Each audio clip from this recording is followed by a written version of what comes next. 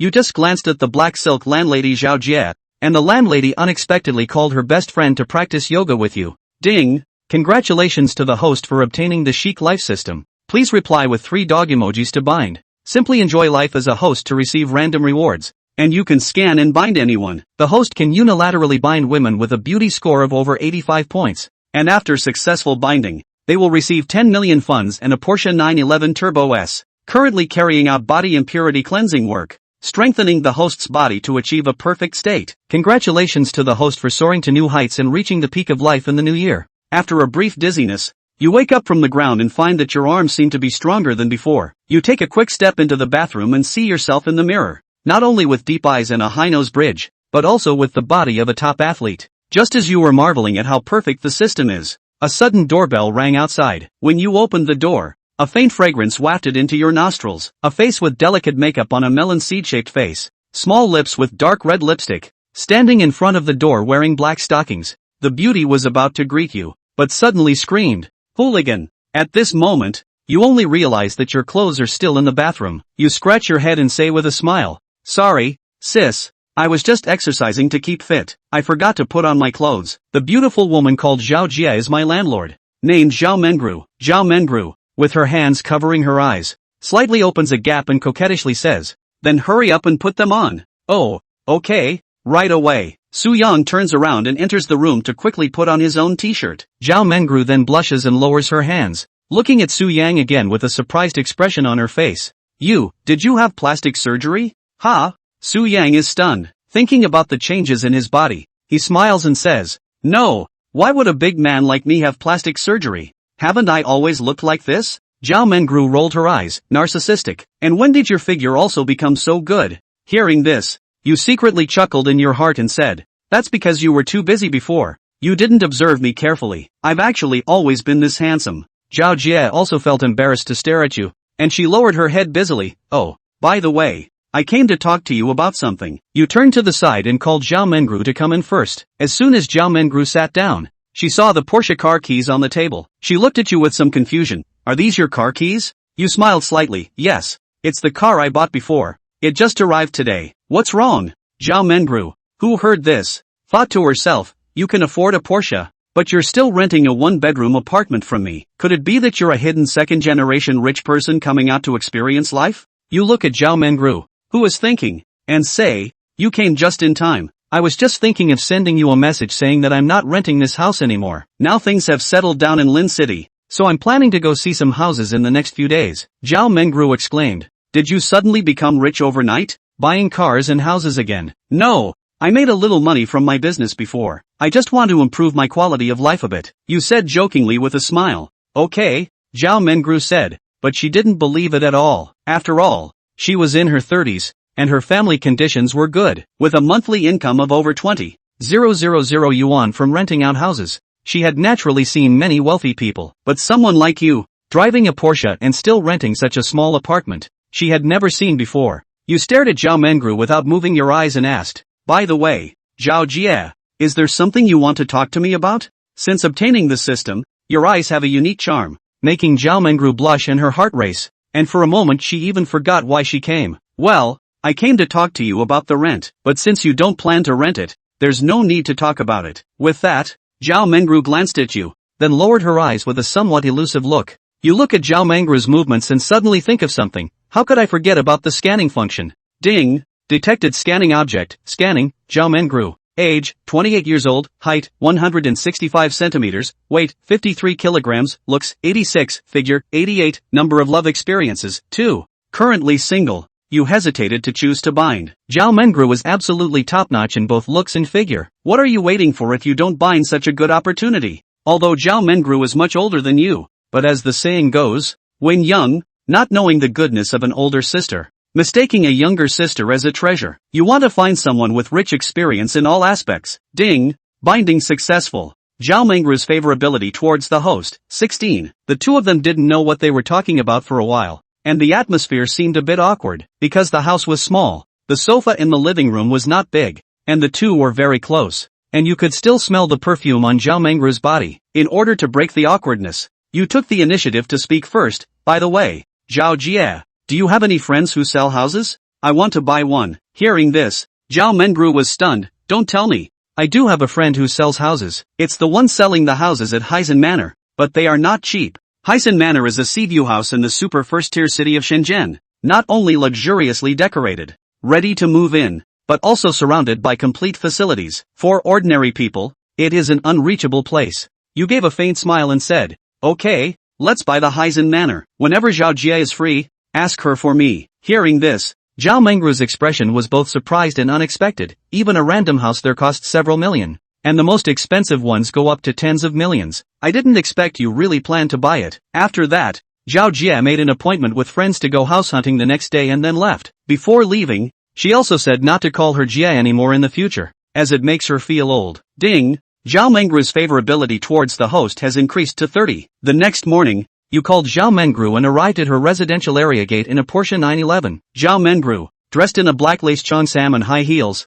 was standing by the road. Wow! So cool! Is this your new Porsche? If I'm not mistaken, it's a 911, right? You read it right. 911 turbos. How about it? Driving this car to pick you up. It has a row, right? Su Yang said jokingly. That must the experience directly pull full. No wonder you want to see Morihei Manor driving this car does live. Zhao Mengru turned her head to look east and west. It's not a great interior, though. Sports cars have plainer interiors, and this is as good as it gets. Alright, right. What did you call me just now? Zhao Mengru asked as she stared at Su Yang's side face. What do you mean? Su Yang didn't react for a moment. You called me Sister Joe? Oh, you mean this, that. I'll change it. It's not very comfortable at the moment. Don't you get used to it if you shout more? That's what all my friends around me call me. Just you all day Sister Zhao. Su Yang hemmed and hawed. Okay, Mengru, but I'm younger than you. Why don't I just call you Sister Mengru?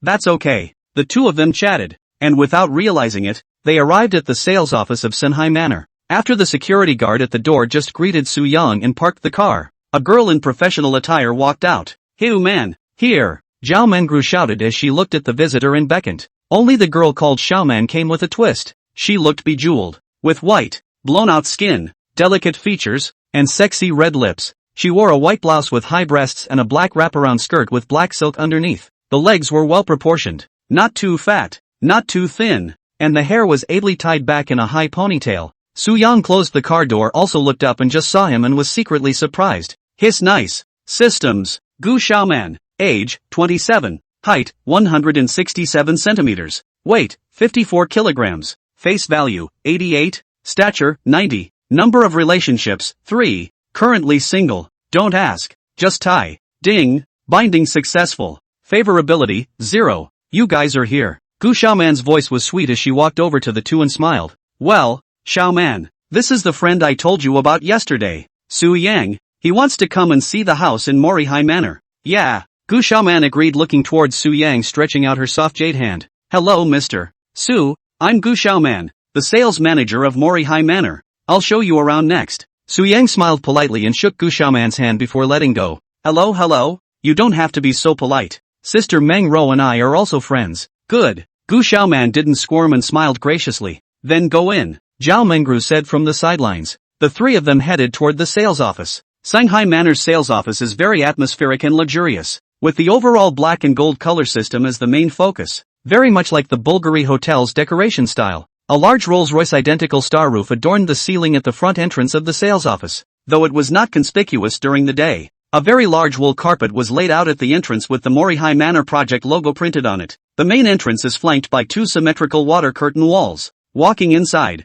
a giant crystal chandelier hangs from the super high ceiling and the floor is paved in marble. Su Yang secretly smacked his lips as he looked at this luxurious sales department. Quite luxurious. I, Su Yang, can finally afford to buy a house here. Mr. Su, Mengru, come sit over here. Gu Xiaoman reached out and led the two to the rest area to sit down. As soon as the several people sat down, there was a Miss Manners in a short black skirt uniform walking over. Hello, may I ask what you two would like to drink? Su Yang raised his head and glanced at it, and secretly said in his heart, Can this place? Just any girl is good. Get me an iced Americano. There? Yes. Me too. Zhao Mengru followed suit. Yes, please wait, both of you. After the etiquette left, Gu Xiaoman then smiled and introduced some basic information about Senhai Manor to Su Yang. Things like location, neighborhood, community amenities and whatnot. Su Yang waited for Gu Xiaoman to finish his introduction and asked, "Are there any existing houses now?" "Yes, would Mr. Su like to see a high-rise or a large flat?"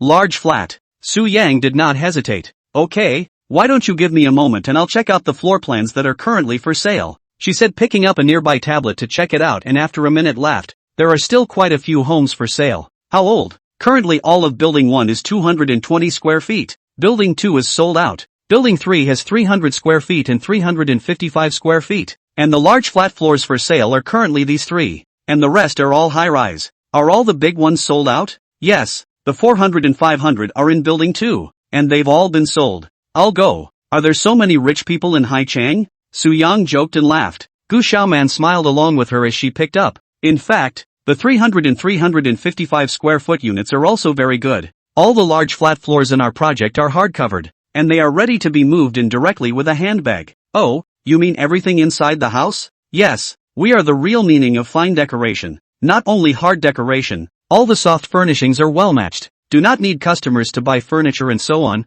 and the furniture we use are all the first-line luxury brands that can be found on the market." Su Yang nodded as he listened to this. "Then I'll take a look at 2 of the units on the 3rd floor. Chapter 9. Don't you want to be the hostess?" Gu Xiaoman's face showed joy at the sight. "Okay, then I'll take Mr. Su to the model room first?" Su Yang nodded and smiled. "Okay, but don't keep calling me Mr. Su, it doesn't seem so cordial. Just call me Su Yang, or Xiao Su." Zhao Manhwa sipped the coffee brought by etiquette on the side and snickered. "Why don't you let me call you Xiao Su?"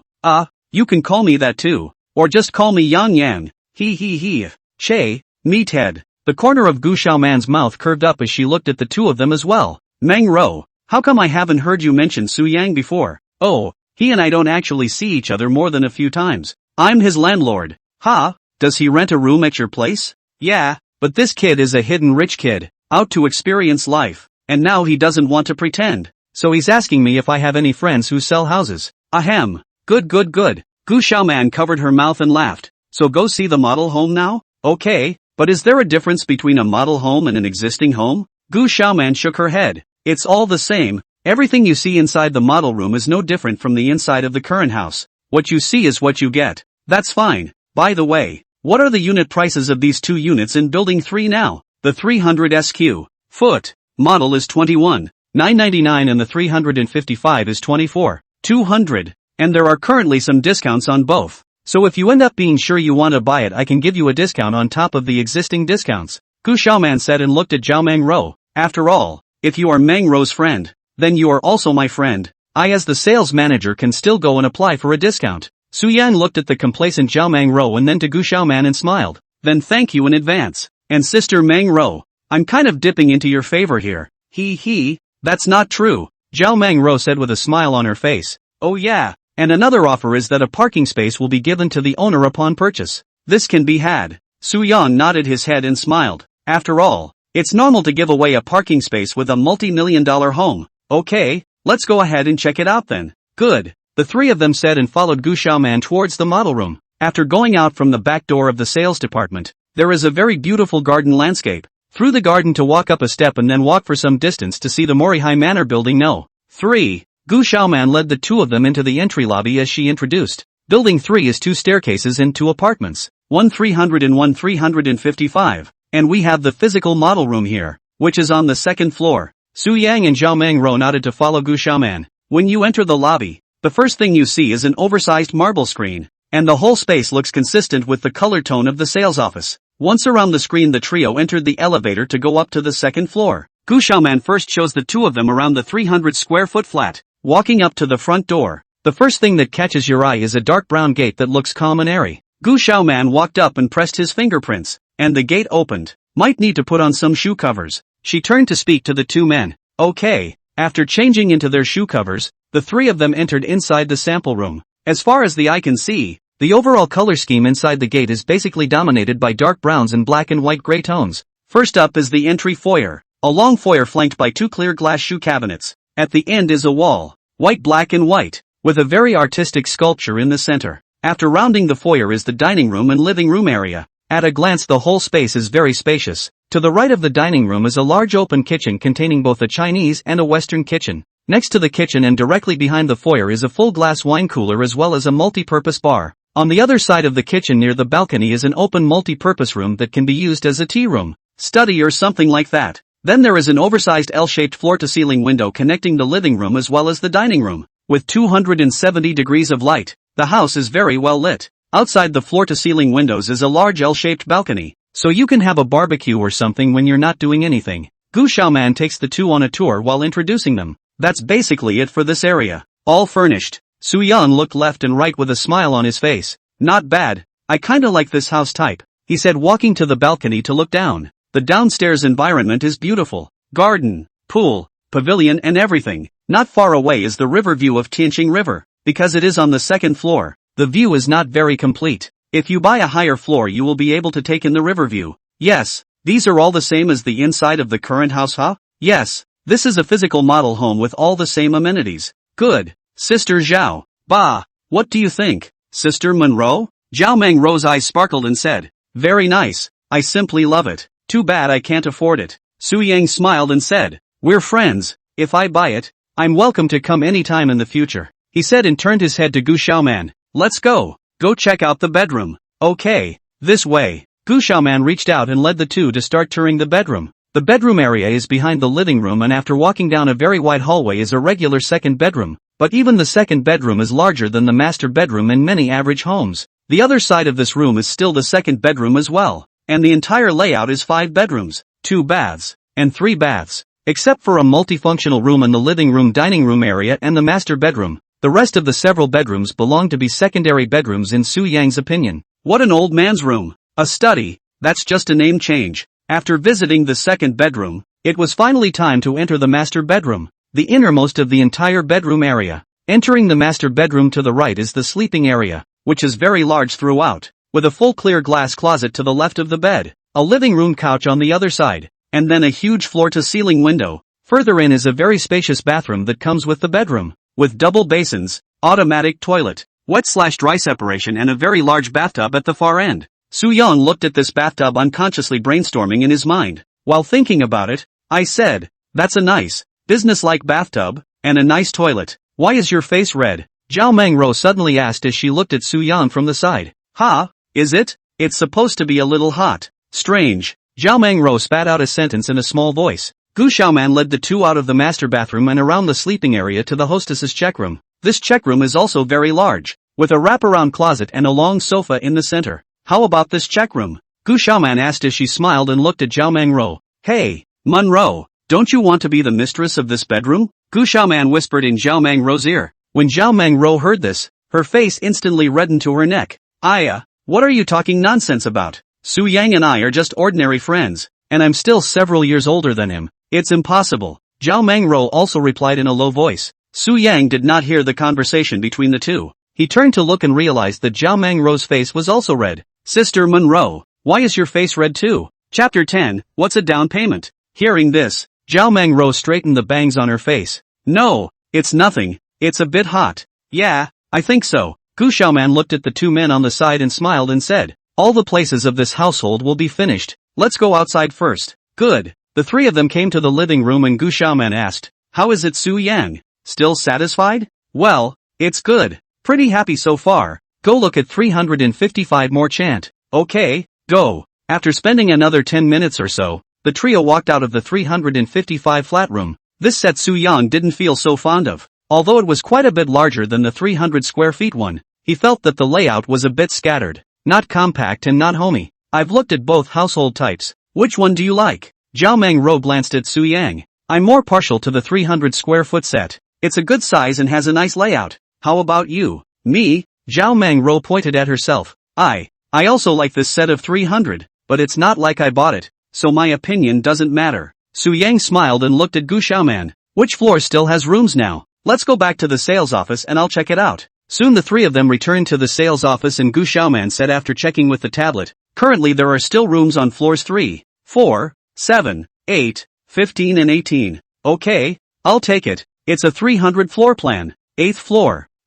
It's confirmed? Gu Xiaoman and Zhao Mengruo were both a bit surprised. Both of them didn't expect Su Yan to decide so quickly. Are you sure you want to buy it? Otherwise, is it fun to watch? Buy it if it's suitable. Su Yang smiled faintly. Well then, I'll check the current deals for you. Gu Xiaoman's face became more affectionate than before after hearing Su Yang's certainty. After all, this kind of house is a set of a few $1,000,000. Sell a set if she can take a lot of commission. This change who are kind. 2 minutes later, Gu Xiaoman looked at Su Yang and said, the pricing of the 300 square meters is 22,500 per square meter, and the recent activity discounted down to 21,999. I'll go up on this basis and apply to reduce it to 21,000 for you. Do you think it's okay? It's too okay. You're a friend I'm going to make. Su Yang looked at Gu Xiaoman gratefully and extended his hand to shake. In fact, he doesn't care if the discount is good or not. It's just less money. The money was still easy for him to get, but when people gave concessions, they had to give a reaction. After all, they were Zhao Mengru's friends, and he also wants to develop Gu Xiaoman into his friend. You two sisters are so kind to me. I must treat you to dinner. No, as a sign of sincerity, I'll personally cook a feast for you two after I move into my new home. Su Yang said as he looked at the two with a sincere face.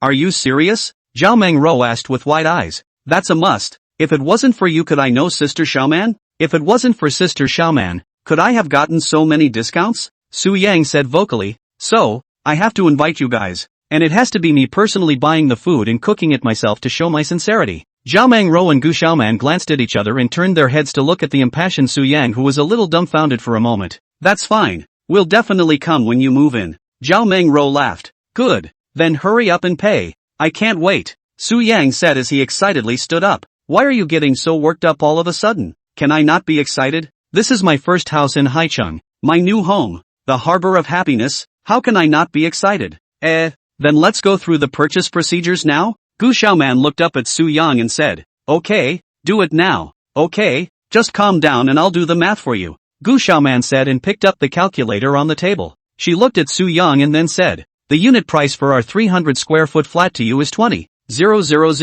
The total price is 3 million. According to the 30% down payment calculations, need to pay 189,000. This amount may be a little big. You see whether the full down payment or go loan? Gu Xiaoman quickly pressed the calculator as he spoke. Su Yang waited for Gu Xiaoman to finish grinning. What's a down payment?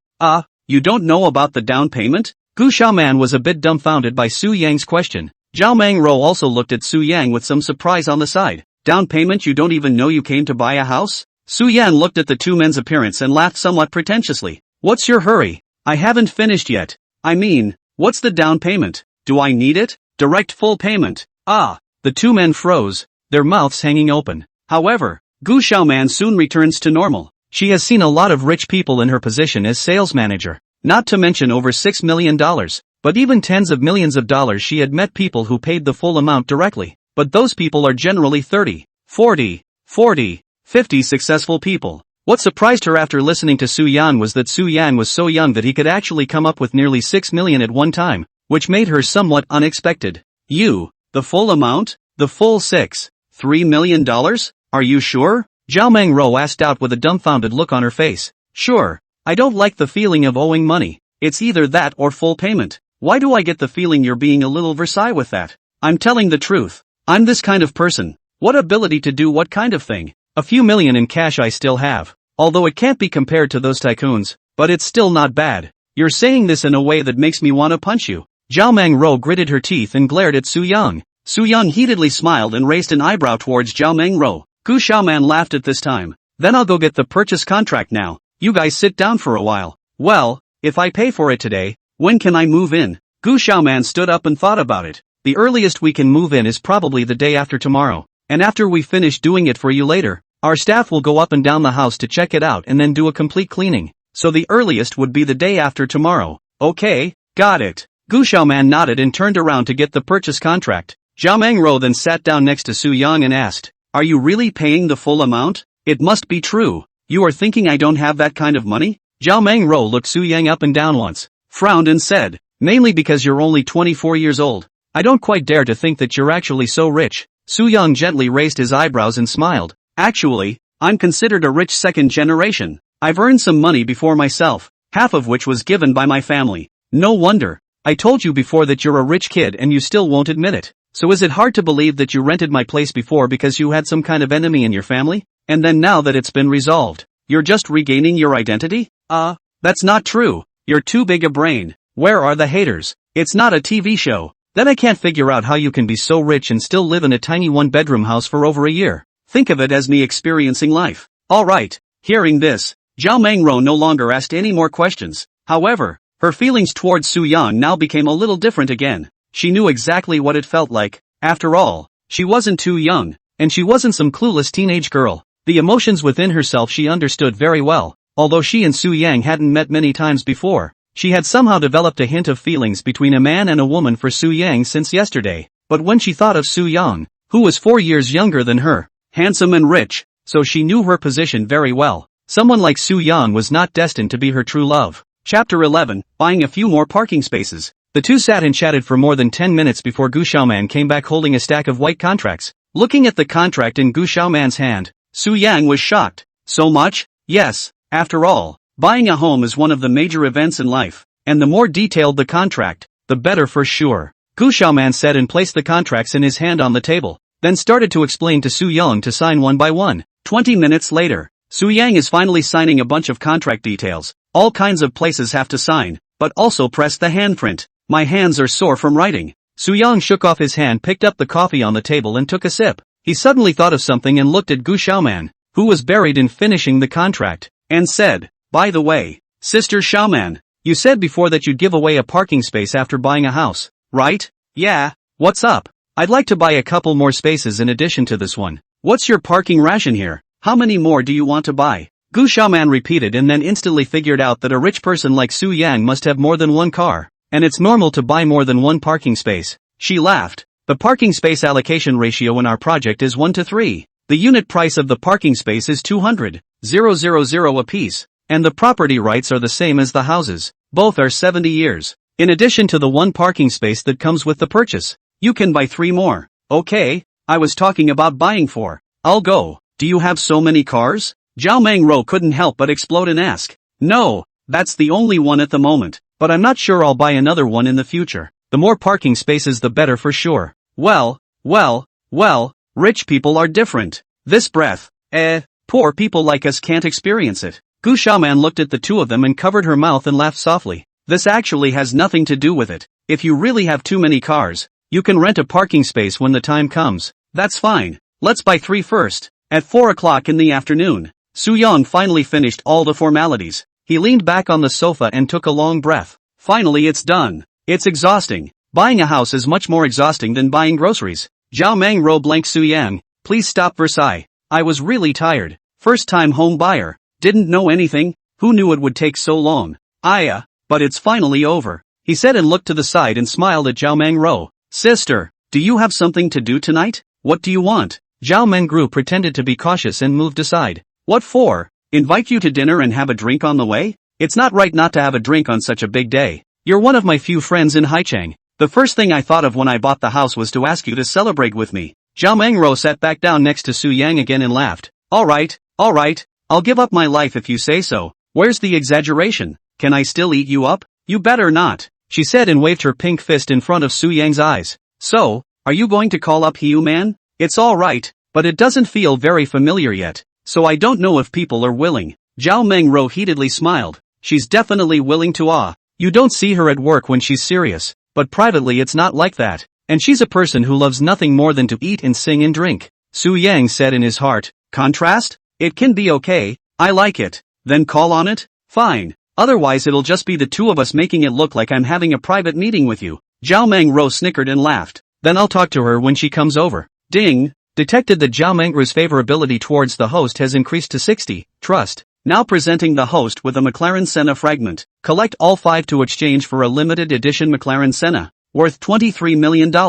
Wow! McLaren Senna? Su Yang trembled violently. Inwardly incomparable excitement. More than $20 million of supercars to drive out that is not much more than 911 Turbo's bomb? But he instantly thought of something. Wait, what the hell is collecting shards? Playing a game? But it shouldn't take long to collect all 5. Which is fine. Due to the significant increase in Zhao Mengru's favoritism towards the host, an additional 500,000 RMB will be awarded to the host, and the funds have been transferred to the host's bank account. Ding! The host is in a great mood and enjoying himself after purchasing the first house in his life, rewarded with $3 million. The funds have been transferred to the host's account. Asterisk asterisk asterisk asterisk asterisk asterisk asterisk asterisk. 3 million? Soo-young completely did not expect to get so much cash reward after buying a house, which was equivalent to the system gifting him a half-price coupon for purchasing a house. Soo-young closed his eyes and pretended to rest, but in reality, he was easing his excitement. 2 minutes later he suddenly remembered that he hadn't signed in for the day and immediately called out in his head. System, sign in. Ding, today's check-in is successful. $50,000 has been transferred to the host's account. Can. Check my current properties. Host, Soo-young, age, 24, height, 180 centimeters, weight, 73 kilograms, face value, 88, physical fitness, 75, stature, 90, charm, 90, skills, master body management, professional racer driving skills, golden god body, bound to, Zhao Mingru, favorability, 60, Dear Yun, favorability, 45, Linny E, favorability, 0, Gu Xiaoman, favorability, 15, balance, $667, 665, 653. Gu Xiaoman's favorability has also risen, so soon it will be 15. Today, as long as we can go out to eat a meal together and drink some wine or something, it is likely to break through 20 or even 30 or 40. What are you laughing at? Zhao Mingru looked at Soo-young, who was squinting with a smile on his face. Soo-young shook his head and looked at Zhao Mingru. Nothing. I'm tired of running this mess and taking a break. Hiu Man is coming over. Talk to her. Okay. Gu Xiaoman smiles as he walks towards the two with several folders in his hand. It's ready. It's all done. Here's your purchase contract, real estate license, home inspection report, full payment invoice, and 2 keys. Soo-young took a bunch of things and looked at them and asked, okay, how long will it take for that real estate license to be given? The processing time for the real estate license is within 90 working days from the date of the contract. You don't have to worry about this. I will inform you when the time comes. Okay, so there's nothing to do, right? Yes, it's okay. Soo-young nodded with a slight smile. Okay, so what? Sister Xiaoman, when are you off work? Me? Gu Xiaoman lifted his right hand and looked at his watch and said, almost there. Get off work at 5:30. What's wrong? I'm going to buy you 2 gorgeous women dinner and drinks or something to show my appreciation. Gu Xiaoman raised her eyebrows and laughed. Didn't you say that you would personally cook and entertain us when we move in?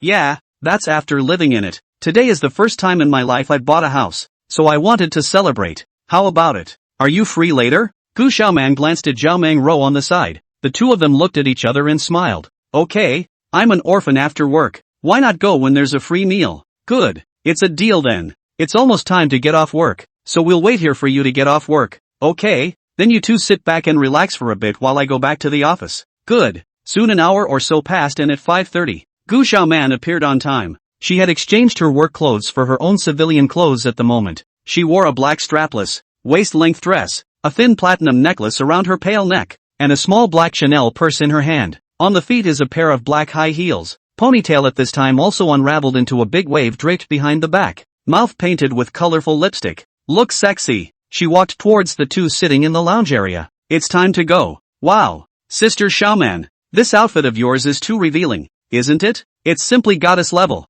Soo-young's eyes glowed as he stood up and stuck out his thumb towards Gu Xiaoman. Gu Xiaoman pretends to be shy and smiles slightly at the situation. Yes? I don't know what to wear every day. What wouldn't you look good in with that body look? Wear whatever you want. Zhao Mingru rolled her eyes on the side as she listened to this. When did your mouth become so oily? I meant that as a genuine compliment. Where's the grease? I'm honest like that. Okay. Zhao Mingru walks over to Gu Xiaoman's side with a disgusted look on her face and takes her arm, and the two of them head out first. Wait for me Soo-young said, picking up a bunch of things on the table, and quickly followed. Chapter 12, Boyfriend Power. After exiting the sales office, the trio made their way to the parking lot. Gu Xiaoman saw Soo-young's Porsche when she picked up the two of them earlier. She turned around and laughed. I didn't drive here today. How many people can you sit in this car? 4, and 2 seats in the back. Except they're a little narrow, so you might have to commiserate. Gu Xiaoman looked at the car and laughed. It's fine. It's not a long run anyway. Let's go. Gu Xiaoman herself has a Mercedes-Benz GLC 300, and at her age she can buy a 400,000 yuan Benban on her own, which is actually more than most of her peers, so she's more sensitive to cars than Zhao Mingru, and 911 turbos she herself is very fond of. However, the price of $3 million is still a little difficult to buy on with her current ability, but this kind of car, even if she sits and squeezes, she is still willing to sit. Soo-young smiled and walked to the car first to open the door. The three sat down. Zhao Mingru asked, what are we going to eat?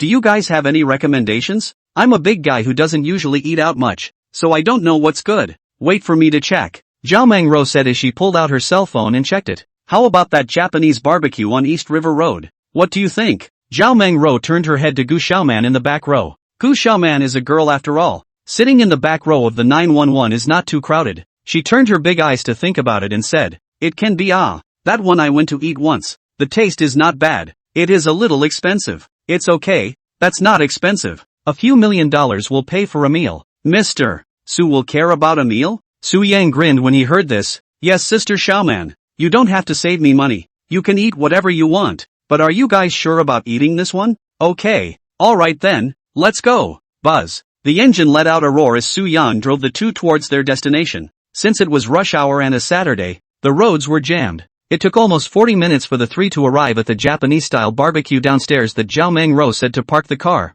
As soon as the three of them got off the bus, some young boys passing by cast envious and jealous gazes towards Su Yang. Look, goddess. Where? Who is this man? Followed by two such superb women? Damn. Why wasn't that one me? Look at what people drive before you say anything. If you can drive that car you can have the same kind of beauty. 911? What's so unusual about that? There are plenty of luxury cars in Haicheng. And have you? Not that I have. Then say A. Su Yan looked at the crowd not far away in his heart and sneered. This feeling of invisibly putting on the pussy is just not good enough. Side by side, the three of them walked toward the store door. In front of the door a dark wooden wall had the words "Lookout Mountain" written on it in large letters. A wooden board protruding from the wall held a number of empty wine bottles decorating it, and next to the wall was a staircase that ran from bottom to top. The three of them walked up one after the other and entered the store to look at the overall environment of elegant atmosphere. Simple but not simple. The decor is dominated by a Japanese retro style, with a variety of woods paired with dark marble walls for a premium look.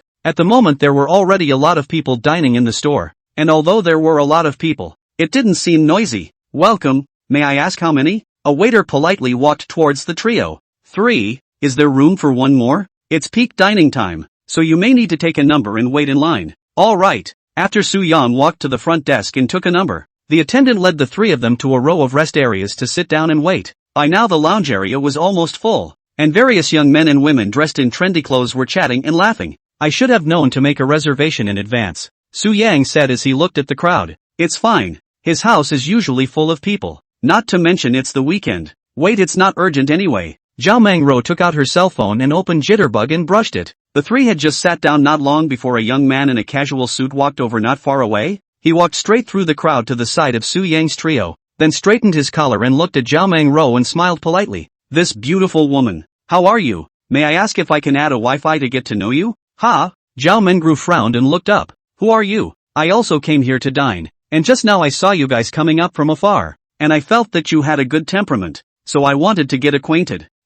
Thanks, but no. I don't like adding strangers to my wiki." The man smiled and wasn't discouraged as he picked up. "We've already said 2 words, so we're not considered strangers now, are we? I'd really like to meet some beautiful women." Zhao Mengro was about to open her mouth to refuse again when Su Yang gave her a look signaling me to come. With that he craned his neck and stood up to look at the man in the suit. He just stood up, a fierce aura instantly surged up. After all, he was a solidly muscular man now, and although it wasn't quite visible in his clothes, the overall contrast in size was still obvious. Moreover, his looks also belonged to the hard-boiled type, and with the aura emitted by his lean and strong physique the average person would really be bluffed. He looked at the man in front of him with a serious face and spat out one word from his mouth. "Get out." "You are? I'm going to say it for the last time. Get out." Suitman looked at then their own 2 circles of Su Yang. A moment of heartsome weakness, he thought to ask for a prestige on the go, but did not think Zhao Mengro beside Su Yang so strong. Looking at Su Yang sandbag big fists, which if a pile of dry to their noses that do not nose beams are dry broken.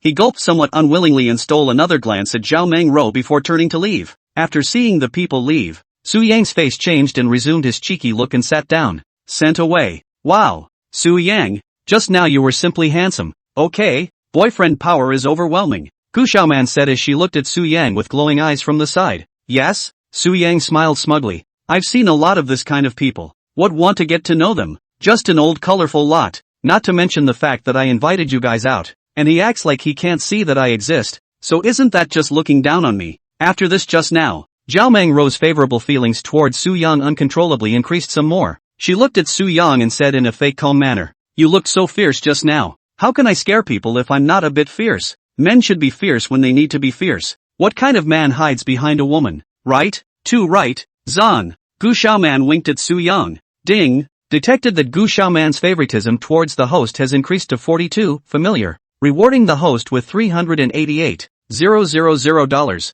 The funds have been transferred to the host's bank account. Su Yang smiled without moving when he heard the voice coming from his mind. This Gu Xiaoman is really not quite the same after work. She's obviously more relaxed and I don't know what she's like after drinking. After half an hour, the store's voice announcement finally called out the number of Su Yang's trio. The waiter led the trio into the store to a window seat for 4 and seated them. The 2 girls sat together and Su Yang sat across from the 2. The waiter picked up 3 menus and gave each one a copy. You guys can order whatever you want. You're welcome. I won't be polite if you don't say so. Zhao Mengro looked over the menu and laughed. 3 people each ordered some. Look at the name of the delicious dishes. More than 10 minutes later, 2 waiters pushing the food cart came one after another to put the dishes on the table. Looking at the wide array of food on the table, Su Yang gulped. Japanese-style harakiri wagyu beef, sangre de sangre pure blood black pork ribs, French-style bone-in lamb chops, bluefin tuna belly, snapper sashimi, foie gras and black truffle, crayfish, 8 pounds of jumbo Poland, hairy crabs, seafood tom yum kung. He had basically never eaten any of these things before, and while he could barely afford to eat them if he wanted to at the time, he was only a few $1,000s a month, and there was no way he was going to spend a month's paycheck on a meal. The food has been served. Enjoy your meal. 3 of you, and if you need anything you can ring the service bell on the table. Su Yang nodded. Okay, thanks. The 2 of them, Gu Xiaoman and Zhao Mengro, had already started to roast some raw meat on a baking tray as he spoke. By the way, don't you want to drink? Zhao Mengro asked while holding the lamb chops. Without waiting for Su Yang to open his mouth, Gu Xiaoman on the side picked up. What's good to drink here? Eat where you eat, right? She said, blinking her big beautiful eyes towards Su Yang. Su Yang smiled agreeably. That's right, you still have to go to a bar to drink. This place has no atmosphere. Zhao Mengro looked at the 2 of them and smiled helplessly. Alright, you guys have the final say. 40 minutes later, the 3 of them had enough to eat and drink, and Su Yang came to the cashier to settle the bill. The total cost was $7.755. Ding! Detected that the host is in a good mood after enjoying the food. Rewarded 280,000 yuan in cash. Chapter 13, What Home? At 9 o'clock in the evening, the downtown area of Haikao City was brightly lit, and the lights on the streets of the traffic were flickering like a flowing golden ribbon, and this moment was also the most lively time in the city. Su Yang drove the 2 of them to Haicheng's most well-known netroute street, Shangyuan Road. There are countless stores of all kinds of food and drink on this road, and it is also very stylishly decorated, making it a gathering place for many trendy men and women. Su Yang finally parked his car after looking for a parking space for a long time. The 3 then walked slowly into the crowd. Su Yang's trio immediately attracted a bunch of passers-by because of their good looks and temperament. Look over there. There's a handsome guy. A girl in a short white dress turned her head to alert her companion. Wow, it does look a bit handsome. I'd like to go up and ask for a tweet. Go ahead. What does it matter? But he's followed by 2 beautiful women. So maybe one of them is his girlfriend. What are you afraid of? They're all out to play. And since he's got 2 girls with him, does he care about 1 or 2 more? You make a good point. So I'm going? Go ahead. Give it a try. Okay. The short-skirted girl gathered her courage and trotted towards Su Yang, who was not far away. Su Yang was looking for the bar with Zhao Mengro Gu Xiaoman. Just then he suddenly felt someone patting his arm. Turning his head to look, he saw a cute and adorable girl who was about 165 in height, with a double ponytail, wearing a short black top and a short white skirt standing beside him. Su Yang was stunned and asked, "You are? Handsome. Can get to know each other?" The girl said a little shyly. Hearing this, Zhao Mengro and Gu Xiaoman also looked towards her sister at the same time. The 2 of them had a watchful expression on their faces, ready to see how Su Yang would handle it. Su Yang did not move and smiled, immediately shouting in his mind, "System, sweep, just say how many points for face value." 79. Okay. After getting the answer, Su Yang coughed towards the girl in front of him and politely refused to say, "I'm sorry, beautiful girl. My girlfriend is strict not to let me add other people's prestige indiscriminately." Okay then. The pretty sister turned around and trotted away with a small red face after being rejected. You can do it, Su Yang. How can you hold back such a cute little beauty and not add your prestige? Zhao Mengro deliberately laughed on the side. I've told you I'm honest and simple. Che, that's because we're both in the bar. Otherwise I wouldn't believe you wouldn't add it. I won't add it with or without you guys. I'm not such a casual person. The first half of Su Yang's sentence was indeed the truth. After all, the other party only had 79 points and could not meet the system binding requirements. But the second half of the sentence was just nonsense. Soon the three chose a craft brew bar called Hidden Forage. The bar was dimly lit, with retro decor, and a very literate-looking long-haired boy was sitting on the center round stage holding a guitar and playing. In conjunction with the slow tempo of the song, a hazy ecstasy unique to craft breweries filled everyone. At this time there are already a lot of customers in the store, but all of them are young men and women, all kinds of long legs to see Su Yang dazzled. The three of them casually found a round table and sat down as the waiter greeted them. Su Yang took the menu and handed it to the two of them and smiled. You guys order first and see what you want to drink. Gu Xiaoman took the menu and read it. Her movements were skillful, and she looked like a veteran who frequented the bar. Just start us off with a shot of this specialty IPA from your store and some random side dishes. Yes, please wait. The waitress took the menu and turned to leave. Just one zap? Su Yang didn't feel like it was quite enough. Gu Xiaoman smiled and said, not enough, and then added, it's a lot of this zip. There are 3 liters. Okay, not enough to order more. Just then, Gu Xiaoman took out a pack of lady cigarettes from her Chanel bag. Seeing this, Su Yang asked, you smoke? I don't smoke much. Usually just a few when I come for a drink. Not usually. Then in that case I'll have one too. It didn't take long for the beer and snacks to be served. Su Yang poured the wine and pushed it in front of the two of them. Then he picked up the cup and smiled. Come on. Thanks to the 2 big beauties for accompanying me out to celebrate. Let's drink up. This is your first time buying a house. Shouldn't you have a drink alone first? Zhao Mengro guffawed and said deliberately. Alright, I'll toast the 2 sisters first. With that, he finished the wine in his hand in one gulp. Not bad. This wine tastes okay. After he finished pouring another cup, the 3 of them clinked glasses. Zhao Mengro and Gu Xiaoman smiled and congratulated. Congratulations, you've accomplished a major event in your life. Thank you 2 great beauties. Su Yang returned with the same smile. The 3 tilted their heads back and finished their wine in one gulp. Su Yang, there's a question I've always wanted to ask you, Gu Xiaoman said as she poured the wine she had just finished. You asked, do you have a girlfriend? Su Yang smiled faintly. No, I just fell in love once when I was in college, and it didn't take long to break up. Then there has not been another conversation? With your looks you should not be You see, just walking on the road are beautiful up to find you want prestige. You say you have only been in love once, how I do not quite believe it? Sis, I'm damn right I didn't have any money before, and I don't take care of myself. I just work overtime at the company all day. Where did I get a girlfriend? Su Yang muttered a sentence in his heart to look at Gu Xiaoman explained. I've really only talked about it once, and it's not that I don't want to talk about it. Love is something you have to like first, isn't it? So you haven't met another favorite in all these years?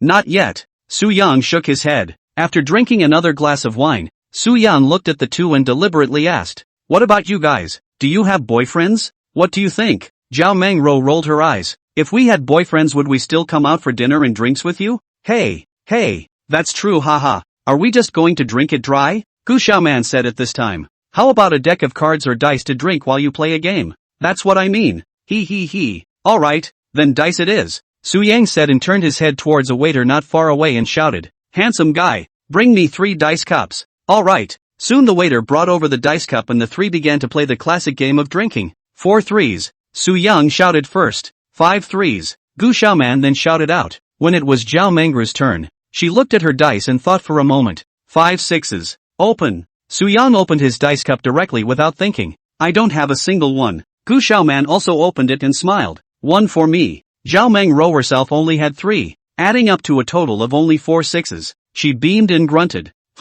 It's not just a drink. 1 cup is it? Yes, 1 cup at a time. No cheating. Oh. Su Yang reminded a sentence. Che, just watch how much sis can drink. Zhao Mengro said and finished the wine in one gulp. Cool. Su Yang clapped his hands in praise. The time spent playing the game passed quickly, and so did the drinks, and before they knew it, the 3 of them had added 2 more zippers of craft brew one after the other. At this moment, Zhao Mengro and Gu Xiaoman's 2 eyes were already a little bit disoriented, especially Zhao Mengro. Her face was red and her body was a little bit shaky. Su Yang often played this dice game with his roommates when they drank during his college days, so his skills were okay, and he had only drank a total of about 10 cups up until now. But after not drinking for a long time, his head was a bit fuzzy at this point. He raised his hand to check the time. It was 12:30 a.m. 2 beauties. Are you still drinking? I can see that you guys seem to be dying, so why don't we just leave it at that for today? No way. Keep drinking. Zhao Mengru shouted with a big wave of her hand. And drink. You're drunk. Who said I was drunk? Are you drunk, Xiaoman? Zhao Mengro turned her head towards Gu Xiaoman in a daze. I'm not drunk. Su Yang is drunk. Su Yang rolled his eyes. I see that both of you are drunk. Why don't you stop drinking? Otherwise how can I send you home when you pass out later? Going home? Home to what? Chapter 14. How did you know I was going to a hotel? Su Yang froze when he heard this and thought, hey, give you a chance and you don't want it right. Well, then don't blame me. What about you? Su Yang looked at Gu Xiaoman and asked, me? What happened to me? Gu Xiaoman leaned back in his chair and shook his head trying to clear it. Did I say you were going home? No return. No drunkenness. You're not going back either, are you? So you're not going to work tomorrow? No. I'll be tomorrow. Rest. He. Gu Xiaoman said, curving the corners of his mouth and smiling. Good. Then I'll you all today. Waiter, serve the wine. Another hour passes and Zhao Mengro and Gu Xiaoman both go to the bathroom one after the other and throw up. When he returned he leaned back in his chair and passed out.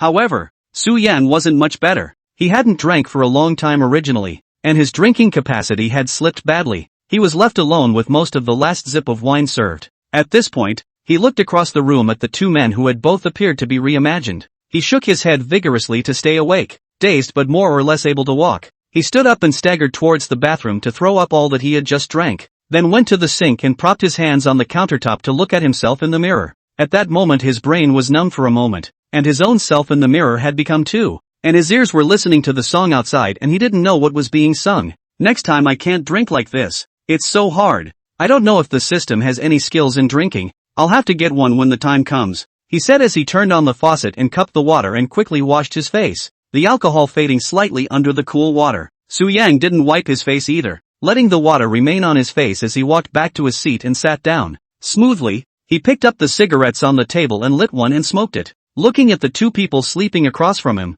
Su Yang was momentarily at a loss for words. Zhao Mengro lived in the daytime where he has been, but only to the entrance of the district. The specific live in which building, which unit, a few floors and a few numbers he simply does not know. Now wanting to ask from Zhao Mengro was probably harder than climbing up to heaven. Gu Xiaoman's words are even more unknown to him. The two only met today and don't know anything other than their names and ages. Su Yang will finish the cigarette, and then picked up the table, did not finish the mineral water and drank a large mouthful of it as finally a little slowed down a little bit. He got up a little shaky and walked to the bar to pay the bill. After paying he went back to his seat and sat down thinking about what to do next. It seems like we can only open a hotel otherwise. But two people, how am I going to get them to the hotel? He thought of getting up and walked over to Gu Xiaoman and Zhao Mengro and shook the two of them. Zhao Mengro had completely stopped moving. Gu Xiaoman was pushed a few times by Su Yang and finally agreed in a daze. Oops, don't touch me. Who is it? What? Who?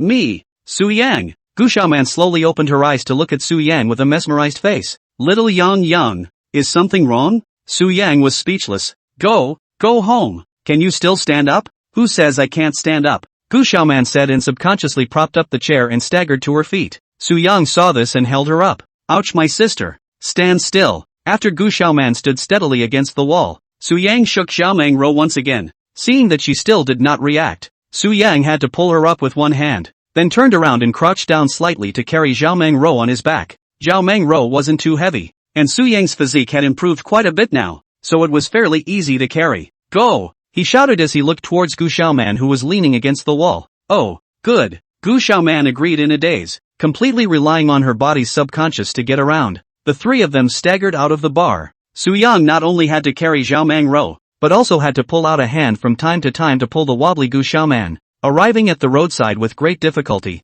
Su Yang reached out and stopped a cab, then placed Zhao Mengro in the back row. On the side, Gu Xiaoman shook with his eyes closed. Hurry up and get in the car. Su Yang helped her to sit next to Zhao Mengro. Then he himself sat in the passenger side. To which hotel, handsome? The cab master looked at Su Yang and then turned his head to look at the two beauties leaning against the back row and asked smilingly, how did you know I was going to a hotel? Hey, I may be old, but I also came from your age. Can I not know this about young people? Su Yang turned his head towards his master and cast a look that all men understand. Master, wait for me. I'll book a hotel first. Good, there's no rush. Su Yang quickly booked a deluxe suite in a 5-star hotel closest to Shangyuan Road on Tuan. Go to this what's his name Westminster Hotel. He handed his cell phone to master and looked at it. Alright, fasten your seatbelt. Safety first. The driver, master said, and quickly left with a kick of the gas. 10 minutes later, Su Yang walked into the hotel with Zhao Mengro on one hand and Gu Xiaoman on the other. He got the two of them to sit down on a couch in the lounge area before walking over to the front desk.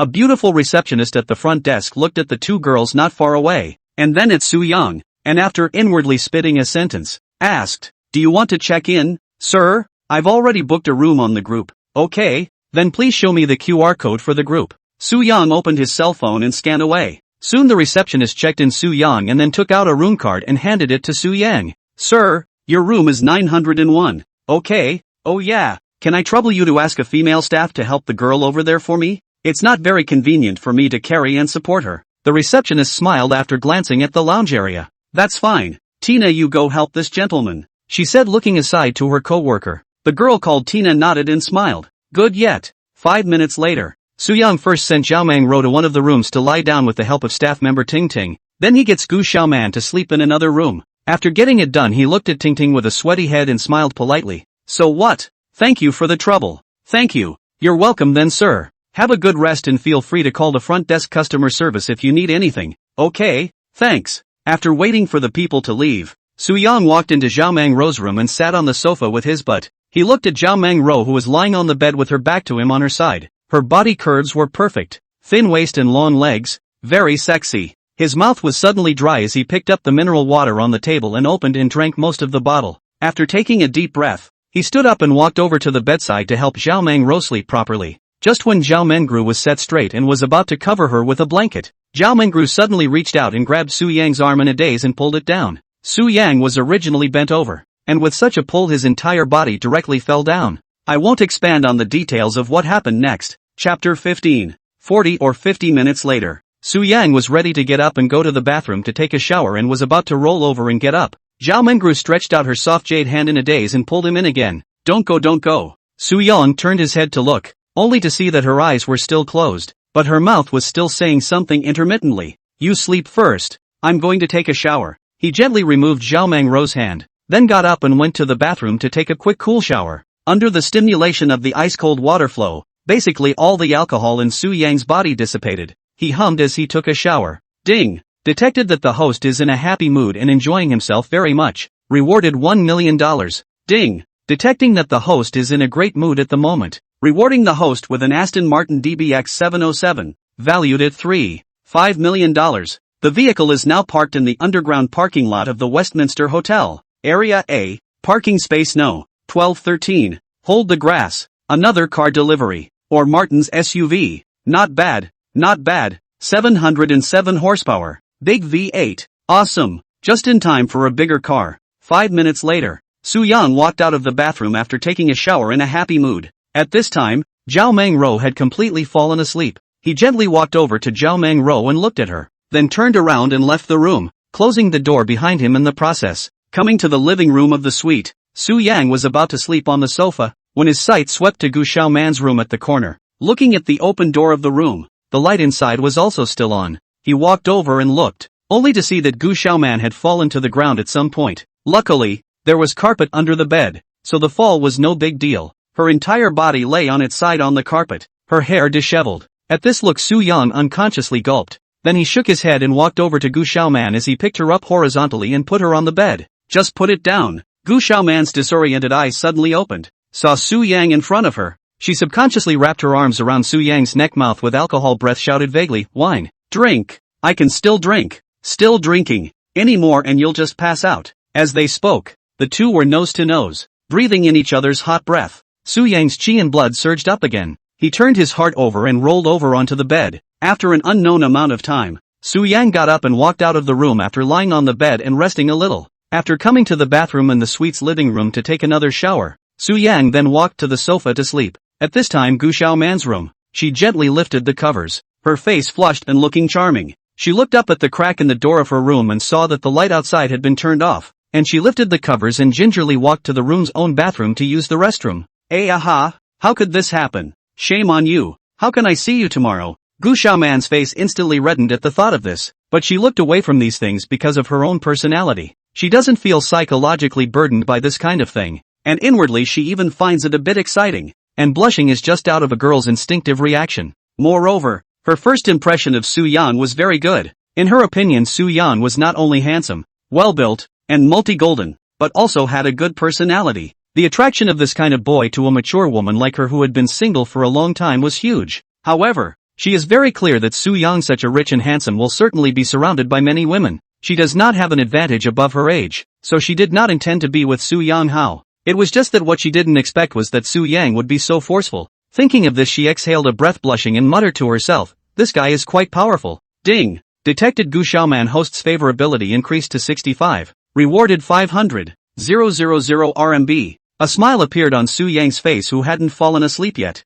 The night passed quickly. At 9 o'clock the next morning, Su Yang woke up from the sofa in a daze. He stretched and rolled over to sit up after raising his hand to check the time. Just as she sat up, she saw that the door to Zhao Mangrou and Gu Xiaoman's room was open and the people inside had disappeared. The entire suite was also quiet at the moment, with only the sound of his breathing alone. What the hell? Running away so early? Unfortunately, I was thinking of waking them up again. Unfortunately, Su Yang said and took out his cell phone and looked at it, only to see 2 unread wizard's messages on the screen. He opened them one by one and the first one was from Zhao Mengru. "Su Yang, I suddenly remembered that I have something to do at home today, so I have to go first." "That what? What happened last night?" "It was an accident. Get over it, and, if you dare to say a word about it, you're dead. You hear me?" Fist emoji. Su Yang looked at the message and laughed. "It's not that you took the initiative to pull me down, but I thought she didn't know. I didn't think she knew everything. I just don't know if she knew what happened after that, but she shouldn't have known,"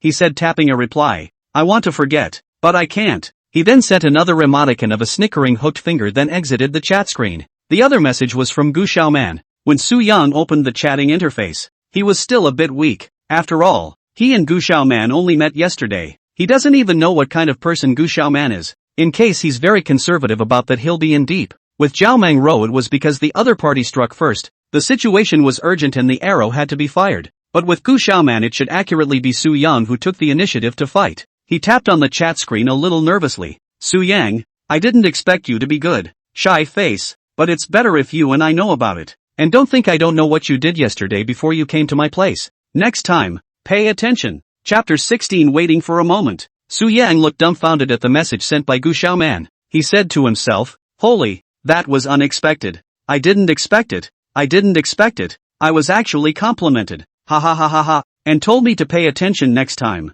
That's the point. There's still a next time. Not bad." Su Yang grinned and fantasized for a moment. His mood relaxed. Then he put on his clothes and walked into the bathroom to simply wash up. A few minutes later he walked over to the couch to pick up his bag when it suddenly occurred to him that the system had rewarded him with an Aston Martin last night. The keys should be in the bag. He opened his bag, and in the empty bag was another black key in addition to the Porsche's car keys and the keys to the rental house. Su Yang took out the key and looked at it. It was none other than the Aston Martin's car key. "System, system. You know me too well. Specialize in picking my favorite things to send. Love you." Su Yang picked up his bag and walked out of the room downstairs to the hotel lobby to check out of the room. After leaving the hotel, Su Yang momentarily didn't know whether to go home or where to go. The newly purchased house would not be ready for occupancy until tomorrow at the latest, so I had to go back to the rental house to change my clothes first. Su Yang thought about walking to a Xiaolongbao store not far away to simply have a breakfast. Now the Porsche was still parked over there from last night's drinks, and the Martin was in the hotel's underground garage not far away.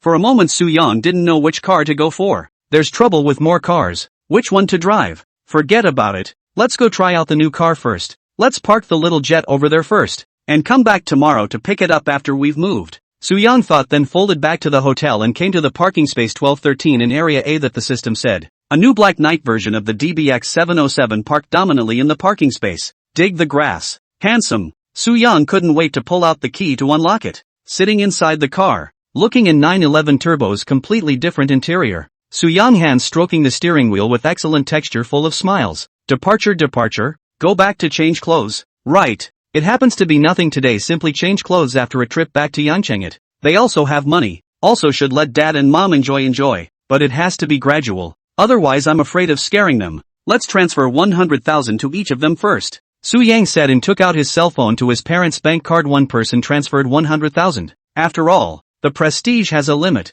a maximum of only 20,000 at a time. After turning around, Su Yang directly dialed his dad Su Degang's phone. After a few rings the phone picked up. Hey, Xiao Yang, why did you think of calling this early in the morning? Su Degang's somewhat vocified voice came from the other end of the phone. Dad, it's like this. I just transferred $100,000 each to you and mom. Before Su Yang finished speaking, Su Degang dropped his jaw in shock and hurriedly asked, "What? $100,000? He knew about Su Yang's work. He had been working in an advertising agency since graduation. How can an ordinary designer turn out $200,000 at once?" Su Yang smiled and explained, "Dad, listen to me. That job I had before didn't work last year. I never told you guys about it. It was actually doing business with a friend, and it started to make a profit in the last few months, and the business is not bad." He said here paused for a moment to pick up, "At present is also considered a small success. The son made money certainly want a filial piety you too old You say it, hey, you, Xiao Yang are you sure you're not joking with me? Would I joke with you like that? Don't worry guys, what I said is true. Your son I'm rich now." Su Degang on the other end of the phone heard this and was completely dumbfounded. His eyes were a little red and he didn't know what to say for a moment. He had lived for almost 50 years, and his family had never been much better. The poorest time even Su Yang's tuition cannot afford to pay. Had to find relatives to borrow. Relatives, although the mouth does not say anything, but Su Dagong's own heart is known. That feeling is known only to those who have been poor. He hadn't raised his head in front of people in decades. Su Dagong feel that he is not capable, cannot let his wife and children to live a good life. So in the past few years he got up at 5 or 6 o'clock in the morning every day to run a cab, until 1 or 2 o'clock in the evening to close the car. Blame him for not trying? But there's only so much he can do and see. He's doing the best he can with what he's got. So when he heard Su Yang say with certainty that he made money doing business, he also transferred $100,000 to both of them. He sat in his car silently shedding tears. Su Yang didn't say anything even as he listened to the sobbing on the other end of the phone. His heart is also very bad taste. His parents are honest people, never enjoyed any blessings in their lives, but it will be better in the future. The suffering of this life is finally finished. After waiting for a while he said, "Dad, you should stop running the car too. I can make money now. You guys have suffered for your whole life, it's time to enjoy yourselves next." Good.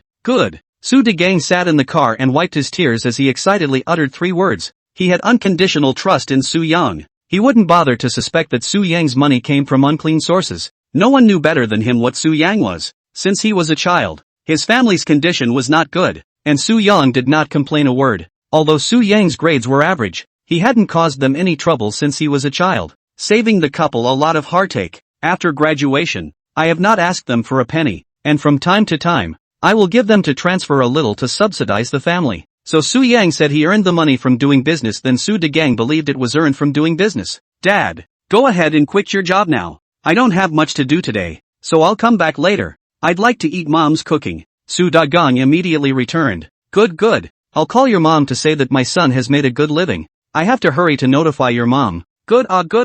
Su Yang let out a giggle, and his eyes turned a little red for a moment. "That's all for now then, Dad. I'm hanging up." The phone hung up. Su Yang slightly slowed down his emotions, then started the car and drove out of the parking lot. Half an hour later, Su Yang returned to the rental house. He went into the restroom and stripped off his alcohol-scented clothes and took a shower, then changed into a fresh outfit and pushed right out the door. At 11 o'clock in the morning, Su Yang drove his handsome and forceful Aston Martin on the highway leading from Haicheng to Yangcheng. Yangcheng was a small, relatively poor city within Tianhai province, about 170 kilometers from Haicheng. Haicheng, on the other hand, is the capital of the province, and most of the students in the prefecture-level cities in Tianhai province will fill out the university in Haicheng after the college entrance examination. For one thing, because it is close to home in the province. Secondly, several of the universities in Haicheng are good, so there's no need to travel too far out of the province. Su Yang was thinking about the proximity of his home, which is why he was admitted to a second university in Haicheng.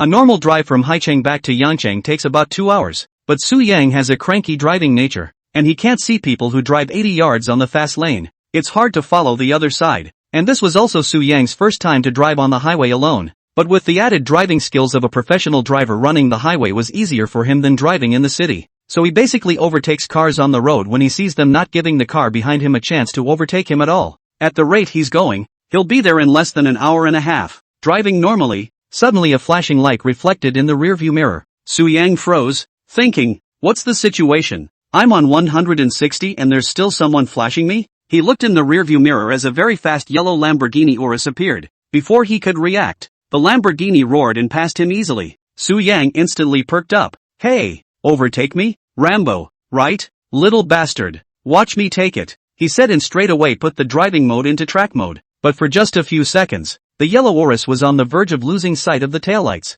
Su-young looked at the Lamborghini that was about to disappear in front of him and smiled faintly, fiercely welded the foot throttle, and the Aston Martin 707 horsepower instantly erupted. There's also a strong pushback on the second boost at 150 or 60 yards. The speed was easily up to about 250 yards, a speed that brought the Lamborghini in front of it closer in a matter of seconds. After Su-young quickly passed a Corolla that was blocking the road, it was clear ahead and there were no other cars except for the Lambo. Wait for a moment, Su-young shouted. Release the gas and step on it again. The revs instantly rise to 8,000 RPM and the Aston Martin roars past the Lamborghini Urus with ease. Chapter 17, This car looks expensive. Ding! Detected the host driving the car fiercely and in a good mood. Rewarded 200,000 yuan in cash. Okay, got it. Su-young's entire attention was on the driver's seat of the Lamborghini at this moment. As the two cars were parallel, he turned his head to look. Due to the fact that the windows were closed and the 200+ speed, Su-young only roughly saw that the other party seemed to be a sister.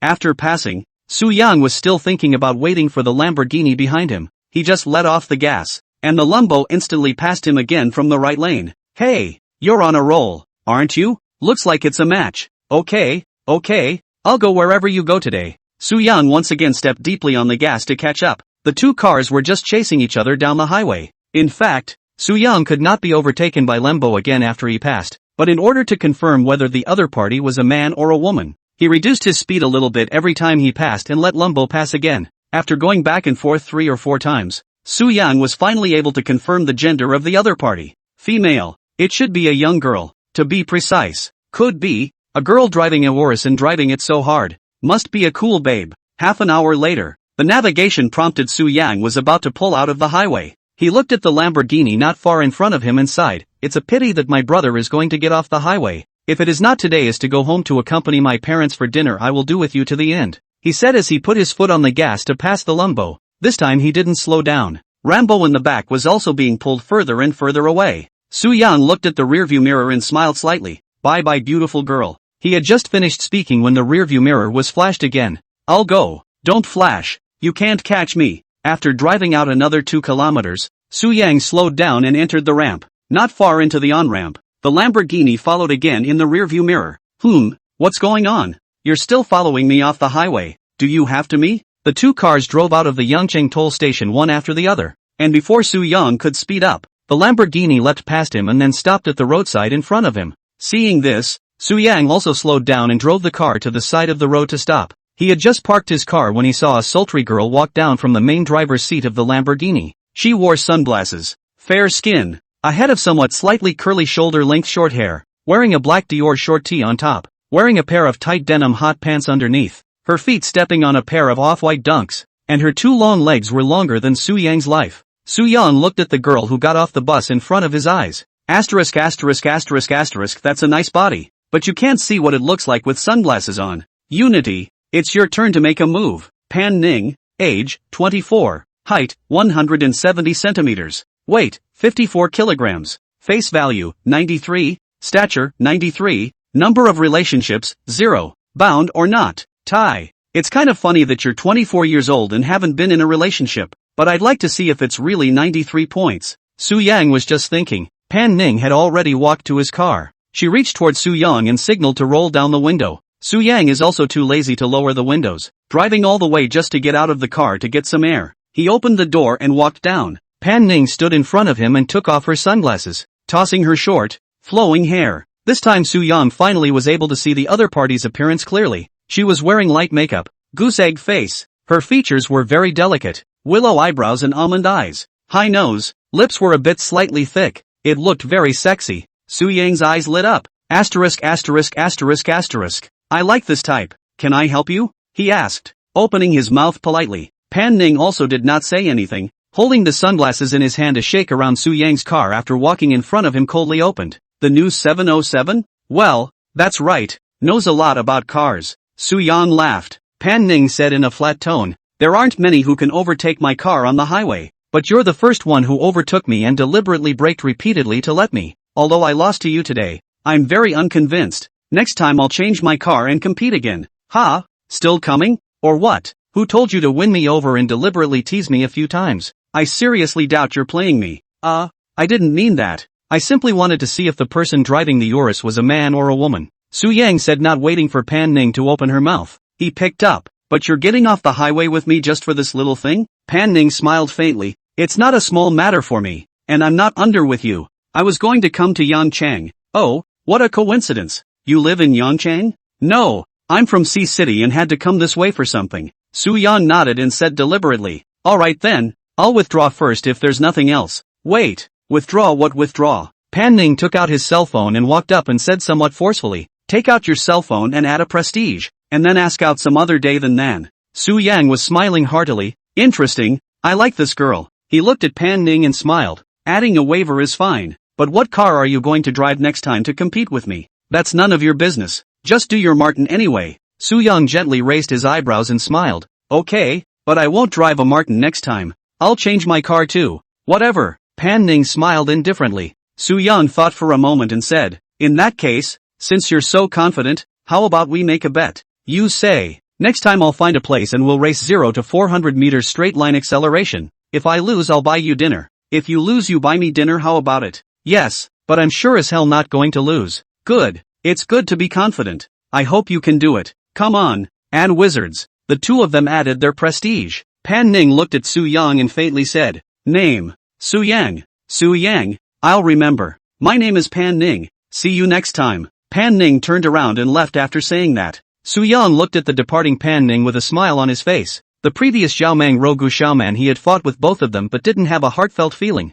Now facing this Pan Ning who was cool with a hint of loveliness, his heartbeat uncontrollably sped up a bit. What an interesting girl. Driving a Lembo at such a young age. She should be a rich second generation. This is the first time I've met this type. Cool and beautiful. Must take it. He thought about getting back into the car to drive towards home as well. Su Yang's home in Yangchang was located in an urban/rural combination of the city and the suburbs. He grew up there, and on the way he thought to himself, after a while when mom and dad get used to it, buy them a house in the city with a better environment. It's probably not realistic to ask them to move to Haicheng. Soon, Su Yang drove back to the floor of the home called Qinghe district. The presence of an Aston Martin instantly catches the eye of some youngsters. After all, it's not often you see a multi-million-dollar luxury car in this part of the world. Holy, what kind of car is this? It's so nice. It has wings, and I think it's a Bentley if I'm not mistaken. Bentley? It's so handsome. I wonder which rich man is coming to visit his relatives. Su Yang didn't even notice those youngsters as he walked out of the car after parking it in the somewhat crowded neighborhood. Looking at the place where I haven't been back for more than a year, I sighed in my heart. I don't know that I haven't been home for more than a year. It's a bit like returning home with my clothes on my back. He was sighing when a middle-aged woman who looked to be in her 40s or 50s and had a slightly blonde figure walked towards her. Yang. Su Yang heard the voice and quickly turned his head to look. The person who came was none other than Su Yang's mother, Chen Liping. A smile immediately appeared on Su Yang's face as he shouted, Mom! He smiled and rushed up to hug Chen Liping. Although Chen Liping's face was disgusted, she was still fleshly happy. You're finally willing to go home. Right. Okay. How big of a person is still hugging? Su Yang smiled and backed away. Isn't it more than a year since we've seen each other? Miss you, Mom. Oily mouth. Hey. By the way, why are you out here? It's not that your dad called me and said you were coming back for dinner today. So I went out and bought some groceries. Su Yang looked at the dishes Chen Liping was carrying in both hands and snatched them. Come on, give it to me. I'll carry it. Yo, if it isn't Xiao Yang. Back? At this time, a middle-aged woman about her age walked up behind Chen Liping. Su Yang also smiled when he saw the visitor. Auntie Zhang, long time no see. It's true that I haven't seen you for a long time. Last time I saw you were quite fat. Now you've lost weight. Yeah, Sister Ping, is this Xiao Yang's car? Chen Liping heard this and then she noticed the black SUV behind Su Yang. She shook her head and laughed. This car looks expensive. How could it be Yang's? Su Yang took over. Mom, this is my car, but it's not that expensive. It's just $300,000 to $400,000. What? $300,000 or $400,000? Where did you get the money? Chen Liping was shocked. You know that $300,000 or $400,000 has never been in their family, and the most they have saved is only a few tens of thousands of dollars. Su Yang said, Yeah, what's going on? Hasn't Dad told Mom yet? He explained again. I called Dad earlier. I've been in business with a friend since last year, and the last few months business has been so good I bought a nice car. I'll tell you more about all this later when I get home. Chen Liping, listening to what Su Yang said, is still very shocked. She looked at the car behind Su Yang, also do not recognize what brand, but just feel very expensive look. Aunt Zhang came up and laughed. I said I just saw Xiaoyang come down from this car, and you said it wasn't his. Xiaoyang can have a good fortune, by such a good car. You too will have a blessing in the future to enjoy it. Chen Liping's face was slightly red, but her heart was very happy. This was the first time in decades that she had face in front of her friends. She laughed. What enjoyment or not? We're all old. As long as we can live the rest of our lives in peace and stability, and our children can be healthy, it's good. Yes. That's what counts. I'll go back first.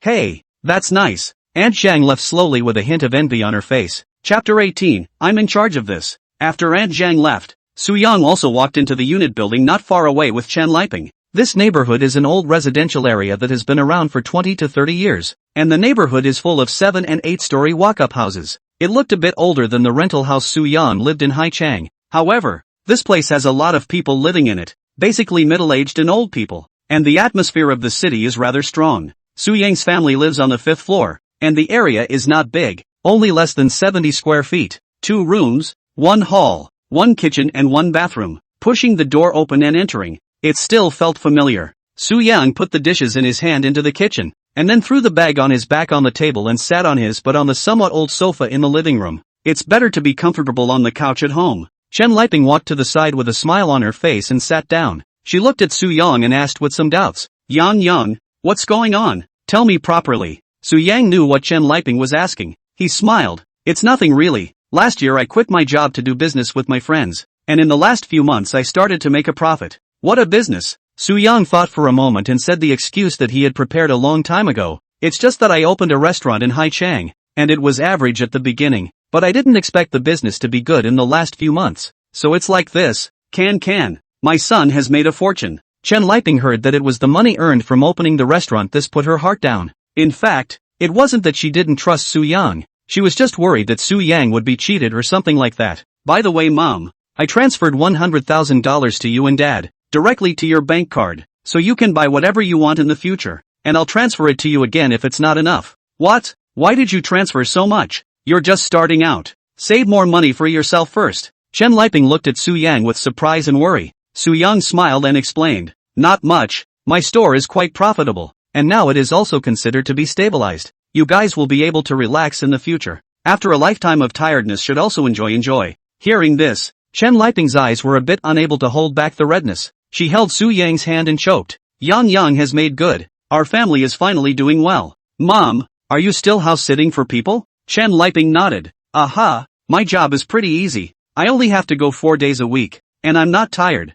and that family is pretty good to get along with. Su Yang looked at Chen Liping's somewhat rough hands. The thought of their own mom to go to someone else to wash the dishes and mop the floor in the heart of the unspeakably difficult. Mom, you can go and quit your job tomorrow. I can afford to make a good life for you now. I don't have to work for someone else. Chen Liping nodded with a pleased smile. Good, I'll resign tomorrow. After working hard all my life, I'll live a little in the future. Right, in the future, you and your father will be okay to go out to travel and so on. Want to buy what you buy, and so on. A period of time I will give you in the city to buy a set of environment better house. Do not live here. This is not urgent. First, you make money first, save more for yourself. The rest after a while, Chen Liping said with tears in her eyes. Su Yang didn't retort. He was going to wait for his dad to come back before finalizing this. After the two of them exchanged a few more pleasantries, Chen Liping got up and went to the kitchen to wash the dishes. Su Yang looked at the small house that he had lived in for 20 years or so and sighed greatly in his heart. Ding! Detecting the host's heartfelt feelings after communicating with his mother.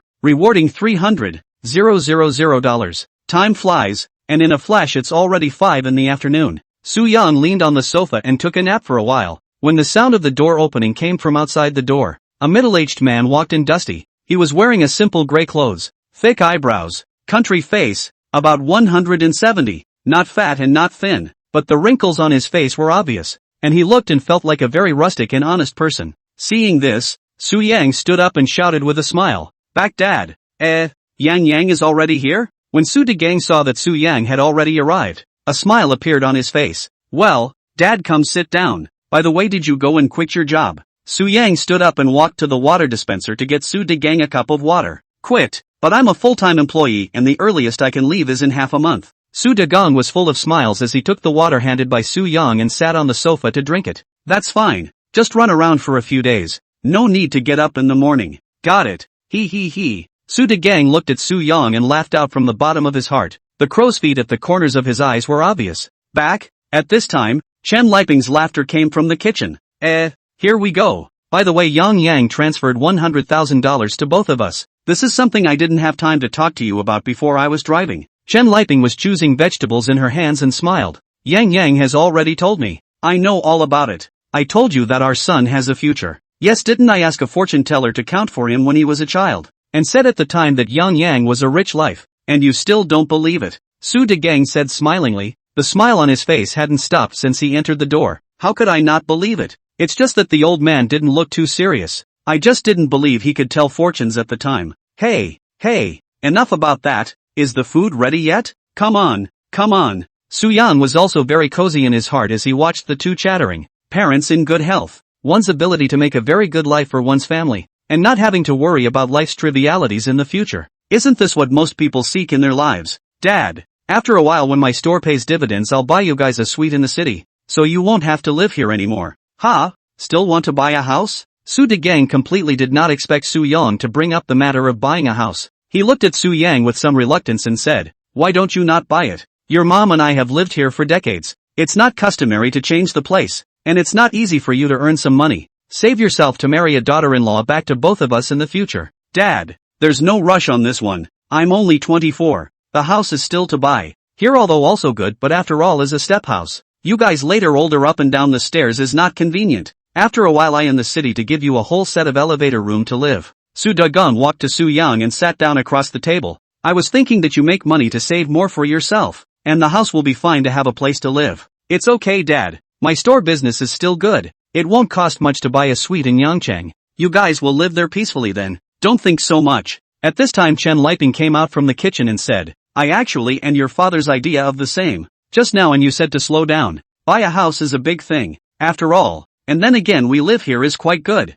Do not have to be in such a hurry. Su Yan looked at the old couple's unanimous statement, shook his head and smiled. There is not much to do. We are not now rich. And then again, I am now quite stable business. In short, this matter I have the final say. After a period of time I am free to come back to buy a house. Well, not to say this. I'm hungry mom. Meal is ready? Chen Liping looked at Su Degang. And the two of them looked at each other helplessly and stopped talking about this. Come on. We can eat the ribs when they're done. Half an hour later, a simple but cozy dinner was over. Su Yang dried 3 bowls of rice in one gulp. This was the most comfortable meal he had eaten in over a year. He leaned back in his chair, a look of happiness spreading across his face. Ding! Detecting that the host is very happy after eating his mother's cooking. Rewarding $500,000 in cash and a Vacheron Constantin tourbillon watch from the transmission series. Worth $900,000. Vacheron Constantin are here. And it's a great feeling to open blind boxes like this every day. After a short break of a few minutes, Su Yang grabbed the kitchen and washed the dishes. The family of 3 then sat on the sofa eating fruits and chatting until 10 o'clock in the evening when Su Yang entered the room. He was going to sleep at home for the night and return to Haicheng tomorrow after breakfast. Lying on the bed, Su Yang called out to the system. System, take a look at my current attributes. Host, Su Yang, age, 24, height, 180 centimeters, weight, 73, 5 kilograms, face value, 88,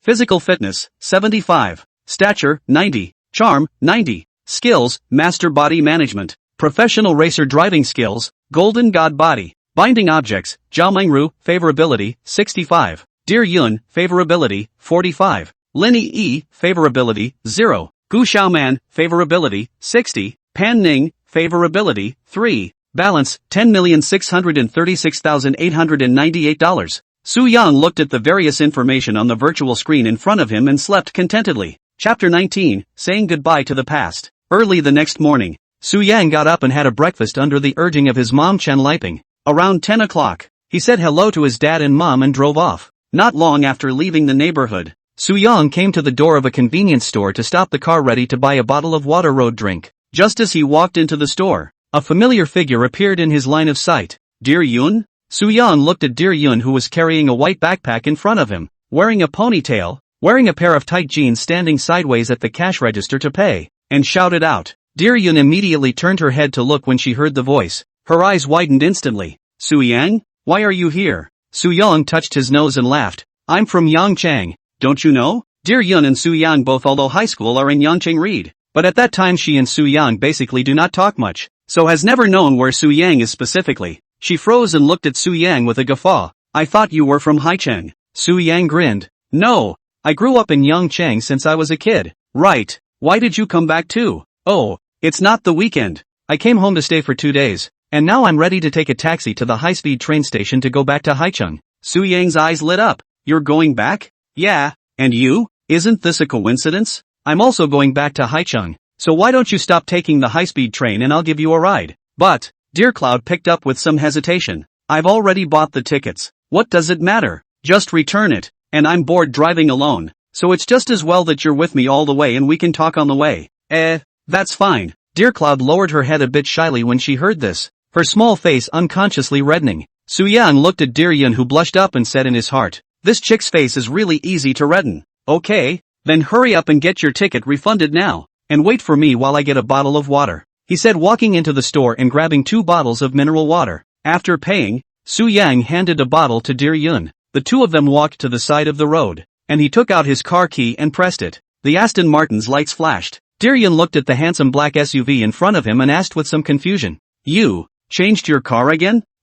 Yeah, new, let's go get in the car. Su Yang walked to the passenger side and pulled open the door, politely letting Dear Yun sit in first. He then went around to the main driver's seat. Buckle up and go. Dear Yun looked at Martin's luxurious interior and asked, Su Yang, what kind of car is this? Aston Martin DBX. Why do you like it? Dear Cloud nodded. That's quite a nice looking car you have, but it should be expensive, right? Su Yang laughed. More than 300. 3. Dear Yun laughed a little awkwardly. $3 million?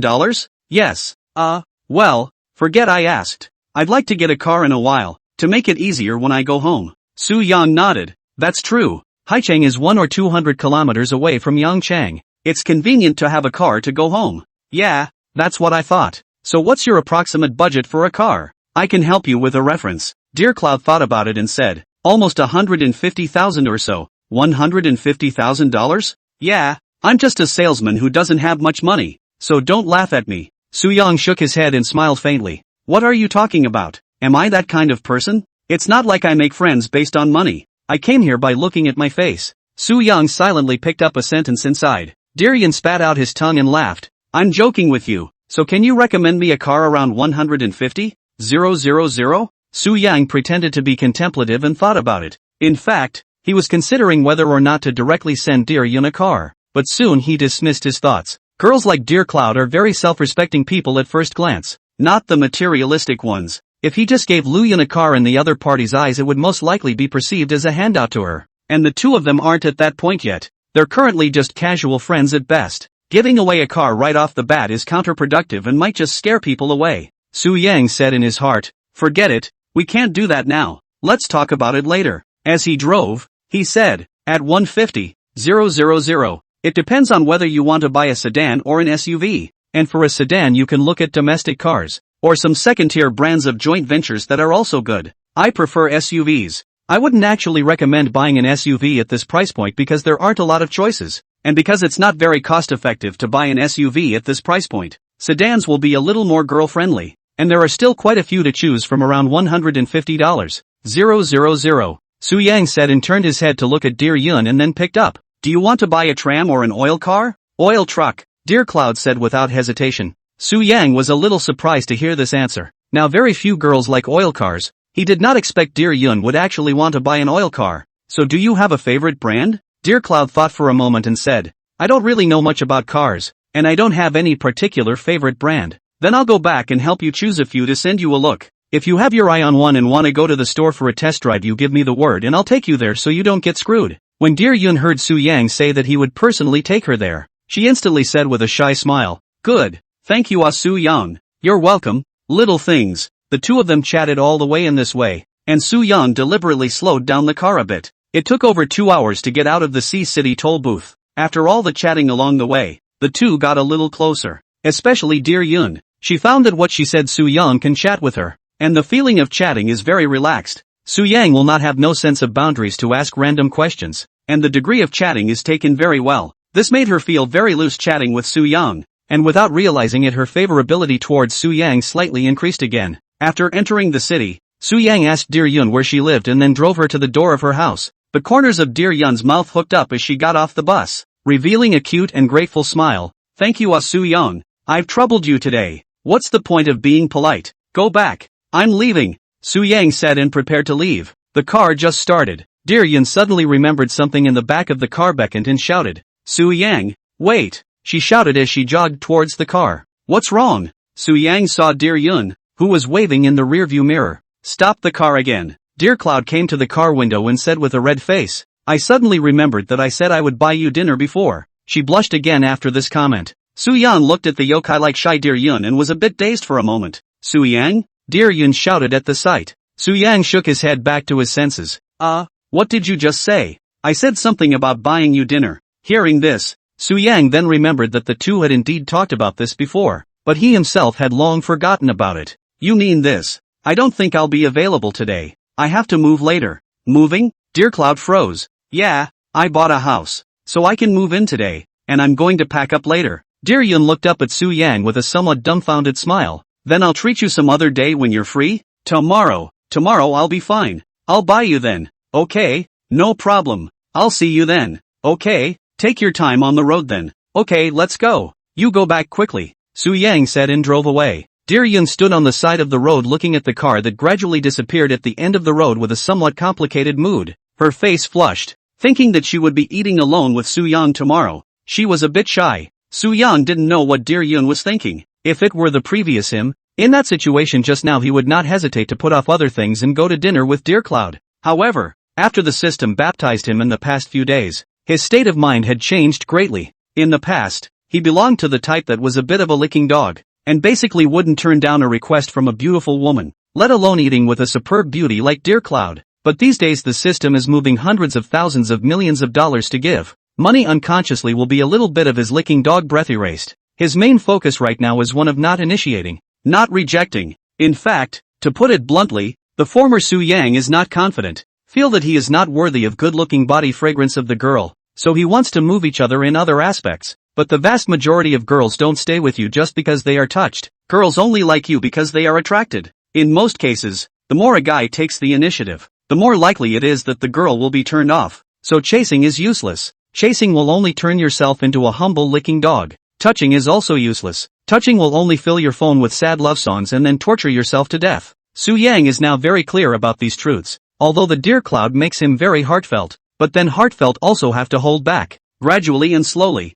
Anyway, he is not in a hurry. He didn't think any more about it and pulled out his cell phone to call Gu Xiaoman after driving out for a while. Hey, good sister, what are you doing? Gu Xiaoman rolled her eyes on the other end of the phone. Going to work? What else? Soo Yang was tempted to say, go and quit your job right away, and I'll support you in the future. But this kind of words he will only think in his heart. In case he said out the other side really serious, how can he still be dashing in the future? Oh yeah, your house is cleaned and ready to move in. That's what I've been waiting for. So I'll go home now and pack my things and come over later. The phone hung up and Soo Yang drove towards the rental house. Half an hour later, Soo Yang returned to the rental house. He rummaged through the dusty suitcase that had not been used for a long time. It was a moment of some emotion to look at the house that I had lived in for over a year. But this generalization was short-lived. After all, it was basically a poor memory of his stay at the time. There's nothing to lament about these memories. Lamenting the poor old days? Soo Yang was not a pretentious person. He quickly put away the newly bought clothes in the luggage and confiscated all the other clothes except the underwear. Those clothes were also considered a farewell to Soo Yang in the past. Since it's all goodbye, there's no need for goodbye. Soo Yang lifted his suitcase and opened the door and walked out, leaving without looking back. Chapter 20, The New Home. Sitting in the car, Soo Yang took out his cell phone and sent a message to Zhao Mengro. Sister Monroe, I'm moving out today. I've cleaned the house except for some old clothes, so remember to come and take possession. After sending the message, Soo Yang started the car and drove towards Senhai Manor. All the way Soo Yang was in a good mood, thinking that he was going to live in a big house of 300 square feet in the future. He couldn't help but feel a little excited inside. Accompanied by his excitement, Soo Yang quickly arrived at Senhai Manor. He drove the car to the parking lot of the sales department and just parked it. Gu Xiaoman walked slowly towards Soo Yang. She looked like she had a normal expression and wasn't embarrassed by the fact that the two of them had played a game of hide-and-seek earlier. Seeing this, Soo Yang walked up towards Gu Xiaoman and raised his eyebrows and smiled. Sister, this makeup of yours looks really good today. Gu Xiaoman rolled his eyes.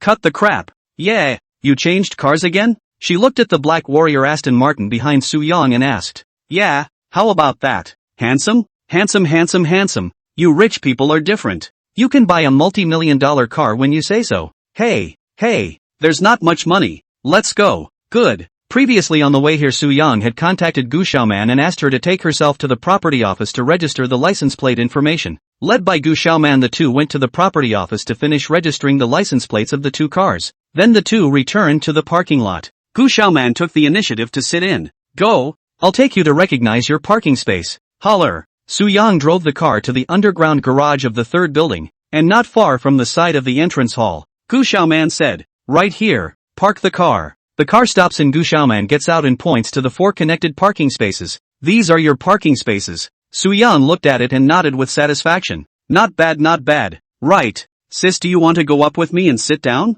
Su-young had a you-know-what expression on his face. Gu Xiaoman clasped her hands and couldn't help but feel a little red on her face as she rolled her eyes. What do you want to do in the middle of the day? What for? Just wanted to invite you up for a drink. Che, don't think I don't know what you're up to. I'm still on shift. Get yourself back. I'm going. Looking at Gu Xiaoman's twisting back, Su-young shouted. Really, don't go up and sit down? Gu Xiaoman waved his hand. I'm at work. Let's talk about it some other time. Well, Lu. Su-young parked his car and then took the elevator to the 8th floor in front of room 802. Looking at his future home, he wistfully pulled out his key and unlocked the door, followed by a fingerprint of himself. Into the room. Su-young looked at the wide and bright living room while suitcase a hand throw away. Spread a pair of hands towards the sofa, rushed over a prancing, smashed into the soft big sofa. Cool. It's simply unimaginable. I'm actually living in Mori High Manor for real. Ding. Detected that the host is excited to live in a new home. Rewarded $500,000 in cash. You're not gonna disappear one day, are you? Please don't worry. This system is designed to help the host to go to the peak of life. And this is just the beginning. And the system will not be unbundled once it is bound. Unless the host dies. That's good. I'm relieved to have you say that. Su-young suddenly thought that he hadn't signed in today. System, sign in. Ding, successful signing. Rewarded $50,000. Alright, take out that Vacheron Constantin watch for me again.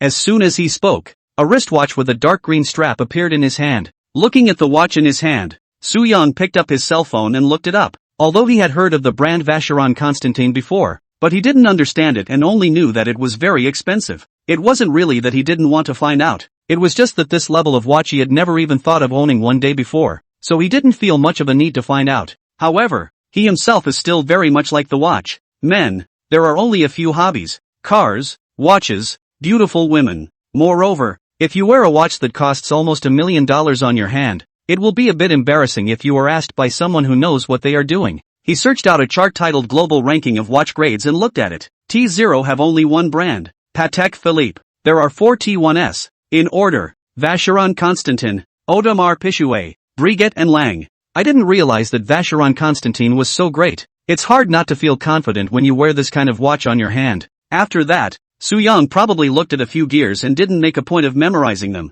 He didn't really care about these grades, as long as it was something he liked. Grading and all that, he didn't look at it that much. It seems to have to take the time to buy a watch cabinet. In the future there will certainly be more and more watches, uniformly placed to be worn when it is also convenient to take. Su-young thought about getting up and pushing the suitcase into the master bedroom, then put the clothes and pants in the closet one by one. Looking at the big closet with only a few pieces of clothes and pants, Su-young surveyed the room and muttered to himself, it seems that we still have to go out and buy some more clothes and shoes and toiletries and whatnot, or else it will be empty without a little bit of home taste. He thought, walking to the living room and grabbing his carry-on bag and heading straight out the door. Come outside the neighborhood and reach out to stop a cab. Master, go up the original path. Holler. 10 minutes later the cab arrived at its destination. Su-young looked at the 911 turbos parked on the side of the road and spread a smile. It's still you. How you look handsome, he said as he walked over to the car and opened the door and got in. He had a clear goal for today, to buy and get some gear for his new home. Buzz. The 911 roared toward Thousand Elephants, one of the largest shopping centers in the city. It didn't take long for Su-young to arrive at the underground parking lot of Thousand Elephant City. After parking the car, Su-young took the elevator to the interior of the mall and went straight to the men's clothing area. Seeing an oversized Hook logo not far from the door, he walked into the store to shop without saying a word. He can't be a luxury every day either. He still has to change it up every now and then. Nike is also a brand that he likes very much. The variety of clothes and shoes is very large, and the price span is also relatively large. The cheap $100 or so, and the expensive ones are tens of thousands of dollars. Not cheaper than those luxury items. Su Young chose 8 t-shirts, a pair of AJ1, a pair of Dunk/LV co-branded board shorts, and a pair of black Air Force One. The total cost of $15,000. Mainly Nike and LV co-branded pair of shoes is a bit expensive. But these money for the current Su Young has not much money. After paying the money, Su Yang went out of the Nike store and walked into an off-white hip store not far away to buy some short sleeves, jackets and pants. Almost enough to wear this summer. Suits and such won't be used for a while. I'll buy them when I need them. Su Yang returned to the parking lot with a bunch of bags to put things away, then turned back to a large supermarket chain on the -1 estate floor of the shopping center to shop. Within a few steps of entering the supermarket, Su Yang saw many Mauzi placed in a huge glass cabinet on one side of the liquor section. Su Yang pushed the cart and walked over to take a look. The waiter next to him greeted him with a smile and asked, "What kind of wine would you like to buy? Handsome? Is that for sale?" "Sell our supermarket Mauzi 26.50 a bottle. Fake one to compensate for 10. Absolutely authentic, and cheaper than the market Mauzi." Su Yang does not know much about liquor. He also does not know how many bottles of Mauzi on the market, but now where he will still care about these, as long as it is true. "Yes, give me a case." "A case?" the waiter asked with some uncertainty. "Yeah, a case. Is it limited?" No limit. No limit. I'll go get the goods for the handsome man now. Just a moment." The waiter smiled and trotted away. Su Yang smiled faintly and continued reading. When you walk into the wine section, one side of the shelves, almost 30 meters long, is filled with a wide variety of wine brands. Su Yang knew even less about red wine. He casually took 5 bottles that cost more than 3,000 and put them into the cart. At that moment the waiter came up to us pushing a small crate. "Handsome, the wine is here." The waiter smiled and lifted the box into Su Yang's cart. "Thanks." Su Yang smiled and came to the fruit section to buy some more fruits like Cheerios and kiwis. He ended up buying some more steaks, snacks, and toiletries before making his way to the register to check out. The total cost was $35,900. Ding! Detected that the host is very happy after shopping. Rewarded with $200,000 in cash. The corner of Su Yang's mouth hooked into a smile as he pushed the car to the parking lot to put a whole car full of things into the car. If it wasn't for the fact that the 911 space was too small to put too many things in, Su Yang was ready to go back and purchase another wave. Chapter 21: How Lonely It Is to Be Invincible. 20 minutes later, Su Yang drove back to Sinhai Manor. It took him 2 trips to get everything he bought into the house and put it away. Well, it more or less feels like home. Su Yang smiled with satisfaction after surveying a circle of items placed up. At this time the time was already afternoon. Su Yang was a little tired and lay down on the sofa to play with his cell phone. Upon opening Jitterbug he saw that there were many unread messages. Scratch that. Forgot about adding the anchor's prestige earlier. He clicked on the message to see that in addition to an unread message from Lin Yi, there were many people he didn't recognize who had also sent him private messages. Clicking on it, it was basically a few messages of wanting to get acquainted. And there were also 2 girls who sent him sexy photos and Wikipedia numbers directly. Su Yang clicked on the photo and looked at it, shook his head and laughed. It's really easy for rich people to tease girls. I just swiped a little gift and a girl took the initiative to want to add a Wi-Fi. Where was this kind of good thing before? But after looking at the photo, Su Yang wasn't too satisfied. He shook his head and didn't care anymore. Finally he tapped on Lin Yi's chat screen. "Buy groceries, brother. This is my prestige number. You can add me, let's make friends." The corner of Su Yang's mouth hooked in a smile and returned. "Okay." Then he copied the wiki number, switched to wiki to add a friend. Switching to Jitterbug again. Su Yang was again ready to use the system's scanning function to uncover some buildable talent. Just after returning to the shake chat screen, he saw Lin Yi's avatar blinking.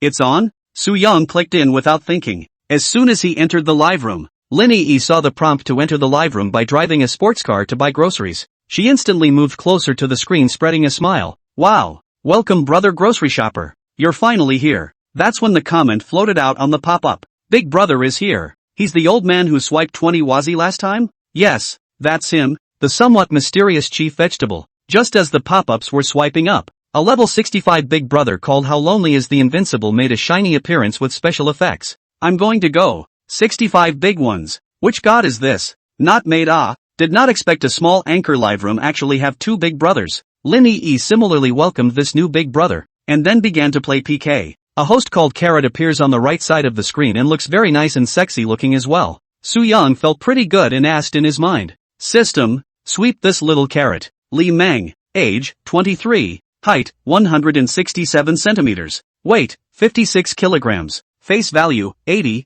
stature, 82. Number of relationships, 3. With someone, a score of -80 isn't bad, but it doesn't meet the binding requirements, so forget it. By this time the two anchors were ready to start playing PK, and Carrot asked, how to punish lose the dance. Okay, closed mic then. The two begin a 5-minute PK round. Right off the bat, the 65-level big brother who came in earlier swiped 2 shakeology ones. Woohoo! Thank you lonely brother for shake 1. Brother lonely, you're too powerful. You swiped 2 big rockets as soon as you came. Thanks. Lin Yi happily looked at the screen. She just graduated this year, saw that the live broadcast was very hot, and knew that she also looked more outstanding. So she thought to come to open the live broadcast to have some fun. But I didn't realize that live broadcasting was so lucrative. And she started out with only a few people each time she went on the air. Slowly become 30 or 40 people. Live 4 or 5 hours down can earn $100 or so. But ever since Su Yang swiped that wave of gifts, her traffic in the past few days had undergone a qualitative shift. At a minimum, there were 70 or 80 people, and usually it basically stayed around 300 or 400 people. Every day less can earn 300 or 400, which is not better than a part-time job, and is not tired. Every day is to dance and then chat with the various netizens in the live room. You have to go to work. You have to suffer. You have to work overtime a lot. You have to sit in that cubicle all day and be called around without any dignity. Now that Lin Yi has completely lost the idea of going to work, live broadcasting is enough for her to live. And once in a while, when you meet a big brother like Su Yang who appears out of nowhere, you can make thousands or even tens of thousands of dollars in a matter of minutes. So what's the point of taking a load of big stupid classes? Baby some over plus. Have the condition of the brother can help on the popularity vote. Thank you all. At this time, the little radish on the opposite side which still had 0 points suddenly became 30,000 points and instantly surpassed Lin Yi. Obviously this is a big brother across the street brushing up on Hwazi. Su Yang lying on the sofa silently watching. There is a feeling of hiding big brother. After all, now there are tens of millions of dollars on the body. Money is the bottom line. He wasn't in a hurry. Just wait until the last minute and then strike to steal a tower. However, just as this thought appeared in his mind, how lonely is the invincible immediately swiped 2 Wazi to surpass the opposite side score. Wow. Thank you lonely brother for the 2 carnivals. Lonely brother is mighty. Give you a heart. Worthy of being a 65 level big brother. Hwazi said to come. Looks like the opposite side can't do it. That's for sure. Don't forget, Mr. Vegetable hasn't made a move yet. Yeah, awesome. At this moment, inside a coffee shop, a young handsome man who looked about 25 years old, with standard features and trendy clothes was leaning on the sofa and looking at his cell phone. Beside him sat a somewhat chubby boy. Brother Meng, are you looking at this anchor? Can't really talk about it. It just gave me a pretty good feeling, and it wouldn't have cost much to swipe some for her anyway. That's true. That's not even money to you. This person is exactly how lonely Invincible is. His real name is Meng Wenzhou, a well-known rich second generation in Haicheng. He looked at his cell phone and said faintly, I'm quite curious about what kind of vegetable chief these netizens are talking about. Looking at what they're saying it seems like it's quite impressive. The little fat man beside him laughed. What kind of dish always or not? In front of you, brother, are all little lying dishes. Let's see if he'll make a move first. At this point the PK was halfway through. Lin Yi is 3,000 points ahead of the small carrot, but in her opinion it is not stable, because the opposite side of the speed of the score is also very fast. The opposite big brother is obviously also a little bit of strength. She shouted vigorously, babies, move your hairy fingers to give EE some likes, and those who can afford it can upvote EE. Thank you, Posey. She had just finished shouting when the opposite side score once again overtook her by over 10,000 points. I'm going? The opposite side is pretty fierce too. Wait for me to go over there and take a look. Su Yan wasn't idle these few minutes. He charged another $500,000 into his account. I'll need it sooner or later anyway, so I'll save myself the trouble by charging more at once. Ding! The host's consumption of $500,000 is detected, triggering the hidden random cashback mechanism, rewarding $3 million in cash. Asterisk. And hidden mechanisms? System, you really surprise me all the time. Can't use it up, simply can't use it up. Ha. At this point in the live broadcast, there were still more than 50 seconds left, and Lin Yi was already 20,000 points behind the opposite side. Looking at the score, Lin Yi got a little anxious. Even though the loss was just a dance, she didn't know why she was anxious. Any more brothers to help Yi get on the ticket? When Su Yang saw that it was about time, he clicked on the gift and swiped a Hwazi, instantly surpassing the opposite side of the small carrot's score again. Wow! Thank you, brother grocery shopper. You finally stepped up. Love you. The dish is always going to start firing. Let me see how good this dish chief really is. Sorry I didn't get to see it in person last time. Then you'll see. When Mr. Kai makes a move, at least 10 Huazi will start. Awesome. Meng Wanzhou saw Su Yang brush a Huazi and smiled faintly. It's finally started. He didn't waste any time, and directly 5 Huazi swiped out. Wow. Thank you brother Lonely. Thank you so much. Seeing this, Su Yang said in his heart, hey, little Lonely, you want to steal my thunder,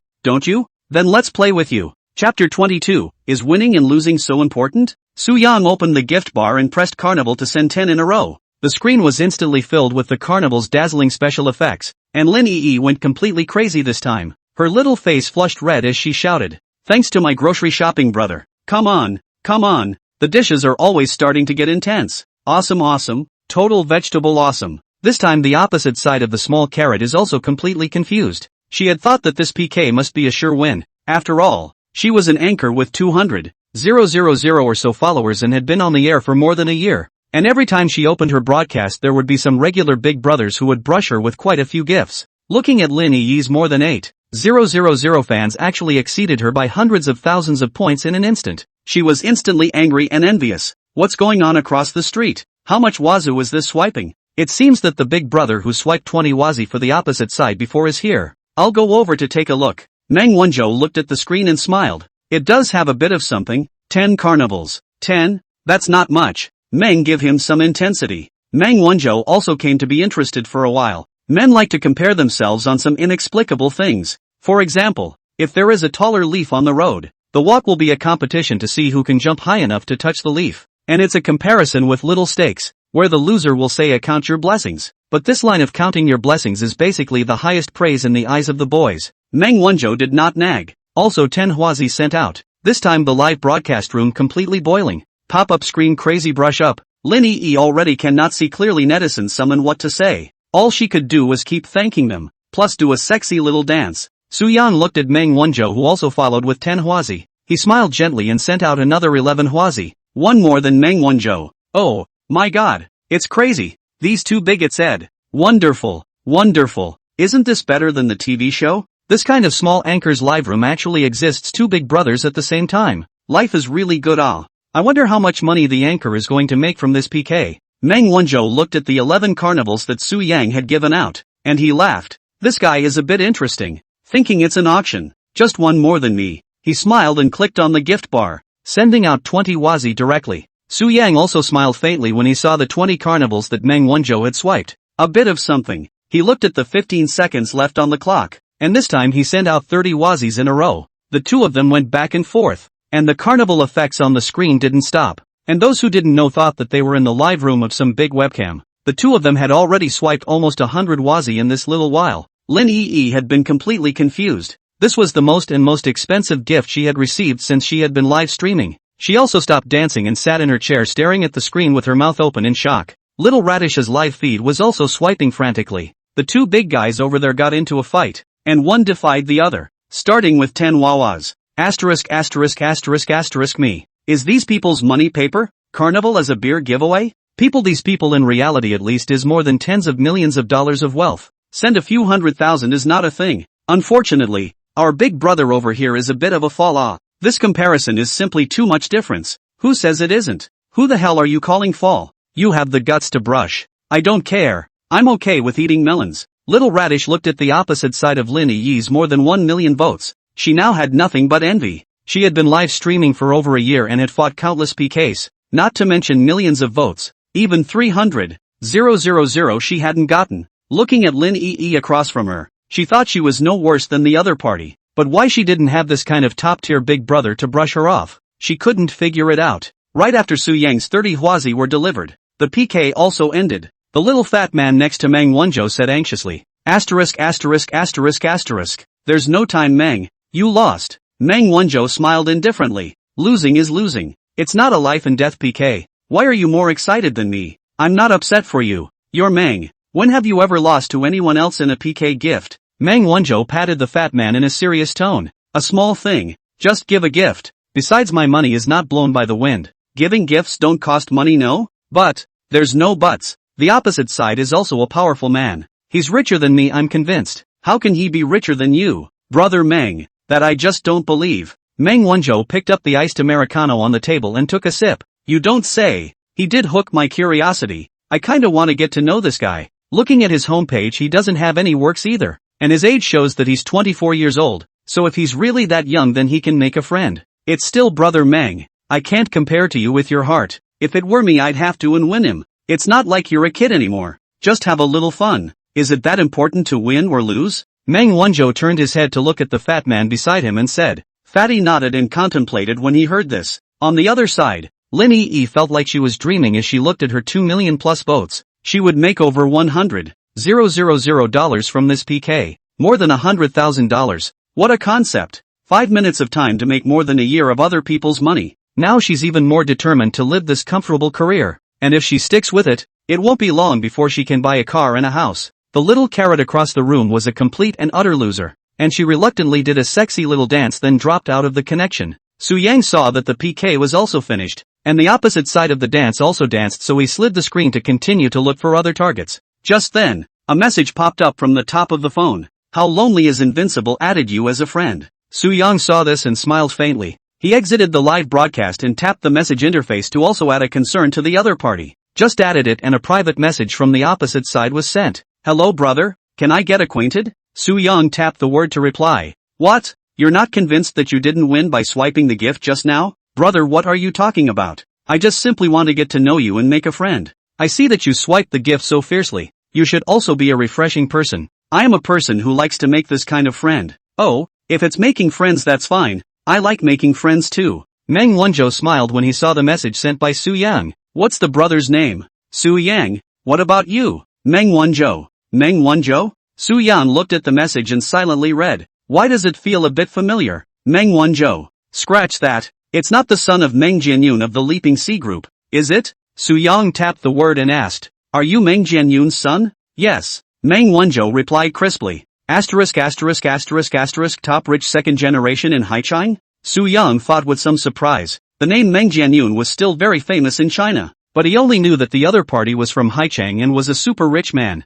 The rest was unclear. The name Meng Wanzhou. He also learned that the other party was Meng Jianyun's son only after chatting with his colleagues when he used to work. Now I didn't expect to actually meet on Jitterbug, but also the other party took the initiative to add his friends. You have to know that Meng Wanzhou's old man, Meng Jianyun, was in the top 20 of China's rich and powerful list last year. His industries are spread all over the country, including large supermarket chains, top luxury shopping centers, 5-star hotels, various kinds of restaurant chains and so on. A surprised expression appeared on Su Yang's face as he exited Jitterbug and clicked on a do to search for Meng Jianyun's name. When you click on the encyclopedia information and slide down, you will see that the children's column is written, Meng Wanzhou, Meng Qianyue, 2 names. It really is his son, but I didn't realize that this old man actually had a daughter. Meng Wanzhou. Not bad. You can make friends. Being able to know someone who knows this level is only good and not bad for me. Su Yang thought about going back into the chat interface between Jitterbug and Meng Wanzhou. I didn't expect you to actually be Meng Jianyun's son. You're so top-notch that a rich second generation actually took the initiative to come and get acquainted with me. This is something I'm really a bit surprised about. Meng Wanzhou immediately replied. What's wrong with that? It's just a matter of having similar interests and making friends. Su Yan looked at the message sent by Meng Wanzhou, making him somewhat surprised that this kind of super-rich second generation was actually so easygoing. This time his impression of Meng Wanzhou had improved quite a bit. Then brother Meng, let's add a prestige. How? In the future, if there is any business dealings, there is a prestige is also convenient sum. Yeah, Meng Wanzhou replied and immediately sent over his prestige number. Su Yang copied it to Weixin and opened it, just in time to see that Lin Yi had already passed his friend request. He left it alone for now and added Meng Wanzhou's prestige first. Meng Wanzhou is very efficient. Su Yang just finished adding his side to show consent. Subsequently, Su Yang and Meng Wanzhou both chatted briefly again in Weixin and exited the chat after getting to know each other. After exiting the chat with Meng Wanzhou, Lin Yi followed up with a message. You're the grocery shopping brother?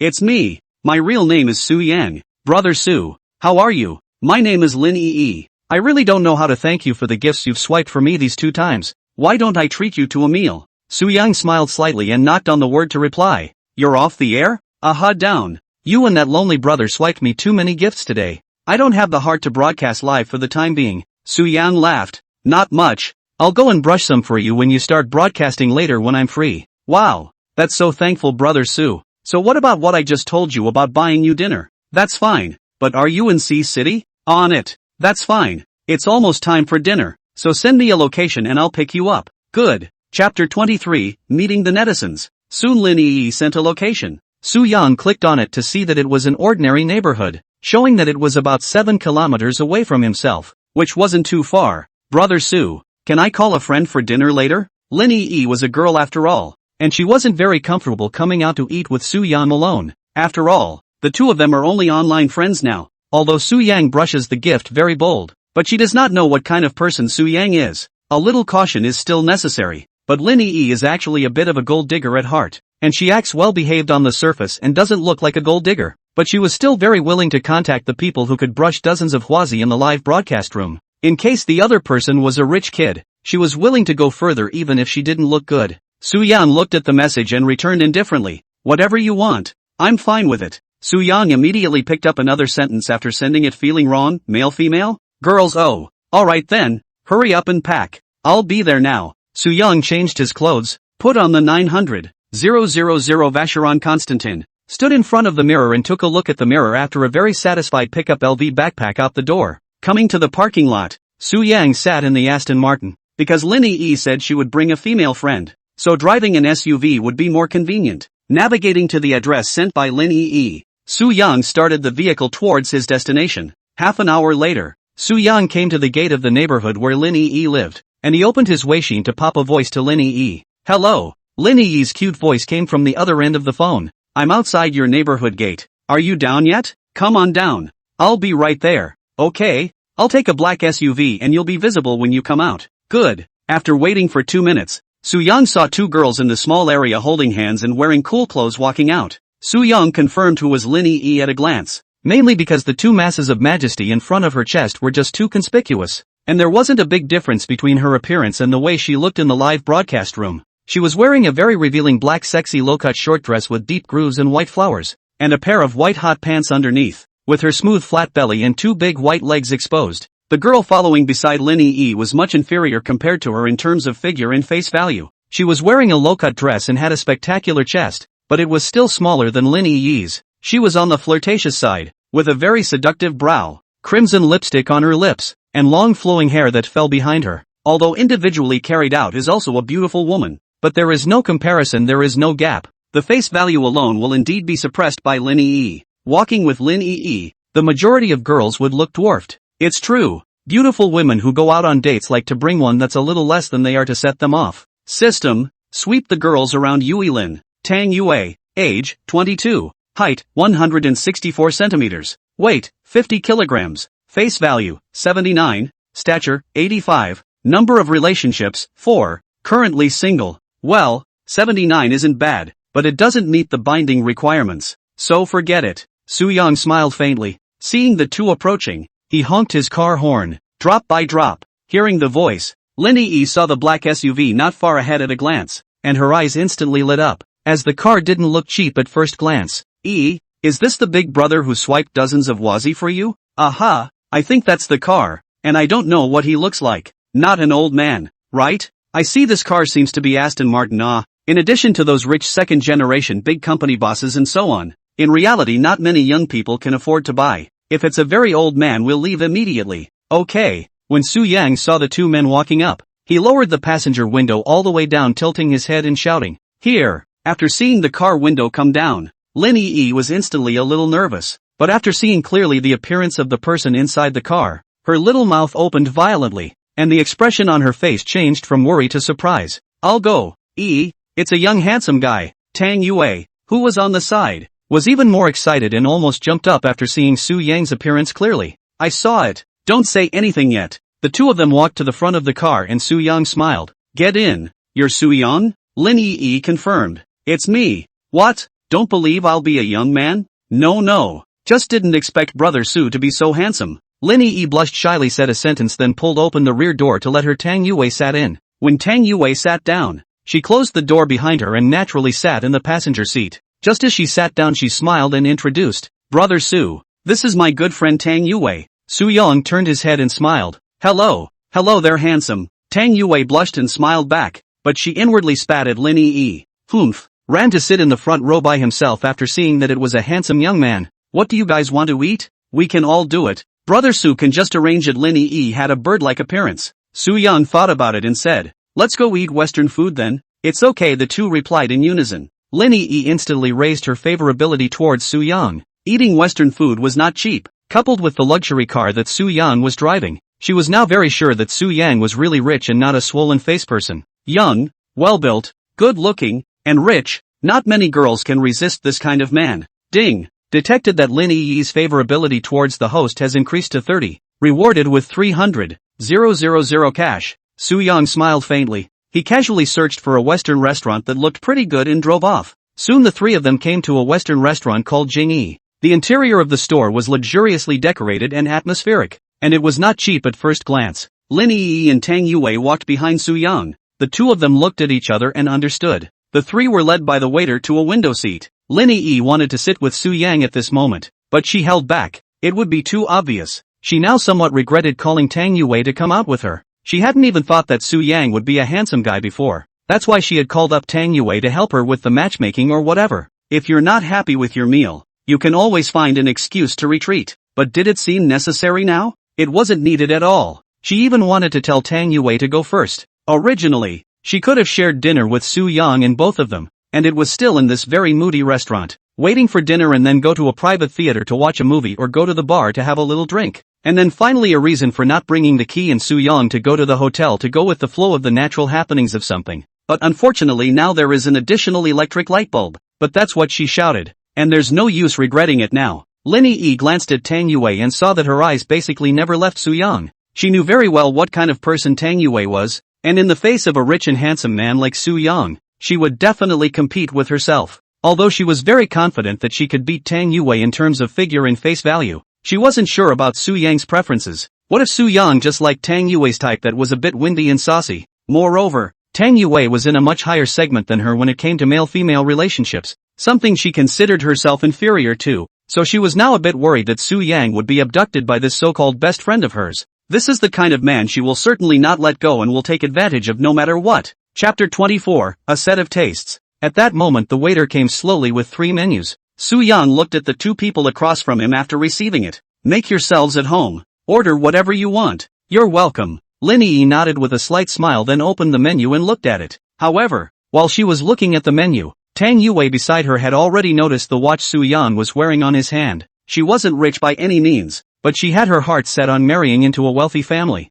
so she spent her free time researching and studying these luxury items. Seeing Su Yang's watch, she instantly recognized it as one of the top watches in the watch circle, Vacheron Constantin. But it was obvious that Lin Yi didn't notice this, and Tang Yue wouldn't bother talking to Lin Yi about it. She glanced at Su Yang secretly, mainly because Su Yang showed a really good temperament, generous and gentlemanly, which very much meets the standard of the rich second generation within her. She was already planning how to try to get the upper hand for the rest of the day. Lin Yi has to be more simple in these aspects. She didn't pay attention to Su Yang wearing a watch or not, and even if she saw her, she didn't recognize it. She was concentrating on her order now, and looking at the hundreds and thousands of items on the menu, she was momentarily at a loss as to what to order. "Brother Su, are you sure to order whatever we want?" Lin Yi looked up at Su Yang. Su Yang smiled as he leaned against the back of his chair. "Order whatever you want. Don't worry about the price. I'll order it then." Point. This was Lin Yi's first time to go out to eat with such a rich man, and there were many boys who had pursued her before and would take her out to eat, but they were all buffet restaurants that were 200 or 300 a person, or hot pot restaurants or something like that, and she didn't have much experience with places like this where a dish cost thousands of dollars. Seeing this, Tang Yue put down the menu in her own hand and got close to Lin Yi to look at it together. On the surface the two of them were still on good terms. After ordering 5 or 6 dishes, Lin Yi handed the menu to Su Yang. "It's ready, Brother Su. See what you need to add." Su Yang took it and looked at it and shook his head and laughed. "What are you guys ordering? Basically it's all desserts. It's not enough to eat. I'll order some more," he said, and ordered several dishes with a long list of names. "Want to drink?" Su Yang asked as he looked at the 2 men. "Let's not drink the wine," Lin Yi said with a feigned reserve. "What about you?" Su Yang looked at Tang Yue. "I won't drink if Yui doesn't." Su Yang smiled. "Why don't we go to the bar for a drink after dinner later?" The 2 men looked at each other when they heard this, but both acted a little less eager to go. "I'm just asking you guys. If you don't want to go then forget it." It's fine to go and sit for a bit. It's still early anyway." When Tang Yue saw that Su Yang really didn't seem to be ready to go, she hurriedly said. Su Yang looked at Lin Yi, who deliberately thought about it and said, "That's fine, the time is indeed still early as well, so let's go and have a seat later." "Okay, dinner first." Soon a simple dinner was over. The three of them came to the cashier to settle the bill. Su Yang took out his cell phone to pay, spending a total of $4,500. When Lin Yi saw Su Yang pay the money in style, she subconsciously leaned towards Su Yang's side. Go. Half an hour later, Su Yang brought the two to a bar he had found in advance, and this time it wasn't a craft brew, but a very large nightclub. The time was already 9:30 p.m. The wide store was very crowded. The music was deafening and from time to time the DJ would yell twice. On the front stage, two beautiful women in black silk hot pants were selling their delicate waist. Colorful spotlights kept sweeping between the crowd. Su Yang deliberately chose this nightclub that is very famous in Haichang. This kind of place he has not been here before. It is just right to come and feel it today. The waiter boy standing at the door lit up when he saw the trio, a man and two women, both of whom were outstanding looking. However, he had also been in the nightclub for a long time, and had seen too many different kinds of handsome men and women, so he wasn't too surprised. He smiled warmly and walked up to greet him. "Handsome man and beautiful woman inside please. 3 of you? Yes. Is there still room?" Su Yang looked at the store that was almost full, and it appeared that there were no seats left. "There is, but only the booths are available, and booths are a bit more expensive." "Doesn't matter, take us there." When the waiter looked at Su Yang dressed in a trendy brand, as well as the watch on his hand and the two girls he brought with him, he knew that the other party was definitely not a master who lacked money. He smiled and agreed, bringing the three around to a booth that could seat 6 or 7 people. "Handsome, our store has a minimum consumption. This in advance and you say a little." Su Yang nodded as he took the drink list handed by the waiter and looked at it. The wines on it are casually in the 700s, 800s, and thousands, some in the tens of thousands. He flipped through 2 pages before seeing a package called the Divine Dragon set showing a price of 888 yuan. His eyes lit up with interest. "What kind of wine is this?" The handsome man doesn't know about Shenron sets? "I don't know. It's my first time at a nightclub." "Is it a good drink?" The waiter saw the situation and patiently explained. "Dragon set is actually Ace of Spades champagne, divided into large and small dragon. Large dragon set consists of 6 bottles of different colors of Ace of Spades. The price of 888, and the small dragon is a little cheaper. There are only 3 bottles. The price is 41,999. Su Yang nodded. "So it's the Ace of Spades. This is something I've heard of, but I really haven't drank it before. So give me a set of great divine dragons to taste." The waiter immediately said with a smile on his face. "Are you sure you want a set? Handsome? Go." "Okay, handsome. Wait a moment. By the way, what's your name?" "Surname Su. Su Yang." "Holler." The waiter promised a smile and turned to leave. He also did not ask the 2 girls next to Su Yang, because it is obvious that this bureau Su Yang is the master. "What kind of wine did you order?" The sound inside the nightclub was too loud, and Lin Yi didn't hear the conversation between Su Yang and the waiter. She took the opportunity of the questioning to deliberately get close to Su Yang, her body clinging to Su Yang's arm. Tang Yue on the side also hurriedly leaned over when she saw this. "Ordered some kind of divine dragon set. Haven't drank it to try it out." Su Yang casually replied. "Ah, divine dragon set?" Lin Yi and Tang Yue covered their little mouths after hearing this. Their faces showed great surprise. Su Yang doesn't know what the divine dragon set is. They both know it very well. After all, the two of them hung out at nightclubs a lot and had been here many times before with their friends. However, they didn't order it, but other tables would often come across customers who ordered the dragon set. A set is nearly $90,000, and those who don't have some strength can't really afford to order it. This set is almost $90,000. Is it too expensive? Su Yang laughed indifferently. "It's fine. We're all here now. Just feel it." While the two were still surprised, suddenly all the lights in the room were focused on Su Yang's table, and the music also stopped temporarily. The figure of Su Yang's trio also appeared on the large screen in the store, and all of a sudden, the focus of the entire room was on the 3 of them. Su Yang froze and said with some confusion, "I lost. What's the situation?" Table 36. Mr. Su consumes a set of great divine dragons. Only the waiter from before was seen standing on the stage with a microphone and shouting loudly. He had just finished shouting when the music started and a group of people cheered and came towards Su Yang's table. Several beautiful waitresses in short black silk dresses held up shiny lighted signs, carrying wine and a bunch of complimentary dishes to Su Yang's side. All the other customers in the store also looked at Su Yang's table at this time. "Holy, no wonder this wine is so expensive. After half a day there's this kind of service," Su Yang said with wide eyes. Chapter 25, New Skills. "I'll go. This guy is quite handsome." "Yeah, young and fit," and noticed the watch on his hand. What kind of watch is this? It seems to be a Vacheron Constantine. Any piece is $1 million or so. That should be a rich second generation. Look at the two girls sitting beside him are also extremely good. Yeah, rich people just know how to have fun. Because the session was so conspicuous, the guests at the rest of the tables began to talk about it. The waitress placed the wine on the table. The male waiter from before came to Su Yang's side with a smile. How about it, brother Su? This poker face is okay, right? Well, it's not bad. It's the first time I've felt it. Come on, I'll pay for it first. Alright, the waiter smiled even more happily. He could take quite a bit of commission for selling a set of great divine dragons. After Su Yang finished sweeping the prestige, the brief focus also ended. The store quickly returned to normal, and the hot babes on stage started twerking again. Ding! Detected the host spending 888 yuan at the nightclub. The host is in a very beautiful mood. Rewarded with 500,000 yuan in cash plus a primary fighting skill. Physical fitness upgraded to 85. Aha! Something new? Elementary fighting skills? It doesn't sound like it's very impressive. Explain.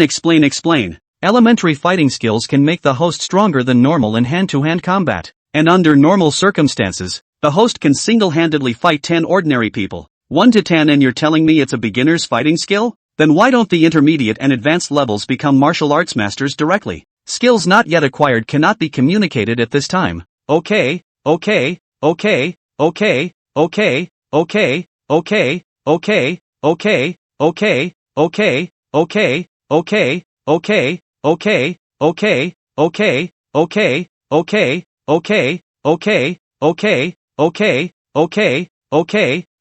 Okay. Lin Yi and Tang Yue on the side were also refreshed, invariably following the feeling of being in the limelight. This is something they have never experienced before. Before it is to look at others. Now finally enjoy the taste of being looked at, which also greatly satisfies the vanity of the two of them. Ding! Detected that Lin Yi's favorability towards the host has increased to 50. Rewarded 300,000 yuan. Su Yang's conversation with the system ended, and he subconsciously looked at Lin Yi, whose favorability had once again increased on the side. The favorability increased so quickly? It seems like there shouldn't be much of a problem taking her down tonight. He thought about picking up a freshly opened bottle of Ace of Spades and started pouring. Come on, don't gawk, drink up. Su Yang poured the wine for the two of them. Lin Yi and Tang Yue didn't squirm in this atmosphere and took the wine and started drinking it. The three of them took the dice cup on the table and played and drank. Su Yang looked at the two people in front of him and inwardly thought, the day before yesterday it was still Zhao Mang Ro and Gu Xiaoman, but today it was changed to Lin Yi and Tang Yue. Hey, this life is really fulfilling. After a few glasses of wine, the two girls' faces became slightly red. Su Yang sat in the middle of the two, with Lin Yi and Tang Yue close to him. The boys at the other table cursed directly in place at the sight of this. Naya, you guys, look at that guy. Asterisk. Where is God's justice? Damn, why am I not the one sitting there? Envious. Su Yang was sandwiched in the middle by two people is not very comfortable, although from time to time can unintentionally touch the two people's big white rabbit son, but after all, it is in the public, and the two people squeezed him is not convenient to drink. He moved over and laughed. I said, aren't you too hot? It's not hot. I'm hot if you're not. Sit a little apart. I can barely lift my hands. Oh, the two of them then noticed how close they were to Su Yang now. A circular sofa trio almost only took up the position of two people. Lin Yi and Tang Yue moved their asses towards one side with an awkward smile. Just then, a slim figure not far away came their way. Su Yang was playing a game with the two of them and didn't notice the person walking over. It was only when the visitor approached that he sat down on his butt across from the trio. Su Yang looked up instantly, revealing a surprised expression. You, Pan Ning? It's me. Why are you here? I always am, Pan Ning said lightly, very naturally picking up a bottle of wine she hadn't yet drunk and pouring herself a glass. Asterisk me. So how did you find me? You just threw it all up on the big screen. Who can't see it? Also ha. Su Yang thought and smiled as he picked up. You're alone? No, I came with a friend. So what made you think of coming over to see me? I see you're having a good time. Come over and have a seat. What? You're not welcome? No, you're very welcome. As the two spoke, Lin Yi instantly frowned. Then why don't you call your friends to come over and play together? Su Yang looked at Pan Ning and said, that's fine. I'll call it then. Pan Ning said and got up to leave. Su Yang froze when he saw this. He was actually just being polite. He didn't expect the other party to really go and call someone. Brother Su, is this man your friend? Not really, I only met her once. Then why is she so self-conscious? That's just her personality. she's more valiant, but we're not familiar with her, and we won't be able to let go of a group of people coming over later. Lin Yi said reluctantly. It's okay, they're all young people, it's good to get to know them better. After Su Yang finished speaking, Lin Yi didn't know how to retort for a moment. She glanced at Tang Yue, only to see her expression of indifference. Okay then. Lin Yi beamed. The more she thought, the more angry. Originally today is only her and Su Yang, two people's date. Now there is not only Tang Yue on the side, and she is fighting with her in the dark. And soon there will be a group of people. And Pan Ning, in her opinion, the threat is even greater. Annoying. I should have known that I wouldn't have called Tang Yue, or else I might have walked hand in hand with him by now. Lin Yi was thinking randomly inside, when Pan Ning had already gone and returned. She was followed by a girl, and behind her followed two young men, all looking to be 24 or 25 years old. Seeing people walking over, Su Yang smiled and took the initiative to walk out from between the two, Lin Yi and Tang Yue. Here we go. These are your friends? Yes. This is Shin Yixue. These two, Pan Ning said as she turned her head to the two men behind her and said, introduce yourselves. I'm too lazy to do so, she said, and sat down with Shin Yixue first. The two men are one fat and one thin. The thin one is handsome and exquisitely dressed, a luxury brand of clothing, wearing a piece of Richard Mille RM11-03 on his hand, and his head looks about the same as Su Yang. The fat one is slightly shorter, 175 or so, round face, not too big or small eyes, needy nose, slightly thick lips, looks a little cute, but he's a little less good looking, but he also looks funky throughout. Hello, my name is Meng Wanzhou. The thin man walked up to greet Su Yang first. Meng Wanzhou? Su Yang directly shouted out. What? You recognize me? Meng Wanzhou asked as he looked at the surprised Su Yang. I'm going. This is too much of a coincidence. I'm the one who chatted with you on Jitterbug before. Su Yang. Ha? You're Su Yang? Meng Wanzhou was also surprised. The fat guy beside him was called Lu Bo. He looked at Su Yang and said, so you're Su Yang, the one who swiped the gift and won my brother Meng before? You are? Su Yang looked at Lu Bo. I'm Meng's good buddy Lu Bo. I was by Meng's side when you two were swiping gifts earlier. Oh, so that's how it is. Hello. Su Yang reached out and shook hands with the two. What a coincidence.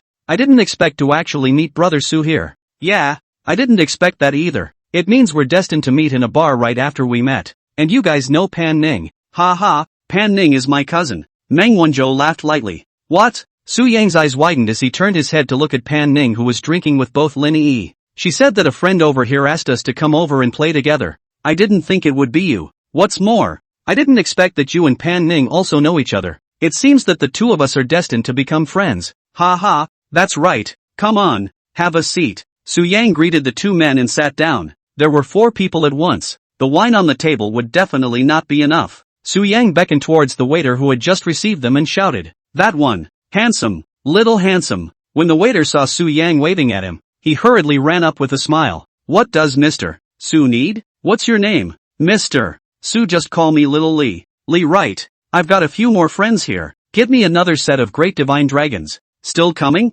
Li asked, a little surprised. What? Nothing? Yes. More than enough. Mr. Su, wait a moment. I'll make the arrangements. Chapter 26, I don't have my keys. Xiao Li happily turned around and left. He would be able to get a lot of commission from Su Yang's table alone tonight. Su Yang picked up the wine bottle and poured wine for the new few people. As he poured, he said, the level 65 big brother who swiped gifts for you with me in your live room before is this one across from you. What? Lin Yi froze with her wine glass as she looked at Meng Wanzhou, who was sitting across from her. Is this the handsome man? It's me, Meng Wanzhou said with a smile. So you're the lonely brother. Then I must toast you. Lin Yi saw that not only was Meng Wanzhou quite handsome, he was also the big brother who had previously swiped gifts for her with Su Yang. Although she didn't know Meng Wanzhou's true identity, the person who could brush dozens of huazi in her live broadcast room definitely wouldn't be too bad. She hadn't been too happy just a moment ago, and now she was a completely different person. She took the initiative to pour her own cup full of wine and politely raised it with a sweet smile.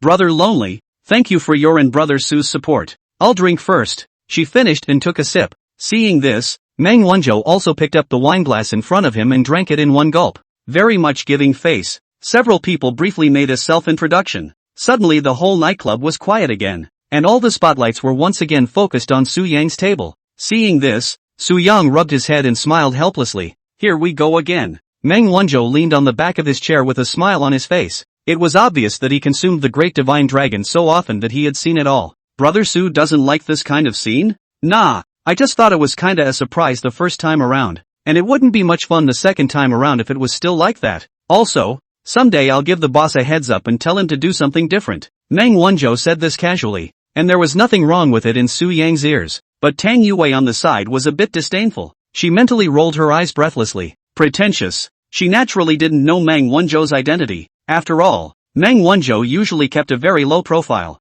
and Meng Jianyun had never publicized his sons and daughters, so very few people in general knew him. After another full house, the store returned to normal. They are more or less socially dead with this ceremony. Shenishue beside Pan Ning spoke up. When Su Yang heard Shenishue who spoke, that's when he locked his eyes on her, only to see that she was wearing a beige and white exquisite long dress, with long dark brown curly hair draped over her shoulders. The makeup is exquisite, and the whole person looks like the first feeling of a great lady. Her facial features are also very good looking. At first glance do not think it is a beautiful woman. A closer look at a few more eyes will find very durable. Systems. Shenishue, age, 23, height, 168 centimeters, weight, 53, 5 kilograms, face value, 87, stature, 86, number of relationships, 1. With someone, Shenishue has reached the system's binding criteria. Is it binding? Su Yang looked at the information on the virtual screen and pondered a little. Have a boyfriend, but looks really good. Oops, can't afford to care about the ball. Tied up first. Binding successful. Shenishue's favorability towards the host, 3. Su Yang smiled indifferently. He didn't care about Shenishue's favorability towards him. It's certainly best to be able to rise, and there's nothing to hang on to if you can't. She's only interested in Pan Ning among the people she's sitting with right now. Pan Ning was wearing a black duck-toned hat today, a loose Chanel t-shirt, a pair of skinny ripped jeans underneath, and a pair of white French Mary Jane half-flops on her feet. The whole person looked very flabby, as well as her characteristic sense of misanthropy, making Su Yang inadvertently look at her twice more. Come on, we all know each other already. Let's drink. Su Yang was after all the master of this table, and he began to host the drinking game. At present, there are 3 boys and 4 girls. Su Yang looked around and said, why don't we play the game on separate sides? Boys on one team, girls on one team, just as we have one less person. How about 3 against 4? It's okay, can you guys drink enough for a couple of you? Pan Pan's drinking capacity is estimated to be able to drink the 3 of you. Shin Ishua lightly laughed. So powerful? Su Yang looked at Pan Ning with some disbelief. Pan Ning did not say anything, was burying her head in the small dishes on the table. Su Yang saw this and looked at Pan Ning's cousin. Meng Wanzhou. Brother Meng, is she telling the truth? Yes, she's the most capable drinker I've seen so far. Bar none. Asterisk asterisk asterisk asterisk. What's the point of playing then? It's okay, Su, don't worry with me. My drinking capacity is no match for you. Lu Bo patted his chest and said with bravado on the side. Okay, then the big deal is just drinking. The atmosphere was immediately brought up by Su Yang's few people, and the 7 of them began to play the dice cup game. An hour later, the boys' team had lost more than they had won, and at this time, Su Yang and Meng Wanzhou's faces were already a little red, and Lu Bo was really good, and there wasn't even a hint of drunkenness yet. On the girls' side, Lin Yi and Tang Yue's eyes were already a bit mesmerized. Lin Yi, in particular,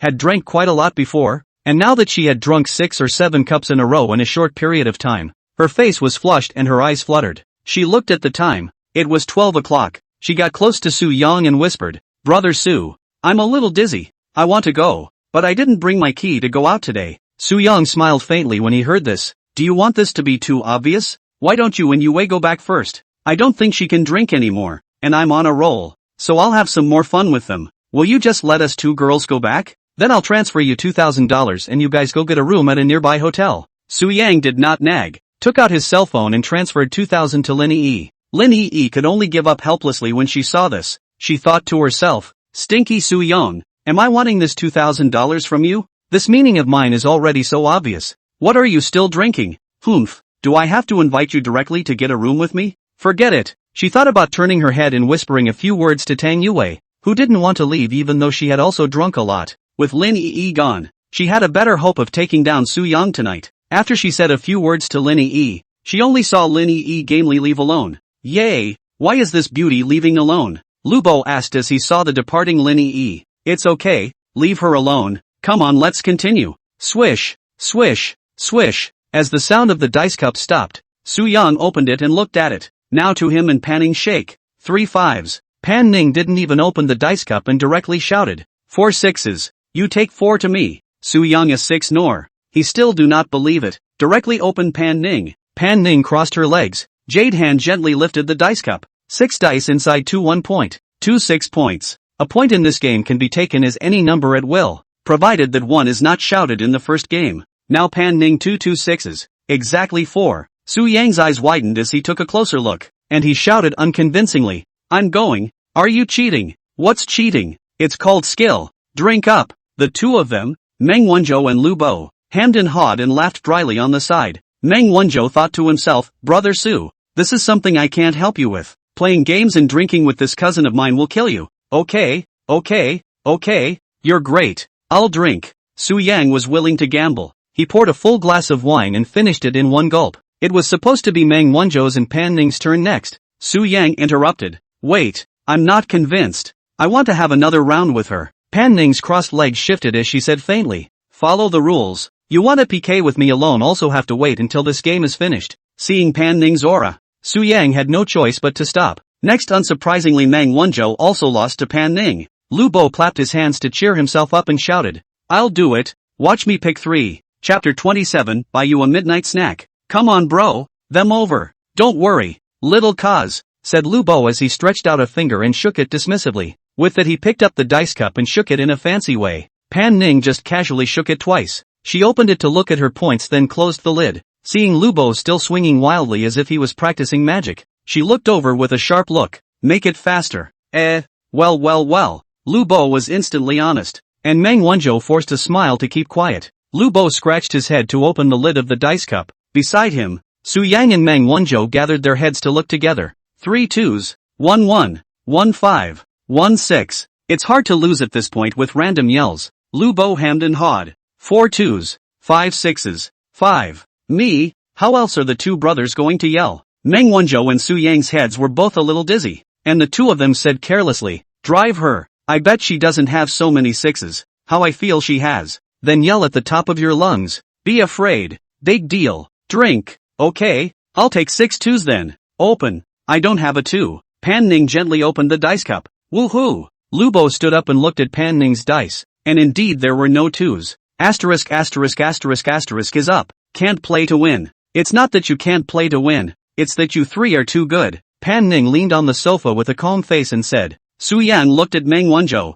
"How is your old sister so good at playing these games?" "How should I know? I rarely come to the bar with her." Shinishua and Tang Yue beside Pan Ning happily clapped their hands on the sidelines. Awesome. "Not these 3 guys. Says who can't." The thing men hate most is when people say they can't. In order to prove that they can do it, the 3 men dry a glass of wine and then continue to challenge Pan Ning. The 3 took turns, but still lost more than they won. More than an hour later, Su Yang waved his hand and leaned on the sofa. No more. Can't drink anymore." Lu Bo pulled Su Yang up and said, "Don't, brother, a man can't say no. I'm not a man. I can't drink a bit more anyway." Su Yang began to play a rogue. Meng Wanzhou even directly leaned on Su Yang's shoulder and fell asleep at this time. Opposite the 3 girls, in addition to Pan Ning, Shin Yishui and Tang Yue had also been drunk, especially Tang Yue, who had already gone to vomit once and was still holding out at this time. Pan Ning glanced at a few people, and seeing that she had also drank about as much as she could, she took out her cell phone and sent a message to Su Yang.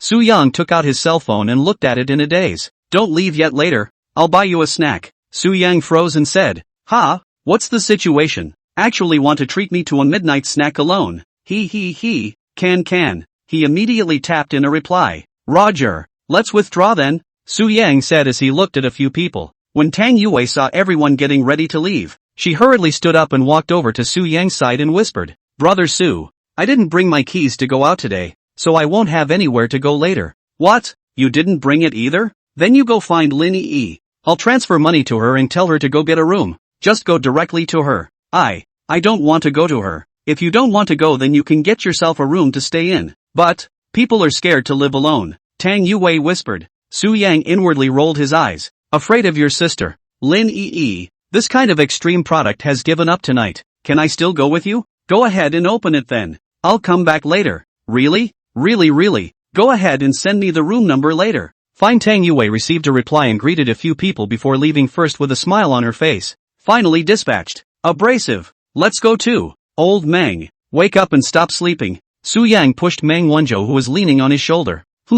Gone? Meng Wanzhou said as he sat up straight with fluttering eyes. Almost. It's getting late. And you've been drinking, so hurry home and get some rest. Fine, fine, then withdraw. Let's go brother Su. Fatty, send me back. Good Lu. Lu Bo stood up and helped Meng Wanzhou up with one hand. He looked at Su Yang and smiled. Brother Su, we'll leave first. We'll get together next time. Okay, next time we get together. Wait, what's wrong? You and I haven't added wikis yet. Come add one. Okay Lu. Lu Bo smiled as he took out his cell phone and added a wiki with Su Yang, then helped Meng Wanzhou to leave first. Right now it was just Su Yang, Pan Ning and Shinishue. The three stood up and prepared to leave. The waiter from before, Xiao Li, rushed up and smiled. Is brother Su leaving? Let's go. Can't drink anymore. Okay how about I add brother Su a wiener? Next time brother you guys come you can give me a heads up so I can reserve a spot for brother. That's fine. Add one. Su Yang said and Little Li also added wizards. Xiao Li then sent Su Yang's trio away with a smile on his face.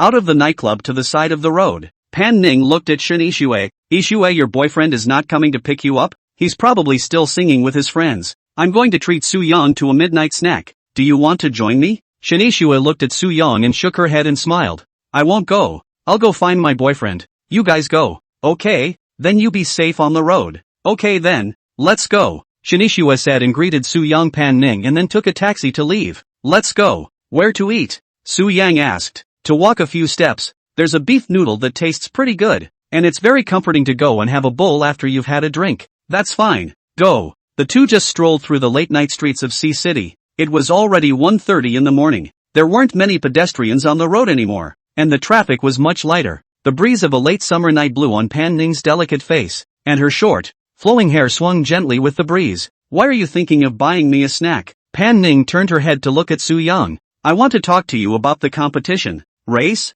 Su Yang froze and suddenly remembered. Oh, you mean the competition for straight line acceleration? Well, when exactly do you have time? Any time, or you can set it. Let's do it the day after tomorrow. I'll ask Meng Wanzhou to find a venue for me tomorrow. Do you siblings call each other by their first names? Yeah, what's the problem? Nope, off the cuff. The two of them finally came to a bustling alley after walking for about 10 minutes. A roadside stall was being set up in the alley, and a middle-aged woman was busily cooking flour. Heat kept rising from the boiling cauldron. In front of the stall there are 3 or 4 wooden tables. A group of young people around the table are eating fragrant beef noodle. Looks smoky. This is it. Pan Ning looked toward the stall. There are so many people this late? Well, her place is only open at night. You've never had it before? No. I didn't even know there was a house powder here. Then taste it. The two men walked into the alley as they spoke. Boss, cook us 2 bowls of vermicelli and 2 loose eggs. Alright Lu, you guys find a seat first. The boss smiled and agreed. Ding! Pan Ning's favoritism towards the host has increased to 25. Reward 200,000 yuan. Finally rises. But only 25. Take your time. Pan Ning wanted to feel a little difficult, but I like to challenge the difficult. The two found a seat, waiting for the powder time. Pan Ning propped up her chin and looked at Su Yang. What's the relationship between those 2 girls in the bar and you just now? Su Yang scratched his brow and said, just an ordinary friend. That Lin Yi is an anchor. I swiped some gifts for her. Then she invited me to dinner. Where's the other one? The other one is a friend of hers, and I don't know her well. Then why do I look like these 2 know you so well that their boobs are pressed up against you?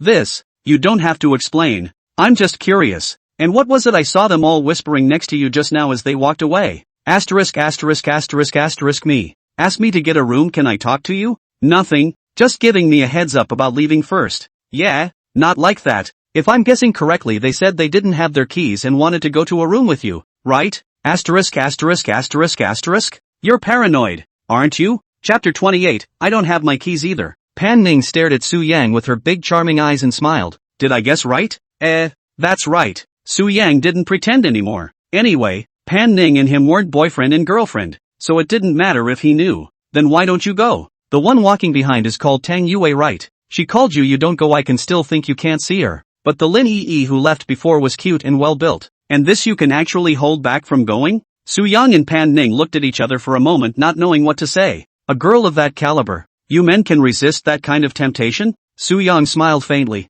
It's a pretty face, but it's not my favorite type. And it's purely out of boredom that I swiped a gift for her. And to be honest with you, those 2 girls were really just looking at me for a bit of money, that's why they were so forthcoming. And I'm not really into that. Pan Ning smiled meaningfully. Barely believe you. Here comes the powder. The owner came toward the two men carrying an iron platter with 2 bowls of freshly cooked ground beef on it. Su Yang stood up and took the powder and put it on the table. Thank you, boss. You're welcome. You two eat slowly. Smells good. Su Yang sat down and picked up a pair of disposable chopsticks and handed them to Pan Ning, taking out a pair himself and opening them. You try to see if it's appetizing first. I knew I liked this flavor as soon as I smelled it. Su Yang took his chopsticks and tossed it, then picked up a big bite of the powder and sent it into his mouth. Yum yum yum. Pan Ning saw this and laughed. Then eat it quickly. It's even better when you soak the fried egg in the powder and eat it together. Good Lu. Su Yang picked up the egg and put it into the bowl and ate it. 10 minutes later, Su Yang finished the last mouthful of soup with his bowl. He smacked his lips contentedly and said, "Not bad. It's really tasty. I'll have a whole bowl of it sometime later in the evening." Are you full? Pan Ning didn't drink all the soup like Su Yang did. She just finished the powder. I'm full, mostly because I drank a lot of wine before, or I definitely need another bowl. Let's go then. Pan Ning stood up and walked over to the booth to pay. How much, boss? The owner smiled and said, $30. Beautiful. Have you been here before? Well, been here a couple times. I mean, you look familiar. You're so pretty. Pan Ning spread a smile. Thank you, boss, for the compliment. I'm done sweeping. Holler. At this time Su Yang walked over with his bag on his back. Boss, your beef noodle tastes really good. I'll come back next time. The owner smiled when she heard this and said, Hey, thank you, handsome. Welcome to come often, but I only sell here at night. Oh, but your girlfriend knows. She's been here several times. Girlfriend? Su Yang looked at Pan Ning was about to explain. Pan Ning smiled without waiting for Su Yang to explain. Let's go. Fine. Take care. You too. Out of the alley. The two came to the curb. Stick to a point. Su Yang's cell phone prestige rang at this time. He took out his cell phone and looked at it. It was a message from Lin Yi. Brother Su. I'm a little scared to stay in a hotel by myself. Can you come over to keep me company? I'm in room 8208 of the Jubilee Hotel. Su Yang looked at the cell phone inside the phone and fire rose slightly, but he did not reply, directly resting the phone screen. I had just turned off my cell phone when the beep sounded again. Su Yang picked it up and looked at it. This time it was a message from Tang Yue. Brother Su. I've opened a good room. Mandu Hotel 501. Waiting for you. Oh, shy expression. Su Yang swept a glance then turned off his cell phone again. He craned his somewhat sore neck and walked over to Pan Ning as if nothing had happened. Where do you live? Should I take you back? Pan Ning looked up at Su Yang and said after 2 seconds of contemplation, If I tell you that I don't have a key with me either, would you believe me? What? Su Yang froze, then picked up. Are you kidding me? No kidding. Pan Ning's expression was normal, and it really didn't seem like she was joking. This time, Su Yang did not know what to do. He simply did not expect Pan Ning to say such an excuse as not having a key. He was still thinking about whether or not to turn back to Lin Yi's place to sober up after sending Pan Ning back. But Pan Ning said so he still went to look for the fart Lin Yi, not to mention Tang Yue. So, why don't you go to my house and settle for one night if you trust me? Su Yang was not too sure and looked at Pan Ning. Yes. Pan Ning returned directly without thinking. Holy, you're really saying yes? I don't have anywhere to go, so why not say yes? So you're not afraid I'll do something to you? We've only known each other for a short while, too. Pan Ning laughed. Do you dare? What the hell? Questioning me? What wouldn't I dare? Still, he said honestly on his lips, I wouldn't dare. If I did something to you, your brother wouldn't cut me down. He's too much of a spendthrift himself to control me. Okay, so let's go. Come on. I'm really not kidding you. You're so squirmy. You don't have another woman at home, do you? I won't go if there is. Su Yang rolled his eyes. What nonsense. I'm making sure with you. Since you're not afraid, then go. It was just about the time an empty cab came along. Su Yang hurriedly reached out to stop him. He was afraid that Pan Ning would suddenly back out. Sit in the back. Pan Ning pulled Su Yang, who was ready to sit in the passenger seat, to sit in the back with her. Su Yang was a bit confused. What's this girl's path? She only has 25 points of favorability towards me, but she seems to have some interest in me. Can't figure it out. Can't it be because of the 90 points of charm? Well, it should be like this. Master, go to Mori High Manor. Holler. On the way. Su Yang turned his head towards Pan Ning, who was enjoying the night view from the window. What do you mean you dragged me here to sit in the back with you? It's not much fun. It's nice to sit around and talk. I don't see you chatting then. I'm sleepy, can't I? Squint a bit first. You stop talking. Pan Ning closed her eyes and leaned against the car window after she finished speaking. The system? Any change in Pan Ning's favorability? Pan Ning's favorability towards the host, 25. Strange. On the other hand, inside room 8208 of the Jubilee Hotel, Lin Yi picked up her cell phone every 2 minutes to take a look. More than 10 minutes had passed and Su Yang hadn't returned the message. Lin Yi sat on the bed with a puff of air and muttered to herself. Damn Su Yang, did he see the message or not? I've made it so obvious. Can he hold back? Didn't you swipe so many gifts for me just to sleep with me? I've been so proactive and he won't even come with me. Stick to a point. Lin Yi was just thinking about it when her cell phone Wilson rang. She hurriedly picked it up and opened it to see that Su Yang sent a message saying, "Sorry, I drank too much today. My head is a little dizzy. I won't come over. Next time we'll meet again." Damn Su Yang. Lin Yi threw her cell phone on the bed as soon as she finished reading the message. Pissed off. What the hell is this for? He wouldn't really go to a room with Tang Yue, would he? No way. He doesn't even come to my place. He shouldn't go with Tang Yue. Could it be that girl? That must be it. He must have gone to a room with that girl. Scumbag. Achoo. Su Yang sneezed. Who's cursing me? On the other side, Tang Yue had just finished her shower and walked out of the bathroom wrapped in a bath towel. She picked up her cell phone and looked at it, seeing that Su Yang did not return the message. What the hell? Haven't you finished your drink yet? He just said he was coming, right? Tang Yue muttered to herself uncertainly. Well, he said he'd come, so wait a little longer. 15 minutes later, the cab arrived outside the gates of Morihei Manor. Usually this kind of neighborhood would not allow outside vehicles to enter. The two had to get out of the car in front of the neighborhood. After paying the money and getting off the car, Su Yang directly turned off his phone. He was afraid that when he did something later Tang Yue would send a message to disturb him again. Simply turn off your phone and when asked, say you were drunk and your phone was dead. The two walked into the neighborhood. Your family lives here? Well, just moved in. Then you are indeed quite rich. The house here is not cheap. No wonder those two girls before had their eyes on you. You say that, if I don't live here they can't see me? I'm pretty handsome too, right? Cool. Cricket. Chapter 29, You Can't Get Drunk on Red Wine. Su Yang guffawed when he heard this. Okay, I'm a cricket, but when it comes to being rich, I definitely can't compare with you. Your cousin is Meng Wanzhou. Others don't know. I still know. He's my cousin, not my real brother, and it's not like his being rich has anything to do with me. Well, that's true, but surely your family isn't so bad. With your Lambo and Ferrari, let's just say there's no shortage of money. It's not comparable to my cousin's family. That's true. His dad is the man with hundreds of billions of dollars in assets after all. That's something not many people can compare to. But he's so unlike a top rich kid with his style. What does that look like? Pan Ning asked. Well, how can I put it? Look at those super rich second generation, brother Chung and all, surrounded by beautiful women at all times, and not so good at getting along personality-wise. But Meng Wanzhou is not quite the same. Pan Ning faintly smiled. He has been like this since he was a child. Indeed there is not too much of those styles of the rich second generation. Those who do not know think that he is an ordinary person. You will know if you have more contact with him in the future. The two of them had already exited the elevator to Su Yang's door as they spoke. He pressed the fingerprint lock to open the front door,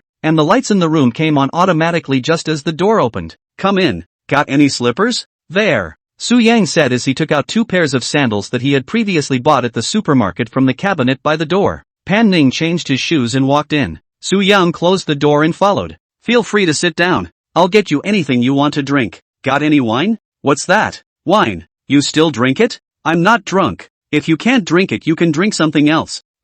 Well, I'm not afraid of you in my house, so I'll give up my life today. Drink. Su Yang said as he walked to the side of the kitchen and opened the built-in double-door refrigerator. He looked in the fridge then remembered he hadn't bought any beer. So what? I just moved in and didn't have time to buy a beer. I only have red and white wine in the house. What do you want to drink? Alright, is the white wine Thatch? Yes, meaning you only drink Thatch? Not really, it's mainly because I've only ever drunk Thatch since I was a kid. I'm not used to the other white ones. Holy, you've been drinking Thatch since you were a kid. You're not ashamed to be rich. Then Thatch? Thatch, Pan Ning said indifferently as she sat on her butt on the couch. I can't believe you didn't choose red wine. I wasn't expecting that. White wine in such an intentional setting. Su Yang had already turned the living room lights to dim mode after entering just now. Perfect for a little red wine. You can't get drunk on red wine. Su Yang, you want to get drunk so bad? Won't you have a chance when I'm drunk? Pan Ning leaned on the sofa with her eyes charmingly looking at Su Yang. I'll go, you're nakedly seducing me. Don't blame me if I really can't help doing something later, provided you can get me drunk. Rampant. Su Yang pretended to be exasperated as he walked to the wine cabinet and opened the box of Mauzy that he had bought earlier. He took out 2 bottles and walked over to the couch and sat down. I will you drunk today. Don't just mouth off. Show some real action. Fine, fine, you wait, but there seems to be no food for drinking at home, Su Yang said as he looked at the empty table. Just any peanuts will do. Peanuts? Su Yang stared at Pan Ning with wide eyes. He completely couldn't imagine what it would be like for such a beautiful woman to drink white wine and eat peanuts in a boozy manner. You really opened my eyes. I was really not expecting you to be so bold. I thought you didn't have anything else to drink, or I wouldn't want to eat peanuts with my drink. Mostly just a bowl of flour. Steak is there, and fruit snacks and stuff. Peanuts I don't really have. Then you watch and I'll do whatever. Okay? Then wait. I'll fry up 2 steaks and you can wash some fruit for me. Good. Soon. Su Yang fried the steak, and Pan Ning had long since finished washing the fruit and sat on the sofa waiting. Coming. Su Yang put the steak on the table. He picked up the thatch and opened it, took out the 2 small wine cups in the box and wiped them, then followed the impression of seeing other people drink thatch as soon as he pulled the red fluttering belt. This was actually the first time Su Yang had opened a mousy since he had grown up. Pan Ning frowned at the sight and asked, with this little cup? Or what? It's white wine. Change it. This won't get drunk till dawn. Su Yang smiled hopelessly when he heard this. Sister. You're my sister. I'm really convinced. You wait. I'll get you a bigger cup, he said, walking over to the bar inside the kitchen next to the kitchen and grabbing 2 shot glasses of whiskey. This should work, right? Yes. A hero among women. Su Yang extended his thumb to give Pan Ning a nod. He poured the wine and picked up his glass. Here, take one first. The 2 clinked their glasses. Su Yang took a small sip while Pan Ning drank half of the glass in one gulp. Su Yang stared with wide eyes. I said, sister, this is white wine. Who's a good person like you to drink white wine? Why do you talk so much? I should have known not to come. Do you drink? Okay, you forget I said that. Why don't you have something to drink? Aha, Pan Ning said as she took her fork and speared a steak into her mouth. She chewed a few times and said, where did you get this steak? Supermarket. What's wrong? The flavor was mediocre, and it didn't look like an original cut. Yeah, I see it says harakiri. Try it yourself, but it's barely edible. I'll try, Su Yang said as he also forked up a piece and brought it into his mouth. But where he could tell if it was the original cut or not. He hadn't eaten steak a few times in total, and he ate it and even thought it was delicious. I'm eating just fine. Then you eat more. I'll stick with fruit, Pan Ning said, picking up a Cheerios and bringing it to her mouth. If you like steak, I'll send you some someday. It's okay, it's handy. By the way, where do you live? Thousand Hills Peninsula. Where is the Thousand Hills Peninsula? How come I've never heard of it? It's just an ordinary villa neighborhood. Don't. No wonder. I said I haven't heard of it. I used to do real estate projects like high-rise houses and never touched villa projects. Su Yang thought about it in his heart. Is it far from me? 7 or 8 kilometers. It's not that far. Hurry up and drink. You talk too much, Pan Ning said as he picked up his glass and drank again. When Su Yang saw Pan Ning being so bold, he was also infected, and this time he drank a bit more generously. Almost spit it out after swallowing it though. Cough cough cough. I'm going to go and drink hard. Here, eat a Cheerios. Pan Ning picked up a washed Cheerios and fed it to Su Yang's mouth. I'll do it myself. Open your mouth. Okay, okay, okay. Su Yang opened his mouth to eat the Cheerios that Pan Ning had fed him. How is it? Is it delicious? Pan Ning looked at Su Yang with a smile. Yummy. Just a little scary. You're saying I'm scary? No, no, no, no. Come on, drink. Pan Ning glared at Su Yang, and the 2 of them slowly chatted and drank. The lights were dimmed. The night was enchanting outside the window, and from time to time a breeze blew in. The Harman Kardon stereo in the living room played very appropriate music, and the 2 of them leaned back on the carpet under the couch and laughed and drank wine. Su Yang looked at Pan Ning in front of him. The dim light shone on half of her fair face, setting off her delicate features to the extreme. Ding! Detected that the host is enjoying himself very much at this moment, rewarded with $2 million. The time quickly came to 4 in the morning. Su Yang almost drank more than 3 taels, and the rest of Pan Ning drank all of it. At this moment, Su Yang was dizzy. He was very sure that he was going to vomit if he took another sip. He looked at Pan Ning, who was as if nothing had happened. Sis, I really can't drink anymore. Maybe some other time? Okay, just as well the bottle is finished. I'm going to take a shower. Where's the bathroom? The bath room. Su Yang's mouth was a little scooped. He staggered to his feet. That way. I'll show you. Pan Ning walked up and held Su Yang. Only how much did you drink and you're like this? Little party dish. Yes, yes, yes, I admit it. I can't you. Su Yang was completely scared by Pan Ning's drink, knowing that Pan Ning was the one who drank the most out of everyone at the bar before. Though she lost very few games, she always volunteered to drink on the grounds that her mouth was dry. The losers don't even drink as much as she does. now downing another half-pound or so of white wine and still acting like nothing happened. This amount of alcohol Su Yang was admiring from the bottom of his heart. Chapter 30, It's a pity you didn't grasp it. Entering the bathroom, Su Yang held onto the wall and said, "You wash first, I'll get you a bath towel." Su Yang was about to turn around and leave. Due to his brain being a bit dizzy and his body being out of control, he was about to fall when his feet slipped. Pan Ning saw this and hurriedly went forward to reach out to help. Su Yang panicked and grabbed Pan Ning. Pan Ning grunted softly under her breath after being grabbed by Su Yang. The two of them just stood still. Pan Ning said in a flat tone, "Can you take your hands away?" Hands? Su Yang looked at his hands, only to realize that he had one hand grabbing Pan Ning's shoulder and one hand. Sorry. Su Yang hurriedly retracted his hand. Looking at Pan Ning's eyes that somewhat wanted to kill, he hurriedly said, "So what? I'll go get a bath towel." He turned and ran out of the bathroom when he finished. "It feels so good in my hand." Su Yang's heart raced as he recalled the sensation he had just experienced. He walked over to the shelf by the door to find the shampoo, washcloths and other items that he hadn't had time to put in the bathroom yet. "Grab your stuff and head to the bathroom door again." "Panning, are you washing yet? Can't you hear the water?" "Then I'll leave my stuff by the door and you can get it yourself later." "You give it to me now. I need to wash my hair." "Now, how can I give it to you now?" Su Yang asked in a confused manner. "You close your eyes." "Alright, then you open the door," Su Yang said and picked up the things on the floor before he closed his eyes. He didn't close it completely though, leaving a slight slit. Pan Ning opened the door to receive the toiletries handed by Su Yang. "Are you sure you closed your eyes?" "It's closed. See for yourself." "Che, close the door." Boom. The bathroom door was closed. Su Yang smiled and turned to leave. He had just roughly seen the curves of Pan Ning's body.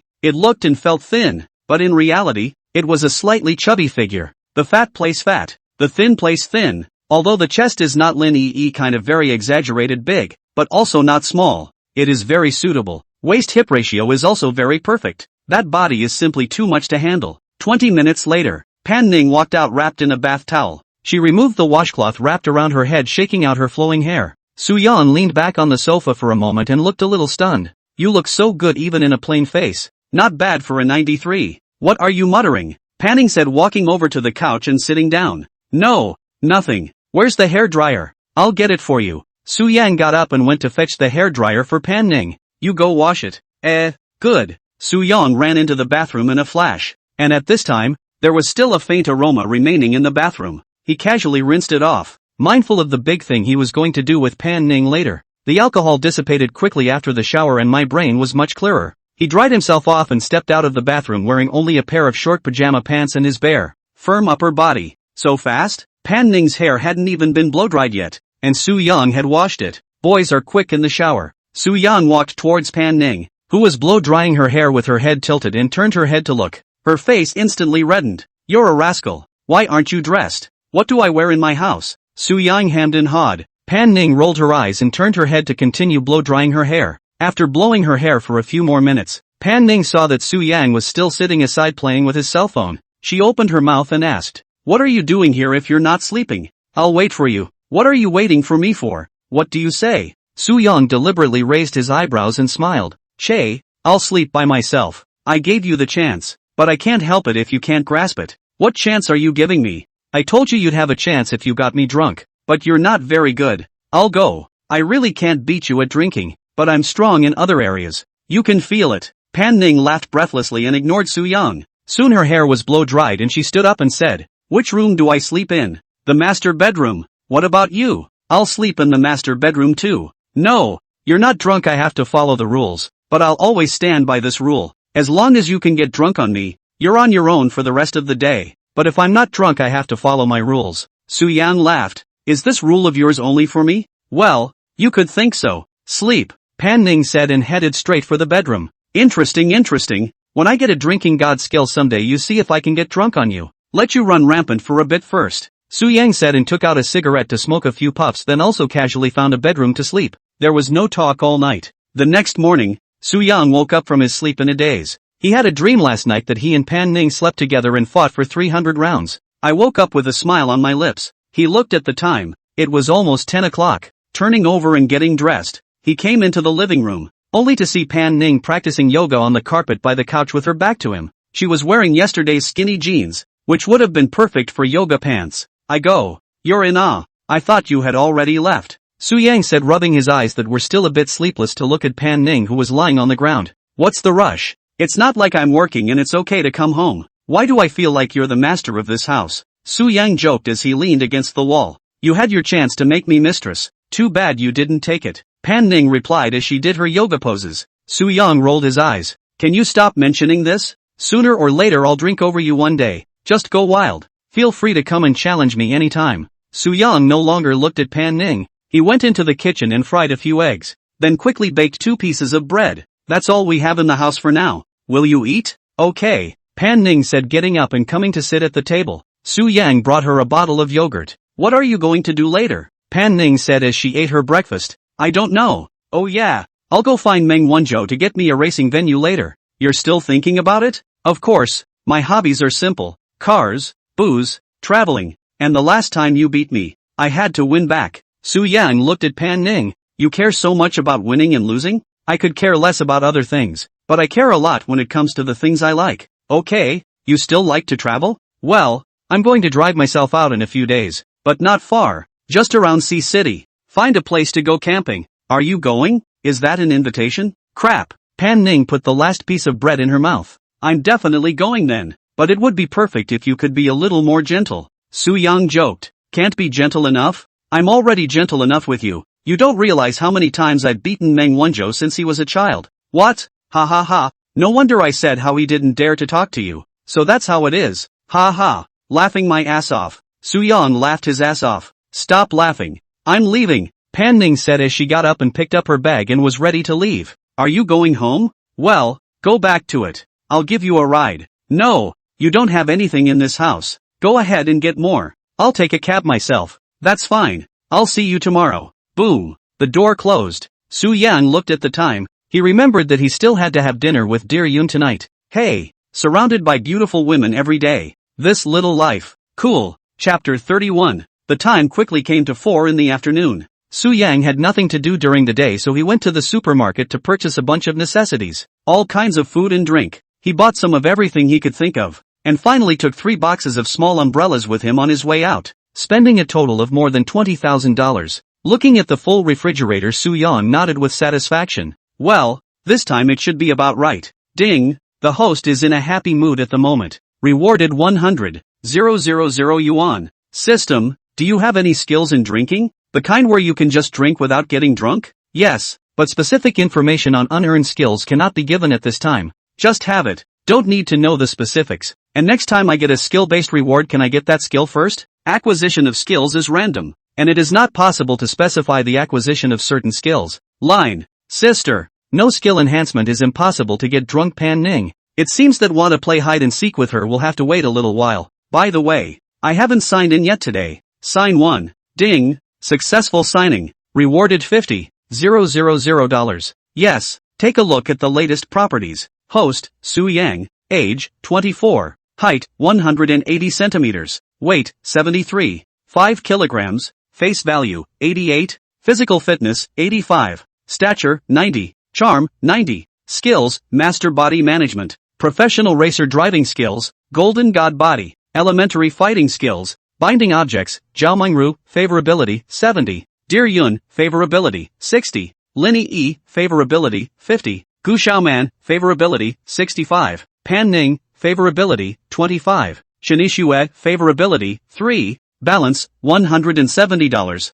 967. 722. I'll be damned. $17 million? The more this money is used, the more it is used. Simply cannot be used up. There is a system and the sooner or later become a billionaire. Su Yang thought about looking at the goodwill of each bound object on the virtual screen. A few of them had improved a little bit on top of what they had done before. They just hadn't improved more than 20 points yet. The system will only send out alerts after the goodwill has increased by more than 20 points. He looked at Pan Ning's favorability, which still remained at 25 points. Strange, 25 points of goodwill is just a bit higher than a passerby, and only in the range of recognition. After last night's time together, my relationship with her should be at least 40 points or more to be right. Cannot figure out. This girl always feel a little mysterious. Su Yang stopped thinking even if he couldn't understand. After he packed up his purchases, he saw that it was about time and took out his cell phone to send a message to Dear Cloud. Getting off work yet? Soon, returned Dear Cloud in seconds. I'll come over and pick you up now then.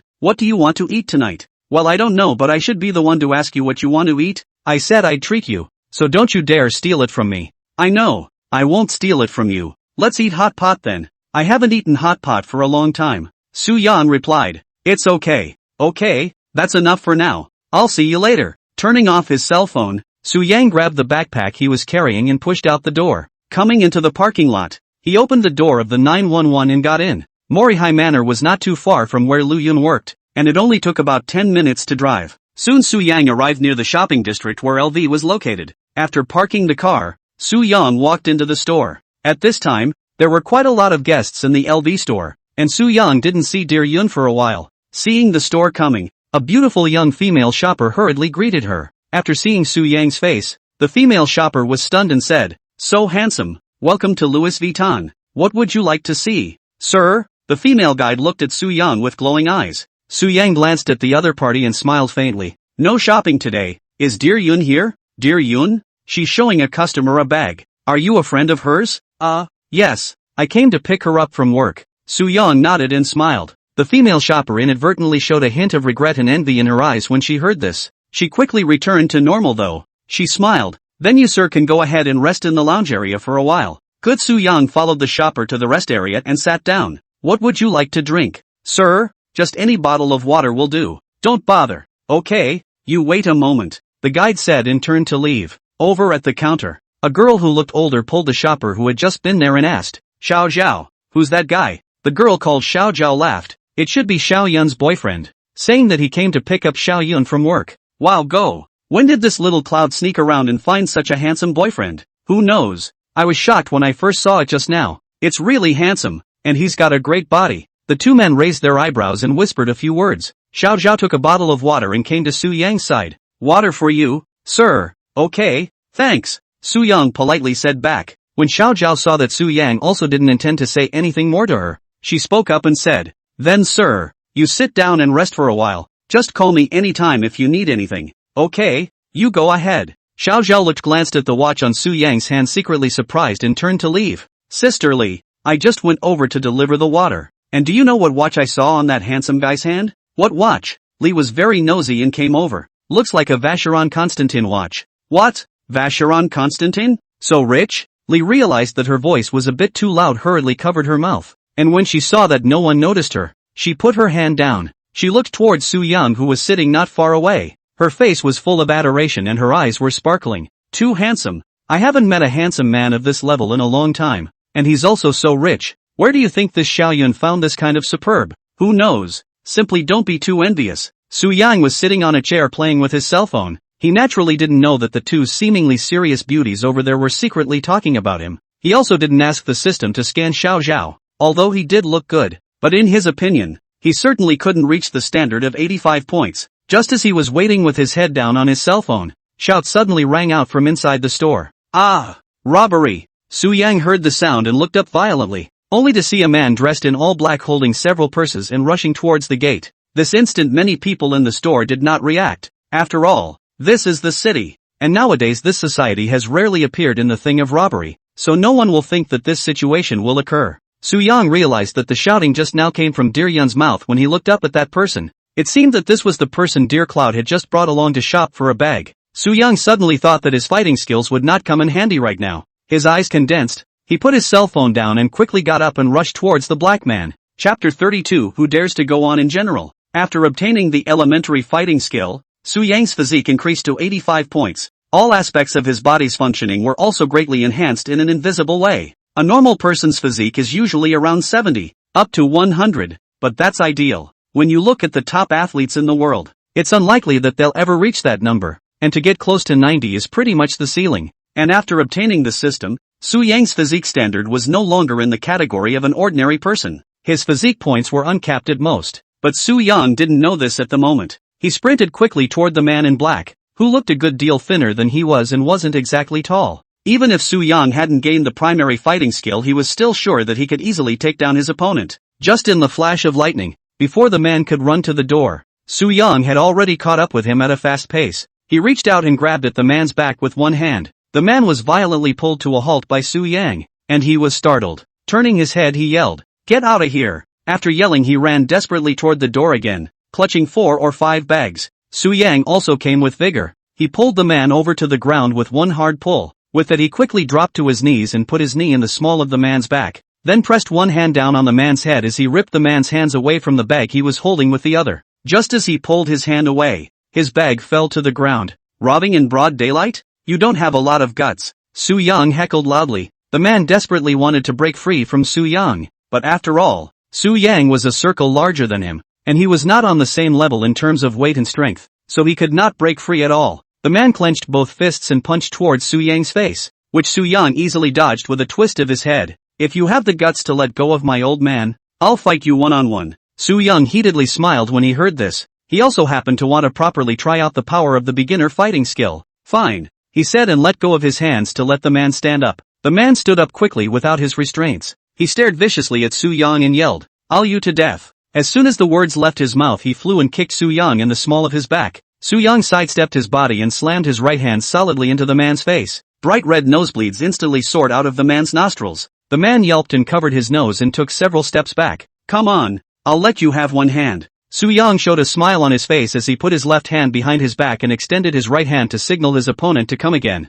The man swallowed his saliva and put his heart in his mouth to charge at Su Yang once again. The moment he rushed over he grabbed the chair beside him and smashed it towards Su Yang. Su Yang did not dare to be careless when he saw this. After all, he had not fought a few times and was not experienced. In case he was smashed he did not know if his current physique could carry him. The man swung the chair towards Su Yang's head. A few of the salespersons on the side as well as Dear Cloud screamed at the same time. "Su Yang, be careful," Dear Yun nervously warned loudly from a short distance away. Su Yang didn't wait for the chair to hit his head. Just in this flash of light, all sorts of fighting techniques suddenly appeared within his brain. Without much time to think, he rushed out in an arrow step. His body pressed down. His hands clasped the man's waist, and then with the help of his impulse, he smoothly knocked the man to the ground with his arms around him. There was a loud bang in the chair and the man's hand fell aside. Su Yang wrapped his arms around the man and violently flipped him over, instantly flipping the man on top of himself. Then he stomped his feet and moved his body up a notch, his hands releasing the man's waist while quickly strangling his neck again.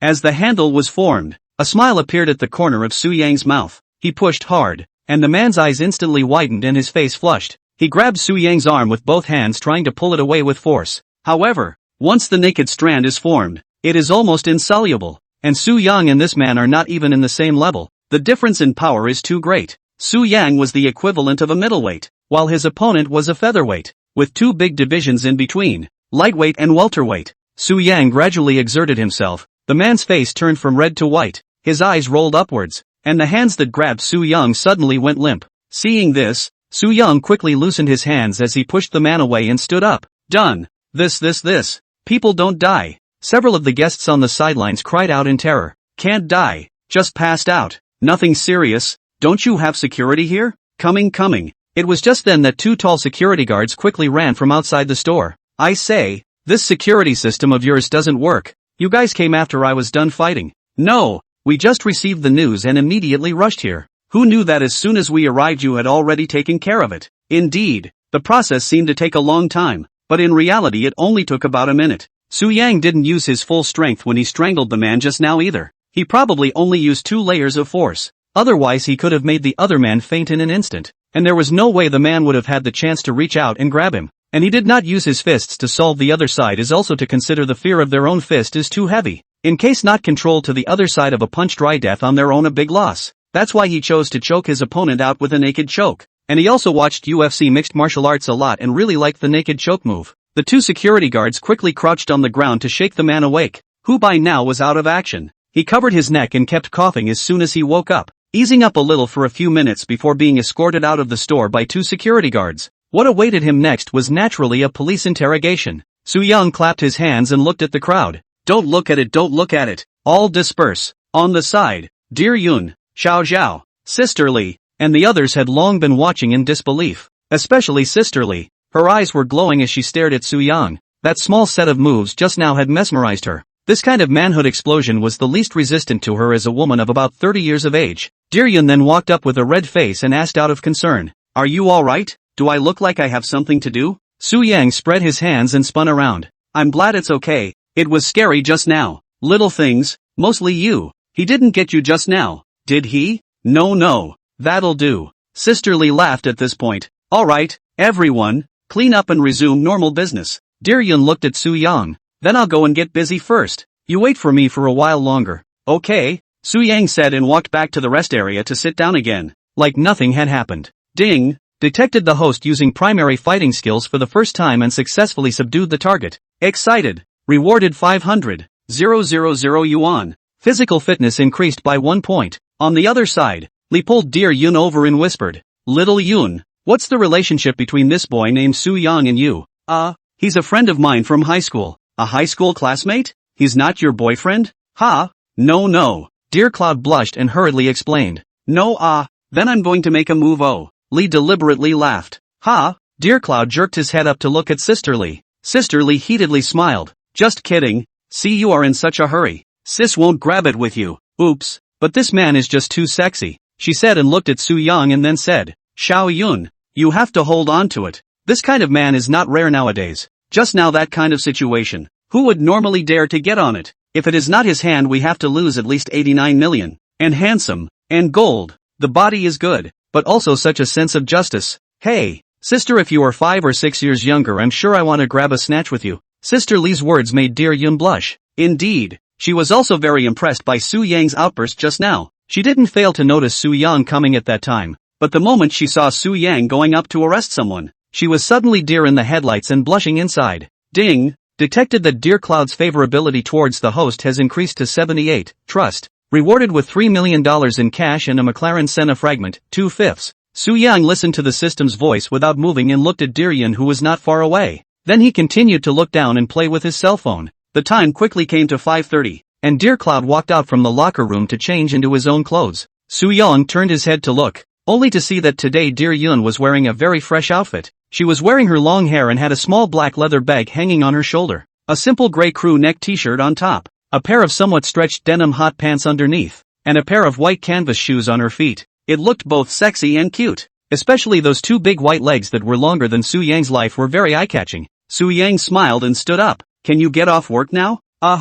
That's fine. Let's go then. Let's eat hot pot. Good, replied a good-natured Dear Cloud. The 2 men walked side by side toward the store door. Li and Zhao, standing behind the cash register, cast envious glances. I'm so envious. Someday I must ask Xiaoyun where on earth she found this kind of boy. I asked and said it was her high school friend. Ray said as she braced herself on the countertop. High school classmate? Okay, then when the time comes, ask Xiaoyun if this boy has any friends or something like that to introduce to us as well. He's this kind of level of handsome guy. His friends around him shouldn't be too bad either. You've got a point. Ask some other time. Chapter 33. You're not going to do that, are you? After going out of the LV, Su Yang brought Dear Yun to choose a heavy Mountain City hot pot in the nearby shopping district. Su Yang himself still loved hot pot. It was economical and affordable to eat. Although he had money now, he wasn't interested in feasting on fish and seafood every day. Those things would feel pretty good and fresh if he ate them every now and then. And if he ate them every day, firstly,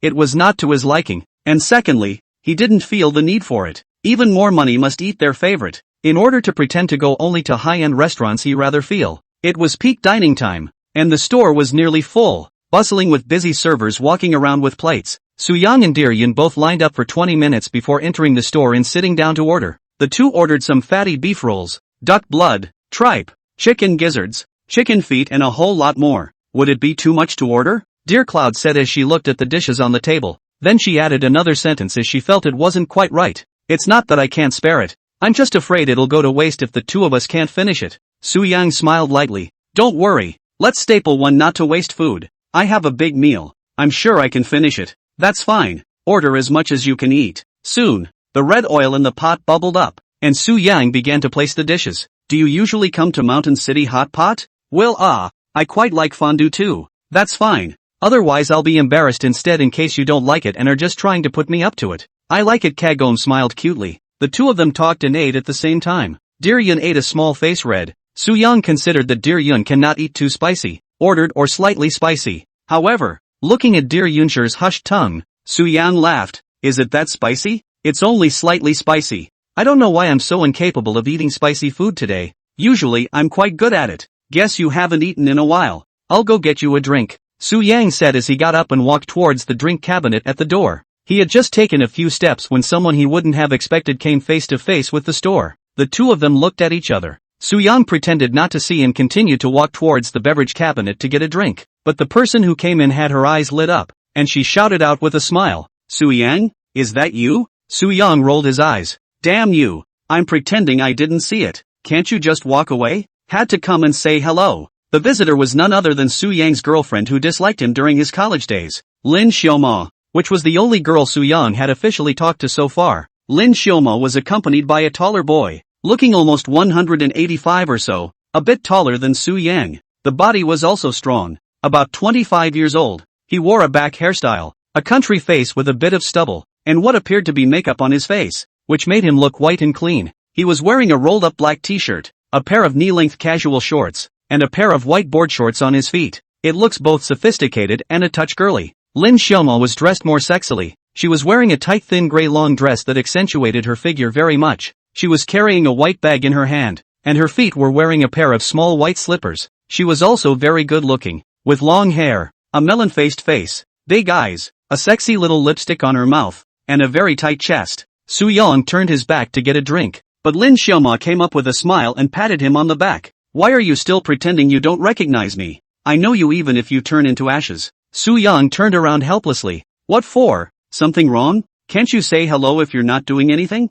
We have a relationship after all, don't we?" Lin Xiaoma didn't mind at all as she raised an eyebrow towards Su-young and smiled. She looked at Su-young, who looked like a different person from his college days. Her eyes kept looking up and down. "When did you get in such good shape? And got handsome? You wouldn't have gotten plastic surgery, would you? You control me. Who is this person?" At that moment the man behind Lin Xiaoma walked up and asked, "Oh, my ex-boyfriend." Lin Xiaoma didn't hide anything and said directly, "Ex-boyfriend? That's the not-so-good brother?" The man mocked out with a smirk and clasped his hands together. "Yeah, that's him, but he's actually gotten more handsome after not seeing him for a few years. What's the use of being handsome? It's always no good. You can't change that stuff. It's natural, unless you have surgery." Su-young looked at the man and then at Lin Xiaoma. "This your new boyfriend? It's still being scouted." "Not yet." The man didn't react much even when he heard this, and Su-young laughed. "You won TB, right? What? I your uncle. You're the one. You look more than a little pussy whipped, and when you say I can't, I look at you for about 3 seconds, I guess. Ha ha ha." Lin Xiaoma laughed out loud when she heard this. "You're laughing your ass off. What? Am I right? You should have tested it already, right? That's not true yet. I might as well get back together with you if it's really 3 seconds. You've got a pretty good idea. Okay, I don't have time to hang out with you guys here. Bye." Su-young said as he picked up his drink and turned to leave. "You wait," Lin Xiaoma shouted from behind. "What for? Add a prestige. You deleted me in the first place. We do not have contact information. And add an egg. I'm no longer interested in you. Bye." Su-young no longer cared about Lin Xiaoma, directly walked away. "Pretentious." The man on the sidelines cursed irritably. "Are you really 3 seconds? How could it be? You believe what he just blurted out? Just kidding. Let's go. I'm hungry." Lin Xiaoma covered her mouth and laughed. Lin Xiaoma and the man followed a waiter into the store, and coincidentally the two of them were seated right next to Su-young and Dear-yun. When Su-young saw Lin Xiaoma and the effeminate man sitting next to him, he was extremely speechless inside. "Why am I still sitting over here?" Lin Xiaoma looked at Su-young as well as Dear-yun on the opposite side after she walked over. She thought to herself, "Yo, after all this time you're eating with a pretty sister. Hello, can't believe it. It's such a coincidence." Lin Xiaoma smiled towards Su-young. Su-young rolled his eyes, and Dear-yun asked somewhat dumbfounded at the sight, "Su-young, this is? Oh, so what? My ex-girlfriend." Dear Cloud smiled a little awkwardly when he heard this. "Oh, is this your girlfriend?" Lin Xiaoma asked as she poked her head over after ordering. "No, classmate." "Classmate? She's quite pretty. It's a pity. Unfortunately what?" Su-young asked irritably. "It's a shame to meet you and hold people back for the rest of their lives. Asterisk asterisk asterisk asterisk. Will you shut up?" Su-young interrupted the smiling Lin Xiaoma with a very irritated face. He very much wanted to let Lin Xiaoma feel his current strength, but he couldn't say this. After all, Dear-yun was still sitting across from him, but he wasn't really interested in Lin Xiaoma right now,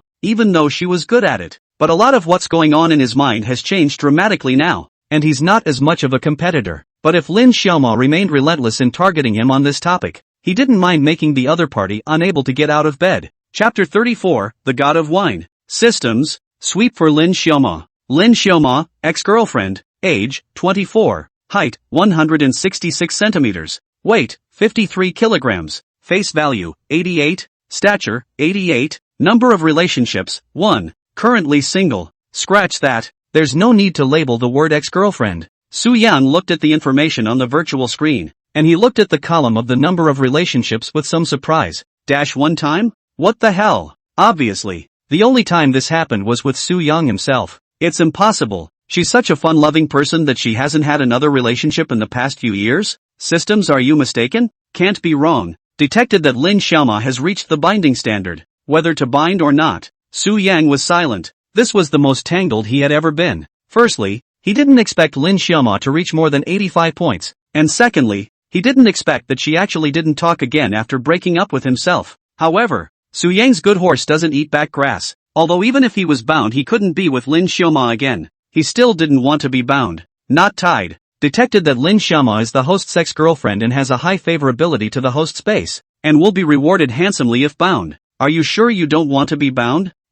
You're saying this all the time, in order to reward me for taking. Ding, the binding is successful. Lin Xiaoma's favorability to the host, 60, rewarding the host with 2 million in cash and a wine got skill. Su-yang, tied up before I finished? I seriously doubt you'll be getting a cut after I bind someone. Nothing, but it's not bad. It's not a loss, and I gained a drinking class skill. Finally here. Hey, introductions. God of wine, drinking without drinking. Nothing? Gone. Row. You're getting good at being lazy. Su-yang? Lin Xiaoma, who was on the side, saw that Su-yang did not move at all. She reached out and waved her hand in front of Su-yang's eyes. Su-yang instantly detached himself from the conversation with the system. What's wrong? What are you fuming about? What? Did I just say something wrong? Lin Xiaoma asked relentlessly, and the pussy on the side looked on in silence with a smirk on her face. If you hold this against me again, I don't mind making you unable to get out of bed. Su-yang whispered and drank. Oh, did you really have surgery? Lin Xiaoma still didn't mind as she hemmed and hawed. Move you sister, then I'd really like to try again. Asterisk. Su-yang breathlessly cursed and stopped paying attention to Lin Xiaoma. Xiao Yun, how about we go watch a movie later after eating? Su-yang said while eating. That's fine, but are there any good movies lately? I haven't paid attention to new movies in a while. Yun saw Su-yang and Lin Xiaoma chatting the whole time. Although he was not too comfortable in his heart, he still acted calm on the surface. I don't know. Let's go check it out later. Fine. 20 minutes later, Su-yang and Yun had eaten and drank their fill. Yun saw that the food was almost done, then hurriedly ran to the front desk to settle the bill. She was afraid that Su-yang grabbed the money. Su-yang just laughed. There was no need for him to grab and pay for a hot pot meal. Men and women get along. Pay each other is the best state. The boys pay. Spend money. Girls only know to enjoy such a relationship is not likely to last. Su-yang also understood this very well. When it was time for Yun to go to the checkout, Lin Xiaoma once again took out her cell phone and smiled at Su-yang. Sure you don't want to add another wiki? It doesn't add up. My relationship with you ended a long time ago. There's no point in adding more. Hey, okay, and said to feel your might. Listen to you talk so bull. Pity.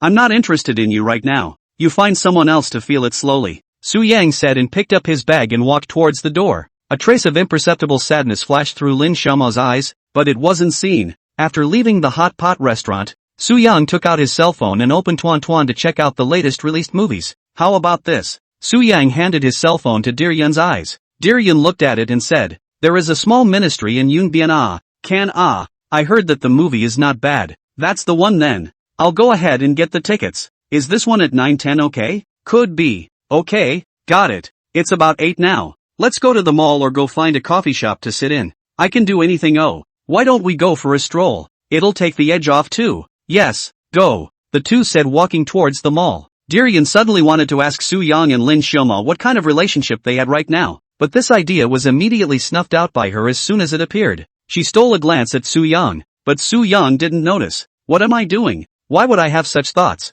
Who am I to ask who people are with? Can't have such thoughts anymore? Hurry up and disappear. Soon the two of them entered a large shopping mall. Su-yang looked at the first floor area where there were many stores selling cosmetics. He laughed. Come on, go check out the perfume. Are you going to buy perfume? Yun looked up at Su-yang with some surprise. She didn't expect a very manly boy like Su-yang to spray perfume. However, she didn't say much and followed Su-yang towards a Dior store. At this time, a counter attendant immediately greeted her with a smile on her face. She had noticed Su-yang and Yun since the two of them entered the mall. After all, The turnaround rate of the two walking down the road was just a bit high. The man was handsome and the woman was beautiful, and they were both of the very distinguished kind. It's hard not to get caught in the eye. The counter girl looked at Soo-young dressed in a trendy brand and wearing a pricey watch on her hand. She knew that the other party was a rich man. What do the handsome ladies want to see? Just looking around. Is there any perfume? Of course we do. Our perfume sells very well, for both men and women. You see what flavor of perfume is suitable for her? Soo-yang said as he looked at Dear Yun on the side. Dear Yun then realized that Soo-young wanted to buy her perfume. She blushed and said with great embarrassment, Soo-yang, there's no need to buy me perfume. I have it. Look at it. Today you invited me to dinner. I give you some gifts have nothing to do with courtesy. But, Kagome wanted to say but we're not boyfriend and girlfriend. Giving perfume was something that seemed to her to be either a very close female friend or something that would only be done between a man and a woman. Nothing but, we have this relationship to give you a bottle of perfume. How little. You do not refuse. If you refuse I will be angry. Seeing Soo-yang speaking righteously, Dear Yun was afraid that Soo-yang would really get angry. She said with a flushed face, okay, then I'll thank you first. How do you always make it so polite? With me just be casual. You see which one you like, or try it first. Soo-young turned his head to the counter sister and said, you can try it, right? Yes, feel free to try. Try until you are satisfied. The counter lady said very enthusiastically. Then you introduce her. Okay, this beautiful girl, I'll show you these perfumes of our house. Dear Cloud had to walk over with a red face when he saw this. Soo-young laughed and strolled by himself. He originally wanted to buy a set of skincare products for himself as well, but suddenly thought that he had the awesome skill of body management master still protects a hairy skin. Your own skin is in perfect condition right now and there is absolutely no need to draw a line in the sand to buy skincare products. He looked around the store at the men's items. None of them worked. None of them worked for him, except for the perfume. But he never sprayed perfume. In his opinion a big man sprayed what perfume? As long as to keep his body fresh and no odor. Chapter 35, seems to be in love again. Soo-young was also too lazy to look any further. He walked to a rest area and sat down to wait for Dear Yun to shop. Dear Yun and the counterkeeper's passionate and fiery introduction is finally the choice of a Miss Dior Flower Eau de Toilette. 50 milliliters, price 990. The price point wasn't too high or too low. It was what she normally paid for her own perfume, and a bottle would last a long time. The counterkeeper gave her a few recommended 2 or 3,000 she did not want. After all, it is Soo-yang spend money. She is still not too good. When Soo-yang saw that the selection was almost done, he walked up and asked, selected? Aha, that's it. Yes, as long as you like it. How much is it? Soo-young turned his head to look at the counter sister. The counter price for this perfume is 990. Okay, wrap it up. With a smile and a promise the counter girl took the perfume to the counter and packed it. Soo-yang looked to the side of the squirming and not too good Dear Yun laughed. What are you shy of? Still want to see something more? No more looking no more. Dear Cloud hurriedly replied. She was afraid that Soo-yang would buy her something again. Although she was very happy in her heart that Soo-yang bought her something, and was even a little excited. But she didn't want Soo-young to think she was a materialistic girl, and clearly she wasn't either. Soo-yang was naturally aware of this, and when he saw Dear Yun refusing, he smiled and said, alright then, let's go. After paying the bill the two proceeded to wander around the mall. At 9:10,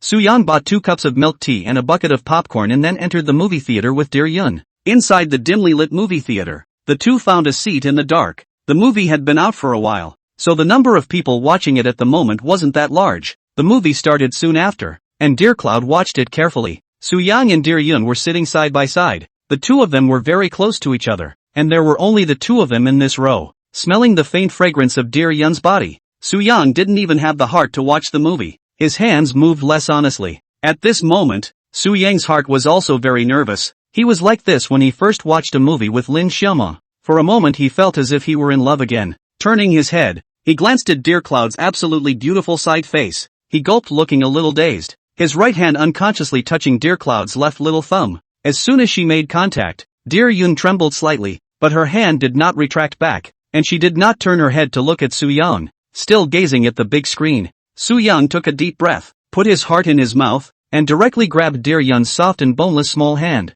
If the movie hadn't been so loud, you could definitely hear Kagumo's heartbeat at this moment. Soo-young grabbed Dear Yun's hand after also heartbeat accelerated. See, Dear Yun did not resist. He hurried to pretend that nothing happened as began to watch the movie. I don't know how long it took, but Soo-young went from grasping Dear Yun's hand to interlocking his fingers with Dear Yun. The two just held hands for the entire movie. When it ended, the lights came on in the movie theater, and Su Yang turned his head to look, only to see that dear Yun did not know when she had long been in tears. Su Yang was a little flustered for a moment. He hurriedly let go of his hand and asked, "You, what's wrong with you?" "No, it's nothing, this movie is very touching. I don't know what to do but I can't help crying a little." "It's fine," Kagome said, turning her head and reaching up to wipe the tears from her face. Su Yang took out a tissue from his own bag and handed it to dear Yun. "Come on, the movie was really quite touching. Let's watch a comedy next time." Dear Cloud nodded without saying a word, took the paper towel and wiped it off. "It's okay, let's go." "Good." The two of them got up and walked out of the movie theater. This time Su Yang didn't bother to hold dear Yun's hand.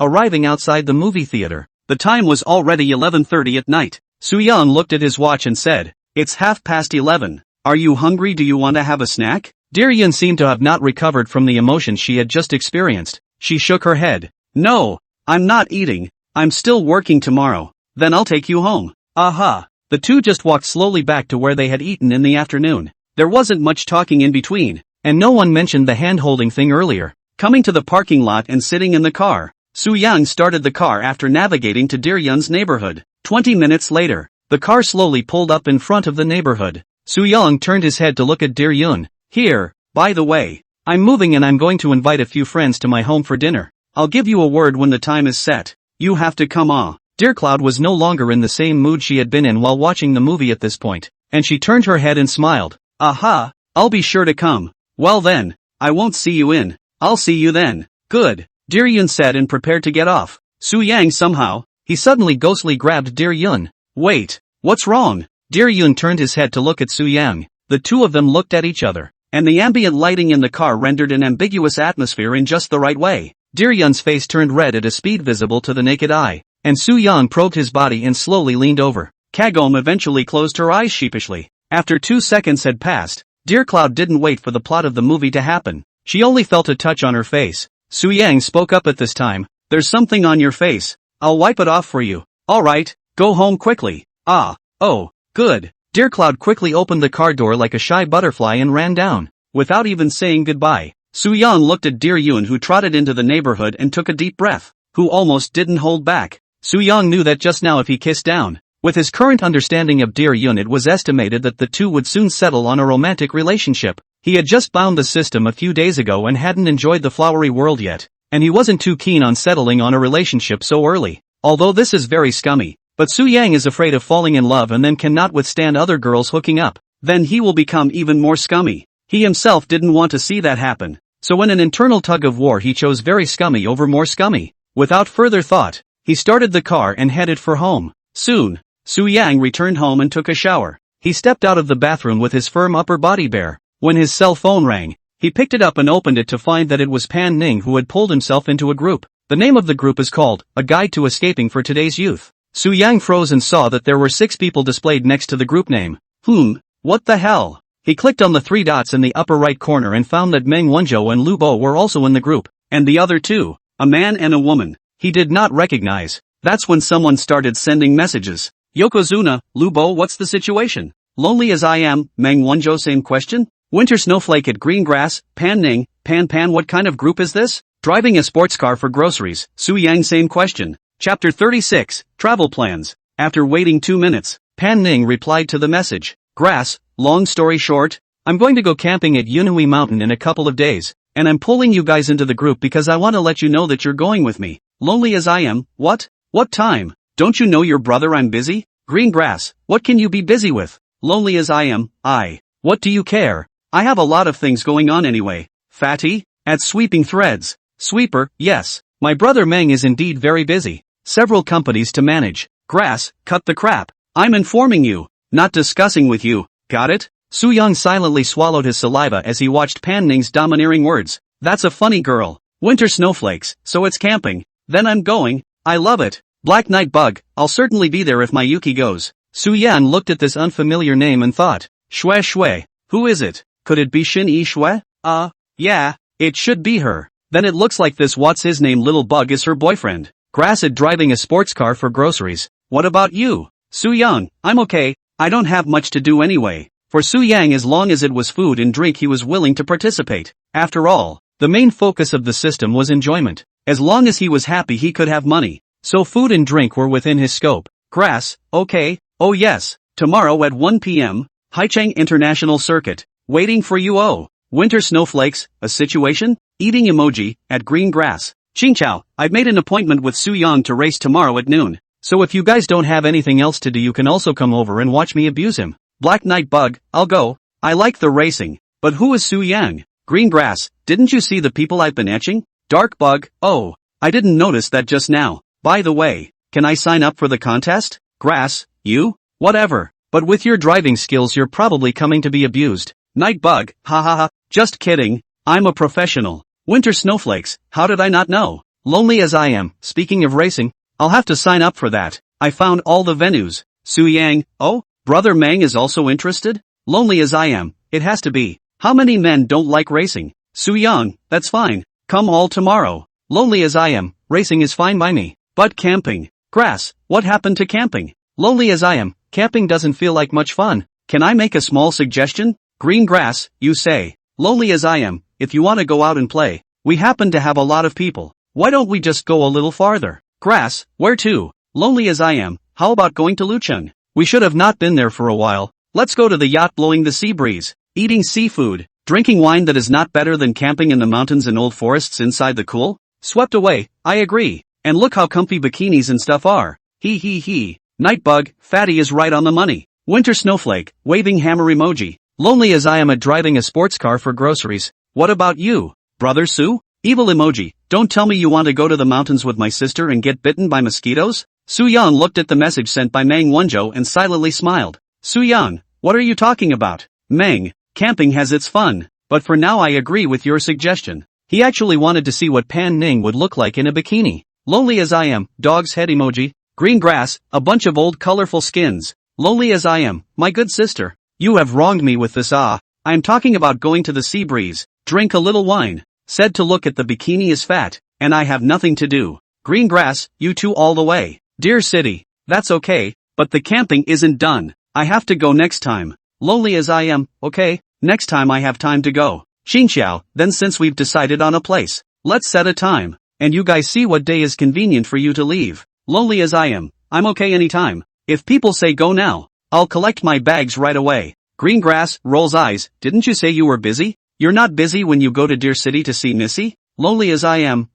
what? I am the boss. Can be negotiated. I asked them to push back, a push is not a big deal. Green grass, cut. Winter snowflakes, it's okay to go to Deer City. I just haven't seen the ocean in a long time. Black Knight Bug, then why don't we leave tomorrow for a road trip? Green grass, I have to race with Su Yang tomorrow. Night Bugs, aren't we racing at noon? And after we're done, can't we fly in the afternoon or evening? At driving a sports car for groceries. What do you say, brother? Su Yang, I'm okay. Lonely as I am, I'm okay. Swept away, I'm okay with that. Winter snowflake, I'm okay with that. Green grass, that's fine. Since we've all agreed to fly tomorrow, at Lonely as me, I'll get everyone a perk. You're responsible for paying for everyone's airfare. Green grass, right, back and forth. Lonely as I am, you're out of line to say that. Not to mention the money for the airfare. Since it was my suggestion, I'll take care of the hotel as well. Crossing the river, I'm going to go. Mang is atmospheric. Black Knight Bug, Mang is mighty. Winter snowflakes, the state brother is the most handsome. Su Yang, brother Mang's atmosphere. After that, several people sent their respective identity information to Mang Wenzhou one after another, and then chatted in the group for a while before going quiet. Su Yang saw that no one was talking anymore. He lay on the bed and swiped the jitterbug for a while and also fell asleep without realizing it. The next day Su Yang woke up from a nap and it was already 11 in the morning. He lay down on the big, soft bed in the master bedroom and stretched out hard. Yes, after shouting, Su Yang rolled over and got out of bed. System, sign in. Successful signing. Rewarded 50,000. Su Yang entered the oversized bathroom that came with the bedroom and took a shower. Then went to the kitchen and happily made himself a mid-morning meal. Detected that the host is enjoying the process of cooking very much and is in a happy mood. Rewarded 200,000. Su Yang quickly finished eating. He paralyzed on the sofa and played with his phone. At this time, Zhao Mengru, who hasn't contacted me for a few days, sent a message. Where have you been dashing around in the past 2 days? Didn't you want to invite Xiaoman and me to dinner after you moved? Su Yang looked at the message and thought about it. He had planned to call Zhao Mengru, Gu Xiaoman as well as Dear Yun and Pan Ning together to his home for dinner this evening, but he had to fly to Dear City today. He tapped back. My good sister, I guess this will have to be postponed for a few days. I have to go to Deer City with a friend later today. Deer City? Going to play? Zhao Mengro returned. Yeah, I've never been there before. I've never seen the sea since I grew up. Even though we're called Sea City here, there's no sea at all. I see. That's fine then. Until you get back. Su Yan looked at the message and pondered slightly. Why don't I call on a few of them to go with me? But besides Zhao Mengro, Gu Xiaoman and Deer Yun both have to work, so I guess they can't go either. Sister Monroe, would you like to go to Deer City with me for some fun? Dog head. After waiting for about 10 seconds, Zhao Mengru returned. What's the game? Have fun. Dog head. Asterisk. You. What have you been thinking about all day? I can't go. I have things to do during the day these days and only have time at night. Su Yang smiled helplessly. Regret. I was thinking of taking you to see the beautiful sea. I've been there. I don't need you to bring it. Blank stare. Okay then, we'll make a date when I get back. That's called a gathering. It all means the same thing to me. Fist. Chapter 37 Haicheng International Circuit. After talking to Zhao Mengro, Su Yang asked Deer Yun and Gu Xiaoman. And sure enough, both of them couldn't take a vacation. The main thing is that this is too much notice for him and it's another couple of days off work that companies usually don't let go of. Su Yang had no choice but to give up with a helpless smile. He returned to his bedroom to change into a crisp white t-shirt and gray casual shorts. Looking at my watch, it was 12:30, almost ready to go, he said, pulling out his cell phone and sending a message to Pan Ning. I'm ready to go. Ocean City International Speedway, right? Pan Ning quickly replied with a voice. Yes, I'm on my way. So hurry. Okay, right out the door. I had just turned off my cell phone when the beep came back. Su Yang opened it again and looked at it. This time it was a group message from Lu Bo. Sweeping thousands at all. Meng has already booked the tickets. 5:45. And we have to go to the racetrack later. Meng suggests that we pack our bags and bring them with us. And then after the race we will find a place to eat. And then go directly to the airport. Black Night Bug, roger that. Winter Snowflakes, roger that. Green Grass, no sooner said than done. I'm already on my way. Lonely as I am, then you hurry home to clean up. It's still early too. There's no rush. Green Grass, alright. Su Yan looked at the message, also returned a sentence. He was just ready to go out, but also good news sent in time. He went back to his bedroom and casually collected some short sleeves and shorts and stuffed them into his backpack, not even using his suitcase. Once his things were put away, he grabbed the keys to the Porsche and pushed out the door. Half an hour later, Su Yang drove to the Haicheng International Circuit. Just as we arrived at the gate, a very conspicuous orange Lamborghini Bull drove up not far away. Su Yang saw this and slowed down the car. He lowered the window to look, only to see that the person sitting in the car was none other than Meng Wanzhou. He smiled and honked the horn. Tick-tock. Seeing this, Meng Wanzhou drove his car to the side of Su Yang's car. He poked his head to look at Su Yang and shouted, Brother Su, the color of your car is a bit flirty. Su Yang laughed out loud. Hey, this car is all about being as flirty as possible. And you've got a nice one. I can't compare this one with yours. Your one can I'll buy these two. It's not something you can compare by price. And my car doesn't always outrun your turbos. Try it later and you'll see. Meng Wanzhou smiled faintly. Alright, go in first. I've already wrapped up. Meng Wanzhou finished with a kick of the gas toward the racetrack. The security guard at the door saw the oncoming Daniel. He had seen this car a few times before, and his boss had already greeted him personally. He naturally knew who the visitor was. He rushed to raise the automatic railing at the gate. Meng Wanzhou came to the door and stopped the car and smiled. The few cars waiting down are all my friends. Put them all in. Okay le. The guard smiled back. Meng Wanzhou quickly drove into the racetrack after instructing. Su Yang followed behind Meng Wanzhou, and the two of them came to the straight track on the side of the spectator stand. This straight section is 233 meters long and 18 meters wide, perfect for all kinds of supercars to accelerate in a straight line. Moreover, the scale of Haicheng International Circuit is also the top one, which is the second professional racing circuit in China that can hold F1 races besides Magic City. The fact that Meng Wanzhou was able to pack this level of racetrack is a testament to his connections as well as his strength. This is something that Su Yang is definitely not able to match at the moment, whether it's money or connections, but he's sustainable, and as long as he's given time he'll be able to develop into the richest man in the world. Su Yang got out of the car and looked up at this racetrack, while Meng Wanzhou on the side also stepped out of the car. I'll go. This racetrack can be worthy of you, brother Meng. Meng Wanzhou laughed. Small things. How much does it cost to bag a day here? Meng Wanzhou thought for a moment and said, normal is 300,000 a day, but I know the boss here and he gave me a full exemption. Yes, It's a good place to come and hang out when you want to race later. Ding! The host's first visit to a professional racetrack in his life has been detected and he's in a good mood. Rewarded with 300,000. As the two chatted, the people behind them arrived one after another. First to arrive was Pan Ning, who came to a stop beside the two in a red Ferrari SF90. Looking at Su Yang's 911 turbos, she reached out her slender jade hand to remove her sunglasses. This your car? Su Yang nodded with a smile on his face. Well, it's okay, right? Could be, but certainly can't outrun me. You can't necessarily outrun you in a straight line, but you certainly can't outrun me running the whole track. Try it later then? Yeah. The two had just finished speaking when Fatty Lu Bo also arrived. He was driving a black Maybach GLS 600. He was not here to compete today. He was in charge of loading Mang Wenzhou's and his own luggage. The subsequent arrivals were Shen Yixue as well as her boyfriend, Zhang Ziming, also known as Black Nightbug. Zhang Ziming drove a white Aston Martin DBS, with Shen Yixue sitting in the passenger seat.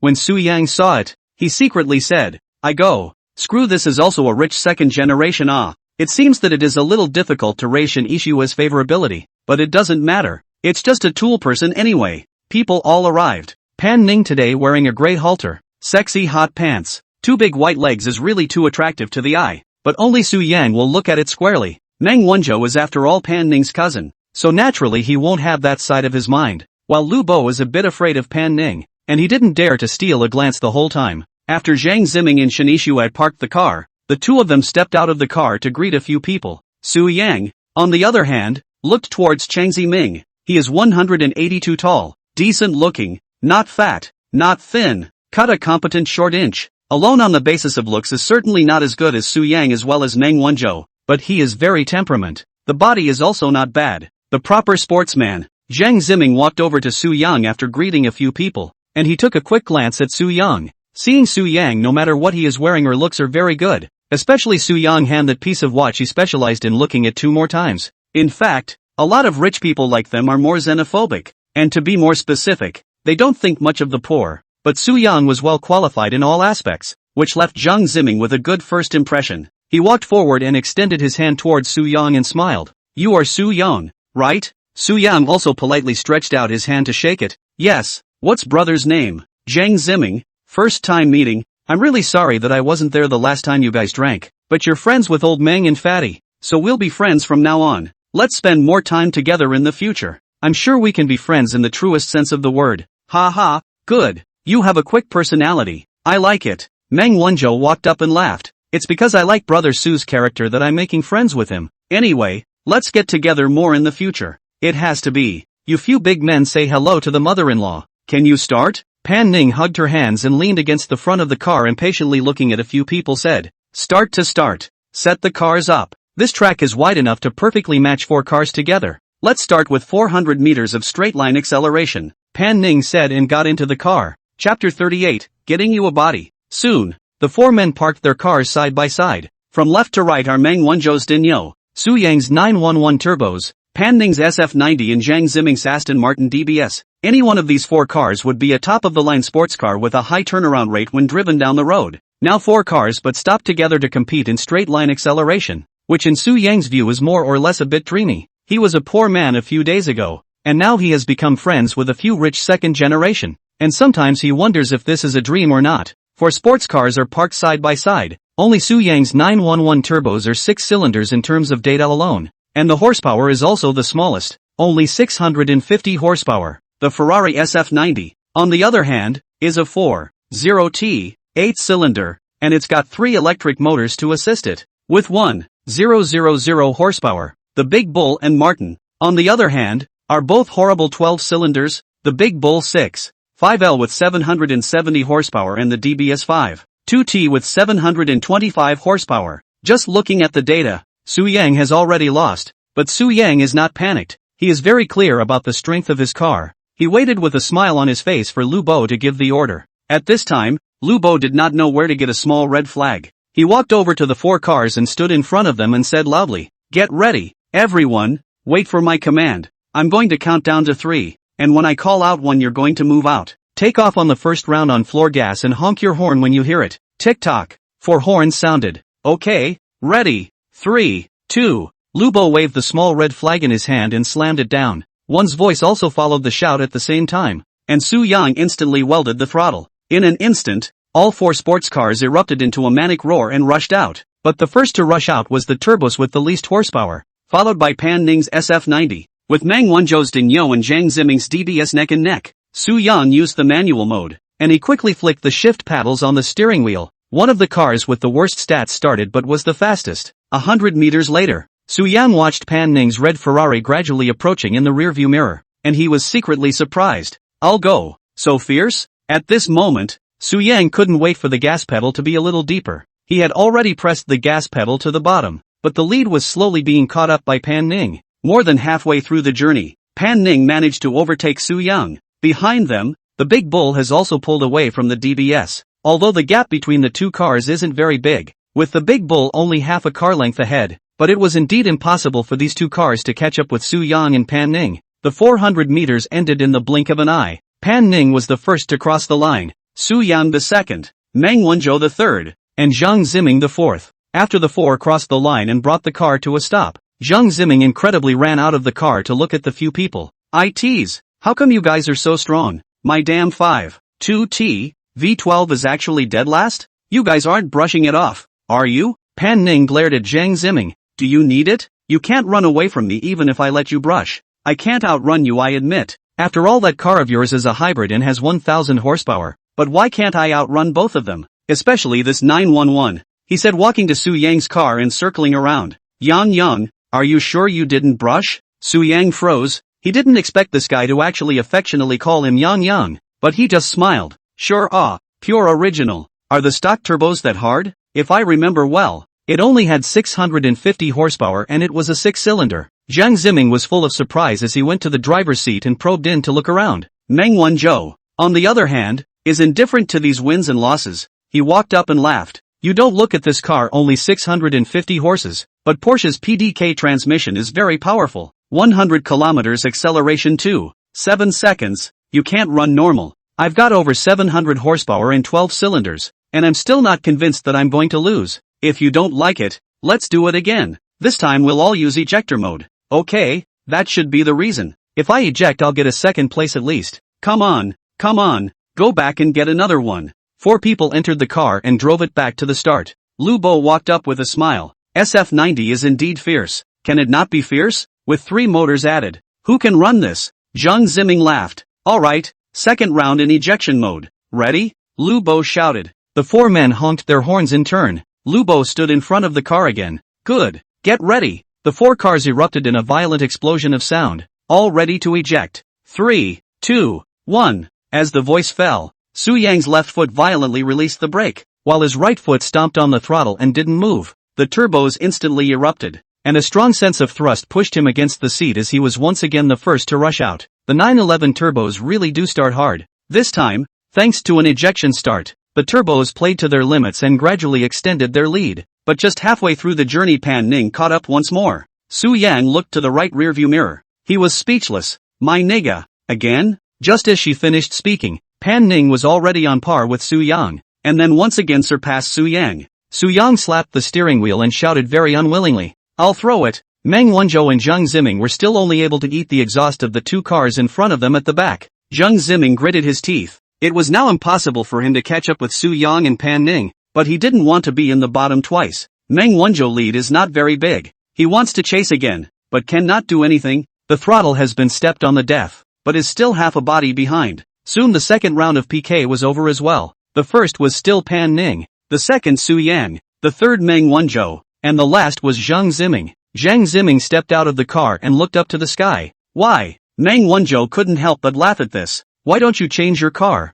Your car is not suitable for racing. Pan Ning, on the other hand, didn't care about the frenzied Zhang Ziming. She walked over to Su Yang's car. How was it? Convinced? Su Yang nodded helplessly. Convinced? Straight line acceleration really, can't you? But if you run the whole track, you're definitely not my match. Su Yang had a reason for saying this. The first was that the Porsche itself was well suited for running the track. The second was that Su Yang had the added skill of a professional racer. He had every confidence that he could win. Not to mention Pan Ning, he wouldn't be able to get a professional driver to come in. Pan Ning, on the other hand, smiled faintly. Then why don't we compete again in the racetrack? Fine, I'll let you have a body. Che, What gives you the right to be so mad now as my defeated man? Don't you care if I'm crazy or not? Just compare. Okay, come on. How many laps? Pan Ning asked. Let's do 5 laps. One at a time. Good. Pan Ning didn't nag, and directly got into the car to drive it back to the starting point. Su Yang looked towards Zhang Ziming, who was still complaining with Meng Wanzhou.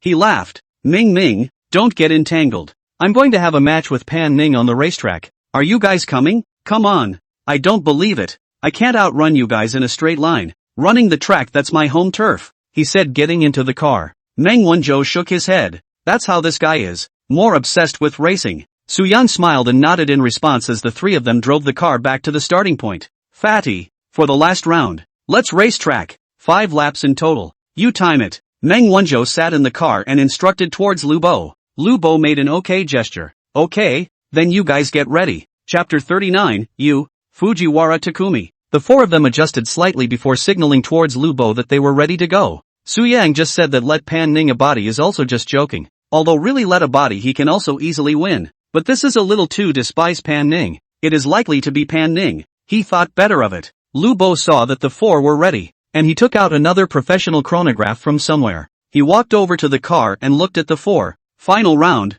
5 laps of the track. Haicheng International Circuit's professional track is 5,340 meters long. F1 drivers run a lap down to the fastest 1 minute and 25 seconds. But several people in addition to Su Yang are just ordinary people. The normal time for the average racing enthusiast to do a lap in a sports car is about 1 minute and 50 seconds to 2 minutes. 5 laps would take almost 10 minutes. That's still a figure that can only be achieved by someone who is more familiar with racing. Although Su Yang had professional driver skills, he wasn't familiar with the track, while Meng Wanzhou, Pan Ning and Zhang Ziming had run a few times and had a bigger advantage on the surface. Lu Bo saw that a few people were almost ready. He opened his mouth and shouted, "All right, get ready to start. 3, 2, 1. As the words fell, 4 cars quickly rushed out. Su Yang was ready to give his professional driver skills a good try. He still started the fastest, but it didn't take long for Pan Ning to overtake him. This time he wasn't in a hurry, after all. It was a 5-point-something kilometer, 5-lap race, and he had plenty of opportunity to pass Pan Ning. After the straight line, there was a very sharp right-hand curve, and Pan Ning had to slow down when she reached the curve. Su Yang's eyes lit up. All the various operating techniques in his mind surged out, and he seized this opportunity to slam on the gas to overtake Pan Ning. Pan Ning instantly looked surprised when she saw this. This guy doesn't want to die? She hurriedly honked the horn to remind Su Yang to slow down. According to Su Yang, speed through the corner will be overturned. But Su Yang where will care about this? He now feels like Schumacher on the body. Just when he is about to enter the curve, he slightly loosened the oil. His right foot quickly stepped on the brake, and his hands violently hit the direction. The turbos instantly took the corner with an extremely handsome and easy drift. This one maneuver made Pan Ning look on from behind. Even more dumbfounded were Zhang Ziming and Meng Wanzhou, both of whom watched the turbos in front of them take a corner with an expert drift, their mouths instantly opening wide. Zhang Ziming unconsciously shouted from inside the car, "Ein yet, this guy's a professional?" Without waiting for him to think much, Pan Ning had also passed the first turn. Meng Wanzhou and Zhang Ziming were neck and neck, slowing down to take the turns in turn. Su Yang instantly widened the gap between the few people behind him because of the first turn. Although he had never run the track before, his lack of knowledge of the track was largely offset by his professional driver skills. Soon after the first lap, Lu Bo stood at the starting point and pressed the stopwatch to check. At this look he instantly furrowed his brow. 1 minute, 33 seconds? Asterisk. This watch isn't broken, is it? Lu Bo was still very familiar with racing, and he usually enjoyed looking at various types of racing competitions when he was not doing anything. The Ocean City International Circuit has hosted 2 Formula 1 races, and the fastest lap time he remembers well is 1 minute 25 seconds. But that's the world's top drivers running in tens of millions of dollars of F1 cars. Su Yang first came to this track for the first time. The first lap actually ran 1 minute 33 seconds, which is too scary. He gulped, no longer knowing what to say. Soon Pan Ning drove the red Ferrari to complete the first lap. Lu Bo looked at the watch. 1 minute 53 seconds. It's not broken, this watch. Su Yang didn't know this. He had basically memorized where every corner was after the first lap. On the second lap he ran even better, and when he came to a big straight line, he sped the car right up to 300. It was so fast, though, that I had to slow down for a corner just before I hit 300. Every corner Su Yang all is drifting through the corner. This is quite big damage to the tires. After these laps he is expected to change the tires, but at the moment he couldn't care less.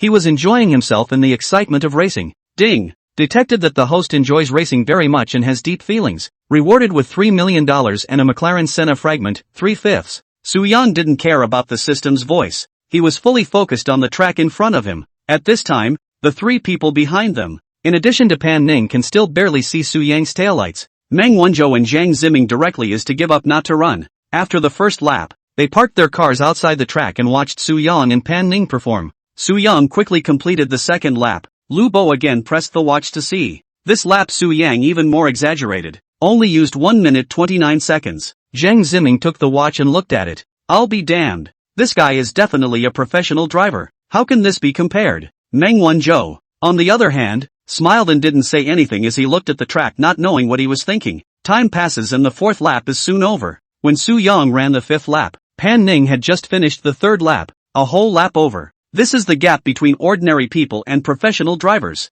Pan Ning didn't struggle anymore. Running the track, she really couldn't beat Soo-young. This time she was losing, mainly because the gap was too big. A gap that could not be closed by training. She knew that no matter how much she practiced she couldn't outrun Soo-young, and at the end of the third lap she drove the car to the side and stopped. Soo-young quickly ran the last lap. Lu Bo quickly pressed the stopwatch as Soo-young crossed the line. Total time display, 6 minutes and 51 seconds. A few people looked at Soo-young as if he was looking at a monster. Soo-young drove his car to the side of several people's cars and stopped. What's the situation with you guys? How come all of you who ran a race withdrew from the race? Zhang Ziming grudgingly looked at Soo-young. What do you think? We and you are completely not in a class A. You meow cornering all drift. You Fujiwara Takumi Iu. Soo-young laughed and said proudly, oops, I'm really embarrassed to be discovered by you guys. He. Brother Soo, you've really surprised me. Your skill is completely capable of going to a professional competition. Meng Wanzhou also laughed. Soo-young waved his hand. That won't be necessary. The competition is too tiring for me. Pan Ning looked at Soo-young at this time and said indifferently, it's true that the track can't beat you, but I won in a straight line, so it's considered a tie. Okay, tie. Well, the match is over, so let's pull out. Meng Wanzhou took out his cell phone and looked at it. It's about time. Let's go eat first and then fly to Deer City. Soo-young asked. Okay, where to eat? You send the location to the group. Okay. Meng Wanzhou sent the restaurant's location to the group, and several people started their vehicles in order. The 5 luxury cars caused quite a stir when they entered the city, and the vehicles that passed by on the road would basically glance towards a few people's cars. Although all kinds of luxury cars and supercars are also very common in Haichang, the chance of 5 luxury cars appearing together is still not high. Pedestrians on the road were pulling out their cell phones to take pictures. Soon, the 6 of them arrived at an upscale restaurant that did local dishes from Haichang. After parking the car, the restaurant owner trotted out. He came to Meng Wanzhou with an excited look on his face and said somewhat respectfully, Young Meng, you guys are here? I've already arranged the private room. Meng Wanzhou nodded. Trouble, you can call for food now. We have to rush to the airport after eating. Okay Lu. Several people inside please. The boss courteously led the several people into the store. Chapter 40, the first airplane ride. Seeing this, Soo-young thought to himself, finally, I've seen his rich second-generation side. The restaurant a few people came to was a very well-known local specialty restaurant in Haicheng. While it's usually hard for local cuisine to make it on a relatively large scale, this restaurant has done so, with 9 locations in Ocean City alone. Each store is over 1,000 square feet and each one is bursting at the seams at all times. In most cases, guests coming to eat need to make reservations in advance, and private rooms are even harder to book. But Meng Wanzhou's identity was publicized in the rich circle of Haicheng, so whenever he wanted a phone call to most of the more extravagant restaurant owners would have their asses out to vacate the biggest private room in the store. However, Soo-young didn't know about this.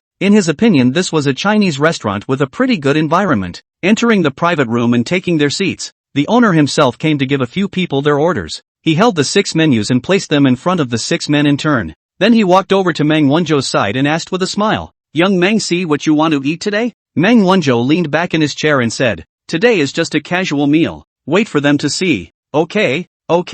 Soo-young looked at the dishes on the menu that could easily be 500 or 600, and the expensive ones were 2,000 or 3,000. He thought to himself, isn't this just ordinary home cooking? Dare to sell it so expensive. The world of the rich is just different. It seems I need to learn more. Within a few minutes after the 5 people finished ordering, the boss left the private room holding the menu. Soon, the waiter pushed a trolley to bring more than 10 exquisite Chinese dishes to the table one after another. The dishes are all served. Let's hurry up and eat. Time is a bit tight. Meng Wanzhou raised his hand and looked at his watch and said, "Weller, then I'm welcome." Su Yang picked up his chopsticks and took a piece of crystal clear looking braised meat into his mouth. After chewing a few times he spoke, "It tastes okay." Meng Wanzhou, who was sitting on Su Yang's left-hand side, laughed. "It's not bad, right brother Su? Is it to your liking? It's very nice. No wonder it's so expensive." His store is considered the one that does the best local food in Haicheng, so if you like it, you don't need to queue up when you come to eat later by reporting my name. Su Yang smiled faintly. "Then I will thank brother Meng." 20 minutes later, the six walked out of the restaurant with their fill. The owner himself escorted a few people out, and he stood in the doorway to watch them drive away before entering the store. At this point the other customers in the store began to whisper, "What's the path of these people? Just now when they came the boss went to receive them courteously, and now he's leaving to see them off personally. You're alone in this, aren't you? Do you know who one of the men was among those six just now? I'm just asking you because I don't know. Meng Jianyun knows, right? Meng Jianyun, the richest man in Haicheng?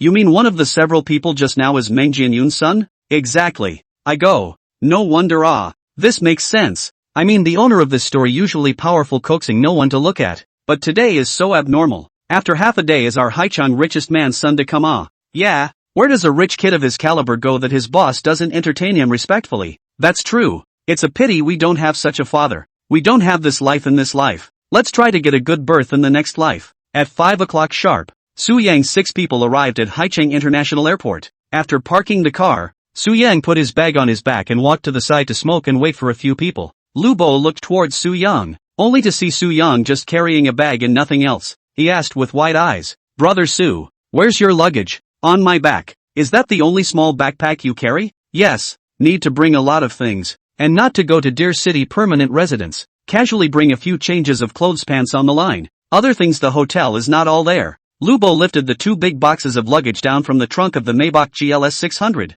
Hearing Su Yang say this, he looked at the 2 large boxes of luggage on the ground and fell into deep thought. "What are you fuming about?" Meng Wanzhou came over at this time and patted Lu Bo's back. "Did we bring too much luggage? How much of this is there? Look at Su." Meng Wanzhou turned his head toward Su Yang who was on the side, and he asked with a surprised look on his face, "Old Su, you're just bringing a bag? What else? If you need anything, you can buy it over there. Why do you have so much luggage? You're not coming back?" That seems to make a bit of sense." Meng Wanzhou smiled awkwardly. At this time, Pan Ning walked to Su Yang's side. She looked at Meng Wanzhou and Lu Bo and said impatiently, "Can you two get a move on? You're the only ones who have too much to do." Holler holler. Soon several people came inside the hall, took their tickets and then entered the airport terminal in order. Meng Wanzhou booked 6 first-class tickets, which was equivalent to bagging all of the first class, because a normal airplane only had 6 seats in first class. When the time comes a few people can take the VIP lane and go straight in. Su Yan looked at the air ticket in his hand. In fact, this was the first time he had ever taken an airplane since he grew up. He used to travel either by bus or high-speed rail. He was totally confused when he picked up his plane ticket just now, and waited for the person in front of him to pick it up before he silently studied from the sidelines. "Why are you a bit nervous? The first time in my life I've been on an airplane. I wonder if I'll feel weightlessness when I take off and land, and I wonder if I'll get ringing in my ears?" Su Yang muttered in his heart. Soon a beep came from the airport that the flight from Haicheng to Deer City was ready for boarding. Su Yang stood up. As he watched a group of people go to line up, he subconsciously prepared to walk over to line up as well. Pan Ning saw Su Yang heading towards the crowd. She pulled Su Yang back. "Where are you going? Don't you have to stand in line? We're first-class tickets. No need to wait in line. Take the VIP lane." "Oh, really? Never been on an airplane. I didn't realize that first class has this kind of special treatment." Su Yang scratched his head and laughed. He didn't feel embarrassed. He was open-minded about these things. If he hadn't sat down, he hadn't sat down, and there was no shame in talking about it. Pan Ning frowned at Su Yang. "You've never been on an airplane?" "Yeah, first time." Ha. What international joke are you playing?" Pan Ning thought Su Yang was joking with him as she turned around and headed towards the VIP channel. Su Yang didn't bother to explain. He shook his head and followed a few people. Soon several people entered through the VIP channel to be the first to board the plane. After coming to the first-class cabin, Su Yang found his seat and sat down. It didn't take long for a stewardess in a dark blue uniform to walk toward him. The stewardess was pretty, tall and well-built, with the requisite airline black silk on her legs. She walked to Su Yang's side revealing her 8 teeth and half squatted down and smiled. "Hello sir, welcome to Huahai Airlines. The plane is about to take off. Sir, please fasten your seatbelt." Su Yang smiled and lowered his head to look for a seatbelt. and after half a day of messing around, he didn't know how to fasten this seatbelt. He looked at the stewardess who was helping him organize his things and thought, what do you call a stewardess? Waitress? Doesn't seem right, miss? I guess I'll get a mouthful. Forget it. Su-young couldn't figure it out and no longer thought about it. He directly shouted, that, beautiful girl, how to get this seatbelt? I'm not very good at it. Why don't you teach me? The stewardess turned her head to Su-young and smiled. Sir, I'll help you, she said as she walked over to Su-yang's side and squatted down to personally help Su-yang put the seatbelt on. The two of them were very close to each other at the moment, and the stewardess exuded a charming perfume odor. Asterisk asterisk asterisk asterisk. No wonder so many men like to fall in love with flight attendants. It seems like there's a bit of a reason. Su-young raised his head and looked twice more at the air hostess in front of him. After fastening her seatbelt, the stewardess glanced at Su-yang with a slightly reddened face. Then she sidestepped and half squatted aside to introduce herself. Sir, our entire flight will take about 2 hours and 10 minutes, and there will be catering available after takeoff, both Chinese and Western. So let's see which one you need. None of that. Just get me an iced Americano later. You don't need any food, do you? Yes. I don't need it. Yes. Okay, then you can rest, and we'll serve you an iced American later after takeoff. Thanks. You're welcome. Chapter 41. Aren't you two a couple? After all the guests had boarded, the plane began to slowly pull out of the terminal, and the cabin began to announce the regular flight process. The plane took off quickly. Su-young opened the window to watch the airplane gradually rise. He was very excited in his heart. Digging and taking, it's so different, such an amazing feeling. Ding, the host is excited to take an airplane for the first time in his life. Reward 800,000. Systems, do you have any protection for me in case of a plane crash? No. Su-young, what if I crash and die? System disengaged. Well, good system. Su-young smiled helplessly, but he was just asking casually. The chances of an airplane accident are still very low. It's just that most people who fly for the first time can't help but think about it. The plane soon flew up to 10,000 meters in the air, and at this time, the stewardess from earlier came to Su-young's side with a cup of iced Americano. Ice Americano for you. Sir, thanks. You're welcome. You can ring the overhead call bell if you need anything. Okay, thanks. You're welcome. The stewardess smiled and turned to leave. Pan Ning sat on Su-young's left side, but she had been wearing an eye mask to sleep since the plane took off. A few others were also resting up with their headphones on. Only Su-young was very fresh. This was his first time after all. He'd been leaning against the window watching the sunset outside, the clouds crossing quickly at his feet. Su-young just watched hard for 2 hours. The sky grew hazy, it was dark outside, and the airplane landed safely at Deer City Airport. As soon as I stepped off the plane, an intense heat wave swept over me. Su-young instantly had the feeling that he couldn't get out of breath. Asterisk asterisk asterisk asterisk. Why is it so hot? Yeah, that's the way it is in Deer City. We seem to have come at a bad time. We shouldn't have come in the summer, Lu Bo said. Pan Ning rolled her eyes. It wasn't even your good brother Meng who called out. Meng Wanzhou laughed playfully when he heard this. It's fine.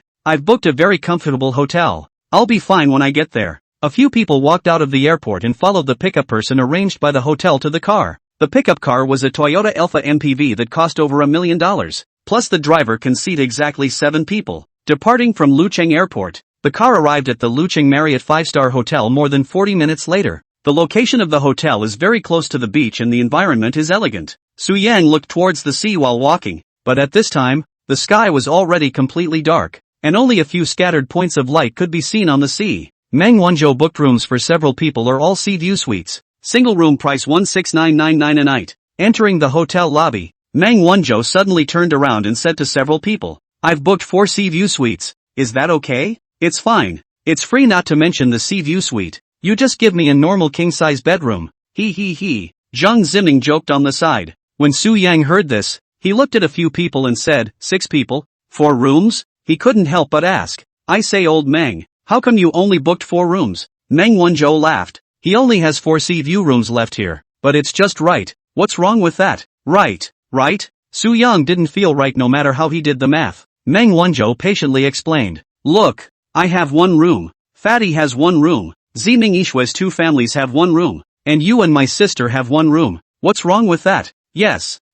Su-young froze, and he was close to putting a few big question marks on his face. He hadn't expected Meng Wanzhou to arrange it this way even though he was very willing in his heart. But he really hadn't expected it either. Pan Ning was also a bit speechless on the sidelines, but she remained calm. In what way do you categorize the 2 of us into 1 room? Meng Wanzhou and Lu Bo both looked at each other and snickered. Aren't you two a couple? When Su Yang heard this, he stumbled and almost didn't stand still. Good man, this can tell that Pan Ning and I are a pair? Seeing this, Meng Wanzhou deliberately said, if I misunderstood, why don't I return the room and reopen two separate rooms for the two of you? But one of you won't be able to stay in the ocean view room. Pan Ning glared at Meng Wanzhou and said breathlessly, no, that's it, trouble. Su Yang glanced at Pan Ning. Since he had said so, he naturally wouldn't refuse. It's a beautiful thing to do. Cootie, it's only a refusal. And it just so happened that he had acquired the wine god skill, and the two of them were in the same room, having a little drink in the evening. The corners of his mouth curved involuntarily as he thought about it. Meng Wanzhou and Lu Bo both snickered. Meng Wanzhou was well aware of Pan Ning's character, and he had felt that something was not quite right from the first time Pan Ning had called them over to drink with Su Yang at the nightclub. After that, he pulled Su Yang into the group as well and said that they were going to go camping together, and at that moment he was sure that Pan Ning and Su Yang were somewhat related to each other in some way. From what he knew about Pan Ning, if it wasn't someone Pan Ning liked, she couldn't have gotten this close to the other party. Moreover, Meng Wanzhou himself had a good impression of Su Yang, who in his opinion was completely worthy of Pan Ning. So this time he booked the hotel, he simply went right along with it. In fact, the sea view room did not have only 4 rooms left. It's not exactly high season and there are still plenty of sea view rooms, but it was something only he and Lu Bo knew. A few people came to the front desk and checked in before taking their room cards and going back to their rooms. Meng Wanzhou said from the side, let's go back to the room to put our luggage and take a rest. Then how about having a little drink later? I have a friend in Lucheng who owns a bar. Good, very good. Zhang Ziming raised his hand in praise from the side. Shen Yixue followed suit. Yes. Seeing that no one objected, several people went back to their rooms one after another. Su Yang and Pan Ning, 2 people into the room. The hotel sea view suite is still quite large. A living room and a bathroom plus 2 bedrooms. The living room also has a large terrace facing the sea. Downstairs is the hotel's lush woods, lawns and a large pool, although it's not very visible at the moment as it's dark. Su Yang put his bag on the sofa and said, which room are you sleeping in? I'll do whatever. It's pretty much the same anyway. It's a pity, Su Yang said as he surveyed the room. Unfortunately what? Pan Ning asked as she put down her bag. It's a pity that there are 2 rooms. Su Yang laughed. Pan Ning rolled her eyes. If there's only 1 room, then you'll sleep on the couch. Su Yang smiled when he heard this, but then again, does that drinking rule of yours still count? Count on it. I'm a man of my word. That's fine. Su Yang got the desired answer. He picked up his bag and randomly chose a room and walked in. Chapter 42, I don't mind you. A few people took a shower in their room, changed into fresh clothes and got ready to go out. Meng Wanzhou lying on the bed took out his cell phone and shouted in the group. Lonely as I am at everyone. Are you done yet? Are you ready to go? Black Night Bug, well, any time. Swept away, I just got out of the shower and waited for me to change into something dapper. In Su Yang and Pan Ning's room, the 2 of them took a shower one after the other. Pan Ning had changed into a fresh beige plaid dress with a pink hair band on her head and a pair of white sandals on her feet, looking sexy and cute. Su Yang was still in a black and white loose short sleeves and shorts, only that his feet were also changed into a pair of slippers. Finished? Well, the room card is on you. Pan Ning stood in front of the mirror fixing her hair. Okay, I still have to worry about this family.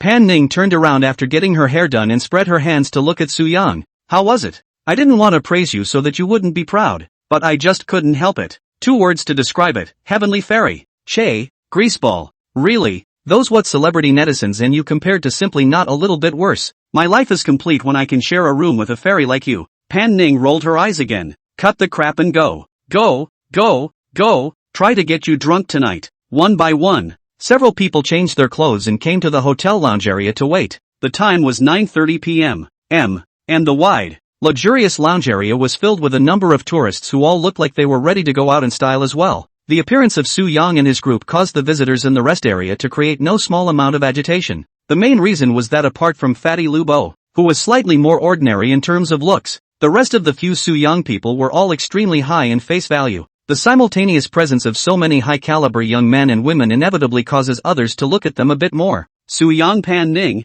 Zhang Ziming, Shen Yixue, Lu Bo. 5 people sat on the sofa drinking coffee waiting for Meng Wanzhou. It was only after 7 or 8 minutes that Meng Wanzhou came slowly like a protagonist. If you come a minute later, we won't wait, Pan Ning said as she glared at Meng Wanzhou. Meng Wanzhou heatedly smiled.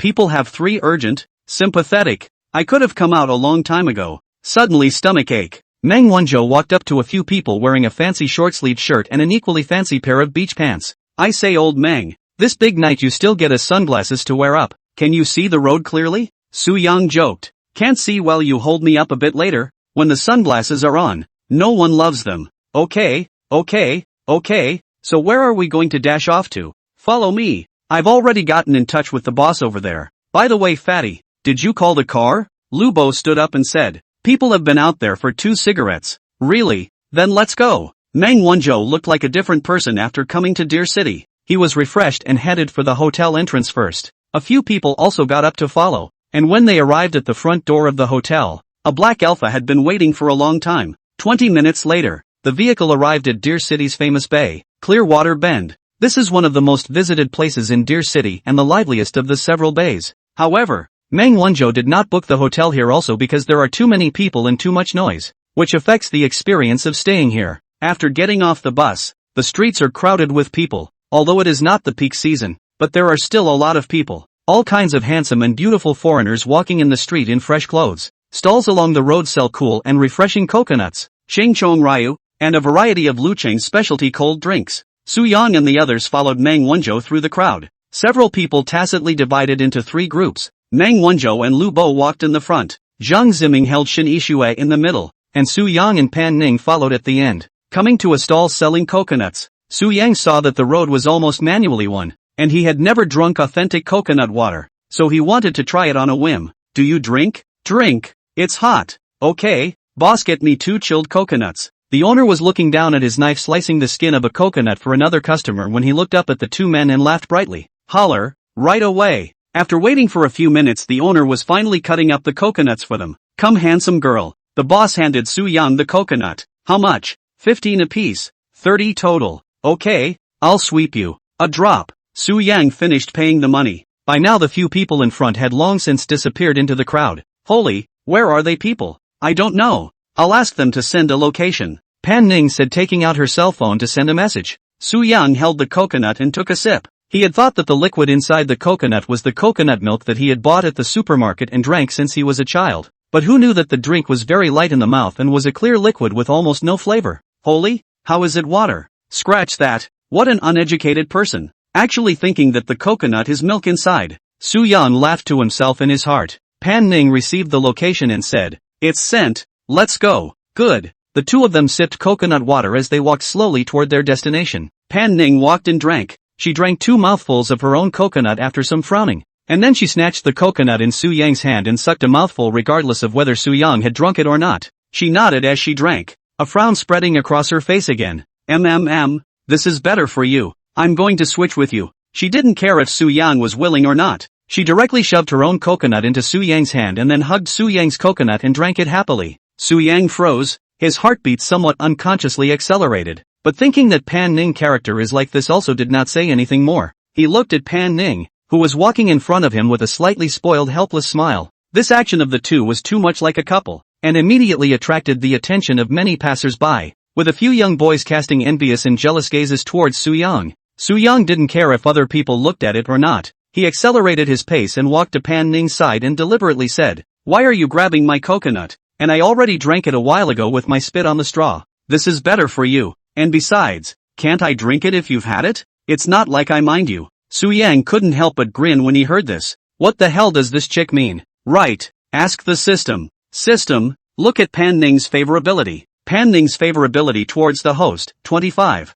Ha, not up yet? No, absolutely not. This is something you can do with 25 points of goodwill? System detects normal. No need for the host to be suspicious. I'm not doubting you. I just can't figure out Pan Ning. Su Yang looked sideways at Pan Ning on the side. How could he not understand in his heart? And he realized that Pan Ning seemed to be like this only to him. That's why the 25 points of favorability was strange. If Pan Ning was fond of Su Yang, then the favorability was bound to increase. But Su Yang had tested it several times and it was 25, still remaining at the same number of points it had initially grown. Su Yang didn't want to think about it even if he couldn't understand it. He was ready to try Pan Ning with practical actions. How much longer to get there? Let me see. Pan Ning picked up her phone and looked. Almost there. 500 meters to go. It seems to be on the beach side. Su Yang nodded. He thought to himself, should I take advantage of this last few hundred meters to try and hold her hand? If she lets go, it means that it is indeed only 25 points. If she doesn't let go, then there must be some other reason to deliberately suppress the good feeling.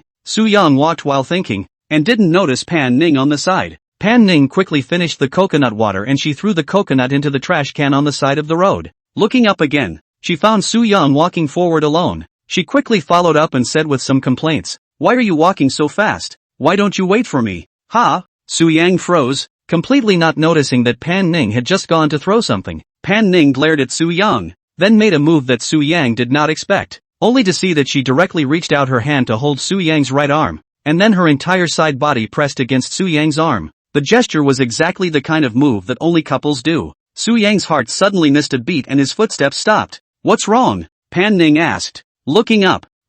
No, nothing, let's go." The two just stayed close together toward their destination. I tease, "Is this really only 25 points of goodwill? Systems, are you sure again?" Pan Ning's favorability towards the host, 25. ********. She's not trying to kill me, is she? Chapter 43, a little touched. As the two walked, they saw several vintage-style bars on the beach not far ahead. The beach in front of the bar was filled with small wooden tables, and many young men and women in cool clothes were drinking and chatting with laughter. Su Yang looked at the crowd and asked, "Is it over there? The navigation shows this is the place." "Then go over and take a look." The two of them walked towards the beach arm in arm. Su Yang stepped on the beach for the first time. He was a little curious and bent down to remove his slippers. "What are you doing?" "It's my first time to come to the beach and feel the sand." Su Yang laughed like a child. "Then I'll join you," Pan Ning said as she also took off her own slippers to reveal her cute feet. Su Yang squatted on the ground and watched Pan Ning's behavior. He always felt that Pan Ning was not quite right after coming out of the hotel.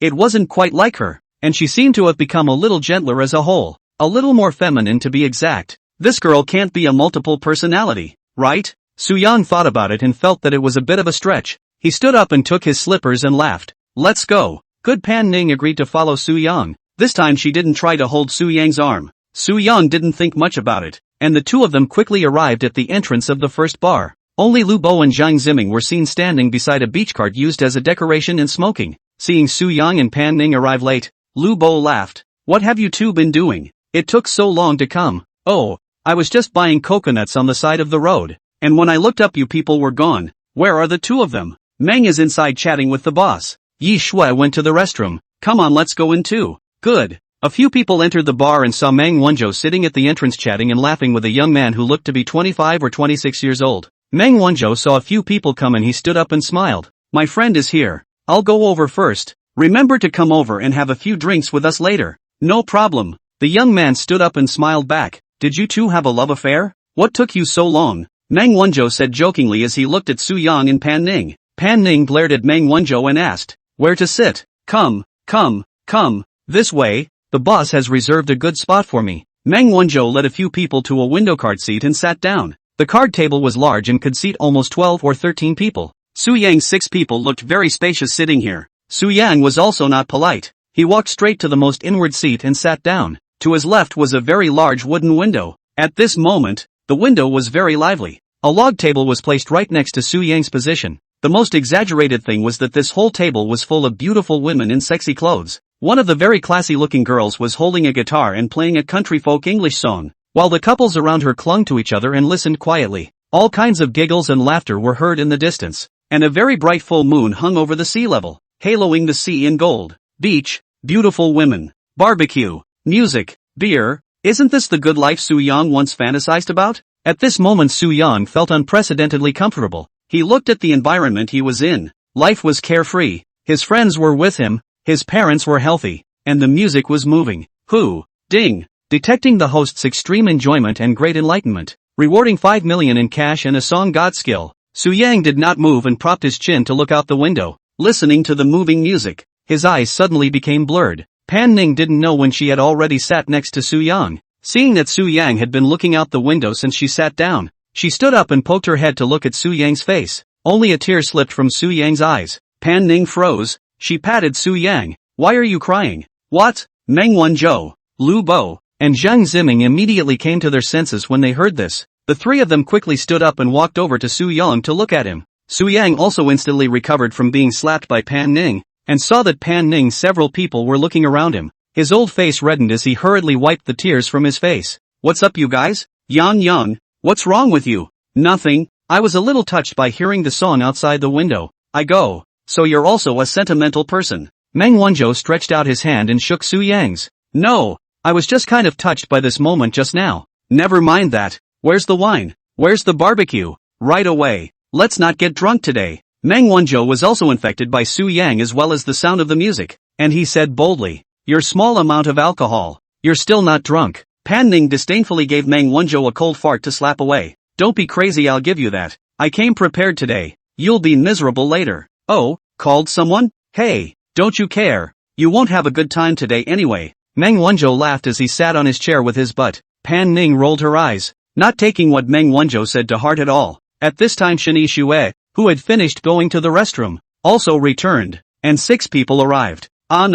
For popping sound. At this point the song was finished, and there was loud applause from the window. The girl sitting in the center of the crowd graciously flashed a beautiful smile. One more song. One more song. The guests around the room were in high spirits, applauding and demanding another song from the beautiful woman. The girl looked like she was an e-person as well, and she smiled very brightly and said, good. Everyone can order songs if they want to listen to anything. I want to hear Sea of Flowers. I want to hear All the Way Up North. I want to hear Maple. The beauty listened to the shouts of the crowd as she laughed. It seems that everyone is a fan of Zhou Dong. So let's have a Sea of Flowers. It just so happens that I also like this song. Yes.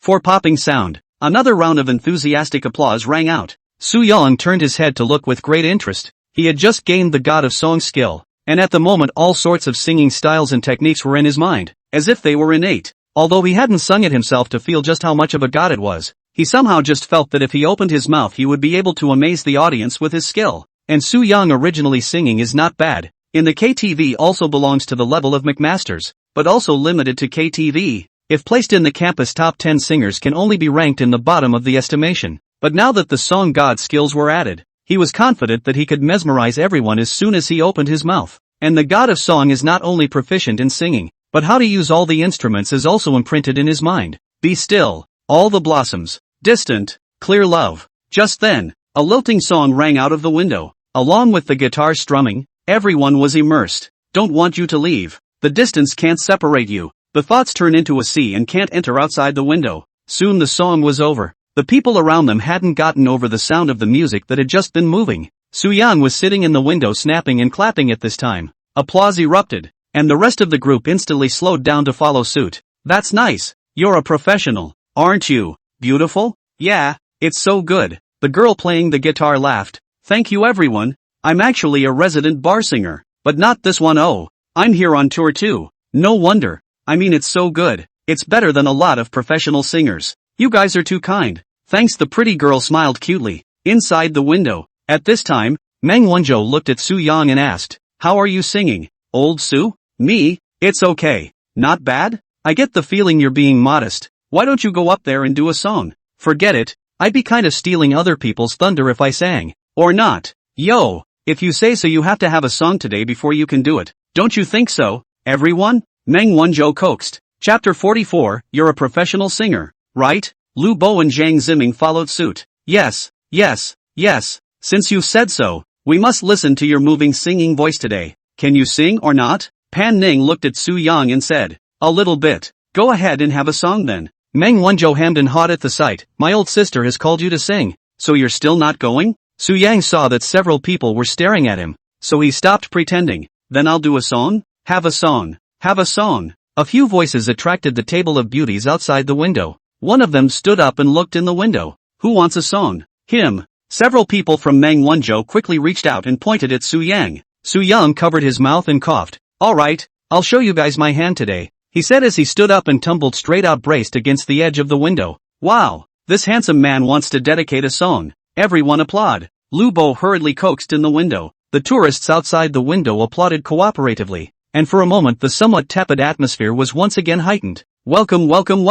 Wow, what a handsome guy. A girl shouted as she stared at Su Yang who had flipped out of the window. I'll be damned. This handsome guy can sing at first sight. Not necessarily. I guess it's just looking at the amount of beautiful women out there wanting to come out and act tough. To pretend that there must also be strength. If there is nothing he dares to come out, then let's hear it and see what he can sing. Su Yang swept his eyes at the circle of tourists on the beach. He cleared his throat and laughed. Everyone, Just now I heard this beautiful woman sing a very touching song, and for a moment I kind of couldn't help but want to do the same. This handsome guy is pretty funny. So what song are you going to sing? Can I have a mediocre song? Wow. Can. Soo-young smiled and turned around and walked to the table full of beautiful women to look at the girl playing the guitar, only to see that the girl was watching him as well. The girl was blushing slightly from some of the alcohol she had consumed. She wore light makeup. Her big flowing waves were dyed a dark purple color, and she wore a white navel-bearing short-sleeve with a light blue skirt underneath. She had a high nose, arched eyebrows, standard peach blossom eyes, and a small tearful mole next to the corner of her right eye. Soo-young didn't have time to call out for a system scan as he walked over to the girl's table and politely asked, "This pretty girl, can I borrow your guitar?" "Sure." The beauty smiled graciously and handed the guitar in her hand to Soo-young. Soo-young took the guitar and then sat on the ground to adjust the strings. Everyone was quiet at the moment, ready to listen to how Soo-young, who had suddenly jumped out, actually sang. Pan Ning was also very interested in sitting by the window, lying on the edge of the window and watching Soo-young. "Pam, your boyfriend can sing? He can race and sing. He's quite talented." Shinishue on the side suddenly came up with a sentence. Pan Ning froze, then glared at Shinishue. "Who told you he's my boyfriend?" Shinishue spat out her tongue and said, "Ziming and Lubo just whispered it to me." "How so?" Pan Ning turned her head to look at Zhang Ziming and Lubo. The two men saw this and hurriedly looked up at the ceiling as if they hadn't heard it. "What's the situation?" Meng Wanzhou poked his head in at that moment to ask in a gossipy manner. "Can I say it?" Shinishue whispered. "Hurry up and say it." Pan Ning deliberately increased her volume to look at Shinishue. They just told me that they saw you holding Soo-young's hand and moving very intimately. This is what the two of them said." "Ah, I don't know anything." Shinishue hurriedly brushed off her relationship. "Che, I thought it was something." Meng Wanzhou breathlessly took out a cigarette and lit it. This kind of small thing is too normal in his opinion. We are all young people. Holding a hand is nothing at all. But it did confirm his inner thoughts. Pan Ning didn't explain much when she heard this. Mainly because she did hold Soo-young just now. By this time Soo-young outside the window had already begun to sing. He sat cross-legged on the beach, his hands clasped around his guitar, his eyes slightly closed. The fingers of the right hand gently pluck the strings as the introductory music plays. "Wandering, on the road, are you going via, fragile and proud? That too was once my mold, boiling and restless. Where are you going via?" Once a few lines of lyrics came out, all the people around were first surprised. And then they all enjoyed being immersed in Soo-young's song. The boy who had questioned Soo-young before also shut up, and he stared at Soo-young with wide-eyed fidgety eyes. "I'll be damned. That's good to hear. Don't talk, feel it." Accompanied by Soo-young's song, all the people around unconsciously swayed their bodies gently to the music. The main reason is that the song Ordinary Road is also very suitable for listening to while traveling, and the feeling of Soo-young singing it is almost no different from the original song, even a little better. With the addition of the songwriter, it gives him a distinctive tone that fits the song perfectly. 3 minutes later, the song was over. There were looks of enjoyment on the faces of the tourists around them. Applause. Lu Bo was also infected by the song. He couldn't help but stand in the window and yell out in applause. His voice instantly woke up those who were still mesmerized by the song. Everyone clapped along. "God of song, you sing simply beautifully. Handsome. You're a professional singer, right?" "Yeah, it's so over the top. I feel like it's even better than the original." Soo-young heard these compliments, inwardly a little smug. "System, you give this skill really one ah. Hey, who says only pretending to be a pig to eat a tiger is called pretending? This kind of pussy pretending is also very good." He looked up and around politely and said, "Everyone, thank you. Well, the guitar is back to this beautiful woman. I'm going in for a drink. Come on, handsome, one more song." "Yeah, you sing really well." Soo-young smiled and handed the guitar back to the girl from before. The girl tilted her head to look at Soo-young with an admiring gaze. "Are you sure you don't want to do another song? You sing so much better than I do, and everyone wants to hear another one." "Yeah, handsome, one more song." A few girls at the same table shouted out after them, their eyes glowing as they looked at Soo-young. "Old Soo, just one more song. Everyone is so enthusiastic." Meng Wanzhou propped up the edge of the window and laughed. Okay, then one more song. The last one. "Ah, you have to charge for listening to it again." Soo-young joked. "Tell you what, I'll take after this pretty girl, and you guys can order whatever you want to hear." "Really? Anything that's not too cold is fine. Cantonese songs will?" Soo-young thought to himself. "Let alone Cantonese. I can give you the whole thing in Bengali." At this time a boy with Jodong's same beard, looking a bit dark, stood up and said, "Handsome, I don't want to listen to Cantonese. Can we have a song of Jodong Stranded? After poisoning my aunt's milk, I feel so guilty." "Shut up," The people around them rushed to stop the boys when they heard them singing. Su Yang laughed. Stranded, huh? That's fine. It just so happens that I like this song too, he said and sat down on the beach again and sang. Another few minutes passed and the last tone ended. Several girls silently shed tears under Su Yang's touching song. For popping sound. Everyone applauded Su Yang from the bottom of their hearts. Pan, your boyfriend is really great. I just thought that his singing is just okay. I did not expect that it is actually so professional. There are not many people who can sing Zhou Dong's song well. Shin Yishua's eyes were also misty as she looked at Su Yang. Ding! Detected. Shin Yishua's favorability towards the host has increased to 30. Rewarded 300. 000. Ha! Shin Yishua's favorability actually increased? This makes Su Yang some did not expect. But the good sense is only 30. The general relationship good friends can also have 50 or 60. So think about it and feel normal. Okay, this time it's a real no-sing, so enjoy the night. Su Yang said, handing the guitar to the girl from before. The girl smiled and took the guitar. What's the handsome guy's name? Su Yang. Hello Su Yang, my name is Tang Ziyun. Tang Ziyun held her guitar in one hand and extended one hand towards Su Yang. Su Yang smiled brightly and also reached out to shake the other party's hand. Hello. Systems. Tang Ziyun. Age, 23. Height, 168 centimeters. Weight, 54 kilograms. Face value, 90. Stature, 90. Number of relationships, 1. Single. I'll be damned. It's another one of the best. Chapter 45. Is a beautiful woman's hand soft? Tang Ziyun has reached the binding standard. Is it bound? Tie. Binding successful. Tang Ziyun's favoritism towards the host, 30. Reward 250. 000. This is still the first person other than an ex-girlfriend to reach 20 plus favorability just after bonding. So there's a lot of potential for growth. Su Yang looked at Tang Ziyun in silence. The three girls at the table saw that the two had been holding hands for 3 or 4 seconds and hadn't let go. One of the girls coughed twice and said, I said, how long are you two going to hold it? Oh, sorry. Tang Ziyun somewhat shyly drew back her jade hand to ruffle the bangs on her cheeks. Su Yang, can you add a WeChat? I'd like to ask you for advice if there's anything I don't understand above singing in the future. Yes you can. Su Yang cheerfully took out his cell phone. You sweet me. Fine. A drop. After the two added prestige, Tang Ziyun revealed a smile with satisfaction. She looked at Su Yang with a slightly red face and said, Su Yang, do you want to sit down and have a drink? In the face of Tang Ziyun's invitation, Su Yang was naturally very happy, but thinking that Pan Ning and the others were still inside, it was definitely not a good idea for him to drink with others outside. He smiled and politely declined. I'll have a drink with you guys, mainly because my friends are still in there and I can't afford to leave them hanging. Oh. Understand. You, pour Su Yang a glass of wine. Tang Ziyun turned her head to the girl called Yu. Su Yang took the beer that Yu gave over. He raised his glass and clinked it with a few people. A few beauties. Come on, I'll toast you. With that he tilted his head back and took a sip. Well, I'll just go in first. You guys have fun. Su Yang said as he grabbed the edge of the window and flipped in. As soon as he entered, he saw Pan Ning's knife-like eyes staring at him. The few people next to them all looked at the two with theatrical smiles. Shin Yishua sidled over and whispered to Zhang Ziming, this guy is finished. What? Su Yang stammered. Pan Ning crossed her legs and looked at Su Yang with sharp eyes and slowly opened her mouth. Is the wine good?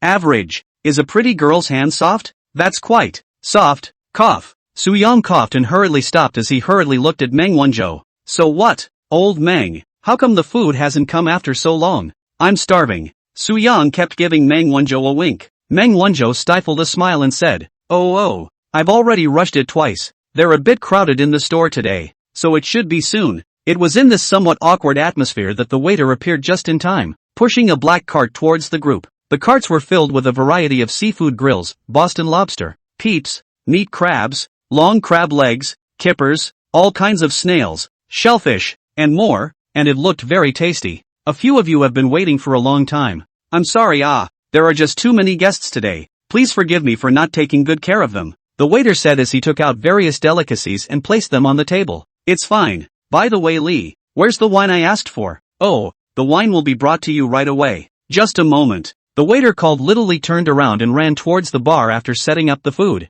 Looking at a large table of food, Su Yang hurriedly sidetracked the topic just now. Wow, these look delicious. I'm not polite. I'll try them first. With that he picked up a large Boston lobster and ate it. Pan Ning also no longer dwell on the things just now. She just deliberately teased Su Yang. After all, the two are now not male and female friends. Su Yang wants to add Hui Xin she cannot care. Soon, Lee went and returned, carrying a wooden box to the table of several people. The wooden crate was open and had 12 frozen black bottles of beer stuck in the round holes in the top. Here's the wine. Mr. Meng, do you want to open all of them? What do you say? That's not enough wine to gargle with. Give me 10 more cases. Okay, let's wait for me to open these bottles first. Lee began to open one bottle of beer on the table. Su Yan looked at the never-before-seen beer and asked, "What kind of beer is this?" Xiao Li introduced the beer as he opened it. "Handsome, this is the so-called Rolls-Royce of beers, the Westfleet Train W12 craft beer, which is also known as the best beer in the world." The number? How much is a bottle? 150 a bottle. 150 for a bottle of beer? Su Yang was a bit shocked. He didn't think that 150 was expensive. He just didn't think that the beer thing was worth the price. In his impression of a bottle of beer is only a few dollars. The more expensive $10 or $20 is about the same. 150 a bottle he was not expecting. Hey, handsome, you don't feel expensive. This wine is very hard to buy. Today is also Meng Xiao to our boss only specially ordered. The whole field only for your table to provide. He. It's worthy of being my brother Meng ah. There are specialized services everywhere you go. Lu Bo laughed on the side. Don't talk nonsense, drink openly today. There's enough wine. No one can leave without getting drunk. Xiao Li, go and open another 50 bottles for me. Alright Le Meng Xiao. I'm on my way. Xiao Li ran away again with his ass in the air. Zhang Ziming, who hadn't said anything for a long time, looked at the others and said, "Let me make a small suggestion. It's not much fun for us to eat and drink like this. Why don't we put on some pressure? Tell me about it. Let's just play the simplest game we can. Who's undercover? How about half a bottle for the loser of each round?" Half a bottle? Shanishua pinched Zhang Ziming as she huffed. "Do you want to drink me to death?" Zhang Ziming ate the pain and called out, "Ugh, pain. Then you can drink a cup if you lose. A few of us drink half a bottle." Shanishua heard this and looked at the cup on the table and said, "Yes." Pan Ning spoke up at this time, "You're silly. This bottle of wine is 330 milliliters. This cup is filled with at least 160 milliliters. Isn't that almost the same?" Ha! Shanishua froze when she heard this. She hurriedly picked up a bottle of beer on the table and poured it into a glass. As she poured a full glass, she looked at the bottle. There happened to be about half a bottle left. She turned her head and looked at Zhang Ziming with a puff of anger. "Zhang Ziming, you tricked me? I didn't know. I thought this cup would be less if I poured it full." Zhang Ziming hurriedly explained. "Humph. No, I won't be able to take more than a few drinks like that. I'll take half a glass. That's fine and dandy. What about you guys? Any questions?" "Doesn't matter. Hurry up and start. I'm thirsty," Lu Bo urged as he ate the oysters. "Alright then, let's play on my phone," Zhang Ziming said as he picked up his phone and opened a Who's Undercover app. After he operated a bit,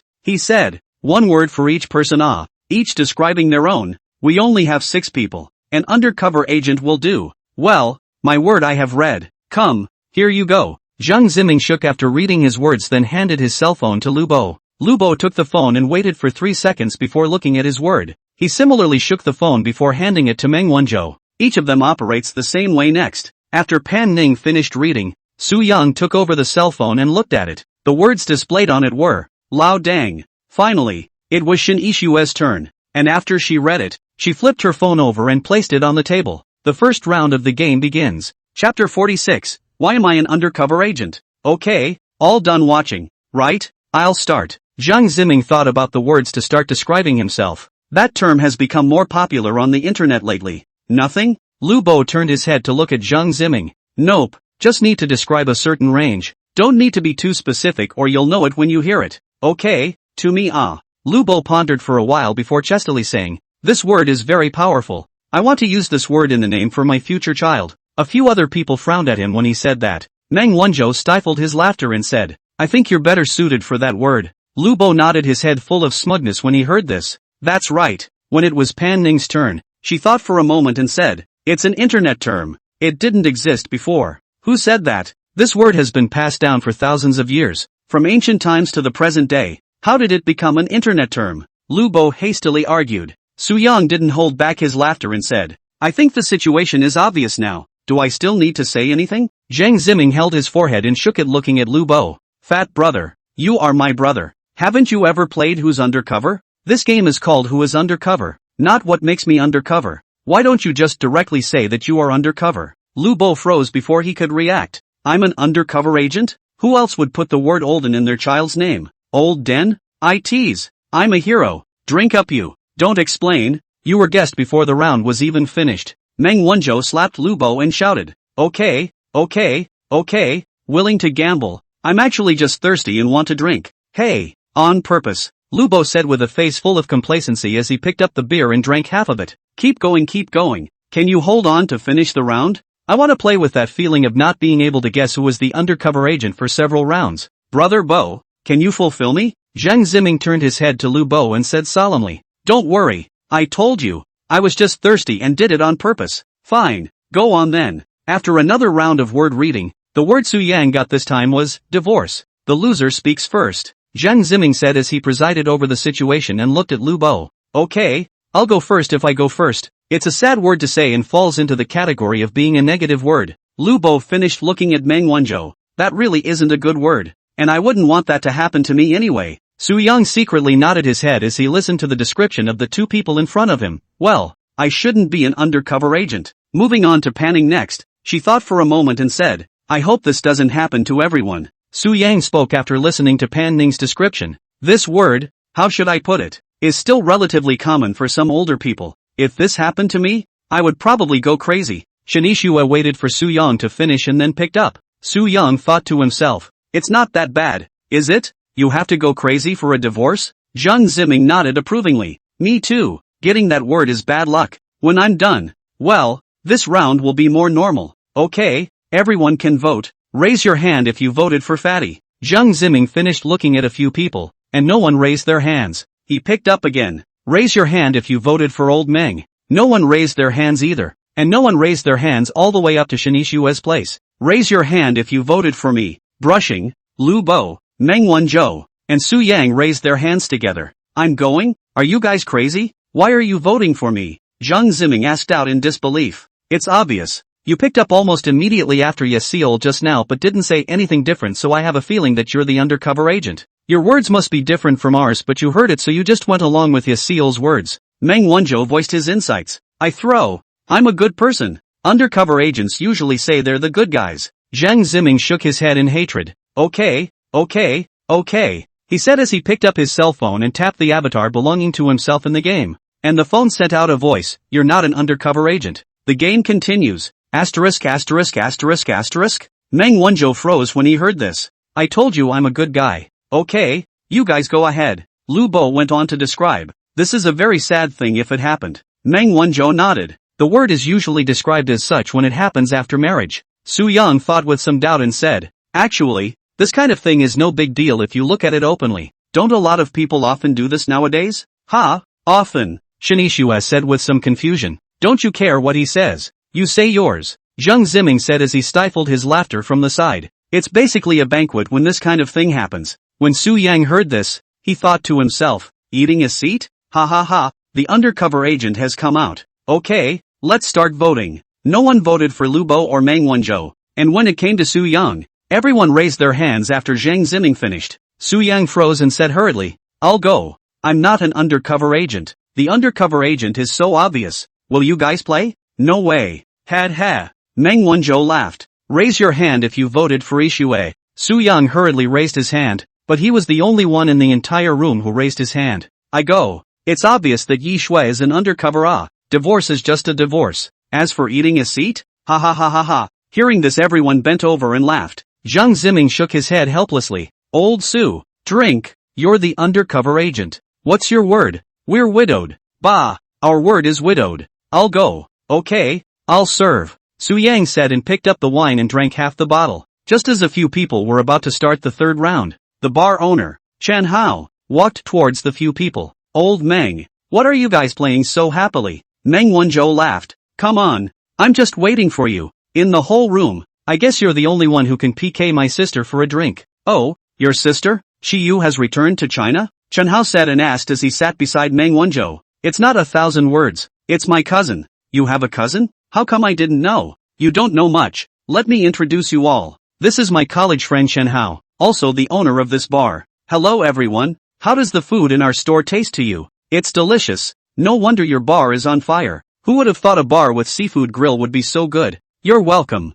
Chen Hao looks Sven. His skin is white. His body is not fat or thin. 178 centimeters. His hair is slightly curly. and he wears a pair of exquisite gold-framed glasses. He was considered to be of medium good looks, and should be about the same as Zhang Ziming if we were to compare. Chen Hao's family conditions are also very favorable, although it is not as good as Meng Wanzhou Zhang Ziming too, but also belongs to a wealth-free family. After graduating from college, he ran to Lucheng alone to travel, and then often live in this side of the bar open this bar. Earn no money for him does not matter. The main thing is to like this kind of free and easy life. But what I did not expect is that he opened this bar in the Qinghai Ben side of the business is very good. Originally the whole store is only him and Li a waiter, but business is too good, had to hire 4 more waiters. Several people greeted Chen Hao in turn. Meng Wanzhou picked up the bottle and smiled. Come on, let's welcome this old classmate of mine. Everyone clink one. Chapter 47, Drink till the end of the world and you won't get drunk. Meng Wanzhou finished drinking and wiped his mouth and looked at Pan Ning and smiled.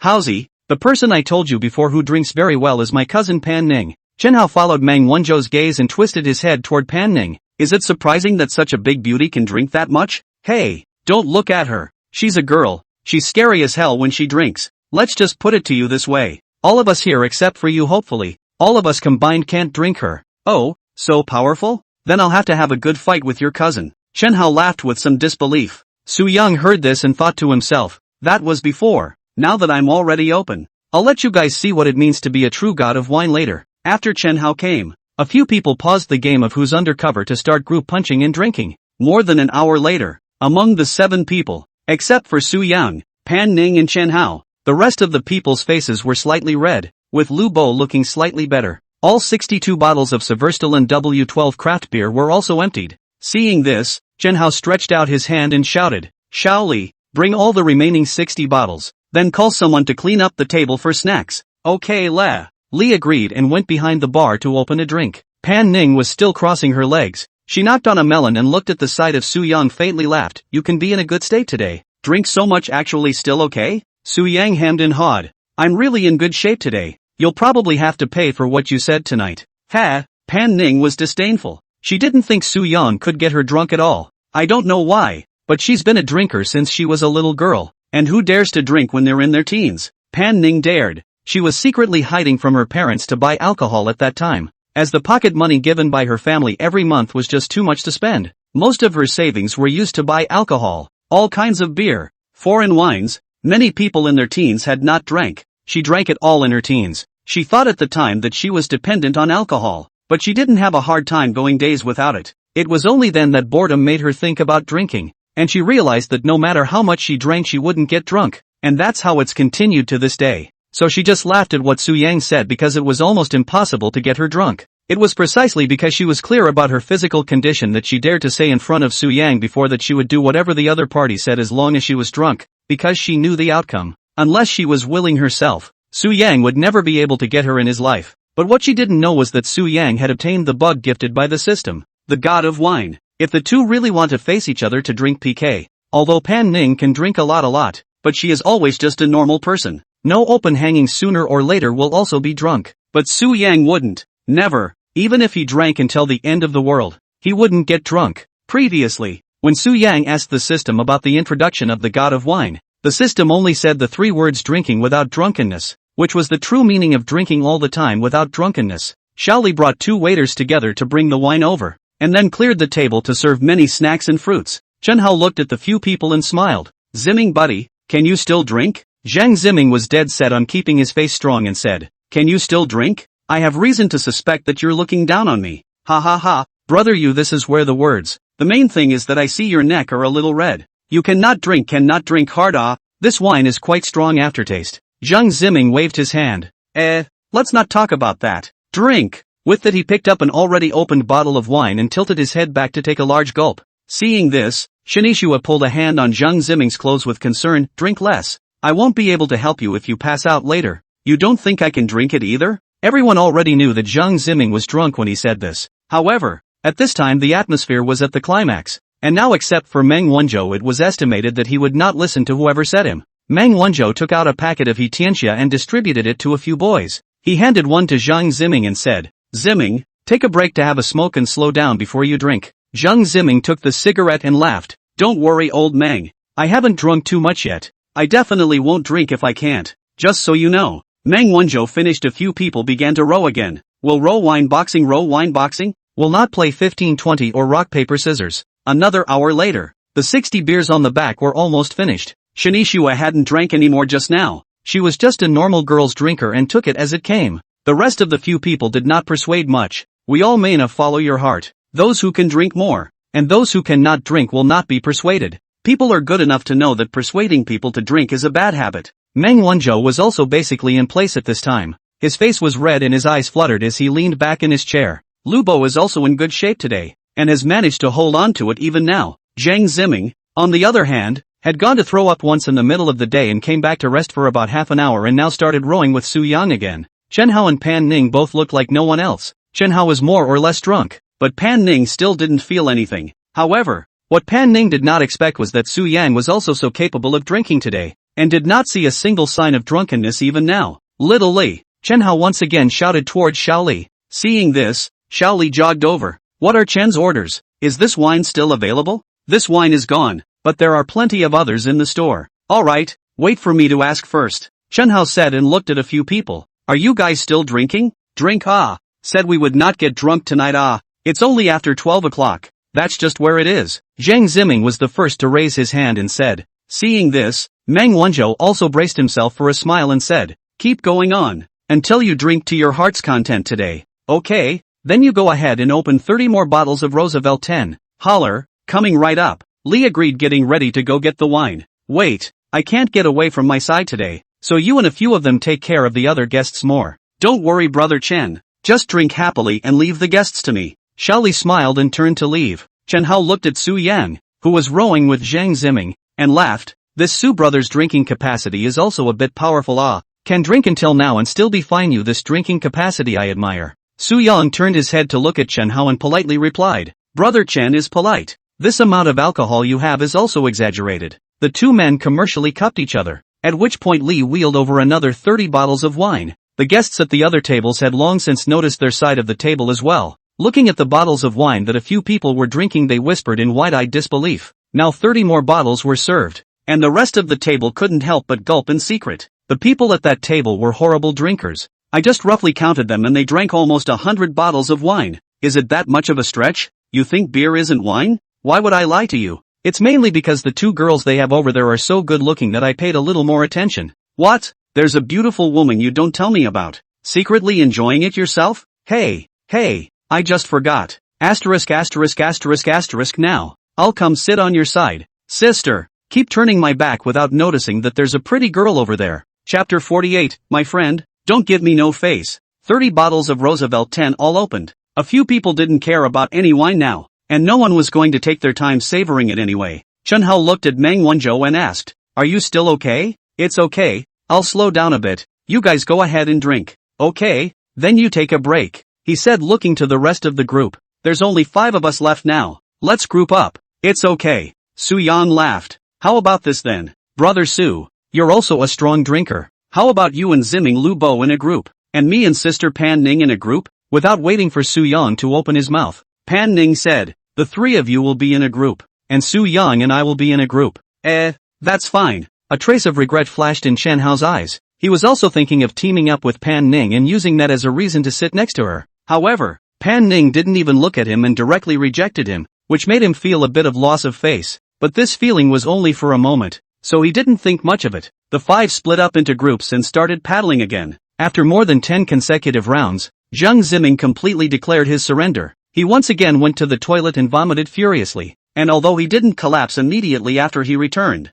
Shinichua was dead set on not letting him drink anymore. Now there are only 4 people left and 15 bottles of wine. Chen Hao turned his head to look at Meng Wanzhou and didn't call out to him again when he saw that he had already fallen asleep. Lu Bo had also been unable to drink at this point, his body lopsided and strong, his eyes fluttering. You don't drink either. Su Yan looked at Lu Bo and shouted, okay, I'll go to the restroom. Lu Bo staggered to his feet. Just as he stood up, he wanted to vomit. He hurriedly covered his mouth and ran towards the toilet. You slow down, Su Yang shouted helplessly. Chen Hao at this time to see Pan Ning and Su Yang, 2 people still seem to be not at all drunk. He once again called Xiao Li on 20 bottles of wine. Pan Ning today is considered to be the most drunk in the last few years, drinking to the point where he is finally experiencing a hint of dizziness. But it was only a small dizziness that didn't stop her from continuing to drink. Chen Hao, on the other hand, was a bit drunk. and his drinking capacity had been practiced a little bit by opening bars over the years. Today was also the most he had drunk in the last year.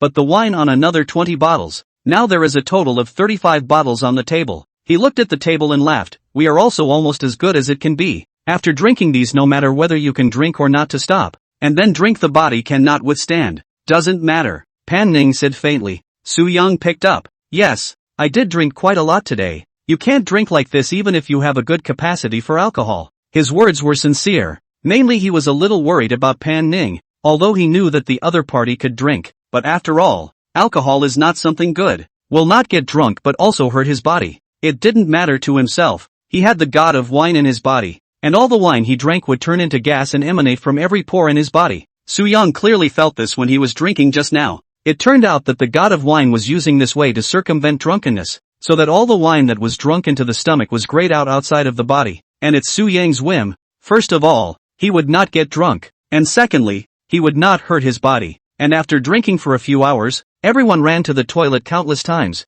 Only Su Yang didn't have a trace of urination, but in order to avoid being suspected, he still pretended to go to the toilet a few times. The three men were now badly grouped, so they began to fight individually. An hour later, Chen Hao waved his hand with a reddened face. I've served you two today. Drink, but indeed drink, but. Su Yang laughed. Brother Chen is already an expert among experts for being able to drink until now. And you're still awesome as you're only blushing a little now.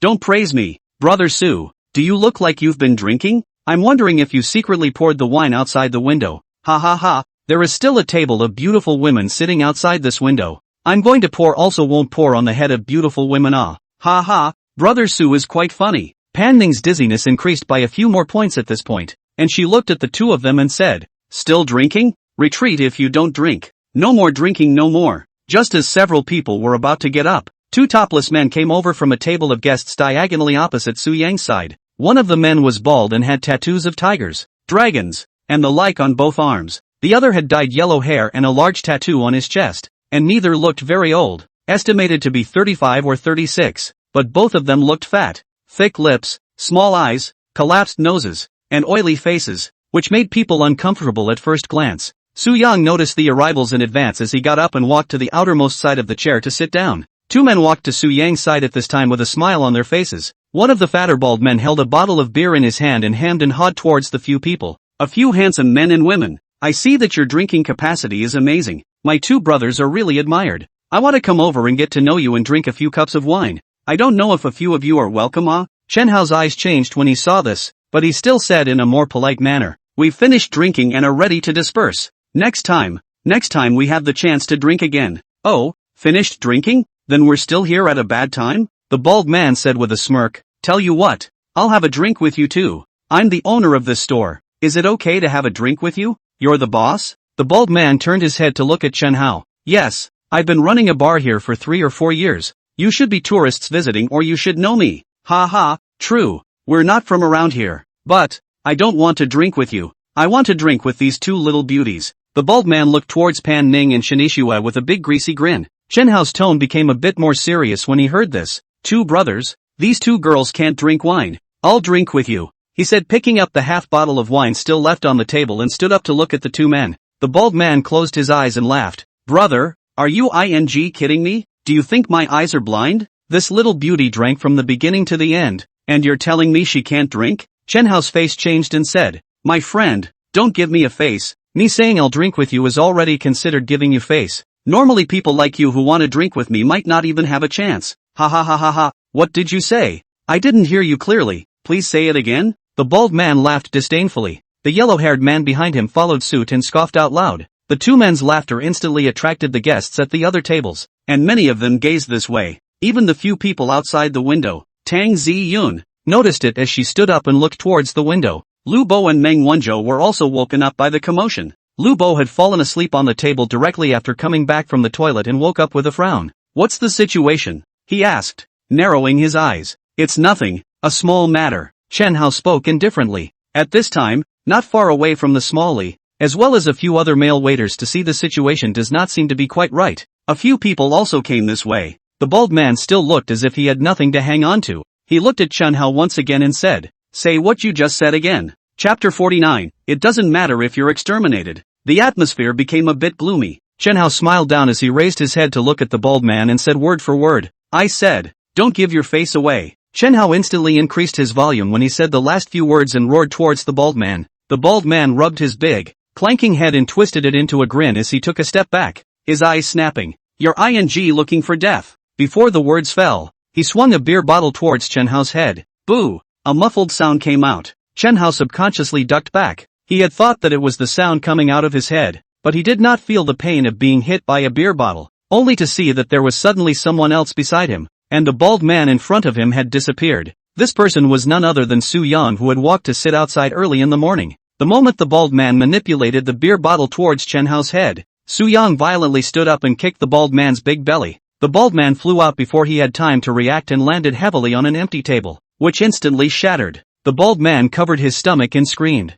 "Ah! Mud bloods!" Another yellow-haired man saw the situation violently will be beside the table a lift, not far away from a few bare-chested companions quickly manipulate beer bottles towards the side of a few people rushed. For a moment the store was filled with screams from the customers. The store was instantly out of control. The yellow-haired man stepped forward and swung his fist towards Su Yang. Su Yang pushed away Chen Hao, who was next to him, and he himself tilted his head to avoid it. Then he acted nimbly and slammed his fist on Yellow Hair's face. Yellow Hair was dazed by this heavy punch from Su Yang, and he withdrew several steps backward before he could stabilize himself. This process was very short. It only took a few seconds. Lu Bo then exchanged a glance with Meng Wanzhou, who nodded at him. Lu Bo instantly stormed up when he got the response and headed towards the four people who rushed over. Zhang Ziming also reacted at this time, and although he was very faint, he was ready to get up and help. When Meng Wanzhou gave him a look signaling him to sit down, Pan Ning on the side was looking at Su Yang with a face full of concern, and Chen Yixue was close to Zhang Ziming.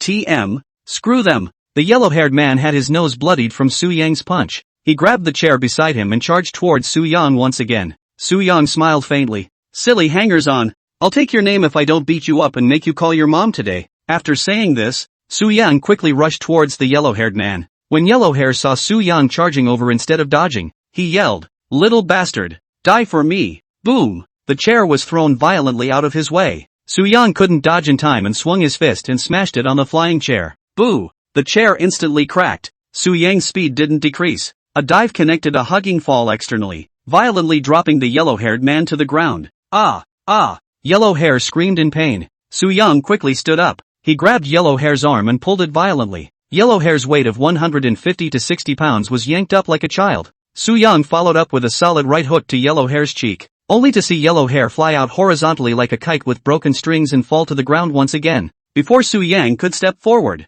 Pan Ning's urgent shout came from behind him. "Su Yang, be careful." Boo! As soon as the words fell, a chair hit Su Yang's back heavily, but Su Yang didn't feel anything and didn't even move half a step. He turned to look and saw that it was the bald man sneaking up on him. The corner of his mouth hooked up and his eyes instantly filled with killing intent. A shocked expression appeared on the bald man's face. He didn't expect that the other party was actually motionless when he used his full power to strike, and he was still hitting it with a chair. If he was using his fists, then wouldn't he be tickling his opponent? "You want to die?" Su Yang looked at the bald man, and as soon as his words fell, he grabbed the bald man's neck. The bald man hurriedly reached out to pull, but Su Yang's hand was like a thick iron pillar. No matter how hard he tried, he simply couldn't pull it. Su Yang pinched the bald head and pushed it to the edge of the table. The bald head's face reddened and rolled his eyes to cry out. Seeing this, Su Yang violently threw the bald head to the left and flew out several steps. That's not all. He quickly caught up with the bald head. A flying kick once again kicked on the bald head. The bald head, before he could stand still, was once again kicked off by an overwhelming force. Boo! Click! Another sound of a table breaking came out, and this time the bald man couldn't stand up at all. He fell to the ground, curled up, and kept screaming miserably as he looked at Su Yang, who was walking towards him. He couldn't care less about the pain, and hurriedly used all his strength to climb up on his knees and begged for forgiveness. "Big brother, I'm wrong. I don't dare anymore. You spare me. People like you would know the error of their ways?" Su Yang's tone was icy cold. I'm really wrong. I shouldn't have come to provoke you guys, or I'll pay for it. I'll pay for all the things I smashed tonight." "Oh, you, okay, $1 million. More. Much? Didn't you hear me? Want me to say it again? Weren't you pretty wild just now?" No,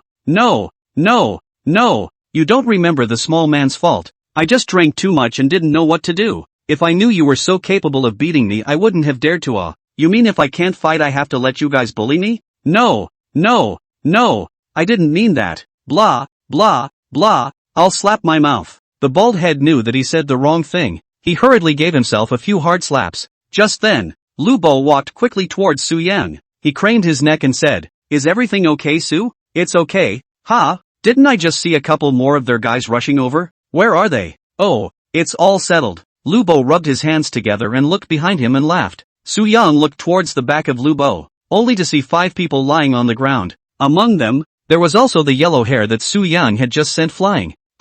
Fatty, are you that good? He. What's this? Little thing, not enough, hang on. Lu Bo smiled smugly as he wagged his finger, purposely taking the idiom apart. Su Yang said, "I'm going, can't see it. I didn't expect this guy to be a practitioner, but also an existence that can fight more than one. Should he be a boxer or a soldier?" Su Yang put his doubts aside for the time being. After dealing with these few people he would go and find Lu Bo to ask him a good detailed question. At this time, Meng Wanzhou Chen Hao as well as Zhang Ziming walked over. Because of the conflict just now, the 3 of them had also sobered up most of their wine. Meng Wanzhou looked at Su Yang and asked, "Old Su, is everything alright?" "It's okay." Meng Wanzhou nodded. "It's good that you're fine. I really didn't expect you to be so good with your hands." Su Yang smiled and babbled, "I practiced for a while before. What to do now?" Lu Bo looked at Meng Wanzhou. "Send them to the police. Or just silence them? It's just a few lousy lives anyway, so it doesn't matter if they're exterminated.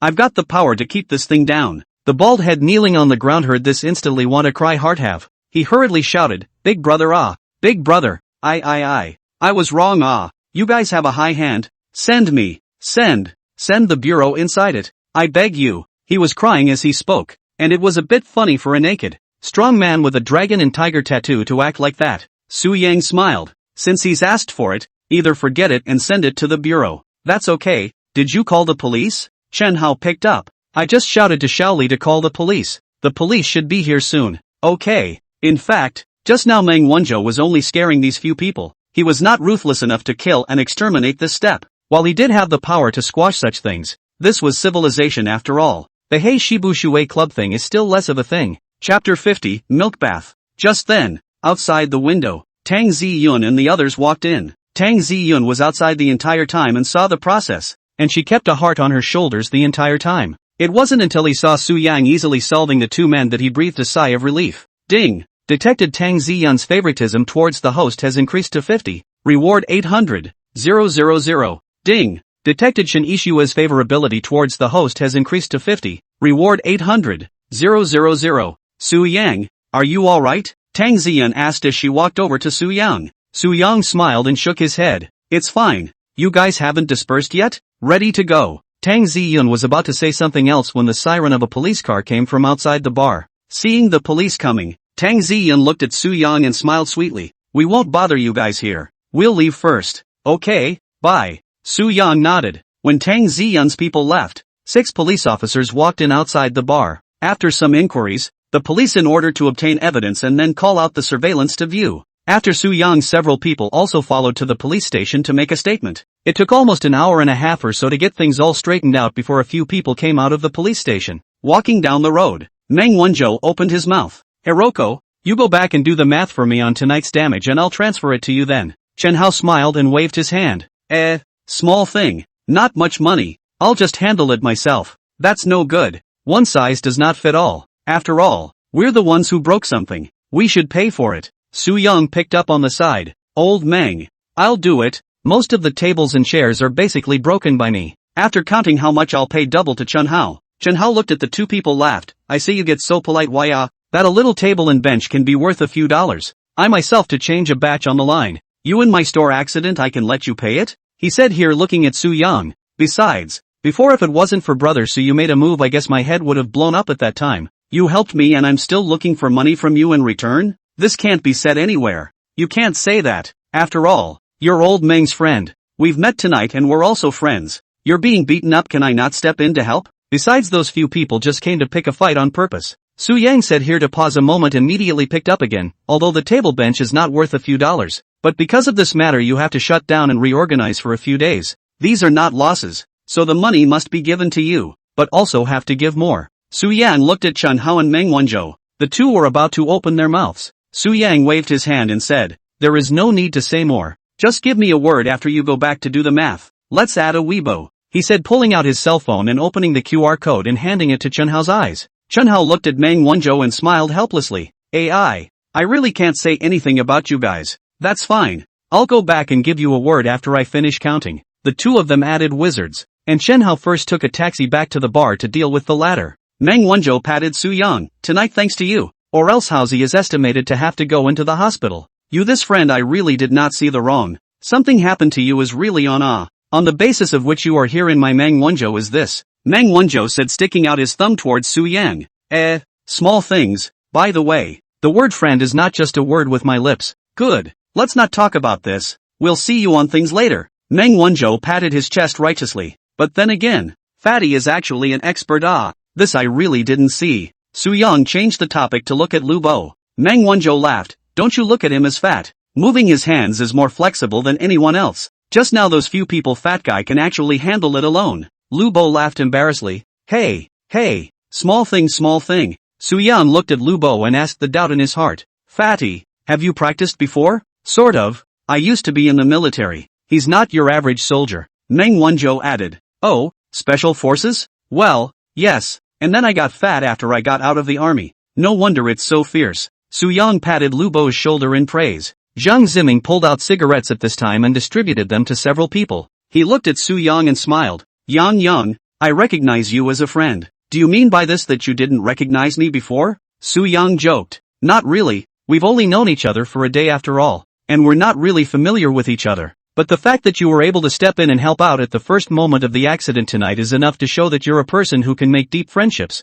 and I, Zhang Ziming, admire this kind of person like you. Hey, okay, not to mention this, although tonight is not considered a life and death friend, but also a friend who has fought together. In the future, we have something to say to each other on the line. Zhang Ziming heard this and explained. I was prepared to step in to help before, but old Mang let Fatty step in, so we didn't go up to help. Don't think too much about this point, because Fatty stepping in and us going up again doesn't do much. Su Yang waved his hand. I understand. No need to say more. A few people talked openly for a long time, and the police station was only 2.5 kilometers from the Marriott Hotel, so before they knew it, they were walking back to the hotel. Pan Ning and Shinishue both didn't interrupt along the way. They knew that boys were more attached to this kind of thing amongst themselves, so it also accompanied them silently all the way and didn't say much. It was 4:30 a.m. When we got back to the hotel. The six didn't say any more and went to their respective rooms to rest. Entering the room, Pan Ning then opened the refrigerator and took out 2 bottles of water. She handed one to Su Yang. Here, thanks. Su Yang took the water and sat down on the sofa with his butt. Pan Ning followed suit. Is your back alright? Pan Ning turned her head to look at Su Yang and asked out loud. It's fine. I guess there's not even a trace of it. That kid, you don't look at him as strong. He doesn't have any strength at all. Su Yang laughed cheekily. It's fine. Pan Ning let out a breath and opened the water for a couple sips. The air was suspended for 2 seconds. Su Yang didn't know what to say for a moment, so he casually asked, Are you still not sleeping? Not sleepy. I'm going to take a bath. Go on then. It's quite late. There's no rush. I just asked the front desk to get me milk. Su Yang froze. Milk? You still like to drink milk when you take a bath? Pan Ning rolled her eyes. It's not for drinking. It's for soaking. I'll be damned. A milk bath? A milk bath? That extravagant? The hotel has this service, and I usually soak at home. I'm used to it, Pan Ning explained. Su Yang smiled. No wonder your skin is so smooth and delicate. So it's from soaking in a milk bath. I'm like this even if I don't. It's just that soaking in a milk bath can regulate your emotions, soothe your mind and body stress, and it can also whiten your skin. Pan Ning said here with a slight smile, looking at Su Yang. Do you want to try? Me? Want to. Su Yang grinned and picked up. But can we soak together? I can't. You wish. Hey, can't soak together, that's how boring. Besides, a big man soak what milk bath? Unless it's with a beautiful woman. Pan Ning once again couldn't help but roll her eyes. The two were chatting when there was a knock at the door, and Pan Ning got up to open it. A pretty staff member stood outside the door holding a wooden box and smiled. Ms. Pan? Aha. Hello, I'm from the Marriott, here to mix your milk bath. Okay, come in. Pan Ning let the staff enter the room. 10 minutes or so later, the pretty staff came out of the bathroom. Ms. Pan, it's ready. Okay, thanks. You're welcome. Feel free to contact us at the front desk if you need anything. Yes, please. Good night both of you. I hope you enjoy yourselves this evening. The staff member said with a smile on her face and turned to leave. Su-young heard this and leaned on the sofa with a hefty smile. Look, this beauty has said so. Let's enjoy it together. Pan Ning glared at Su-young, then joked, dream on. If you want to soak it you can wait for me to finish and then soak it. It smells great. Chapter 51, Are you drunk tonight? Hearing this, Su-young thought about that image. It should be nice too,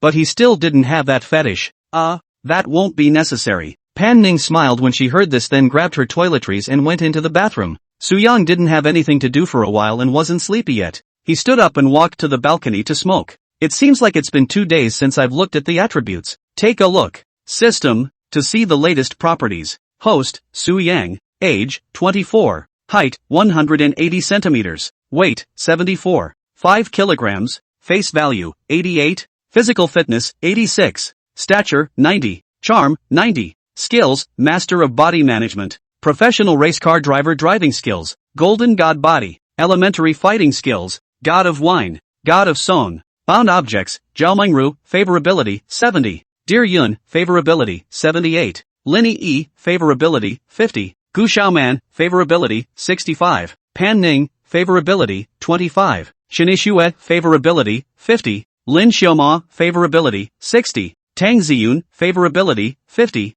Balance, $3. 249. 5,732. Su-young took a closer look at the virtual screen in front of him.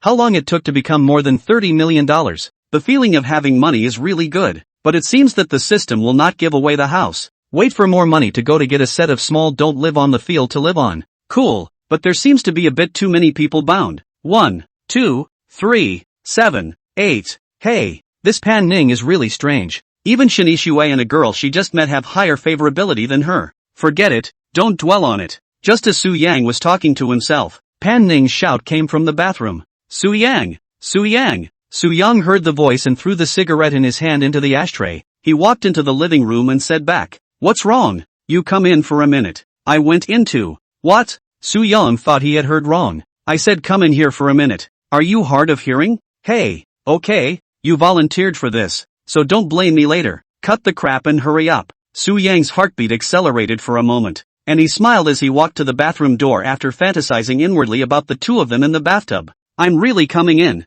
Hurry. Okay, Su-young said and pushed open the door. As soon as I opened the door, a wave of heat hit me. The heat is laced with a strong aroma of milk and honey. He looked through the fog to the bathtub at the far end of the bathroom, where Pan Ning was soaking. What's wrong? You come here. I might not be able to control myself if I come over, Pan Ning said breathlessly. Hurry over here. Fine.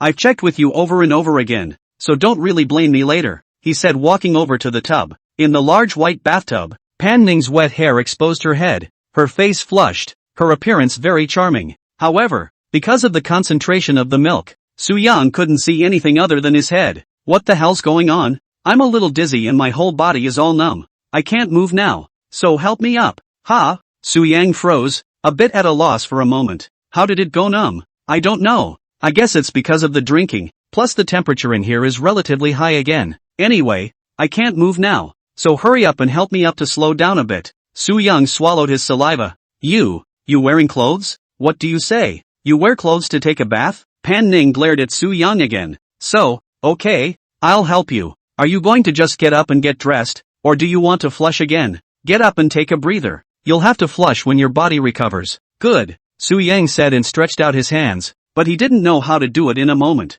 What are you doing? Nothing, I'm coming. Su-young put his heart on the line and stretched his hands into the bathtub. Pan Ning exhaled, her face reddening even more. Don't move, pull me up. Oh, well. Su-young grabbed Pan Ning's hands and pulled with a force. Pan Ning's entire body was pulled out of the bathtub by Su-young. This time Su-young's brain instantly blank. His hands a soft Pan Ning the whole person and quickly fell into the tank. Stirred up the white water splash will be his clothes wet most of the time. I'll go. Seeing that Pan Ning's entire body had disappeared into the milk, Su-young hurriedly went to grab it. However, his feet slipped when he wasn't paying attention, and his entire body fell head first into the bathtub. 2 minutes later, Su-young awkwardly helped the red-faced Pan Ning out of the bathtub to sit on a chair that came with the bathroom. He grabbed the towel hanging by the door and covered Pan Ning. What happened just now? You hurry up and forget about it, Pan Ning gasped and said very shyly. It was the first time Su-young had seen such a shy Pan Ning since he had known her.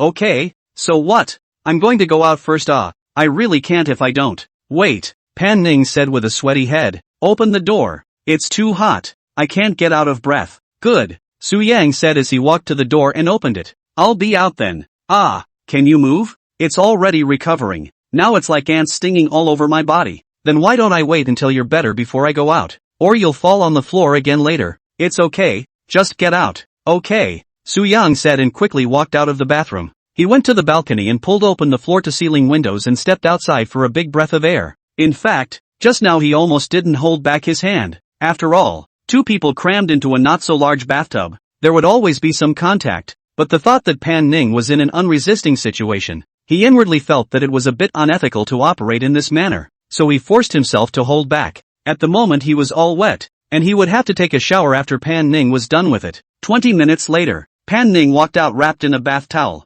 Seeing this, Su Yang asked, "Is it alright?" "It's okay, go ahead and punch one." "Oh, good," Su Yang said and walked into the bathroom. He quickly stripped off his clothes and turned the hot water into cool water to cool himself down. A few minutes later, Su Yang finished his shower, and he realized that he had just come in too quickly and didn't take clean clothes. He walked to the bathroom door and called out, "Panning? What's wrong?" "So what? Help me get a shirt and pants from my room. I forgot them." "Oh, good." Pan Ning was blow-drying her hair. She turned off the hairdryer and got up to walk into Su Yang's room. Soon she picked up her clothes and pants and came to the bathroom door. "Open the door." Click. The gate opens a width of 20 centimeters. Su Yang hid behind the door and stretched out his hand and grabbed Pan Ning's bath towel. He thought it was clothes and pulled it in. The bath towel came into Su Yang's hands just like that. "Ah!" Pan Ning instantly screamed out. "What are you doing?" Su Yang hurriedly pulled open the door when he heard the shout. "What's wrong?" For a moment the two were looking at each other,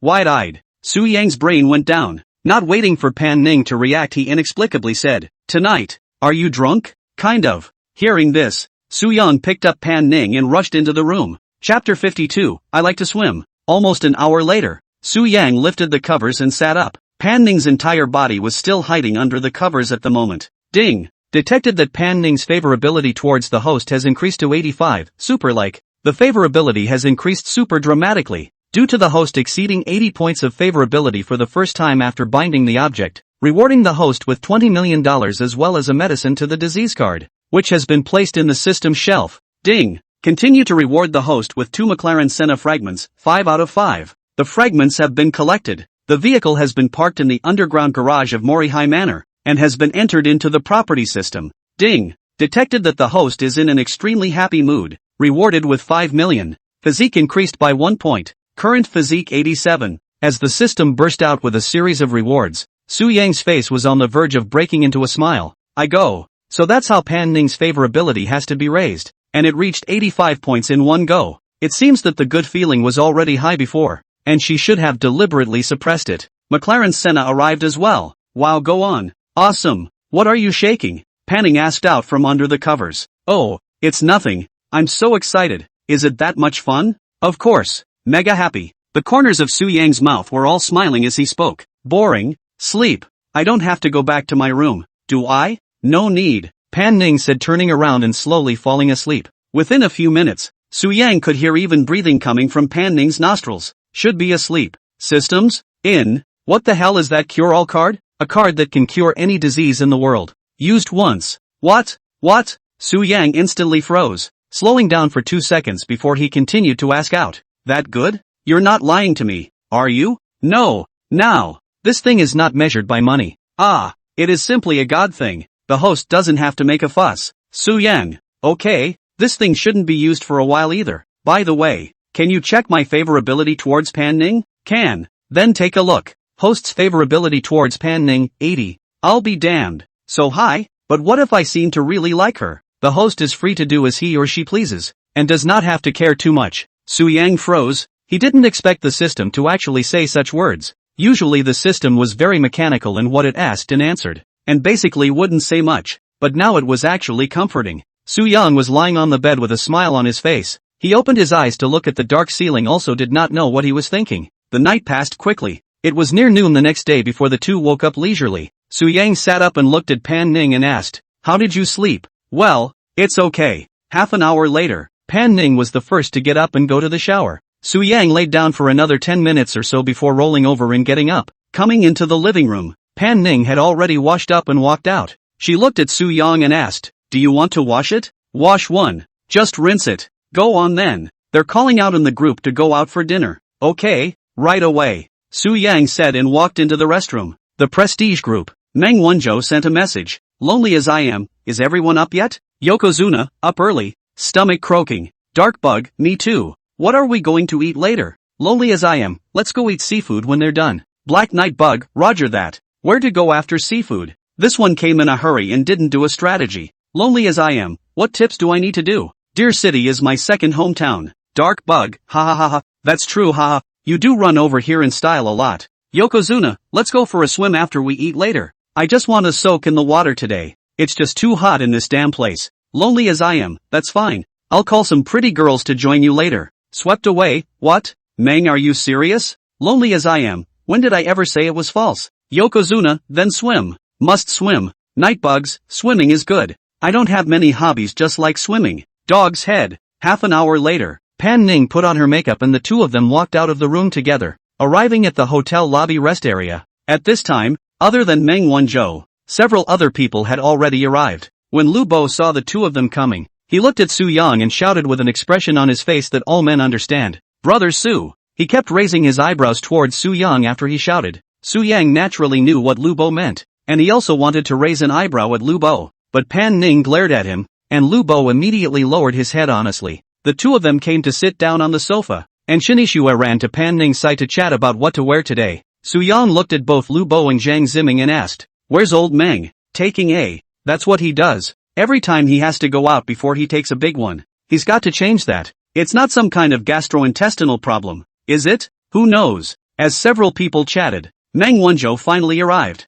He had changed into a crisp white outfit today, a beige fisherman's hat, a white Burberry loose-fitting short-sleeved shirt as well as shorts, and a pair of white Chanel slippers on his feet. The left wrist was replaced with a rose gold watch from Patek Philippe's timepiece collection, and a pair of sunglasses remained on his face. A bit handsome, old Meng. Su Yang laughed as he looked at Meng Wanzhou who was walking towards him. "That's a must. I have a big suitcase. Do you think I got it for nothing? One set a day is normal, and you're the one who talks about it. I'll have to learn more from you in the future when it comes to dressing." Meng Wanzhou walked to the edge of the sofa and said, "You really need to learn with me. Look at you, this one. Although not bad but not exquisite enough. You know what I mean?" Su Yang heard this and stood up to look at what he was wearing. He was wearing a gray LV print t-shirt today, a pair of circly white shorts underneath, and still had the same black slippers on his feet that he wore last night. "What's wrong with my body?" Su Yang asked sincerely with open hands. "It's not a problem, but it looks so plain, you know. It's something I don't know how to tell you." "How many suits and watches did you bring?" "I just brought 4 t-shirts, 4 pairs of shorts, and just underwear, and the watch is just this one on my hand." "Too little for a hat?" "Hats I rarely wear," Meng Wanzhou said in a serious tone. "Hat, this thing is actually a very key collocation object. You see me this one, if less this hat is not a lot worse meaning?" he said removing his hat. Su Yang looked and felt that there wasn't much change. "I feel as if it's okay." Meng Wanzhou rolled his eyes. "Hey, forget it. This thing can't be understood with you in a sentence or two. I'll talk to you in detail when there's time. Go eat first. Go." A few people chatted as they headed out of the hotel. Chapter 53, Half a Class Difference. Still the same black Toyota Alpha from last night. The master put his foot on the gas, and soon brought a few people to a very lively street in Shanghai Bend. Meng Wanzhou booked an upscale seafood restaurant here in advance. Walking out of the car, Meng Wanzhou pointed to the restaurant not far away and smiled. "I often come to this restaurant. The seafood is very well done. You guys have a good taste later." Su Yang looked up at the name of the restaurant. It was an English name called Jeremy. The restaurant is a separate building with an overall black and white style. The entrance comes with a wide parking lot, looks very simple and atmospheric. Do not know that you think it is a library or something like that. The main entrance is nothing fancy, just a glass door with tiny Jeremy English written on the header. Entering the store, Su Yang looked around, and the interior furnishings were also almost all in black and white colors. The store was playing soothing light music at the moment, and the overall atmosphere was chilly. Not at all like a restaurant but a cafeteria after a meal. As soon as several people entered the door, a waitress wearing a black wraparound skirt uniform came up with a smile. "Young Meng, you're here. The private room is ready for you." "Well, there's no need for a private room. Let's sit by the window on the second floor." Meng Wanzhou nodded and said, "Okay, a few of you please follow me." The waitress reached out to lead the few towards the upper floors. "Is this surely a place to eat?" Su Yang asked out with some doubts. Meng Wanzhou turned his head and laughed. Don't you see it's so quiet? That's because it's not an open time. What do you mean? They don't usually open here until 4 in the afternoon. And business is exploding. And we are? Meng Wanzhou smiled and didn't say anything. Lu Bo added from the sidelines. Brother Yang, have you forgotten the identity of my brother Meng? Oh yeah ha. Ha ha ha. Look at my head. I didn't even think that way. Su Yang slapped his head and laughed. Pretend. Pan Ning faintly spat out a word. Meng Wanzhou turned his head to sneakily glare at Pan Ning as dare to be angry. Mainly he was bullied by Pan Ning from childhood to big. The two are not exactly brother and sister, but in actuality they are better than brother and sister. Meng Wanzhou's own sister, Meng Qianin, has been studying abroad almost since she was a child, and comes back only once or twice a year. So over time, Meng Wanzhou has become a little more attached to Pan Ning. But because of Pan Ning's personality, he is often bullied again. But he was homeschooled to make him give in more to girls from a young age. Not to mention that the other person was his cousin. So Meng Wanzhou had been used to getting along like this since he was a child. And he certainly wouldn't bother with that. And he had long since treated Pan Ning as his own sister. Several people followed the waiter to the second floor. Just as soon as he came up, Su Yang heard a few silver bell-like laughter coming out. Su Yang looked up and saw that the few people Tang Ziyun, who he had met at the bar last night, were actually there. Holy, what a coincidence. Several people followed the waiter toward a seat for 6 by the window. Lu Bo asked towards the waitress at this time. Beauty, how come there are other guests? Oh yes, one of those people is also a black gold VIP in our store, and can enjoy dining in the store during non-opening hours. So awesome? Who is it? I'm sorry sir, the store rules don't allow you to reveal the name of a customer at will. Alright. Several people had come to sit by the window as they spoke. Tang Ziyun, who was 3 tables away, also saw Su Yang at this time. She froze then smiled and stood up to graciously reach out her hand in greeting. Su Yang? I didn't expect to meet again. Su Yang also smiled and responded. Yes, what a coincidence. I didn't expect that I could meet up even for a meal. And it's still in a restaurant that doesn't have business hours. Tang Ziyun smiled and nodded. Yeah, the seafood at this restaurant is very well made,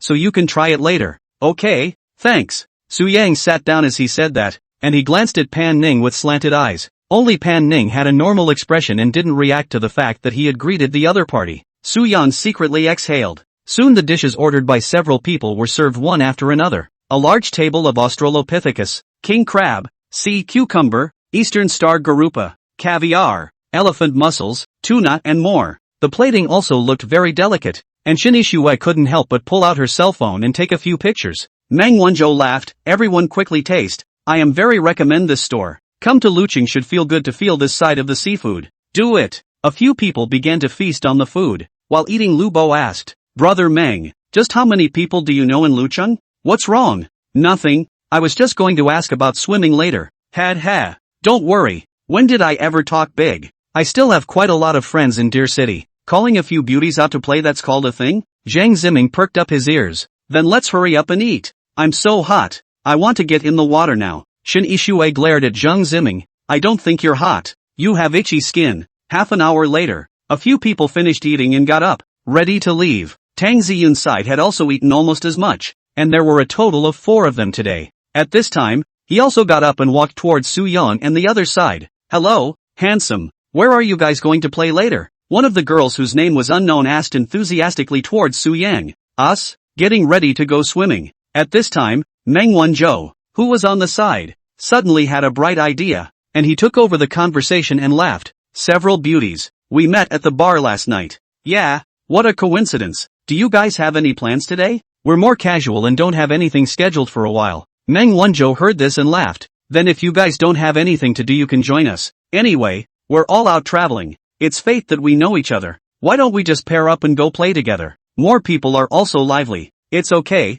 that's what I meant actually. He, the girl said with a smirk. Beauty, I hear your accent. You're not from Haichang, are you? Yeah, I'm from Ocean City. Are you too? We're all from Sea City. Such a coincidence? Us too. Ha, that's really fateful. What are the names of the several people? Meng Wanzhou asked with a smile. My name is Xia Coco. The girl who had been talking to Meng Wanzhou introduced herself. Su Yang shot a glance, although Xia Coco looked good, but in his opinion it was estimated to be around 75 to 80 points. This Xia Coco was wearing a short pink dress, tied a ponytail. Her face belonged to a round face, big eyes, cherry mouth, looking very cute, and her personality was also very good to get along with. My name is Han Xiaoyu. The girl called Han Xiaoyu is the girl Tang Ziyun called you last night. She was an innocent-looking type, with a melon face, short brown fluffy hair, and pale skin. She was the tallest of the four, looking about the same as Pan Ning, around 170. The figure belonged to the slightly chubby type. The chest was very material, and Tang Ziyun was not comparable. She was wearing a loose t-shirt was difficult to hide her lazy. Su Yan looked at Han Xiaoyu twice more, and thought, I didn't pay too much attention last night. I didn't expect this girl to have such a good figure, but it shouldn't be able to reach 85 points. Just in case it's better to ask. Systems. Han Xiaoyu's face value, 83, fruitful, but the body is really dominating. Hello guys, my name is Lu Meng. The other girl introduced herself. The girl called Lu Meng was the black and gold VI that the waitress had said was a little rich. Su Yan looked at her and realized that her style was a bit like Gu Xiaoman's type. Office OL feeling. Lu Meng was also very good looking, with a head of long black curly hair draped behind her, dressed exquisitely and covered in designer labels. Her figure wasn't as eye-catching as both Han Xiaoyu and Tang Ziyun's, but all things considered it was okay and relatively balanced. I'm Tang Ziyun, the one who sang in the window last night. That we all know. Meng Wanzhou laughed. A few people introduced themselves to each other and walked out of the restaurant together after settling the bill.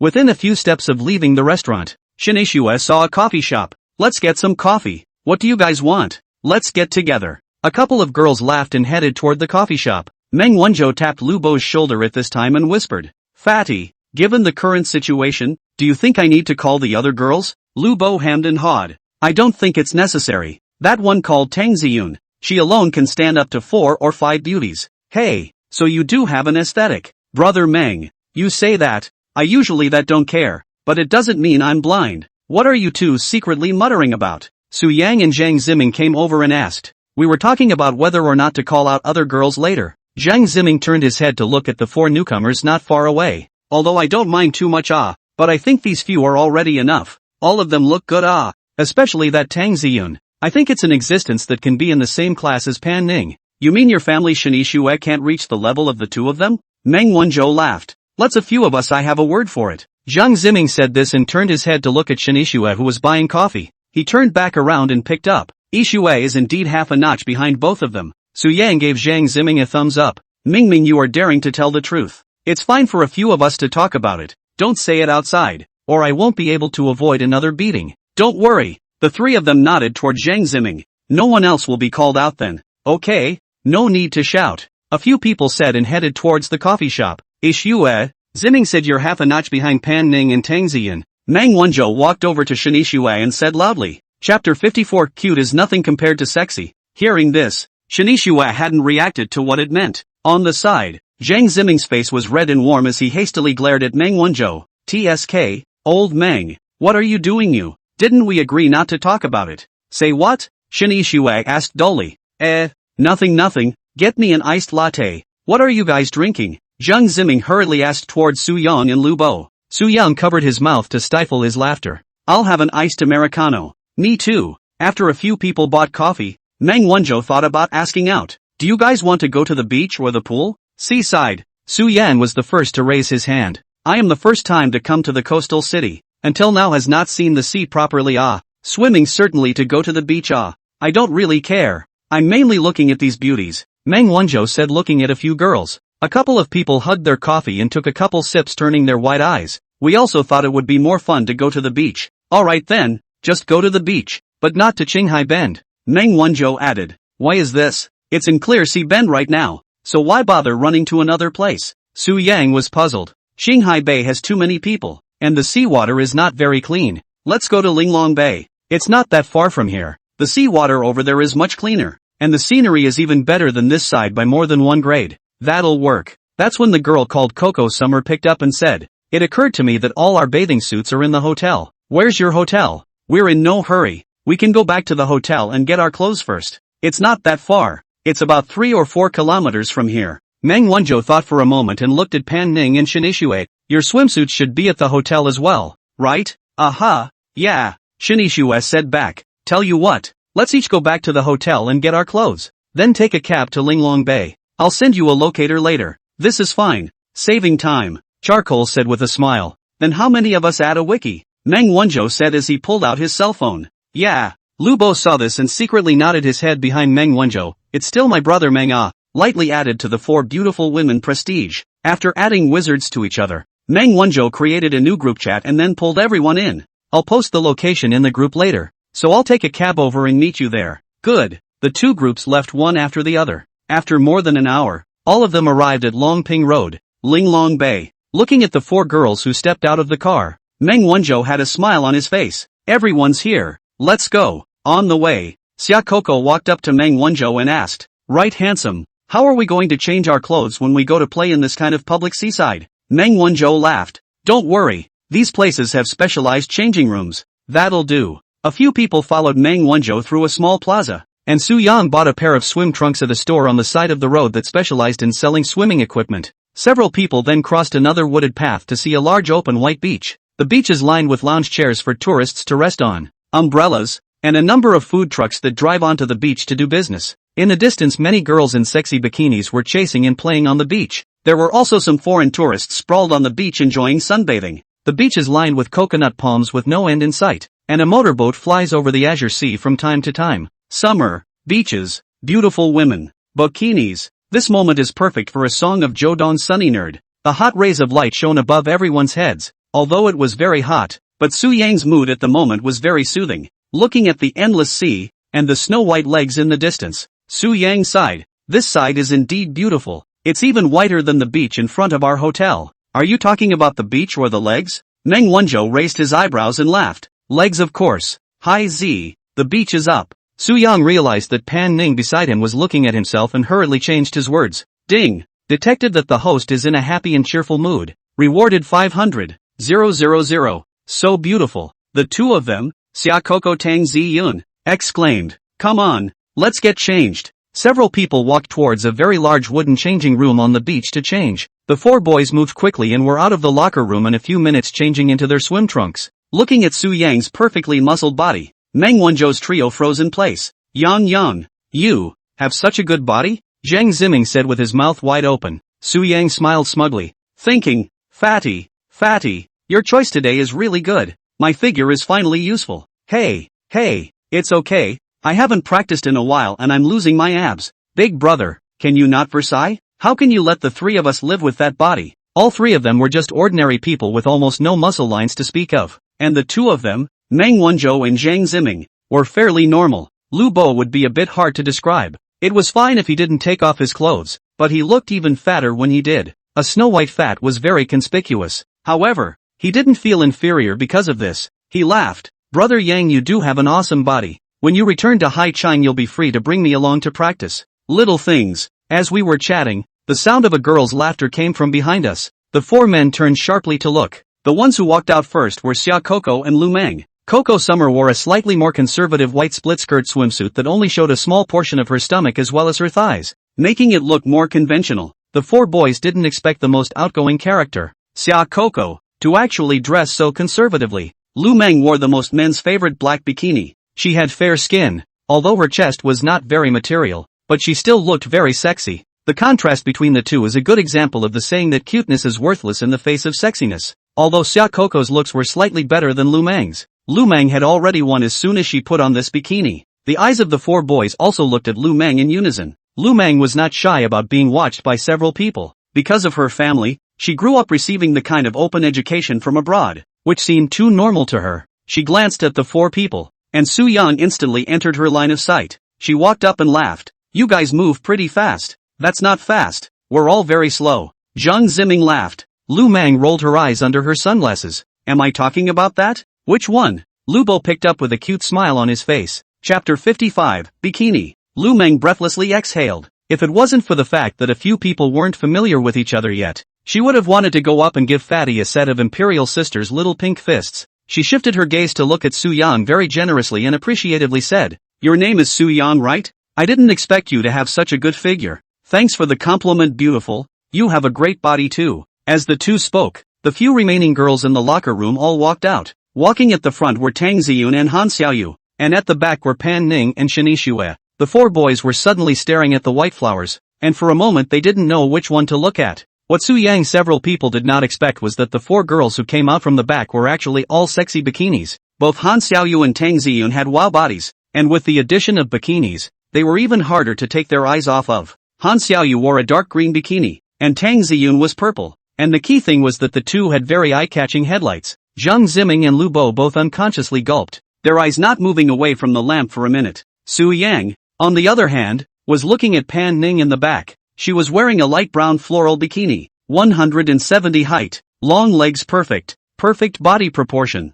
together with her absolutely beautiful face. Su Yan looked a little mesmerized for a while. Shinishue beside Pan Ning is wearing a pink bikini, although the body is also very good, but no matter which aspect, and Pan Ning comparison is inferior. But Su Yang didn't let go. The four girls he swept all of them, the main one reigning on his parade. A few people came forward. Tang Ziyan noticed Su Yang at a glance. Her eyes unconsciously sparkled as she looked at Su Yang's figure. You few big beauties are just too eye-pleasing, aren't you? Meng Wanzhou couldn't help but praise loudly. Han Xiaoyu smiled sheepishly. Your bodies are also very good. But her eyes never left Su Yang's body when she said this. Yeah, I feel the same way. Zhang Ziming hemmed and hawed. Shinishue glared at him and walked over to him. How can you call this body good? Do you want to see Su Yang's? Hearing this, Zhang Ziming's smile instantly disappeared as he deliberately said, Don't talk to me about him, I don't want to look at him. It's too infuriating. But don't look at me as being a little bit behind him in terms of stature. As long as I want to practice, I'm bound to surpass him in less than 2 months. Che, you call that close? Zhang Ziming said breathlessly. Can you give me some face? A few people were laughing and joking as they walked towards the beach, attracting the attention of many tourists for a while. The boys were basically looking at Pan Ning and the others who were wearing bikinis, while the girls were all looking at Su Yang. Two of the girls lying on the recliners sat up straight and removed the sunglasses from their faces as soon as they could. Yuan, look over there. That boy is so handsome. My god, what kind of godly absolute face is this? And the body is so good. I can't, I want to know him. The girl called Yuan had an excited face. Her eyes were peach blossom staring at Su Yang who was not far away. Calm down. Look at the girls around him first. This kind of man is not something we can have. Hey, you Jie, why don't you go and get a big one? Maybe there's a chance. Men, who doesn't like big ones? Hey, forget it, I can't afford to part with the money. But those two guys beside him are not bad looking. I seem to like the other one a bit more. The girl called Jie said as she looked towards Meng Wanzhou beside Su Yang. I like the one with the best body. Come on, let's pretend to go over there and play. I want to see it up close. Okay. Arriving at the seashore and looking at the vast and boundless sea, Su Yang opened his hands and took a deep breath. Well, isn't the sea water over here very clear? Meng Wanzhou laughed. Indeed, it's so beautiful too. I can't help it. I'm going to get in the water first. Su Yang didn't bother about the image at this time. He shouted and rushed into the sea with a smile, getting close to the ocean for the first time in more than 20 years. He reveled in the water like a child. Ding! Detected the host's first trip to the sea in his life. He's in a good mood and enjoying himself very much. Rewarded 800,000. Meng Wanzhou reminded loudly from behind at this time. Old Su, slow down. Don't swim too far. The waves will easily roll you away. Good, don't worry. Su Yang smiled back. At this moment, several other people also went into the sea and started playing in the water, while Pan Ning and Shinishue were more reserved and sat down at a place where the waves could only not reach their ankles. Aren't you guys going down? Tang Ziyun asked from the side. There's no rush. You guys go and play first. This seawater is kinda cool. I can't afford to go down there a bit right now. Shinishue raised her head and explained. Okay then, let's go down and have some fun. Tang Ziyun pulled Han Xiaoyu and Xia Coco into the seawater submerged to the thighs of the position will not move forward. Lu Meng didn't go down first either. She sat down next to Pan Ning and Shinishue and chatted with the two. Su Yan was already swimming almost 10 meters away from the shore at this time. He was actually a very good swimmer, and although there was no sea in Yanchang, Su Yang often met up with his buddies to play in the river when he was a kid. There wasn't a lot of entertainment back then, plus Yanchang was also relatively poor at the time, and many of the kids who grew up in that area played until they were old enough to play in an unnamed river near Su Yang's house. But after the baptism of time, nowadays that creek has long ceased to exist. But Su Yang's swimming skills were practiced. He grew up almost in the water, plus now with his 87-point physique, he could keep swimming in the sea for half a day without getting tired if he wanted to. Cramps and other things would not happen to him. Not to mention the 87-point physique, but the skill of the master of figure management had already put an end to such situations. The three of them, Meng Wanzhou, were a little worried for a moment when they saw Su Yang swimming farther and farther away. Lu Bo opened his mouth and shouted, Brother Su, you come back a bit. Su Yan was already almost 20 meters away from the trio at this time. Plus there were quite a few people swimming on the beach. so he couldn't hear the shouts at all. Cool. Finally a swim in the ocean. But go back a bit. In case a shark leaps out its G. I've managed to get a bit of money. My beautiful life has just begun. I don't want to feed the sharks. As soon as this thought arose, Su Yang felt that sharks would immediately appear under his feet. He swam back in a hurry. Reality is not a movie, and indeed no sharks rushed out to bite him. For one thing, this area is also only a shallow sea area, and for another, since tourists are allowed to go into the sea in such places, naturally, the situation will not be too dangerous. Su Yang's movements were sharp as he swam back to Meng Wanzhou's several people at the speed of a 100-meter freestyle sprint. I'll go brother Yang. How do you swim so far? We're all shouting our throats out over here, Lu Bo said as he paddled the water. I was so excited to swim in the ocean for the first time that I didn't hold back. It's a good thing the waves weren't too big today, or you'd have had a hard time swimming back. I just had my thumbs scrunched up, you know? Hey, don't worry, not going over there, just hanging out over here. Yeah, where are those beauties? On the shore, they don't dare to go too deep, Zheng Ziming said as he looked toward the edge of the beach. Su Yang had a bright idea and laughed. Come on, let's go over and swim with them.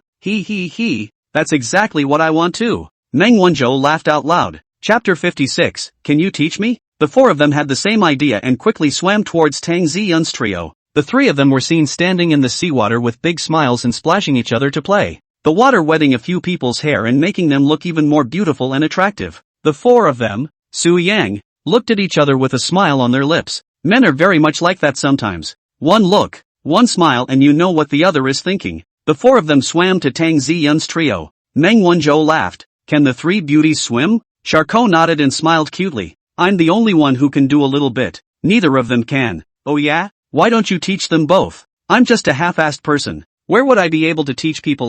Why don't you four big handsome guys come and teach the two of them? Xia Coco said very seriously. It's okay. I'm known as the existence of the little prince of waves and white stripes. Zheng Ziming flicked his hair back and grabbed the opportunity to speak. Han Xiaoyu looked at Zheng Ziming's appearance and covered her mouth with a smile. Really? Can I lie to you about that? I'll teach you later. And I guarantee that I'll have you learn to swim within half an hour. Zheng Ziming patted his chest and said confidently. I don't believe it. Well, how about giving it a try? That's fine. But your girlfriend won't mind, will she? Han Xiaoyu said and looked at Shen Yixue, who was sitting on the edge of the beach. Zheng Ziming turned his head to look and saw that Shen Yixue was chatting with both Pan Ning and Lu Meng, and didn't even notice them here. He laughed. What's the point? Just normal teaching. Han Xiaoyu thought about it and said, that's fine. Zheng Ziming got a reply and then swam away with Han Xiaoyu to the side with a hefty smile. Su Yang secretly laughed inwardly. This guy is really not afraid of death. It seems like I need to learn more from his character that is not afraid of life and death. Tang Ziyan looked at Su Yang at this time and said somewhat shyly, Su Yang, can you teach me? Me? Su Yang froze. Seeing this, Meng Wanzhou laughed. Why don't I teach you? I'm a national level 2 swimmer. Puffing. Lu Boa didn't hold back his laughter. Meng Wanzhou glared at him. What are you laughing at? Isn't it? Yes, that I can testify to. Tang Ziyun hesitated for a moment, and Xia Coco on the side curved up the corner of her mouth and smiled. Brother Meng, I'm actually not a very good swimmer. Why don't you help me consolidate a little more? Meng Wanzhou turned his head to look at Xia Coco. Although he wanted to teach Tang Ziyun, Xia Coco was also cute and looked fleshy. Moreover, he could also see that Tang Ziyun seemed to be a bit more interested in Su Yang. He smiled boldly. That's fine. I'll show you your skills. Come on, let's go over there. The two said swimming towards a wide area. At this time, it was just Su Yang and Lu Bo. Lu Bo was very sensible and said, Brother Su, my stomach suddenly hurts a little. You teach Ziyun's sister. I'll go to the toilet. Without waiting for Su Yang to reply, he swam towards the sea. Su Yang inwardly gave Lu Bo a big compliment. That's a damn good brother. Seeing Lu Bo leave, Tang Ziyun once again invited out. Can you teach me now? Su Yang swept Pan Ning in the distance with his afterglow. Seeing that she didn't pay attention to the side, then he generously smiled and said, Okay, I'll teach you, but let's go over there. This side is a little too crowded to perform. Yeah, Tang Ziyun's eyes looked like crescent moons when she smiled, looking very sweet. The two soon came to a less crowded area. Su Yang removed his gaze from Tang Ziyun's chest as he said in a serious voice, To learn to swim, first you have to learn to tread water. What's treading water? Aren't I treading water right now?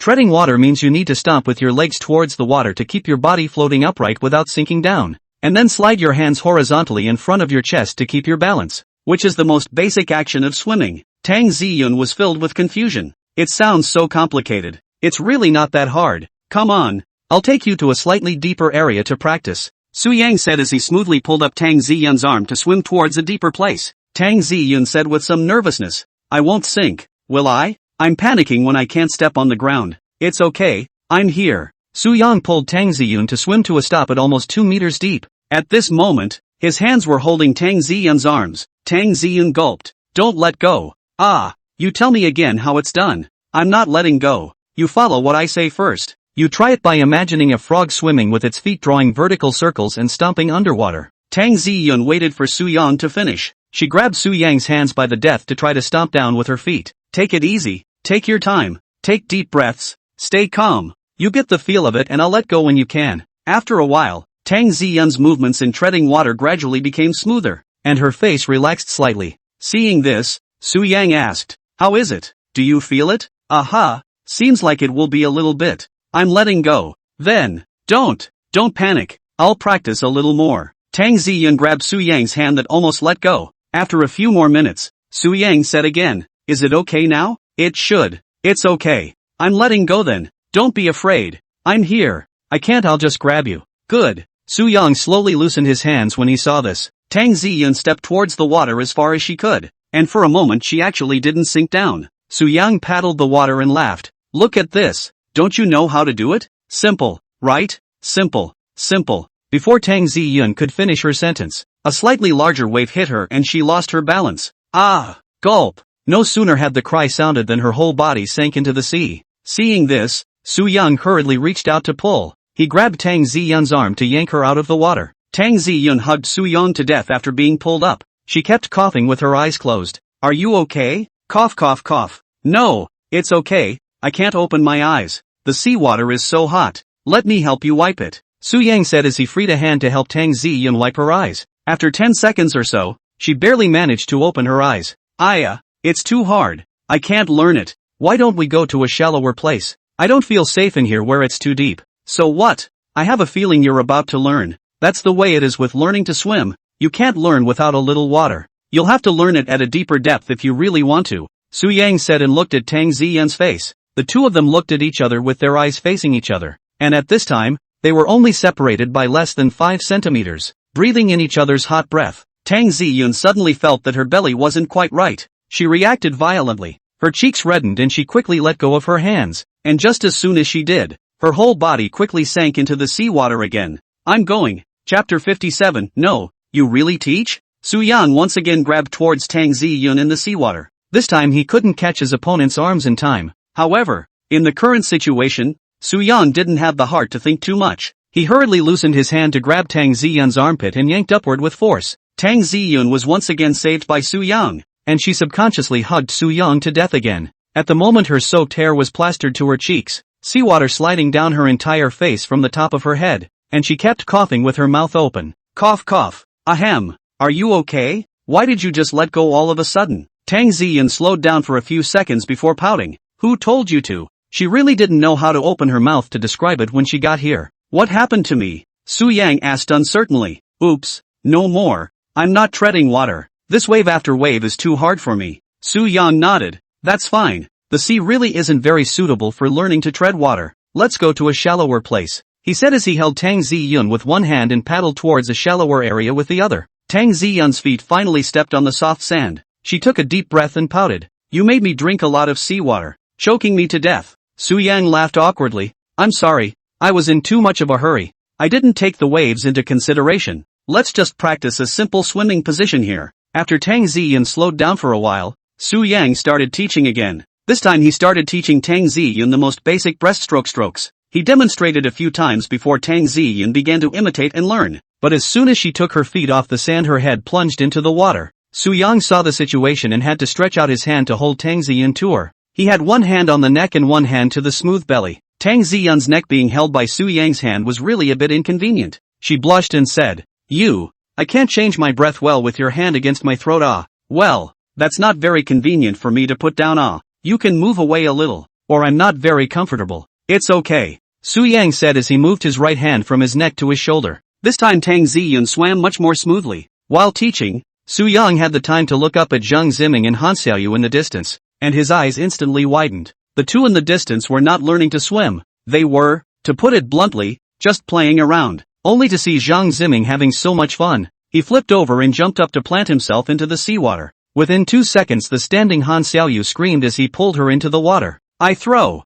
Su Yang looked stunned. What's wrong? Tang Ziyun, who was paddling, asked. No, nothing. Su Yang watched while holding Tang Ziyun to move. On the other side, the two of them, Meng Wanzhou and Xia Coco, were also frolicking in the water under the guise of swimming, and would inadvertently wrestle together. Meng Wanzhou stood up from the water. He didn't notice glancing at Su Yang and Tang Ziyun in the distance. Looking at Su Yang's movements, he froze and said, TSK, not brother, you really teach? Wait, there seems to be something about his movements. Why didn't I think of that? Meng Wanzhou instantly realized. He slapped his head and looked at Xia Coco and said in a serious manner, okay, let's stop fooling around. Now start swimming properly. I'll first come to see if your movements are standard or not. Xia Coco said with an innocent expression. Yes. With that she flopped on the water and swam ahead in a breaststroke position. Seeing this, Meng Wanzhou shouted, come back. Your movements are not very standard. Let's go to a slightly deeper area to learn. I'll drag you. You won't sink. On Su Yang's side, he didn't look at Zhang Ziming and Han Xiaoyu anymore, but concentrated on holding Tang Ziyun up and swimming. That's right. That's it. Don't rush. Keep your posture and breathe evenly. Tang Ziyun tilted her head and paddled her hands back, but for some reason her face looked a little red. Ding! Detected that the host is in a cheerful mood and enjoying himself very much at this time. Rewarded 600. 000. Su Yang wore a smile on his face and concentrated on holding Tang Ziyun up to swim back and forth for 7 or 8 minutes. Tang Ziyun gasped and said, I can't, I'm so tired. I'll take a break. You can let go. Su Yang loosened his right hand with great reluctance. Tang Ziyun's appearance at the moment looked dainty and charming. Su Yang pretended to react. He hurriedly let go of his hand and laughed. No. I'm sorry. I was too focused and didn't pay attention. No. It's fine. Tang Ziyun stood up and walked towards the beach. Let's go over and take a rest, she said as she turned to look at Su Yang and shouted. Okay, you go over there first. I'll go yell at a couple of them. Su Yang naturally couldn't walk back with Tang Ziyun, or else he really didn't know how to explain when Pan Ning saw him. Although the two did not indicate a relationship just yet, they were no longer just friends after all. After watching Tang Ziyun return to Pan Ning's side and sit down, Su Yang swam towards Zhang Ziming's side this time. How are you teaching Mingming? Has Sister Xiaoyu learned? At this time, Han Xiaoyu was exactly the same as Tang Ziyun just now. Her face was red, and she didn't know how much tofu she had been eaten by Zhang Ziming. Zhang Ziming threw Su Yang a look and laughed. That's a must. It's already learned more than just now. That good? Just kidding. I'd hate to be a swim instructor. Okay, let's go over there. Those ones have been sitting around. Go get them down here and play with them. Okay, Zhang Ziming agreed. The three called on Meng Wanzhou, who was not far away, to swim back together. Just as several people were on their way back, Su Yang's eyes stared, only to see that Lu Bo was swimming not far away with a full face holding Lu Meng. I throw. Su Yang and Meng Wanzhou glanced at each other, and Meng Wanzhou laughed. This guy is going to be self-reliant. Ha, let's wait for him to teach. We'll leave him alone. Several people returned to the shore. Su Yang was the first to walk to Pan Ning and sat down, laughing. Why are you still sitting? Go down and play. Are you having fun? Of course. Huge coolness. It was the first time I swam in the ocean, and it was fun. It's also the first time you teach your sister to swim in the sea, right? Pan Ning looked up at Su Yang and said indifferently. Su Yang. Chapter 58, letting you go 5 meters. Su Yang froze in place when he heard this. Done and done. No. I can actually be seen from this far away? Talking? Pan Ning propped her chin up to look at Su with a smile on her face. However, this smile seemed more or less creepy to Su Yang. The main thing is that those girls don't know how to swim, and they keep asking us to teach them, and the enthusiasm is hard to resist, so I reluctantly taught them, but I'm serious about it. Yes? Why would I lie to you? It's really just simply teaching. Then teach me. Yeah, who's with whom? Ha. Pan Ning returned Su Yang's blank stare. She stood up and walked toward the ocean water. Su Yang hurriedly followed. The remaining few people did not intend to rest when they saw this, and Zhang Ziming ran to Shanishue's side to pull her up with one hand. Go. What do you keep sitting there for? Get in the water and play. Shanishue stood up helplessly. Naturally, she hadn't seen Zhang Ziming teaching Han Xiaoyu to swim. Otherwise, Zhang Ziming would probably be bruised and purple right now. Meng Wanzhou looked at Su Yang and kept blinking. He walked over and whispered, Seen? Su Yang nodded with a bitter smile. She asked me to teach her as well. Scratch that. You're on your own then. Meng Wanzhou finished thinking of something suddenly grabbed Su Yang's arm. Wait. What's wrong? She can swim, if I remember correctly. Ha? Well, she won't karma me, right? Su Yang joked as he said looking towards Pan Ning's back. That's not really true. But then again, are you two boyfriend and girlfriend now or not? Su Yang laughed. Not yet. For now, you two are living together. Meaning you haven't broken that window yet? Su Yang said in his heart. Stabbed. Yes, it hasn't been indicated. Alright, I can't be bothered with these things. But in the future, if the two of you do get together, you'll have to be nicer to my sister. Don't worry about that. Okay then, you improvise. I'm going to the bathroom. Su Yang swallowed his saliva, no longer thinking about it. He trotted to follow Pan Ning. Can you swim or not? Pan Ning looked at Su Yang and smiled. Yes. Before Su Yang could speak, Pan Ning picked up. Let's compare. How does it compare? It's all about who can swim faster. Su Yang laughed. This isn't driving. You probably can't swim with me. I grew up by the river. How do you know unless you try? That's fine. But if you compare it, you have to come with some bets. Wait, I'll let you 5 meters. If you win, I'll sleep on the sofa tonight. If I win, you'll be at my disposal at night. How about it? Su Yang smiled and raised his eyebrows towards Pan Ning. Pan Ning couldn't help but roll her eyes again when she heard this. Okay, so confident? You're not afraid of losing? What can you do if you lose? Aren't those the only moves you have? Holy? Su Yang grabbed the hair that was blocking his eyes back and picked up. Fine. No more nonsense. Come on. What's coming? Brother Su? Lu Bo didn't know when he swam to Su Yang's side and laughed. Aren't you teaching Lu Meng how to swim? She comprehended it so poorly that she kept choking to take a break. Oh, so here's the deal. You're going to referee us. Your sister Pan wants to compete with me in swimming. Lu Bo froze and looked at Pan Ning. Sister Pan, you dare to compete with my brother Su in swimming? What's there to be afraid of? I just saw his swimming speed with my own eyes. That's a level that can be PK with professionals. You don't have to lose? Doesn't matter. Hurry up. There's a lot of bull ********. Alright then, you guys get ready. I'll be the referee. Lu Bo said and swam to the side. Su Yang and Pan Ning stood side by side. Swim forward. There's a barrier over there, see? Pan Ning pointed to an orange barrier across the sea 40 or 50 meters away. Su Yang nodded. Okay, swim there and back. Whoever gets to Fatty first wins. Okay, I'll be damned. You guys are bold enough to swim deeper? Will it be too dangerous? Pan Ning faintly said. The areas of the quarantine zone are all places where you can swim. There's nothing dangerous. Then you guys wait. I'll go get a few of them over here. In case any of you get a sudden cramp later, there's plenty of people to rescue you in time. Lu Bo said, swimming towards a short distance away. After 2 minutes, all of them came to the two Su Yang Pan Ning. So many spectators? It's a little more secure. Okay, ready to start. Lu Bo nodded. Listen to my command. It's the same as always. I'll count 3, 2, 1 and you guys swim. 3, 2, 1. As Lu Bo's words fell,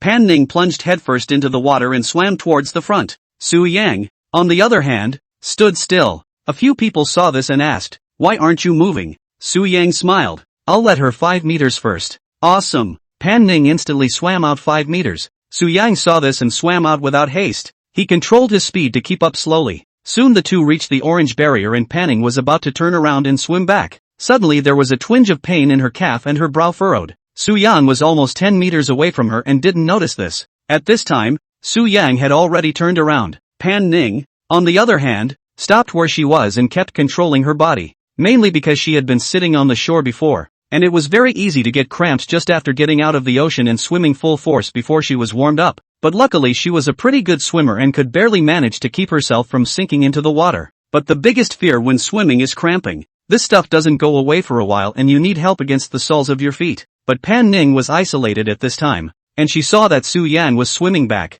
She hurriedly called out, Su! Su word just shouted out. A wave hit. She could no longer control the body, sank into the water, choking on a large amount of water. She brought her head up quickly, and before she could speak, the cramping pain in her leg made her sink once more. Meng Wanzhou, Lu Bo and the others in the distance didn't notice for a moment because they were too far apart. However, it was good that Su Yang found something wrong. He swam back 5 or 6 meters and still didn't see Pan Ning come back, so he turned around and looked, only to see that Pan Ning had already disappeared into the sea at that moment.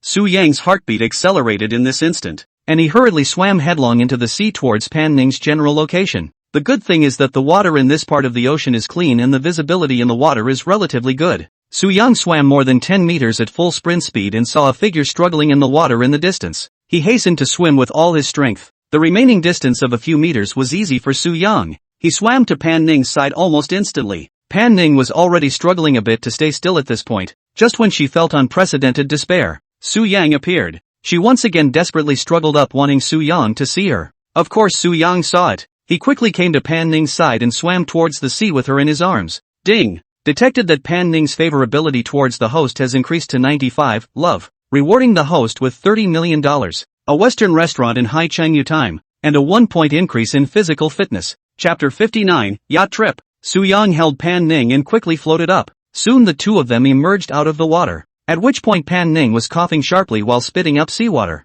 Fortunately, Soo-young found it in time and was quick to rescue it. Pan Ning's time in the water wasn't really that long, but the consequences would have been unimaginable if Soo-young had discovered it a minute later. Soo-young wrapped one arm around Pan Ning's waist and one hand paddled in the water towards the shore. Just after swimming out 20 meters he saw Meng Wanzhou, Lu Bo, and Zhang Ziming swimming towards them. A few people just saw Soo-young suddenly turn around and scurry into the water to swim back. They knew that there must be some accident. The three people hurriedly swam over to support. Meng Wanzhou saw Pan Ning in Soo-young's arms at this time. He went forward with an anxious face and asked, "Old Soo, what's going on? Go over there first." Swimming back to the shore, Soo-young placed Pan Ning flat on the beach and helped her rub her calves. Pan Ning finally slowed down after coughing up a few mouthfuls of water again. Meng Wanzhou Shanishua hurriedly came over and asked, "What's going on? Should we go to the hospital for a checkup?" "No, it's just a sudden cramp and a few chokes. Just rest." Pan Ning's tone was flat, as if it was really just a small thing. "I just said don't swim deeper. You guys just don't listen. This is really too dangerous," Lu Bo said worriedly from the side. "It's my fault. I shouldn't have let her race me. And even if I did, I shouldn't have swum deeper." Soo-young very much regretted his behavior just now. If he hadn't discovered it in time, he would probably have regretted it for the rest of his life. Pan Ning sat up at this time, propping up the beach. Soo-young and Shanishua supporting her from the side. "I don't blame you. I had to swim that way. I didn't expect to cramp up. It's nothing more. Don't worry everyone. Phew, all right is good. Old Soo, you also don't blame yourself. This matter also can't blame you. Just now I heard you guys want to swim over there. I also didn't stop. To blame should be blame me only, right? What's to blame? If it's to blame, we're all to blame. Let's not talk about this." Zhang Ziming eased the atmosphere on the side. Shani Xue, on the other hand, sat on the side and gently patted Pan Ning's back. After a while, when Pan Ning had completely recovered, the slightly gloomy atmosphere eased up. Seeing this,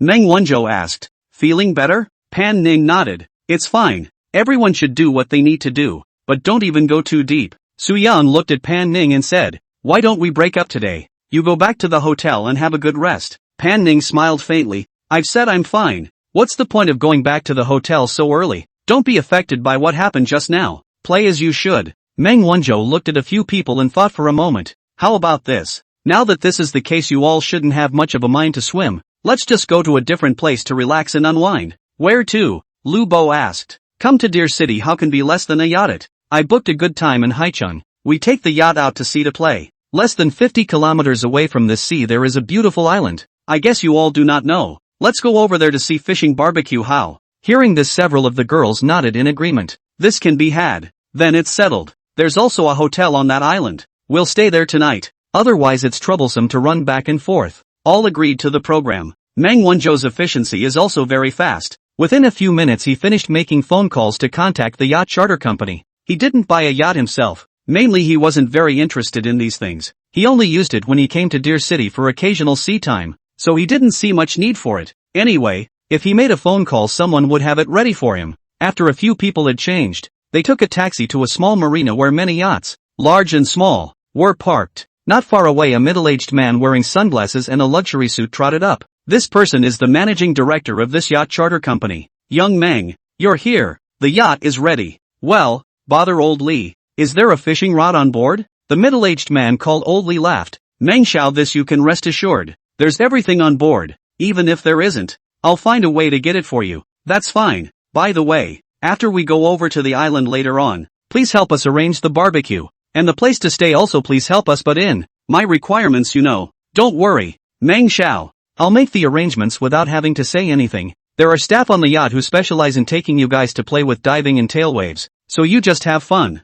Meng Wanzhou nodded. Then get on the boat. Alright. Old Lee walked ahead to greet a few people towards a very luxurious-looking yacht. The yacht is white overall with blue accents on the sides, is about 35 meters long, 114 feet or so, and has 2 levels, top and bottom, with a large deck forward of the top, perfect for sitting on and fishing with a small sea breeze. At the rear of the first floor is a lounge area large enough to accommodate about 20 people. Su Yang and the others followed Old Lee onto the ship one after another. Yacht. This thing Su Yang is also the first time in his life to sit. After all, this thing is not cheap. He used to think, not even dare to think. This was very new to him, but he was a little rich now, and he acted calm on the surface. Coming to the rest area and sitting down, Su Yang swept a glance at the entire rest area's construction. It's mostly just a wraparound seating area with a very large table in the center gap, and at the far end of the lounge area is a small bar with a coffee maker and a variety of fruits. On the wall behind the bar is an assortment of alcoholic beverages, and in front, near the top of the seats,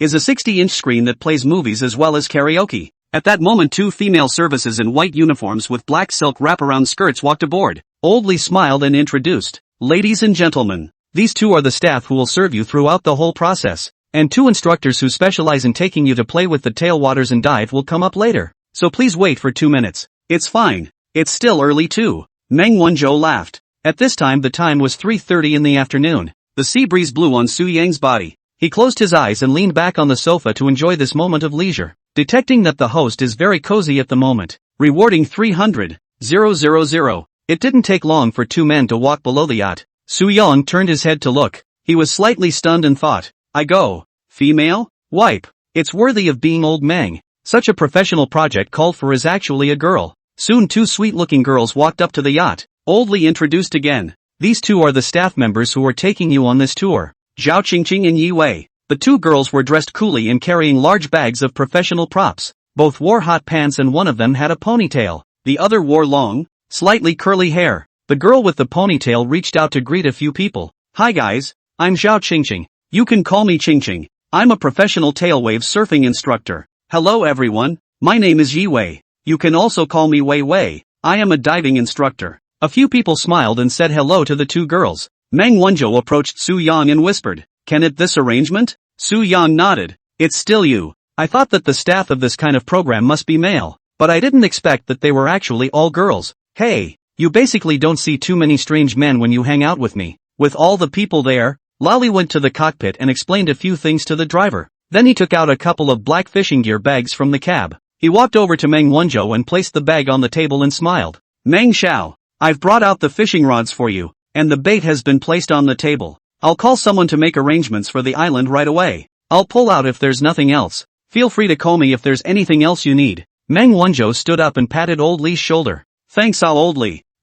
What are you being polite to me for? It should be. Then I wish you guys a good time, young Meng." With that he turned to greet the rest of the group again and headed off the boat. When Old Lee left, the yacht started and slowly headed towards the endless sea. Chapter 60, Can't You Be Good Looking? Comfortable. Zhang Ziming leaned back on the sofa with his arms spread out in a cozy smile. That's when the 2 waiters started to get busy. One by one, the 2 men placed fruit snacks on the table, then opened 2 bottles of champagne and poured them for several people. Both were smiling the entire time and looked very professional. Once they were done the 2 separated and stood on either side of the rest area waiting to be called at any time. Because of the previous swimming used up a lot of energy, at this time everyone is a bit hungry. Things just served up and began to eat and drink. Zhao Qingqing and Yi Wei both had outgoing personalities, and the 2 quickly mingled with Su Yang and the others. Meng Wanzhou then looked at the 2 waiters standing and smiled. "You 2 come over here and join us. No need to be so formal. Our group is very easygoing. Yeah, don't stand around.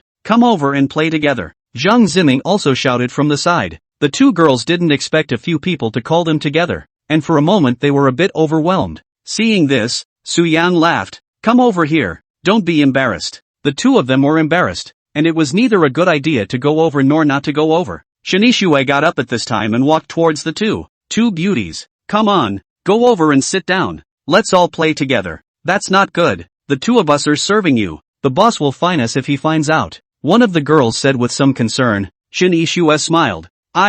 Don't worry, your boss wouldn't dare."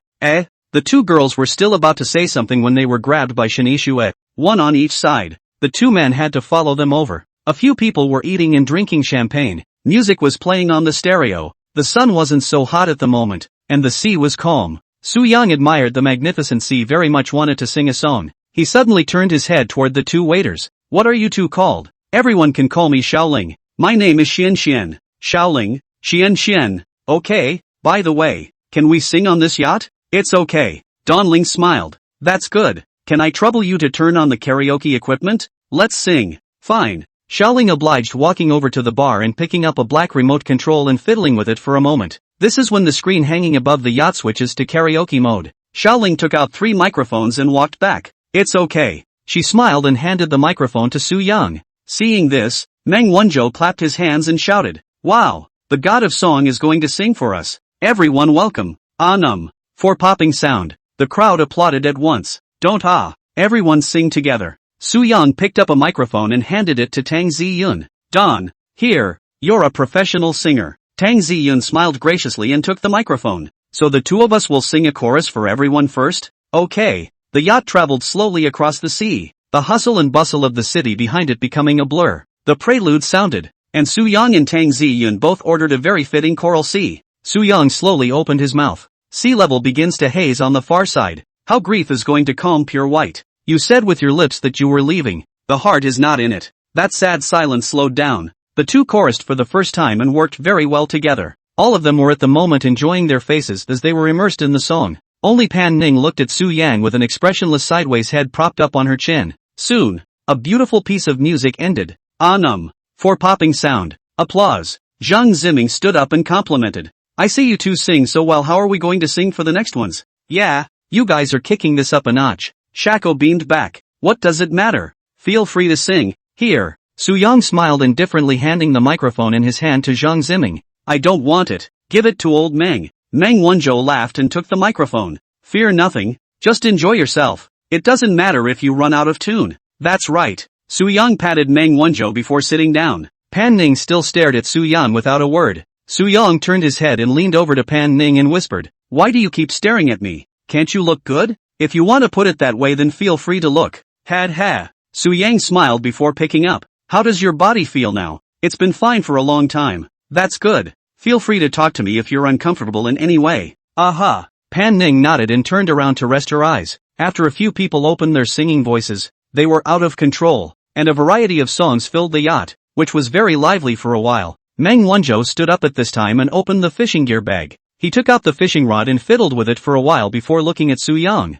Old Su, can you fish? Fishing I really don't know. Ha. Finally something you don't know how to do. Then you must come fishing with me. Alright, I'll learn. Su Yang said as he tilted his head and drank half a glass of champagne in his hand and stood up. He looked at Lu Bo and Zhang Ziming, who were singing at the top of their lungs, and shouted, "Fatty, Ming, stop singing. Wait for a few beauties to sing and let's go fishing." Wait a minute. You guys go ahead. We're having a great time singing. Alright. Su Yang shook his head and picked up a fishing rod and followed Meng Wanzhou towards the top floor. The two of them went to the top deck. Meng Wanzhou took out the bait and put it on the hook and said, "Let's take this opportunity to catch some ingredients for the night." Okay. Su Yang was also interested for a moment. He followed Meng Wanzhou's movements and fiddled with it in style. Soon after, Meng Wanzhou threw the rod out in a dazzling pose, and the baited hook dragged the fishing line and shot to the sea like lightning. "I throw. Handsome." Su Yang praised out. Hey, handsome. Right. This kind of fishing rod is called a sea rod,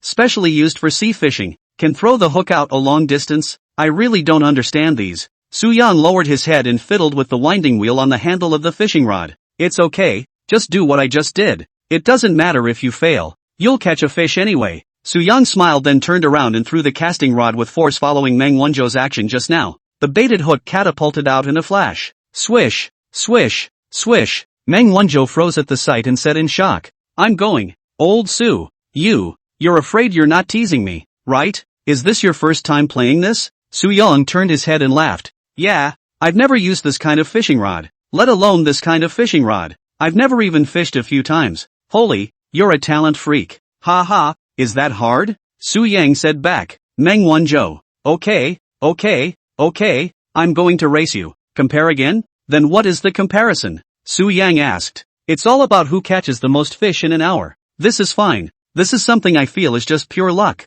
I'm pretty lucky. You're probably going to lose." Ha, it's more than luck. It's skill. You're going to lose. Chapter 61 Fishing Contest. The two sat on their asses on the edge of the deck. Su Yang stared intently at his own red float in the distant sea. Meng Wanzhou took out a cigarette and handed one to Su Yang and laughed. Don't be so focused, this is just the beginning. I feel it coming. Su Yang took the cigarette and stood up with a smile. I'll take your name if you get on the fish now. As soon as Meng Wanzhou's words fell, Su Yang quickly put the cigarette into his mouth with his left hand, and then he grabbed the fishing rod with both hands and violently pulled it back. Asterisk asterisk asterisk asterisk. Only Su Yang's fishing rod was bent into an arc at the moment. Before Meng Wanzhou could react, Su Yang violently pulled back with force, and a greenish-gray, about 7 or 8 pound sea bass was ripped out of the water. Su Yang said anxiously, Old Meng, how can we retrieve this broken line? Only then did Meng Wanzhou rush to Su Yang's side to help retrieve the fishing line quickly.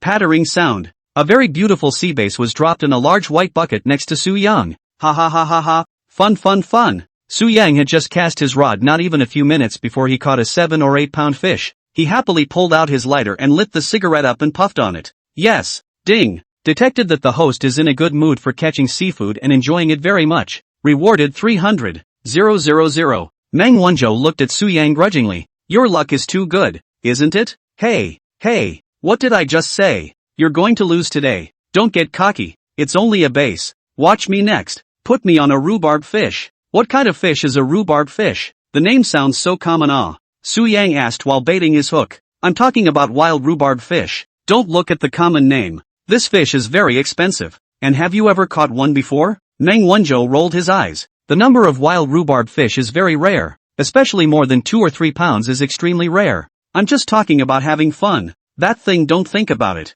And honestly, fishing for some perch, forget it. Perch is fine. Look how big this one of mine is. A few more won't need to eat anything else at night. Su Yang joked. It looks like I'm going to get a fish. Meng Wanzhou stood up and stared intently at the float. Su Yang smiled and said, Then I'll wait for you to catch a fish before I cast. You cast it. No fish. Meng Wanzhou sat down on his butt in disappointment. Ha ha, okay. Su Yang proceeded to cast violently, and the bait hook flew out once again. At this time, Lu Bo and Zhang Ziming both climbed onto the deck with cigarettes in their mouths. How's it going? Did you catch it? Su Yang turned his head and smiled triumphantly. You guys come and see what this is? Lu Bo and Zhang Ziming came up to take a look, and Lu Bo was shocked. I'll go. Caught it so quickly? Which one of you caught it? Meng Wanzhou pointed at Su Yang. He caught it. This guy's luck is really good. Just set the hook and he caught a fish. I'm going, Brother Yang. It's okay. Just kidding. We're more or less gifted. Go.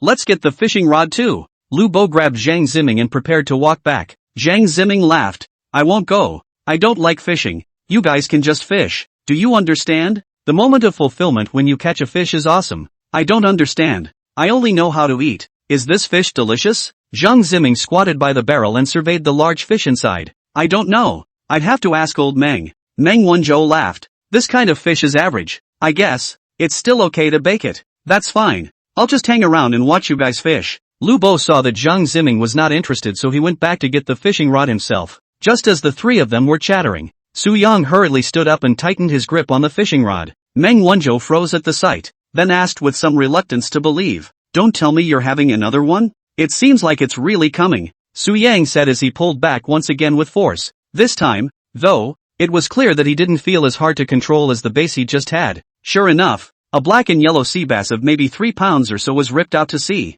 Su Yang quickly withdrew his fishing line. Meng Wanzhou and Zhang Ziming hurriedly came forward to look. Wow, that's a nice looking fish. What's it called? I think it's a tiger fish if I'm not mistaken. These are relatively easy to catch as are bass. Nothing unusual. Meng Wanzhou could only use words like better fishing to paralyze himself at the moment. Zhang Ziming looked at the fish in the bucket very freshly. It seems to be a bit interesting. That's right. Sea fishing is the most fun. You don't think about how many fish there are in the sea? This kind of randomness is very high. Sea fishing pursues this feeling of the unknown. Just like when you usually go to a nightclub, when you walk in, the girls are different kind of feeling. Meng Wanzhou explained in a serious manner. Zhang Ziming laughed. I'm pretty clear if you want to put it that way. At this time, Lu Bo came back again with his fishing rod. He looked at the bucket beside Su Yang and shocked. My goodness, caught it again? I don't want to, but this fish, it has to come to me. There's no way. Su Yang smiled smugly. Meng Wanzhou once again glared at Su Yang in a sly manner. Don't be crazy. I don't want to be crazy, but we have fish. 2 of them. He. Fine. Fine. Nobody talk to me from now on. I'm going to get serious. Okay? Good luck catching a wild rhubarb. Lu Bo smiled and started to dish out his fishing rod. Soon he hung up the bait and then threw out a rod. He obediently sat next to Su Yang. Fatty, come join us for the fishing tournament. You and Meng? Well, we'll see who catches the most fish in an hour. That's fine. I fish for a little something too. But are we comparing quantity or value? Su Yang thought about it and said, then the number of it. The main thing is that the fish this thing I do not know. The price and so on is even more unclear. But the fish caught cannot be less than 2 pounds. 2 pounds or less will be released. Holler, no problem. With the sea breeze and the waves, the boys were fishing on the deck and the girls were singing and playing in the lounge area. Su Yang was half propped up on the deck, holding the fishing rod with one hand, enjoying the seascape while chatting with Fatty. This leisurely and cozy life he was now enjoying very much. To think it wasn't that long ago that he was moping around in a tiny cubicle working for a living, and now he's sitting on a luxury yacht playing sea fishing. Life is like that sometimes, full of unknowns and uncertainties, and maybe someday some of us will hear that, ding, that we've been dreaming about in our heads. Chapter 62 Tailwave Surfing. An hour later, the game was over. Su Yang caught a total of 6 fish, 3 bass, 1 tigerfish, 1 yellowfin snapper and 1 black snapper. Meng Wanzhou also caught 3 fish one after another since he didn't speak, 2 bass, 1 striped bass. Lu Bo, on the other hand, only caught 1 fall swordfish, but the good thing is that all 3 of them have gained something. Meng Wanzhou stood up and laughed. I'm a fishing veteran who actually lost to you. Okay, I admit it. Su Yang laughed. I'm just relying on pure luck. Losing is losing. By the way, I don't think we said anything about the stakes, did we? Seems like it. Ha ha ha, then it's not my fault.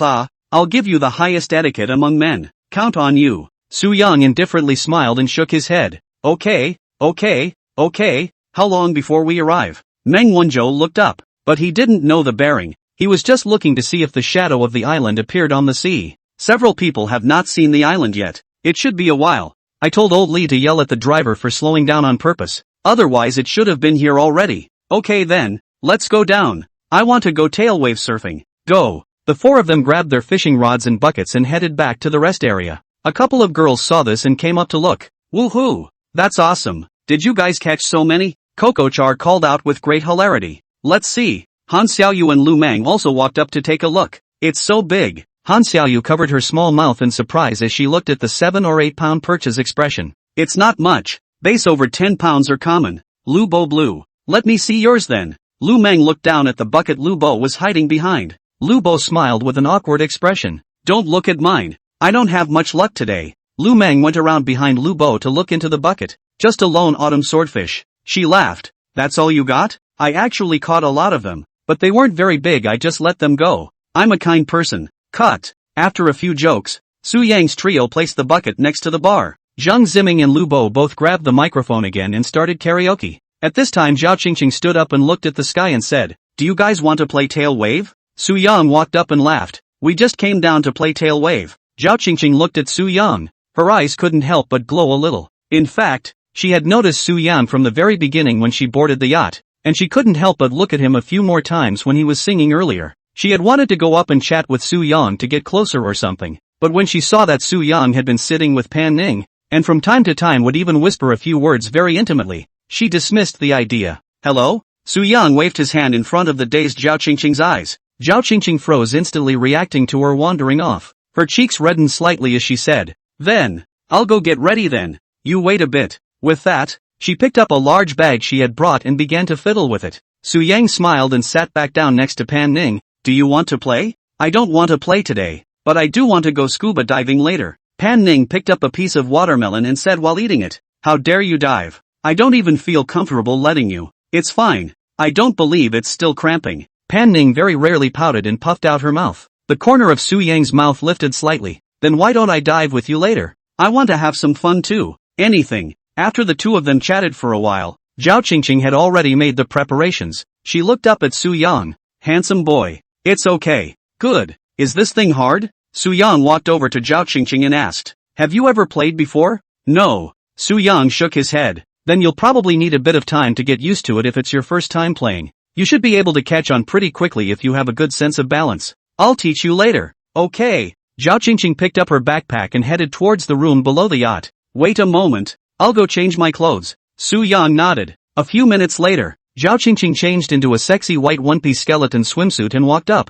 She shook out her bangs as she made her way up the stairs. Her height of 167 combined with very impressive proportions. Shoulder narrow, waist thin, crotch wide. Standard pear-shaped body. Upper body short, lower body long. Two big white legs looked not fat and not thin. Very eye-catching. At this time several boys unconsciously turned their heads to look. Lu Bo sang while looking at the lyrics were sung several sentences wrong. Zhang Ziming's singing also became intermittent. Su Yang silently swallowed a mouthful of saliva. Heart, asterisk asterisk asterisk asterisk. Can't see Put on a swimsuit actually like a different person. Then I had to start a bit of unification. Father. Systems. Zhao Qingqing. Age, 23. Height, 167 centimeters. Weight, 56. 5 kilograms. Face value, 82. Stature, 88. Number of relationships, 2. Single. Up. Almost. While Su Yang was inquiring, Zhao Qingqing had already walked up with a smile. Handsome. Aren't you going to change into your bathing suit? Right huh?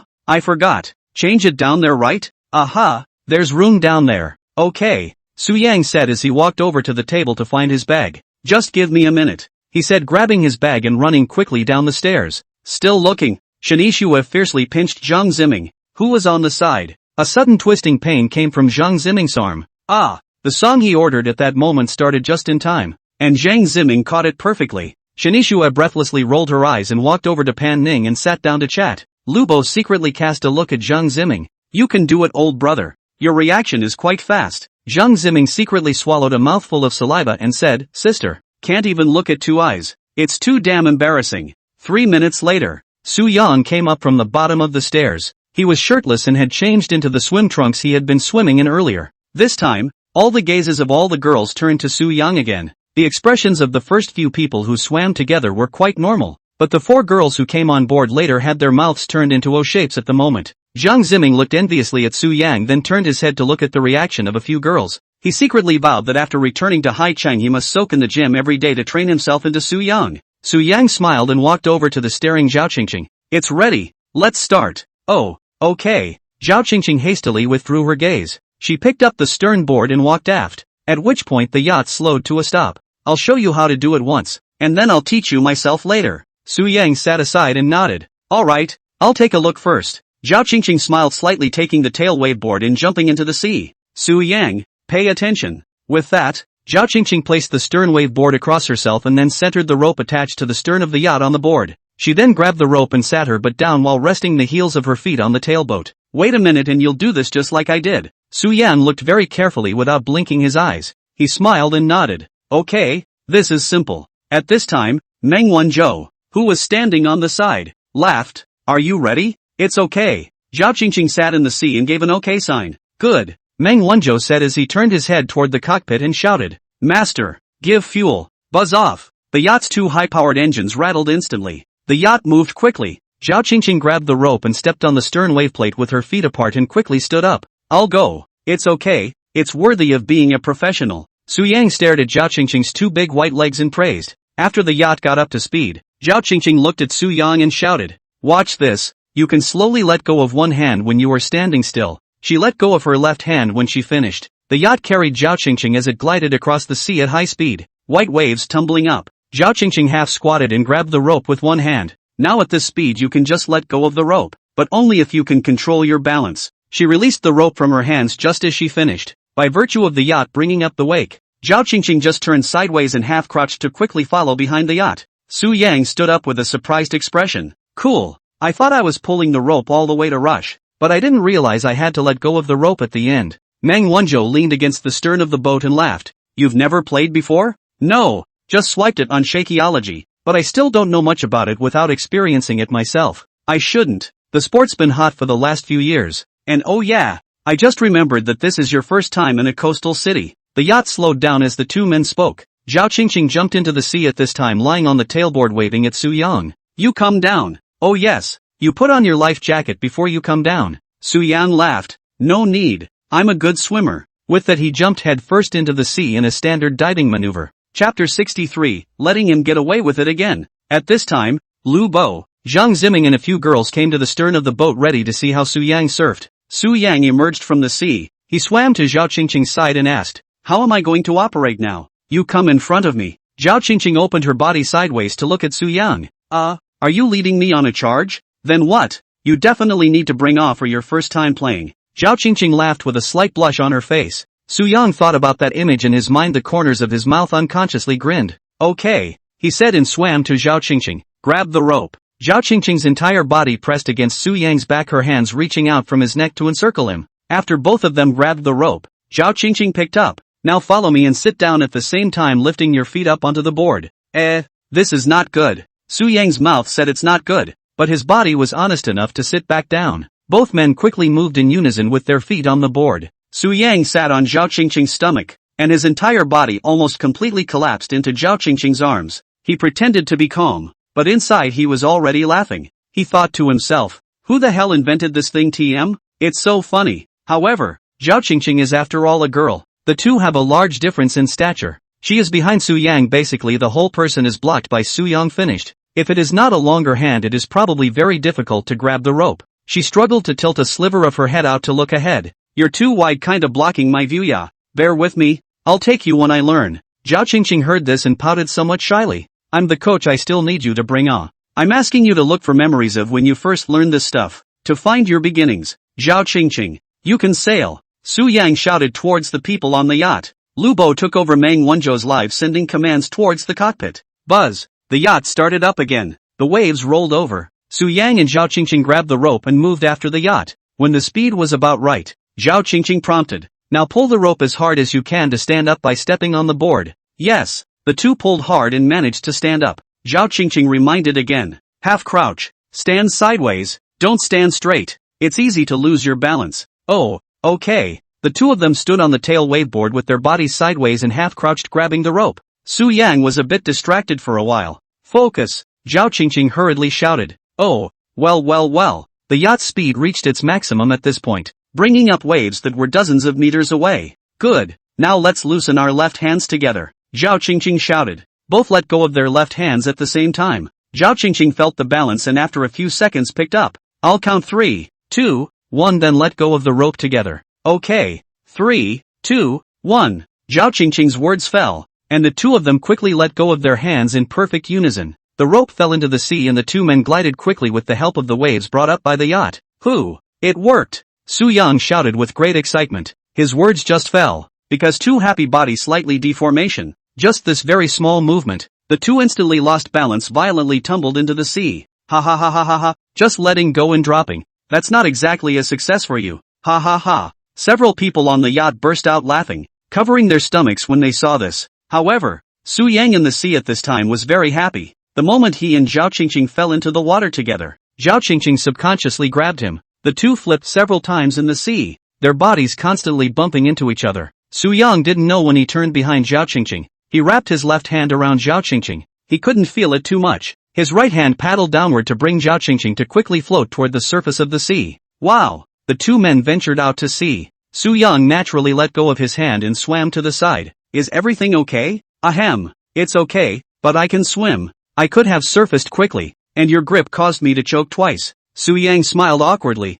That was my subconscious action. I thought you couldn't swim, thinking of saving you up. I was being kind. I'm a coach who plays sea sports. How could I not know how to swim? Zhao Qingqing's cheeks blushed. Su Yang looked at the shy Zhao Qingqing and smiled. I feel like I will. I'll do it once by myself. Are you sure you will? It's not hard to do this. If I hadn't moved just now, it wouldn't have fallen off at all. That's fine. I'll go up and you do it once by yourself. Zhao Qingqing said as she swam to the side of the escalator to climb onto the yacht. Yang, you want to play alone? Zhang Ziming shouted out towards Su Yang. It's mastered. So easy. Su Yang smiled slightly, full of relief as he grabbed the tail waveboard and rope to get ready. Well, again. Buzz. The yacht was launched once again. Su Yang was very serious this time. Just now, because Zhao Qingqing was behind him, he was inevitably distracted. Now he was going to have a good time. The speed of the yacht gradually became faster, and Su Yang grabbed the rope and slowly stood up. Zhao Qingqing looked at Su Yang's movements and nodded her head. You can do it.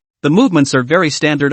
Talented. Su Yang stood on the board and recalled the movements he had just made. He turned his body sideways and half crouched down to lower his center of gravity. The speed of the yacht reached its fastest at this point. Su Yang looked down at the aft wave plate, slightly nervous, and let go of his left hand. He grabbed the rope with his right hand and leaned back slightly. After 10 seconds or so, he loosened the rope all the way. Follow the raging waves brought up by the yacht as it glides sharply across the sea. Asterisk.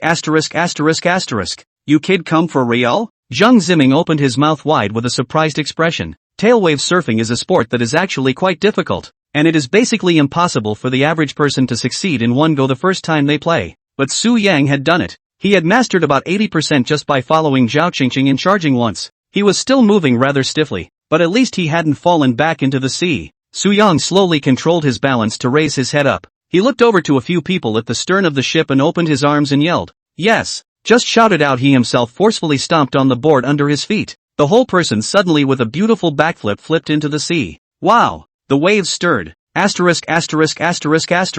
Got him loaded again. Chapter 64. It's alright, brother has hangings. After Su Yan returned to the yacht, Zhao Qingqing took Tang Ziyun, Xia Coco, Lu Meng, and Han Xiaoyuan turned down to play for a while. However, several people were not surprised to lose their balance and fall into the sea as soon as they stood up, and several people quickly lost interest. At 5:30 p.m., Su Yang finally saw the island not far away. We're almost there. Everyone prepare to disembark. Meng Wanzhou stood up and reminded. Pan Ning, Shenixue and the two of them followed Yi Wei to the room to change clothes at this time. The two of them had been chatting with Yi Wei about the various do's and don'ts of diving when a few of them had been surfing earlier. The water in the area where the yacht was now near the island was sky blue with a hint of green, like sapphire. Diving in this area is just perfect. Su Yang stood on the yacht and could even see several meters below the seawater, and all kinds of fish that he had never seen before swam quickly from below the yacht. It's so beautiful here. Can the place I brought you guys to be bad? Meng Wanzhou's mouth lifted up in a smile. That's awesome.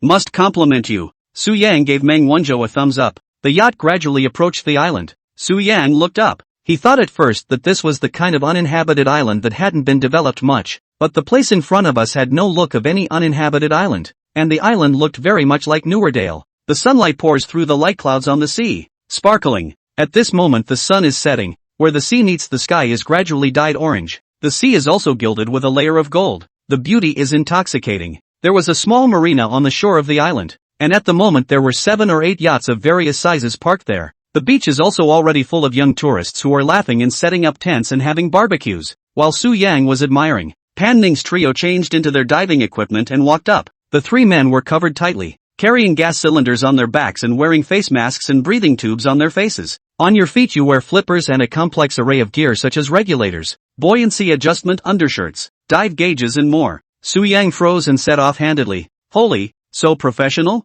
Su Yang. Pan Ning opened her mouth and shouted, "What's wrong?" Su Yang walked up. Pan Ning removed the goggles and said, "There are only 3 sets of diving equipment, so you shouldn't dive today." Su Yang looked at Pan Ning and smiled. "I don't need to wear these things, just go straight down." "No." Pan Ning directly spoke to stop it. "You think you're Superman? We're scuba diving. We have to dive very deep. It's definitely not possible without wearing professional equipment." Yi Wei, who was on the side, laughed. "If your boyfriend usually plays with free diving then you don't have to wear it. It's not a problem for him to just dive a few meters. You hear me? I don't need to." Su Yan laughed. Pan Ning said breathlessly, "You've played free dive? That's not played. Then you shouldn't go down there. It's too dangerous." Su Yan laughed. "Don't worry, I won't dive too deep. Just give me a pair of glasses." After the two broke up a few sentences, Pan Ning really cannot say Su Yang had no choice but to let go. Su Yang turned his head to look at Meng Wanzhou and the others. "Old Meng, you guys get off the boat first later.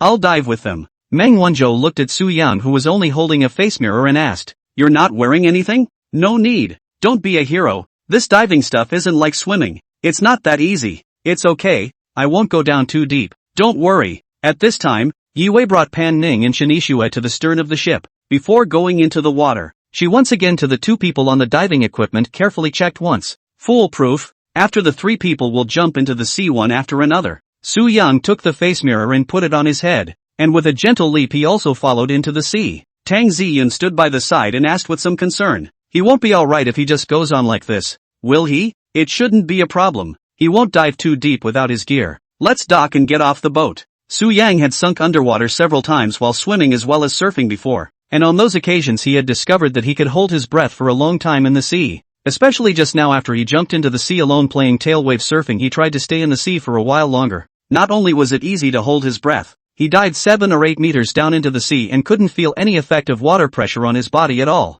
He tested his breath holding time when he used to swim, and the longest he'd ever gotten was about 2 minutes. The process of holding his breath was such that he could clearly feel that he wouldn't be able to hold it for long before he had to get up. But he hadn't felt that way at all the times today when he had held his breath in the ocean. And he had even felt like he could stay in the ocean for 10 minutes or so. This situation he naturally knew was because of his improved physique. Su Yang was currently standing 2 meters into the sea, his hair swaying in the water. He looked down toward the 3 men at his feet, only to see 3 men swimming head down feet up paddling their flippers toward the not-so-deep ocean floor. He pulled with both hands, and his entire body swiftly chased towards the 3 like a fish. Soon he slipped past Pan Ning. Pan Ning was startled. She saw that it was Su Yang, hastily reached out to grab it. However, Su Yang moved quickly, and in the blink of an eye, he had already dived 6 or 7 meters. It was only a pity that they couldn't talk in the sea, otherwise Pan Ning would definitely be yelling at Su Yang a few times right now. Only before, Su Yang had told her that he wouldn't dive too deep, but he didn't expect that he had already surpassed the 3 of them, and he was still diving down quickly. Pan Ning's heart was very anxious for a moment, and she didn't care about the 2 people beside her, Yi Wei and Shen Yixue, as she quickly paddled the flippers of her feet towards Su Yang to chase after him. Su Yang dived downward while enjoying the scenery in the sea. From time to time, a school of colorful small fish swam by, and many strange shapes and large pieces of coral grew on the bottom of the sea. Ding! Detected the host diving for the first time in his life, in a beautiful mood and enjoying himself very much. Rewarded 2 million. Ding! Tip: the host can only dive to a maximum of 30 meters below the sea. Further down the seawater pressure will cause damage to the host's body. If you need to dive further, you need to reach a physical fitness of more than 90. Where do I go to improve my physique now? Su Yang replied in his mind. Then he looked towards the bottom of the sea. He estimated his distance from the bottom of the sea in this area. There were about 10 or so meters left. He had almost dived about 20 meters now, so if he dived to the bottom of the ocean it shouldn't be too much of a problem. In fact, the position where several people went into the water was close to the shore, so the deepest point was only 30 meters or so. Su Yang didn't bother to think about it anymore. He slashed his hands back and quickly descended towards the bottom of the sea. Pan Ning had chased after Su Yang for half a day without catching up, and was getting farther and farther away. In the Pan Ning above, the Yi Wei saw the scene is even more surprised. Su Yang, only with a mask, actually dared to dive so deep. Many professional free diving people at most is to dive about 10 meters. Most people can't afford to dive 5 or 6 meters, while Su Yang, a person who had never played diving before, actually dived almost 30 meters straight to the bottom. It was no wonder she was surprised. Anyone else would have exclaimed in amazement. Su Yang came to the bottom of the sea. He carefully felt his body state. It was very smooth without any discomfort. It seems like my position shouldn't be more than 30 meters, he thought, and wandered happily over the colorful coral. 30 meters or so below the sea, the visibility is very good. Looking at the stunning coral formations, many colorful sea fish around him, and from time to time will swim through a few translucent jellyfish. This feeling is to go to the oceanarium cannot be experienced. Ding! Host's extreme enjoyment detected. Reward 5 million. More than 3 minutes had passed since Su Yang entered the water, but he still didn't feel much now, and that was even with rapid movement. Many freedivers dive as hard as they can without overexerting themselves, and Su Yang didn't even bother about this. He was as happy as he could be. Pan Ning finally came to Su Yang's side at this time. She grabbed Su Yang's arm without saying a word and tried to float upwards. Su Yang reached out and waved his hand in front of her eyes to signal that he had no problem. Pan Ning's brow furrowed as she kept shaking her head. Su Yang grinned at her, spitting out a bubble. He hated to open his mouth at the moment and say, "I'm fine. Brother has a hang-up." But where did Pan Ning know this? She could only be anxious. After all, Su Yang was not wearing a respiratory system, even if his body was strong enough to withstand the water pressure of 30 meters underwater. But she didn't know exactly how long Su Yang could stay in the water, in case it suddenly didn't work. With the speed of the 3 of them, girls wanting to take Su Yang back to the surface quickly for a moment definitely couldn't do it. Chapter 65, Beach Barbecue. The 2 of them had been pulling at the bottom of the water for half a day, and Pan Ning saw Su Yang with a smile on his face, looking relaxed as well. Although she was very puzzled, she thought that many professional freedivers could easily dive a few dozen meters, so she had to give up. At this time, Yi Wei pulled Shen Yixue and also descended to the side of the 2. Yi Wei looked at Su Yang with a face full of surprise. Su Yang nodded his head towards the 2 who swam over, then pointed at himself, giving an okay gesture. With that, he took Pan Ning's hand and followed the school of fish around him as they swam towards a spectacular coral reef. Shen Yixue and Yi Wei floated in the back and frowned. This TM could still see showers 30 meters under the sea. Yi Wei was full of envy, to be able to enjoy the underwater scenery in the sea hand in hand with her favorite person. This is the dream scene of how many girls. Shen Yixue on the side was of course envious, but when she thought of that bastard Zhang Ziming,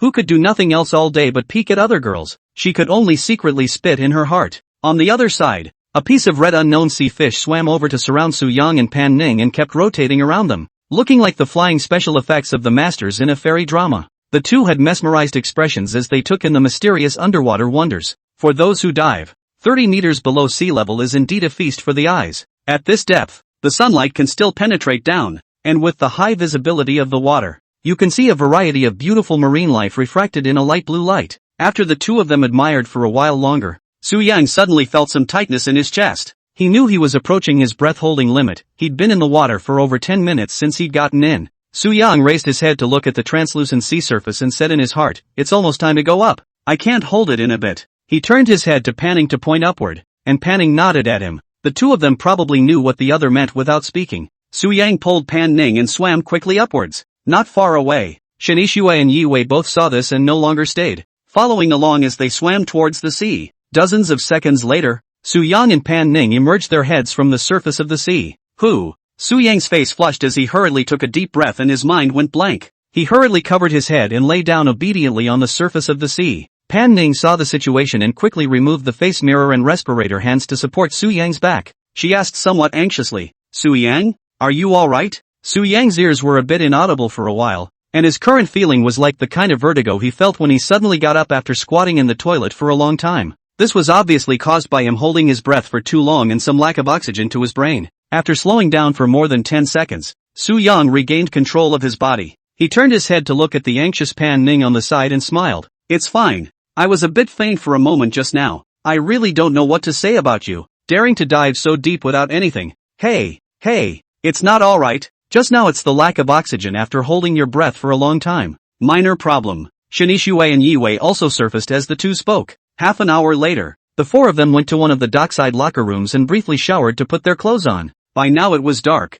the beach was dotted with stars in the distance, and many tourists took out twinkling hanging lights to hang on their tents as decoration. From a distance it looks very dreamy, like large fireflies glowing with light. Su Yang's four people quickly arrived at the beach. The beach was very busy at the moment, with groups of tourists scattered on the beach, some having barbecues, others playing games in a circle. The area where Meng Wanzhou's men were located was the largest, and it was unknown who had surrounded them with stakes stuck in the sand. The middle area surrounded by wooden stakes was about 50 to 60 square meters, with a very spacious canopy built right in the middle, and two wooden tables put together underneath the canopy. Meng Wanzhou, Lu Bo, and Zhang Ziming stood behind the barbecue grill with their hands busy grilling skewers, while Tang Ziyun and a few other girls were handling various ingredients. "You guys are finally here. Come and help." Tang Ziyun looked at Su Yang's several people with a bright smile. Coming. Yi Wei and Shenishue trotted up to join the girls' group to start threading skewers and cutting meat. Su Yang and Pan Ning, on the other hand, walked over to a very comfortable-looking lazy sofa and sat down. Meng Wanzhou walked over to Su Yang with a bunch of pitch-black roasted prawns in his hand and smiled. "Coming? Come and try my grilled prawns." Su Yang looked up in shock. "Big brother, can you still eat this shrimp? What's not to eat? Don't look at its dark exterior. The meat inside is tender. Then take a bite and show me that I am afraid to eat it." "No appreciation," Meng Wanzhou said as he took a bite of the pitch-black shrimp and spat it out in one bite just after chewing twice. "Blah blah blah. It shouldn't be. Why is it so salty? I just tried it earlier. Forget it. It's better for me to do it. You still need to practice this skill more." Su Yang smiled and stood up and walked behind the grill to operate it. Meng Wanzhou turned his head to follow. "Hey, what do you mean? Looking down on my craftsmanship?" Su Yang laughed. "These girls are also big-hearted, actually daring to let the three of you roast here." Lu Bo turned his head to Su Yang. "Brother Yang, we don't want to get it either, but those girls don't know how to bake either, so the three of us have no choice but to tough it out, or else we'll go hungry tonight." Su Yang laughed. They're all people who haven't lived a hard life. That's said like you've lived a hard life." Su Yang smiled and shook his head without explaining. Although his cooking was also very average, but he had grown up poor after all. There's a saying that the poor man's child is an early starter, and he didn't grow up helping his parents with their chores. He's done the dishes, killed the chickens and fish, shopped for groceries, repaired circuits, and other basic chores. Grilling a skewer was so easy for him, he couldn't even grill something with his eyes closed without burning it. "Without further ado, let me grill it for you to try." With that he picked up a handful of skewered beef and placed it on the grill. Seeing this, Meng Wanzhou's trio laughed. "Then we don't care. Play away you guys." By the way brother Yang, just now diving you dive how many meters? I was the deepest, but the deepest dive over 8 meters, oh, and is not with any equipment. Su Yang said indifferently. I didn't dive much deeper. I just went down to the bottom of the sea without paying attention. You dove on the beach? What's that called diving? Diving, you have to go to a deeper area. The scenery down there is beautiful. Lu Bo pulled out a cigarette and said. She wore nothing and dove down to 30 meters with us. Pan Ning added faintly as she leaned against the sofa. 30 meters. Lu Bo repeated as he took a drag on his cigarette. How many did you say? Chapter 66, Bedtime Stories. How many meters do you say again? Lu Bo's eyes rounded. 30 meters, is that deep? I throw. Yang, you have to be a bit logical in your bragging. And you? Zhang Ziming turned his head to Pan Ning. What's the concept of 30 meters when you two are singing at the same time? It's not a problem for you guys to dive 30 meters with your equipment on, but to dive 30 meters without any equipment on, the average person, not to mention whether or not they can withstand that water pressure, by the time you're 30 meters down you basically won't have a chance to get back to the surface again. Ask Yi Wei if you don't believe me. She's a professional. Pan Ning faintly said. It's impossible to ask anyone, unless Yang Yang is a professional playing free diving. I don't believe it. Su Yang didn't bother to argue with Zhang Ziming. He was very hungry right now and just wanted to fill up his stomach in a hurry. I lied to you guys. I just dived 3 meters. 3 meters is about right for a novice. Su Yang smiled and picked up the various seasonings and sprinkled them evenly on the beef skewers. He kept turning the beef and soon the aroma wafted in everyone's nose. Wow. What smells so good? Xia Coco came at the smell. She ran to Su Yang's side to take a look and gulped. Handsome Su Yang, you still have this hand? Su Yang picked up a skewer of meat and put it in front of his eyes and looked at it and said, it's almost cooked. You taste it? He said, handing the beef skewer in front of Shaco's eyes. Xia Coco was like a little sheep that had been hungry for 2 days. She took the beef skewer and smelled it carefully before she bit the beef into her mouth and chewed it. A few people next to Meng Wanzhou stared at her waiting for feedback. Only Xia Coco's eyes widened as she chewed. She raised her hand and stuck out her thumb. Brother Su Yang, what you baked is also too delicious blah blah blah. She jumped as she spoke, her face full of excitement, and Su Yang looked a little exaggerated. Is it that delicious? Meng Wanzhou said in disbelief. Give me a bunch to taste. Su Yang picked up a bunch and handed it to Meng Wanzhou. Meng Wanzhou blew and then brought the beef into his mouth. He chewed a few times, his expression snapped. Holy? You? I'm afraid you didn't run a barbecue stand. Did you? Su Yang laughed. That's not true. How's that for okay? It's so okay, bro. How did you bake it? It's even better than the ones sold outside. That's because you're all hungry. That's why it tastes good. I actually baked it pretty mediocre. Brother, don't you Versailles. You hurry up and bake more. I am indeed hungry. Hurry. I have the wine ready. Not ice later. Okay. Then you guys go and tell them girls to move faster and bring the ingredients they've gotten over here and I'll bake them together. Okay. Meng Wanzhou looked really hungry. He smiled and turned to trot away. Lu Bo and Zhang Ziming came forward with smiles. Yang, give us both a taste too. The beef is already roasted, so take it over and try it for yourselves. Good Lu. Lu Bo placed a large, very appetizing looking beef skewer on a plate and brought it to the table. Next Su Yang took out the fish caught by several people during the day and grilled 3 of them, followed by many shrimps, beef tongues, cashews, chicken wings and a whole lot more. Pan Ning walked over to Su Yang's side to help after resting for a while. Soon a large table was full of delicious barbecue. 12 people sat down around 2 tables. Meng Wanzhou very consciously raised the poured beer and spoke. Thanks to old Su for being a cook for us tonight. If not for him we would probably have to go back to the hotel to eat noodles later. Su Yang waved his hand. A small thing. It's also my honor to serve you all for a bit. Then let's raise a glass to old Su. And by the way, welcome to Freedom Island. Cheers. The crowd tilted their heads back and finished their wine in one gulp. So this island has a name? Lu Bo laughed. It's not called that. I made up the name. It smells so good. I promise this is the best barbecue I've ever had since I grew up. Bar none. Han Xiaoyu said as she took a skewer of grilled pork and ate it with her mouth full of oil. Me too. Lu Meng raised her hand in agreement. Tang Ziyin nodded as she ate. +1. Su Yang laughed. If it's delicious you guys eat more. If it's not enough I'll bake it again. Ding. Detected that the host is in a good mood and enjoying the moment. Rewarded 500. 000. Everyone joked and laughed as they grabbed their grills and started showing off wildly. After an hour or so, everyone had eaten and drank their fill, each finding a place to lie down and consume their food. Su Yang and Pan Ning nestled on the lazy sofa looking up at the night sky stars. Pan Ning didn't know when she had tilted her head and leaned on Su Yang's shoulder and fell asleep. At this time, Zhao Qingqing and Yi Wei stood up and greeted a few people to leave early because they had something to do. Su Yang suddenly thought that he hadn't signed in today, and he immediately called out in his head. System, sign in. Successful signing. Rewarded 50,000. After everyone had chatted on the beach for a while, Meng Wanzhou got up and looked at a few people and said, "Ladies and gentlemen, let's go back to the hotel and rest. We're all tired today. Go back early to wash and rest." Good. Several people got up one after another and packed up the various trash before following Meng Wanzhou towards the X-Hotel on the island. The island isn't very big, with only 3 hotels in total, and the X-Hotel is the only 5-star of the 3. Suyang. Several people left the beach through a curved gravel road, and after another 5 or 6 minutes of walking they saw the hotel not far away. A large illuminated letter X hangs from the top of the hotel's front door. This hotel consists of 8 villas as well as a 7-story building, where the cheapest room type will cost you $10,000 to $20,000 for a night's stay. But that amount of money wouldn't be money to Meng Wanzhou. He led a few people to the hotel lobby, and after speaking with the front desk and staff, a small sightseeing bus drove up outside the lobby within a few minutes. "Where is this going?" Su Yang asked. "I've booked a villa. It's a bit of a walk from here. It's quicker by car." "You mean all 10 of us are staying in the villa?" "Yeah, there are plenty of rooms in that villa. Sleep however you want," Meng Wanzhou said with a crooked smile towards Su Yang. "Is the soundproofing good?" "Very good. I've booked one of the biggest villas in this hotel. Just go over there later and you'll see. I don't worry about your work." Su Yang laughed. At this time a young waiter in a suit and vest walked up to several people and said politely, "Everyone, please follow me." A few people came to the entrance of the hotel and got into the sightseeing car. The attendant started the car and drove towards the villa area. 7 or 8 minutes later, the tour bus stopped in front of a gate that said Villa 01. A few people got out of the car, and the waiter left on his own after a few brief introductions. Villa 01 is located in the innermost part of the X-Hotel villa area, right next to the sea, and just across the green belt is the beach. This villa is one of the largest at Hotel X and has a front yard as well as a very large backyard. The backyard has a swimming pool,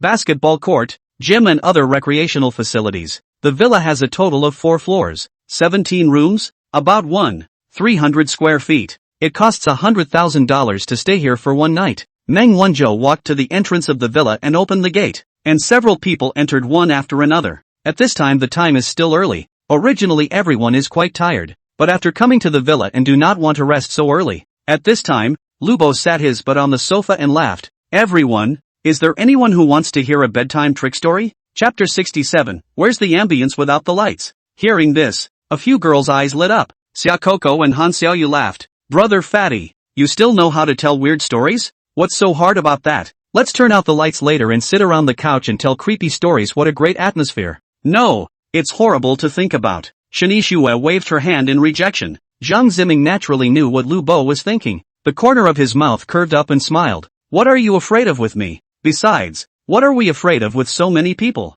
You, what else do you do besides smoking, drinking, and looking at girls?" Shani Shue was not polite at all as she mocked Zhang Ziming in front of everyone. Zhang Ziming wasn't embarrassed. He and Shani Shue had always gotten along like this. "Oops, come on," he said as he pulled Shani Shue towards the couch. Meng Wanzhou laughed. "Tell you what, let's all choose our rooms first, take a shower, and then we'll make some small red wine before we talk." "Could be," a few people said and dispersed. The villa's living room is very spacious, around 260 square feet, and is surrounded on 3 sides by oversized giant floor-to-ceiling windows. This was the first time Su Yang had entered a villa in the true sense of the word since he had grown up. Many of the houses he used to go to that claimed to be villas were basically self-built, with dim lighting and outdated furniture. Not at all villa-like. The Villa 01 that he was in at the moment, the living room decoration alone was very luxurious. The central living room was about 8 meters high, with a huge crystal chandelier hanging in the middle, and a glossy black piano placed at the connection between the living room and the dining room. Wine cooler, bar, open center and western kitchens have it all. To one side of the living room was the villa's elevator, and not far beside it was a rotating staircase connecting the floors above. Su Yan looked at the luxurious villa and said, "I didn't like villas before, but now I feel very good. It's necessary to look at a set of villas after returning to Haicheng." With that in mind he took the stairs with Pan Ning up to the second floor, which had 7 rooms, each with its own bathroom. One by one, the two opened the door to the room and went in to have a look. The size of each room is not bad. Inside the room is a 2-meter wide bed, a very large closet, an LCD TV. Pan Ning looked at Su Yang and said, "Which room are you sleeping in?" "I'll sleep in whichever room you sleep in," Pan Ning said breathlessly. "Who wants to squeeze in with you with so many rooms? This villa is good everywhere. It's just that there are too many rooms." Su Yang deliberately laughed. the two of them went to the third floor to look around again, and a room with an area of about 40 to 50 square feet was looked at by Pan Ning. The room also has an oversized floor-to-ceiling window facing the ocean. I'll take this one. Su Yang nodded. Well, this one is really nice, he said as he walked to the window and looked around before dropping his bag on the single sofa by the window. What are you doing? I'll take this one too. Pan Ning rolled her eyes. You go next door.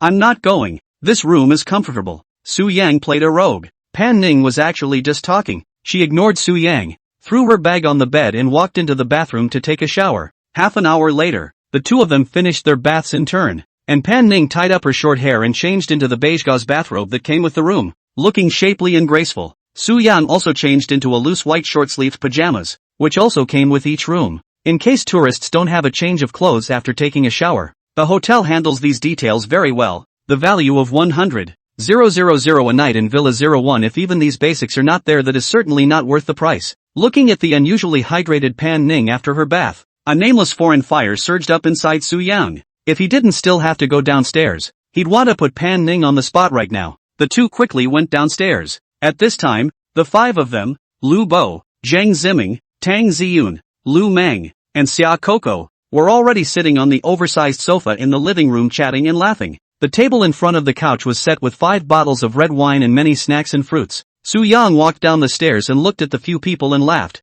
Yo, things are all set up? Come on. Lu Bo beckoned and shouted. Su Yang and Pan Ning both came to the corner of the sofa and sat down side by side. Pan Ning took off her slippers and sat cross-legged on the sofa and picked up a bunch of grapes to eat. 3 more to go. Hey, it's slow moving. After waiting for another 10 minutes or so, Meng Wanzhou, Han Xiaoyu, and Shin Yixue came downstairs one after another. At this moment, 10 people were sitting around the circular sofa. On Su Yang's left was Pan Ning, then in order were Shin Yixue, Zhang Ziming, Lu Bo, Lu Meng, Meng Wanzhou, Xia Coco, Han Xiaoyu, and Tang Ziyun. After circling around like this, Su Yang was in the middle of Pan Ning and Tang Ziyun, and he turned his head to look very satisfied with his seat, surrounded by the 2 prettiest girls in the room. Beautiful. Ding. The host is in a happy mood and enjoying this moment very much. Reward 300,000. A few people chatted idly as they opened the red wine and poured it. Meng Wanzhou looked at Lu Bo at this time and spoke.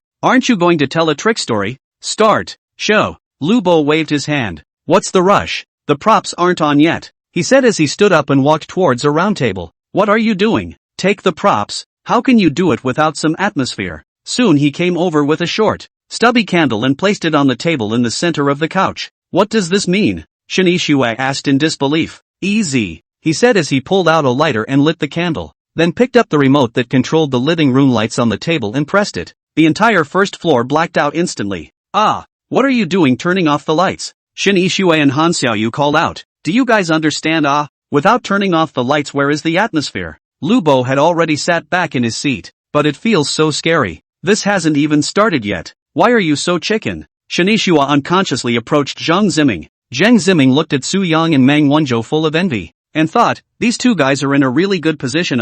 Later on when they talk about the horrible place, the sister beside them will definitely be next to them. Rub. I should have known not to fall in love so early. The faint glow of the candles barely illuminated the couch area. The dim light mapping the faces of the 10 men as darkness fell around them. The 4 boys looked relaxed. Something like a trick story was child's play for them. Especially Su Yang. He is the one who dares to watch spooky movies alone late at night. Even the scariest movies don't seem to have any feeling to him. He was not even afraid of being poor before. He would still be afraid of spooky? A few other girls, on the other hand, all had expressions of more or less fear on their faces at the moment. Only Pan Ning looked slightly better. But she was a girl after all, and the trick thing had a natural oppressive effect on most girls. 10 people subconsciously moved closer. Tang Ziyun considering Su Yang and Pan Ning's relationship, although she was a little afraid but still did not have the good sense to get too close to Su Yang, just a slight touch of the arm together. Lu Bo was all smiles at the sight. He looked to a few people and smiled. Well, is there anyone who wants to be the first to speak?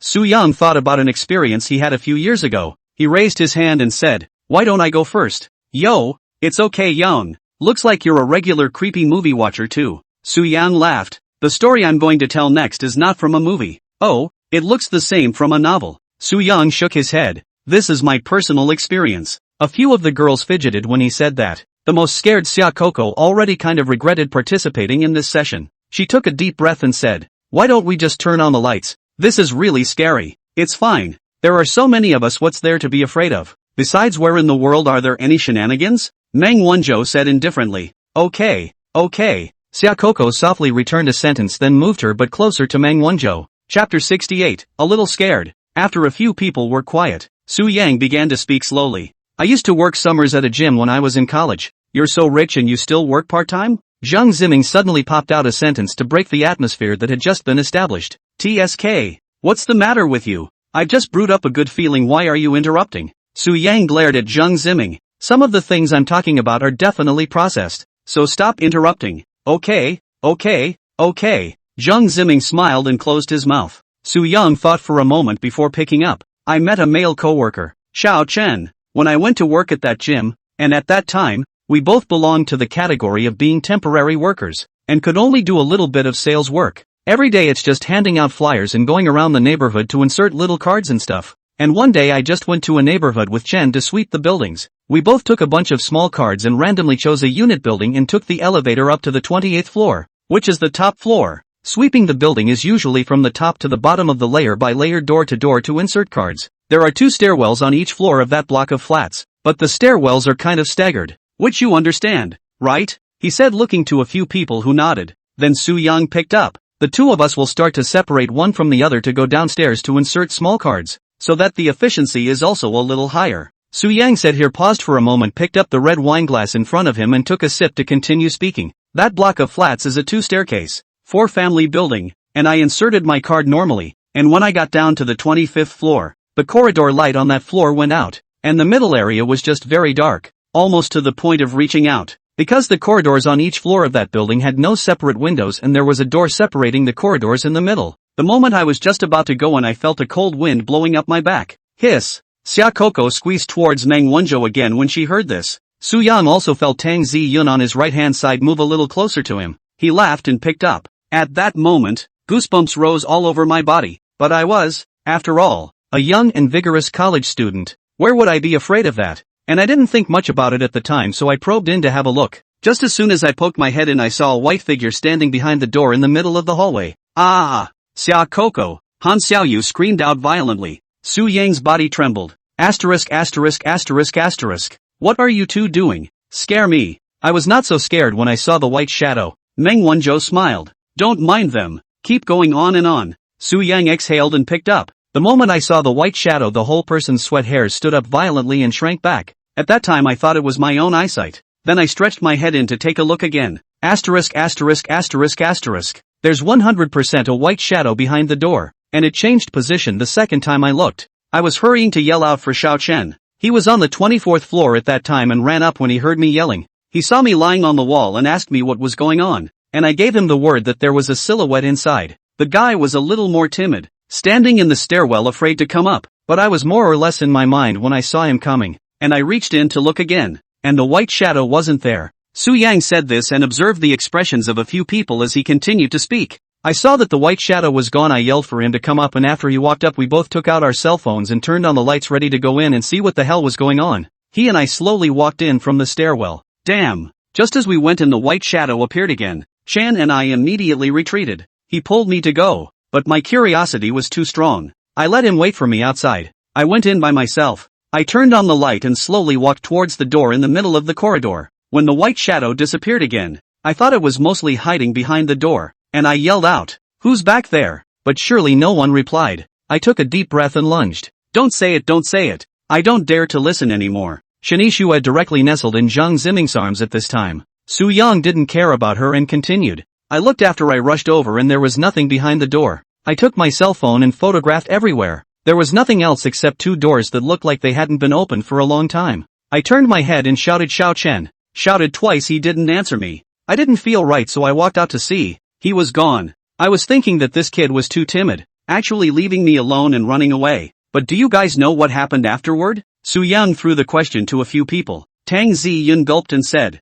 "Don't tell me he hung up." "No. What's that?" Su Yang laughed. "I didn't see him when I went out of the corridor. At that time I thought he went downstairs by himself. Then I myself felt that this building was a bit weird. So I turned back into the corridor and prepared to take the elevator down. As soon as I walked in I saw Chen standing behind the door staring at me with a smile on his face. Aha! Don't say it! A few girls shouted at once, and Tang Ziyun didn't care what kind of relationship Su Yang and Pan Ning had. She curled up on the sofa close to Su Yang. No? Lu Bo asked. Nope. Holy, what's that follow-up? What happened after you saw Chen? It's not much more. I was seeing this scene and still dare to go in? Mainly that look on his face was only so weird. And I realized that the clothes he was wearing at the time were also white. I turned around and ran off. After I went downstairs I sat in the sun and my legs were shaking. My goodness. What about after that? After that I went back to the gym alone. Then I asked the others if Chan had gone back yet. And the others looked at me with a confused look on their faces and said, "Who is Chan?" Hiss. I have goosebumps. Lu Bo rubbed his arms. Xia Coco and Shanishua simply blocked their ears with their hands. Meng Wanzhou didn't smile anymore either as he turned his head to look around and asked, "Are you sure this is your personal experience?" Su Yang nodded. Yes, of course, there must be a bit of modification but 90% of it is true. So Chen didn't catch up with you when you went downstairs? Su Yang said breathlessly. If he catches up I won't be here now. Hiss. I think it's indeed possible to turn the lights on. Zhang Ziming wanted to reach for the remote control in front of Lu Bo. Lu Bo snatched it and said, "Why? Just a little feeling. Turn on the light and what's the point? A little scared. That's what you're afraid of? Brother Yang is 100% bull asterisk asterisk asterisk asterisk. What with there being no such person as Xiao Chen? I don't believe it." Su Yang smiled and didn't say anything. He didn't explain much either. Okay, I'm done. You guys go ahead. Chapter 69, I won't play even if I die. Why don't we change the topic? It's so scary.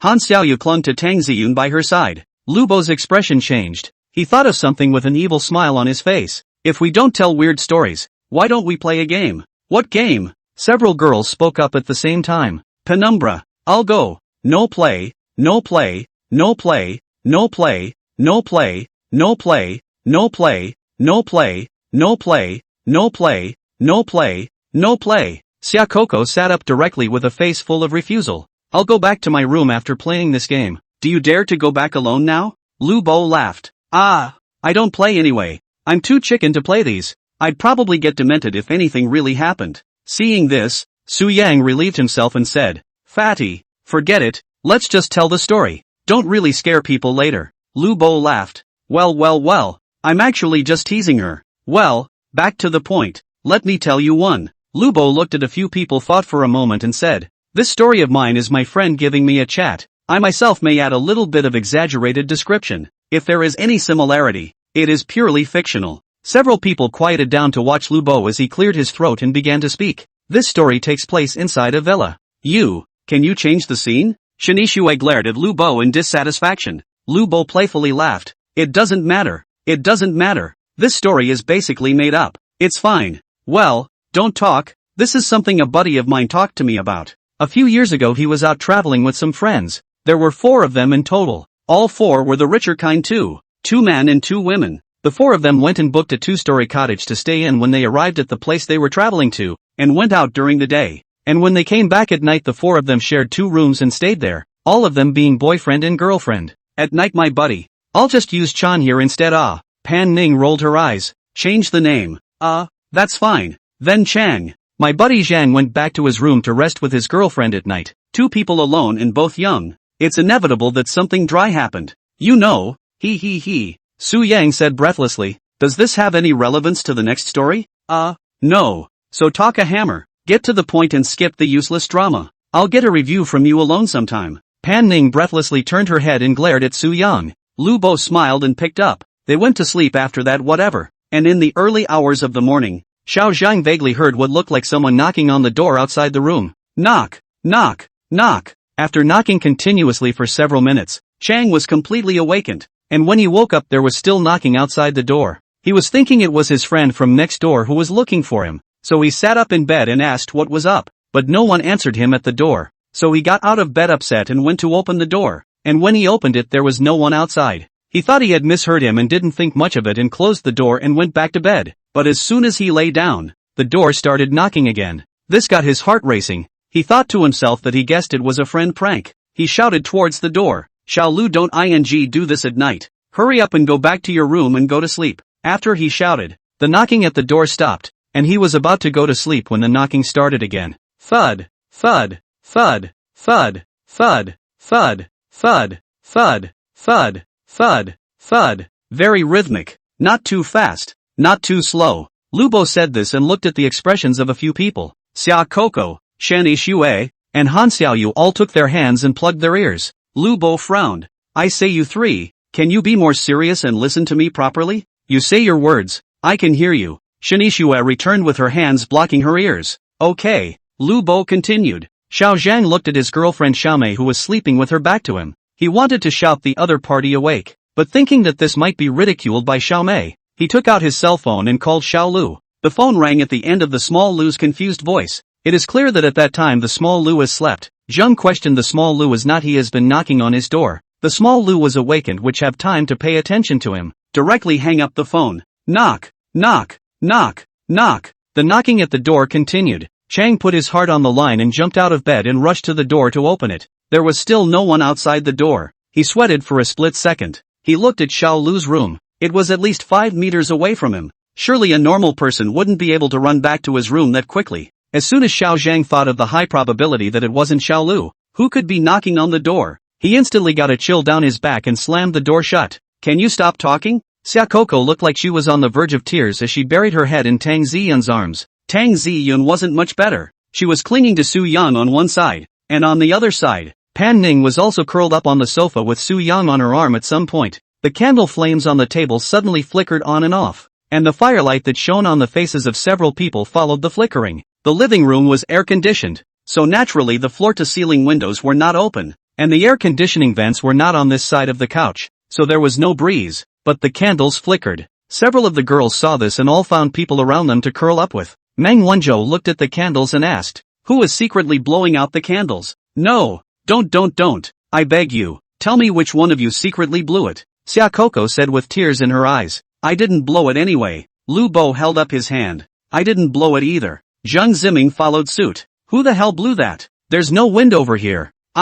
Don't think too much. I guess it's the commotion made by you guys messing around that caused the fire to flash. Look, isn't it not flickering now? Lu Bo looked at the candle and said. Su Yang was originally not afraid, but he also got a little goosebumps from the commotion. I say, can you guys stop scaring yourselves thinking it's a creepy blowtorch? People light candles, creepy blow lamps, right? Stop it. Tang Ziyun patted Su Yan to stop him. Lu Bo looked at a few people and reached out to signal everyone to be quiet. Don't interrupt. I haven't finished yet. Annoying. Wait for me to finish. Lu Bo once again continued the story from earlier. Where was I? Oh yeah. Xiao Zhang shut the door. He closed it and ran to the bed, pulling the covers up over him as soon as he did. But he had just laid back down when the knock at the door came again. Still in the same rhythm as before. Knock. Knock, knock. Xiao Zhang completely broke his defense after hearing the sound under the quilt. He yelled out and grabbed his girlfriend's back and shook it up. Xiao Mei, don't sleep. Hurry up. He shook half a day. His girlfriend Xiao Mei also did not respond. He instantly felt not quite right. He slowly sat up to support the bed, probed towards Xiao Mei's face. Only a face with no features turned to face him. I'm not playing. Xia Koko hurriedly stood up to grab the remote control in front of Lu Bo. Lu Bo snatched it, and before a few people had time to speak, the candles on the table went out violently. Chapter 70, Knock, Knock, Knock, asterisk. Who? Turn on the lights, turn on the lights. Zheng Ziming hurriedly shouted. The flame of the candle had been shining in the faces of several people, and the light suddenly went out, so that the eyes of several people could not see anything at once. Add to that the fact that the two stories were a bit spooked earlier, and now that there was no light at all in the living room, a couple of the girls screamed like crazy. Lu Bo didn't know who touched the remote control after he grabbed it just now, and the remote control fell off in his hand. A few people didn't think to turn on their cell phones for illumination for a moment, but instead searched for the remote control in the dark. Just then, a crisp sound suddenly rang out from the piano not far away. Ding! Dang! The sound came so suddenly that it echoed in the spacious living room, making it unusually harsh. Aha! The girls instantly all jumped onto the couch and hugged each other. At this time, Su Yang's arms, legs, and sides were full of people, and several people were afraid to hold him from different angles. He hadn't moved and had been very calm the entire time, because just moments ago, when the candles went out, he had seen Lu Bo quietly throw the remote control under the table. Then he saw Lu Bo climb out without a word. He could see it also because of his current 88-point physique. All the senses were far beyond normal. Su Yang just sat and watched Lu Bo tiptoe to the piano and sit down. He didn't bother. He was in a very rare situation, and he didn't want to interrupt such a beautiful thing. The piano sounded again, and Charcoal cried out shrilly, don't scare me, please. Meng Wanzhou finally spoke up at this time. Alright fatty, almost done. Fine. Lubo said as he pulled out his cell phone and turned the lights on. He walked back to find the remote and pressed it. The living room instantly lit up like day. Several people closed their eyes at once, and after a few seconds of slowing down, Meng Wanzhou Lubo opened his eyes and looked towards Su Yang, only to see Su Yang with his left arm around Pan Ning, his right arm around Tang Ziyun, Han Xiaoyu sitting on his lap, and a Xia Coco squeezed around Tang Ziyun. Lu Meng, on the other hand, was hiding by the sofa with Shen Yishui Zhang Ziming. At this time, the few girls around Su Yang reacted violently and hurriedly left Su Yang. Only Pan Ning didn't move much. You guys are annoying. Charcoal huffed. Yeah, it almost didn't scare me to death. Han Xiaoyu also said with a shy face. However, she was shy not because she was scared, but she had just sat in Su Yang's arms. Now thinking about it was a bit shy. Brother Yang, why didn't you react just now? Su Yang laughed. I saw you sneak and run over there. What reaction can I have? Hearing this, Pan Ning pinched Su Yang. You saw him go over?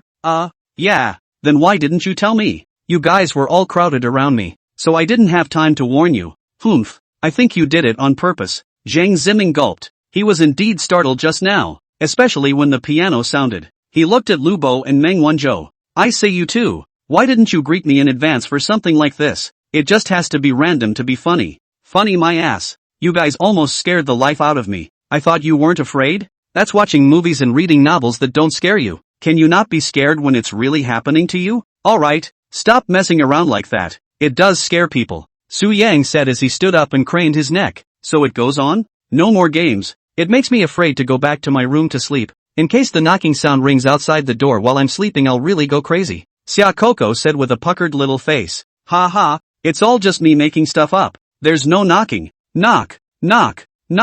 Just as Lubo's words fell, a knock came from outside the villa's main door. 10 men jerked their heads toward the door. Aha! At the sound, several girls screamed once more. Who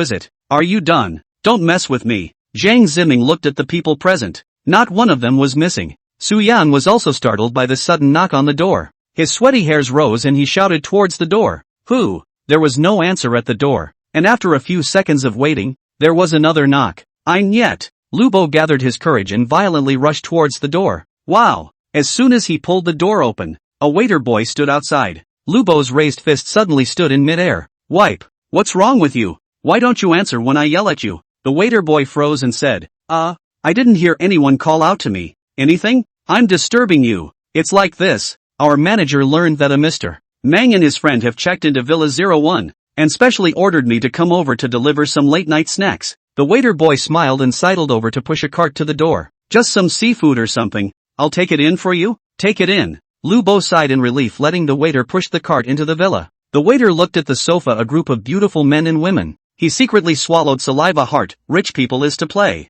I won't take the car back. Here are some snacks. Enjoy yourselves everyone. Sorry to bother you. Xiao said and turned away with a slight nod towards a few people. Phew. Scared me to death. Zhang Ziming collapsed onto the sofa, a fine sweat breaking out on his forehead. Don't say you. I'm ing shocked. Meng Wanzhou said as he picked up the red wine and took a sip. Lubo closed the door at this time and walked back and laughed. I thought it was someone else. That little brother said it was their manager who knew that brother Meng you were here, so he sent him over to send some food, delivering food without telling me in advance. After a few people slowed down for a while, Lubo picked up several boxes on the cart and opened them. Inside are neatly arranged a lot of excellent bolong, hairy crabs and other expensive seafood. Just so happens to be a little hungry. Come on, let's all have some. It won't be poisonous, right? Xia Coco appeared to be a bit psychotic and began to brainstorm. Meng Wanzhou nearly spat out a mouthful of wine. If he dares to poison me, they won't open this hotel. What kind of status do you have? Everywhere you go,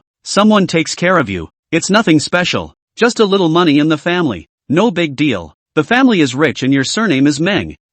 Your dad wouldn't be Meng Jianyun, right? Lu Meng looked at Meng Wanzhou to ask about the doubts in her heart. Meng Wanzhou nodded. Yes, it's nothing to hide, he said, sitting down on his butt. No wonder.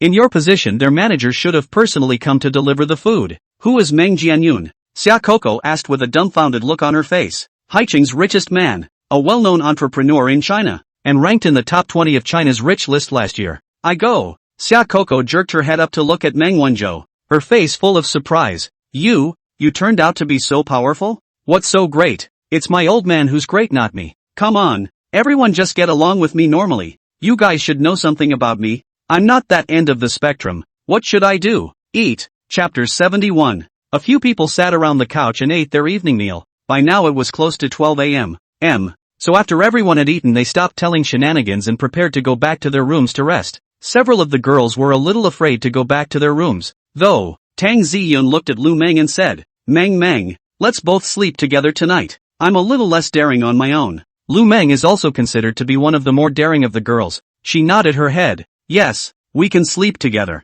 I want to join you guys too. The two of them, Xia Coco Han Xiaoyu, immediately raised their hands and said, but the bed can only sleep 3 people at most, and 4 is just too crowded. Xia Coco got up and walked over to Lu Meng and grabbed her arm and pouted. I don't care. I have to be with you guys tonight. Lu Meng's room was on the 2nd floor, and she smiled helplessly. Alright, then I'll make a floor bed, and the 3 of you will sleep on the bed. Yeah, that's so good. That makes it less scary. What started out as 4 people to a room has now become 4 people sleeping in one. Lu Bo was on the sidelines and thought, sleep with me, I feel safe, but that was something he couldn't really say. When several people saw that it was about time, they went to their rooms to rest. Meng Wanzhou chose one of the bedrooms on the 1st floor, and just as he got up, Xia Coco looked toward him. The two of them glanced at each other, and Meng Wanzhou laughed. Would it be too crowded for the 4 of you to share a room? Lu Meng smiled helplessly. There's no way, these few are too timid. Just now they were scared out of their minds. Alright then, everyone rest early, Meng Wanzhou said and turned around to go back to his room. Su Yang and Pan Ning also got up and headed upstairs. Shani Xue naturally went back to her room with Zhang Ziming, and the two of them chose a bedroom on the 2nd floor. Lu Bo alone chose the uppermost bedroom, and he glanced at Lu Meng's 4, itching to do so. You guys, what's wrong? Lu Meng turned her head to look at Lu Bo. Nothing, go back to bed. The two of them, Su Yang and Pan Ning, returned to their room, and Pan Ning was lying on the bed with some fatigue. You go sleep next door. Su Yang laughed. You're not afraid of someone knocking on your door at night? Pan Ning had forgotten about it, and when Su Yang said it she was a bit vain again. Well, oops, never mind, that's it, he. Su Yang jumped onto the bed with an arrow step after unlocking the door. He turned off the light in one smooth motion, then lifted the thin quilt to cover himself and Pan Ning as soon as he could. The quilt was pitch black. The two were facing each other, breathing each other's breath. Su Yang could even hear Pan Ning's heartbeat. Why is your heart beating so fast? Fast? I hear you. Pan Ning did not say anything and took the initiative to print up. On the other hand, in Lu Meng's room on the 2nd floor, Tang Ziyun and Han Xiaoyu fell asleep not long after going to bed. Lu Meng, on the other hand, was lying alone on the beaten floor bunk. For the first time in her long life, she slept on a hard floor and tossed and turned. At that moment her cell phone rang and she opened it to see that it was a message from Lu Bo. Did you sleep? Not yet. Why? Nothing, just asking if you're squeezing. Lu Meng smiled. She naturally knew what Lu Bo meant. However, she wasn't really interested in Lu Bo. Although the person who could play with Meng Wanzhou must also be someone with a bit of a background, but she was currently spending the whole day with a few people. The person she was most interested in was still Su Yang, but she dispelled this idea after she knew that Su Yang and Pan Ning were a pair. And among the rest of the few, besides Su Yang, it was Meng Wanzhou who was the most handsome. And after learning Meng Wanzhou's true identity, her interest in him rose tremendously. But from what she observed throughout the day, Meng Wanzhou seemed to be a bit more interested in Xia Coco. At this time on the bed, Xia Coco was also still not asleep. She thought about just now Meng Wanzhou look at her eyes, heart some deer in the head. Just then, her cell phone lit up as well. She picked it up and looked at it. And sure enough, it was a message from Meng Wanzhou. Sleeping? Not yet. I'm still up too. Why don't you come out and talk? Xia Coco returned without thinking. Yeah. She rolled over and got up after returning the message. Seeing this, Lu Meng asked, Coco, what are you doing?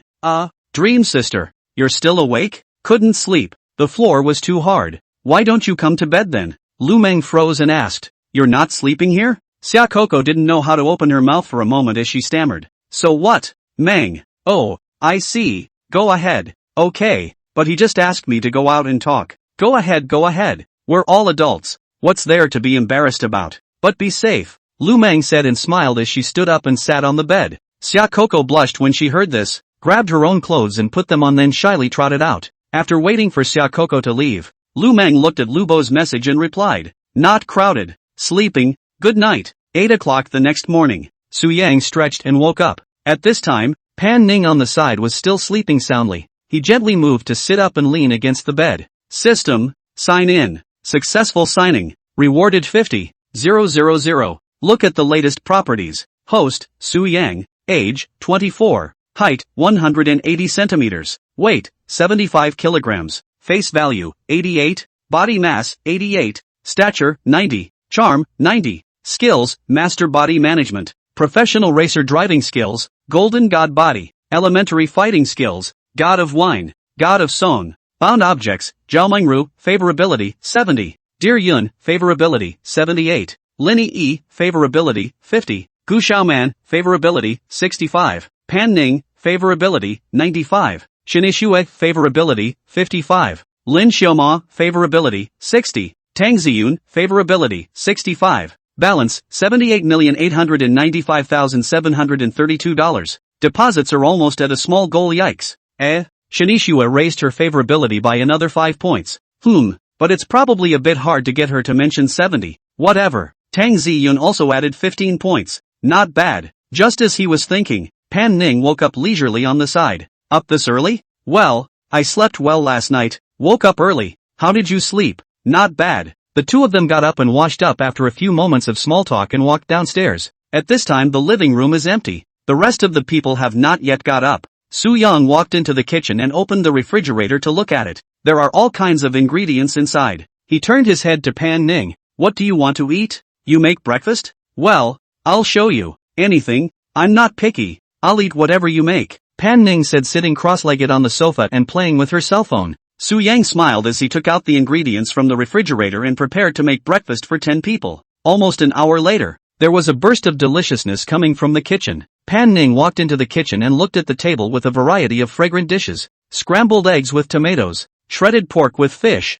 stir-fried kippers, steamed seafood chowder, pike crabs, scallops, pipi shrimp, razor clams, etc. Steamed silver pomfret, stir-fried beef with celery, sweet and sour spare ribs plus a winter melon and corn spare rib soup. All work. Chapter 72, It's good to have money. You made so many dishes in an hour? Pan Ning was dumbfounded. Su Yang laughed. It's a small thing, but some of the dishes are made by me following the video. I don't know if they're good. It looks just great. One by one, the two men brought the dishes to the table. At this time, Meng Wanzhou and Xia Coco both came out of the room. Su Yang turned his head to look stunned. I threw? It can be old Mengzi. A few people looked at each other. Su Yang raised an eyebrow towards Meng Wanzhou and did not say much. Smells good. You ordered takeout? Meng Wanzhou walked over to the table and looked at it. Where's takeout on this island? I made these. You did that? Awesome. I don't believe it. Meng Wanzhou circled around the table to scrutinize the various dishes. Ask your sister if you don't believe me. Su Yang laughed. Did he really do it? Pan Ning nodded. Asterisk asterisk asterisk asterisk old Su. Is there anything you can't do? Anyway? It's just a few dishes. What's so unusual? Come and help me serve the food. A few minutes later, others came downstairs smelling the scent. After the crowd learned that the meal was made by Su Yang, they praised Su Yang, and then a few girls took out their cell phones to take a few pictures before they sat down to eat. Wow! It's so delicious. Charcoal gave a thumbs up. Shinishue smothered her head and ate vigorously, saying as she ate, I didn't expect you actually cook so delicious. Zhang Ziming also complimented. Yang, if I were a female I would be bound to compete with Pan Pan for you. Nowadays society young people will cook and also cook so delicious really almost have gone extinct. Pan Ning rolled her eyes. No one will take you as dumb if you don't speak. Su Yang laughed. It's not that exaggerated. Several people ate and chatted. Su Yang turned his head to Meng Wanzhou. Old Meng, what are the arrangements for today? There's a good show today. How? I met some friends last night to come over and hang out today. Let's have a villa pool party here. That's fine. I really don't have to worry about running out of fun when I go out with you. He. And I come out, you guys just enjoy yourselves. But they come over is estimated to have to be at noon. Let's eat and go play high altitude parachuting first. How? Meng Wanzhou said as he looked at a few people. Lu Bo raised his hand in favor. Yes, this I like. No. I'm afraid of heights, I won't play. Han Xiaoyu kept shaking her head. Whatever. Those who want to play come with me later. Those who don't want to play are free to do so. Yes, I have to play. Su Yang laughed. Mainly because he's found that the system basically gives rewards for anything he's never played before. 20 minutes later, a delicious breakfast was over. Several girls very consciously helped to pack dishes to the kitchen to wash. Although the hotel has a special person will come to deal with these things,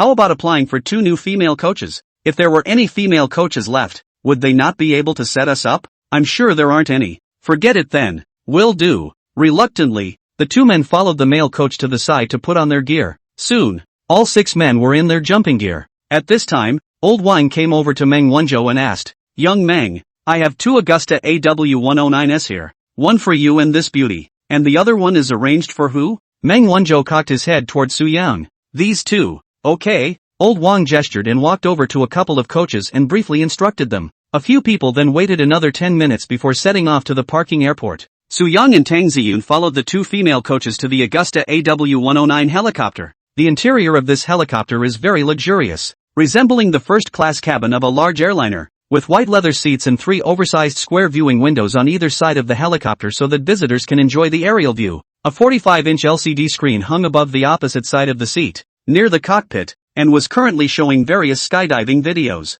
The interior of the helicopter was very spacious, but Tang Ziyun was still sitting next to Su Yang by the window. It hadn't even taken off yet and she was already getting a little nervous. "Su Yang, are you afraid?" "Me? I'm okay. I don't seem to have encountered anything I'm particularly afraid of in all my life, except for the lack of money," Su Yang said in his heart. "I suddenly regret it." "Come on, we're all here. Have you played before?" "No, this is the first time." Tang Ziyun shook her head. "It's my first time too. Life is just a few decades. It's nice to experience more fresh things. Take a deep breath and relax." Tang Ziyun swallowed and nodded. After 10 minutes or so, the 2 crews completed their safety checks and preparations. The 2 men helped Su Yang and Tang Ziyun fasten their seatbelts before walking to the side of the cockpit to communicate with the pilot for a few moments. Buzz off. Soon the helicopter propellers were spinning. Tang Ziyun was frowning tightly at the moment. Her pretty petal lips tightly closed. Her hands shook a little as she grabbed the seatbelt, her body sitting up straight. Seeing this, Su Yang laughed. "Don't be nervous, you're making me a bit flustered." The 2 female trainers on the side comforted out. "Beauty, take a deep breath and relax. Skydiving is actually not as scary as you think." Tang Ziyun kept taking deep breaths. Su Yang raised his hand and gently patted her on the back. "It's fine. There's a professional coach." "Yeah, don't worry about us," Tang Ziyun stammered. "I was thinking about what to do if the parachute doesn't open after I jump later." The trainer froze and laughed. "There's no way this could exist. We've checked it all before takeoff. Don't worry." Tang Ziyun nodded and stopped talking. Soon, with a loud noise, the helicopter rose quickly. Su Yang looked at the 2 coaches and asked, "What are the names of the 2 beauties?" "My name is Su Cho. Just call me Cho Cho." The cuter-looking coach smiled back. "Then we're still in the same family. My surname is also Su." Su Yang. The 2 shook hands and the other girl, who had a more Netflix-esque look, smiled. "I'm Gardenia." "Gardenia, quite a nice name." Su Yang reached out and shook Gardenia's hand again. The 2 girls in Su Yang's opinion is at most more than 70 points level. Called Gardenia, this coach after removing the makeup is estimated to not reach 70 points. He is also lazy to scan. "How high are we going to fly?" 4,000 meters or so. Autumn returned. Su Yang nodded as he made small talk with the 2 for a while. It didn't take long for the helicopter to almost reach its intended altitude. Su Yang turned his head to look out the window. The island at his feet as far as the eye can see. The azure sea cannot see the edge at a glance. Not far from the right side of the island is the city of Deer City. "Dawn, don't close your eyes. Enjoy the scenery."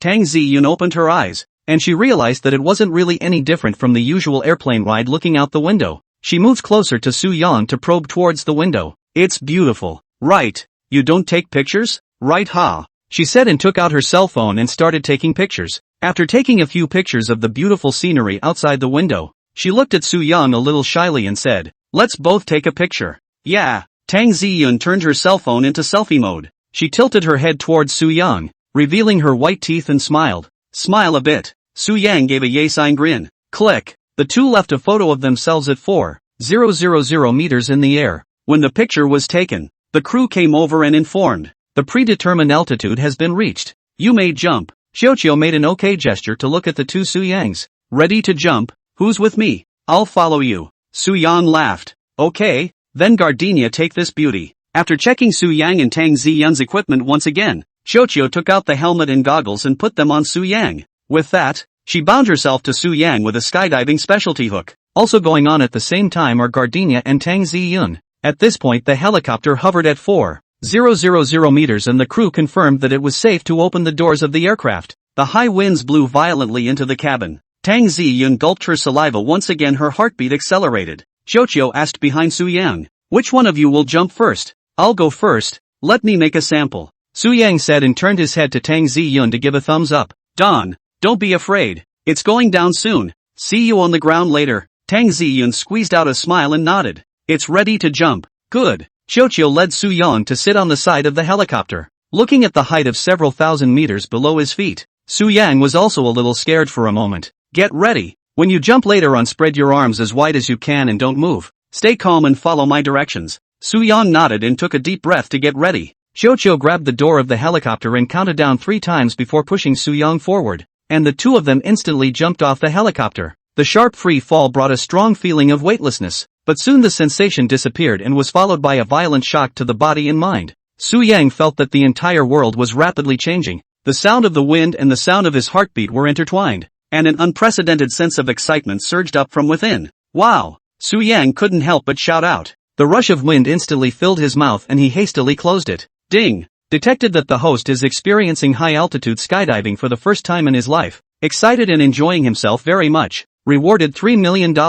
Inside the cabin, Gardenia took Tang Ziyun to sit on the edge. After a command, Tang Ziyun struggled internally for a while longer. She finally clenched her teeth and spat out a word. Jump! Gardenia pushed back hard, and both men quickly jumped off as well. Chapter 74, What levels are they? Su Yang opened his hands to feel this short time to the fullest. Jojo hugged him at this time and spun up in the air. Su Yang couldn't help but shout in excitement. The rapid descent didn't take long, and the view of the ground zoomed by quickly. Autumn quickly pulled her parachute when she was about 1,500 meters from the ground. The moment the parachute opened, the two men jerked back a fraction of an inch. The feeling of weightlessness struck again, but it continued to fade quickly. The next descent was much slower, with Autumn controlling the parachute, and soon the two of them landed on a wide expanse of lawn. After trotting around the lawn cushioning himself for some distance, Su Yang exclaimed, "Hoo, cool." Ding! Detected that the host is still enjoying himself very much at this moment. Rewarded $1 million.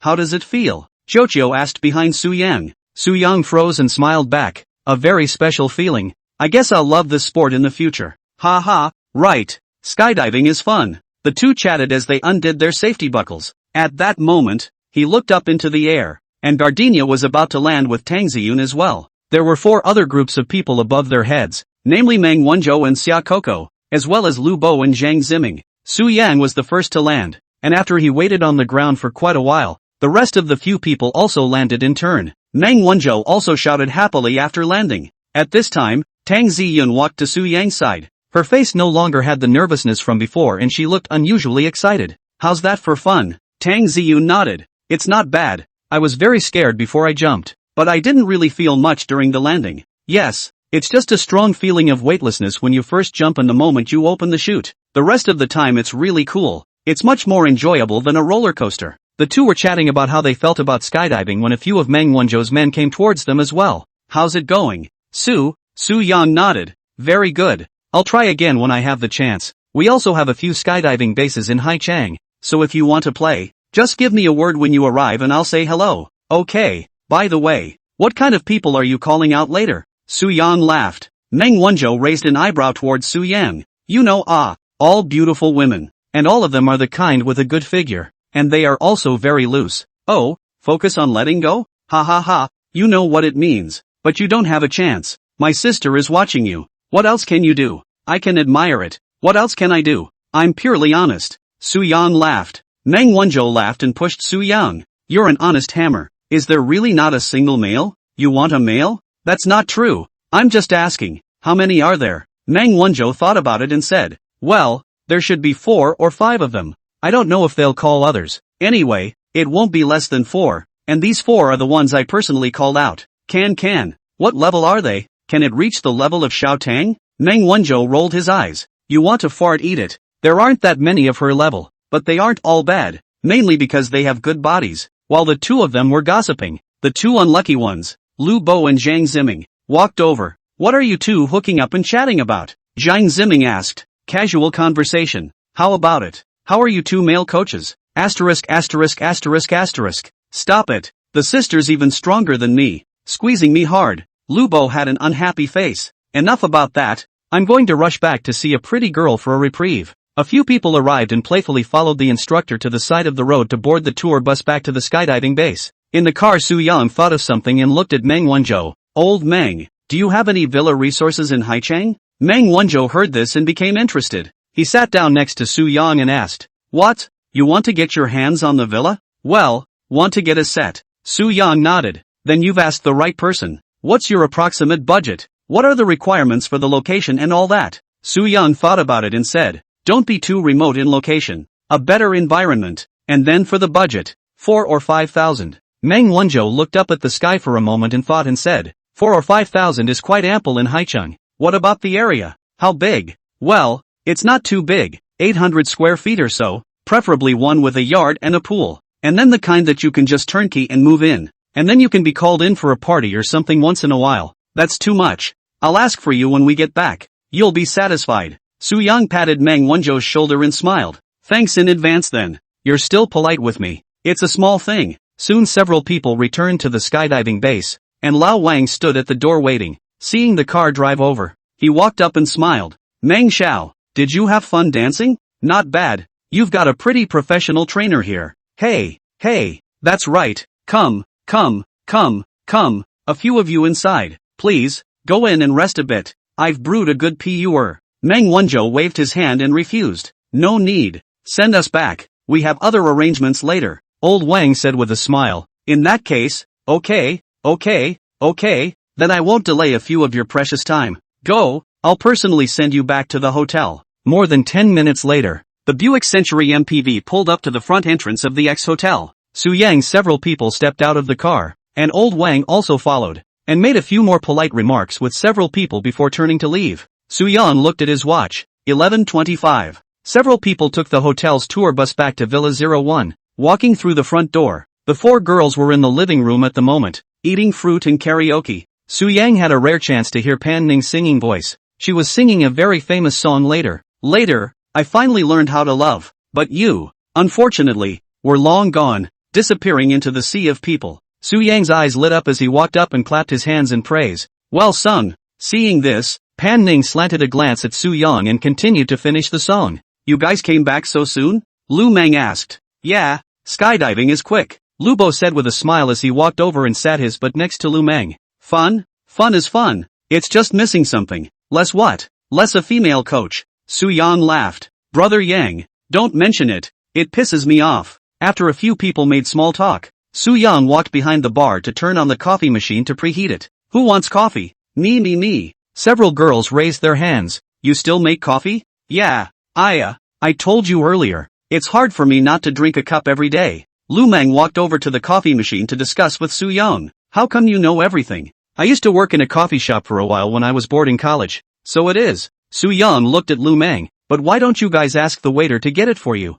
I didn't expect that." Su Yang smiled and shook his head. "I'll make it for you guys when the coffee machine heats up." "Do you know how to pull flowers?" Tang Ziyun asked as she walked over. "It has to be. So can you pull a little peach heart for me later?" Chapter 75, I'll do it. "You do as you please." The corner of Su Yang's mouth rose slightly. "No problem." After 20 minutes, the coffee maker reaches a predetermined temperature. He made a cappuccino for each of the girls, but only pulled peach hearts for Pan Ning and Tang Ziyun, and leaves for the others. Just after 12 o'clock, Meng Wanzhou's phone rang. He picked up the phone and said a few words before hanging up. "Fatty, people are arriving at the pier. Why don't you go pick you up?" Lu Bo said smilingly and turned to go out. "It's something he's just positive about. How are you going to get it later?" Su Yan looked at Meng Wanzhou and asked. "The villa has a barbecue grill. Ingredients and other hotels also have to provide. Later rack in the backyard to do a little barbecue. Swimming, play water games, want to singing, do not want to sing over there are game machines, basketball courts, want to play what to play. Anyway, is the crowd lively?" Well, Su Yang nodded his head. He had never had a villa party before, and he was still a little excited when he thought about it. Half an hour later, a silvery laugh rang out from the doorway of the villa. Lu Bo pushed the door in, and he was followed by 5 beautiful girls with different looks and styles. Su Yang, Meng Wanzhou, and Zhang Ziming looked up. There was actually a blonde girl from Fairy Tale Kingdom among the 5. She had fair skin, was about 170 tall, and was wearing a gray navel-gazing halter top and black skinny jean hot pants, with a full chest and a rounded figure. She had very delicate features, a high nose, big blue eyes, and meaty-looking legs. Su Yang touched Meng Wanzhou. And foreign friends? I don't know about that. She wasn't in the people I called, so I guess she's a friend of someone. I'm going to go. Extremely good. Zhang Ziming also came over and whispered. The other 4 girls stood next to the blonde but weren't too far behind. One of them looked like a royal lady. She was also very tall, about 168 or so, with long black hair with bangs, a small face, dark lipstick on her mouth, and outstanding body proportions. She wore a light green waisted skirt that gave her a pure and lustful look. A few people walked into the living room, and Su Yang continued to look at the other 3 girls. One of them was very cute looking, with a round face, about 165 tall, with a double ponytail, wearing a black and white JK skirt and sexy knee-length black silk on her legs. The other girl was a little shorter, 162 or so. She had a twisted braid and was wearing a small black halter with a short white skirt underneath, her chest jiggling violently up and down as she walked. In terms of Su Yang's experience and mind clearance over the past few days, it looked like there was at least an F, and the real situation might even reach a G. The last girl looked and felt the sexiest overall, and she looked good too, with fair skin, long curly brown hair, a slightly chubby figure, thin waist and wide hips, and wearing a beige low-cut wraparound skirt that looked very seductive. Meng Wanzhou stood up at this time and smiled. Welcome several great beauties. When did Brother Meng come to Deer City? The cuter-looking girl laughed. We came the day before yesterday. Let's not talk about that. Come on, let's all come over and introduce ourselves to each other. Hello everyone, my name is Lu Wenxin. Please take care of me when we first meet. The cute girl walked up smilingly and introduced herself to the people on Su Yang's side. Hello guys, my name is Li Yutong. The girl with a royal face also waved at the few people and said. She unconsciously lingered for a few more seconds after looking at Su Yang. Hello guys, I'm Yang Yue, everyone can call me Wei Wei. This one is Big G. My name is Luo Yu, everyone can call me Xiao Luo. The girl in the wraparound skirt then opened her mouth to introduce herself. After the introduction of the 4 people, the blonde girl walked up and said in a mouthful of Chinese with almost no accent. How are you guys? My name is Cynthia. I'm Luo's friend. All the handsome ladies can call me Ya. It's my first time to meet you all. It's a great honor. As she spoke, she looked towards Meng Wanzhou and the others, stopping after seeing Su Yang. Her eyes suddenly filled with light. Holy, your Chinese is so good? Zhang Ziming praised. Handsome guy over praise. I came to China when I was very young. Basically I can be regarded as half of China. So it is. The people on Su Yang's side also briefly introduced themselves to a few sisters in turn. The 5 girls are summarized in one keyword. Big. Every one of them is big. And the smallest Li Yutong is at least a C+. Meng Wanzhou does make friends. At this time, the living room was unusually lively, and the 5 girls quickly became acquainted with Pan Ning Tang Zi Yun and the others. A few people are also very nice, without too much twisting and turning, and Luo Yu is very proactive in picking up the microphone to sing for everyone. The atmosphere was very cordial for a while. Ding! The host has been detected to be enjoying himself very much at the moment, rewarded with $1 million. Su Yang asked out in his mind at this time. Sweep each and every one of them. Just say name, age, size, and face value. Yu Wenxin, 22 years old, face value, 77, stature, 83, Li Yutong, 25 years old, face value, 80, stature, 85, Yang Yue, 23 years old, face value, 79, stature, 90, Luo Yu, 21 years old, face value, 84, stature, 90, Cynthia, 22, face value, 89, stature, 95. I'll be damned. A 95-point figure? Taller than Pam? Looks pretty much the same, just a little fatter and bigger. Doesn't matter. It's the only one over 85. Tie it up first. Ding. Binding successful. Cynthia's favorability to host. 10. Half an hour later, 2 waiter boys delivered 3 large bags of fresh ingredients. Pork, beef, and lamb, vegetables and fruits, and all kinds of seafood. A dozen people sat on the couch singing, talking, and drinking. At this time, the foreign friend Yaha took the very initiative to walk to Su Yang's side and sit down. She held a glass of champagne in her hand and looked at Su Yang with a smile. What is this handsome man's name? I didn't quite remember in the rush of the introduction just now. Su Yang smiled graciously. Su Yang. Yaha nodded. Can I have a drink with you? Of course. Su Yang smiled and took the red wine glass in front of him and clinked it with Yaya's. I'm dry. Feel free, he said, tilting his head back and taking a sip. Yaya's eyes always looked at Su Yang with a hint of a sense of fascination. Foreign friends are very straightforward and do things directly, not hiding their emotions at all. Seeing Su Yang finish his drink, she raised her head and drank half a cup. Not much of a drinker. Pardon me. It's fine. Can I add a wiki? Yata bit her sexy lower lip to look at Su Yang. I'm kidding. Why are you biting your lips when you can just add your prestige? It's just a temptation. Su Yang quickly turned his head and glanced at Pan Ning beside him, only to see Pan Ning sitting cross-legged on the sofa as if she didn't see someone beside him playing a cell phone game.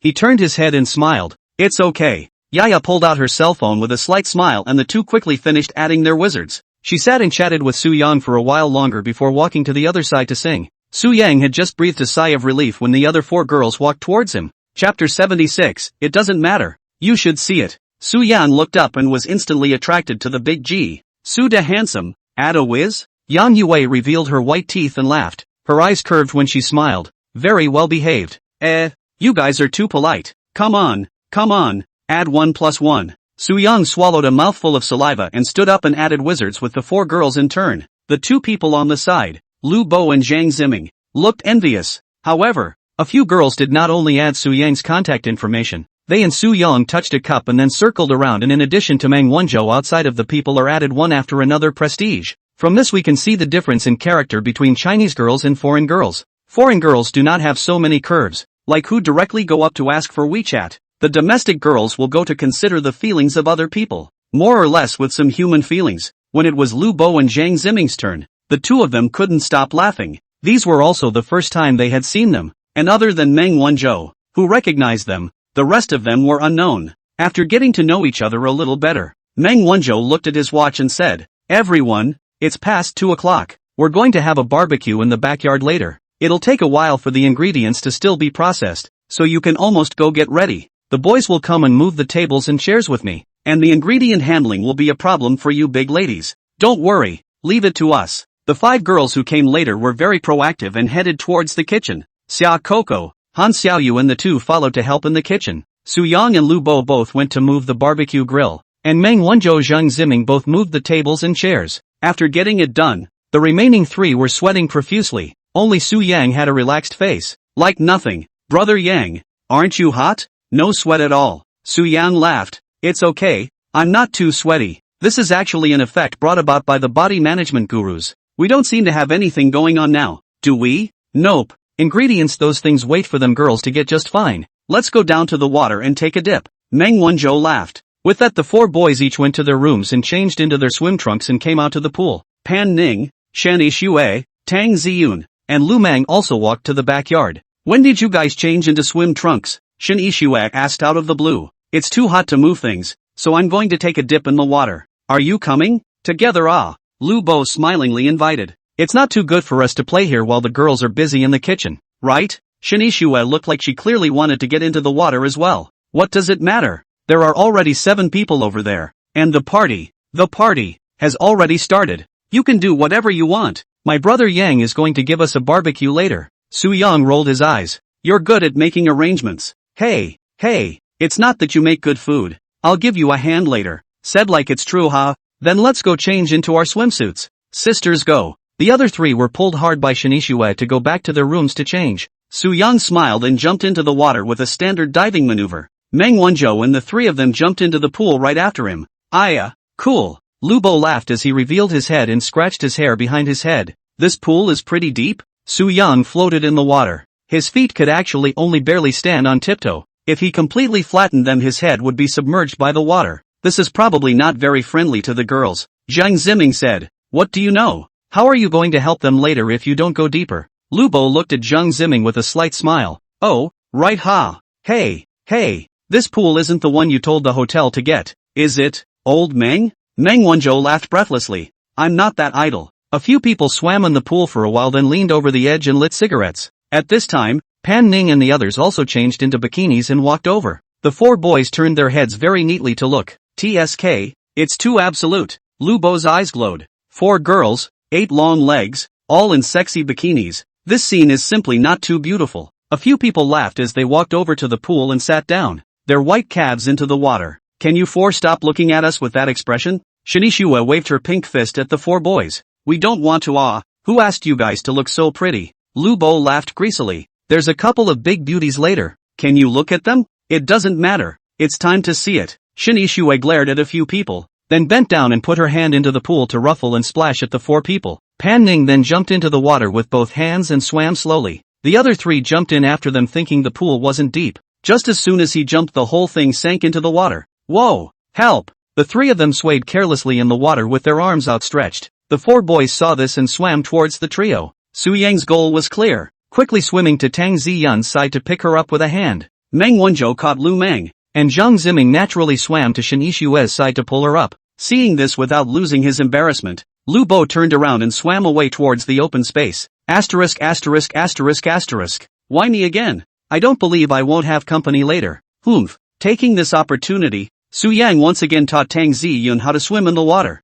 However, Pan Ning was not far from the side, so he couldn't be too reckless, and really just guided up Tang Ziyun like a professional swimming coach. An hour later, Big Ji Yang Yue ran out of the living room. Stop playing, everyone. The stuff is almost done. Yang Yue shouted before turning around and running back to the kitchen to help serve the stuff. Climbing up from the pool, a couple of the girls walked over to the lounge chairs to lay down and rest. The four of them, Su Yang, then walked towards the kitchen. When they came to the kitchen, the seven girls turned their heads to look, and all of them stared at Su Yang at once. The main reason was that his muscular lines were just too eye-catching, coupled with a handsome face. This kind of body was like a big G in a girl paired with Pan Ning's face. It was inevitable that he would not be noticed. I say you few, stop looking. You're making my brother embarrassed. First serve the stuff over. Meng Wanzhou smiled helplessly and interrupted a few people. Su De handsome, I didn't expect you to have such a good body. Luo Yu and Yang Yue said with faces full of admiration. Su Yang pursed his lips and smiled. You guys have better bodies.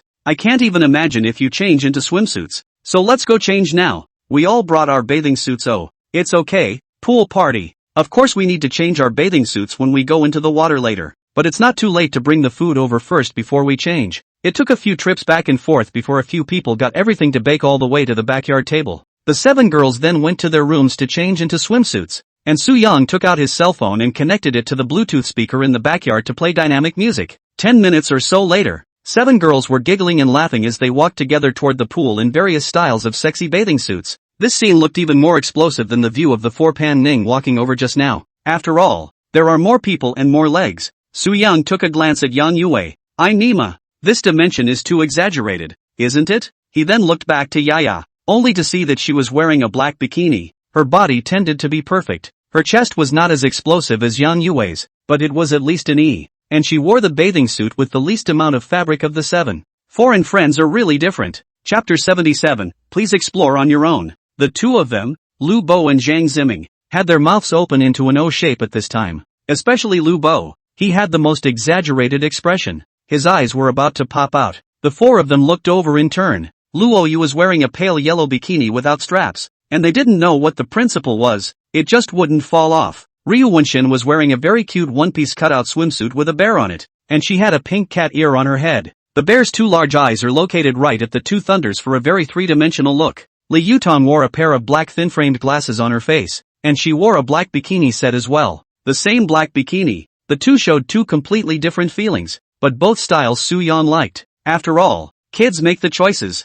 Adults want and like them all. A deafening DJ was playing in the backyard, and blinding sunlight spilled over the water of the pool. Four guys were busy behind the grill, while some of the girls were splashing around the pool. Others were standing on the shore with beers in hand twerking to the beat. The moment feels like being at a water electro festival. Su Yang was messing with the barbecue, and every now and then he looked up to see the beauty of the white blossoms directly in front of him. Ding! The host has been detected enjoying himself very much at the moment. Reward 2 million. Su Yang thought of something to ask in his mind. Oh yeah, system, check out the full info on that. What's her name? Yaya. Cynthia, age, 22, height, 171 centimeters, weight, 59 kilograms, face value, 89, stature, 95, number of relationships, 1, single, favorability, 20, the best of the best. Su Yang couldn't help but say in his head as he looked at the column of goodwill again. Ha, that's a 10-point increase in favorability in a little while? Can. It's a pity it doesn't work well here, or I would have taken her down tonight. But the system, this number of relationships can be replaced with a more concise and clear expression, such as open or not open. You say so, I cannot judge. Please explore on your own. Su Yang. As he was thinking about it, Cynthia came toward him with a beer. Can I call you Yang Yang? She looked at Su Yang and said with a smiling face. Su Yang froze and laughed. Whatever, call it whatever you want. I'll call you Yang Yang then. It makes you look like you're so well behaved. Good behavior? Oh, I'll let you feel what it means to be fierce sometime. Ha ha, what's up? Hungry? No, just want to find you for a chat. Yaha didn't hide her favorable feelings towards Su Yang at all. I heard from Yu that you guys are traveling from Haicheng, right? Yes, the few of us are all from Haicheng. Su Yang replied as he messed with the barbecue. I'm also going to go to Haicheng in a few days to look for my friend, and I guess I'll be staying over there permanently for a while. Yaha hadn't taken her eyes off Su Yang's face when she spoke. The so-called eyelash was on full display in her at the moment. Sea City is quite good. Warm in winter and cool in summer. Very suitable for living. When you arrive in Sea City you can contact me. I will treat you to dinner. Su Yang said looking up at Yaya with a charming smile. Yaya stared at Su Yang's eyes. Good. Then I won't be polite to you when the time comes. You're welcome. We've known each other since we were friends. Haven't we? She said picking up her beer and tilting her head back to take a sip. Have you always lived in Deer City? Su Yang changed the topic and asked. No. I'm over here traveling as well. A few of the girls live over here a lot and I live in Mordor. Ooh, big city. Nice place. It's nothing special. But you can also look for me if you come to Mordor in the future. That has to be. As the two of them made small talk, Lu Bo couldn't help but open his mouth from the sidelines. You can also look for me to play when you come to Haicheng. I'm a local from Haicheng. I'm more familiar with it than Brother Yang. Yaha turned her head to look at Lu Bo with a slight smile then walked straight away. Lu Bo froze and turned his head to look at Su Yang and said unhappily, what does she mean? Looking down on me? I don't think so. I think she has a pretty good personality. So she smiles when I talk to her? So what? Right, fatty. Are there any of the 5 new girls you're interested in? Su Yang approached Lu Bo and laughed. Lu Bo thought for a moment and said, what about all interested? Su Yang was speechless. You can only choose one to be your girlfriend. Who would you choose? It has to be Yaya. But this is a bit ungrateful. Brother actually loves to talk to her. Well, can't you get another one? Why waste your time on someone who doesn't understand you? Lu Bo froze and said, right ha. It's still you, Brother Yang. Who can enlighten people? What about the other 4? Any favorites? If there is, the 3 of us will help you set them up. Su Yang said as he turned his head to look at Meng Wanzhou who was grilling barbecue on the side. Right, old man? What? Meng Wanzhou was concentrating on studying the barbecue, didn't notice Su Yang talking to him. I say, are there any singles among these 4 friends of yours? Su Yang walked over to Meng Wanzhou and laughed. When Lu Bo saw that Su Yang really intended to help him, he smiled and hurriedly followed him over. And Zhang Ziming also put down the work in his hand to go over when he saw this. What? Who do you have your eye on again? But I feel that these few seem to be quite interesting to you.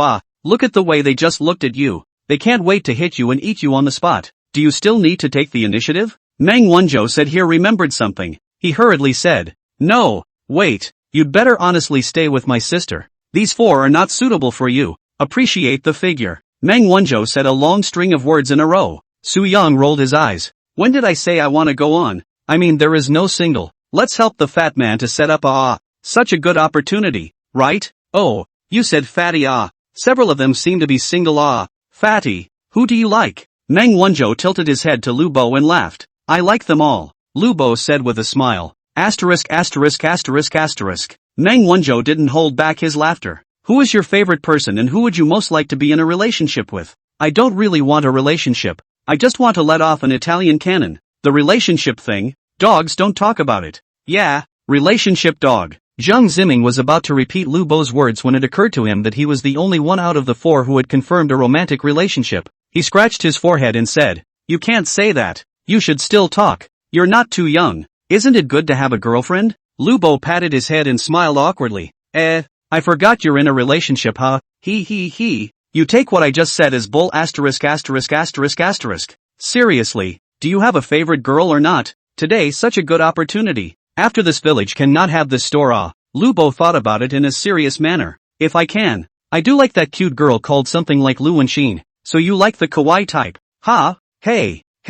It's cute. It's contrasting. Who doesn't like it? You guys don't like it? Like. Chapter 78. The trio turned their heads in a playful sentence to look at Ryu Wenxin, who was playing in the water by the pool. Lovely indeed. Su Yang patted Meng Wanzhou to confirm. Old Meng, are you sure she doesn't have a boyfriend, huh? I'm not quite sure if there are any right now. I'll ask in person later. Yes, then our mission today is to help Fatty find true love. Preferably the kind that we can follow Fatty back when we return to Haicheng. Brother Yang, nothing more to say. I'll remember this favor. Lu Bo cupped his fist towards Su Yang with a face full of gratitude. All self-brothers. Su Yang smiled and waved his hand. Meng Wanzhou smiled crookedly. That's fine. We'll find a way to help you later. Whether you can take it tonight or not is up to you. Hey, I'll try. A few people got together and conspired for a while before separating to continue working on the barbecue. Fun times always go by fast. We all ate and played, and more than 2 hours passed in a flash. Mang Wonjo also asked about Lu Wenxin's relationship status in the process and is currently single.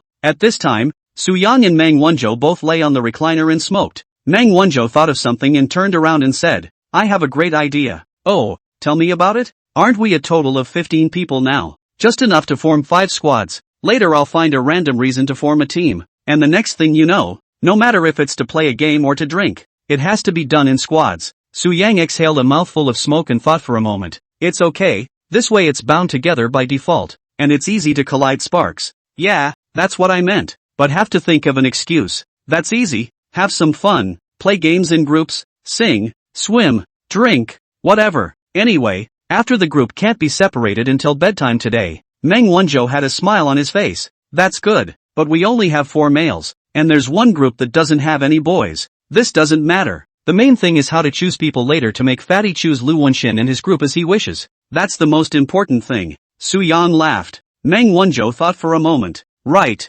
we can't make it too obvious yet. Or how about this? We'll find another girl to come out later, and the 5 of us will play the game as representatives to choose someone. Sure, but what game to play? There's a certain amount of uncertainty after adding a girl. As the two were thinking, Lu Bo and Zhang Ziming walked over after using the restroom. Have the 2 good brothers got any ideas yet? Lu Bo smiled and sat down on the edge of Mang Wonjo's recliner. Su Yang sat up and laughed. Not only do I have an idea, but I also let you choose one more. What? So good? Su Yang and Lu Bo Zhang Ziming both reviewed his and Mang Wonjo's grouping ideas. The 2 of them nodded while listening, and Lu Bo gave a thumbs up. Good idea. Now it's just a matter of figuring out what game to play to pick someone. Mang Wonjo looked up at this time and said, don't bother thinking, just play the simplest rock paper scissors. The winner picks first. I can't think of any good ideas. This thing is purely based on luck. What if Fatty keeps losing? Zhang Ziming added. It can't be helped. If you can't choose 1 out of 10 then it just means they're not meant to be.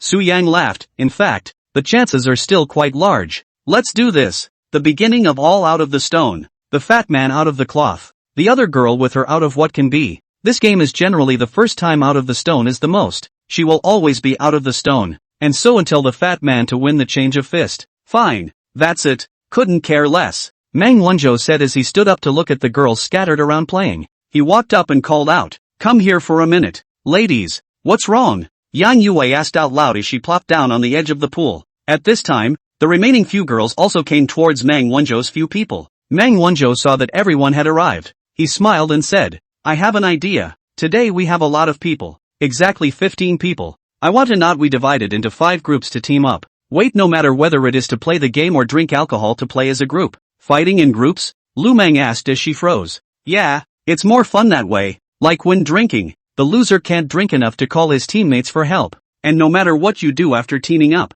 you can only get help from your own squad until you go to bed tonight anyway. Sounds like fun, right? Gotta have some fun. But wouldn't it be less fair to the other squads if 2 of you boys were on a team? Ryu Wenxin asked his thoughts. Meng Wonjo smiled and waved his hand. That doesn't exist. Boys can't be on a team. That's fine. But I have a question. If that's the case, one of the squads won't have any boys.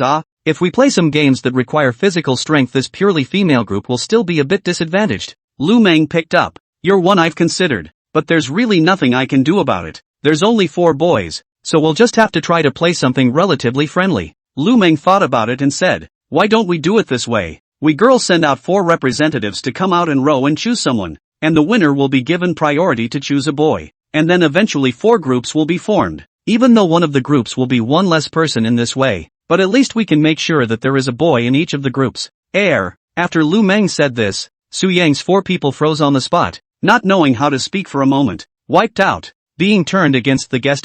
Meng Wonjo smiled and looked at Su Yang. How so? Is this okay? I'm fine with that. The main thing that. What? Lu Meng asked as she walked up. Nothing. Why don't we just do what you said? You girls pick the guys. Then let's discuss it. Lu Meng smiled and turned towards the remaining few. Gee up, fatty. We've been turned against us. You're probably hanging by a thread. Meng Wonjo patted Lu Bo. But Lu Bo looks like he has no reaction. He laughed. Actually, it doesn't matter. I don't have to be in a group with Lu Wenxin. It's not impossible with other girls. He. Meng Wanzhou rolled his eyes. Good man. After half a day of us worrying blindly, then let it be. I'd like to see how they would choose. Zhang Ziming rubbed his hands together and laughed. I'm quite looking forward to it as well. I think it's more exciting than us coming to choose someone. The four walked back to the recliners and lay down to smoke and wait. After 10 minutes, the girls walked towards Su Yang's four. How's it going? Who are you sending out as captain's choice? Meng Wanzhou looked at a few girls and asked. At this time, 4 people, Pan Ning, Lu Meng, Li Yutong, and Shen Yixue, walked out. Chapter 79 Group Play. After seeing the 4 people, Su Yang knew which group he would be in later. Zhang Ziming had the same idea. Meng Wanzhou laughed. You 4 are the captains, right? Fine. Then you guys row and choose someone. Lu Meng looked at the other 3 girls and smiled. How about we just do the simplest rock paper scissors? Whatever. The other 3 nodded. Then start. The 4 men put one hand behind their backs and shouted together under their breath. Rock, paper, scissors. As the voice fell, Su Yang's few people hurriedly came forward to watch. Only Pan Ning played rock, Shen Yixue played scissors, and Lu Meng and Li Yutong both played cloth. The first round is nullified. Again, rock paper scissors. This time Pan Ning still played rock, while the other 3 played scissors. Pan Ning wins. The 3 of them sighed, with a slightly regretful expression on their faces. Lu Meng laughed. You choose. Su Yang. Pan Ning pointed at Su Yang, who was on the side, without looking back. A flash of regret once again flashed in Li Yutong's eyes when she saw this. Su Yang smiled and walked behind Pan Ning. The 4 proceeded to paddle, and after 3 rounds in a row, Li Yutong finally won. She looked at Meng Wanzhou. I'll choose brother Wanzhou. Meng Wanzhou looked at Lu Bo and Zhang Ziming and smiled as he also walked behind Li Yutong. Lu Meng won next. She knew about Shen Yixue and Zhang Ziming's relationship, so she had to choose Lu Bo. Lu Bo walked behind Lu Meng with a smug smile. You picked the right guy to pick me. Lu Meng rolled her eyes and said mentally, that's because I don't have a choice. The remaining Zhang Ziming was automatically assigned to Shen Yixue's group. After another round, Pan Ning won again, and she looked over at Tang Ziyun and smiled. I'll go with little Tang. Tang Ziyun was stunned. No matter how she thought about it, she didn't expect Pan Ning to actually choose her. Su Yang likewise had doubts in his heart. What's the situation? She actually chose Xiao Tang? Can't she see that Xiao Tang has some interest in me? What kind of operation is this? Tang Ziyun froze for 2 seconds and also walked behind Pan Ning. Su Yang laughed. We're in a group. Aha! The corners of Tang Ziyun's mouth rose, curving her crescent moon-like eyes and smiling, looking very sweet. The next 4 people rode for another 7 or 8 minutes in a row before they were finally all chosen.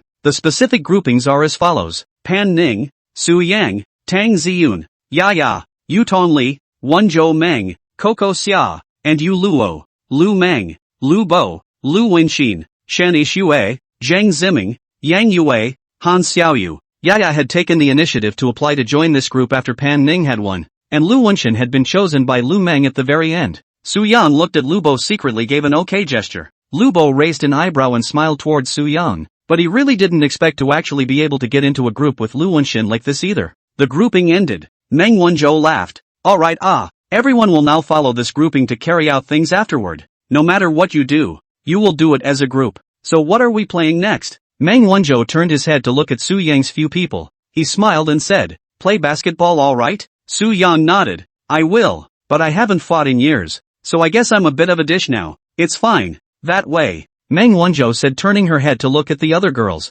Let's have a basketball game as a group. 1 boy with 2 girls. The girls shouldn't be too good at it, and we're at about the same level, so it's fair. But playing basketball is so tiring. Han Xiaoyu rolled her eyes and said somewhat reluctantly, life is a sport. We do not play for a long time. Play 15 points. Which group first get 15 points is considered to win. 4 groups draw lots against each other, the winning 2 groups to another round, until the first place. What's the prize for first place? Meng Wanzhou thought about it and said, the first place award is 200,000. I'll pay for it. Meng is bossy. Brother Meng is mighty. Lu Bo patted his ass from the sidelines. After hearing the monetary reward, a few girls who weren't quite ready to play basketball became interested again. What if your own group wins? Shen Yixue asked. If my group wins, then your 3 groups jointly contribute 100,000 to us. How's that for not too much? That's fine. Shen Yixue nodded her head, thinking that even if they lost, the 3 groups added up to 11 people, and it was less than $10,000 a person. So this amount of money really wasn't a big deal to them. Could be. No one has a problem with that. Meng Wanzhou laughed. One more thing. The winning group must unconditionally cooperate with whatever the other groups want to play tonight. Of course, There will be no messing around with those things. You can rest assured of that. Could be. Seeing that everyone was fine with it, Meng Wanzhou smiled. Let's go then. Meet at the basketball court. 15 people moved to the basketball court, with each group sending one person for the draw. In the end, Pan Ning's squad faced off against Shinishue's squad. Team Li Yutong PK Team Lu Meng. Su Yang took the basketball and kept shooting it, looking for the feeling of his student days. He hadn't played basketball since college and his dribbling skills were slightly rusty. Lu Bo is full of confidence. Don't look at him fat. He is the best basketball player in addition to fighting. He was very confident that he could win today's match, and it was also just the right time to show a wave of performance in front of Lu Wenxin. Meng Wanzhou beckoned Su Yang, Lu Bo, and Zhang Ziming to the side. Old Su, how are you and Ziming's playing skills? Su Yang laughed. Not great, haven't fought in many years. What about you? Meng Wanzhou looked at Zhang Ziming. I'm okay, used to be nicknamed Junior when I was in school. Little you, have you forgotten our mission today? What mission? Zhang Ziming frowned in thought. TSK, didn't you help Fatty take down Lu Wenxin? Oh, you say this I understand. I'll lose to Fatty on purpose after I take down Yang Yang's group later. Lu Bo glared at Zhang Ziming. Who wants you to lose on purpose? I'm TM Little O'Neill, do you think it's a nonsense call? Meng Wanzhou stopped the two from continuing their nonsense. Anyway, it's just that Fatty wins in the end. Okay, no problem. Brother Meng, you're so good to me. Not only did you let me win but you also gave us $200,000. Meng Wanzhou smiled. Brothers, give you a little room money in advance? Also considered a little meeting gift for younger siblings. Good brother. If I were a female I would make you. Stop. Meng Wanzhou hurriedly raised his hand to stop. He knew what Lu Bo was going to say next. He felt a little sick inside at the thought of that image. Lu Bo smiled and picked up. By the way, is the first night designated to play any game? Whatever you want, as long as it's not too much. After all, there are a lot of girls and it's not good to get too that way. Geez, my brother, what were you thinking? Am I that kind of guy? I just want to play a little game that didn't work out last night. Su Yang froze and asked, what little game last night? Pen Fairy Ah. Lu Bo raised his eyebrows at Su Yang. You say that, but several girls are afraid to play. That's why you have to listen to me when I win. That doesn't matter. Any fairy will do. We have more people today anyway. It won't be too scary. Okay. I'll organize the evening. Zhang Ziming thought of something at this time. His face turned serious and said, by the way, I'll interject. Tomorrow, I and Yishui temporarily have to go back to Haicheng in advance. What's the situation? The three of them looked at Zhang Ziming. Yishui has something going on at home,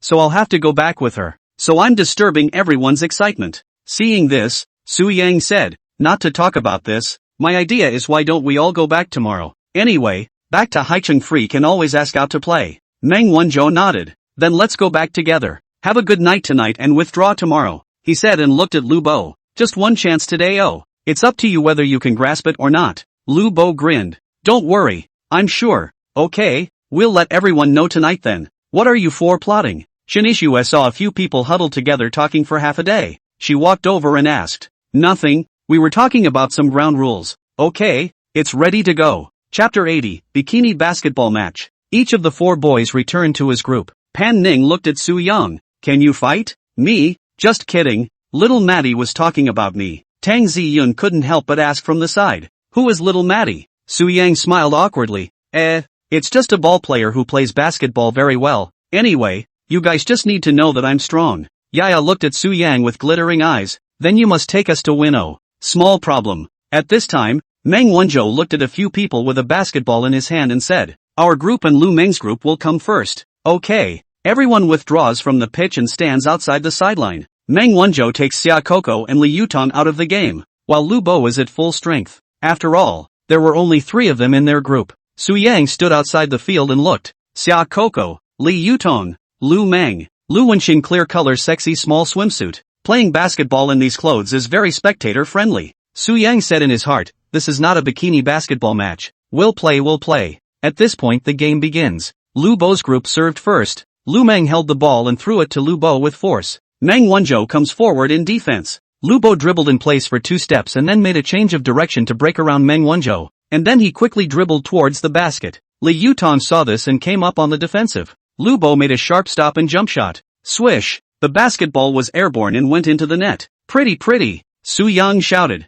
Handsome, isn't it brother Yang? Lu Bo turned his head to Su Yang and laughed. Handsome, no less. Little O'Neill, 2 points for Lu Bo's group. Zhang Ziming shouted and did his job as a scorekeeper. Lu Wenqin finally looked at Lu Bo. She took off the cat ears on her head and put them on the edge of the field and smiled as she walked up and said adorably, "Brother Bo, cheer up. Our group is relying on you." Lu Bo looked at Lu Wenqin and gulped. Then he confidently patted his chest with a confident smile. "Leave it to me." Meng Wanzhou's group kicked off next and Meng dribbled twice before passing the ball to Li Yutong. After Li Yutong caught the ball, Lu Wenqin hurriedly ran forward to open her hands and waved them randomly in front of her eyes. Li Yutong froze and asked, "What are you doing?" "I'm on defense." "What kind of defense is that?" "What's the use of your kind of defense?" she said, no longer caring about Lu Wenqin, holding the ball and running 3 steps before passing the ball to Xia Coco, who was not far away. Walking ah. Zhang Ziming pointed at Li Yutong and said. Su Yang was looking up. He smiled and shook his head. "Just mean it,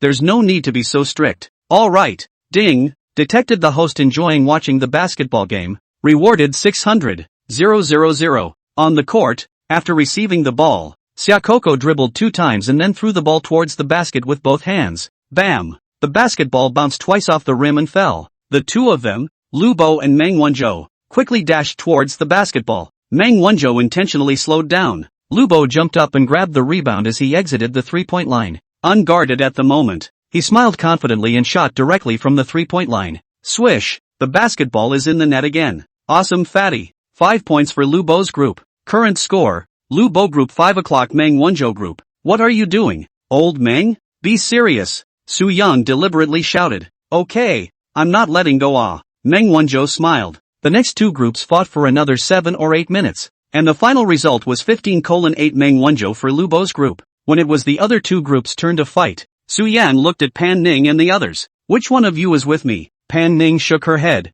"This kind of competition doesn't suit me. You take the 2 of them." Su Yan looked towards Tang Ziyun and Yaya. The 2 smiled and nodded. "Then we'll both assist you." "Could be." On the other side, Zhang Ziming brought out Yang Yue and Han Xiaoyu. Shanixue was also someone who didn't like playing this kind of game, and she voluntarily gave up. 2 groups came onto the field. Zhang Ziming looked at Su Yang and smiled. Yang, I won't let you oh." Su Yang smiled faintly. "Then let's compare. Come." Meng Wanzhou sat outside the stadium and waved and yelled. "Get started you guys. Go go go." Shanixue stood outside the field waving her hands as a makeshift cheerleader. Pan Ning, on the other hand, leaned against the barbed wire fence with her arms wrapped around her and watched in silence. After the 2 groups sent 1 person to paddle, the right to serve went to Su Yang's side. Su Yang stood outside the 3-point line dribbling the ball as he shouted towards Tang Ziyun and Yaya on both sides. "You 2 go in and defend the 2 girls." "Okay." Seeing this, Zhang Ziming jogged forward towards Su Yang and crouched down to defend with open hands. Su Yang crossed the dribble and made a sharp change of direction trying to shake off Zhang Ziming.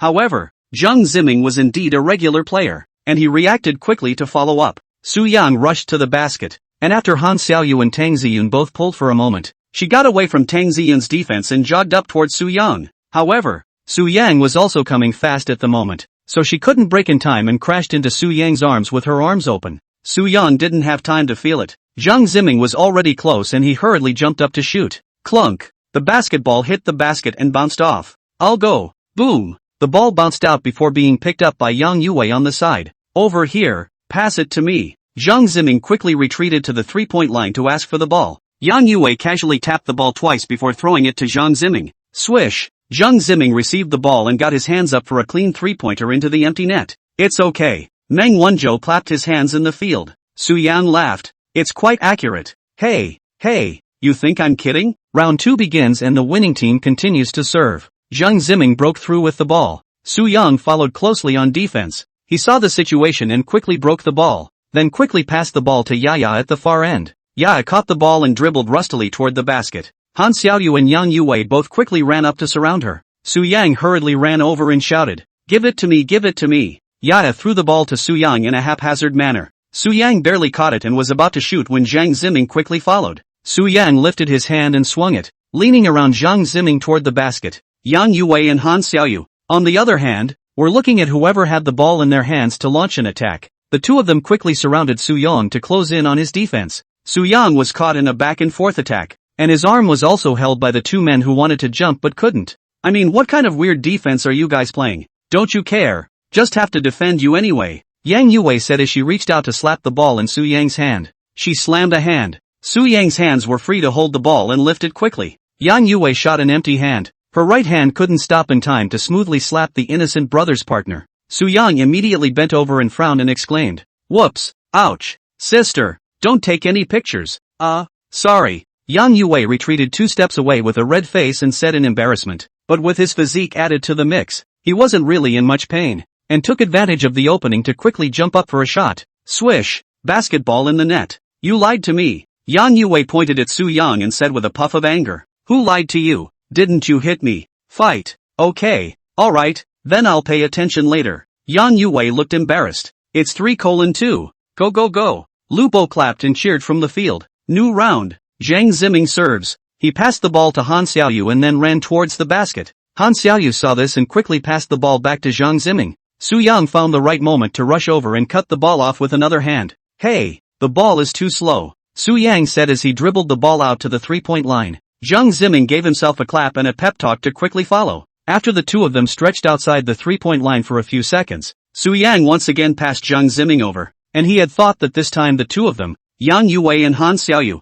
wouldn't be as close to the defense as they had been just a few moments ago, but he thought wrong, and the two men lunged at him again. Chapter 81, It's Not What You Think. Seeing the two men rushing over, Su-young quickly dribbled backward. The two of them, Han Xiaoyu and Yang Yue, kept chasing after Su-young like a dog's skin, but that level of defense is child's play for him. His mouth quirked in a smile, ready to tease the two. Su-yang slowed down his pace. Yang Yue trotted up and rushed to grab the ball. He saw this and turned around to get rid of it easily. Just after shaking off a person, Han Xiaoyu followed and quickly surrounded them as well. "You guys can break me off the ball today and I'll do 100 push-ups in place. Don't you look down on people," Han Xiaoyu said with a pout. Hey, come and try it." At this time, Zhang Ziming, who was on the sidelines, didn't go up to defend either, and he stood on the sidelines with a smile on his face to watch the show. Han Xiaoyu quickly rushed towards Su-young to shoot towards the basketball. Su-young lowered his center of gravity in a dashing change of direction to avoid Han Xiaoyu's attack. I don't believe it."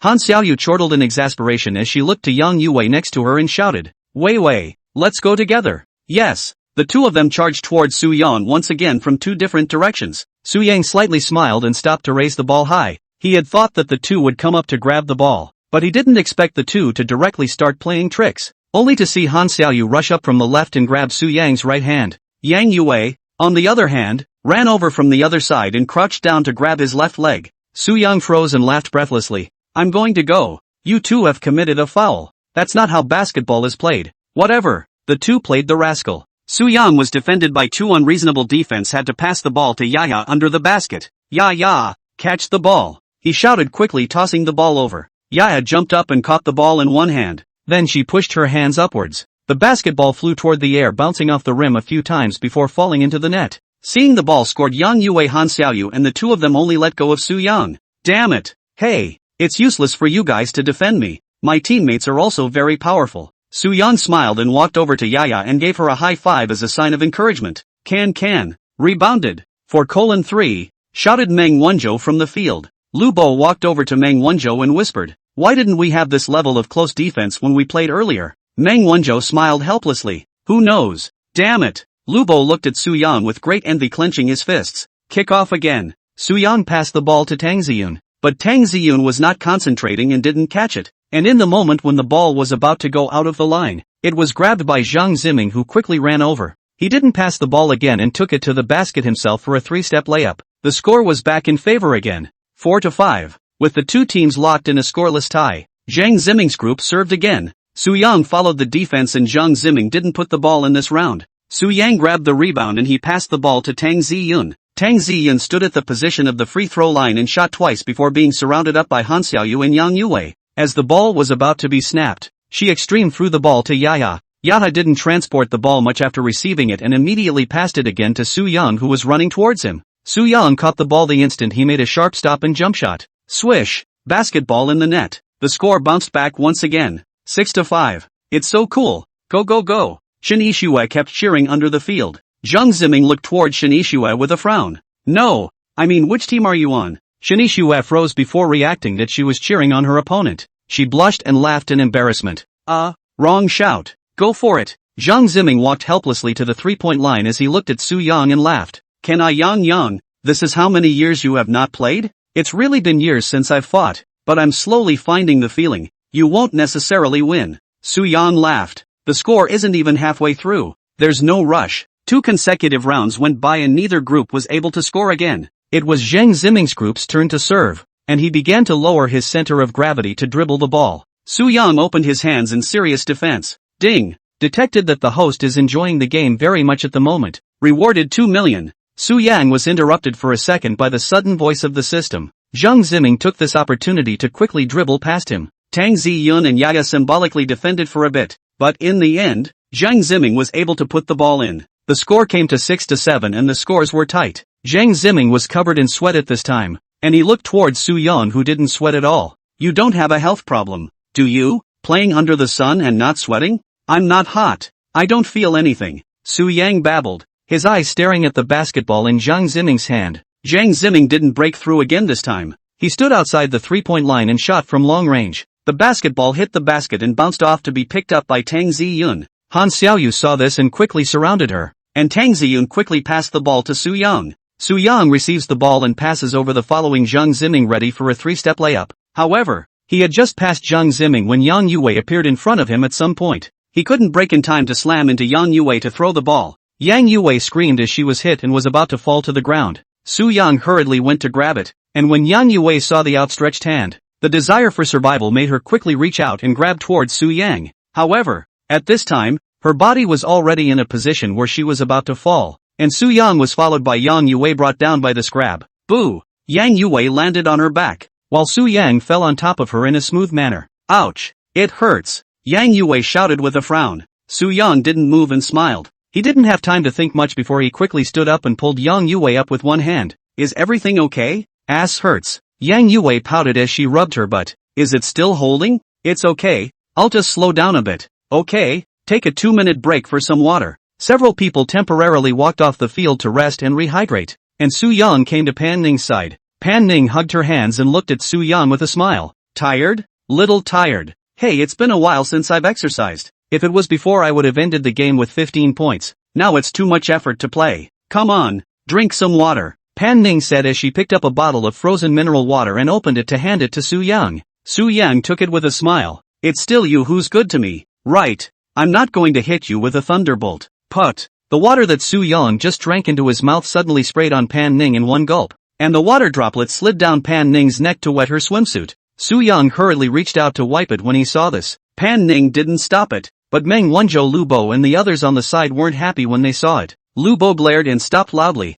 Brother Yang, what are you two doing in broad daylight? Yeah, watch the impact, Meng Wanzhou said with a serious face on the side. Su Yang rolled his eyes. It's not what you think. A couple of guys rambled on and then continued back onto the field for the unfinished game. Soon after, Su Yang's group ended up losing to Zhang Ziming's group by 1 point. After everyone rested and chatted for a while, Lu Bo's group and Zhang Ziming's group began their final matchup. After about 20 minutes, Zhang Ziming successfully lost to Lu Bo by a score of 11-15. Meng Wanzhou was also very quick to take out his cell phone on the spot and transferred 66,666 to one of the three, totaling 200,000. Lu Meng is calmer. This amount of money is just 2 bags of money for her. Lu Wenxin is full of excitement. She and Lu Meng cannot be compared. She is only about 10,000 a month. Come out to play a trip not only does not spend money, but also earned more than half a year's salary. She kept dangling her cell phone in front of a few girls' eyes. Lu Bo looked at Lu Wenxin and smiled. Sister Wenxin,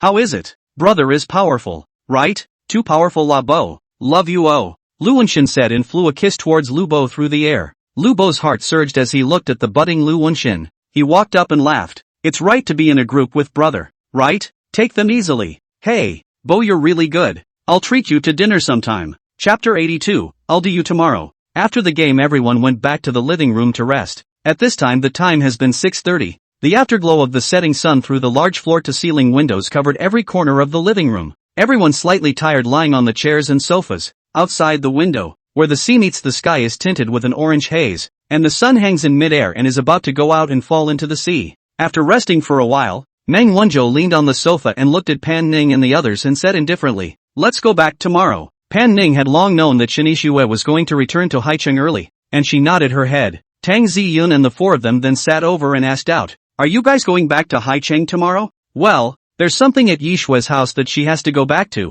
so we thought we'd just go back together and forget about it. Meng Wanzhou explained. Tang Ziyun nodded, glancing at Su Yang. Then let's go back too. What do you guys think? She said, looking towards Lu Meng and the others. Lu Meng nodded indifferently. I can do it. Anyway, we've been here for 4 or 5 days, so we can go back if we want to. Yes, then let's go back tomorrow with Su Yang and the others. Have you guys booked your flights yet? She said and looked at Meng Wanzhou again. Meng Wanzhou shook his cell phone. Looking at it, you guys want to be together, right? Send me your identity information. I'll book it together. Save me the trouble. Tang Ziyun smiled and thanked. Then thank you, brother Meng. We'll transfer the money to you later. No, not bad for the 4 of you. It's not good. It's time to give. Lu Meng also laughed on the side. Must give. We know you're not bad with this money, but that's not how things work. We've only known each other for less than 2 days. When we're completely familiar with each other later on, I won't be polite with you. He. Ha ha ha. Well. Then you guys send me later. Meng Wanzhou laughed and started booking the flights. Lu Bo leaned over and whispered, I say, brother Meng, don't book it yet. For what? Meng Wanzhou wondered. What if Sister Wenshin wants to go back with me tomorrow? *********. Are you dreaming? Are you really that naive? Who can say about this stuff? Can't you see she's treating me differently now? Meng Wanzhou looked Lu Bo up and down and whispered, Fatty, be sensible. You're kind of trending towards licking the dog. Haven't you heard of a saying? What words? Lu Bo froze. Ouch, my brother. Am I this kind of person? You still don't know me? I'm getting to know you a little less now. You didn't used to say things like that. Meng Wanzhou added, you listen to my advice. Do not care whether she with you back to Haicheng. You go as usual. She really like you want to go back with you. She will not book their own tickets? I just transferred a few tens of thousands of dollars to her. Lu Bo thought about it and said, that's true. So whatever. Su Yang came over at this time and whispered, you'll succeed in taking her down tonight before saying anything else. Hey, brother Yang. I don't think it's a problem. Pan Ning was sitting right next to Su Yang, and even though a few people were talking in a small voice, she still heard it. You boys, that's what's inside your heads all day. What the hell? Don't talk nonsense. What did we say? Che, too lazy to talk to you guys. That's when everyone turned on the TV and sat around the couch singing. Soon, the night had completely fallen, and Su Yang was about to vomit from eating barbecue for the past 2 days. Meng Wanzhou thought that everyone would be returning to Haicheng tomorrow. He called and contacted the hotel, and soon the staff delivered many delicacies one after another. Deer City's signature roast chicken, freshly opened horse manure sea urchins, French white pearl oysters, M9 Wagyu beefsteaks and a host of other sumptuous and top-notch dishes. There's a big one on the end, the Iberian 5J ham. It's expensive, and all Iberian hams are categorized according to quality, from high to low, as black, red, green, or white. The highest standard is the black label, while 5J hams are above the black label. 5J ham is made from 100% purebred Iberian black pigs, fed with acorns, and a leg costs tens of thousands of dollars at random. But this amount of money is just a bit of loose change for Meng Wanzhou. Red wine was poured and everyone sat around the couch for their last dinner in Deer City. It was already 10 p.m. after we had eaten and drank our fill. Ding! Su Yang's cell phone rang. He picked it up and looked at it, and it was actually a message from Lin Yi. Brother Su, why haven't you returned to me in the past 2 days? Where have you been? Don't even come to my live room anymore. Su Yang froze and thought, wipe, I almost forgot about this person. What's up? People keep losing at PK and need you to save me. Su Yang smiled and replied back, I'm not in Haicheng for the time being these days, so I'll come back to help you when I'm free. Okay, so when are you coming back to Haicheng? Tomorrow. So can I come over and hang out with you tomorrow? Sure, tomorrow night. Well, shy emoji. Su Yang turned off his cell phone and said in his heart, you've taken the initiative to send me to the door again and again,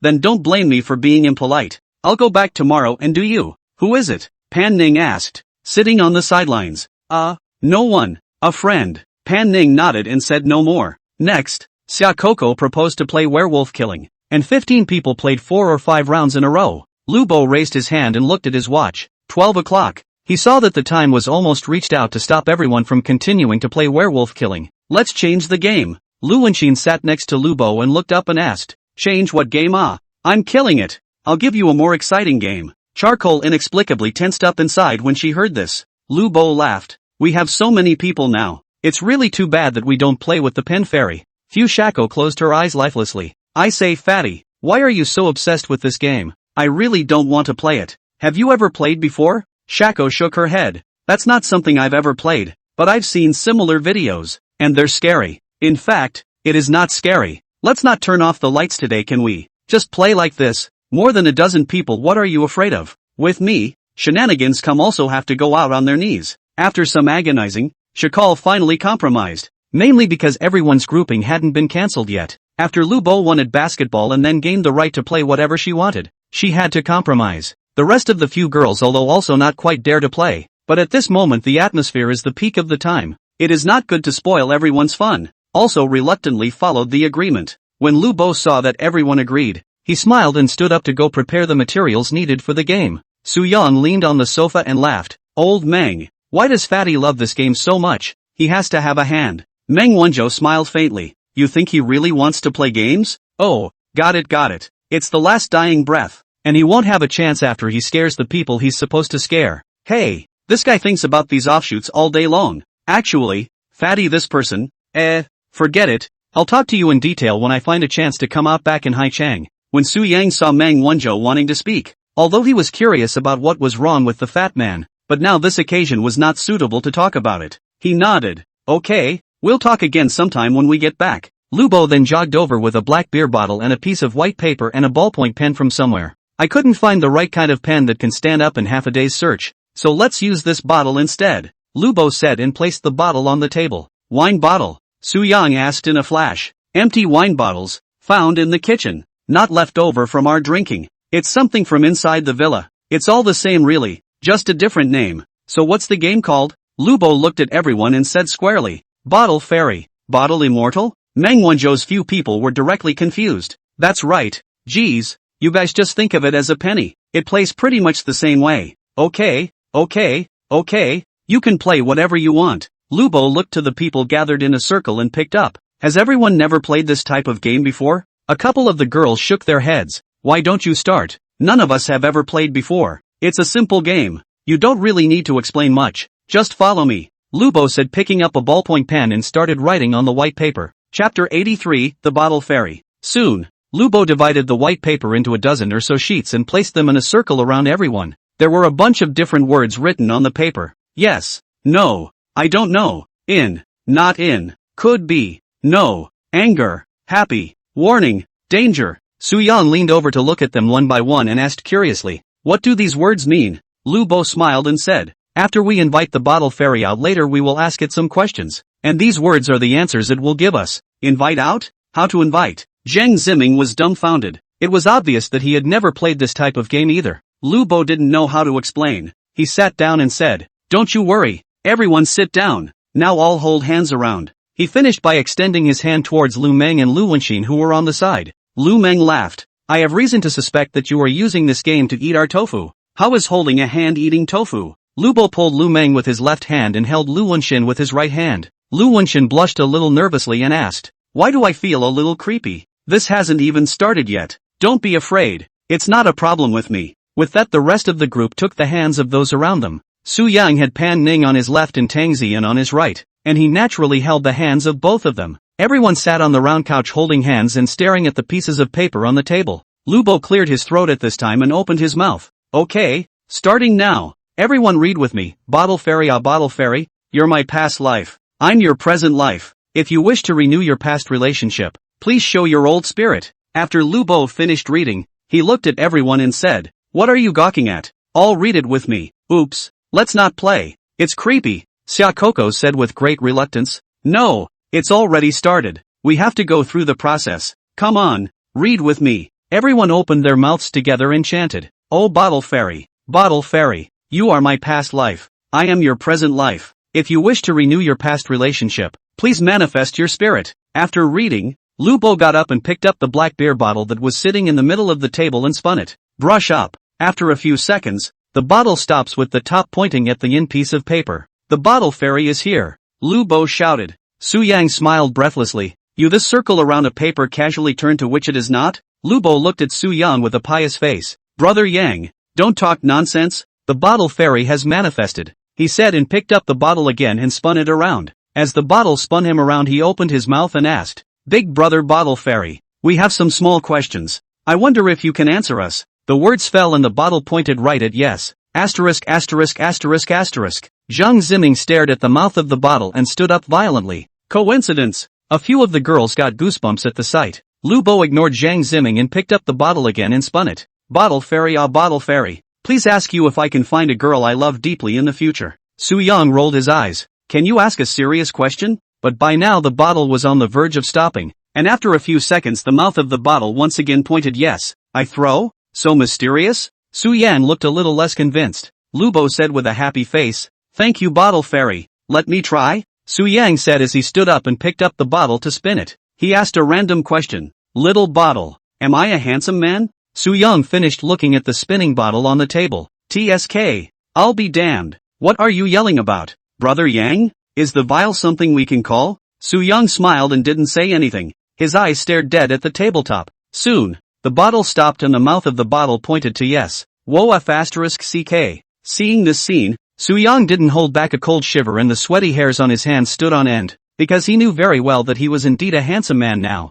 And it was a bit of a miracle that he could point to the right one after asking several questions in a row. Meng Wanzhou frowned and said, it can't be that accurate, right? There are so many notes on the table. Why don't you try it too? Lu Bo picked up the bottle and handed it to Meng Wanzhou. Meng Wanzhou laughed. Just try it. But brother, you don't want to follow Yang's example of name-calling, or else it won't be fun if you piss off Bottle Fairy later on. Alright, I'll follow the rules. Meng Wanzhou picked up the bottle after he finished speaking. Bottle Fairy, Bottle Fairy. Are you inside the villa now? Oops, don't ask such questions. Charcoal hurriedly stopped it, but Meng Wanzhou had already spun the bottle. 10 seconds later, the bottle pointed in. Upon seeing the note, a scream rang out. Aha! No more. I'm not playing. Han Xiaoyu exclaimed as she hurriedly jumped onto the sofa and curled up. Scared of what? The bottle fairy is friendly. Lu Bo picked up the bottle and spun it. Bottle fairy. Bottle fairy. We're all good people. How are you feeling right now? The top of the bottle points to happy.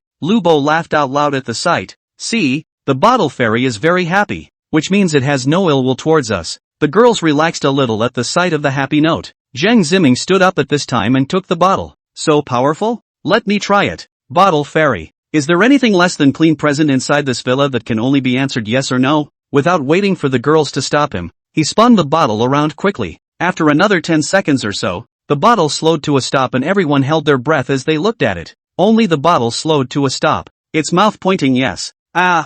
Stop. Really can't play. Xia Coco shouted out in a hurry. Seeing this, Tang Ziyun was also scared and held Su Yan with both hands. No way. I have so many questions I haven't asked yet. Zhang Ziming's brows furrowed as he spoke again. I don't believe any of this. Bottle fairy. You're just fooling me, aren't you? This is a 5-star hotel. Where could there be anything unclean? He said, spinning the bottle. The bottle top quickly points to angry. Asterisk.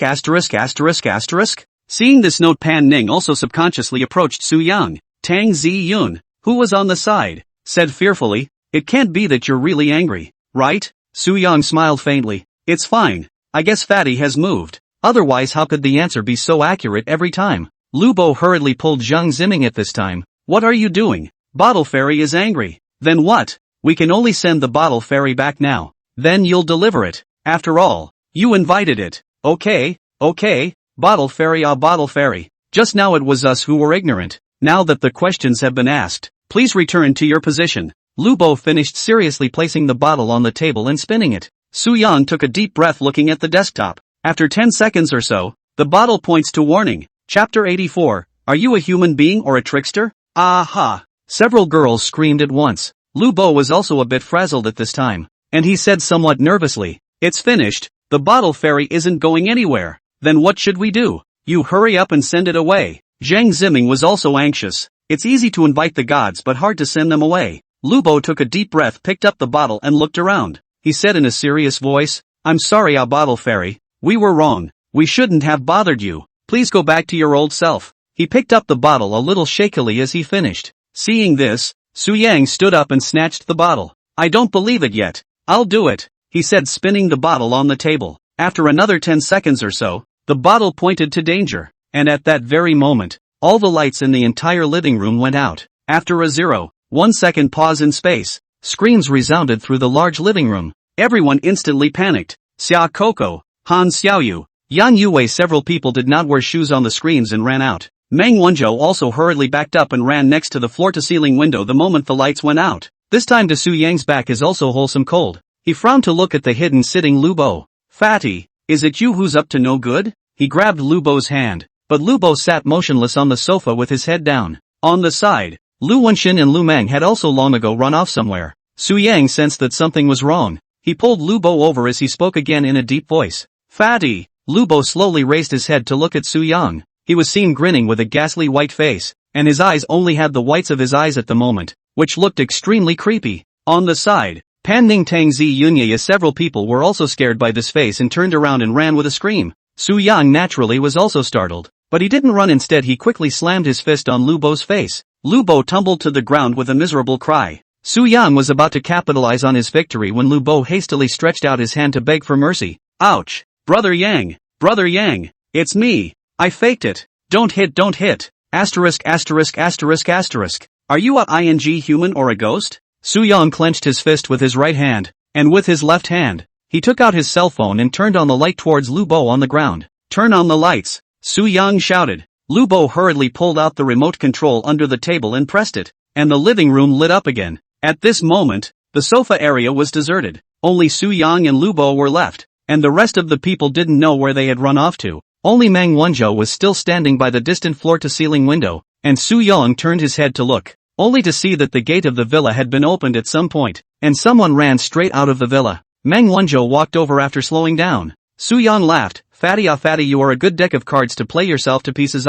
Lu Bo climbed up and covered his face and asked, what's wrong? Ouch! It hurts. Serves you right. Meng Wanzhou also laughed and cursed. If you want to scare people, you should find other people to help you pretend to be a trick. Why are you pretending to be a trick yourself? It's not easy for Lu Wenxin to have some thoughts about you, but now you've become a trick in her heart. Asterisk. I didn't expect it. Lu Bo hurriedly searched for Lu Wenxin's figure in the living room. At this point some of the girls ran upstairs and some ran out of the villa, seemingly genuinely frightened. Only Pan Ning and Tang Zi Yun were still behind the bar in the distance. The two men also walked over after seeing the lights come on. Fatty screwed up. You fat ass. Pan Ning gritted her teeth and glared at Lu Bo. Lu Bo smiled awkwardly. I was wrong, sis. Hurry up and call them back. Yeah, where is Zhang Ziming? I don't know where I ran off to. Meng Wanzhou took out his cell phone and sent a message in the group of 10. Lonely as I am at all. Where is everyone? Where did they go? It was Fatty who messed up just now. Hurry back. Black Night Bug is up. Scared the out of me. Coming. A few moments later, everyone walked back in several directions. Lu Bo saw this and smiled towards everyone with an apologetic smile. Sorry ladies, there is no such thing as those what messed up Xian. They are all nonsense from me. Humph, Charcoal asked as she walked over. Then how do you explain that the bottle turns to the desired answer every time? Lu Bo laughed. Actually, I moved a bit. Lu Wenxin also glared at Lu Bo with an exasperated look. Bo, you're so annoying, making it so scary. I won't dare to go back to my room to sleep later. Hearing this, Lu Bo's heart rejoiced. It's fine. Let's not play, okay? Drink and liven up a bit and it'll be fine. Everyone slowed down a bit and resumed playing around the couch. At 2:30 a.m., the entire room, except for Su Yang and Pan Ning, was basically drunk. Lu Wenxin was a little drunk, leaning on Lu Bo's shoulder. Her little face flushed. Meng Wanzhou's head was a bit dizzy. He looked at everyone and said, it's almost time. We still have to catch a flight tomorrow afternoon. All go back to your rooms and rest. Several girls had long been unconscious from drinking, and Lu Meng helped Tang Ziyun and Han Xiaoyu return to their rooms first. Zhang Ziming also left with Shin Ishui. After the remaining few people chatted for a while longer, they also went back to their rooms separately to rest. Su Yang and Pan Ning went back to their rooms, and Xia Coco followed Meng Wanzhou back to his room after everyone had left. The remaining few girls had one room each. In the end, only Lu Bo and Lu Wenxin were left in the living room. After the air was quiet for a while, Lu Wenxin shyly looked at Lu Bo. I'm going to bed. What floor are you on? Lu Bo got up and asked. 4th floor. I'm also on the 4th floor. The night passed quickly. At 8 in the morning, Su Yang and Pan Ning both woke up together. System, sign in. Successful signing. Rewarded 50,000. Last night Pan Ning's stomach was not feeling well. The two stopped fighting for the night. After getting up and washing up, all of them came to gather in the living room. Su Yang looked at the red-faced Lu Bo as well as Lu Wenxin, who stood beside Lu Bo with her head bowed. He couldn't help but raise the corners of his mouth. Everyone put their things away and then left the villa. More than an hour later, the yacht returned to the Linglong Bay Marina. Su Yang and the others and later Yang Yue 5 people said goodbye at the roadside. Lu Wenxin looked at Lu Bo, reluctantly turned to leave. How about it, fatty? I told you she wouldn't go back to Haichang with you, right? Meng Wanzhou patted Lu Bo. Who says she's not going to see city? Oh, what does that mean? Zhang Ziming had a melon-eating look on his face. She said that this is still a little bit of business today. Tomorrow we'll go to the sea city to find me. Hey, brother off the single. Awesome. One night and you're willing to go to Ocean City to find you? That's true. I'm more or less charming. After a few people babbled for a while, the 6 people on Su Yang's side and the 4 people on Tang Ziyan's side each went back to the hotel to get their luggage. 2 o'clock in the afternoon. 10 people boarded the plane back to Sea City. Su Yang suddenly thought of the McLaren Senna parked in the basement of Senhai Manor. Senna, I'm back. I'll drive you out for a spin when I get back later. I also own a supercar in the true sense of the word. I also wonder what color the system sent me. Ding. Host's excitement detected. Reward 800,000. Chapter 85, McLaren Senna, plus 1 more chapter. 2.5 hours later, the plane landed safely at Haicheng International Airport. At this time the time is already 4:30 in the afternoon. Tang Ziyun 4 people sit on Lu Meng's Paramera first left. The remaining 6 people came to the parking lot. Su Yan looked at Meng Wanzhou and smiled. By the way old Meng, don't forget to ask for the villa for me haha. Meng Wanzhou gave an okay gesture. Don't worry, I'll give you an answer the day after tomorrow at the latest. Okay, it's been a troublesome few days, with round-trip airfare and big meals in hotels. Meng Wanzhou glared at Su Yang. I'll get angry if you say this again, and make it so outgoing. Su Yang hemmed and hawed. Okay, no more. At this time, a black BMW 7 Series online car came from outside the parking lot, and the vehicle slowly stopped beside Meng Wanzhou. Su Yang turned his head to look, only to see a 26 or 27-year-old youth coming down from the passenger side. The youth smiled brightly as he walked to Meng Wanzhou and said slightly respectfully, Meng Xiao, I'm here. Well, here are the keys. Help me get the car back. Okay Lu, don't worry. Meng Xiao. The youth took the car keys and nodded and smiled with Su Yang's few people, then sat in the big bull and drove away. This is? Su Yang asked in confusion. I don't want to drive. Call someone to drive me back. I'll take Fatty's car. Oh, Meng Wanzhou said, getting into the passenger side of the GLS 600. Lubo sat in the driver's seat and probed at Su Yang and smiled. Let's go first brother Yang. See you later. Okay, slowed down on the road. After Meng Wanzhou and Lubo left, Zhang Ziming also greeted Su Yang, then got into his Aston Martin and left with Shen Shui. At the moment, Su Yang and Pan Ning were left standing in front of the car. Su Yang looked at Pan Ning and smiled. Ready to go where? Going home. Back to my house or back to yours? Pan Ning rolled her eyes. Of course I'm going back to my house, she said as she walked over to the door of the SF90 and pulled it open and sat in. Gone? Really gone? Su Yang asked with a smile. What else do you want to do? Get tired after a few days of fun. Go home and rest and spend time with mom and dad. Su Yang smiled and said, alright, then I won't go back with you to see our parents first. Some other day when I'm ready I'll pay a visit with heavy gifts. Pan Ning smiled breathlessly. Poverty. Let's go, she said and drove off. Su Yang stood behind the car and waved. Slow down. Give me prestige when you get home. Only to see Pan Ning in the distance stretching out her jade hand and waving it. The car turned a corner and disappeared from Su Yang's sight. Who? All gone. It's suddenly so quiet, Su Yang said to himself. He smiled and pulled open the door of the 911 turbos and got in. After sitting in the car, his brain went blank. There was no sound at all in the air. Su Yang leaned back in the seat and thought back to the craziness of the past few days. It's like a dream. Hey, is this what's called loneliness after a good time? After 10 seconds of silence, Su Yang slapped the steering wheel and laughed. Lonely ball. McLaren is still waiting for me. Go home, go home. Buzz. 911 let out a roar and left the airport. Nearly 50 minutes later, Su Yang was finally back in the underground garage of the 3rd building of Senhai Manor. From a distance he saw a McLaren Senna with white dominated by blue accents parked next to his Aston Martin DBX 707. Su Yang's eyes lit up and the corners of his mouth grinned. He drove his car quickly to the side of the parking space and got out quickly to check it out before he could park it in the space. Hiss. Handsome as hell, he said as he circled around the body twice, taking a closer look. The overall stance of the Senna is much lower than that of the 911 turbos, and the whole car feels as if it's stuck to the ground, looking like a beast on its back. There's a saying that a low profile hides a lot of ugliness, and as long as the body is low it won't be ugly anywhere, not to mention a top-of-the-line supercar like the Senna. Su Yang compassionately reached out and caressed the bodywork. It's so handsome. Is this a ING car? This is simply a work of art. Ding. Detected the host is in an agitated mood. Reward 800,000.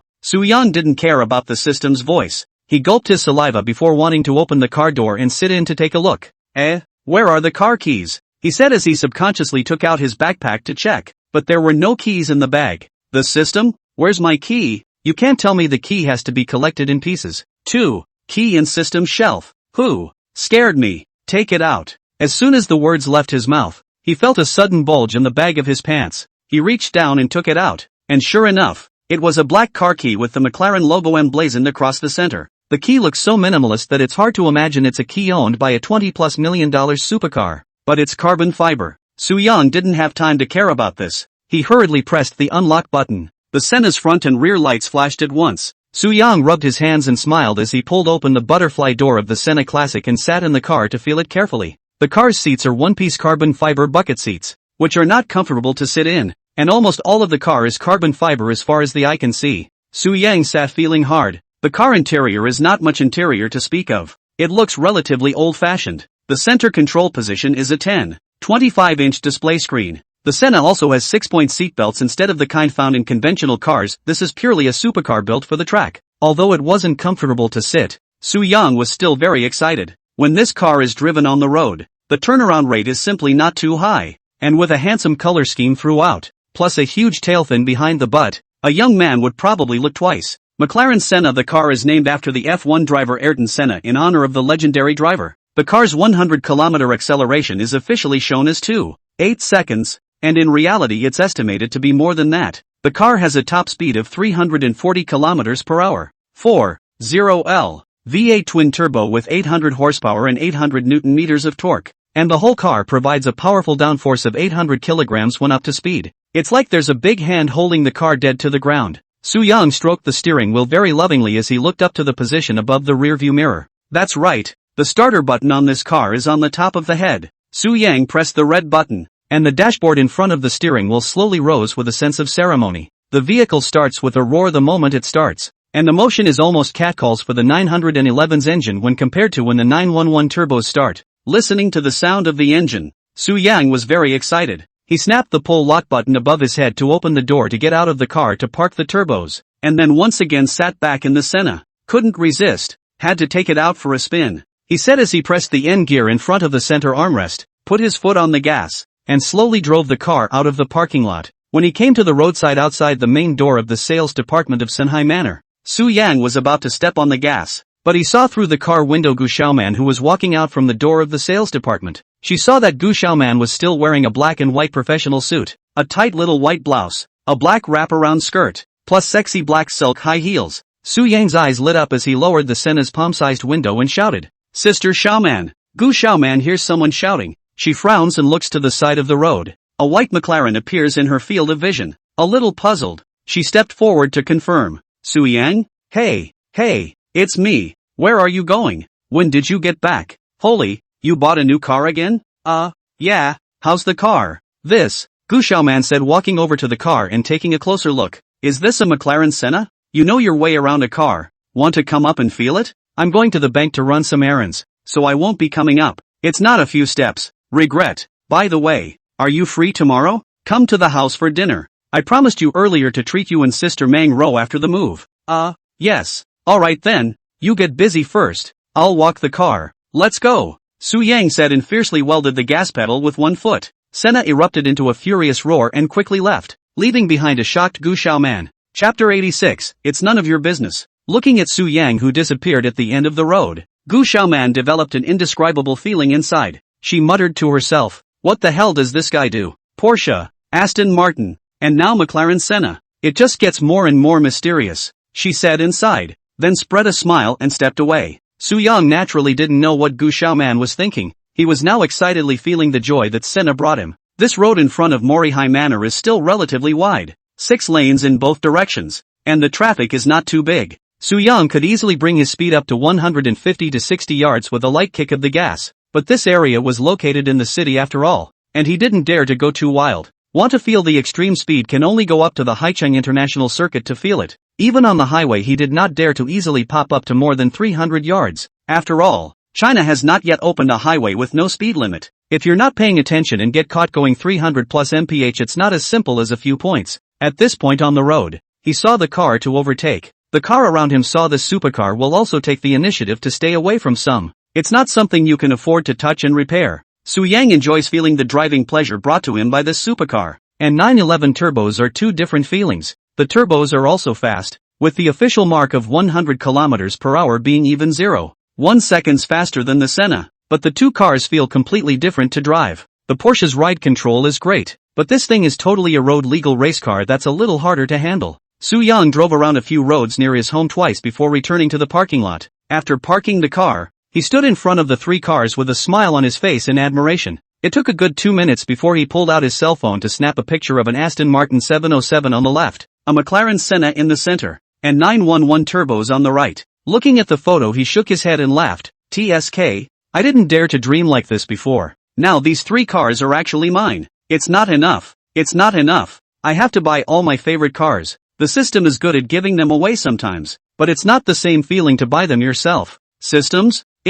Will you send a duplicate of the car I bought in reality? No, the system won't give away any more vehicles for a while. Alright, just pay up. Soo-young walked into the elevator hall as he thought. When he got home, he dropped his bag on the couch and sat down on his butt. Should I send a friend? This photo will probably be sent out and I'll be sprayed for pretending or saying I rented it. But what do I care about that now? Do whatever you want. Send it, he said, picking up his cell phone and opening the photo. After toning the photo with a little color, he tapped on his wizards to upload the picture to his friends. After racking my brain for half a day, and opening Shake Shack to search for a long time, I finally came up with a more appropriate copy. Get what you want and move on. He wasn't, after all, one of those literary types who could readily exit his mouth. And it was kind of nice to find that text. After blocking his parents as well as all his relatives, he clicked send and a second later it showed a successful send. Now this photo temporarily cannot let their own dad and mom to see. Although mom does not understand the car, but after all, dad is running so many years of car people. The car more or less understands some.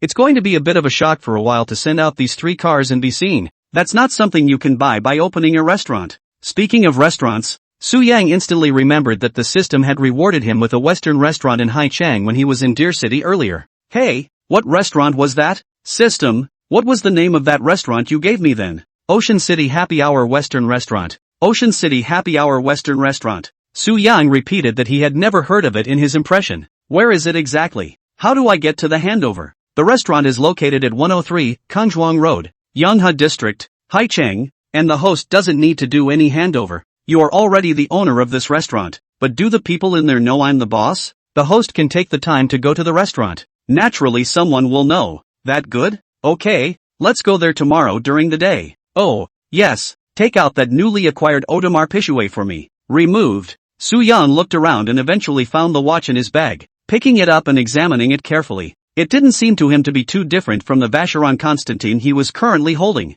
$3,800,000 for this thing? It's true that poor people play with cars and rich people play with watches. He took off his slippers and lay down on the couch to play on his cell phone. Opened the wizards again. And just as soon as I did, I saw a red 9 displayed in that spot in the circle of friends. Asterisk asterisk asterisk asterisk. That's 9 comments in 2 minutes? I'd like to see who all commented. He tapped on his friends and then on the message alert. The first comment was from Yui Lin. Brother Sue, you're back in Haicheng? Wow. Are these your cars? Pitiful expression. Soo-young froze and laughed. What the hell? He went on to read the other comments. The second one being from Pan Ning. When did you buy the Senna? Soo-young smiled and muttered to himself. Hey, it looks like she's arrived home. Yeah, didn't you tell her to send me a wiki when she arrives home? Having this time to look at the circle of friends, she actually didn't send me a message. Soo-young clicked reply. I bought it early last year. It only arrived not long ago. I didn't bother to drive it. By the way, why don't you message me when you get home? He replied and then moved on to the other comments. Zhao Mengru, back? Don't show off those cars of yours all day. When are you going to treat us to dinner? Soo-young smiled and also clicked reply. Tomorrow. I'll personally cook. Then down is the comment sent by Meng Wenzhou. Old Sue, your kid still secretly hides a Senna? I'll drive it out someday and touch it with my Bugatti Chiron, evil laugh. Soo-young looked at this comment, face expression changed and laughed. Good guy, good guy. Your sister. You have Bugatti Chiron and I comment a what? Still. He replied, okay, no problem. Zhang Ziming also commented below. Yang Yan, when did you buy the Senna? A god car. I didn't even get one. Soo-young also replied to Zhang Ziming in the same way with words that had only arrived not long ago. And then below that is Yaya's comment. Wow, so handsome. Are all 3 of these your cars? Yes, I'll take you for a ride when you come to Sea City. The next comment was sent by one of Soo-young's male co-workers from his previous job, who was his superior at the time. With the position of design director, he commented succinctly. In 4 words, what's the point of pretending? Soo-young shook his head and smiled when he saw this comment. Sure enough there is. He clicked back. It's none of your business. The last one was a comment from someone called Song Puppy, Yangzi. I haven't seen you posting a friend circle in centuries. Where did you steal the photos from? This person called Song Puppy is Soo-young's friend who has been playing since he was a child, and is also one of Soo-young's few friends who has the best relationship, but the two haven't been in touch that often since they started college. The main thing is that Puppy Song didn't study in Haicheng either, but took the exam to Hangzhou and stayed there to work after graduation, although the two often cannot see each other, but after all, played since childhood. Deep feelings. Every New Year's Song Puppy will return to Yangcheng and Soo-young out to drink a few cups to talk about life and work and so on. Of course this name wasn't his real name, but rather a note given to him by Soo-young. Song Puppy's real name is called Song Safety. Listening to this name can guess that the other party is a more honest and simple person. Soo-young looked at the comments and sighed. Hey, this guy, I don't know what's going on lately, he said hitting reply.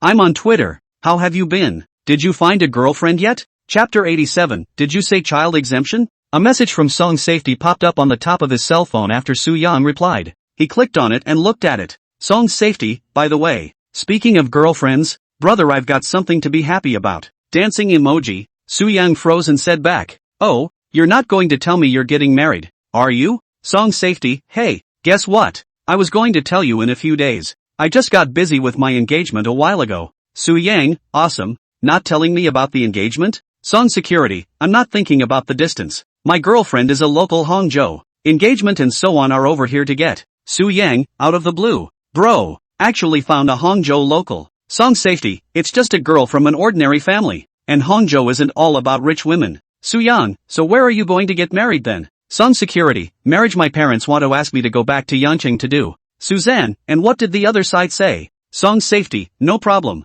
Listen to me. Soo-young, it's okay, bro. There's a lineup. When is it? Song Security, August 15th. Come and help me be the best man then. You kid can't get away. Soo-young smiled and looked at the date. July 20th. There were still more than 20 days. He continued to reply, no problem. It won't be long. So let me know ahead of time when you'll be back. Song Security, I understand. If you want to take a vacation, I will certainly notify you in advance. Soo-young wanted to reply that I didn't go to work anymore, but this matter can't be pulled off for a while. So I'll talk to him in detail when I get married. Song Safety, recently, I have been very busy. Just last week I finished taking wedding photos, and now I have to think about who to invite, how to arrange the banquet, but also to prepare for the 3 gold, but also to consider the wedding car. Hey, marriage is really troublesome. Soo-young, it's only once in a lifetime for most people, so it's normal to have trouble with major life events. Song Security, by that I have to go back to Yangcheng first, and then take the wedding car procession to drive 5 or 6 hours to pick up the bride.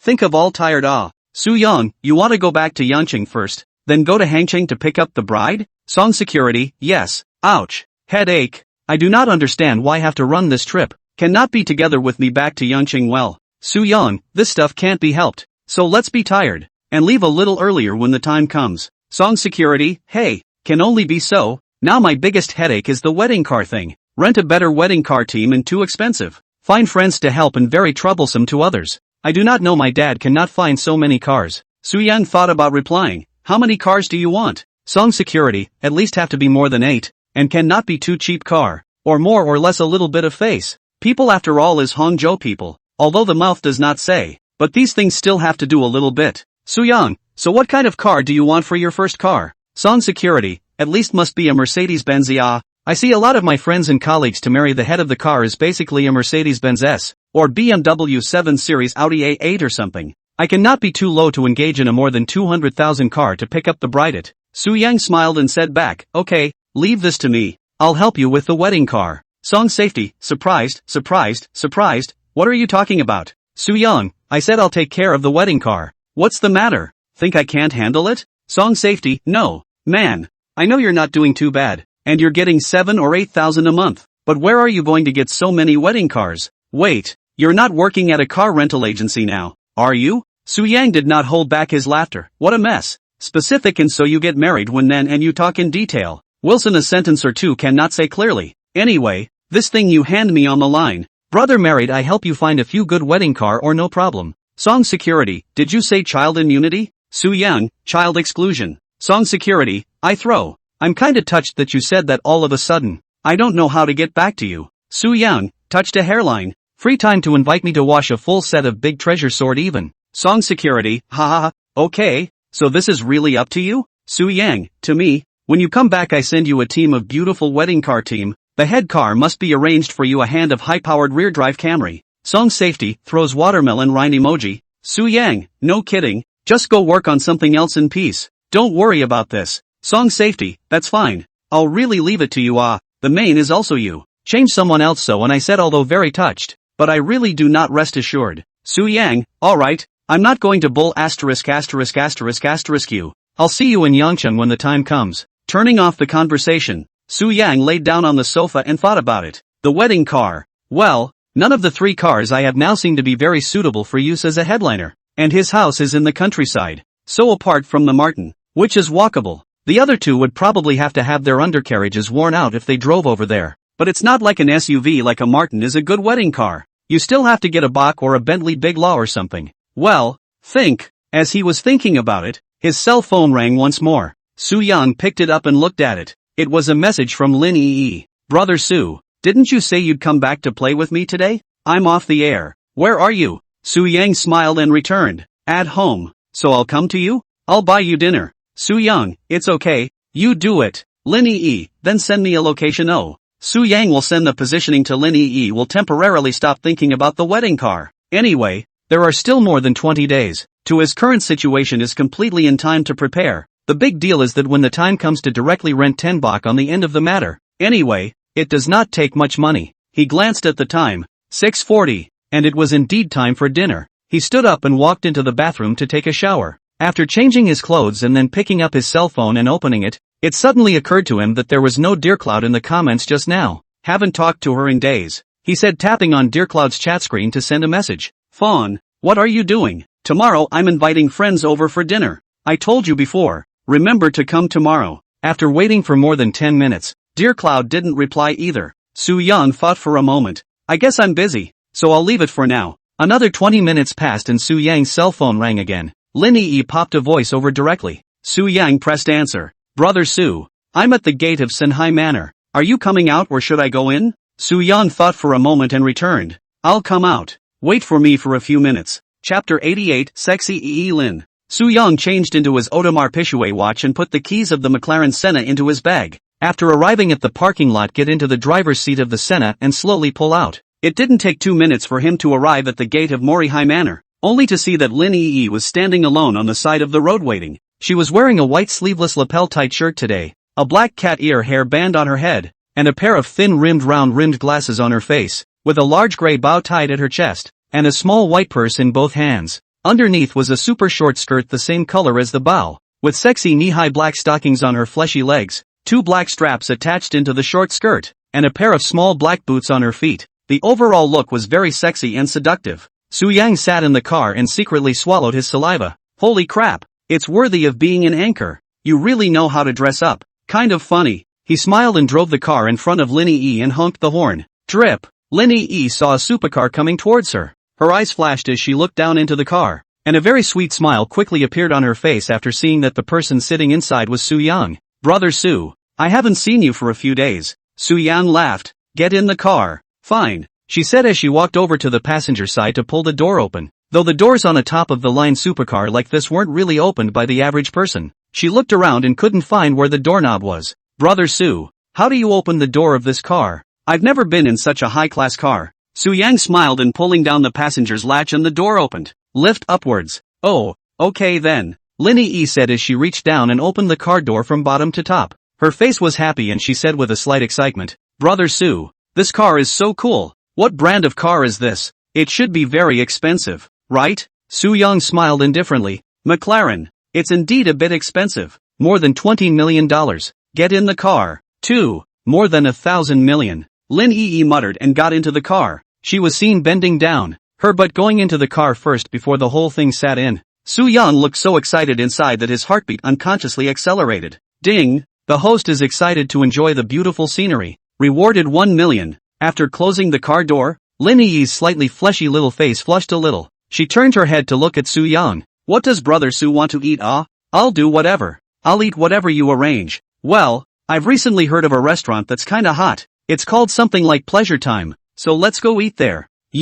Time. Su Yang said in his heart, isn't this the ING restaurant that the system sent me? And he said he'd check it out tomorrow. Which is fine. Now go and taste how it tastes. He finished his thought and looked at Lin Yi. It's okay, you turn on the navigation. Fine. After the navigation was opened, Su Yang stepped on the gas, and Lin Yi instantly leaned on the seat full of panic. Ouch. That was fast. I haven't even stomped on it yet. The two chatted in the car and soon arrived at 103 Kangzhuang Road, Yanhe District. From afar Su Yang saw a minimalist Western restaurant on the left side at the end of the road. The restaurant is simply decorated, with the three glowing words Hyatt Time written over the door and a wide parking lot in front of it. Su Yang drove the car to the door. The parking pole was raised, and the security guards wearing white gloves saw the car and hurriedly greeted and guided Su Yang. This way, sir. Su Yang nodded and followed the security guard to find a parking space to park his car. The parking lot was almost full of vehicles at this point, with all kinds of top-of-the-line luxury cars. Su Yang roughly glanced at the Cullinan,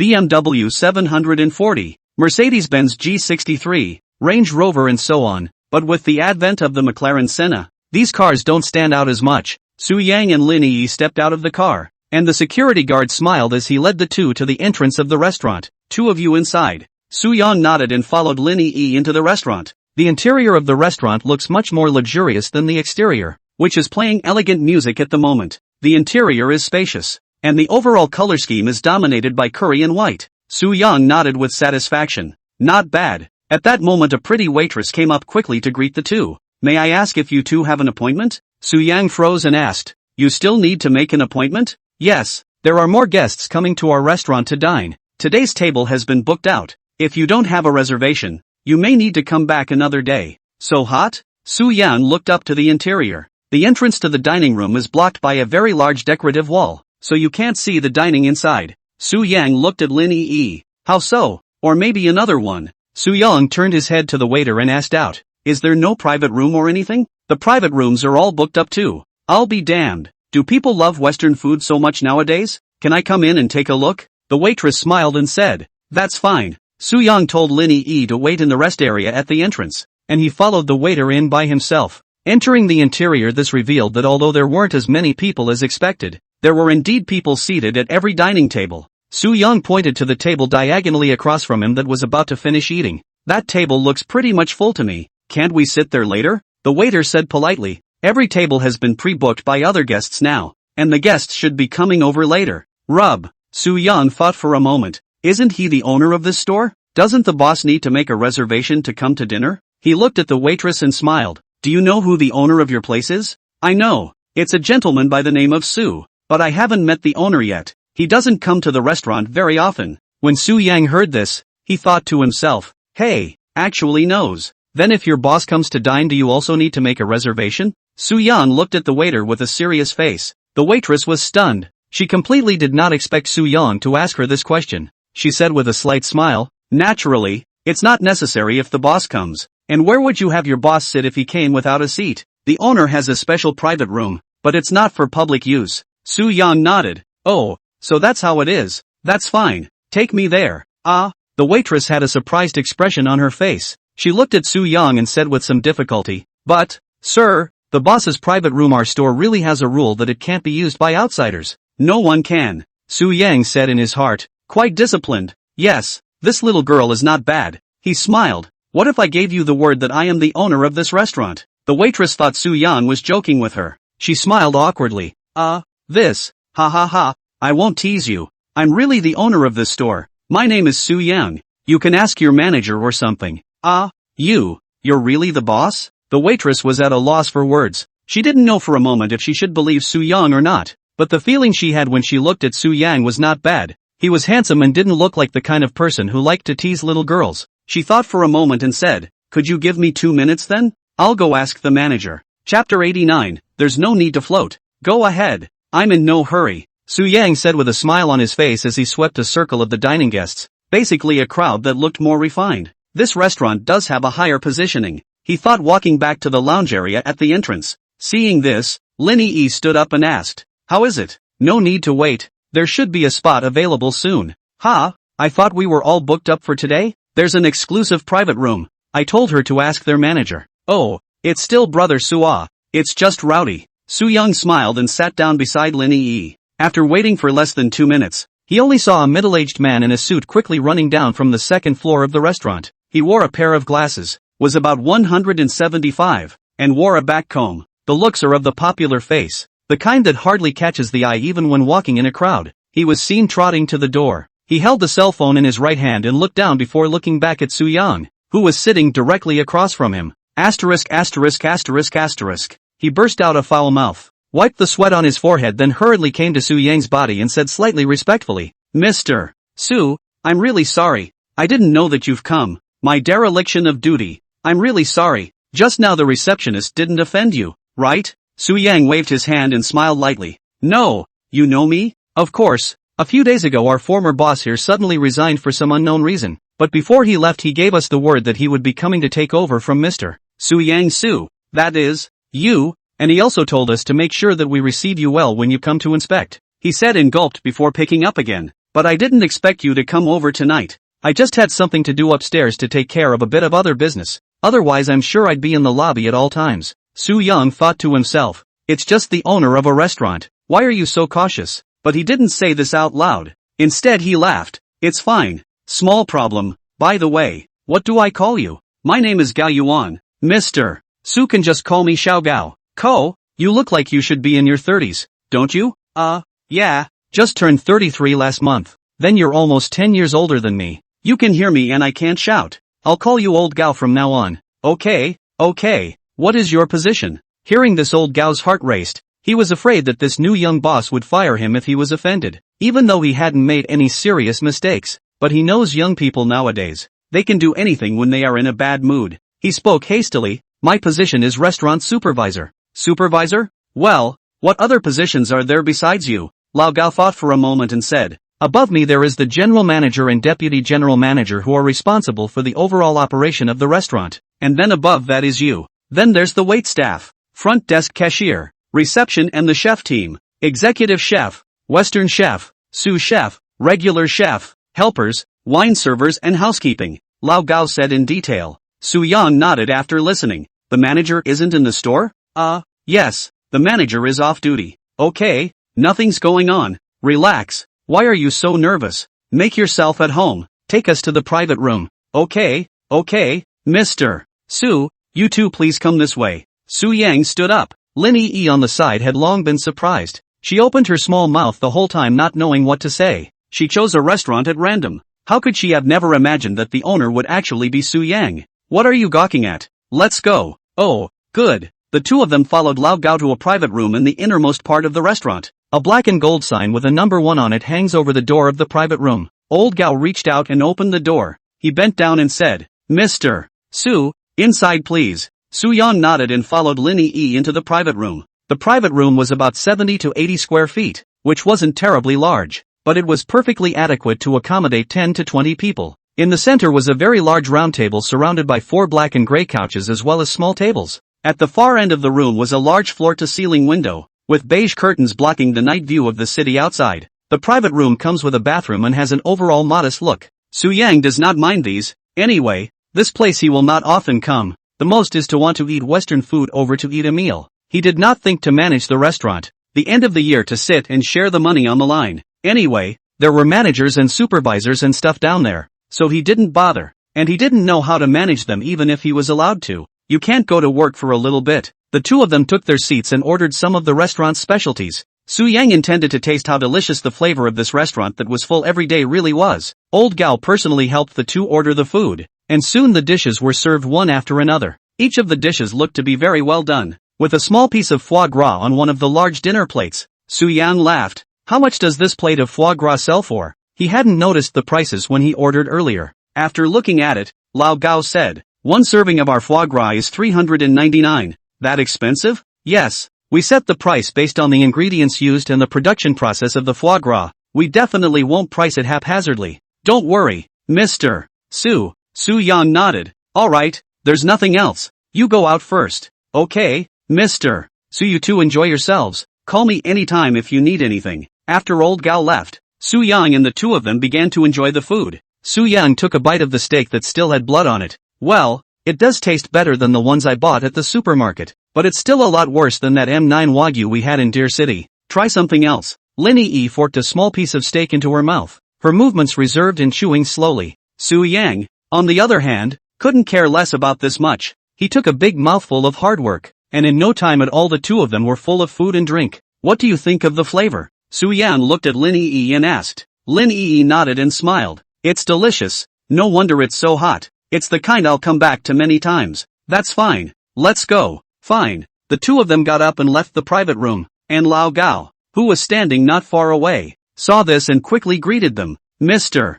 Su finished his meal? Aha, ready to pull out. Buy the check. Buy the bill? Lao Gao froze and said with a smile, You're the boss and you're still buying the bill? Why doesn't the boss pay the bill? Besides, this lady is the one who invited me to dinner today, so what's done is done. Lin Yi also laughed. Yeah, this is me treating your Mr. Su to dinner. I didn't know this restaurant was owned by him before, so I had to buy it. Old Gao scratched his head and smiled. That, okay, please follow me. The two came to the front desk and the final checkout price was 399. Not bad. This meal is within Lin Yi's budget. She knows Su Yang has money, so from the beginning she planned to spend 5 or 6,000 to treat Su Yang to dinner. Otherwise she was afraid that Su Yang would not play with her if he was upset. However, Su Yang did not know this, and he actually did not care at all about eating this piece. Lin Yi, even if he invited him to eat a roadside stall, go to a small food restaurant or something like that, he could eat very happily. After all, he was a poor person. Only a few days after the first rich he had not drifted to the point of non-fancy restaurants do not eat, being a man or not forgetting his roots.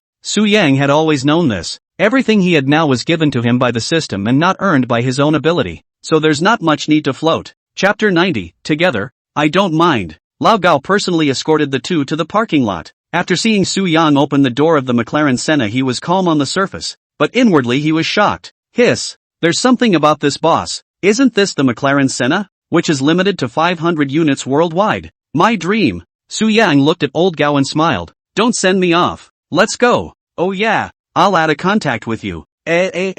Fine. Old Gao hurriedly pulled out his cell phone and walked up. After the two of them added their wizards, Su Yang smiled and sat in the car and took Lin Yi to leave in style. Looking at the Senna that had disappeared into the traffic, Lao Gao secretly swallowed his saliva. Work hard, work hard. One day I'm going to drive such a nice car. In the car, Su Yang held the steering wheel with his left hand, his right hand resting on the center armrest, his eyes staring at the vehicle in front of him and smiled. Where do you want to go next? Lin Yi leaned over towards Su Yang's side with her legs together. She ruffled the bangs on her face and said, Look at brother Su. I'll do anything. Ding. The host is detected to be in a relaxed and happy mood at this moment. Rewarded 800. 000. Su Yang glanced at Lin Yi's legs and the corner of his mouth raised slightly. Where do you live? What's going on in the Tianheiyuan neighborhood? Nothing. Just asking. Do you rent or buy your own place? Lin Yi returned. Where can I afford to buy a house? I just graduated from college not long ago. Su Yang nodded. Then how big is the house you rented?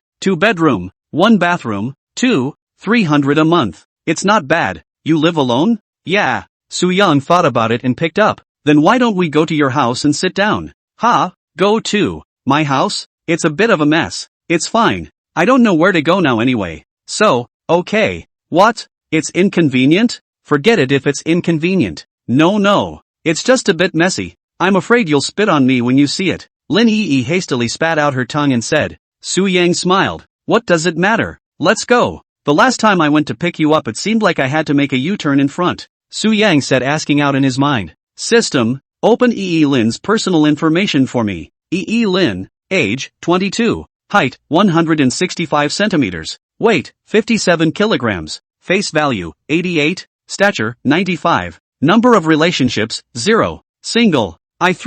Forgot her body score was actually that high, and actually never been in love? I don't know if it's a first-hand source. I'll test it later. Lin Yi had thought that Su Yang would take her to see a movie and go shopping and then go to Sinhai Manor, the least of which should be to open a 5-star hotel to stay a night. But she didn't expect Su Yang to go to her house. Although it was true that there was no one else in her house either, she still felt a little embarrassed to be seen by Su Yang in that little house of hers. But Su Yang didn't care about that. Where is fighting not fighting anyway? And in his opinion going to a girl's house should feel more different. He was now treating Lin Yi as a PAO friend at best, so he didn't want to take Lin Yi back to his home. Anyway, it was the other party's initiative, so Su Yang didn't bother. Just do it. Soon Su Yang drove to the gate of the Tianheiyuan neighborhood. This is an ordinary high-rise district. The environment and other things are not bad. The left side of the district gate is the entrance to the underground parking lot. Su Yang drove the car into the parking lot, and the idle sound of the engine was very loud all over the parking lot. Su Yang casually found a parking space and parked.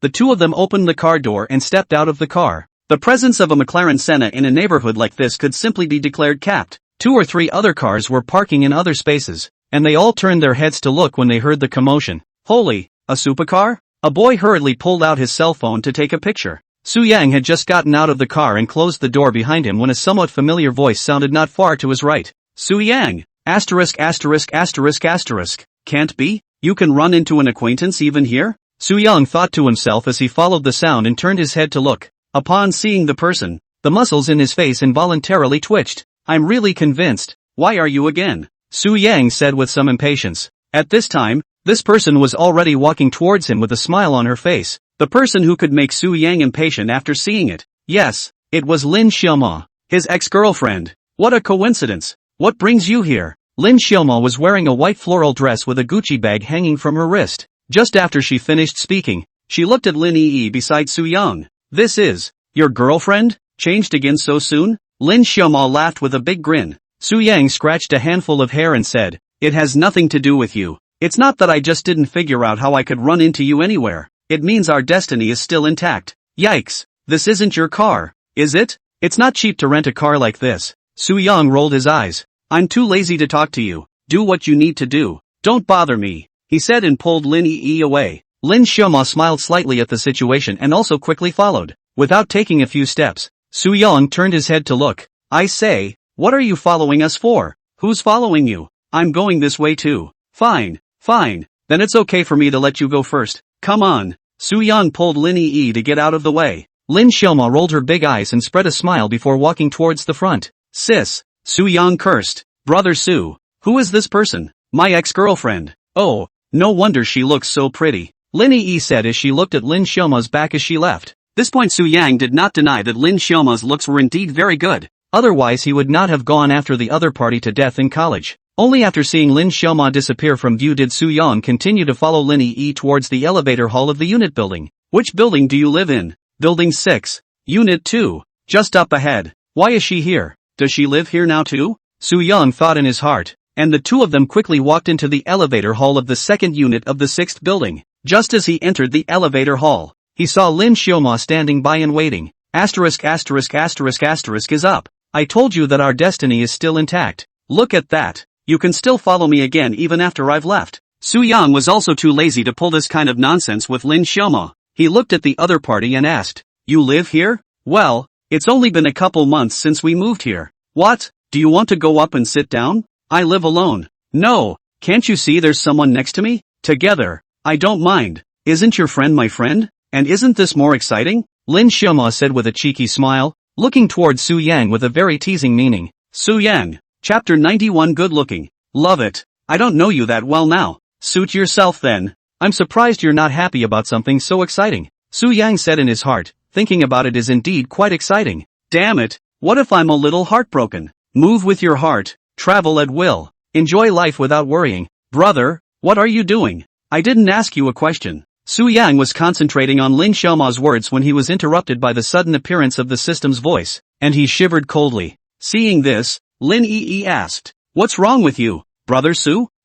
Nothing. At that moment, the elevator door opened and the three of them walked in together. Lin Xiaoma pressed the 12th floor and Lin Yi pressed the 17th floor. Soon, the elevator came to the 12th floor and opened the door. Lin Xiaoma turned to look at Su Yang with a faint smile. Brother Su, remember hero, 12th floor, number 2. I'm always welcome if you want to come. She walked out of the elevator without waiting for Su Yang to reply after she finished speaking. I sue you. Ha ha, this ex-girlfriend of yours is quite humorous. It seems like she wants to renew her relationship with you. Lin Yi laughed and said, oh, I'll renew my egg with her. The elevator rose to the 17th floor and opened the door, and the two walked out. Lin Yi took out the key from her bag and opened the door of her house. She flicked a switch at the door and the living room light came on. Su Yang probed and looked in, only to see that the living room was dressed up in a very girly style. All kinds of pink stuffed animals, pink ornaments and decorations. Even the carpet padded under the coffee table is pink. Please come in. Lin Yi took out a pair of pink slippers and placed them on the floor. I'm afraid your slippers are a little small.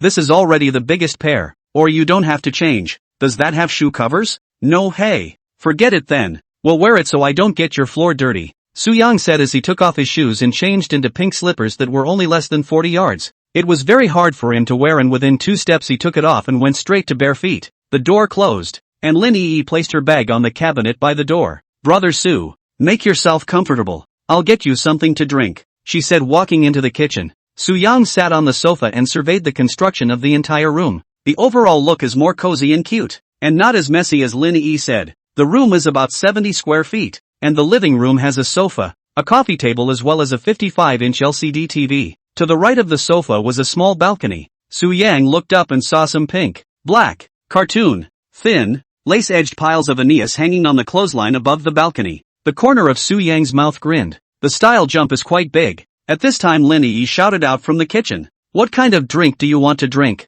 Brother Su? What's there? There's coffee, Coke, soda, Coke, right. Is it tasty? Yes. Then Coke. Fine. Lin Yi walked out with a frozen bottle of Coca-Cola and a bottle of soda. She placed the water on the coffee table in front of Su-yang, then sat down on her butt. Sorry about that, The house is rather Spartan. It's fine. This house of yours is already very good, Su-yang said, picking up the Coke and opening it. Then he thought in his mind, this is a mansion compared to the house I rented before. The two of them didn't know what to say for a moment, and Lin Yi hurriedly picked up the remote control on the table to turn on the TV. It's not so awkward after the TV comes on. Su-yang leaned on the sofa at this time and asked, where do you usually live broadcast? Oh, over there, Lin Yi said, pointing to a bedroom next to the bathroom. I'm not a 2-bedroom house, and there's a bedroom I'm dedicating to a live room. Su-yang nodded. Can I take a tour? Of course. Lin Yi stood up to take Su-yang into the bedroom. There is no bed inside the bedroom, which is about 15 square meters,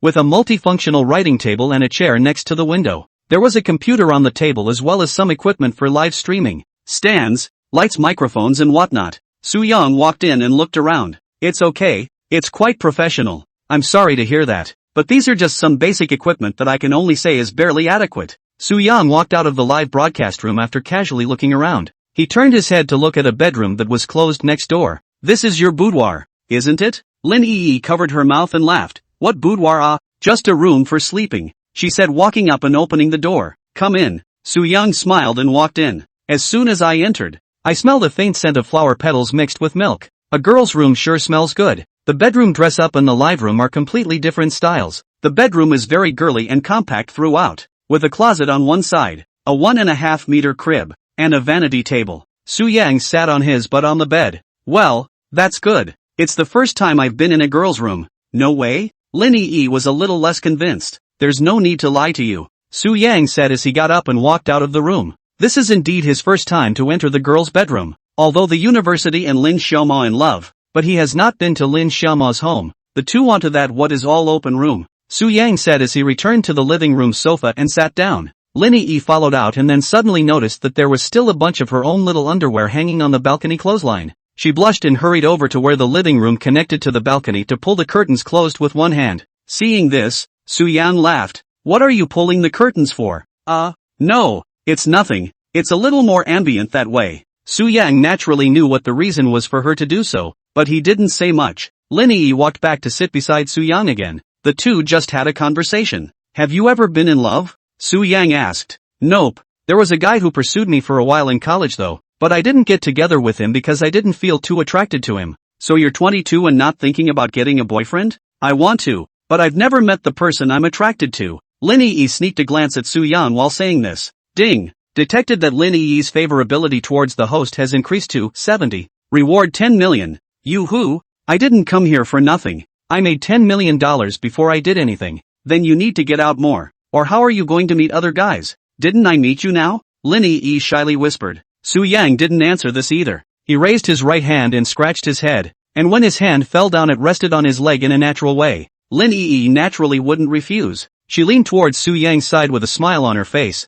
Su-yang said, Aya, without some wine, I always feel that I can't get up in this mood. Do you have any wine at home? Wine? No, hey, I don't usually drink when I'm home alone. Do you want a drink, Brother Su? Or should I order a takeout? Yeah. Lin Yi smiled as she picked up her cell phone and opened the group She casually found the closest convenience store and ordered a case of 24 bottles of Blue Burger as well as some snacks and refreshments. Half an hour later, the takeout was delivered. The two sat on the couch and drank. Lin Yi turned the lights in the living room into dim mode, and the atmosphere instantly became different. There's a lot to be said for the lighting thing, too, and it's more or less embarrassing to get down and dirty in a brightly lit environment. But the dim light is not the same. The hazy situation people are most likely to head. The two of them drank and chatted, and in less than an hour, Lin Yi's delicate white face had an extra splash of red. Looking white and red, her eyes were mesmerized and looked even more flirtatious with the addition of the round-framed glasses she wore on her face. At this point she was letting go a little more, both in her movements and her speech. She moved once again to stay close to Su Yang.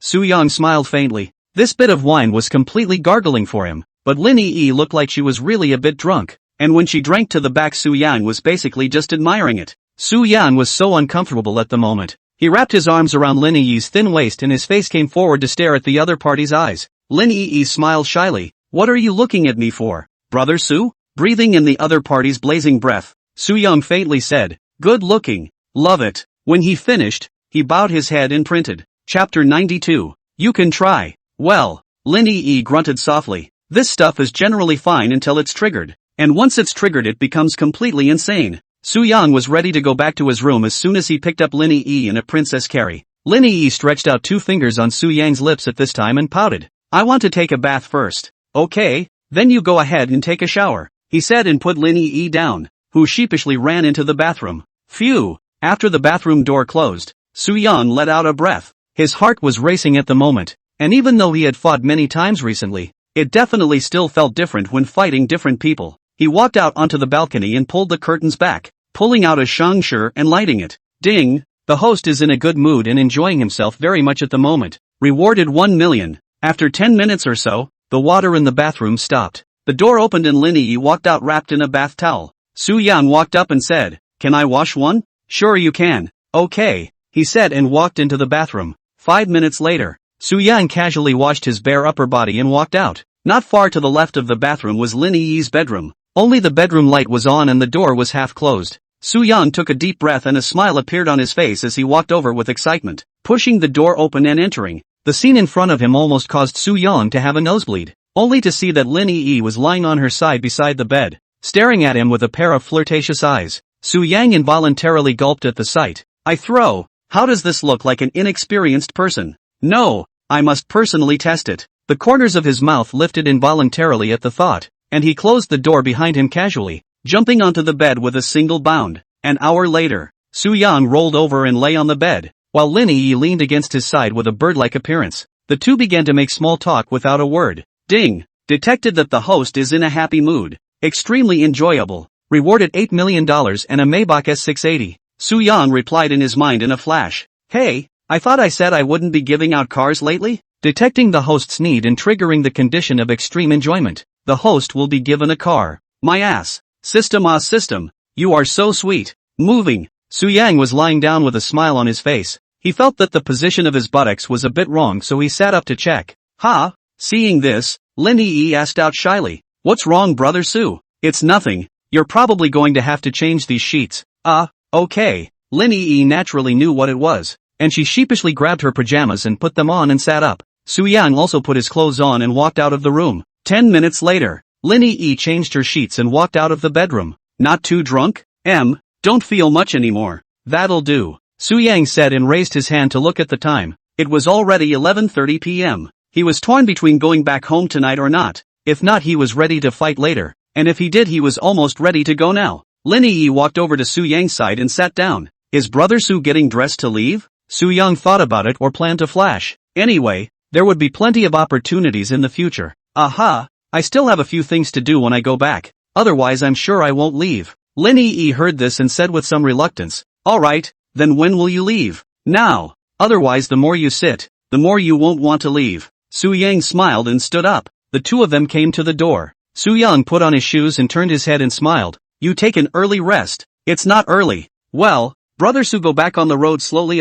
Some other day I invite you to dinner. Okay. The door closed. Su Yang took a deep breath and walked to the elevator and pressed the elevator button. Run. As he was thinking, the elevator doors opened. Su Yang walked in and pressed the next floor. The elevator descended quickly and stopped after coming to the 12th floor. Su-young frowned and looked towards the elevator door that was about to open and thought, asterisk asterisk asterisk asterisk. It can't be? The door opened, and sure enough, Lin Xiaomo was standing outside the elevator wearing a black lace nightgown. I tease. The two of them looked at each other, and Lin Xiaomo broke into a smile. Hey, what do you want me to say? This should always be fate, right? She said as she blocked the elevator door with her hand to look at Su-young. Will you get off? It's okay not to go down.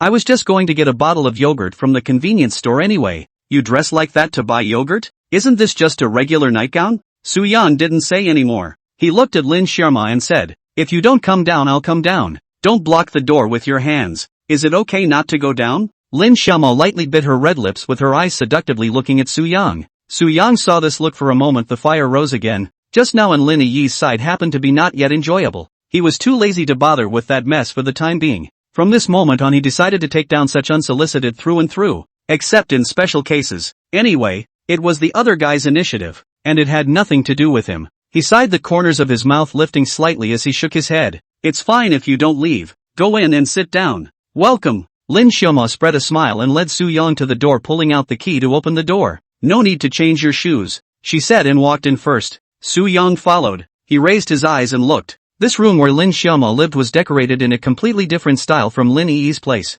And the overall area was also much larger. About 120 square feet. Her living room is much brighter and the entire decor feels comfortable in a modern minimalist style. Su-young walked to the sofa and sat down. Lin Xiaomo took out a frozen bottle of Coca-Cola from the refrigerator and handed it to Su-young. Here, your favorite tasty. Seeing this, Su-young reached out and took it with a helpless smile. Lin Xiaomo didn't sit next to Su-young like Lin Yi, but sat across from him. The two just sat there staring at each other dryly. Look, it's been a long time, and it's hard to say anything when you're sitting face to face like that again, Su-young said indifferently. Lin Xiaomo's eyes twinkled as she smiled and asked, what's that little beauty upstairs to you? Friend. Friends? The kind that sleep in the same bed? You can understand it this way, Su-young said indifferently. That's not a girlfriend. Su-young shook his head. No, just friends. He. Lin Xiaomo faintly smiled. She stared at Su-young and then picked up. You can now. Surrounded by big beautiful women. Not a few days to change one.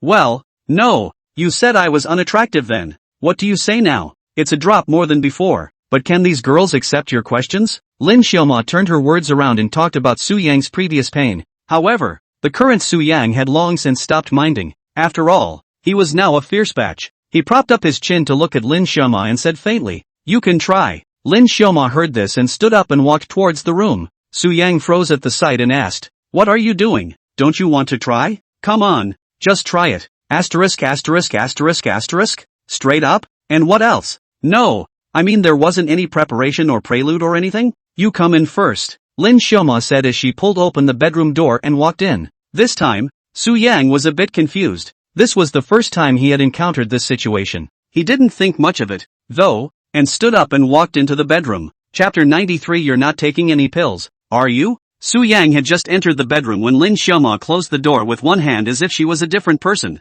She then violently pushed Su-young against the wall. One hand against the wall and one against Su-young's shoulder. Two people close together, 4 eyes, breathing each other's breath are not talking, just like this quietly watching. In this instant many memories in Su-young's mind that had already died came back again. He still remembered the first time they went to a hotel after they fell in love was when he was pushed against the wall by Lin Xiaomo's initiative like this. He was still a shy boy with no experience at all, and he was not only nervous but also a bit overwhelmed by the girl who took the initiative to push him down like this. Not anymore though. He smirked as he grabbed Lin Xiaomo's arms and violently turned around to push the other against the wall in reverse. Lin Xiaomo froze, then revealed a smile. Remember the first time we went to a hotel? Remember. I was actually particularly nervous at the time, but I saw that you were even worse than me, so I had to take the initiative. Lin Xiaomo recalled. She looked at Su-young and continued, but I didn't expect you to be too nervous. Su-young smiled faintly. Not anymore. Yeah, you're not sneaking pills, are you?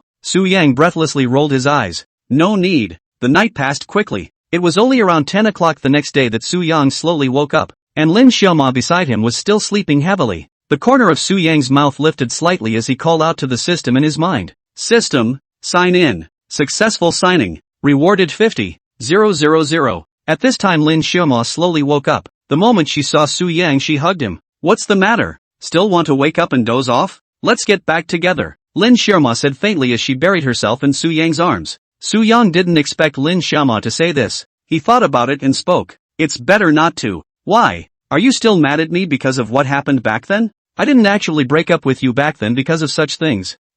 Su Yang stopped. There's no need to say that. And I haven't thought about that for a long time. And why is that? Is it because of those girls around you? Neither. Lin Xiaoma was silent. Ever since the two of them met again, she felt that Su Yang had changed a lot. Not just in terms of his physical appearance as well as his fighting strength. More than anything, it was the character. Su Yang had become more mature and confident in her eyes, along with an attitude of not caring about anything. Su Yang turned his head to look at Lin Xiaoma. I don't want to be in a relationship with anyone just yet. You mean you want to be a scumbag? No, you are now. And you must have been that last night upstairs too, right? Su Yang gently smiled. Otherwise, you wouldn't believe it if something doesn't happen when a lone man and woman share a room. You, forget it, you go. Lin Xiaoma let go of Su Yang and turned around. Ding, detected that Lin Xiaoma's favoritism towards the host has increased to 80. Reward 2 million. Su Yang didn't move and smiled. Alright, I do have other things to do today. Let's go, he said putting on his clothes and leaving straight away.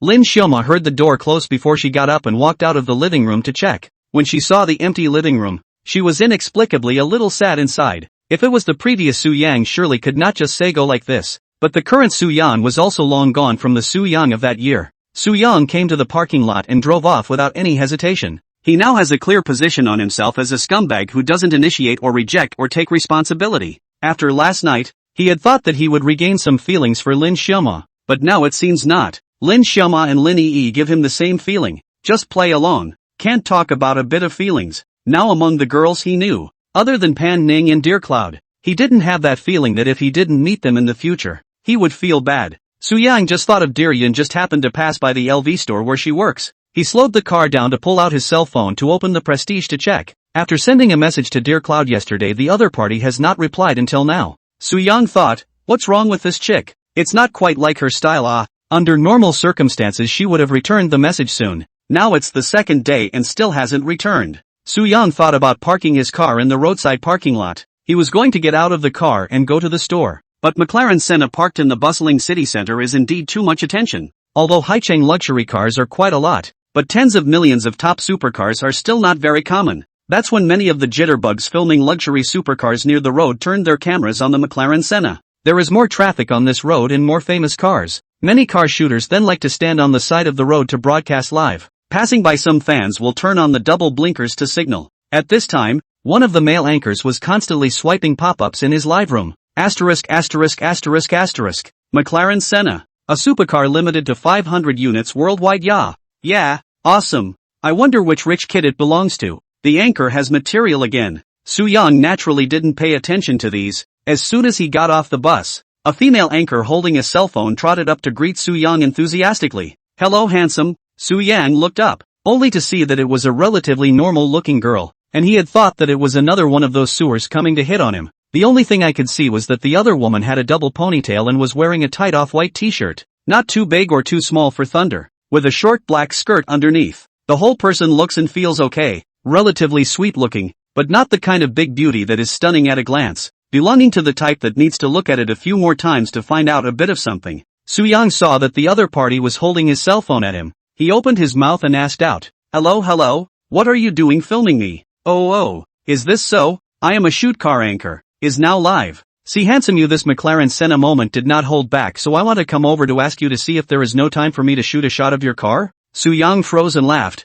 Oh, so it's a car anchor. How many people are in your live room? The other party put on a sweet smile and said, over 2,000. That's quite a lot. You're not a big anchor, are you? What's your jitterbug name? This girl smiled and said, I don't know if you've swiped it yet, but my name is Purple Lin who loves cars, and I currently have 82 million followers. Chapter 94, Dude, can I get a kick? The car-loving Zilin? Su Yang repeated, shaking his head. I haven't swiped it. I'll search it later when I'm free, but it's already impressive to have 800,000 or so followers. You want to shoot it, right? You shoot it. Zilin smiled happily when she saw Su Yang's agreement. I may still need your cooperation. Handsome, how does it fit? I'm not just simply taking a few pictures. Hearing this, Su Yang raised his eyebrows and joked. What do you mean? There are less pure shots? No la. I'm not done yet. I do need you to get your car up and running and then I'll come up in the other car and take a video of your car. Oh, so, but I'm kind of in a hurry right now, so you can wait a few minutes for me if you're not in a hurry. It's fine. I'm not in a hurry. Zilin guffawed and looked at Su-young. Su-young nodded. Then you first take your big brothers in the live broadcast room to look at the car. I will go over there, he said and walked towards LV. By this time, the number of people in Zilin's live room had gone from over 2,000 at the beginning to over 5,000. The pop-ups kept swiping. Lin, show us the interior of the car. Yeah. Lin, I need to see the side. Lin, I need to see the taillights. Lin, I need to see the headlights. Su-young pushed open the door into the LV. A female shopper will welcome up. This person is exactly before Su-young came to pick up dear Yinde met shopper Xiaozhao. Xiaozhao was first stunned when he saw Su-yang. Then he smiled warmly. Su-young, wait, what's your name again? Just call me Joe. Oh, Xiaozhao. Hello, where's Lu Yun? Dear Cloud? She's already left her job. Don't you know? Ha? Su-young was dumbfounded. He had absolutely no idea when dear Yun left his job. When was it? Su-yang asked. Xiaozhao was also a bit puzzled. In her opinion, Su-young was dear Yun's boyfriend, as a boyfriend actually did not know that his girlfriend resigned. However, Xiaozhao didn't bother to ask about this. She looked at Su-young and smiled. It seems like it was just 3 days ago. She suddenly said that something happened at home and left her job in a hurry. 3 days ago? Su-young thought about it. 3 days ago he was still in Dear City. It should be because of this that Dear Cloud didn't talk to him. But why didn't he reply even when he sent a message over? And do you know what she left her job for? Xiaozhao shook his head. This I do not know. She was in a hurry and did not say much to everyone. Finished the formalities the same day and left. Su-young thought about it and looked at Xiaozhao and said, alright, since she's not there I won't stay much longer. Let's go. I'll come back when I need to buy something. Xiaozhao laughed. Good. By the way, Mr. Su, can I add you a prestige? In the future there are any new products on the I can talk to you in advance. Su-yang smiled and pulled out his phone. You can but don't call me Mr. Su, call me Su-yang. And I see that you should be younger than me. You can also call me Brother Su. In any case, don't call Mr. Su can. Xiaozhao guffawed. Okay, I'll call you Brother Su then. What's your full name? Xiaozhao looked up and said, Zhao Yuhan. Zhao Yuhan, okay. After the two of them added their prestige, Su-yang excused himself and left. Xiaozhao wasn't very pretty in his opinion, and wasn't up to the conditions of binding, but she was a good resource, and was perfectly okay for fights and whatnot. There is no conflict between getting rewards for enjoyment and getting rewards for good feelings anyway. System, sweep Zhao Yuhan. Zhao Yuhan, age, 22, height, 166 centimeters, weight, 54 kilograms, face value, 84, stature, 86, number of relationships, 2, single, my way, the face value is so high? I can't believe I'm 1 point away from being bound. I underestimated it. Su-young thought about having walked to the curb. At this point there were 3 male anchors in addition to Violet Lin as well as some onlookers who were taking pictures of the McLaren Senna with their cell phones. Seeing the owner of the car coming, several male anchors greeted Su-yang. Dude, that's a top-notch car. Yeah, it's so handsome, it's a work of art. Su-yang laughed. Thank you. Are you all done filming? I'll be ready to flash after filming. Zirin heard this and came forward. So what? Handsome, I'm not done shooting yet. Su-young turned his head to look and laughed. I know. Don't you want to drive up and shoot? Let's go. Where's your car? Zilin pointed to a gray and black Tesla MD3 parked not far away. It's right over there. I'll have my friend drive it over right away. 2 minutes later, the Tesla turned around and drove to Su-young and the others. And Su-young looked inside the car, only to see a girl with a rather bombastic figure sitting in the driver's seat. Bombastic to the extent of Yang Yue. From the side, her Thunderbolt could almost swing over the steering wheel, and she was wearing a tight red t-shirt, long brown hair, and her side face looked pretty good. Su-yang's eyes suddenly lit up, automatically turning on the Minesweeper mode. The girl in the car turned around and greeted Su-yang with a slight smile. Zilin pulled open the car door and sat in the passenger side at this time. Handsome. It's okay. Just follow us. It will delay you for half an hour at most. Su-yang smiled back. Good. He pulled open the butterfly door of the McLaren Senna, and a couple of anchors on the sidelines rushed to raise their cell phones to take pictures, their mouths chanting, asterisk asterisk asterisk asterisk. Dude, can I get a kick? This kind of small request Su-young naturally wouldn't refuse. After he started it up he put it in neutral and stepped on the gas. Buzz. Snap. Sina instantly erupted into a growl and was accompanied by a discharge of gunfire as he backfired. Top notch. Top notch. With a bunch of onlookers watching, the two cars quickly left. Su Yang followed the Tesla MD3 in front of him as it circled east and west to a road where the traffic wasn't too big. At this time, the Tesla in front slowed down and drove side by side with Su Yang, and Zilin, the co-pilot, directly took out her professional camera. She looked at Su Yang and laughed. Handsome, just shoot here on this road. Later I'll drive forward. You follow me right behind. Then when you see me shaking my hand you throttle to death to overtake me. Put you over the top? Yeah, that's a good feeling. It's the first time I've heard such a blunt request. Hearing this, Zilin immediately reacted. She blushed and hurriedly shouted, Aya, handsome, you're annoying me. I mean driving us over. Su Yang smiled faintly. Overtaking you all together? How embarrassing that would be. Zirin rolled her eyes and laughed. You're so annoying. Come on, start, she said, signaling the Big G in the lead car to accelerate. Big G stepped on the Tesla with an electric pedal and quickly drove forward. Su Yang followed at an even speed behind the right rear. A few dozen seconds later, he saw Zirin reaching out from within the passenger side to signal him to speed up. Su Yang saw the throttle pressed to death. The revs instantly pulled up to 8,000 RPM, and the McLaren Senna roared to overtake the Tesla. Whew,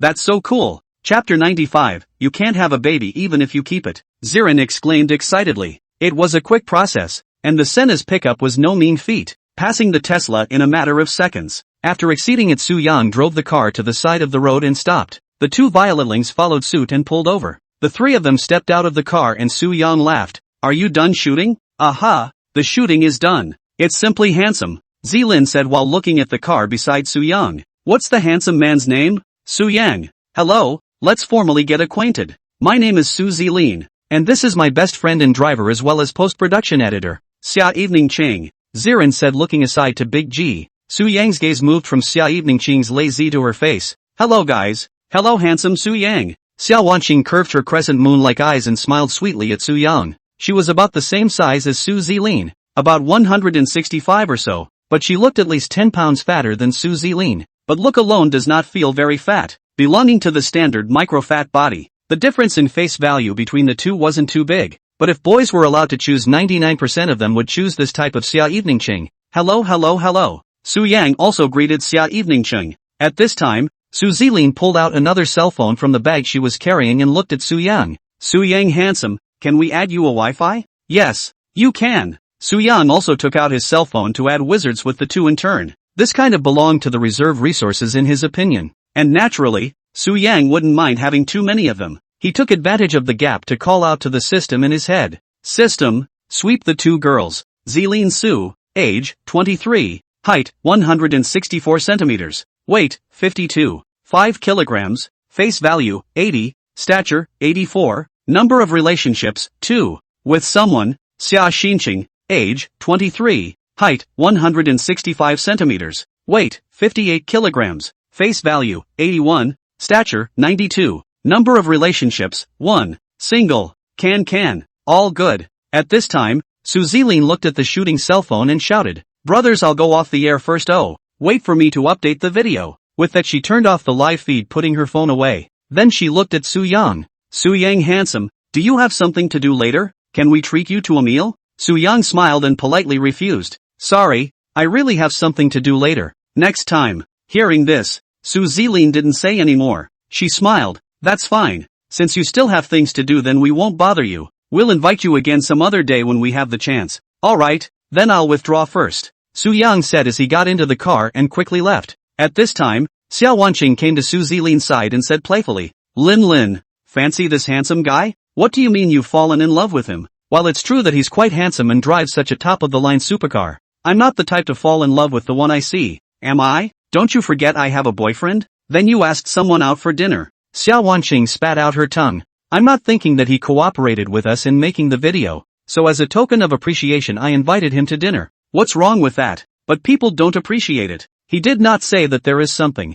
Ah, okay, not and you pull this. Go back to the video cut. This phase of the video to send out the likes must be high. 20 minutes later Su Yang returned home. He made himself a cup of ice Americano, then sat on his butt on the sofa and lit a shengshur. Between the smoke he muttered to himself, what's wrong with this dear Cloud? It doesn't always feel right? After thinking about it he didn't bother to guess and pulled out his cell phone to directly dial dear Cloud's number. The phone rang for a long time and no one answered. Su Yang frowned at his cell phone. It's not right. 10 out of 12. Something can't be wrong, can it? As he was thinking about it, Dear Cloud's call returned. Su-young picked up the phone and asked out, "Little dear? Well, I'm sorry Su-young. I've been a bit busy with some things at home in the past 2 days. I didn't reply to your message in time." Su-young exhaled. "Are you alright?" "I'm fine." "That's fine. But what happened to your family? Can you tell me about it?" Dear Cloud on the other end of the phone was silent for a few seconds before speaking. "My father. Asterisk asterisk asterisk asterisk.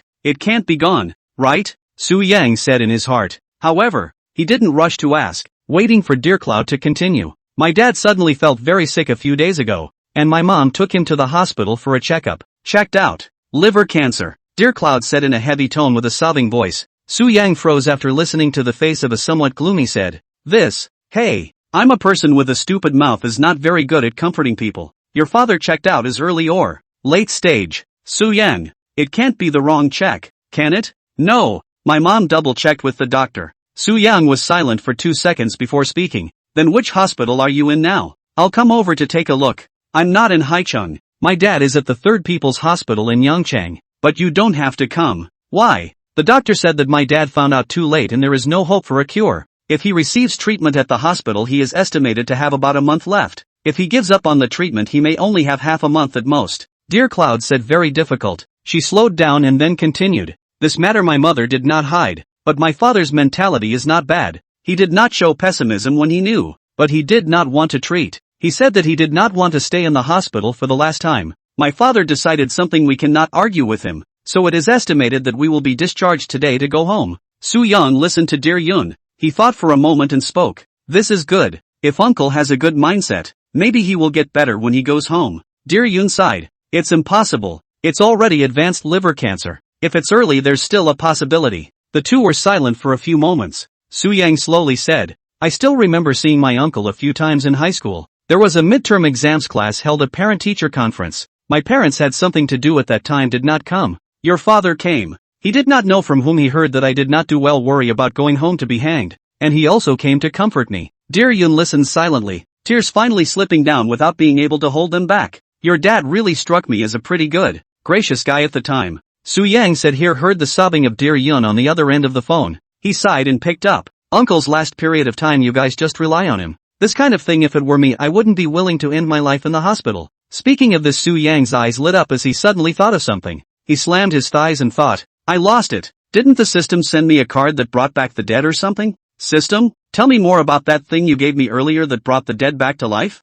"System. It's not a resurrection. It's a cure-all card. I can't do anything about death." "Oh, it's not dead yet. You hurry up and tell me." "Card for curing any disease. Can be used once to cure any disease in the world." "Hiss. Use it up and it's gone?" "Yes." "Could you send me another one?" "System. If the host does more to enjoy life, there's a chance you'll get the medicine for disease card again." "Scratch that. Alright. Let's not get into it with you yet." Su-young quickly finished conversing with the system in his mind. He continued. "Little dear, send me an address of your home. I'll go back to Yang City tomorrow to see my uncle." Dear Cloud wanted to say something but didn't. "Okay, I'll send it to you later." Su-young comforted out. "You must be exhausted these days. Go home today and have a good sleep. Don't think about anything else for now. Everything will be fine." Dear Cloud wiped her tears away as she sighed. "Okay, then I'll go and get busy first." "Well, go ahead and take care of yourself." The phone hung up. Su-young lay down on the sofa and scratched his head thinking, this thing is a bit precious. Should I use it? To be frank it's really a bit of a giveaway. Hey, forget it. This thing is not used to save people. Now it is the time to play a role in saving a life is better than building a 7-level pagoda. And still a person I care about. I still cannot afford to give up a hair.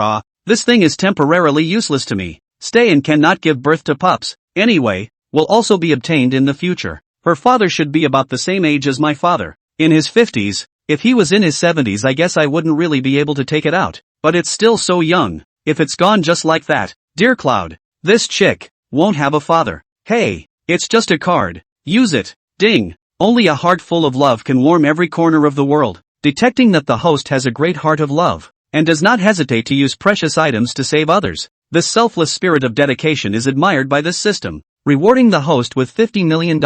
Primary fighting skills upgraded to intermediate. Physical fitness upgraded by 1 point. Charisma upgraded by 3 points. And obtaining a new item, 2 cards of extra points. Chapter 96 Mercedes Maybach. Su-young froze on the sofa. I'm not using it here yet? The host has made up his mind and will naturally use it. You're really, okay.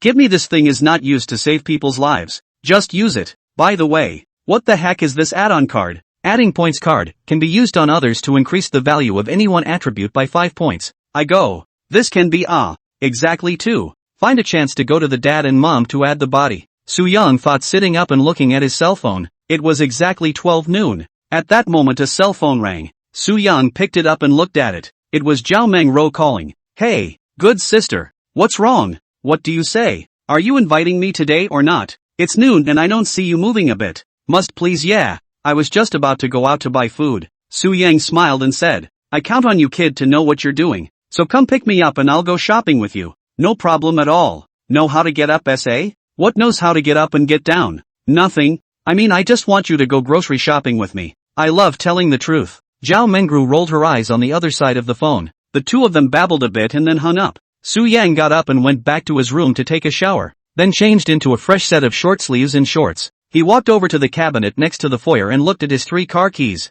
Wait. How the hell did I forget the new bot from the system? What about the bot key system? On the shelf? Do I need to take it out? Take. When Su-yang's words fell he saw a handsome black car key appear out of nowhere on the cabinet. In the center of the key is the Mercedes-Benz Triton Starburst logo. Su-young picked up the key with a smile on his face to check it out. Nice texture. I'll drive you, he said putting the key in his bag and pushed out the door. Quickly arriving at the garage, a newest 2-patch color Mercedes Maybach S680 was parked next to the turbos. Su-young didn't see this S680 parked in the parking space when he came back earlier, so he didn't think he still had this car just now. Watching all 4 parking spaces in front of him fill up, an SUV, a top executive car, and 2 supercars. The corners of Su-yang's mouth unconsciously grinned. Life is complete. Looking more closely at the domineering S680 in front of him, Su-yang revealed a delighted expression. Just like the first time he saw a McLaren Senna. The main reason is that the aura of this car is just too powerful. As the top executive car of Mercedes-Benz, this car is a symbol of status, a knockout for the business elite, and an admission ticket for the top tycoons. The system gave away this as the S680 top version. The landing price of more than 4 million. If it is a global limited edition we'll have to add another 200 or 300 dabbling. And want to buy is not necessarily to buy. It's not that you're not distinguished. It's that you don't drive a Maybach. One can't have both a Maybach and an inferiority complex at the same time. Either. Where deep love can't get you in, a Maybach can get you in. This Maybach S680 is powered by a 6.0T V12 twin-turbocharged engine with 612 horsepower and 900 Nm, with a length of 5 feet 47 inches and a 100 km acceleration of just 4.7 seconds. You don't need to say anything when you go out in this car. It will do the talking for you. Su-yang gulped and pulled out his car key and pressed it. The hidden door handles on the doors gently popped out the moment the lights flashed. The ground on both sides of the doors maps out the Maybach S680's angel wings with 2 large Maybach logos. The corner of Su-yang's mouth slightly raised as he pulled open the textured car door. The car's interior is white throughout, with diamond checkered full lapa leather seats for comfort right up to the top. And even the roof is diamond checkered leather. Mercedes-Benz has never been afraid of anyone more than the luxury of the interior. Su-yang looked at the interior that could almost be called perfect. Sitting inside this car was just enjoyable. The comfort level of the seats is at the opposite end of the spectrum from the McLaren Senna. Ding! Detected that the host is enjoying himself at the moment. Rewarded $2 million. Su-yang started the vehicle. The ambient lighting inside the car lit up. 4D Berlin sound slowly spun out, and the meteor shower headlamps on the front of the car scattered on the ground in front of him, illuminating the far distance through and through. This car is just awesome. There must be a Maybach march at this moment, Su-yang said as he played a song that was very hot on Shake It Off recently. Press play and the song starts slowly. They say everything is for the best. Let love teach me patience. With the song coming out through the voice of Berlin, Su-yang felt like the original singer was sitting beside him at the moment singing a solo for him alone. Ding! Once again, the host is detected to be very enjoyable. Rewarded with $2 million. Su-yang looked back. His smile hadn't stopped from the second he saw this car. He looked at the time. It was almost time to go and pick up Zhao Mengro, or else the pushy calls would come again later. Tapping the gas pedal, the Maybach S680 slowly drove out of the parking lot. Su-yang had gone to pick up Zhao Mengro once before, and his ability to recognize the road was so strong that he no longer needed tips on navigation after only going there once. Sunhai Manor is not far from Zhao Mengro's neighborhood. It did not take long for Su-yang to come to a stop at the entrance of the neighborhood. At this time, Zhao Mengro happened to walk out from the small area. She was wearing a white strapless wraparound dress today, her feet stepping on a pair of black high heels, long hair and a perfect body. Looking at the duplex-colored limousine parked on the side of the road waiting, Zhao Mengro was a bit puzzled as she took out her cell phone and dialed Su Yang's number. Hello? As Su Yang picked up the phone, he lowered the passenger window with a smile on his face to look at Zhao Mengro a few meters away. Holy, a change in sexy style? Zhao Mengro also happened to see Su Yang in the car at this time. As their eyes met, Zhao Mengro froze, her mouth slightly open and her eyes wide. Su Yang laughed and shouted out, "What are you gawking at? Get in the car." A piercing sound came from the phone in Zhao Mengro's hand, and she realized that the phone was still held to her ear and hadn't hung up. Hanging up the phone, Zhao Mengro walked to the passenger side to look at Su Yang. "You bought another car?" "No, they were all bought earlier, and there's no way a car like this can be mentioned so quickly." "Oh." Zhou Monroe was still a bit dumbfounded. Su Yang grinned. "Get in the car. You can't park here for too long. You'll be photographed later." Zhao Mengro said and hurriedly pulled open the car door to sit in the passenger side. Su Yang stepped on the gas. The vehicle was traveling again. "It's been a few days since I've seen Sister Mengro. You've gotten prettier again, ah." Su Yang laughed as he patted his horse's ass. Zhao Mengro glared at Su Yang. "Your mouth is really getting greasier and greasier." Hey, not only is it greasy, it's flexible." "What flexibility?" Zhao Mengru asked dully. Nothing, how's it going?" "That's it, I've been busy the last few days." "I thought you weren't working? What's there to be busy with?" Su Yang asked. Zhao Mengro sighed. "Family matters chant. I've been busy with a few newly renovated houses at home these past few days." "Several houses?" Su Yang repeated in shock. "Gee, they're all small houses, not even comparable to the one you have. Your family is a bit of something, just collecting rent for the rest of your life." Zhao Mengro fiddled with the seat for half a day and put it down to lie down. "Hey, that's it. Anyway, you can't starve or get rich. Be contented you. This family condition of yours is the lifelong dream of how many people?" Su Yang said, turning left into a new road. Zhao Mengro turned her head to look at Su Yang and said with a crooked mouth, "It's not comparable to you. What's the comparison between you and I? By the way, what kind of food do you want to eat tonight?" Zhao Mengro looked at the roof of the car and thought, "Anything, where's Xiaoman?" Chapter 97, It's Not a Serious Illness. Su Yan looked at the road ahead and said back,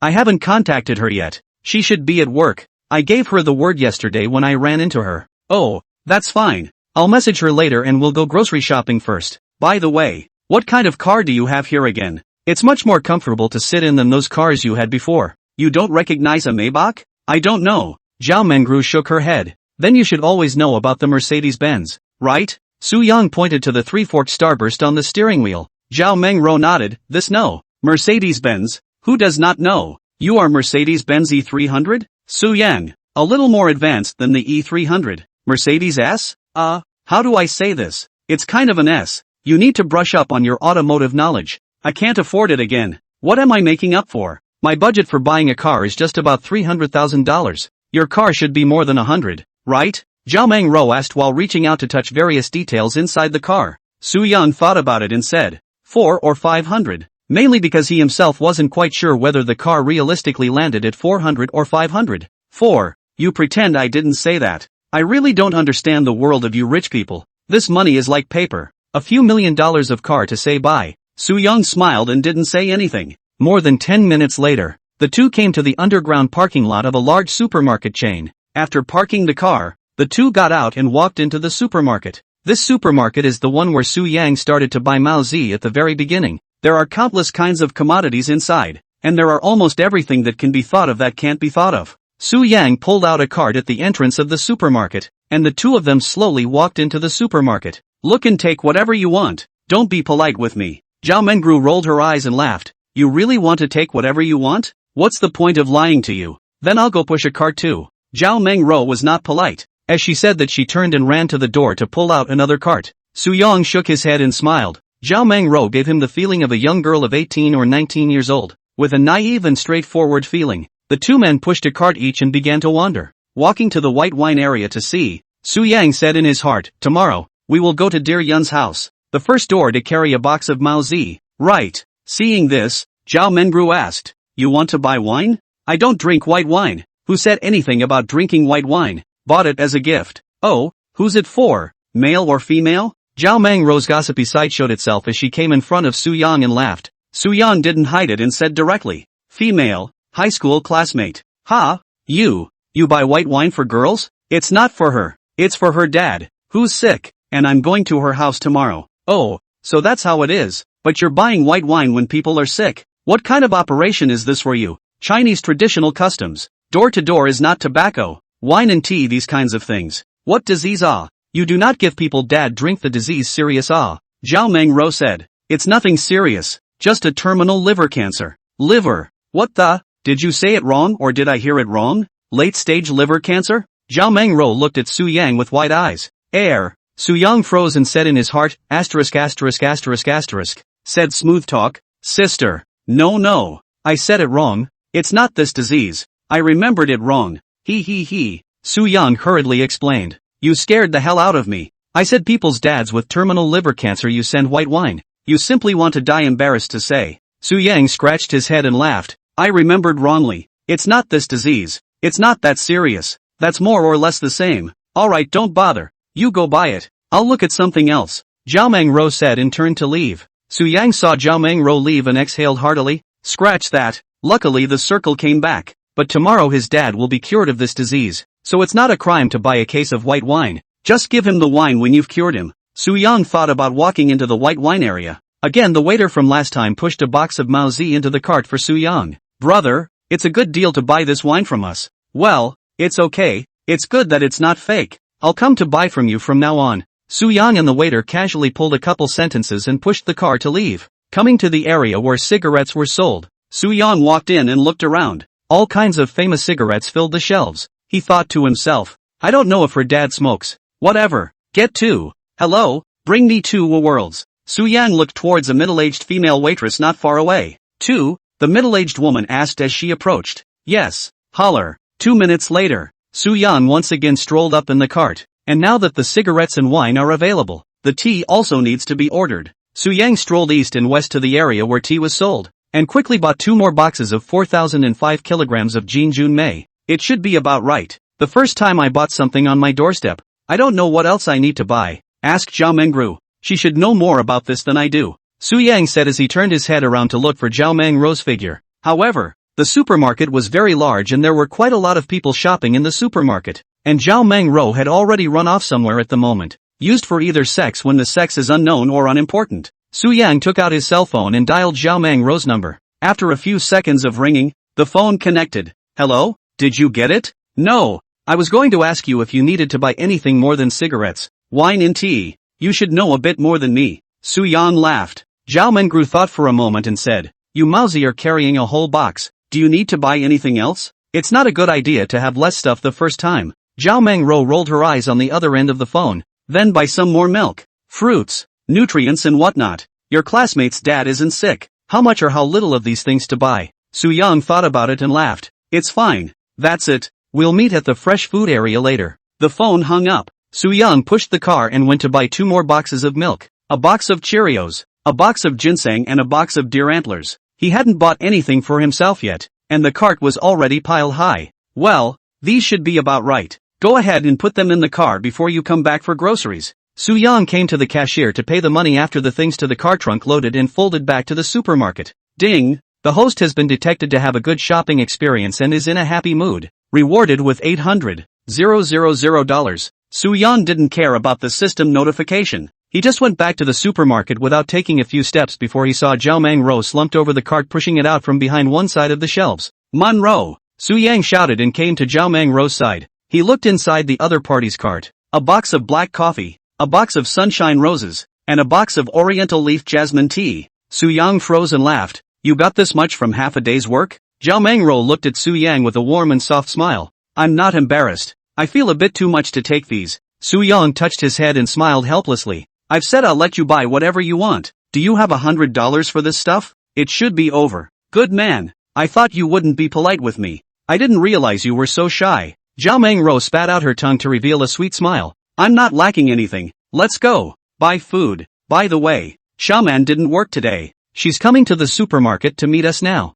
Okay, then let's take our time and stroll around and wait for her. Chapter 98, Why don't you raise me? The two of them wandered slowly through the fresh food section. Su Yang looked at Zhao Mengru and asked with a smile. Ask Sister Shaoman what she wants to eat tonight. Home-cooked food or hot pot. Okay, Zhao Mengro said as she took out her cell phone and sent a message to Gu Xiaoman. A moment later, she looked at Su Yang and said, "Whatever she says." Su Yang smiled helplessly. "You girls just love to do whatever. Whatever. So let's make it a home-cooked meal, so you can see my cooking skills." Yeah, the two of them bought many vegetables, meat, and half an hour later Zhao Mengru's phone rang. "Hey, Hiu man, you're here? Aha, I'm in front of the supermarket. Want to come in? Come in. Su Yang's car is in the parking lot. Come in and join us in case you can't find it." "Well, what area are you in?" "Raw food section." "Okay." A few minutes later, Su Yang saw Gu Xiaoman walking not far away. She was wearing a semi-sheer slim-sleeved shirt with a black undershirt underneath, a white denim wraparound skirt underneath, a pair of black boots on her feet, and carrying an orange Hermes purse in her hand. Su Yang's eyes lit up. Today these two sisters are trying to mesmerize me. One is sexier than the other. He smiled and waved at Gu Xiaoman who was walking towards him. "Here." Seeing this, Gu Xiaoman quickly stepped forward. He looked Su Yang up and down with a smile on his face. "You've become handsome again after a few days." Hey, you say that? When was I not handsome? Besides, we just met yesterday. I didn't look hard enough when you were in the car yesterday. You're pretty today too," Su Yang said sincerely. Zhao Mengro came up and interrupted. "I say, can you two stop commercializing each other? What else do you need to buy? If you don't buy, you'll withdraw." Su Yang looked at the ingredients inside the cart and smiled. "It's almost time. Let's go." The three of them went to the cashier's desk and checked out, then pushed their carts down to the parking lot. Su Yang took out his key and pressed it. The Maybach meteor shower headlights in front of them shone on the three of them. Seeing this, Gu Xiaoman's eyes lit up and opened his mouth to inquire. "Is this your car too?" "Aha, how about that? How's the aura?" Gu Xiaoman said, quickly stepped forward to check. Her expression exaggerated. Reached out and touched the hood, domineering. "You kid, in the end how many other cars? This car is Maybach? Aha, S680. Good man. I'm so jealous of you. Why don't you keep me? I don't want to work." Gu Xiaoman turned to Su Yang and said jokingly. Su Yang grinned. "You can. I was afraid that you wouldn't be willing. I'm begging for it. Why don't we do it this way? You can take me and Meng Ro together. It's kind of cheap for you." Hearing this, Zhao Meng Ro's eyes flashed with a touch of shyness, while Su Yang froze and laughed. "If it's ancient times, I'll surely take the two of you under my wing. He. Zhao Meng Ro rolled her eyes and gently patted towards Su Yang's arm. "You're thinking beautifully." The trio giggled and put their things in the trunk, then pulled open the car door and entered. Zhao Meng Ro didn't sit in the co-pilot anymore, but sat in the back row with Gu Xiaoman. "It's really not blowing it out of proportion. This car is really comfortable to sit in. It's spacious and has a luxurious interior." Gu Xiaoman probed her head and looked around. Su Yang laughed. "This car is very comfortable, but girls driving it is probably a bit too good to handle. The body is too long. Indeed, it's too big for this car,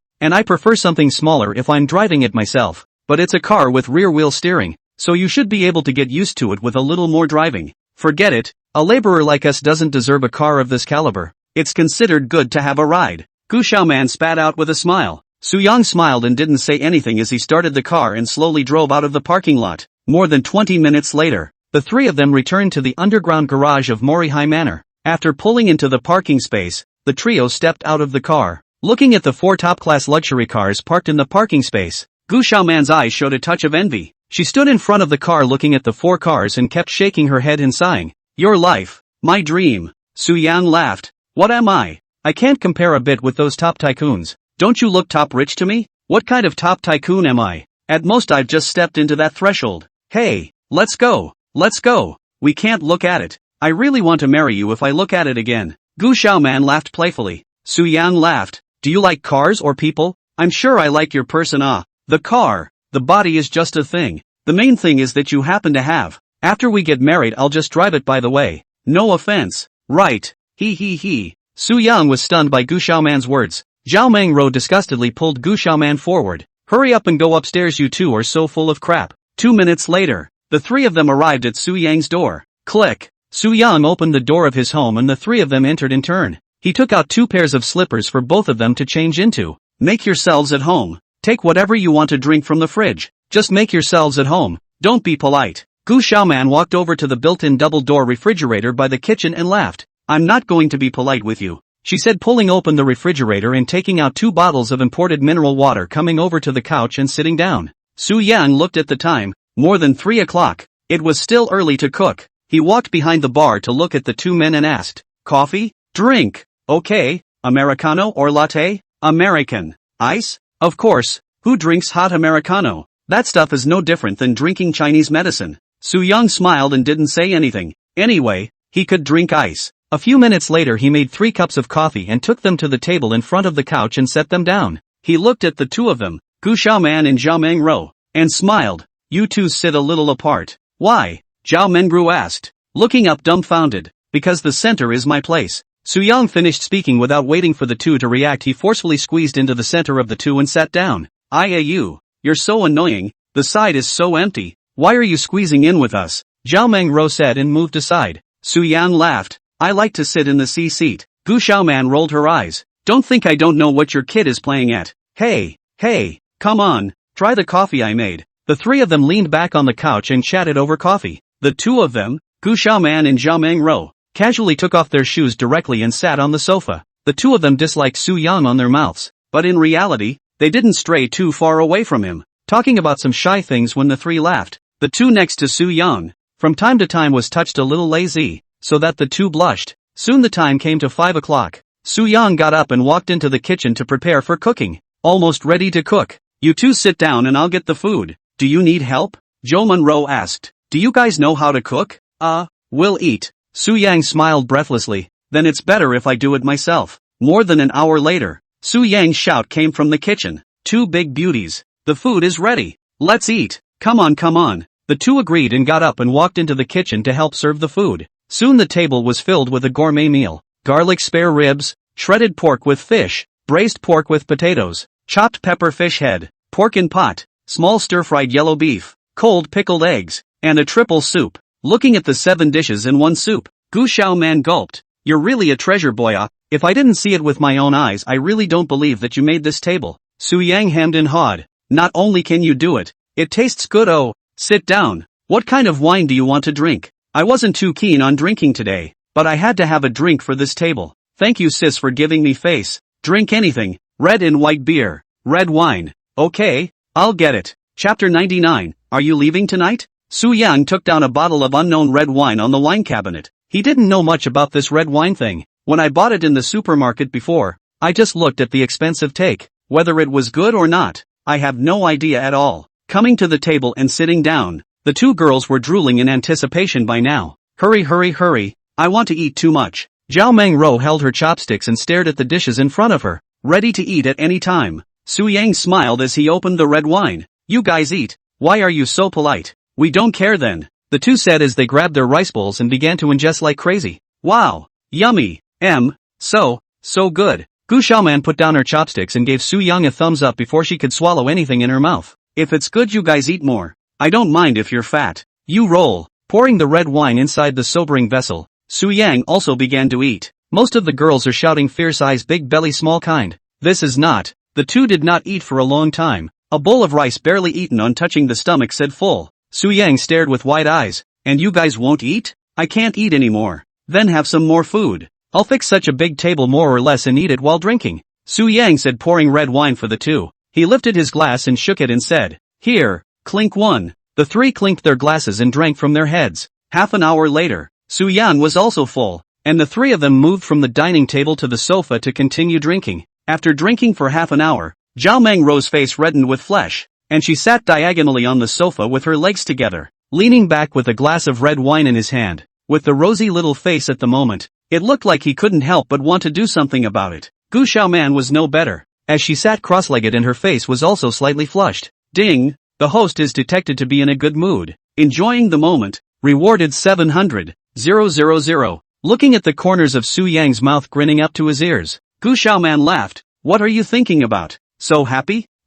No, nothing. Thought of something pleasant. Gu Xiaoman slanted a glance at Soo-young. She was more experienced and could probably guess what Soo-young was thinking. Soon a bottle of red wine will reach the bottom. Soo-young did not drink much. Mainly Zhao Mengruo and Gu Xiaoman two people are drinking. Looking at the bottle that didn't have a single drop, Soo-young asked, Still whole? Whole lot. I'm in the middle of a drink. That's fine. I'll get another bottle, he said as he got up and went to the liquor cabinet to get a drink. By now it was completely dark and he turned the living room lights to dim mode with only a few purple strips of light emanating from the couch area. The scene is like the feeling given by the ambient lighting in a Maybach at night. Afterward he connected the stereo to play very appropriate light music. The sense of mesmerizing ambience pulls up all at once compared to before. The balcony floor-to-ceiling windows were only open a fraction because of the air conditioning on. The night breeze blowing the living room brought the curtains to swing gently. The night is hazy outside the window, and the beauty is inside. The three of them just sat on the couch and enjoyed the cozy evening. An hour later, Zhao Mengro was lying on the sofa with a flushed face from drinking. Sister Mengro can't. Su Yang looked at Gu Xiaoman and laughed. Gu Xiaoman's drinking capacity was a bit better than Zhao Mengro's, and she wasn't drunk for the time being, but she was already more than slightly intoxicated. She was leaning against the backrest of the sofa, and under the illumination of the dim light, her beautiful face looked extremely alluring, and her whole person felt more mature and sexy. I'm a little dizzy too. Let's stop drinking then. I have a feeling you guys are going to go throw up again if you keep drinking. No more. Can't drink at la. I'm going to the restroom. Gu Xiaoman said as she stood up somewhat shakily and walked towards the restroom. Su Yang put down his wineglass and came over to Zhao Mengro's side and asked, Mengro? Falling asleep? Well no, just a little dizzy. Don't you lie down. The more you lie down the fainter you get. Sit up and talk. Drink some water and slow down. Then you pull me up. I can't get up. Okay, Su Yang said reaching out and grabbing Zhao Mengro's soft arm as he pulled her up. Zhao Mengro's eyes were mesmerized and she kept smacking her lips, her face flushed and still smiling. Su Yang took a deep breath, picked up a bottle of water and opened it and handed it to Zhao Mengro. Here, have some water. Aha! What kind of red wine is this? Why is the strength of the wine so strong? I've never been so dizzy from drinking red wine before. I don't know. Randomly picked up inside the supermarket. More than 3,000 a bottle it. So you didn't drug me, did you? And why am I so dizzy? Su Yang rolled his eyes. As for me, I drink you too. I also drugged. This kind of thing I cannot do. What I want to do are open and above board. Hey, just kidding with you. Where's Xiaoman? Went to the restroom. But I see you guys are drinking like this. You shouldn't be able to slow down for a while. So why don't you sleep at my place tonight? Zhao Mengru wiggled and smiled. It's okay. At this time the sound of flushing came from the bathroom. Gu Xiaoman washed her face and walked out. Ouch. 2 bottles of red wine made me dizzy. You didn't buy fake wine, did you? Su Yang laughed. Regular big supermarkets buy. How can they sell fake wine? It is estimated that the degree of this wine is a bit high. He finished by picking up. Are you leaving tonight? Where do I go, Ami? You have so many rooms in this house. Just give me one. Su Yang laughed. There are conditions if you don't leave. On what terms? Hey, you know how to get up, SA? Gu Xiaoman rolled her eyes. I can't afford to understand. I don't know what you're thinking. Su Yang grinned. Then since none of you are leaving, I'll go get your pajamas. You still have girls' pajamas at home? Gu Xiaoman looked at Su Yang with her mouth wide open. It's not for girls. It's one of those pajamas that's designed to be worn by guests. Disposable. And disposable pajamas? How come I didn't know that? Su Yang laughed. You don't know much. Wait, he said as he walked into the bedroom and took out 2 sets of white cutout pajamas and handed them to the 2 men. The 2 men didn't notice and reached for their pajamas. Aya, your house night view is really good, Gu Xiaoman said, placing her clothes on the sofa and walked to the balcony to enjoy the night view from the window. Su Yang laughed. Wasn't that what I was looking for at the time? A first-line river view and good in every way. Indeed, if I had the money I'd get a set here too. As the 2 of them chatted idly, Zhao Mengro wobbled and stood up. I'm going to take a shower. Gu Xiaoman turned to look at Zhao Mengro. I'll join you. It's been a long time since the 2 of us took a bath together. Su Yang's eyes lit up when he heard this, and he said with a happy face, why don't you add me? You wish. Gu Xiaoman picks up her pajamas and pulls Zhao Mengro's hand away towards the bathroom. Su Yang sighed and muttered to himself, a pity. I can't participate in such a scene, he said, pulling out a cigarette and lighting it, walking over to the balcony lounge chair and laying down. With that, she took out her cell phone and opened her wizards to see that Dear Cloud had sent the location of her home by mid-afternoon. Su Yang opened it and looked at it. The location showed that it was in a village around Yang City. Doesn't her family live in the city? When did she run away to the village? Su Yang didn't think much about it as he tapped the word to reply. Roger, come over before noon tomorrow. Dear Cloud didn't reply. Su Yang shook his head. Wait until tomorrow to go and give you a big surprise, and then have a couple of drinks with your old husband at night. No, why would I call out to my old man? System, look at my recent attributes. Host, Su Yang, age, 24, height, 180 centimeters, weight, 76 kilograms, face value, 88, physical fitness, 90, stature, 90, charm, 93, skills, body management master, professional racer driving skills, golden god body, intermediate fighting skills, god of wine, God of Song. Bound objects, Zhao Mengru, favorability, 70. Dear Yun, favorability, 80. Lin Yi, favorability, 70. Gu Xiaoman, favorability, 70. Pan Ning, favorability, 95. Shen Yixue, favorability, 55. Lin Xiaoma, favorability, 80. Tang Ziyun, favorability, 68. Cynthia, favorability, 10. Balance, $176. 295. 732. Chapter 100, whose side to go to first? Looking at the information displayed on the virtual screen in front of him, Su Yang smiled and thought, well, not bad. The favorability levels have all increased a bit to varying degrees. And holy, the balance is almost 200 million? 1, 10, 100, 1,000, million, 100,000, million, million, billions, I'll be damned. The last time I remember seems to be only 7,000. This is only a few days to almost 2 small goals. The system is really powerful. This carefree, wealth-free life is great. Su Yan smiled as he lay down on the recliner with a cozy expression. Ding, the host is very cozy at the moment. Reward 600, 000. Just as Su Yang was gulping down the clouds, his cell phone Wilson rang. He opened it to see that it was a message from Meng Wanzhou. Old Su, I've already selected 3 sets of the villas you asked me to look at for you. I'll send you the pictures later. See which set you like. And come find me tomorrow if you have the time. I'll go with you to the site to look at it. Su Yan thought about it and replied, thanks old Meng, but tomorrow I have some other things to do, so it might have to be the day after tomorrow or the day after tomorrow. Meng Wanzhou, oh, that's fine. I basically have time anyway. Just give me a word one day when you're free, and I'll go see it with you. Su Yang, alright lad. I won't say any more words of thanks. Just let me know if you need me for anything in the future. Meng Wanzhou, hey, you kid is still like this. I definitely won't be polite with you if I have something to do. Ha ha ha. Su Yang, dog head emoji. Meng Wanzhou, by the way, there's something else to tell you. Su Yang, you say. Meng Wanzhou, my sister will return to China in a few days. I'm going to throw her a welcome dinner at that time. Remember to come. I'll give you a word after I've decided on the place. Su Yang thought for a moment and thought to himself, back home. Pro sister? Su Yang, your own sister? By the way, what was the name again? Meng Wanzhou, aha, yes, Meng Qianyue, a proper blood sister. She won't be leaving when she comes back this time. I, as a brother, definitely have to give a good welcome, don't you think so? Su Yang, that's a must, but don't you have a family dinner? Meng Wanzhou, definitely need to get. I am planning to find a place to give her a welcome dinner the next day after the family dinner. Home is home. After all, there are still so many friends out there who need to be a little involved. Su Yang, oh, okay, then I'll definitely come then. Meng Wanzhou, okay, nothing more then. Contact me when you're free. Su Yang, ajk. Turning off his cell phone, Su Yang thought to himself, old Meng, this guy is really a friend who can make deep friendships. Although looking at houses is not a big thing for him, but at least he can help get it done very quickly. It's still quite reliable. Meng Qianyue, by that name you should be a great beauty. Just then, the cell phone rang again. He opened it and looked at it. This time it was a message from Pan Ning. At what? Su Yang, at home lying down. Pan Ning, you're not going to contact me when you have time? Su Yang scratched his head and thought, scratch that. How should this be returned? He rolled his eyes and thought before returning. No, I've had a little something going on for the past 2 days and I've just been free.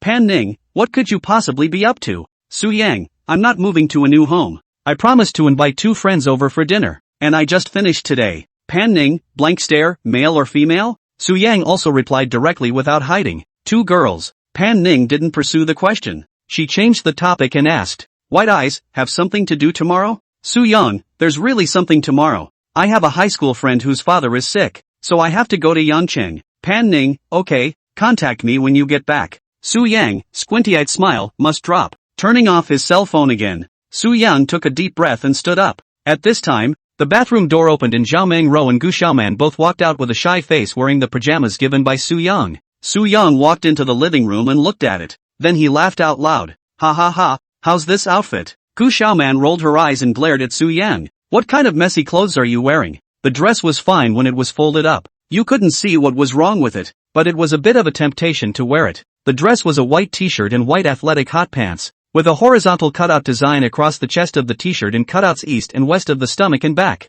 The same design is on the pants, with circular cutouts in several places, allowing you to see the skin inside, only to see Gu Xiaoman and Zhao Mengru both blocking their chests with their hands. In fact, it's not that exaggerated if they don't block it. but the two of them still don't feel too good to walk around the living room in a proper manner. Su Yang laughed. This dress doesn't reveal anything. It's much better than the deep V dresses you usually wear. It's fine. It should be quite comfortable to sleep in. Zhao Mengro glared at Su Yang. It's different. I knew that your kid didn't have good intentions. Which room are we sleeping in? Gu Xiaoman asked. Su Yang walked up to the two of them and smiled. All right, you two sleep in one room? One person sleeps in a room. We're not really used to two people sleeping together anymore. Su Yang said in his heart, isn't it good to sleep together? Why don't you guys sleep in one? Gu Xiaoman and Zhao Mengro both shook their heads at the same time. One room per person. I'll be damned. You two shower together and don't sleep together? To each his own. Asterisk. The threesome plan has gone down the drain again.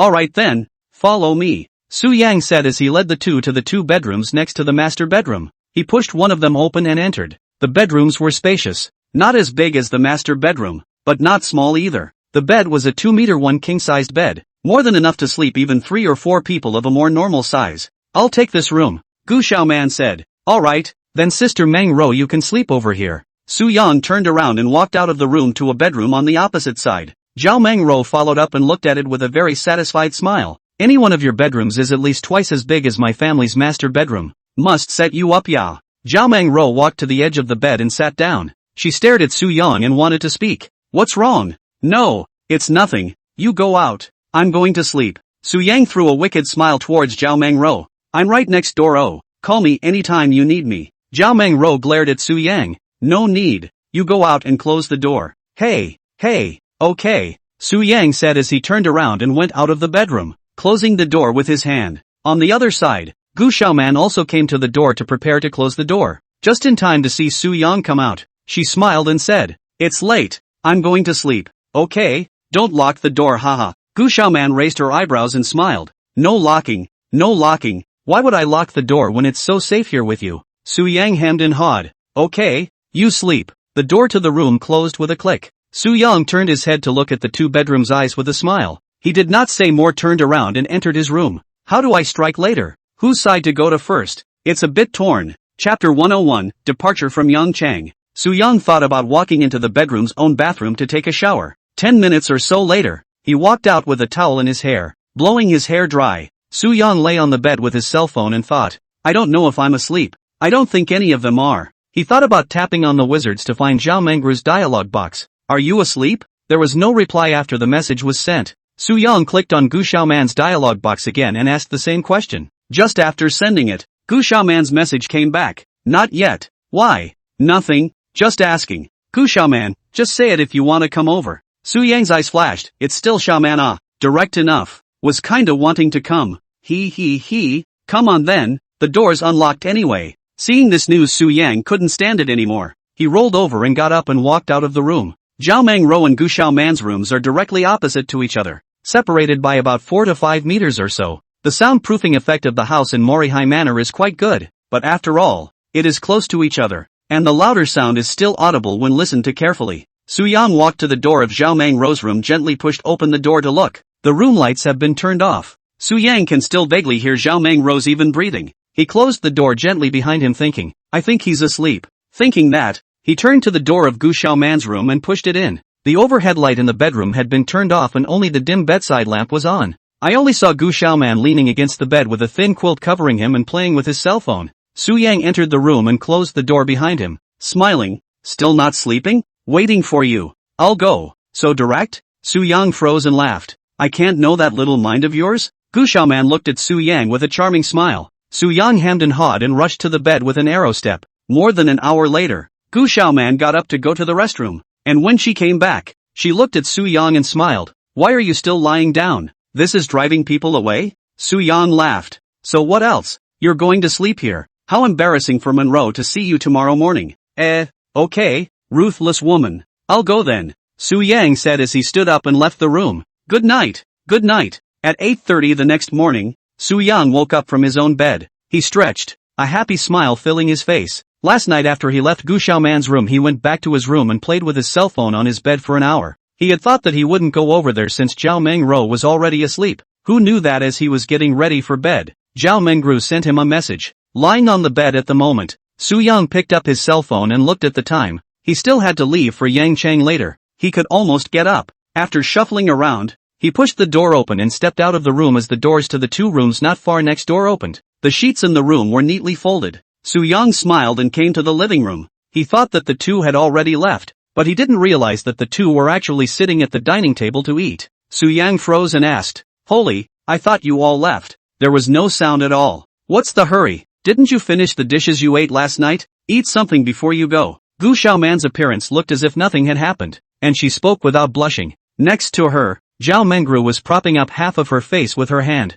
She did fall asleep last night, but she woke up inexplicably in the middle of it, and naturally she heard all the sounds behind her. However, her personality was not like Gu Xiaoman's. She was still shy in some ways, and she tilted her head without looking at Su Yang. Su Yang smiled and walked over to the two and sat down. "Then I'll stop by and eat some too. I'm also going out later." "Where to?" Gu Xiaoman asked casually. "Take a trip to Yangchang." "Oh." Half an hour later, the three of them finished breakfast and Zhao Mengru and Gu Xiaoman left first. Su Yang returned to the bedroom to change his clothes after cleaning up the dishes. At this time the time 9:10. To Yangchang still have to drive more than an hour. From Sunhai Manor to Yangchang Highway toll station also have to spend 20 to 30 minutes. Almost ready to go. Thinking that Dear Cloud had positioned him in the village, he wanted to drive the McLaren, but I guessed that if he drove there, he wouldn't be able to drive back. The Aston Martin and Maybach are also the only ones of his current 4 cars that can take country roads. The other 2 are too low on the chassis. After some hesitation he picked up the Maybach's car keys and pushed out the door. After sitting in the car and connecting the navigation,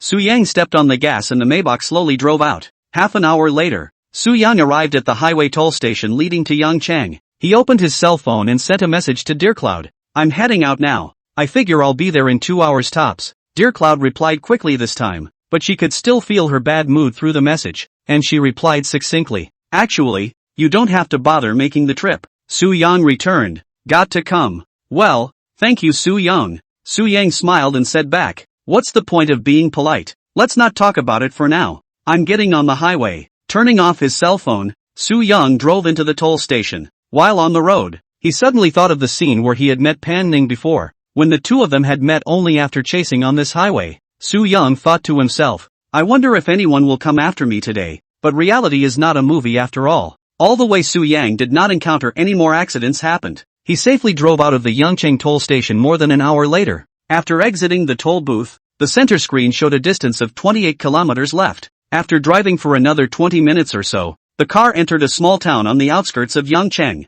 After circling around for a long time, Su Yang drove into a concrete mountain village road. The road is not wide, can only barely accommodate 2 cars through. One side of the road is next to the hillside, the other side of the rice paddies and some different shapes of self-built houses. From the navigation, the road curved and extended inwards. It was Su Yang's first time to drive this kind of mountain road, but he has the skills of a professional racer, and this kind of road is simply at home for him. 4 or 5 kilometers of the path did not take long to easily run through. Midway also met a few vehicles in the opposite direction. Su Yang almost did not decelerate, staggered. There are skills in the body. He grasped the length of the width of each of their own vehicles are very accurate. At this time, the navigation showed that the destination had been reached. Su Yang looked up and saw that there was a row of bustling houses on the left side of the road. About 7 or 8 households, each separated by a distance of 10 or so meters. There were also 4 or 5 homes on the right side of the road, each with a small yard in front of them. But it was the hottest part of the day at noon and none of the yards were occupied. Su Yang casually found an open space in front of a house on the left and parked his car. He pulled out his cell phone and dialed Dear Cloud's number, and after a few rings, the call connected. "Hey, Fawn, I'm here." Chapter 102, The Normalcy of Life. Su Yang said as he opened the door and stepped out of the car. "Where are you?" Dear Cloud asked over the phone. "I don't know where this is. Anyway, I'm in front of a house," Su Yang said and turned his head to look around, trying to find something more conspicuous. He saw 2 larger trees diagonally across from where he was standing. "There are 2 large trees diagonally across from me. You're not just going to be on my doorstep." Click. The gate opens. Su Yang turned around to look, only to see Dirian standing at the entrance of the courtyard with a cell phone. The two of them smiled at each other and hung up the phone. Su Yang laughed. "What a coincidence. One of the families I randomly parked at is your house." Dear Cloud looked a little tired, but that still couldn't stop her heavenly beauty. Her hair was tied up in a crimson ringlet, and a few strands of hair drifted over her cheeks at the front of her forehead. She was wearing a plain white bare t-shirt with a pair of denim hot pants underneath and a pair of pink slippers on her feet. "It's plain, but still looks beautiful." Dear Yun faintly smiled towards Su Yang. Su Yang opened the trunk and took out 2 boxes of milk, a box of Cheerios, and a box of ginseng and a box of deer antler. Cigarettes and tea he was going to give later. Seeing this, Dear Yun said with some embarrassment, "Hey, you just come, there's no need to bring anything." Su Yang looked at Dear Yun and smiled. "How can I not take it? The first time I came to your house I can't come empty-handed. Here, you help me take these 2 lighter ones." Dear Yun received the ginseng and deer antler as she turned around and led Su Yang into the small courtyard.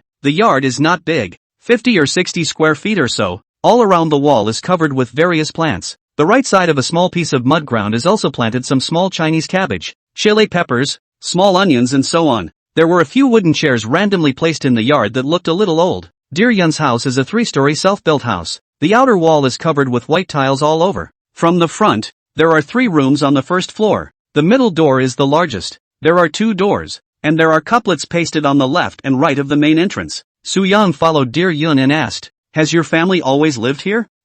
Yeah. Dear Cloud nodded. "I thought your family lived in the city of Yangchang, so you traveled this far to school every day in high school." "At the time, I was living at my sister-in-law's house in the city, and I only came back to this side of the house every weekend." "Oh, so that's it." The 2 had walked into a room in the middle of the house as they spoke. In the center of the room was a large round table, and directly behind the table was an incense and candle holder for offerings. Basically, every village family would have one of these candle holders. This room in the center was the largest, and usually everyone ate here when the family was large. Su Yang put the things on the table, when a middle-aged woman's somewhat vicissitudes voice came from the second floor. "Cloudy, who's here?" Dear Cloud looked up and returned. "Oh, it's my friend. He's here to see Dad." "Oh, okay, then you should invite someone upstairs and sit down." "Good." Su Yang gulped and reached back to pick up the things that had been placed on the table. "The living room is on the second floor. Let's go up." Dear Yun turned around and led Su Yang up the stairs. The second floor living room is a more conventional family decoration style.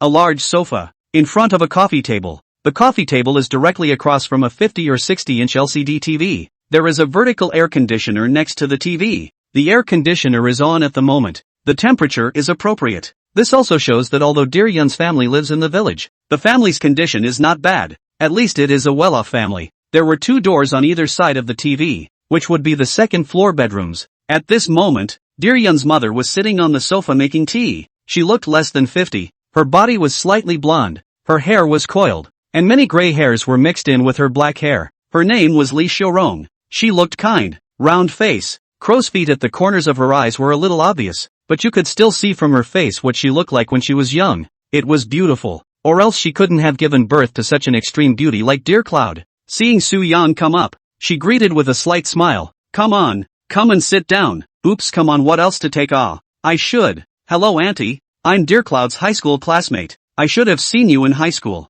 "Oh yeah, hey, I don't have a good memory right now. I'm kind of having trouble remembering. What was your name again?" "My name is Su Yang. You can just call me Little Su." "Su Yang, it seems to be somewhat impressive." Su Yang smiled and placed the things on the coffee table as he smoothly sat beside Dear Yun's mother. "Fawn and I are quite close, and when I heard about this uncle thing, I thought I had to come and see it." "Hey, you've got a heart. Come on, take a break for a cup of tea." Su Yang took the tea and blew on it. Dear Cloud also walked to sit down at this time. "What's your name, Auntie?" "My name is Lee. You can call me Auntie Lee." "Okay, Auntie Lee." The 3 sat in the living room and made small talk. Su Yang drank 2 mouthfuls of tea and turned his head to Li Xiaorong and said, "Auntie Lee, Uncle Dear is in his room isn't he? I've seen him several times in high school. I want to go see him." "Okay, he should be waking up soon too." Yun, take Xiao Su to see your dad." Dear Yun nodded and stood up, and Su Yang followed suit. The 2 walked into a room to the left of the living room. The room was about 20 square meters or so, not too far from the bedrooms in most homes, with a window on one side, a closet, and a rather large wooden bed at the far end. Dear Cloud's dad was lying on the bed resting. He looked a little pale and thin. At about 50 years old, it felt instantly older. He has a Chinese character face, high nose, and should have been a handsome man when he was young, but now his eye sockets are a bit sunken, and he looks like he is suffering from a disease. "What was your dad's name again?" Su Yang asked in a small voice. "Dear Win, just call Uncle Dear." Su Yang nodded. At this time, Dear Huayan heard a movement. He slowly opened his eyes and looked towards the door. Only a tall boy stood beside Kagumo. Su Yang raised his eyebrows and walked up and called out, "Uncle Dear, you are?" Dear Win frowned trying to sit up. Dear Yun saw this and hurriedly went forward to help. Su Yang also followed on the side to help dear Hwayan up to lean on the bed. You don't remember me? I'm Su Yang, he said, pulling over a wooden chair and sat down. Su Yang? Seems a bit impressive. You are Yunyun's classmate? Dear Hwayan spoke with a somewhat feeble voice. Yes, we both went to high school together. Dear Hwayan turned his head to look at the ceiling, his expression bland. I remember. We've met a few times before, and I even went to comfort you for something at a parent-teacher conference once. Su Yang smiled faintly. Yeah, that's me. I was failing my exams and was afraid of going home to be beaten. AI, how many years have passed, and you little ones have all grown into adults. Dear Cloud sat on the edge of the bed silently listening without speaking. What did my sick Cloud say to you? Su Yang nodded. Aha, you're so thoughtful and a good boy. I heard Yunyun say you came from Haichang? Su Yang nodded. Hey, please, it's no trouble, and it's not that far. Dear Hwayan once again looked up to the ceiling, slowly spoke. Hey, in fact, there is no big deal. People in this life who can avoid death. It is just a matter of sooner or later. Old age, sickness and death, gathering and separating, the norm in life. I'm actually quite open-minded.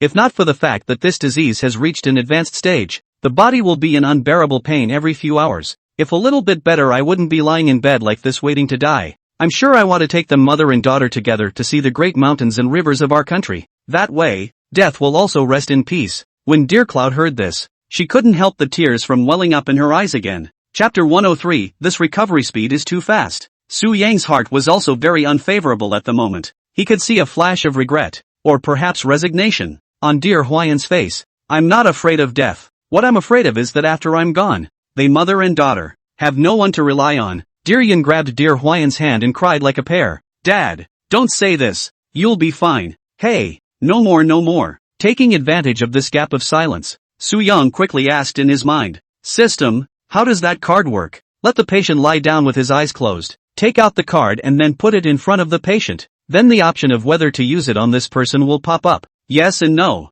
The host only needs to choose yes. So simple? And how long does it take to see results after use? Normalization in 10 seconds. Awesome. Su Yang at this time looked at Dear Yun, then turned his head to look at Dear Hwayan in front of him. He took a deep breath to say the reason he'd come up with last night. It was a bit of a stretch, but it was better than saying nothing at all. Uncle dear, I'm actually, so what? He said, scratching his head. What's wrong, Su? Just say what you have to say. Dear Cloud also wiped away her tears at this time. She still had tear stains on her face and it looked very heartbreaking. Who is like this? In fact, I have been following an old Chinese doctor since I was a child to learn medicine. This matter I did not talk to anyone. Dear Yun also do not know. I thought to give Uncle Dear Yu to take a look. Dear Hwayan didn't have any emotional ups and downs after hearing this. He had a hint of a smile on his face and laughed somewhat feebly. Ha ha, Xiao Sua. Even if I believe that you've learned medical skills, but my disease is a terminal disease that can't be cured by the big hospitals, so it's useless for you to look at it or not. Su Yang turned his head to look at the somewhat confused Dear Yun and picked up.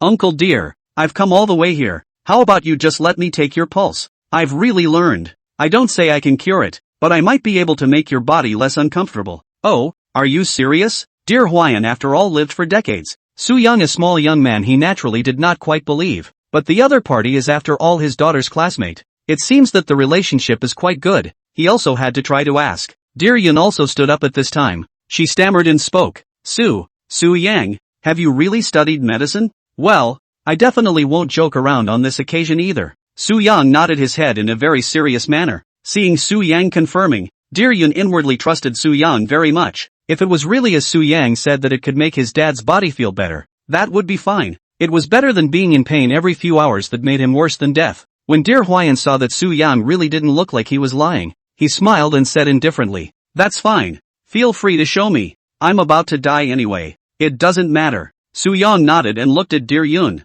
Little dear, I have to trouble you to go out for a while. Ha, don't I have to be around? No, you go out and close the door. Trust me. Su Yang looked into Dear Yun's eyes very sincerely. Dear Cloud nodded at this. That's fine. With that, she turned around and left the room. After the door closed, Dear Hwayan forced a smile. Little Sua, how are you going to show me? Su Yang stood up and said, Uncle dear, come, let me help you lie down first. He said as he reached out and helped Dear Yun lay down. Su Yang sat on the edge of the bed. He pretended to pick up Dear Hwayan's wrist and put it on his lap to take his pulse. He frowned for a while and nodded his head for a while. Looking at Lu Hwayan, he really thought that Su Yang had studied Chinese medicine. Su Yang withdrew his hand and looked at dear Hwayan and said indifferently, "Uncle dear, next you need to close your eyes and relax your body. I'll give you a few acupoints." Okay. Dear Hwayan didn't bother to dwell on it. He closed his eyes and emptied his brain. Su Yang used to like to read some martial arts novels, and there was a time in college when he wanted to write one himself. So at that time he also specialized in studying the specific location of some acupuncture points on the human body.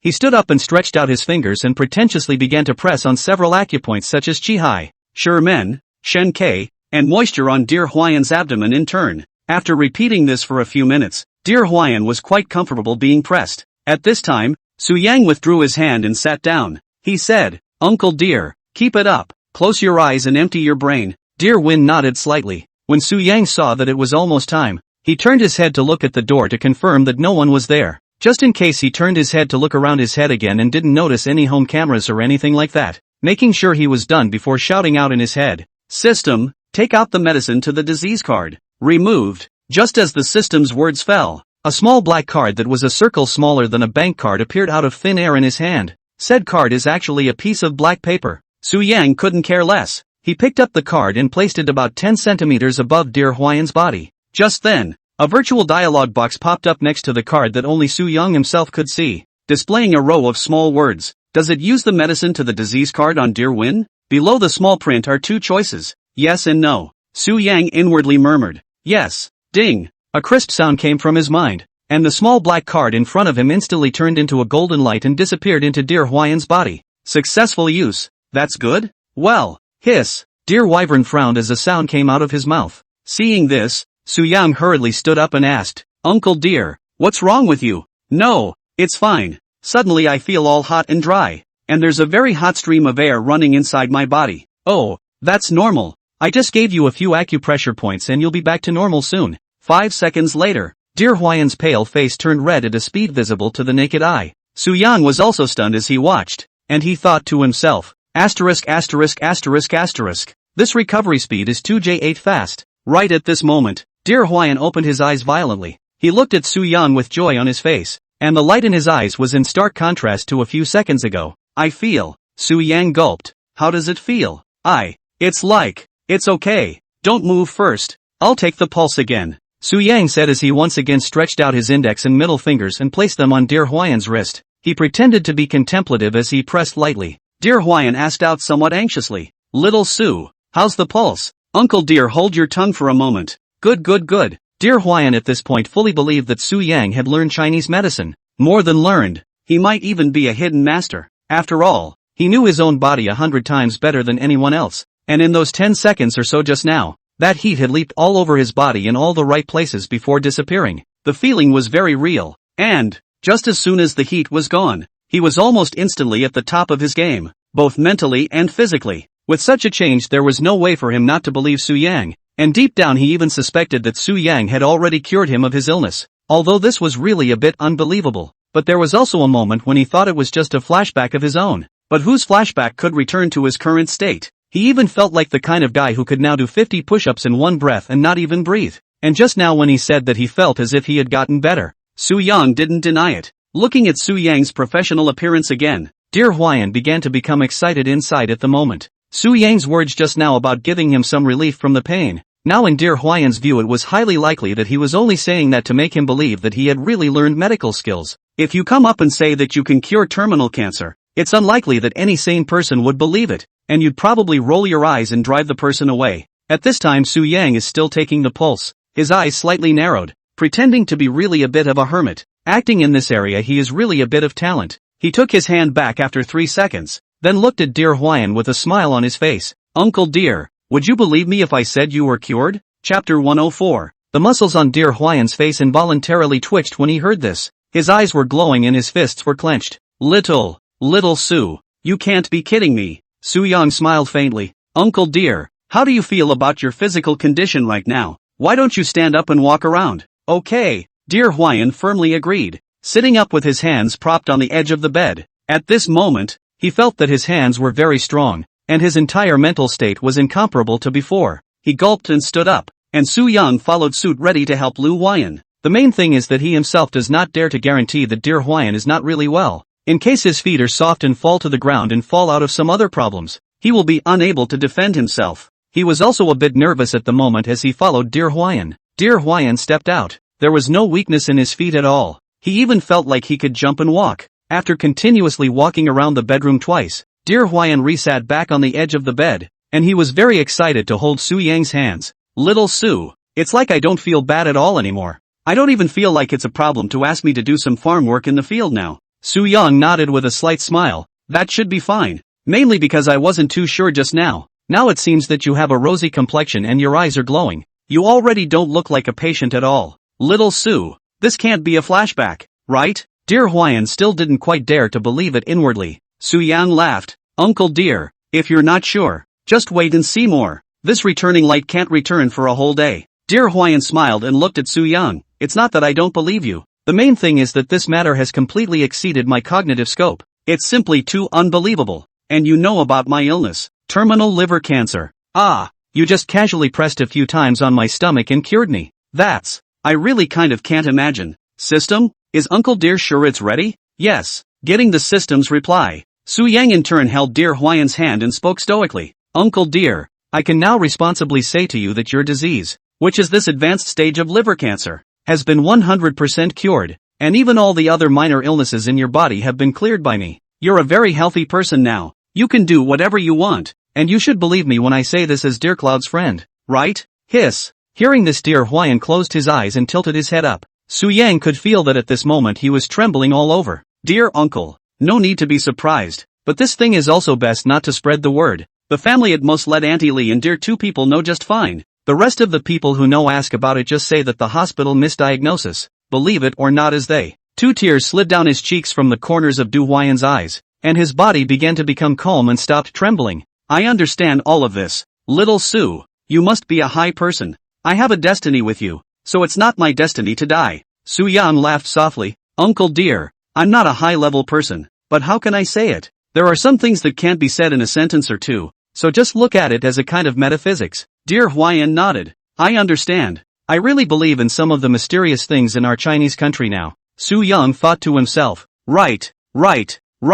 Just think in that direction. Let me confirm with you again in all sincerity. My illness? Su Yang interrupted without waiting for Dear Hwayan to finish. Alright. Simple 2 words. In Dear Hwayan here is so heavy and powerful. I want them mother and daughter to now know this matter, okay? Sure, but only the 2 of them, the others. I understand. I'll talk to them and give a uniform answer to the public that the hospital misdiagnosed the problem. Su Yang smiled and nodded. No problem then. I'll call for them to come in, he said, standing up and walking to the door to open it. In the living room, Dear Yun and Li Shurong sat on the sofa with somewhat nervous faces. Seeing Su Yang open the door, Dear Yun hurriedly stood up and asked, Su Yang, my father's illness. Can you really help him relieve his pain? Su Yang smiled faintly. Little dear, Auntie Lee, come in. What's wrong? Li Shurong stood up somewhat at a loss for words. It's okay, you'll see when you come in. Good. The 2 agreed and walked into the bedroom, and as soon as they entered, they saw Dear Hwayan looking at them with a healthy face and gleaming eyes. Dear Hwayan stood up and smiled. Shurong, I don't think I'll go first. Li Shurong's brain went blank when she heard this. What do you mean? Your illness Xiaosu helped you delay it? No. Li Shurong's heart was about to beat wildly when it was pressed down again by these 2 words. I'm happy to see you in much better spirits. Dear Hwayan saw the situation, walked up and laughed. I mean, my disease has been well, completely well. Yan Wang, that old boy, it does not accept me. Ha ha. What? Li Shurong and Dear Yin both opened their mouths at the same time and asked. Well, I've been cured of all my illnesses by Xiaosu. Nothing at all. I'm now terribly strong. Ha ha ha. This explanation should always make sense to you, right? Dear Win said as he unfolded his arms and spun around, then jumped in place twice more. Su Yan looked at the 2 mother and daughter who were both incredulous and spoke. Auntie Lee, little dear, what Uncle dear said is true. He's already fine, and I predict that it shouldn't be a problem for him to live to be 100 years old. Wow! Dear Yun could no longer hold back her instantly painful tears. She quickly ran forward and hugged Dear Hwayan, burying her head in his chest and frantically waving her tears. Li Shurong wrapped her arms around herself, trembling, and her tears had long since flowed down her face. She turned her head to look at Su Yang. Little Su, your Uncle dear's illness is a terminal disease. The hospital can't even do anything about it. You said he got better. Is it true? Really? I wouldn't dare make a joke like that. Li Shurong gets the answer, then looks at the eyes Dear Hwayan hands her.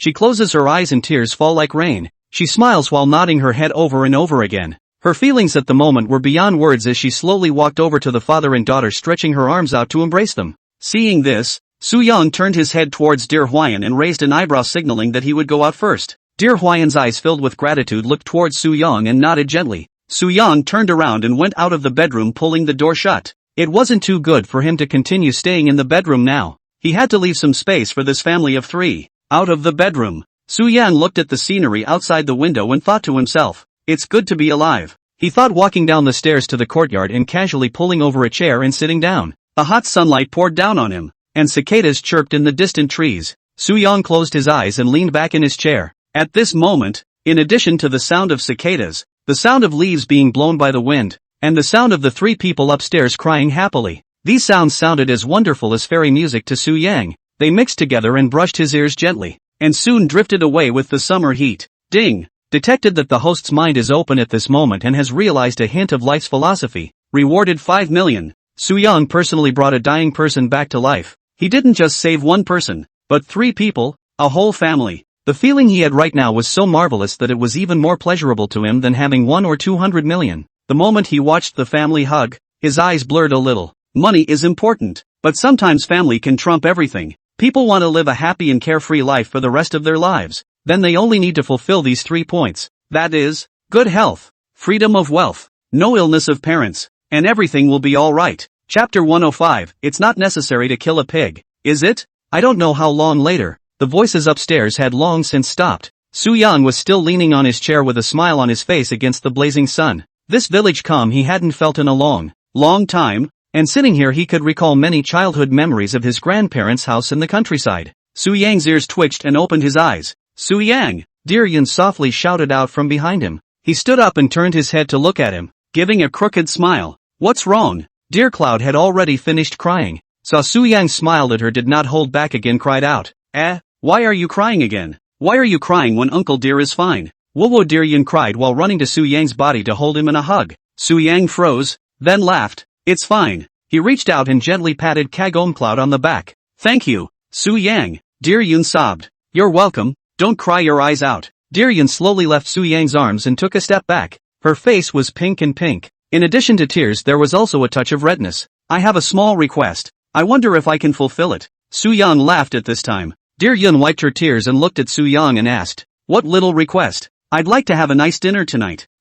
Just this?" I thought. What else did you expect?" "No, nothing." Ding. Detected that Dear Cloud's favorability towards the host has increased to 100, love. The first of the host's bound objects to reach 100. Rewarded with 30 million. 1 point increase in physique. 1 point increase in charisma. Gained 1 card for adding points. 1 card for medication to cure disease. I'm going? This is the reward for 100 favorability. It doesn't feel like much, but it's not bad to also get the medicine to the disease card again. It's so strong that if you take it out and sell it you'll probably get a sky-high price for it. The card can only be used by the host. No one else can use it. Meaning it's a piece of scrap paper if I sell it to someone else? Yes. I'm sorry. I said I'd sell it for a couple billion if I could. No one will believe it, and they won't buy it. That's true. No one will believe this stuff if it's not used out. Alright, I'll keep it for myself. It's the equivalent of 1 more life. Soo-young? What's wrong? Soo-young turned back to look at Dear Yun. Why are you suddenly not moving? Nothing. Thought of something else. It's hot outside. Come inside. Dear Yun took Soo-young's hand and said somewhat shyly, "You go in too." "Okay, go." In the second floor living room, Dear Hwayan and Lee Xiaorong were sitting on the sofa not knowing what they were talking about. Seeing Soo-young and Dear Yun coming up, Dear Hwayan immediately stood up and wanted to thank again. "Little Soo." Seeing this, Soo-young interrupted. "Uncle Dear, there's no need to say anything. This is the fate of the 2 of us." Dear Hwayan nodded his head with tears in his eyes. Good. Let's not talk about that. Xiaorong, kill the pigs, kill the chickens. Let's make sure to receive Xiao Su with the highest standard today. Li Xiaorong's face at this moment had long since lost the previous loss in despondency. She stood up with a spring in her step and laughed. "No need for you to say that. Little Soo, sit down quickly. Don't stand. Yun, go get Little Soo some fruit." Dear Cloud smiled and nodded. "Good." Soo-young smiled helplessly. "You guys are too polite. Killing a pig isn't necessary, just kill a chicken." "No, I don't see any pigs either." Ha, we don't have a pig. Our next door neighbor's family does." Now go get one. Xiaorong, go and see if old Lu is at home. Make sure to buy the biggest and fattest head. Dear Huayan looked toward Li Xiaorong, who was still looking for her bag. Right away. I'll go. It's really not necessary. Uncle dear, just get a few dishes. This can't be. You just sit in peace. You used to manage the rest. Today is a monumental day. Must be properly organized. Su Yang smiled helplessly.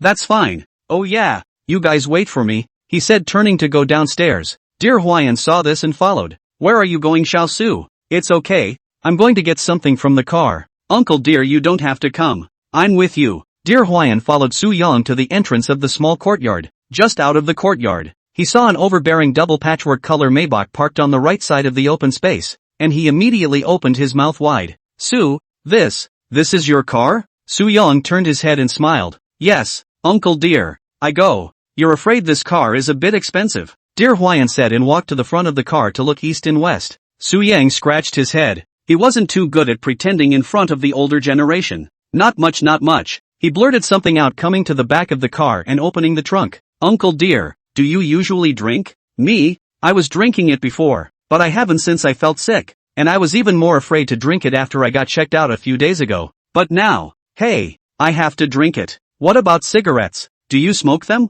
Smoke cigarettes too, but not much, maybe less than a pack in 2 or 3 days. Su Yang nodded. That's okay, this cigarette thing really has to be smoked less, he said as he lifted the thatch out of the car and placed it on the ground. Then he bent down and took out 2 worlds as well as a box of Jinjinmai. Dear Win walked over to look at it, another look of surprise on his face. You? What are you? I'm not thinking of the first time to come, well, at that time did not think of your disease. After the back of the buy only suddenly remembered, but by all bought I brought together. Now that uncle dear your body has returned to normal, these things can be taken in.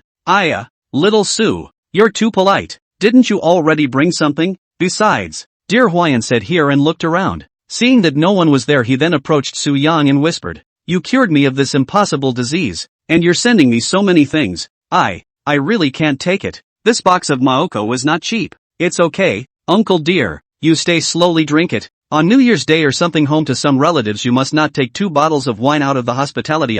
Right. Do not say, fast, come on you to help me take these too. I lift the wine, Su Yang said, and stuffed the cigarettes and tea into Dear Huayan's hand, then picked up a box of thatch himself and headed for the yard. At this time, Li Xiaorong happened to come out. She looked at Su Yang holding a box of maize froze and asked, Xiao Su, what are you? Oh, a case of wine for uncle dear. I didn't have the heart to bring it in before he was lying down. Ouch. You, Dear Huayan followed in at this time and said, Xiao Su, you, I'm not very good at talking, but I put my words here today. From now on you have any need for me to help where I am obliged, even if I have to die. Su Yang smiled brightly. Oh dear uncle, quickly do not say these say I can drive away. Oh, okay,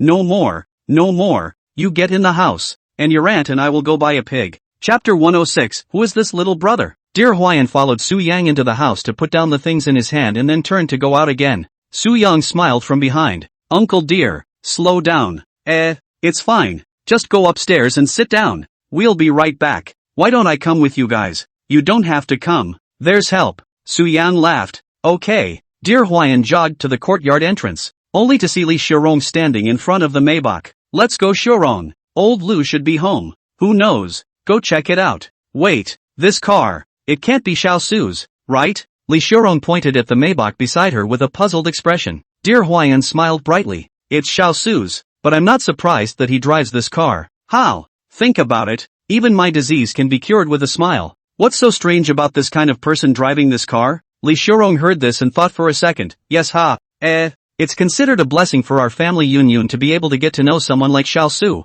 Yes, if it weren't for Yun's favor, I'd be lying in bed waiting to die. So how could I be alive and kicking right now? By the way, he said to me, this illness of mine will be said to the outside world that it was misdiagnosed by the hospital, and must not disclose half of the rest. Dear Huayan looked around and walked to Li Xiaorong's side and instructed. Li Xiaorong nodded. Don't worry, I understand. I'm not stupid. How could I go around talking about these things? That's fine, but don't let it slip out. You'll have to instruct Cloud again with him later.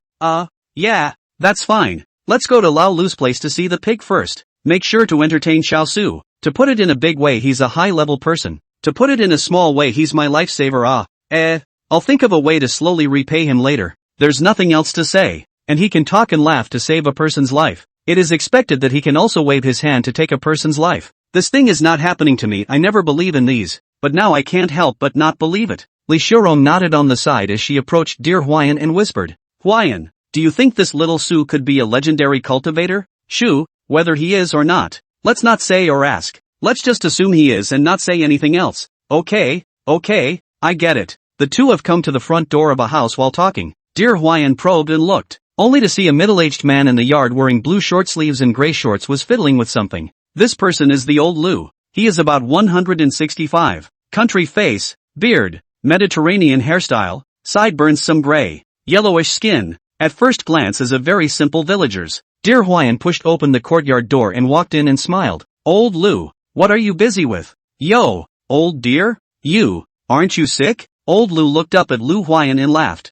He had only heard that dear Huayan was sick, but he didn't know exactly what it was. Don't listen to the others. It's just a little illness. It's gone. Where's the pig you're raising? The pigs are in the backyard? Why? Is there a guest in the house? Dear Huayan heatedly smiled. Yes, a very important guest, which does not think to come to you here to get a pig to kill to entertain people. Ha ha ha, that's great. I was worried that no one would buy it. Come on, follow me to the backyard. Lao Lu said, putting down the work in his hands, and stood up. He took out a cigarette and handed it to dear Huayan. Pigs don't sell well these days either. Dear Huayan took the cigarette and laughed. It's true. This 2 years everything is not good to do. Farming is not good to engage in. Li Xiaorong followed behind the two men, and several people came to the backyard of old Lu's house by crossing a path on the right side of the house. Just entered the backyard will come a strong stench. Raised a pig or have been to the pigsty should know. The smell is indescribable. Smell a mouthful of direct in situ ascension to immortality. The backyard was small, with only a small flat area, and beyond that was each family's field.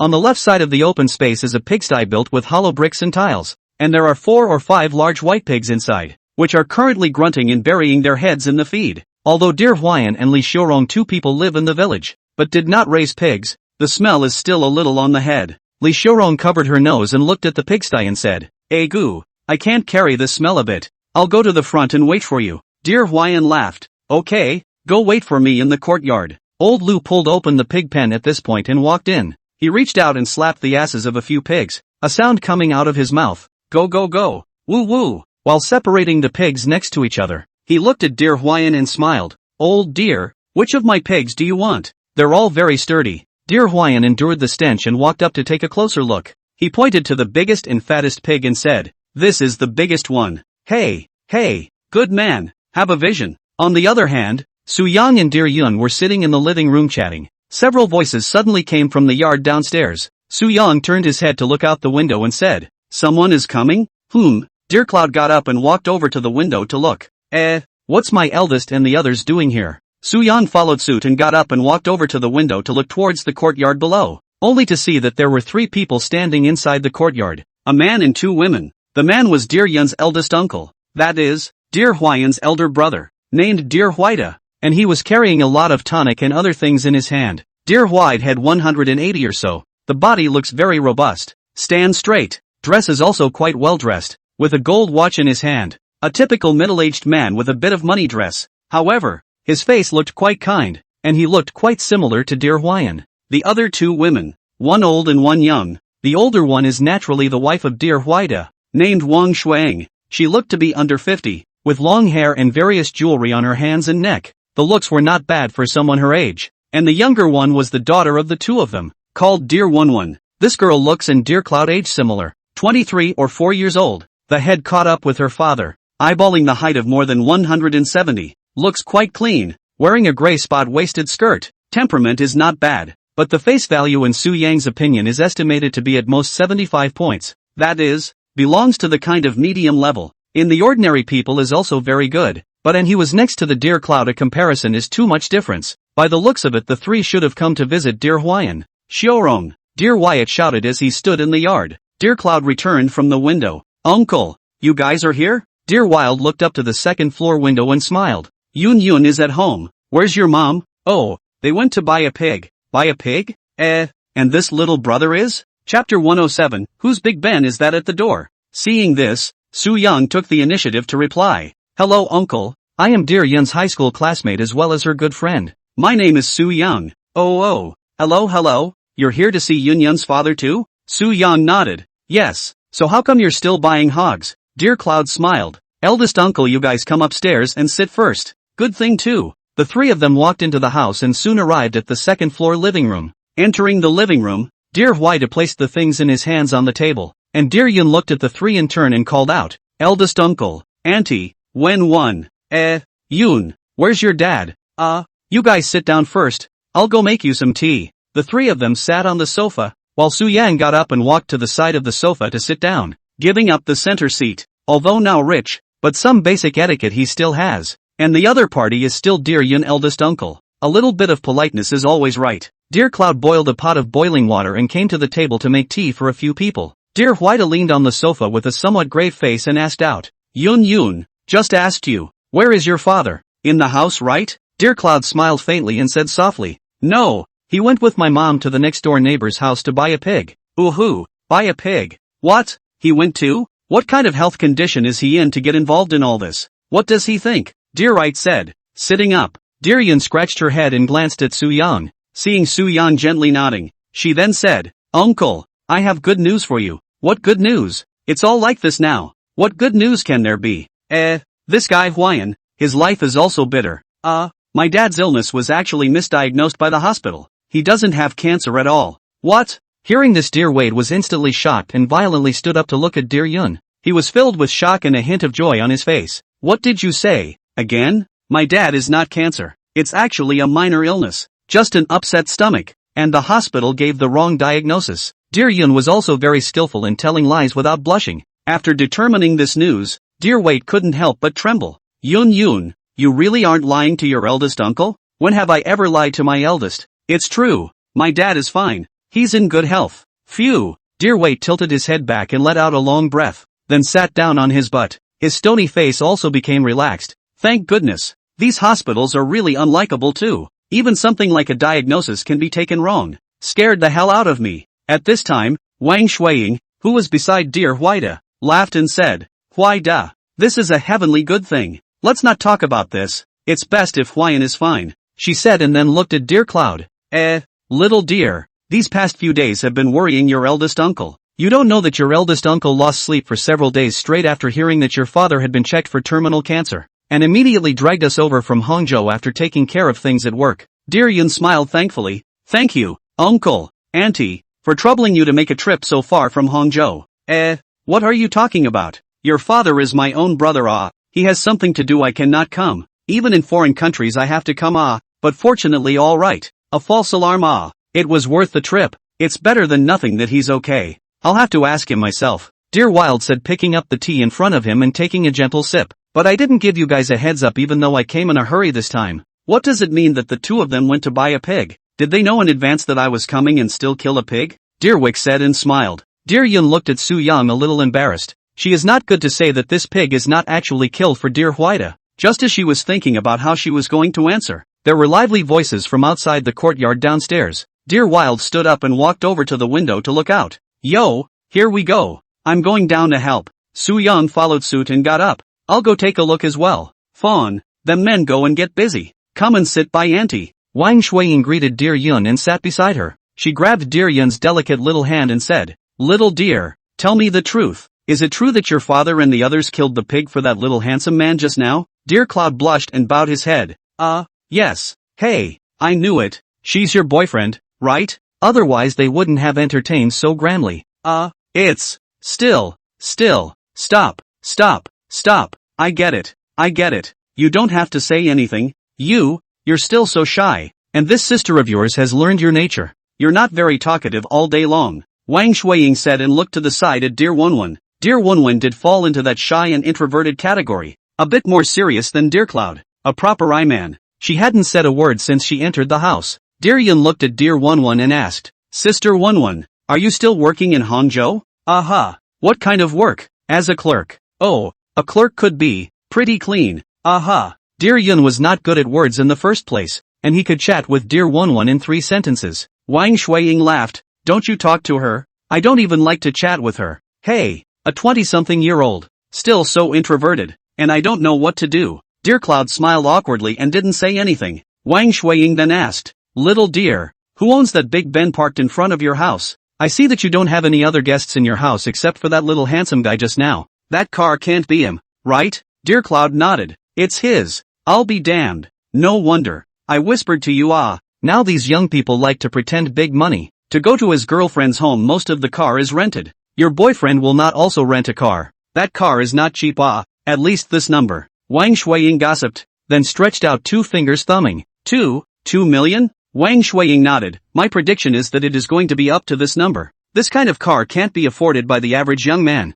Unless the second generation of rich people. It is impossible for a normal young man to afford it. That's why you have to be more mindful. In case he's in disguise, and he fools you someday, and then later reveals that he's not a rich man, then you'll lose a lot of money." Dear Yun smiled awkwardly. She was still clear about what Su Yang was like. It was really a bit hard to disguise to his level. Dear Yun looked at Wang Shuiying and smiled. "Auntie, I know Su Yang well about his situation. That car is definitely his own, and he has more than just that one car. Oh, in that case, then he should be a rich second generation. TSK, little dear, your luck is really good Can find a rich second generation boyfriend who is so rich? Mainly because he is quite handsome." Dear Cloud wanted to leave the living room very badly at the moment, but it was not good enough to just go. She smiled again and said, "He's still not my boyfriend." "No, that should also soon. Now these young people like to boldly say it. Have to hide. I really do not understand." The downstairs courtyard was unusually lively at the moment, with a cacophony of voices. Dear Huayan shouted from below, Yun, get some big bags." Coming." Dear Cloud was relieved as she promised to rush downstairs. Chapter 108, I'll go with you. At this time, in the courtyard, besides Su Yang, Dear Huayan, Dear Huida, and Li Shirong there were 6 big and thick men. Several people or villagers living in the neighborhood. Knowing that Dear Huayan wants to kill the pig, they rushed here to help. General village which family a little thing. As long as there is time basically will help each other a hand. And do not ask for anything in return. To give a mouth of tea to drink. Send a cigarette. Or stay to eat a meal on the line. Most of the people in the village is still relatively simple. Su Yang had never killed a pig before, so he could only stand on the side and watch. Dear Huayan 2 brothers helped and a few big men will be about 400 pounds. Was tied up big fat pig horizontal pressure on a bench is ready to kill. Su Yang grew up not being able to see this, and he turned away to not look. After a shrill wail from the fat pig, it didn't take long for the sound to fade away. Dear Huayan took a large bowl to catch the pig's blood. Many people on this side of Yangcheng love to eat fresh pig's blood. After the blood has coagulated a little, it is eaten raw, mixed with cilantro, edible roots, seasonings, and chili pepper paste. Su Yang wasn't interested in this stuff. He had no appetite just looking at it, let alone eating it. But I've heard from people who love it that it tastes like jelly in texture. After the pig's blood was picked up, the next step was more lively and the yard began to get busy. Dear Huayan looked to Su Yang, who was on the side, and smiled. Little Su, do you eat pig's blood? Su Yang shook his head. The whole thing can't be done. Hey, this is good stuff. If you don't eat it, go inside and rest. You don't have to worry about it here. We'll get it. That's fine. Please, Uncle dear. Say all that. Quick, come in and sit down. Big brother, and leave you alone. Go in and rest. Dear Huida stood aside and laughed. You're not unaware of my nature. Can I be idle? Boil the water first, he said walking towards the few people killing the pigs. Su Yang didn't say any more as he turned around and entered the house. That's when Dear Cloud came over as well. Li Shirong shouted from the side. Yun, go to the mountain and pick some green onions and cabbages and bring a basket. Okay le. Dear Cloud agreed and went to find the basket. Seeing this, Su Yang laughed. I'll go with you. Okay, but it's a bit far. Oh, it's not in the backyard. You have to walk to the opposite hill. Dear Cloud said and pointed to the hill in the distance. Su Yang smiled faintly. It's fine. It's just the right time to take a walk and get familiarized. Then I'll get you a straw hat. Dear Yun said as he found 2 straw hats and handed one to Su Yang. The 2 men put on straw hats and walked out of the yard with baskets and a small scythe. Su Yang followed Dear Yun. He hadn't properly appreciated the scenery of this place on the way here before because of the drive. At this moment, look again. The distant mountain slopes layer upon layer. The mountains are green. Some places are also planted with a variety of fruit trees.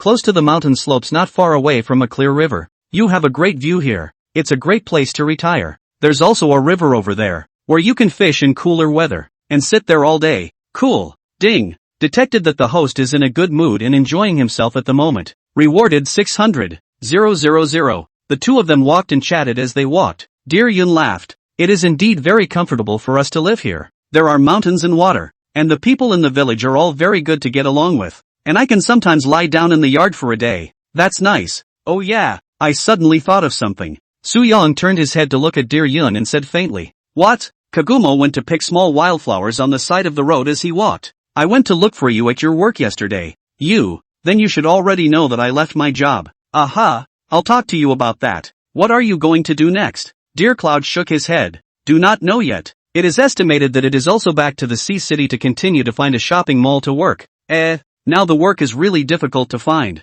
If not my father this thing I certainly will not resign." Su-young thought of his restaurant. If he arranged a job for Dear Yun that shouldn't be a problem. He looked at Dear Yun and smiled. "Little dear, I have a restaurant in Haichang. If you don't mind you can work at my place." "Ha? Do you still run a restaurant?" Dear Yun looked up at Su-yang with a surprised face. "Yeah, a Western restaurant, also in the city, not too far from where you worked before." "But," Dear Cloud hesitated for a moment and picked up, "but I don't have experience working in a restaurant. What can I do if I go?" Su-young thought about it and guffawed. "You go and do the logistics. Just help count what kind of food you need to buy every day, how much you need to buy and so on. In fact, I'm not too clear about what specific positions there are in the restaurant. I'm afraid I can't do it, and I don't think the manager or whatever will be cursing when the time comes." Su-yang stared at Dear Yun and smiled favorably. "I'll personally take you there. I'll fire whoever dares to scold you. I'm the boss. Right ha? I forgot you're the boss he. Dear Cloud giggled. "Then it's a deal. I'm sure I need to drink tonight. I guess I can't go. Will you go back to Haichang with me tomorrow?" "Good my father is fine. I also have to go back to Haichang to continue to make money." Dear Yun said here thought of something and picked up. "By the way, didn't you say before that you would help me look at a car of about $150,000? Asterisk. Su-young slapped his head and smiled awkwardly. "Forgot. It's fine, not really in a hurry." Su-young thought for a moment and picked up. "How about this? I'll take you to see the car tomorrow after we return to Haichang." "Tomorrow? You asked me to show you this a long time ago. I forgot all about it. Let's go straight to the Force store tomorrow. And after we see the car I'll take you to the restaurant to get you a clean position. It doesn't have to be a clean slate. I'll do what everyone else does. And since you've already helped me so much, I'm not asking for anything else." Su-yang laughed. "We have this relationship. If not for the fact that you don't have much experience, I would like to get you a manager directly." No. I'd better get a lesson before I do." "Well, that's fine. We'll talk about it tomorrow when we get back." The two chatted having arrived at the Dear Cloud family's field on the hillside. Su-young turned his head to look and asked, "Is this large area all your family's land?" Dear Yun looked at the range Su-young was pointing at and laughed. "Yes it is. I'll be damned. Rich. Such a big piece of land. What rich man? Every family in the village basically has land. That is, planting some vegetables and fruits or something. Now the land in the village is not worth much money. Su-yang, help me with the basket. I'm going to pick small onions." "Okay Lu." Su-young took the basket and followed Dear Yun into the field full of green onions. Chapter 109, Special Energy. Dear Yun walked in front and Su-young followed with his basket. The position they were in now was a cut above compared to the Dear Cloud family's side, equivalent to being halfway up a mountain. None of the hills in this area are that high or steep though, similar to terraces, long blocks and long blocks. Su-yang's current position is the edge of this field, cannot be called a road. It is very narrow, a small road. The ground is full of weeds, various vegetables, small onions, garlic and the like are grown in the field on the right, while the field on the left is 50 or 60 centimeters lower. Looking around, a large area of land is basically the Dear Cloud family. The land below is planted with orange trees, loquat trees, peach trees and other kinds of fruit trees. Dear Yun walked 2 or 3 meters in front of Su-young and bent down to pick small onions. She was wearing a pair of somewhat loose denim hot pants today, and with this bending over, Su-yang happened to look behind her. That picture was as beautiful as it could be, and Su-yang was gulping as he watched with his eyes glistening. "I tease. So what, little dear?" Su-yang shouted towards Dear Yun. "What's wrong?" Dear Cloud agreed, crouching down to pick the small onions. After squatting down, the hot pants extended upward a bit, which were already short, and then went up a bit. Nothing. It's just that these pants you're wearing are rather baggy, so you still have to be careful when you do some of the moves." "Ha?" Dear Cloud didn't react for a moment. Su-yang looked to her hot pants. Dear Yun followed Su-yang's gaze and looked down, this only to realize that she was somewhat naked at the moment with her squatting movements. Her small face fleshed out with red warmth, and her entire body hurriedly stood up. You didn't see anything. It doesn't matter if I see it or not. The main thing is that you have to pay attention, especially when you're with other people in the future. You can't be so big-headed, Su Yang instructed. Dear Yun heard this and her heart somehow warmed up a bit. She smiled good-naturedly. I know. Su Yang sighed helplessly. Pick it quickly, he said as he also walked over to Kagumo to follow along and pick small onions. After the two of them picked the onions, they walked a few meters further to a field with cabbages. 5 minutes later, the basket in Su Yang's hand was full. Almost? Dear Cloud looked to the basket and nodded. Hot enough. Let's go back. Good, said Su Yang as he stood up and walked back. He had just taken a few steps out when he heard a scream coming from Dear Cloud behind him. Boom, of a drum. The moment Su Yang heard the sound, he hurriedly turned around to look, only to see that the piece of soil Dear Yun stepped on under her feet was a little loose. She stepped on the ground and fell down to the right side of the field with an unsteady center of gravity. It was too late for Su Yang to make a move to pull at this point. Dear Cloud had already fallen halfway when he turned around. Ouch! Dear Cloud screamed miserably as he fell to the ground. Su Yang hurriedly put down the basket in his hand and jumped down. He quickly ran 2 steps to Dear Cloud's side and squatted down with an anxious face and inquired, "Did you fall anywhere?" "Fell on my butt. It hurts." Dear Cloud frowned and reached out to rub it. Su Yang looked down at where she was rubbing and said, "Don't move. I'll do it." Kagome Cloud froze. Before she could react, Su Yang's hand was already on her ass head. She trembled and stammered, Su Yang, do it yourself. Don't you move. In case you hit a bone it will be bad." Su Yang said and pressed slightly harder. While pressing, he asked, "How does it feel? Does it hurt?" "There is. A little. How about here?" he said as he switched positions and pressed again with a little force. Hiss. "It hurts here." "That's okay then. This is the most meaty part of the ass. It shouldn't have broken any bones." Dear Cloud blushed slightly in embarrassment and said, "I'll just rub myself." "It's okay, let me help you." This, being seen, not good, Kagome Cloud said, looking up and around. Su Yang followed suit and looked up. Surrounded by nothing but fruit trees, and surrounded by 50 to 60 centimeter high dirt cans, it was essentially impossible to see unless from directly above. Su Yang laughed. "This is no one. You can't see it even if you want to see it here. What are you shy about? Besides, I'm helping you deal with the problem." "Serious? Okay. Okay, so go easy." "I know," Su Yang said and gently rubbed it. As he did so he thought in his heart, "It feels so good." Su Yang rubbed for 2 minutes in a row, rubbing Dear Yun's face, although he wasn't messing around and was indeed just rubbing. "Better? Well, much better. Then try standing up. I'll pull you," Su Yang said and stood up in a half crouch, pulling Dear Yun's 2 jade hands with both hands. He pulled hard and Dear Cloud used his strength to stand up. Just as he stood up, the right side of his buttocks from his thighs came a throbbing pain. Ouch! She sat down again as her feet gave out. "Is it that serious? Why don't I take you to the town clinic?" No, it's just a hard wound. It'll be fine in a minute. Just wait for me to slow down." Seeing this, Su Yang squatted on Dear Yun's left side, and the two of them were thus temporarily quiet. Dear Yun's heartbeat instantly accelerated. Su Yang was so close to her that she could feel the breath exhaled by the other party. "Your face is red again." Su Yang laughed beside Dear Yun. Oh, it's hot. It's a little warm today." Su Yang saw through it and laughed. "It is indeed a bit hot. There are too many mosquitoes here. Why don't I carry you on my back?" No.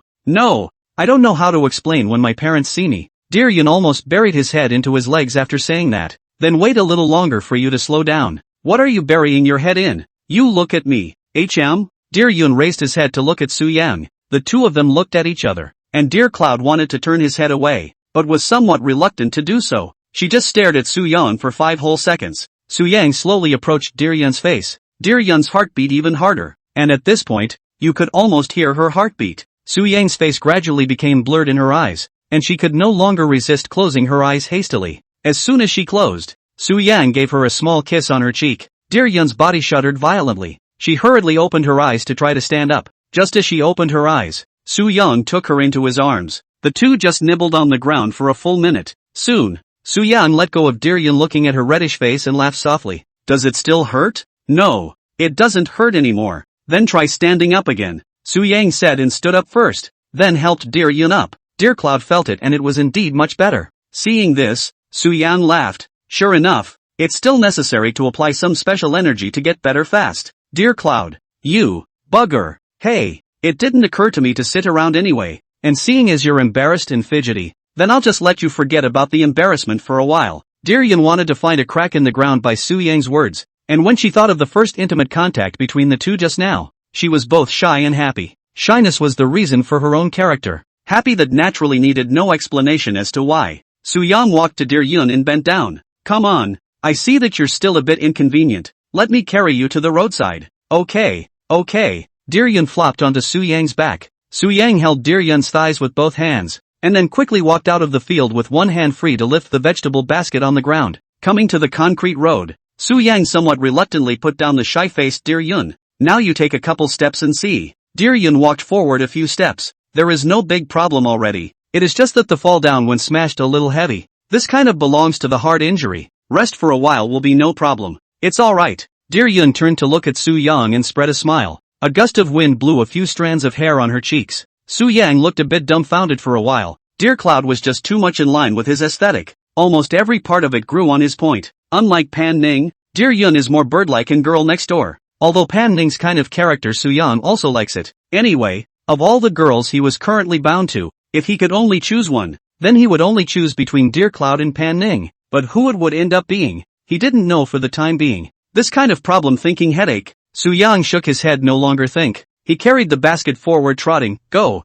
home to eat a big meal to go. I'm hungry. You wait for me. My ass still hurts. Chapter 110. This young man is to my liking. At 5 o'clock in the afternoon the men who had helped to kill the hogs had dispersed separately. If this situation was put in the usual way, Dear Hwayan would definitely want to keep the helpers to have a meal together. After all, it's perfectly normal for someone to stay for dinner after they've helped you without asking for anything in return. But today the situation is really a bit special. Can't even say it's special. To be precise, it's very important. Even more important than the vast majority of times in his life. He basically belonged to the category of people who were buried in the earth from the neck down. And he was plucked out by Soo-young in such a hard way. It felt like being in the middle of the night in an endless desert in the middle of nowhere. Surrounded by friends who had been buried in the sand at some point. He was the only one left still struggling to hold on. With no signal on his cell phone. No water in his bag. And only the cold whistling of the night wind in his ears. With no direction and no stamina. There was no other way out of this situation but to wait for death. But the moment he was about to close his eyes, a light shone on him. With that comes a constant supply of water. Food. This was how Dear Hwayan felt the moment he was completely cured by Soo-young. The gratitude he felt for Soo-young inside his heart couldn't be said in one or two words. So it was definitely inappropriate for an outsider to be present in this situation today. It's not too late to invite those friends to dinner some other day. Today Dear Hwayan's purpose is to entertain Soo-young. At this moment in the courtyard, Soo-young moved out the big round table in the house. The temperature of the Yangcheng countryside in the evening dropped. The breeze was gentle. Sitting in the courtyard to eat is much more comfortable than in the house. The two of them, Li Xiaorong and Wang Shuiying, were busy in the kitchen, with Li Xiaorong being the chef and Wang Shuiying playing on the sidelines. Soo-young sat in the center of the courtyard with Dear Hwayan and Dear Hwai to smoke. Dear Hwayan had previously said to Dear Hwai that Soo-young was a very important guest, but naturally he didn't say much about what exactly was going on. Originally, Dear Hwaida was not too convinced. After all, Soo-young is too young. In his opinion, how can it not be so? But his opinion slowly changed only after he knew that the Maybach S680 at the door was Soo-young's.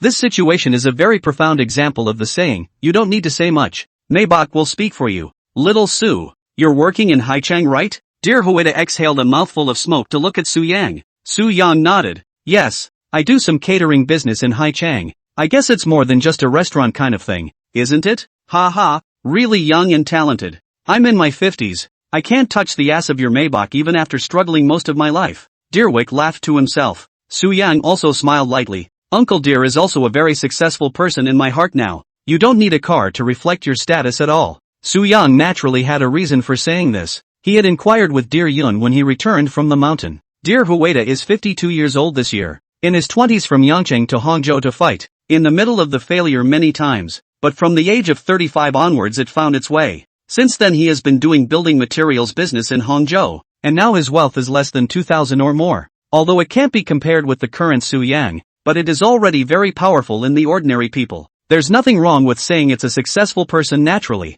Soo-young and Dear Yun back when he noticed a black Range Rover parked next to his car. Before they went out when the Range Rover is not parked over because of other reasons. This Range Rover isn't the top of the line, but it's still around $2 million to pick up. Dear Hwaid heard Soo-young said so haha laughed. I'm what success and you cannot compare can only say is barely enough to eat and not starve to death just? Dear Hwayan slanted a glance at Dear Hwaida, reached out and patted him on the shoulder. Big brother, you too, be serious. In front of the young people to pull these have nothing to do. You want to just have enough to eat, then I'm not a poor household? Ha ha ha. I'm having a happy chat with little brother Su Yang. He definitely understands me when I say that. This young man is to my liking. Su Yang was smiling on the surface, but in his heart, MMP, he said in his heart, what would be to your liking? You old dang. Su, how much did you land on this car? Su Yang thought about it and casually pulled a number and said, let's see. It seemed to be 4.9 million at that time when it was all done. Full payment? Su Yang nodded. A glint in Dear Wild's eyes picked up. The top of the line S680, right? Yes, that does cost that much, with options and stuff, around 500, all in, which is pretty impressive in the young crowd. Seeing you in this car makes me want to sell my old buddy and get an S480. Su Yang laughed. Uncle Dear should have more than just this one car, right? Dear Wild on a cigarette has not lost 2 minutes and pulled out Ada Light. There is a 740 and a Volvo EM90. 740 is mainly your Aunt Wang open. Volvo words are more people go out when open. Su Yang nodded. That's pretty good all good cars. You now this Range Rover nothing wrong if there is no need to change. This is not to see you this S680 heart. Hey, this car does look domineering. Good car Dear Hueda laughed. The two said the topic of Dear Huayan really some cannot insert mouth. He himself only a 200,000 yuan Midang 380. Two people open is the Range Rover. Bach and so on. He had to smoke silently on the sidelines. At that moment there was a shout from the kitchen. Ready to eat. Alright, come on. Su Yang put out his cigarette and got up to walk into the kitchen to help serve the food. Dear Win ran up to the second floor with a smirk on his face not knowing what to do. Dear Wyatt is used to being the boss. Serving food and other things he naturally will not participate. At this time, Dear Yun and Dear Won, who were chatting in the second floor living room, also walked down to help. Soon, the round table in the center of the courtyard was filled with a large table of dishes. Su Yang probably counted at least 20 dishes. This dish is also too much. It's not much different from New Year's Eve. Uncle and aunt are really too polite. Su Yang said with a smile and Dear Yun beside him. Dear Yun sincerely smiled. This is what it should be. If not for you. Shoo. Su Yang stretched out his index finger and placed it on Dear Yun's cherry mouth. Not about that. Good. 3 or 4 more dishes were brought in one after another before they stopped. And the round table was already quite large, but still full. The table was basically local home cooking from Yangchang. And half of the 20 or so dishes were made with pork that had been freshly killed earlier. Stewed pork bones, cold pork head, garlic pork, peanut stewed pork belly, stir-fried pork liver, braised pork, pork innards in various ways, and a few other special home-cooked dishes. Li Shurong and Wang Shuiying smiled as they untied their aprons and walked out. Xiao Su, sit down, don't be polite. Where's Huayan? Come on. Li Shurong had just finished speaking when she saw Dear Huayan trotting out of the house with 2 bottles of somewhat vintage Maozi in his hands. Dear Hueda saw the situation. His eyes stared surprised voice, good guy, this is not our father before to the two of us to stay thatch, right? Dear Huayan said with a smile on his face, it's these 2 bottles, happy today, the whole to drink. Chapter 111 Evening in the courtyard, wine and food. Dear Wait still couldn't help the shock on his face. 2 bottles of somewhat vintage Maozi were worth little to him, and as long as he wanted, someone would come to his door to give it to him at any time. He was shocked because of what Dear Wyvern had done. The 2 bottles had been left to them by both of their fathers before they had even passed away, almost 12 years or so ago now. The first 2 years of the new year Dear Hueda returned to want to let Dear Huayan take out and drink it, said that in case of poor preservation of the run wine will be a pity, but Lu Huayan was reluctant. He said it was dad left them, not special circumstances cannot drink, not even for the new year. So this didn't seem like a surprise to Dear Hueda in terms of the wine itself, but rather Dear Huayan's attitude towards Su Yang, even taking out these 2 bottles of wine to entertain. Then this Su Yang was probably not just rich, there had to be something else going on here that he didn't know about, but he also himself character is not the kind of person who likes to pry gossip, he belongs to is more upright old man. He would find a chance to ask about this situation, but if Dear Huayan didn't say anything then he wouldn't be stalking him to pursue it. Anyway, in his opinion Su Yang was no longer as simple as a young man with a bit of money, although the specifics were still unclear. He thought that Su Yang was a young man that he had to go and socialize a bit, but it wasn't him who did so. He looked at his own daughter Dear Won. Heart size, hey, Won this nature wants to contact Su Yang a little difficult and I'm not too assured. For this nature if she let her to go and Su Yang dating may not be 2 days will be cheated dizzy, or perhaps it will also be, no, think of other ways to get in touch with this kid. Come on, sit down, why are you still standing? Dear Huayan shouted as he placed 2 bottles of thatch on the table. Several people sat down one after another. At which time Dear Cloud ran to the house to turn on the yard's headlights. The somewhat dimly lit courtyard instantly brightened. Yeah, I mean almost light. That's comforting. Dear Wade smiled and sat next to Wang Shuiying. Dear Yun sat somewhat shyly on Su Yang's left side, and on Su Yang's right side was Dear Wonwon. Then Wang Shuiying, Dear Huaid, Dear Huayan, and Li Xiurong. In all, 7 people were seated around a large round table with more than 20 dishes on it. Su Yang swallowed his saliva and laughed. Uncle and Auntie, you guys are really too polite. This dish made today is really too much. It's a bit of a waste if you can't finish it, Dear Huayan said while opening the thatch. It's fine. Don't worry about that. Just eat. Here, try my bottle of thatch that's been sitting for 14 years. Su Yang turned his head to look. He is not familiar with the wine, only know that it is Mao Zi. Look some years, but let him identify the real and fake that is not able to see a little. And no matter how old it was, it should look pretty much the same to him, mainly because he hadn't had a vintage thatch yet. Dear Huayan laughed. This wine was given to me and her eldest uncle by my father, also known as Yun Yun's grandfather. In 10 years, the old man gave it to us after 2 years, and then I saved it for another 12 years. And today I'm finally going to drink it. Dear Huayan could vaguely still see a trace of reluctance on his face as he spoke, and he naturally wasn't unable to part with the wine. Rather, he couldn't part with the only thing his departed old father had left him. Seeing this, Su Yang said, Uncle dear, in fact, there is really no need to open this wine. This is what Grandpa dear left for you. Didn't I take a box of Mao Zi to it? Let's just drink that. No, it means something different, Dear Wyvern said and waved his hand. Besides, wine is just for drinking, and sooner or later it's going to be drunk. Come, let's not talk about that. The rest of you except Yun Yun and Wonwon have to drink today, he said pouring wine into the 4 small wine glasses in front of him. Seeing this, Dear Yun smiled faintly and said, I want to drink some too. Oh, you want to drink too? Ha ha ha, good. Then I'll bring another wine glass. Dear Huayan's happiness was visible to the naked eye. Dear Yun wanted to drink a little bit. He naturally knew what it was about. Just as he stood up, Dear Cloud quickly got up and shouted, Sit down, Dad. I'll just go get it. Good. Seeing this, Dear Wade laughed. When did Yun Yun also drink white wine? Hey, I guess I'm in a good mood today. 1. You guys are here, and 2. This wine was left behind by his grandfather, so it's normal for her to want to drink it. Dear Wild smiled and nodded. Dear Yun went and returned, and Dear Huayan poured the wine before handing it to several people in turn. With that he picked up his own glass and stood up and smiled. Happy day, and a very meaningful one for me, he said and looked at Su Yang, who nodded slightly at him in a gesture. There were 3 other uninformed people sitting there, so he couldn't say too much. Dear Huayan picked up. I won't say anything else. Welcome Xiao Su, big brother, sister-in-law and Wonwon. Come on, let's drink up. A few people also grabbed the glasses in front of them, while Kagome sipped her drink. Su Yan looked at Dear Huayan and shouted, Uncle dear, sit down. Holler. After Dear Huayan sat down, the 5 men clinked their glasses and tilted their heads back to take a sip. Su Yang smacked his lips after drinking it and said,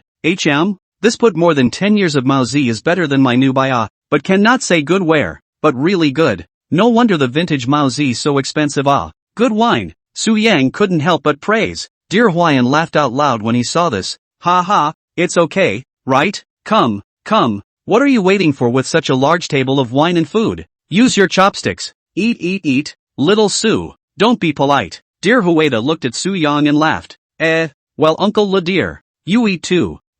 Yeah. The next 6 people began to eat. The table more than 20 dishes to see Su Yang dazzled. A time do not know where to start. However, he was a person who was not picky about what he ate and basically ate everything. Plus Li Xiurong's cooking skills were again very good. Su Yang ate a few mouthfuls of different dishes before raising his head and giving a thumbs up towards Li Xiurong. Auntie Li, your cooking is so delicious. Li Xiurong laughed very happily. Ha ha, if it's delicious then eat more. Eat less and eat more vegetables. Come on, try this braised pork. It's my specialty, Li Xiurong said as she picked up a piece of fat and thin braised meat and placed it in Su Yang's bowl. Su Yang carried the bowl and politely stood up to take it. Auntie, I'll just do it myself. You guys are really too polite, making me a little embarrassed. It's okay, what's there to be embarrassed about? Sit down and eat. Dear Cloud at the side of the silent clip food. She looked at this its happy picture. The heart cannot say happy. The corner of the mouth cannot help but slightly raised. She has already begun to fantasize in her mind about her future days with Su Yang. Her face reddened at the thought, but everyone was talking and eating and no one noticed her. Su Yang was really hungry. He buried his head to show off furiously and ate his mouth full of oil. Now this instant he really had the feeling of a family having a reunion dinner on New Year's Eve. Ding! Checking that the host is in a comfortable and enjoyable mood at the moment. Rewarding 800,000. Chapter 112 New Functions. We all ate and chatted, and the yard was a happy place. If he were the Su Yang of the past, he probably wouldn't be able to squeeze out a sentence in half a day. But now his character had undergone a great transformation. Basically any topic can be hit on a couple of sentences, but will not understand the nonsense. Anyway, is more cheerful. This kind of nature also like elders. This meal was eaten for a full hour and a half. The dishes on the table hardly moved anything. Su Yang has been a few people inside the most eaten, but the dishes are too much. At this time several people had already opened the second bottle of Maozi. Dear Huai and Dear Huida, two people's faces slightly red. Both Li Xiaorong and Wang Shuiying didn't drink much. That is, they drank 2 small cups at the beginning and then didn't drink anymore. And the same was true for Dear Yun, who just drank 2 or 3 cups. The rest was basically Su Yang and the 2 old lives drinking. However, Su Yang was still the same. He didn't feel anything at all. This bit of wine wouldn't be drunk for him even if he didn't have the wine god's skill in his body. At most, he would be a little dizzy. Dear Huaiyan looked at Su Yang and praised. Little Su, you can drink this amount of alcohol. You've drunk 3 or 4 taels, right? I see you are not reacting at all. Su Yang smiled politely. I'm not bad at drinking. I've practiced by drinking a lot in the past. No wonder, but this wine thing has to be controlled. Just have fun with it. You can't be greedy. If you drink too much it's not good for your health. And it's hard on yourself. It's not necessary. Su Yang nodded. That's right. Wine is something that helps to cheer up. Just about the same. The rest of this bottle still has most of it. Don't drink it. I see that your faces are a bit red. Dear Wild leaned back in his chair and laughed. I'm indeed in place. If you guys can still drink you guys go on. Dear Huaiyan burped and laughed. I'm about the same. I'm already a little dizzy. Su Yang laughed. Then don't drink. Don't hold out. Okay, are you guys still eating? If you don't eat we'll go inside and drink tea. Several people shook their heads to indicate that they were full. Li Shurong stood up at this time and laughed. Then you guys go upstairs and sit down. Here Yun Yun and I will just clean up. Trouble auntie. You're welcome Su. Come inside. 1-1. Help put it away together. Dear Wade looked to Dear 1-1 and ordered. Dear 1-1 nodded. Li Shurong stopped. No. 1-1 go inside and sit down. I'll do it here. Wang Shuiying laughed on the side. Just let her help. It's usually rare to do housework at home. Let her collect it together and wash the bowls later. That won't do. Your guests when you come. What kind of reasoning is there for a host to let a guest wash the dishes? At this point Dear 1-1 spoke up in a rare moment. Then I'll help pack along. Row. At this time the sky was already all dark. Li Shurong and Dear Yun Dear 1-1 tidied up the yard before returning to the second floor living room. Su Yan was sitting on the sofa with 2 old lives drinking tea and chatting. At this time, Dear Huaida's cell phone rang. He went out and answered the call and then came back to look at Wang Shuiying and whispered a few words. Seeing this, Dear Huaiyan asked, "What's wrong? What's the matter?" I didn't want to go tonight. There's a friend over in Yangcheng who has a bit of a temporary emergency, so I guess I'll have to go first. Do we have to go this late at night? Yes, a trip must be made, Dear Wild said as he picked up the tea in front of him and finished it in one gulp. He stood up and looked at the few people. Let's go. You guys talk. Next time I'm back I guess it'll be New Year's. Dear Huaiyan also stood up. Hey, you're in a hurry. You just came and you're leaving. I was thinking that you'd play here for a few days. I'd like to, but I can't help it if things come to me. Li Shurong asked out from the sidelines. Big brother, how can you drive when you've all been drinking? It's okay. When we'll drive, I'll just tell her to slow down. That's good. Don't drive yourself if you've been drinking. Don't worry. I cherish my life. Ha ha ha. Dear Huida said and walked to Su Yang's side. Little Su, let's both add a contact information. In the future when you have time to go to Hangzhou you will contact me. Su Yang stood up and pulled out his cell phone. Alright uncle dear. I will definitely find you for a drink if I go to Hangzhou. Ha ha ha. Good. After the 2 added prestige, Dear Wade turned his head to look at Dear 1-1 behind him. 1-1. You also add a contact with Xiao Su. You are both young people. You can move around more when you have time. Dear 1-1 heard this and somewhat embarrassedly walked up to look at Su Yang. Su Yang did not expect Dear Huida to let his daughter and himself add prestige. Seeing Dear 1-1's shy appearance, Su Yang took the initiative to pull out his cell phone and smiled. Come on 1-1. Let's add one. Come to play in Haicheng in the future. If there's anything you need me to help you just look for me. Okay. Su Yang took advantage of this last chance to still ask out in his mind. Systems, better sweep this Devon man. Dear 1-1, age, 23, height, 166 centimeters, weight, 54 kilograms, Face value, 80. Stature, 85. Number of relationships, 1. Currently single. Number of combatants, 1. When the system voice fell, Su Yang was stunned and thought, me? What the hell is a battle count? When was it added? Didn't it used to be a thing? The system has added a new scanning function that allows the host to understand the basic information of the scan object in more detail. I'll go. This is great. Isn't this what I wanted before? Just because you're in love doesn't mean you fought. And now well, with this new feature, it'll be even better in the future. The two quickly finished adding prestige, and dear Hueda led Wang Shuiying dear Wenwen to leave at a fast pace. Su Yang and the others followed and came to the courtyard door to send them off. After dear Wyatt left, the four of them returned to the living room. When dear Wyatt's cell phone also rang,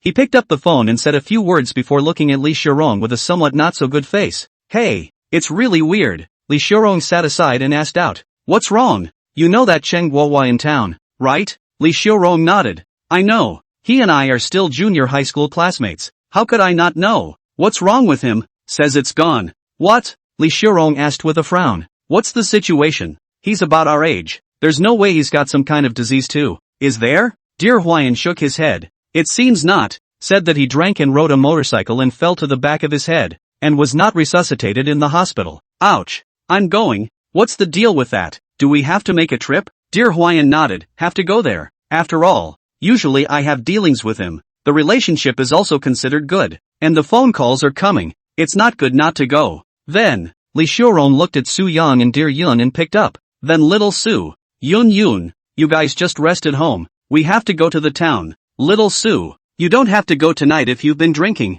Su Yang nodded. Okay but how are you going to get to town when you've also been drinking? Dear Huayan stood up and said, the person who called just now is now coming over to pick us up. Hey, I'm really sorry Xiao Su. I wanted to have a drink of tea with you to have a good chat, and then I suddenly received such a call. Su Yan smiled indifferently and said, it's alright uncle dear. You guys have something to do, go about your business. Don't worry about me. I'm a very casual person. Dear Huayan looked at Su Yang with an apologetic face, complaining that you will be here for one night. Yun, later take Xiao Su to the room on the third floor. All the sheets on the bed and bed sets and whatnot should be replaced with new ones. It is estimated to be a bit damp after a long time. Dear Cloud nodded. Don't worry Dad. I know. Okay, then we'll leave you guys to talk. Alright Uncle dear. You guys be safe on the road and send Fawn a message when you get there. Okay, let's go. The two hurried down the stairs. Su Yang stood by the window and looked, only to see a small white car at the entrance of the courtyard leaving with two people. Chapter 113, I'll just squeeze in with you. At the moment, only Su Yang and dear Yun were left in the house. The living room, which had been bustling with activity just a moment ago, had become unusually quiet. Dear Cloud gulped, and for some reason his heart began to race. Su Yang turned around and went back to the sofa and sat down. He looked at dear Yun whose face was a bit red and laughed. Why is your face red? You didn't drink much wine. Dear Cloud stammered. No, right? Blush? She said reaching up and touching her face. Su Yang smiled and stopped dwelling on this matter. He suddenly thought of the newly added scanning function of the system. System, show me Dear Cloud's information. Dear Yun, age, 23, height, 169 centimeters, weight, 54 kilograms. Face value, 94, stature, 90, number of relationships, 1, single, number of combatants, 0. Su Yan looked at the virtual screen in front of him that only he could see the corners of his mouth hooked into a smile. I knew she must not have fought, and this one and only relationship she's been in she probably hasn't even held hands, and I don't know what kind of dog thief made Fawn lose her first love.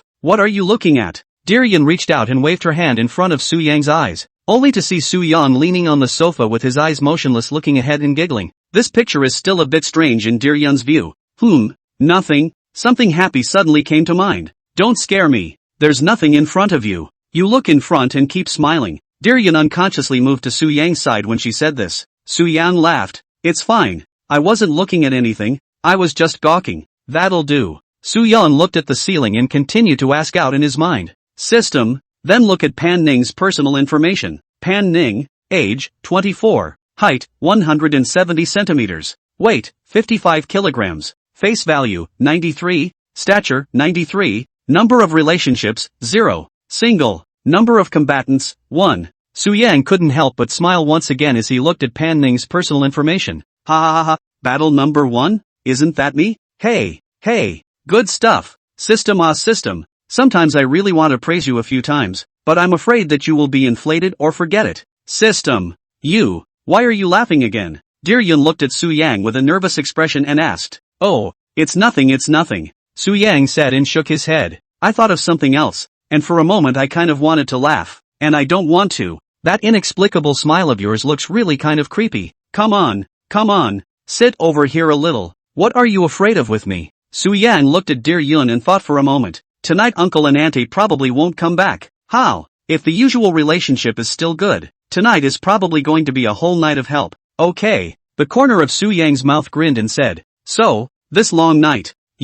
What do you want? What do you mean? I mean, we have to find something to do on this long night. Otherwise it's too boring. Dear Yun secretly gulped. Nights in the countryside are basically like this. There's not much entertainment, and it's all pitch black outside. At the moment the only sounds outside the window are the non-stop chirping of crickets and the occasional frog call from nowhere. Su Yan leaned on the sofa and spread his hands. It's a bit boring. Do you want to watch TV? Dear Cloud asked, picking up the remote control. There's nothing to see. I haven't watched TV in a long time. So what do we do? Su Yang rolled his eyes and looked out the window. Why don't we go out for a walk? It's dark out there yet, and there's no streetlights if you go farther. It's okay, it's just a diet. So, okay. The two stood up and went downstairs, Dear Cloud taking the key and closing the first floor door behind him. Walking out of the small courtyard, Su Yang looked around. Only a few middle-aged people sitting and chatting in front of a kiosk not far to the left. The road was very quiet. Just a random walk along the road.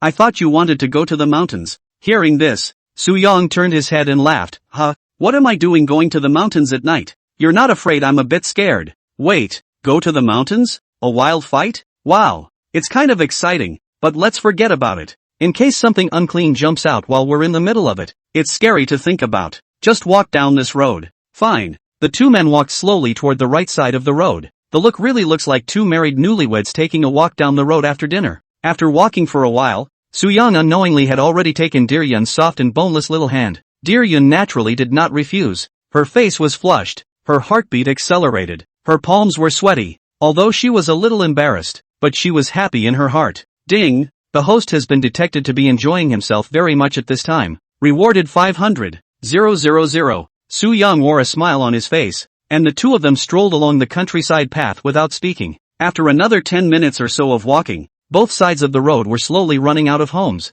The streetlights were gone, and the only thing in the distance were the mountains and the fields. Dear Yun looked toward the pitch-black front with some fear and said, Still going forward? It's too dark over there. Su Yang shook his head. Not going. Go back to do business. Dear Cloud froze dumbfounded and asked, What business? You'll know when we go back. Su Yang took Dear Yun's hand and turned towards the way he came. Soon the two returned home. When Dear Yun's cell phone rang, it's a message from Li Xiurong. Yun, I don't think we'll be able to come back tonight. We'll have to help out over here. Dear Cloud returned. Okay, then I'll lock the door. Oh. Aha, you lock it. Su Yang looked on from the side and asked out. Uncle and auntie are in town? Aha. But they said they weren't coming back tonight. Hearing this, Su Yang smiled inadvertently. That is quite good, he said and touched his head. Dear Yun went downstairs to the courtyard and locked the gate. After returning to the living room she looked at Su Yang and spread a smile. I'll take you upstairs to have a look. You see which one you want to sleep in.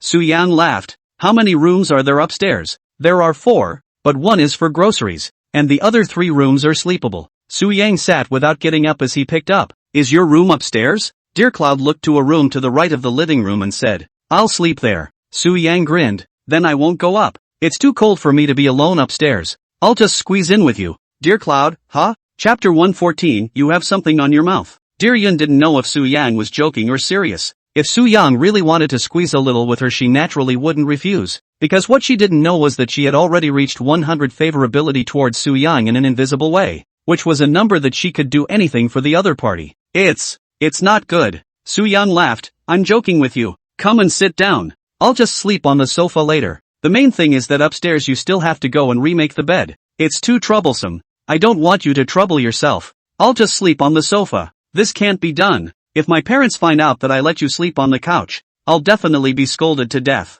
Dear Yun said hurriedly. Su Yang shook his head indifferently. It's fine. Just tell me I like sleeping on the sofa. I'm dead set against going up there. They won't come back anyway. They won't be able to find out. But the couch isn't a good place to sleep. Never mind. let's sit and talk, and we'll be almost ready for bed in a little while. Okay. Dear-yun sat down next to Su-yang. The two of them drank tea and chatted at the same time, and I don't know how long it took, but Su-yang's hand wrapped around behind Dear-yun's back. When the other party was not paying attention, Su-yang put his hand on Dear-yun's shoulder. Dear Cloud shyly lowered his head and sat like a good little student. Long night, lonely man and woman. Su-yang this time cannot hold back no matter what. Those hurtful things later. Su-yang slightly exerted himself to gather Dear-yun into his arms, feeling the slight trembling of the other party's body as well as the sound of his heartbeat. The two just sat there, neither one talking anymore. After sitting hard for a few minutes, Su-yang turned his head to look at the shy Dear-yun. You have something on your mouth. Ha? What is it? Su-yang smiled and said, I'll show you. Without waiting for Dear-yun to react, Su-yang took the initiative to bend down and imprinted. Dear-yun couldn't make a move in time. She hurriedly closed her eyes and grabbed the corner of Su-yang's coat with her hands at a loss for words. A few minutes later, Su-yang turned his head to look around and asked in a low voice, You don't have cameras or anything like that installed in your house, do you? Dear Cloud nodded gently. No. She finished grabbing Su-yang's neck and actively raised her head to meet him. After a few more minutes, Su-yang stood up and picked up Princess Dear-yun as soon as he picked her up and walked quickly towards her room. Entering the room, he closed the door with a hook of his heel. Dear Cloud said shyly, Lock the door. Su-yang laughed. Aren't all the courtyard gates locked? No, I don't feel safe leaving the door unlocked. Just in case, it's better to lock it. Okay. Su-yang placed Dear-yun on the bed and hurriedly turned around and walked to the door to unlock it. The night wind blew into the dimly lit room, and the moonlight spilled over the edge of the white bed. The curtains swayed gently with the breeze. The night passed quickly. At 8 o'clock the next morning, Dear-yun was no longer around when Su-yang opened his eyes. The door to his room was lightly covered, and he could only faintly hear clanking noises coming from downstairs. Su-yang stretched lazily. System, sign in. Successful signing. Rewarded 50,000. System this sign-in cannot be automatically signed every day I sometimes really forget. Sign in automatically when you have 2 bound objects with 100 favorability. 2 more? Alright. Su-yang thought about rolling over and sitting up. Just sitting up, he saw a faint color in the center of the bed that was not completely blocked by the quilt. Su-yang gulped and pulled the quilt over to cover him, then pushed the door out of the room after putting on his clothes. That's when Dear Cloud brought up 2 bowls of noodles from downstairs. The two of them looked at each other, and Dear Cloud wanted to find a crack in the ground as soon as she remembered last night's madness. She placed the noodles on the table and stammered, Eat the noodles. Su-yang smiled and walked up to lift Dear-yun's lowered head. He slowly moved forward to place a kiss on Kagom's forehead. Dear Cloud sat down with a shy face. I'll go wash my face first. Do you have a disposable toothbrush? Oh, there, I'll get it for you. A few minutes later, Su-yang went and returned, and the two of them sat on the sofa and ate noodles in silence. After eating for a while, Su-yang opened his mouth and asked, When will uncle and auntie come back? Dear-yun put down his chopsticks and said, I asked them this morning, and I don't expect to be back until this afternoon. In the afternoon? Then we might have to go back to see City first, or you can give them a word. I've already told you. They instructed me. Tell me to bring you back for dinner often. Dear Cloud's voice gradually became smaller as he spoke. However, Su-yang still heard it clearly. He laughed. No problem. I'll come back often. Mainly because Auntie's cooking is very much to my liking. I'm definitely going to come back again. Dear Cloud smiled and picked up the bowl of eaten noodles and walked downstairs, then hurried up again to enter the room to change the sheets and covers down to wash them. Su-yang didn't move and smiled. He leaned on the sofa and pulled out a cigarette to light it. Ding! The host is detected to be in a happy mood and enjoying the moment. Rewarded 500,000. Soon, Dear-yun washed everything that needed to be washed, then entered the room again to change his clothes and walked out. Su-yang raised his eyes and saw that Dear-yun was wearing a gray duck tongue cap on his head. His upper body had changed into a close-fitting short white t-shirt, and his lower body had changed into a pair of tight jeans. Although it is simple, but it is very highlighting the body. You know, Dear-yun's body score is 90 points. The place should have all the places, and the line is perfect, and then put on the tight jeans simply cannot move their eyes. Let's go. Aren't you hot in your hat? Dear-yun laughed adorably. It's not hot, mainly because I haven't washed my hair. I want to be lazy and go back to Haicheng to wash it again. Su-yang stood up and smiled. Okay, let's go then. See if you've brought all your stuff, or else it can be a bit troublesome to run back again at that time. Dear-yun picked up his bag and checked it, saying, It's all brought. Let's go. Okay. After locking the door, the two of them went out of the yard. Su-yang turned the car around and shouted from the car, Get in! Dear-yun was about to get into the car when 3 middle-aged women walked up to him. Yo, Fawn's leaving? Several people asked as their eyes kept glancing at the limo in front of them. Dear Yun looked at the few people and smiled. Aha, back to Hai Chang. Well, this handsome guy in the car is your boyfriend? In front of Su Yang, Dear Yun did not know how to speak for a moment. Seeing this, Su Yang stretched out his head to look at a few people and smiled. A few ants. We're still in a hurry. We'll nag next time we come back. Well, you young people are busy. Go on. Dear Cloud hurriedly pulled open the car door and sat in. Su Yang kicked the gas, and the Maybach quickly disappeared at the end of the path. Chapter 115. Do you want to buy an Audi? 2.5 hours later, the two exited the Haicheng Highway toll booth. Su Yang turned his head to look at Dear Yun. By the way, your budget for buying a car is around 150,000, right? Dear Cloud nodded.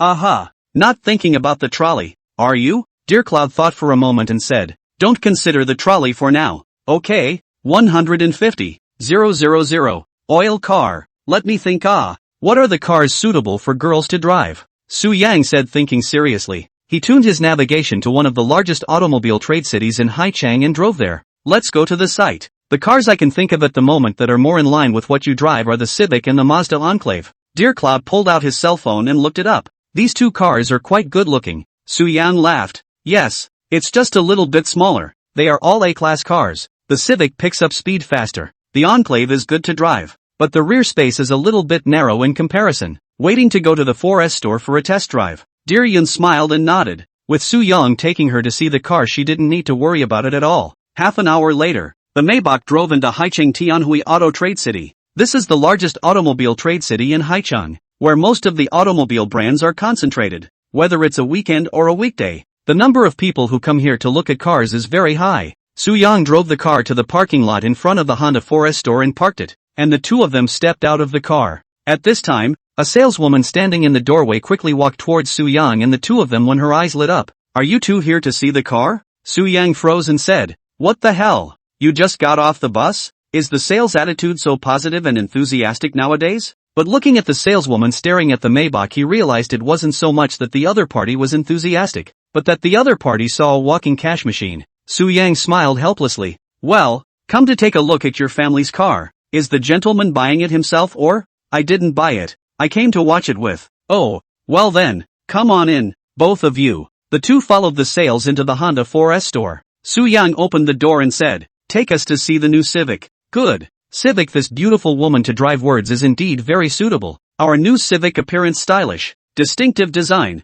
beautiful body lines, workmanship is also very fine. The saleswoman started the old presentation process. The two followed the salesman to the front of a white Civic parked on the right side of the showroom. Su Yan looked at Dear Yun and smiled. What do you think of the actual car? Dear Cloud nodded with some excitement. It doesn't look too bad. This was, after all, the first time she had ever bought a car in her life. And while it wasn't a luxury car, it was something she had never experienced before for her. It is true that most people are like that when they buy a car for the first time in their life, thinking that they are going to buy a car, and some of them can't even sleep the night before. The saleswoman on the side smiled and walked over to the driver's side to pull the door open. What's your name? Beautiful? Last name Dear? Dear Cloud. That's a great name. MS. Dear, would you like to get in the car and feel it? Good. Dear Cloud smiled and walked up to sit in the car. The saleswoman followed suit and got into the passenger side and began to talk at length. Su Yang stood silently waiting. Looking at the car in front of him, he remembered the old days, when, not to mention millions of luxury cars, he was thinking that as long as he can have a car about 100,000, life will be very complete. But now that he looks at it again, a 100,000 or so car is so ordinary in his eyes. It's true that once a person reaches a certain level and then goes back and looks at what they liked before, they think, hey, it's just like that. Most people are like that too. Never satisfied. You want 5,000 when you're making 3,000 a month. And then you want 8,000 when you get 5,000. When the monthly salary of tens of thousands of hundreds of thousands of dollars. And then we'll want more money. The mouth said to earn $30 million and then stop. Really have $30 million. It is estimated that 99% of the people will not stop. The current Su Yang is not like this. The system has gifted him nearly 2 small goals during this period of time, although it is indeed very satisfied. But he still wanted more in his heart. But he didn't want money to become the richest man in China or the world or anything like that. He was simply interested in money. The more money he had, the more secure he felt. And those names didn't matter to him. He has one goal in mind, and that is to enjoy life. If he really became a public figure, there would be too many restrictions for him instead, and then he would be hesitant to indulge again. It would be nice to live like this, to do whatever you want, to live your own life, and no one cares. Soo-young walked to the rest area and sat down to wait. Dear Cloud followed the sales and sat in the back row for a while more to feel it before coming towards the rest area. Well, Dear Cloud smiled cutely. I feel pretty good about it, but I'd like to see some other cars to compare before I decide. Good, then let's go next door to a couple of houses and take another look. At this time the saleswoman came forward. Dear Yun looked at the other side somewhat embarrassed and said, I would like to look at the other cars and compare them. Yes. It's right to take a look and compare more. Anyway, it's always welcome. If Miss Dear ends up choosing our car by then, I can apply for a bigger discount for Miss Dear. Dear Cloud smiled thankfully. Okay, thanks. The two walked out of the store, and when they went out and turned right, Soo-young saw the Logosoff Volkswagen, Hyundai, and Mazda. Come on, go see the enclave. Good. After walking forward for a while and coming to an intersection, Soo-young looked to his right, and the 4 circles in the distance suddenly came within his sight. He suddenly had a bit of an urge to go over there and take a look, mainly because there was a Shake Shack car that he had always been very fond of as well. Dear Cloud saw this and asked out, what are you looking at? Soo-young pointed to the Audi 4S store in the distance. Do you want to buy an Audi? Audi? I'd love to, but my budget isn't enough. I still know Audi. Their cars are pretty expensive. Soo-young smiled. It's fine. Let's go over and take a look. If you have a favorite I can lend you some money first. Ha, that's not good. I don't want to borrow money. I just want to buy a car that's within my means and I can't afford to keep an Audi even if I did buy one.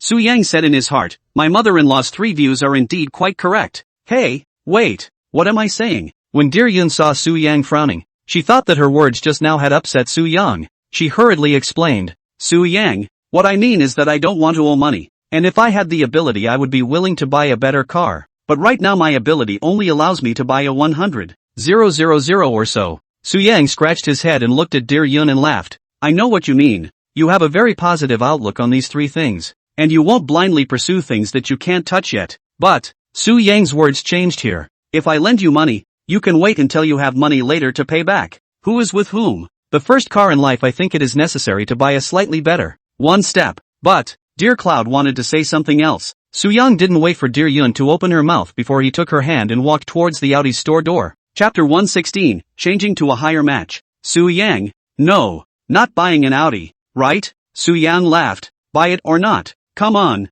go and take a look first. The two quickly arrived at the front of the store and the automatic glass door slowly opened. When you enter the store and look around, Audi's showroom is much larger than Honda's, and there are many Audi classics parked in the showroom. A 3, a 4, a 5, a 6, a 7, a 8, and Q5, Q7, Q8, and more. At that moment a saleswoman in a white blouse, black wrap skirt and black silk heels walked up quickly. The saleswoman walked over these few seconds to take a quick glance at the two. Looking at Soo-young's dress she knew that later on there was a good chance of selling a car. The most elite group of people in society has car salesmen. All kinds of brand name clothes, high-grade watches. They have seen too much. Basically at a glance from the other party's temperament as well as dress and other aspects of the other party can afford to buy a good car. Good day to you both. Welcome to our Audi 4S store. I'm the salesman here. Lily, are you here to see the car? Soo-young nodded. Well, just take a look. Well, who wants to see the car, please? Soo-young pointed at Dear Yun who was on the side.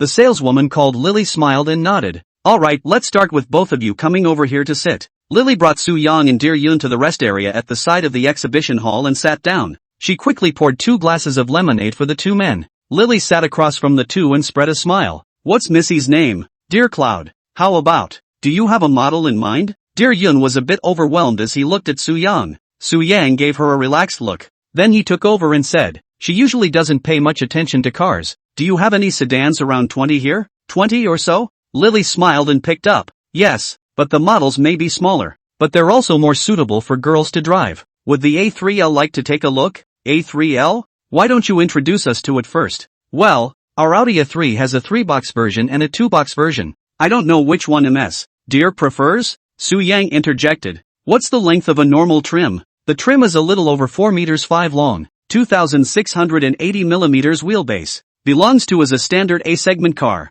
1.4T, inline 4-cylinder engine. The transmission is dual clutch. Soo-young listened attentively. He nodded and said, okay, is there a discount on this car now? Lily smiled and said, yes, now the entire A3L model is discounted. Currently our latest A3L Luxury Sport Edition guide price is $251,300. Discounted down to the bare car price is only $178,000. The discount is still quite large. Dear Cloud heard as long as $178,000, her heart only slightly relieved, although also a little beyond her budget range, but still can barely accept. But after all, she had never bought a car. What she didn't know was that $178,000 was just the bare price of the car, and it would cost almost $200,000 or so to do it all, and that would be a whole $50,000 over her budget. Soo-young took a sip of lemonade and looked at Dear Yun and laughed. I think the A3 is still almost interesting. Why don't you take a look at the A4L?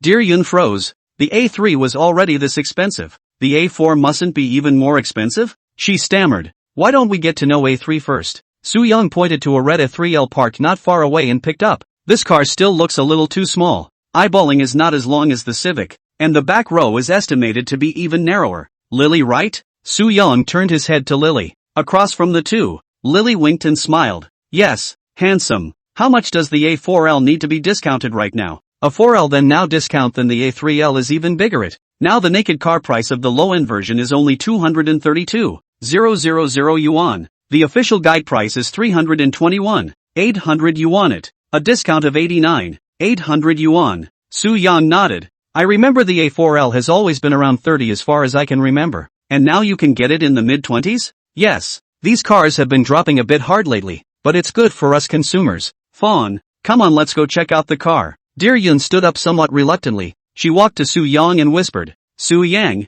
a 4L is too expensive. I can't afford it. You're my man. And you're afraid you can't afford an A4L? Soo-yang's words were said in a domineering manner, but as soon as these words came out, Dear Yun suddenly had a red temperature visible to the naked eye. Don't say this outside. How embarrassing to be heard. Dear Yun hurriedly tugged on Soo-yang's coat corner and whispered. Soo-yang smiled. I can't hear you with such a small voice. It's fine. Just feel free to go and see. Well, okay. Lily walked ahead and the three of them didn't have to take more than a few steps before they came to a brand new white A4L. Dear Cloud looked over and unconsciously nodded. It's indeed kinda pretty, right? The car is selling well, both in terms of quality and otherwise, or it wouldn't sell for so much. Get in the car and check it out. Good. Dear Cloud agreed and walked over to the driver's seat, with Lily helping to pull the door open. After Dear Cloud got in, Lily didn't get in the passenger side to introduce herself like the salesman at the Honda 4S store, only to see her hands covering her wraparound skirt, her buttocks buckled back and half squatted by the car door and began to introduce herself to Dear Cloud.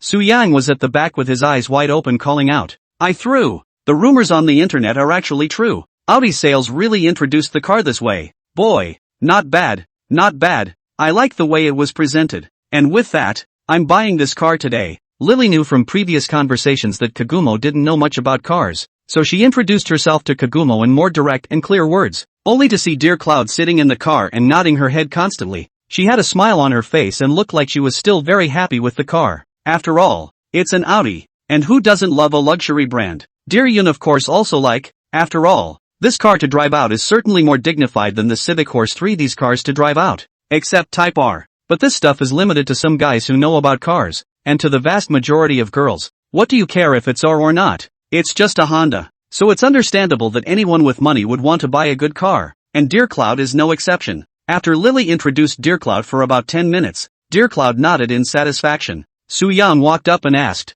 how was it? I do like the car. So it's set for this one? Wait, Dear Yun was a bit torn again after she thought of the price. Mainly because she had just asked Lily and this car would cost almost $256,000 to do it all. Soo-young waved his hand. What did I say to you just now? Forgotten so quickly? Dear Yun wanted to say more, but Soo-young interrupted. Since you like it and the car suits you, then don't dwell on it. Lily, go get the contract. Oh wait. Soo-young thought of something and walked over to Lily's side and whispered. Is this one you just introduced a low-end one? Yes it is. Change the high-end. Soo-young said indifferently. Alright. Lily happily agreed, turning her head and trotting towards the office. Chapter 117, Black Silk, White Silk, Audi RS. Dear Yun looked at Lily's back as she trotted away, and she turned her head to look at Soo-young again. Soo-young, it's okay, I have said not enough. I borrow you first, later you slowly pay back. Well, I give you 30 years period, do not interest, in the middle of how you want to pay back can be. You can also earn the money a one-time payoff. Su Yang looked at Dear Yun and grinned. Dear Yun was so moved that her eyes were a little red. She walked to Su Yang's side. Thank you, Su Yang. You're so good to me. Su Yang scratched his head and smiled somewhat awkwardly. What Dear Yun does not know is that Su Yang is quite good to his favorite pretty sister. Soon, Lily returned to the rest area with the purchase contract. She was about to sit down when Su Yang pointed to a gray Audi parked in the middle of the showroom. Lily, what's the current price of that car? Lily looked in the direction of Su Yang's finger. She reconfirmed her bearings and then smiled. Mr. So you mean that RS7? Su Yang smiled and nodded. Looking at this car, his mind will unconsciously pop up that classic line, black silk, white silk, Audi RS7 Sportback, here we go. Lily saw Su Yang was interested in RS7. She immediately said with a big smile, Mr. So you really have a good eye. Our current bare car price of RS7 is from 1,468,800. If you add options and such, the landed price is probably around 200. Is there no discount on this car? Lily laughed. Yes sir. There are no offers at our store at the moment. This car is hardly available at any Audi 4S stores nationwide. Su Yang nodded. It didn't matter to him if there were favorable or not. It was naturally better if there were. And it didn't matter if there weren't. He was just asking casually anyway. He nodded and stood up and said, Don't panic then. I'm going to go look at the car and buy both together just in case I can. The dear cloud on the side was listening to the car, which is a car with a landing price of $2 million. But look at Su Yang talking as casually as $20. Lily was now called truly happy. She smiled and led Su Yang to the front of the RS7 car to start a round of crazy introductions. Su Yang sat in the main driver to feel the squat service of Audi sales. Mr. Su, the RS7 is currently the only sportback performance version on sale in China. It is equipped with a 4.0 TVA twin turbocharged engine, plus 48V light hybrid, equipped with quattro all-wheel drive system. The maximum outbreak of 630 horsepower, 850 Newton-meters of torque, 100 kilometers accelerated in just 3.4 seconds, belongs to his Audi's ultra-high performance coupe, and the car is pulling out all the stops, with power leather seats, power adjustable passenger seat, heated steering wheel, ventilated, heated seats, 360-degree panoramic video, and more, all standard. Su Yang was listening to Lily's explanation while surveying the interior of this jitterbug god's car inside the car. In fact, there was no need for Lily to say anything more. He had known the car's parameters and performance and all that for a long time. He liked the car not because of any leather seats, ventilation and heating and other things. These things now on the market, slightly more expensive car who does not have. If you want these things, many car companies in the country can get the top of the line for very little money. With a refrigerator, color TV, big sofa, and whatever else stuffed in there for you. It wasn't those things he wanted though. He simply liked the look of the car and the internal combustion engine. That's all. And Su Yang, from the moment he entered the Audi 4S store just now and saw the RS7, he had already decided to take this car today. The RS7 looks even more dominant in real life than it does in the video, especially from behind the butt, where the exaggerated wide body is simply awesome. After explaining for a while, Lily led Su Yang and Dear Yun into the office to start the selection. Su Yang chose a very classic natto gray color scheme. All of the stock 275mm tires were upgraded to 285s. And the wheels were replaced with 5-spoke Y-shaped 22-inch smoked wheels. He then optioned a matte black sport surround, carbon ceramic brake pads on the front and rear wheels, 10-piston red brake calipers, dynamic 4-wheel steering, center sport differential, RS sport suspension, red RS sport style package, front and rear RS black badging,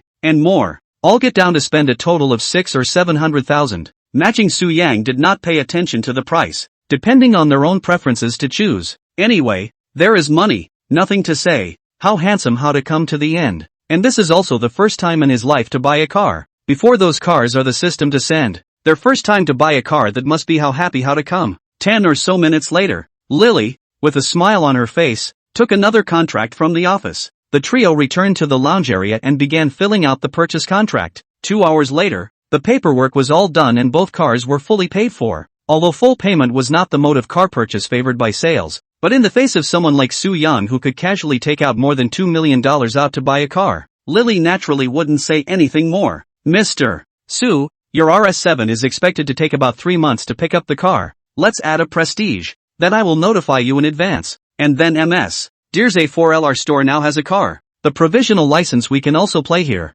Get it done after you can drive away. Su Yang, Dear Yun both added wizards with Lily, Dear Cloud behind the selection of a white A4L. And spent several minutes to get the provisional license plate. In the envious eyes of Lily, the two drove away. Didn't drive far to the front of the Honda 4S store. Su-young walked out of the car and sat in his Maybach. He looked at Dear Yun and shouted, "You follow me later. I'll drive slower." Dear Cloud nodded slightly nervously. This was the first time she had driven alone on the road. But this is not the first time she drove. Dear Hwayan has a meeting. Dear Cloud's home. Dear Hwayan nothing will sit in the passenger side to take Dear Cloud's driving to the town within the city to practice. So it was perfectly fine for Dear Cloud to drive on the road. It was just that this was the first time she was on the road by herself. Su-yang smiled and said, "You're okay with driving alone, right? It shouldn't be a problem." Dear Cloud nodded somewhat nervously. "Don't should this is no joke. I've driven on the road many times. It's just that my dad used to sit in the passenger seat and now it's the first time I've driven on the road by myself."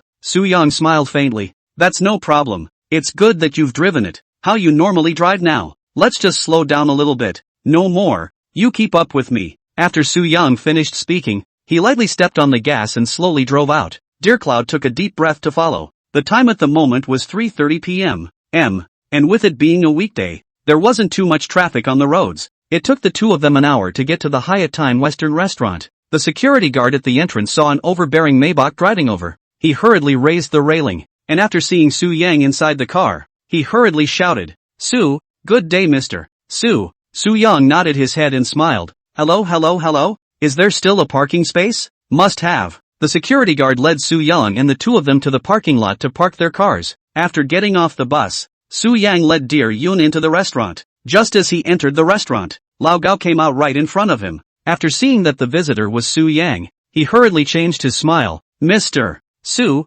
Su-yang laughed. "What? You don't recognize it after not seeing it for a few days? How can that be? Quick Mr. Su, come in and sit down." "Who is this?" Lao Gao looked at Dear Yun beside Su-young and thought, "I'll go. Worthy of being the boss. Changed so quickly. This time this one is even prettier than the last one. Her name is Dear Yun, right? Are those managers around?" Su-yang said and sat on the sofa with the somewhat rushed Dear Yun. Old Gao nodded and said, "Mr. Chen is here. Mr. Chen, tell him to come here for a moment." Okay. Chapter 118. Mr. Su is really handsome. Lao Gao turned around and pulled out his cell phone to call Mr. Chen. Not 2 minutes later, a man who looked to be in his mid-30s came down from the second floor at a brisk pace. Su-yang looked up. He had thought that this kind of manager-level character should be very serious. Dressed at least would be a suit like Lao Gao. But the man walking toward him in front of him was dressed very fancy. He looked, very effeminate, about 175 in height, with a face painted with thicker makeup than many girls, especially the eyes a circle of dark eyeshadow, wearing a necklace around his neck that Su-young couldn't understand, and wearing 3 or 4 rings on his hands. He had dyed gray hair, combed into a 3/7 part, and wore a large, loose orange cutout t-shirt with some silver pendants hanging from the collar. Underneath were a pair of slightly tight denim shorts and a pair of Chanel board shorts on her feet. The walking appearance is also a typical walking posture, and the overall appearance is slightly blossomed.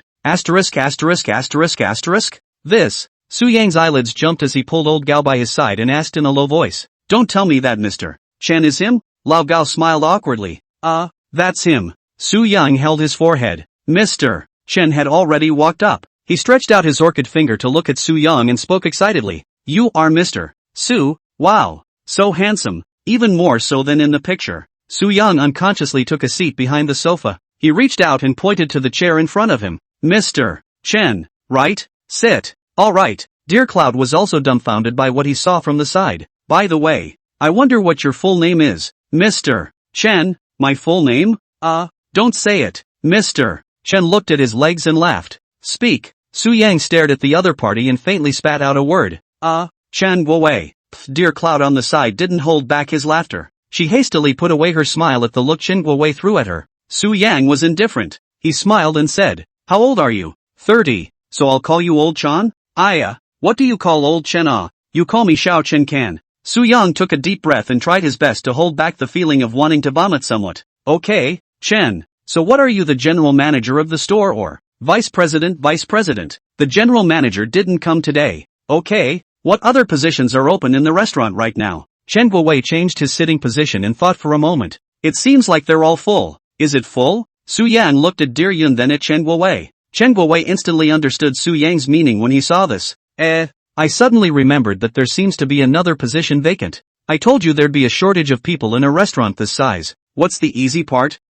Drinks manager. Liquor manager? Is there such a position? Su Yang picked up the tea on the table and took a sip. Of course there is. There must be. Chen Guowei looked at Su Yang and thought, I'll build you a new one even if there isn't one. So tell me exactly what this position does. Responsible for the restaurant's liquor inventory management, including ordering liquor, confirming inventory, monitoring the use of liquor, etc. It's still relatively easy in general. Chen Guowei spoke as if this position really existed. Su Yang nodded his head and looked at Dear Yun who was at the side. How does it feel? There shouldn't be any problems, right? Dear Cloud nodded awkwardly. It doesn't sound like it's hard. I think so, Su Yang said and looked at Chen Guowei. You should also see the meaning of my coming. This beautiful woman will work in our restaurant in the future. And the position is the wine manager you said. Chen Guowei heatedly smiled slightly mischievously. No problem. But, Mr. Su, have you talked about this young lady's salary? Haven't talked about it? What's your normal monthly salary for a liquor manager? Chen Guowei didn't know how much to say appropriately for a moment. He was afraid that if he said high, Su Yang would think he was talking nonsense. And if he said low, he was afraid of offending Su Yang. He scratched his head and looked to Old Hai, who was standing by. Old Gao laughed when he saw this. Mr. Su, I remember that the salary of a liquor manager seems to be 20,000 a month. Su Yang looked at Lao Gao. 20,000? Would it be a little less as a manager? Then I should have misremembered? You should know better than me. Mr. Chen. Lao Gao threw this back to Chen Guowei, who rolled his eyes and laughed. What 20,000? Lao Gao, I see that you still don't understand the various positions in the restaurant thoroughly enough. The wine manager has always been 30,000 a month. Mr. Su, do you think it's appropriate? Su Yang smiled and said, well, how much is how much to open? I usually have some other business to be busy. On the restaurant side is not very understanding. In the future we'll have to trouble you guys more. Mr. Su, you're talking there. This is our part of the job. At this time, Dear Yun on the side tugged Su Yang's corner and whispered, 30,000 a month. It's too high. I've never done catering work before. I don't know much about these businesses. I can't get such a high salary. Su Yang shook his head. I can't help it. This position in the store is such a high salary. It's fine. You'll just adapt to it later. Su Yang finished looking at the two people across the table. That's fine. Xiao Chen. Lao Gao. No, why do I feel this name is so strange? You're the deputy general manager. And Lao Gao is the restaurant supervisor. Hey, forget it just like that. Anyway, pick up the restaurant for nothing. What did you say, Mr. Su? Chen Guowei didn't hear the words behind Su Yang clearly. Su Yang coughed. Cough. Cough. It's nothing. I'm leaving. This MS. Dear Yun will come over to join the team in a couple of days. So I'll trouble the two of you to take care of it more. Chen Guowei and Lao Gao hurriedly stood up and smiled. I understand. This is what we should do. Okay, you guys go ahead and withdraw. No need to send. Su Yang said as he took Dear Yun's hand and turned to walk out of the restaurant. Exhale. After Su Yang left, Lao Gao let out a breath and Chen Guowei, who was on the side, looked at Lao Gao. This Mr. Su is really handsome. Mr. Chen, you have a big heart, and you still have the heart to care whether Mr. Su is handsome or not. When did our restaurant have a position of a wine manager? Chen Guowei rolled his eyes. I just thought of it now. Bull. Lao Gao gave Chen Guowei a thumbs up. It's all about the restaurant. And you should see that Mr. Su is obviously trying to get this girlfriend of his over here for a free job, right? That's definitely looking out. So when the time comes, just follow the ones I just said and let her do as she is told. Anyway, one more or one less will not have much impact on the restaurant. And the position can more or less do something. It's not like she's getting paid for nothing. 30,000 a month. 300,000, so what? People are the boss's girlfriend. Besides, it's not like we're on the payroll. Just now if you hadn't said 20,000 a month, I would have guessed that the starting point would have been to shout 100,000 asterisk asterisk asterisk asterisk 100,000. How nice to give it to me. Don't even think about it. Who asked for this relationship? But speaking of which, this girlfriend of his is really pretty. Even I can't help but look at her more. You don't like girls again, do you? Chapter 119, Candlelight Dinner. Chen Guowei clasped his hands and glared at Old Gao. The two of them joked and walked to the entrance of the restaurant, just in time to see Su Yang sitting in the Maybach S680. Chen Guowei's face muscles trembled. What kind of car did you say to me last time that this Mr. Su drove? McLaren Senna, ya. Old Hai said back from the sidelines. This Mr. Su is estimated to be a bit big. Another Senna and a Maybach. People of their caliber more or less have a bit of a background. More than 20 minutes later, Su Yang and the two of them drove to the underground parking lot of Senhai Manor. Su Yang invited Dear Yun to his home for dinner. Several girls had already been to his new home before. The only one who hadn't been there yet was Dear Yun, and Su Yang was thinking of having a good time with Dear Yun again tonight in the world of two. Dear Yun was ready to go back to her rented house, but she couldn't help but want to go when Su Yang shouted a little bit, and her current state of mind was that she wanted to stay by Su Yang's side every minute and every second. The two took the elevator to the 8th floor. Su Yang opened the door and turned his head and smiled. "Please come in." Dear Cloud spread a smile. "This is the first time I've come to your place." "Yeah, originally I wanted to invite you over for dinner a few days ago, but at that time you went back to Yangcheng because of your uncle's business. It's not too late to come," the two said walking into the house. "Feel free to sit down. Just make yourself at home." Dear Cloud turned her head and looked around before smiling sheepishly. "Your house is so beautiful. It was like this when I bought it. If I had put it in myself I don't think I would have put it in like this, but it was too much of a hassle to run the renovation myself," the two said coming to sit on the couch. Su Yang took off his watch and asked, "What would you like to drink? I see there's a coffee machine there." "Yeah." Kagome pointed to the bar not far away. Su Yang turned his head to look. "Yeah, want to drink? I'll make it for you." "You still make coffee?" Su Yang smiled smugly. "That's right. I know a lot of things, and there are a lot of things you don't know." "Oh." Dear Cloud smiled cutely. "Then make me a latte ba." "Okay, wait, by the way, what do you want to eat tonight?" "Whatever. If it's too much trouble we can order takeout." "Eat less takeout, and feel better about eating what you've made yourself." Dear Cloud giggled. "You really don't seem like a young man sometimes." How many young people nowadays will cook for themselves on a regular basis?" "I basically eat takeout if I'm not going home. It's better to eat less takeout. I mostly kinda like cooking myself. I don't like the hassle in some ways, but cooking I'm just okay with." After the two chatted for a while,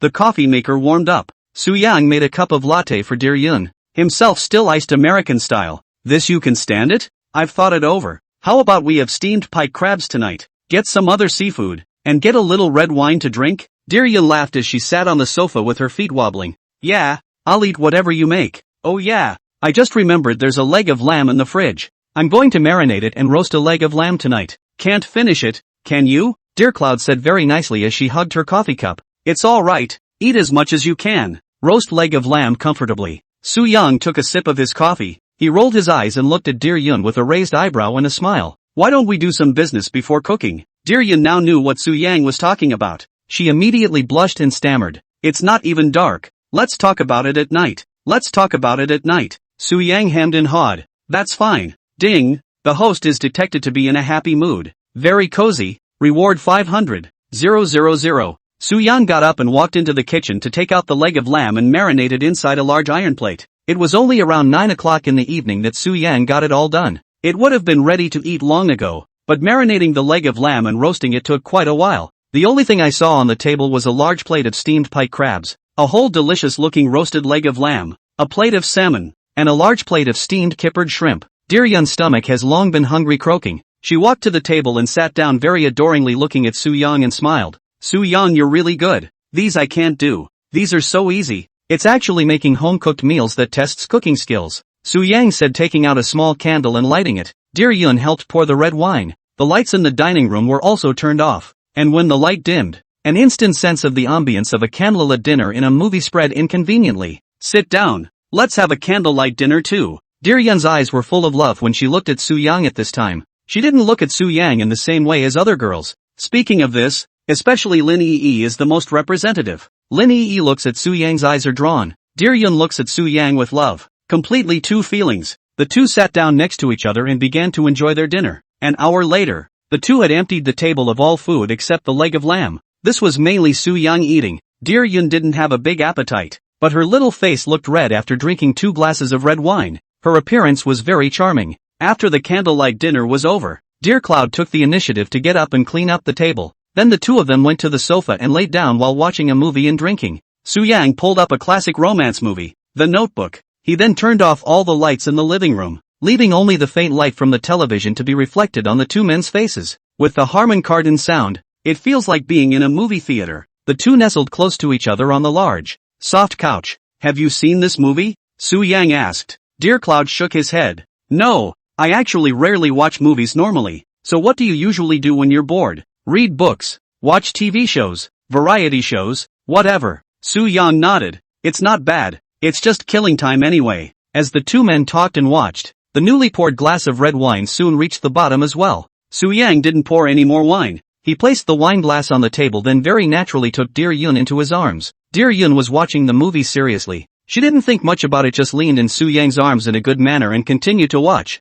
Unbeknownst to me, the movie plays to a kissing scene between the hero and heroine in the pouring rain. Dear Yun sat up a little embarrassed as she ruffled the bangs on her cheeks, turning her head to peek at Su Yang. But what she didn't expect was that Su Yang was also looking at her. She turned her head at once to pretend nothing had happened. Su Yang let out a soft laugh and swept Dear Yun into his arms again. The movie unknowingly plays to a key plot point. Dear Cloud lowered his head somewhat sheepishly. Seeing this, Su Yang stood up with Dear Yun in his arms. Dear Yun's heartbeat instantly accelerated. Her eyes were full of love as she looked at Su Yang and said, "I want to take a shower. I haven't washed since yesterday. My body is sticky." Su Yang hemmed and hawed without saying anything and walked straight towards the bathroom. Chapter 120, Going to see the villa. Dear Yun symbolically struggled in Su Yang's arms. Su Yang said in his heart, "I've long wanted to try the bathroom battle. I have to do it today." He carried Kagome into the bathroom and made another heel hook door from last night. Same action, only the scene has changed. Su Yang put Dear Yun down and then with a smile on his face, he came to the side of the bathtub to drain the water. Dear Cloud leaned against the door a little handily for a moment. Soon a tank of warm water was put in place. Su Yang looked at Dear Yun, who was standing by the door with a nervous face, and raised his eyebrows and smiled. "What are you nervous about? It's not like I'm going to eat you up." Early the next morning, Dear Cloud had something to do and left first. Su Yang lay on his bed with a smile on his face and routinely signed in, after which he got up and went to the bathroom to take a shower. There shouldn't be anything else today. Ask old Meng later if he's free, and go check out the villa if you can. Around 10 o'clock, Su Yang sent a message to Meng Wanzhou. "Old Meng, I'm back in Haicheng. Are you free today?" A few minutes later, Meng Wanzhou's message came back. "I'm outside right now, but I'll be fine after noon. Do you want to go look at houses today?" "Aha, not much going on today, getting ready to check it out." "Okay then, I'll send you a location. You leave around 12 o'clock and I'll go over this way then." Su Yang, no problem. After chatting with Meng Wanzhou, Su Yang clicked on Pan Ning's dialogue box again. "What's going on? Beautiful?" Pan Ning, fist. "Su Yang, you still practice boxing?" Pan Ning, yes. "Practicing specifically to beat you." Su Yang, ha, no kidding. "I'm back. Where are you?" Pan Ning, home. Su Yang, "I'm going to take a look at the villa. Are you free? Accompany me to take a look?" Pan Ning, "Then come pick me up. I don't want to drive today." Su Yang, "You like cars so much, but there are actually times when you don't want to drive?" Pan Ning, "No." Su Yang, okay, then send me a location. I'll come over to pick you up later." Pan Ning, okay. Turning off his cell phone, Su Yang walked into the kitchen to heat up and eat the leg of lamb that he didn't finish last night. At about 10:30 he changed his clothes, picked up the keys to the McLaren and pushed out the door. Pan Ning sent in the positioning of the Thousand Hills Peninsula Villa area. Su Yang looked at the specific directions. The end point was 1 kilometers away from Sunhai Manor, located on the shore of Thousand Mountain Lake in Yanghe District. It's a great location. A lake house. Su Yang thought about driving out of the parking lot. Just after leaving the parking lot and coming to the main road, he saw Gu Xiaoman standing on the side of the road talking on the phone. Su Yang honked the horn. Tick-tock. Gu Xiaoman turned her head to look. Seeing the McLaren Senna, she knew who was taking her off. She walked over to the car and bent down to look in and smiled. "What a coincidence. You're going out again?" "Yeah, getting ready to check out the room." "Watching the house?" Gu Xiaoman froze. Su Yang thought for a moment and said, "Aha, go check out the villa." "Don't." "Villa." Gu Xiaoman gritted his teeth when he heard this. "How much money do you have?" "Kid, you have so much money, can't you share some of it with me? Can you bear to see me, a weak woman, working as a cow or a horse every day?" Su Yang said in his heart, "You're so plump, where are you weak?" However, he only dares to think about it in his heart. And Gu Xiaoman would probably have to chase after him to beat him up if he really said it out loud. Su Yang laughed. "Then don't go to work. I'll support you." "Are you serious?" "Really? I'm just afraid that you won't be able to eat at that time." Su Yang raised his eyebrows towards Gu Xiaoman and smiled. Gu Xiaoman waved her pink fist and glared at Su Yang. "Don't be cocky, you brat." "Oh yeah, something just occurred to me." Su Yang asked. "What is it?" Gu Xiaoman stared at Su Yang and smiled charmingly. "Who was that beautiful woman who came back with you yesterday?" Su Yang. You, sis, you special meow wouldn't have secretly planted a camera in my house, would you?" Gu Xiaoman winked and laughed. "I'm not that perverted." "Then how did you know someone came home with me yesterday?" "You do not nonsense. I saw Yesterday I happened to take customers to see the house. In the parking lot saw a beautiful woman followed you up the stairs." Gu Xiaoman finished grinning. Su Yang covered his forehead and laughed slightly embarrassedly. Would you believe me if I said that was my sister? What do you think? Hey, so what? I'm not going to bull ***** you. I'll buy you dinner some other time. I have things to do. Bye. After Su Yang finished his speech without waiting for Gu Xiaoman to reply, he stepped on the floor oil and the Senna erupted into a roar and quickly left. Gu Xiaoman stood by the roadside with her hands clasped in front of her with a faint smile. I knew this kind of man would not lack women around him. Luckily I didn't fall into it. Or maybe I would really fall in love with him. But my simple Manhwa sister. I wonder if you have fallen in. More than 20 minutes later, Su Yang drove to the luxurious gates of the Thousand Hills Peninsula Villa area. Outside the main gate of the villa area there is a round fountain surrounded by a variety of greenery. Looking in from the outside, a quiet road curved inward, flanked by lush greenery. To the right of the villa area was the Thousand Mountain Lake. Su Yang got off the car and looked at the lake. The lake surface was sparkling. At the moment there were some middle-aged men and women who were walking around the lake. Su Yang took out his cell phone and dialed Pan Ning's number. The phone rang twice and then connected. Hello? I'm in front of your neighborhood. Come on in. My house is inside and it takes 10 minutes to walk out. So what's your exact door number? You tell me instead. Arashur District. 601. What is the blue zone? Su Yang flabbergasted. Pan Ning on the other end of the phone rolled her eyes. Just ask the security guard when you come in. Anyway, if you follow the road for a few hundred meters after you come in through the gate you'll see a thong intersection. You'll turn right at the intersection and just follow the road until you get to the far end and you're almost there. Su Yang nodded after hearing this. Alright, then you can walk out. I'll come in right away. After hanging up the phone,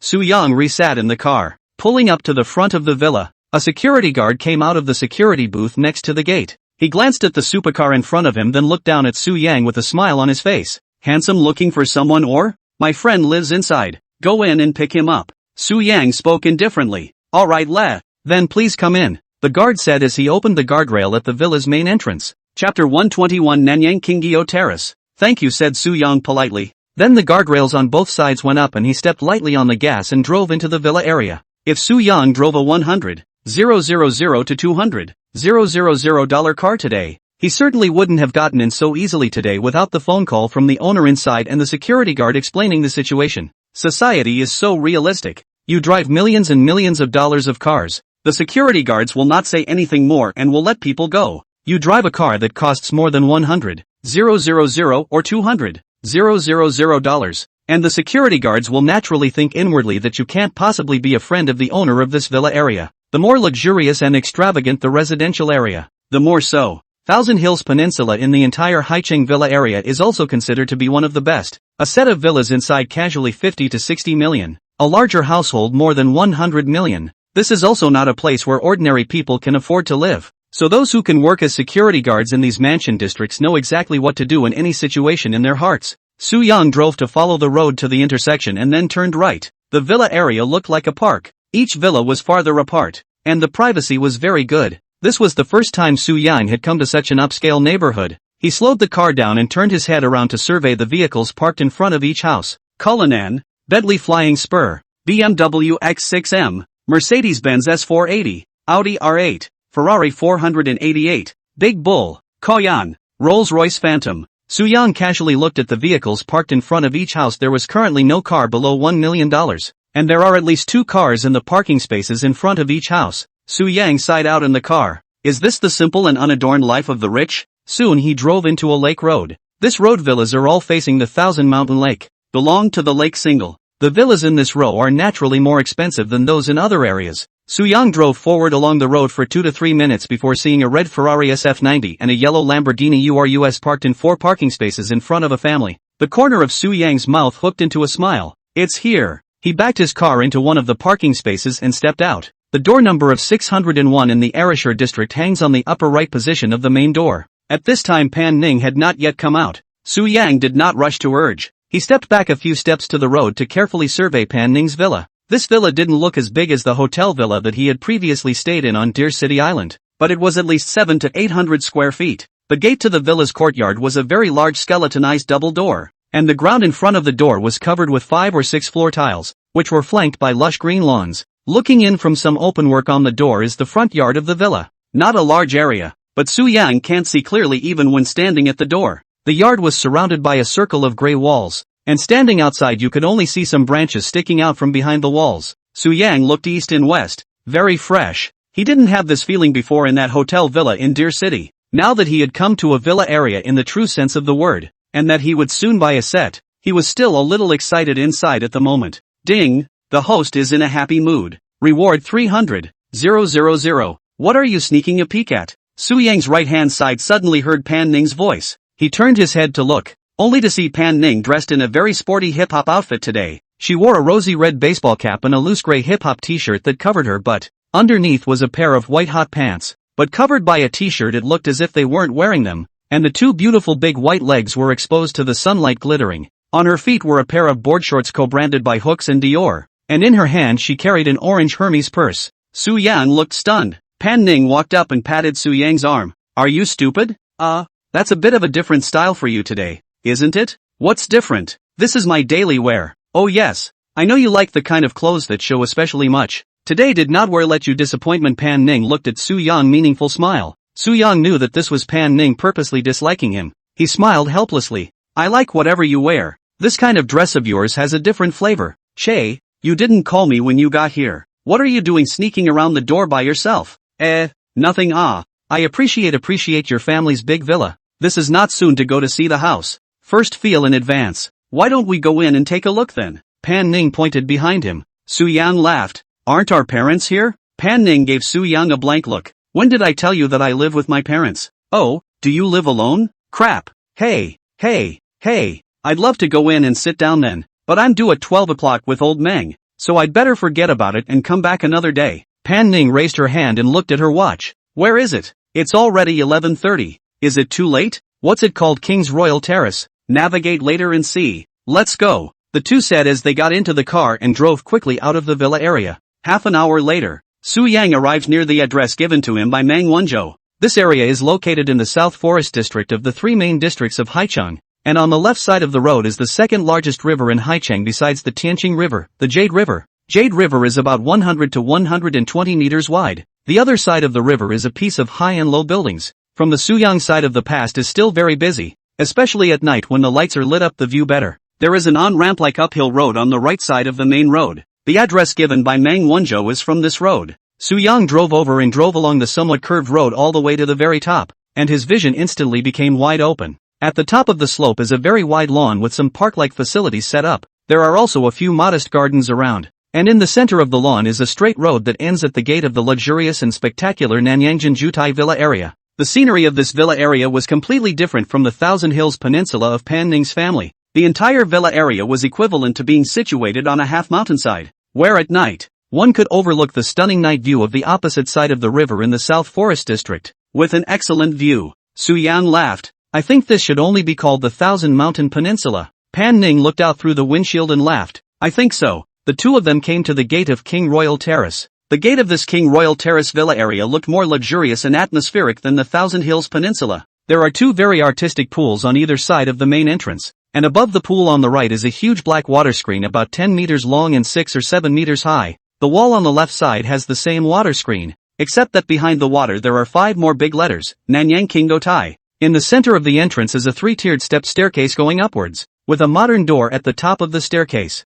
Su Yang looked up at the road on the left and right. Where does this drive in from? Pan Ning pointed to the road on the left. Follow this road to the end and then turn right. Su Yang froze. You've been here? Pan Ning shook her head. Never been here. Intuition. Holy, what an intuition. But women's intuition is usually spot on. Drive over there and check it out. Chapter 122, Your Little Fangirl. Su Yang had just turned left when his cell phone rang. He picked up the phone and Meng Wanzhou's voice came from the car. Old Su, where have you been? Su Yang, I'm at the gate of King's Royal Terrace. Drive here and turn left. Right? Yeah.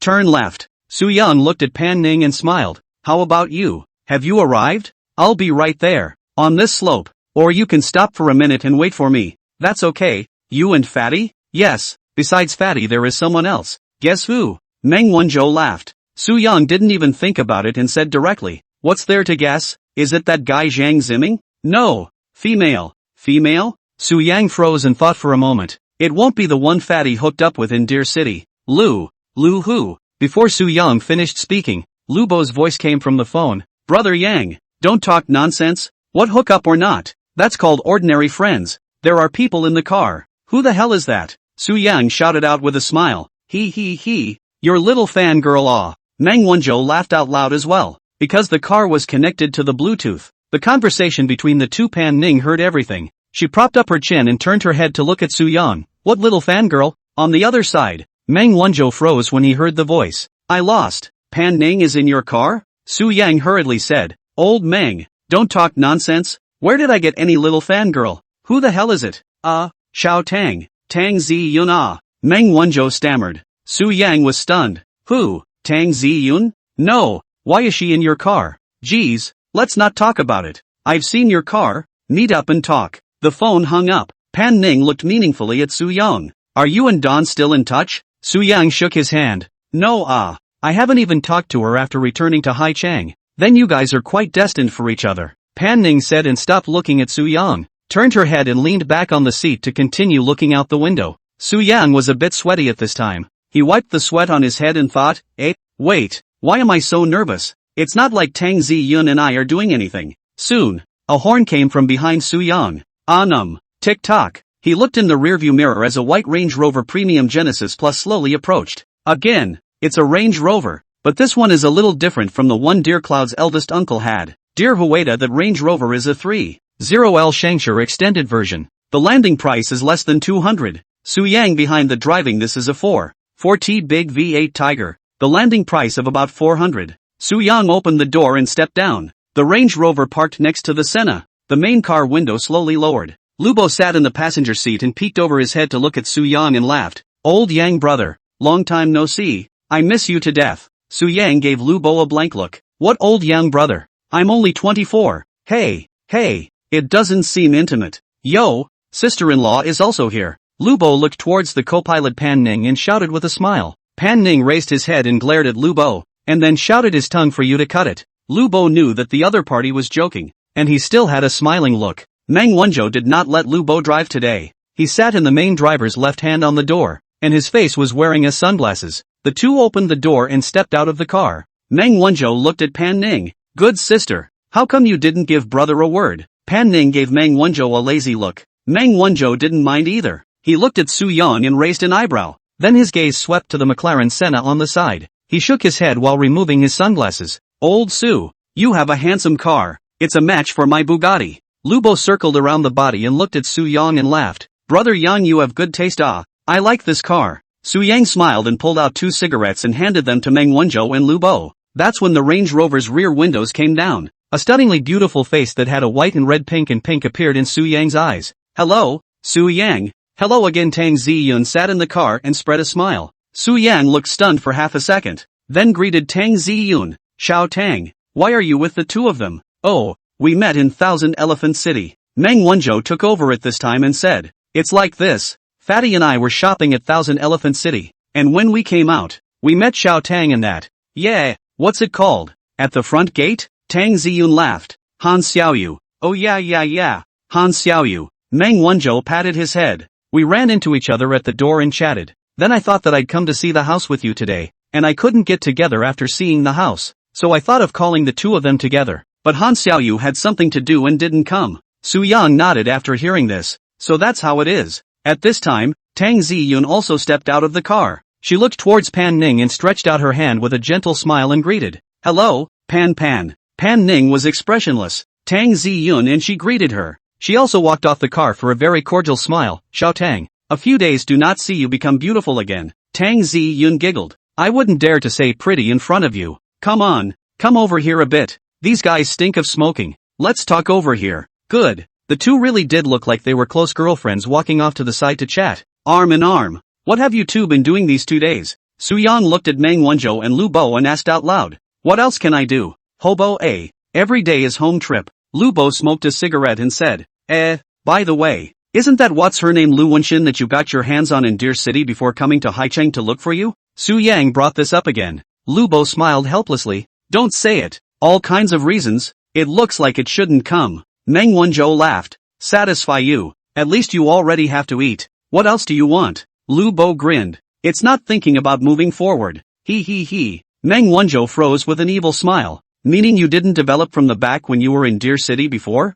Put. Su Yang didn't hold back his laughter. Lu Bo looked at Su Yang with a frown and asked, What do you mean? TCH, you're still called the king of dirt, and you don't even understand this? Lubo looked up and thought for 2 seconds and then reacted. He laughed and said, asterisk asterisk asterisk asterisk. Brother Meng, I mean it, I really want to develop with her in the future. Hey, why don't I make an appointment for you then? Forget it, I also had this idea before. Now love to come. It's not like I can't find a woman in my ing life. That's right. 2 minutes later, after the three of them finished their cigarettes, Pan Ning and Tang Ziyan also walked over. Su Yang looked at the two of them. Let's go in. Okay. A few people resumed their seats in the car. Meng Wanzhou drove in front and Su Yang slowly followed. Soon, the two cars entered the open parking lot of the sales office of the King Royal Terrace Villa area one after the other. This parking lot is decorated with birds and flowers, giving Su Yang a good first impression. And to the left of the parking lot is the sales department of King Royal Terrace.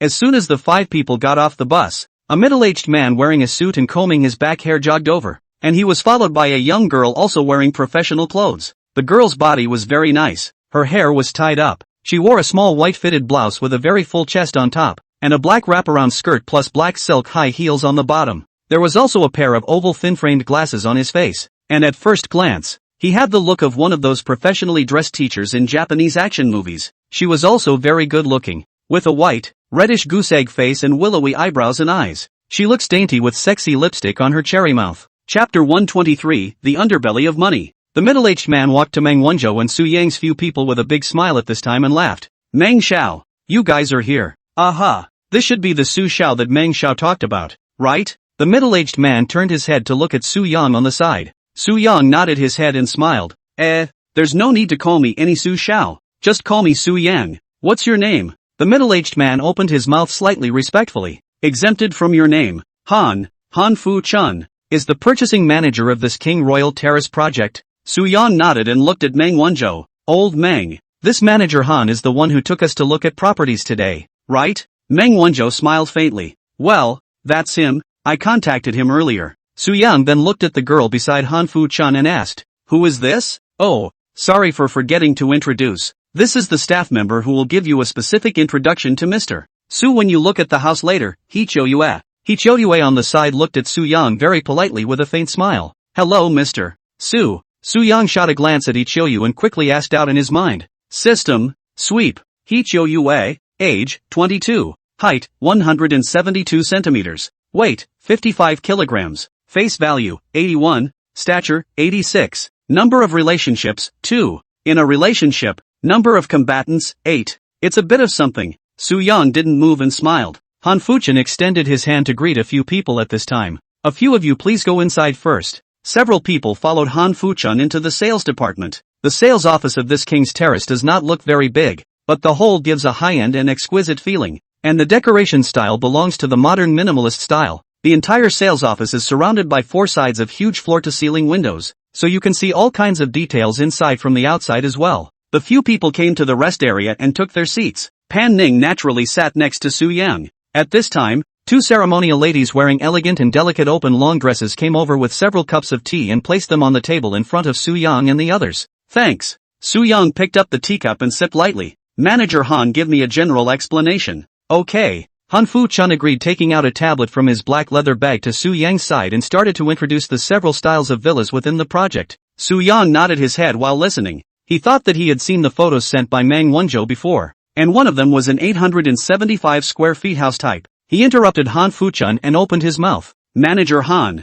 let me interrupt. Do you have an 875 square feet model here? Han Fu Chun nodded his head and smiled. Yes, Mr. Su already has his eye on one, right? Su Yang nodded. Old Meng sent me photos to look at before. I feel it's okay, so you can just introduce me to this house type. Okay Lu. Han Fu Chun pulled up the 875 square foot villa out on the flatbed. 10 minutes later, Su Yang had a general understanding of this house type under Han Fu Chun's introduction. Okay, take me to see the model house. No amount of talk is as practical as seeing it with your own eyes. Okay Lele, then let's go over there now. The landscaping truck is already waiting at the door. Oh, there's still a car? Su Yang stood up and looked out the window. Just a white landscaping truck was parked out front waiting. Han Fu Chun smiled. Yes, our King Royal Terrace Villa area covers a total area of about 560,000 square meters. The villa area is still quite large inside. And 875 square feet of that one style of physical model house is also a little far away from the sales office.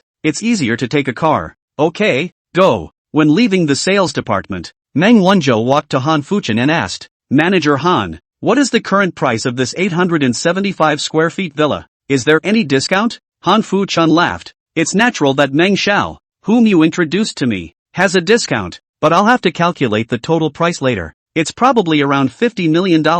Meng Wanzhou walked to Su Yang's side and said faintly, is this price okay? Su Yang nodded and smiled. Pretty much. Not much of a problem. In fact, this is considered a euphemism for him. Now not to mention 50 million, is a billion he spent out will not be heartbroken. After all, his money will only be used more and more. That's the bottom line of having money and not hesitating to think about what happens after you spend it. That's fine. Let's go. A few people boarded a landscaped vehicle and within a few minutes, they arrived at the physical model home of the 875 SQ foot unit at King's Terrace. This area where the 875 SQ foot units are located has an exclusive name, King Chang. The entire King's Terrace villa area is divided into a total of 4 zones, each of which is named after the word king. They are King Tai, King Shade, King Chang and King Cloud. The 4 regions are not divided into high and low levels, just different villa styles, locations, areas, etc. The villas in the Jingchang region that Su Yan looked at all belong to the modern style.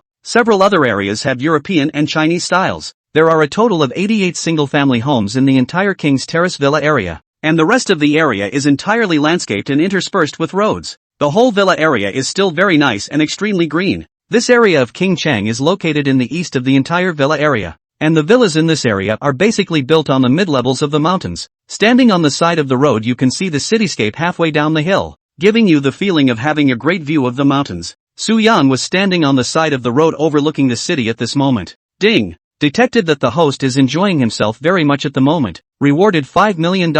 With a smile on his face he admired the scenery and turned his head to look at the villa aside, suddenly remembering that he used to play a single-player game, GTA 5. The first impression of the villas in this area gave him a bit of a feeling of the mid-level villa of the game's black protagonist, Xiao Fu's family. Several people followed Han Fuchun to the luxurious physical model home. At this time, He Chiu Yue, who was beside Han Fuchun, came forward and started to introduce Su Yang. Mr. Su, I'll introduce you to what we're seeing now as the 875 SQ foot physical show flat of King's Chang. The architectural style of the villas in this area of King's Chang are all in a modern style, with a total of 2 types of house types. One is 788 SQ foot, and the other is the 875 SQ foot that we're looking at right now. Su Yang. Several people listened while nodding, only Pan Ning like an air person looking at the cell phone. Mainly she grew up living in the villa. All kinds of villas have long had little attraction to her. Of course Meng Wanzhou was the same, but he was still listening to the introduction rather carefully. He Chiu Yue picked up.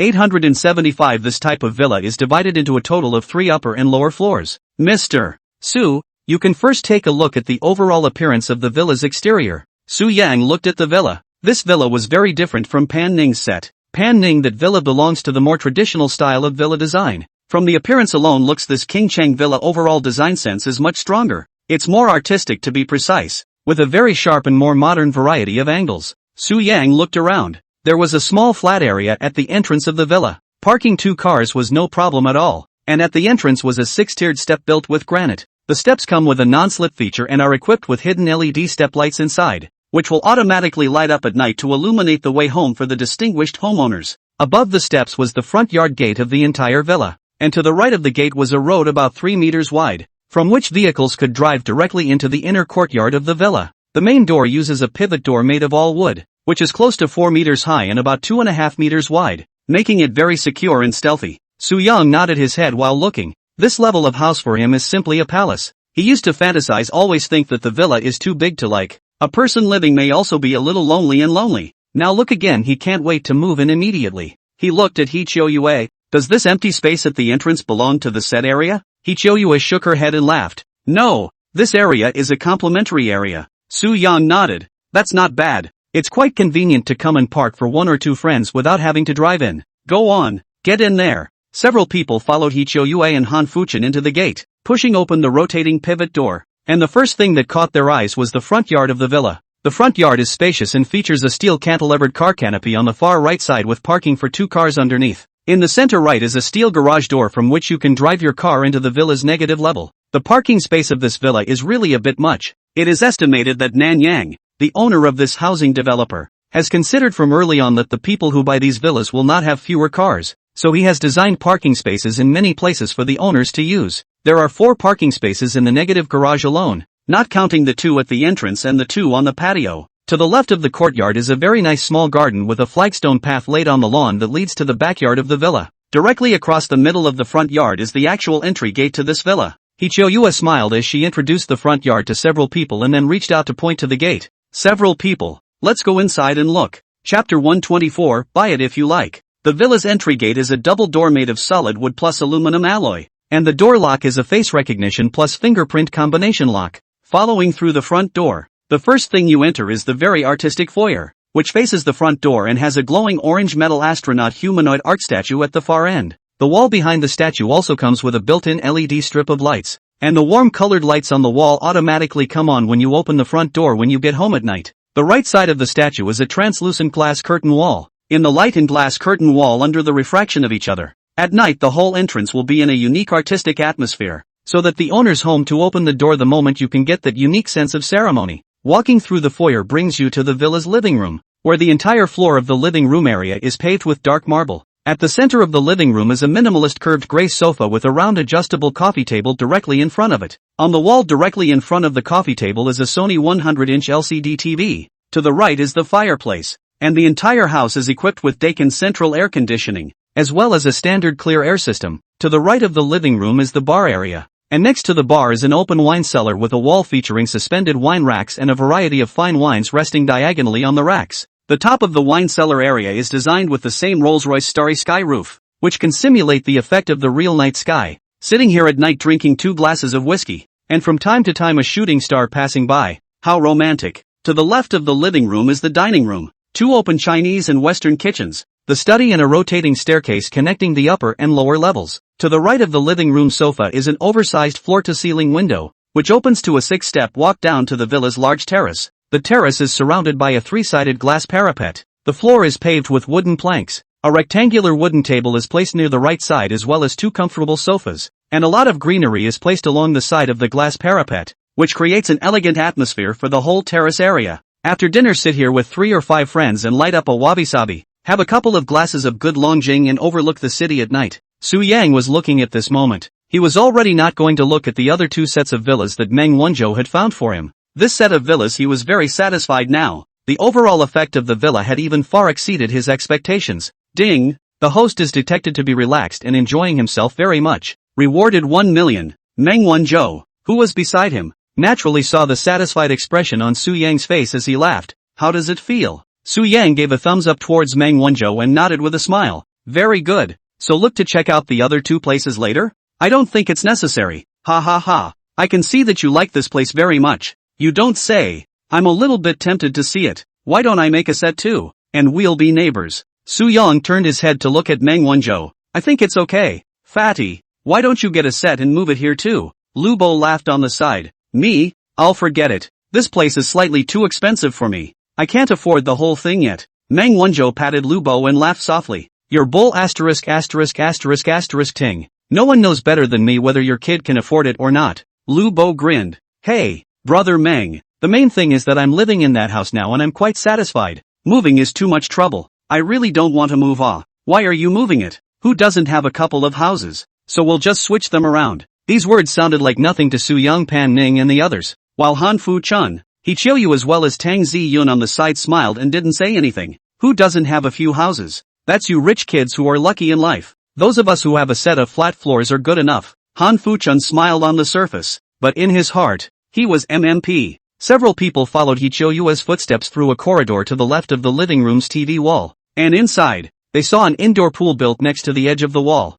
The pool is rectangular, not very big, 7 meters long and 2 meters wide. Su Yang inadvertently nodded his head. He had already begun to fantasize about playing in the water with dear Yun Pan Ning and the others here later when he had nothing to do. That feeling, don't mention it. Walking straight across from the pool area there is a large glass door that goes out to the backyard of the villa. The backyard is larger than the front, with half of the ground area being lawn. And of course, there is a pool in the backyard, and an infinity pool at that. This pool is also much larger than the indoor one, with 4 lounge chairs as well as a parasol set up by the pool, making it perfect for a party or something in the backyard. The entire first floor is roughly these amenities, with the second floor bedroom area up the rotating staircase from the living room near the den location. The entire villa has a total of 6 bedrooms and 5 bathrooms. Not a lot of bedrooms, but each bedroom is large, especially the master bedroom. This master bedroom was much larger than Su Yang's master bedroom in Senhai Manor, and it had an excellent view. The master bedroom's balcony also faces the mid-levels and is in the same direction as the living room terrace and the infinity pool in the backyard.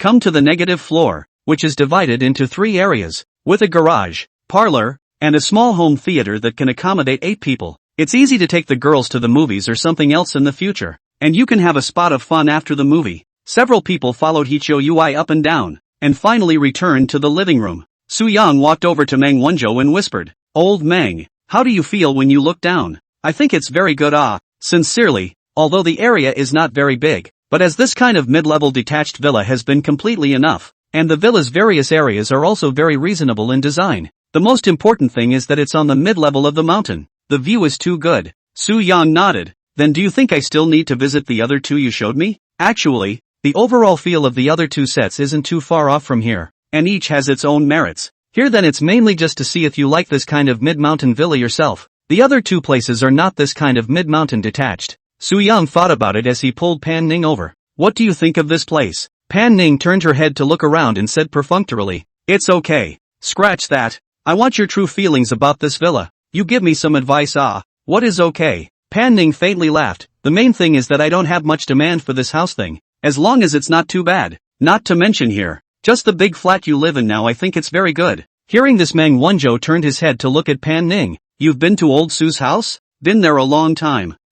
Okay, don't even call me," Meng Wenzhou said deliberately. "You didn't know each other then?" Su Yang smiled at the situation. "I've only just bought my side for a short while. You guys are always welcome to play at my place." "That's definitely a must. There's no rush on this one. We'll make an appointment some other time when we're free." "So you don't have any constructive advice at all?" Su Yang once again looked at Pan Ning, wanting to ask for some professional advice from this person who had lived in the villa since she was a child. "I really don't have a problem with it. Villas are all pretty much the same to me. You can buy them if you like." Su Yang scratched his head and gave up asking again. "Okay." He looked at Meng Wenzhou again. "Then it's confirmed here." Without looking at the other 2 sets, Meng Wenzhou nodded. "That's fine. The difference between the style of the other 2 and this one is actually not very big. One is 830 square feet, one is 920 square feet, and the appearance of those 2 villas belongs to a more modest traditional villa. I was the first one to let you come here also because I took into account this villa's modernization and design sense is much stronger as a characteristic." Su Yang nodded his head. "No kinks then. Here it is. Then do it." A few people walked towards Han Fu Chun and He Chi-yu who were waiting at the side. "How is it, Mr. Su? Are you satisfied with the discussion?" Su Yang nodded. "Quite satisfied. Calculate how much the total price is. We can pay when we go back to the sales department." "Yes." Chapter 125, Taking It All. A few people walked out of the villa and got into a landscaped car to return to the sales office. What follows is a series of more tedious home buying processes. However, with Meng Wenzhou, the villa expert, many of the places Su Yang didn't quite understand he was able to help explain clearly in time from the sidelines. More than 2 hours later, under the processing of the bank staff cooperating with the project, the total price of 58,880,000 villas. The final price paid after the concessions came down, 56,655,000. The full amount of a one-time settlement. Ding! Detected that the host purchased the first villa in his life, excited and enjoying himself very much. Rewarded $30 million. After the successful payment, the general manager of King Royal Terrace as well as several so-called leaders and others organized a simple purchase ceremony for Su Yang at the sales department. Han Fuchun stood on a step with a microphone in his hand and looked at Su Yang with a slightly respectful smile and said, "Congratulations to Mr. Su for taking a set of mid-mountain single-family villa of King Chang No. 06 with full payment, and from this moment onwards he will become the honored owner of the King's Royal Terrace. Let's all give a round of applause for Mr. Su." Snap, boom, boom, boom. Instantly, applause and the sound of fireworks filled the sales office. The remaining 2 or 3 tables of house-sitting guests in the lounge area clapped along. At this time, the side of Meng Wenzhou close to Su Yang whispered, "Your kid can more than $500 million full payment. I previously thought that you should be divided into a few installments to pay. It seems that I underestimated you again. I prepared the funds before when I was looking for you in Dear City to talk about this matter. I'm a person who is not going to make a move. The move must be full payment. He. Soo-young joked. Well, not bad. A bit of my style now. Ha ha ha. Come play when it's done over here. I have to come. I'll wait to hear from you. Tang Ziyun, who hadn't said anything on the side, had some mixed feelings in her heart at the moment, and there was an indescribable feeling in her eyes as she looked at Soo-young. More than $500 million was estimated to be money that she would never earn in her lifetime to her, and Soo-young just paid it so lightly. She had previously thought that Soo-yang was just a relatively rich social elite, but it wasn't until she saw Soo-yang's supercar that she realized she had looked away. And now Soo-yang was easily paying more than 50 million again. Suddenly an insurmountable sense of distance invisibly bubbled up in the inner depths of her heart. She did not know who she had previously inquired that Soo-young and Pan Ning had not confirmed their romantic relationship. Since then she was ready to compete squarely with Pan Ning, because in her opinion she herself was no worse than Pan Ning in both figure and looks. But now that she looked again, she had a little bit of a small inferiority complex. Indeed, only an equally rich girl like Pan Ning could be worthy of someone like Soo-young who casually threw away tens of millions of dollars. It was the first time she'd felt this way in her entire life. Her own family conditions in the ordinary people has been considered very good. Her parents in the C-city business. The average annual income is also $1 million level. She even if nothing to do home can also support her life. But she loves to sing herself and wants to make money on her own. In addition to her status as a bar singer, she was also assigned singer for a music company. And although she didn't have much of a reputation, she had a monthly salary of at least $30,000 to $40,000 per month just from that. Moreover, she was also a top student of the Magic City Higher Education Institution. No matter which aspect was not bad, but now the love that had resurfaced for Soo-young could only be put away unwillingly. But what she doesn't realize is that feelings are something that can't be controlled that easily. The purchase process is all finished. 5 days later Soo-young can live in this high-end luxury mid-level single-family villa. 80% of the villas within King's Terrace are fully furnished, and like the physical model homes, what you see is what you get. However, consumable items are not provided in the house, such as wine and the like,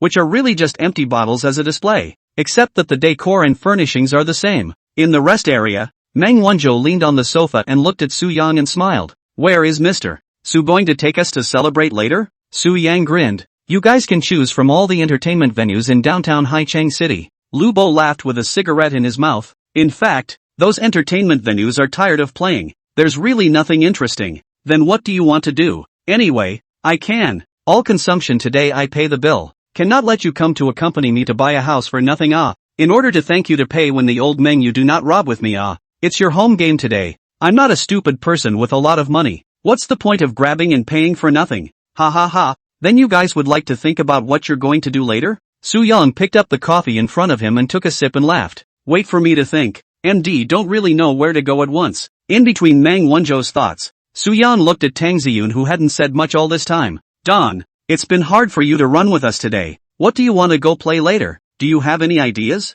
Tang Ziyun smiled sweetly. With you guys there's no need for me to think. I'll just listen to you guys. Soo-young nodded. That's fine. Right. Are those friends of yours coming later? You mean Xiaoyu and the others? Yeah. The ones we played with in Dear City. Besides Han Xiaoyu Lu Meng who's the other one? Char Coco. Oh yeah. Speaking of Xia Coco Soo-young looked at Meng Wanzhou and secretly cast a glance. Meng Wanzhou returned a you-know-what look to Soo-yang without saying much. Soo-young continued to ask. Call them together to get together. Tang Ziyun thought for a moment and said. Xiaoyu said before that there was something at home. I do not know if I finished. Dream sister did not go to work there should be no problem. Coco even if she came to estimate that it would have to be after work. It doesn't matter. You ask first. Okay Tang Ziyun said as she pulled out her cell phone to send a message to the remaining three. Well, your noble son who often hangs out at major entertainment venues needs to think for so long? Soo-young looked at Meng Wanzhou and laughed. Meng Wanzhou blankly glanced at Soo-young. It's not because of you?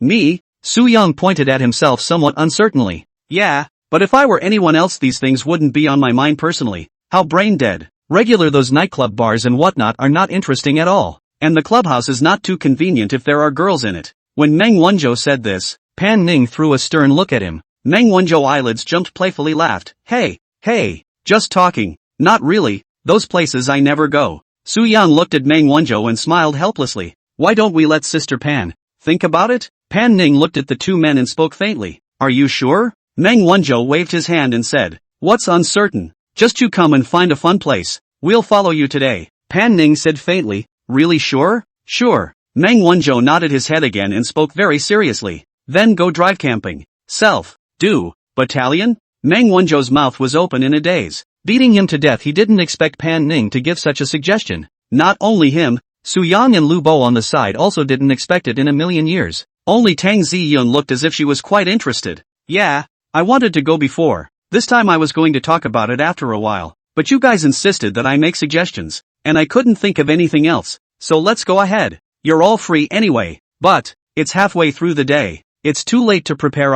Meng Wanzhou was still fighting for it, although he already had a bad feeling. Who says it's just going to be one day? Chapter 126, What's coming will always come. At this time Su Yang suddenly thought of something. He looked at Meng Wanzhou and Pan Ning. Right, old Meng, isn't your own sister coming back in a few days? Will we delay things if we run out for a few days? Right ha, how could I forget something so important? Meng Wanzhou slapped his head and looked at Pan Ning. Pan, Chiyu will be back in a couple days. We have to help with the family banquet, so I don't think it's too late to go out camping. Why don't we wait until she's back and then go together? Pan Ning listened silently. She didn't move as she pulled out her cell phone and opened the dialogue box with Meng Qianyue to show it. The chat between the two of them was clearly visible on her cell phone, and Meng Qianyue had told her the exact time was 6 days later. She won't be back for another 6 days. It's not like we're going far. We can just play around Haicheng for 2 days. And if we can't, we'll just not camp for a while and wait for her to come back. Meng Wanzhou's worried expression finally spread when he heard this. Hey, okay, then let's wait for Qianyue to come back and then we'll find some time to go. Pan Ning nodded. Let's do it this way. Let's go to Shima Town to have some fun. It's only about 100 kilometers away from Haicheng. We'll set off later. We'll spend the night there tonight, and then go rafting in the Blue River tomorrow. Meng Wanzhou's essence flashed. Hey, this is good. It just so happens that I haven't rafted in a couple years, and the Blue River is exciting. So yes, it's a deal. Shima Town Su Yan naturally knows. This is the province's most famous one of the ancient town tourism area. Similar to the ancient city of Lijiang, only the scale is not as large as the ancient city of Lijiang, but also has its own characteristics. Every summer there is an endless stream of tourists from inside and outside the province, mainly because Shima Town can not only experience the leisurely feeling of the ancient city of Lijiang, but also has a very exciting rafting base more than 10 kilometers away from the ancient town, Blue River Rafting. However, Su Yang has not been to Shima Town. Rafting he has drifted 2 or 3 times, but they are around the sea city.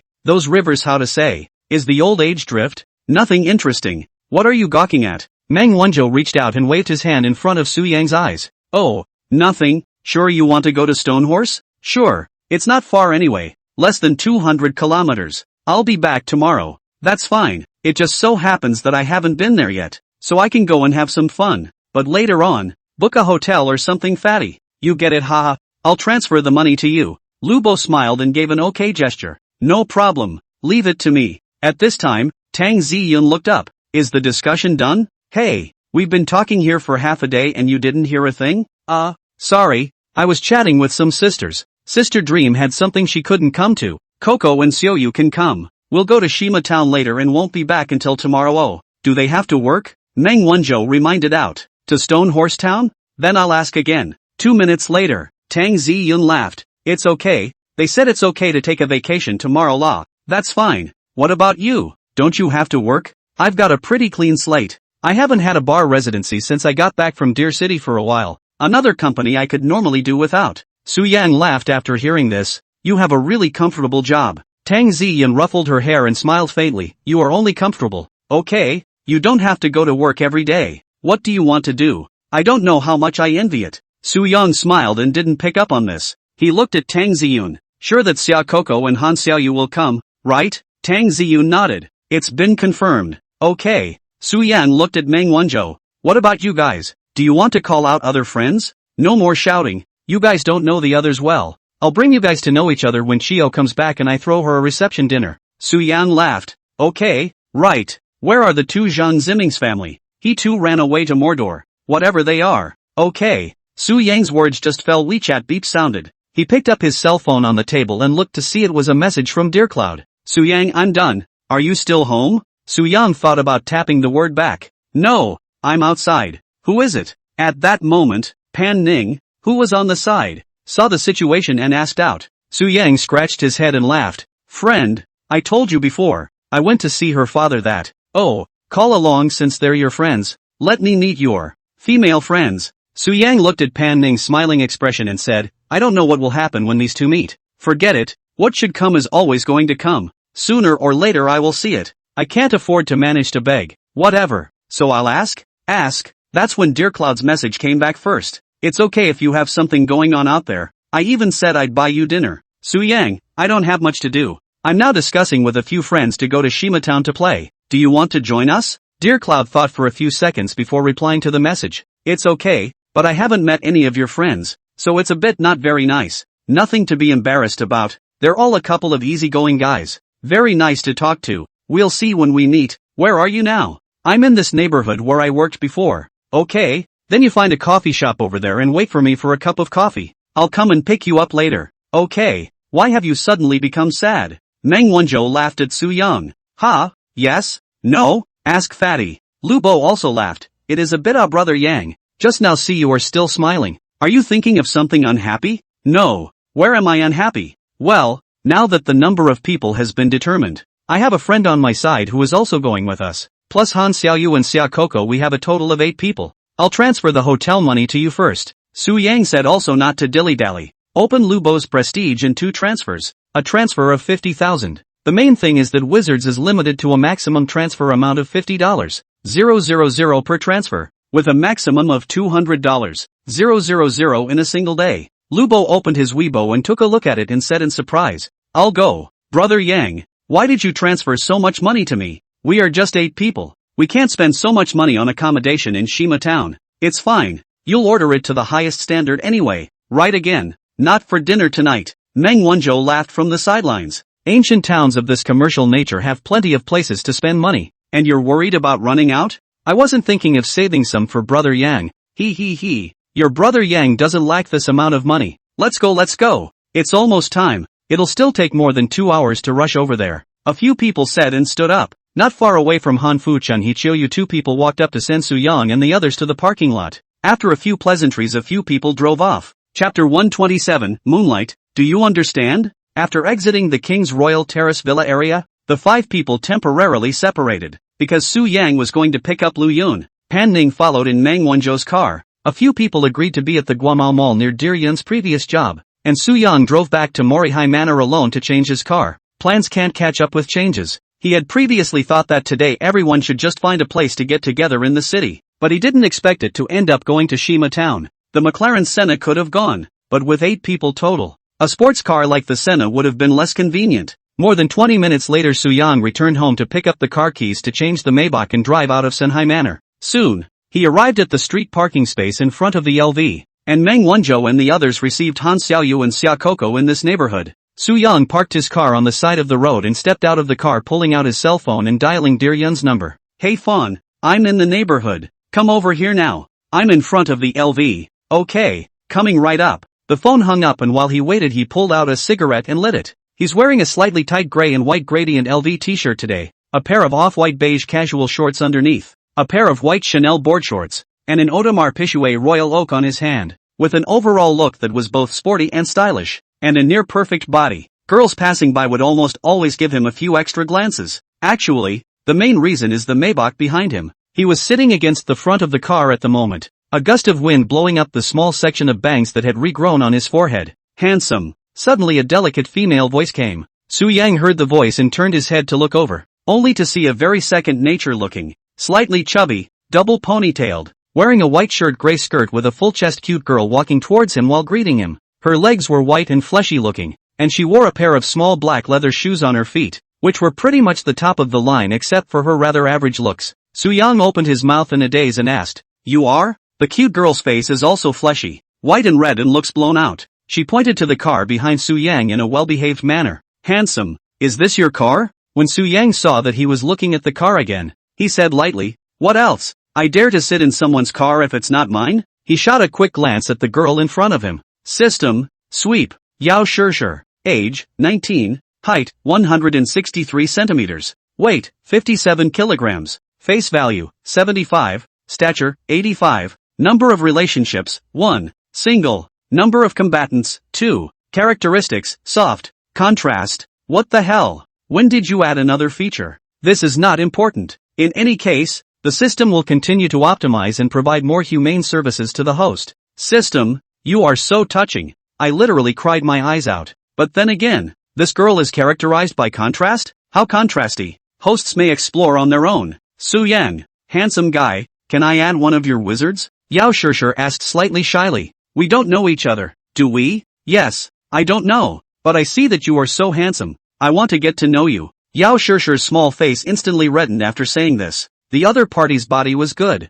but she was still a bit short on face value, although she looked okay with makeup. If Su Yang hadn't known so many beautiful women in the situation, he would have definitely added it. But now, he is not at all lack of beautiful women around, and basically are more than 85 points of the super beautiful. He has not reached the point that is an okay woman to accept. He looked at Yao Shishir in front of him and laughed. Prestige won't be added. You should still be a student, right? Aha, yes it is. Students just study hard. I still have things to do. Su Yang gave his expulsion order. Okay, a flash of regret flashed in Yao Shishir's eyes as she turned to leave. Although he didn't add the prestige, Su Yang found another new function added by the system, and he asked in his mind, Systems, what are the features of Dear Cloud? Dear Cloud, characteristics, strong fighting strength? What? Dear Cloud fighting well? Why didn't I feel that? Su Yang was dumbfounded, but he carefully recalled in his mind that of the several people he had fought so far, it seemed that Dear Yun was indeed the strongest. Scratch that. What about Pan Ning's features?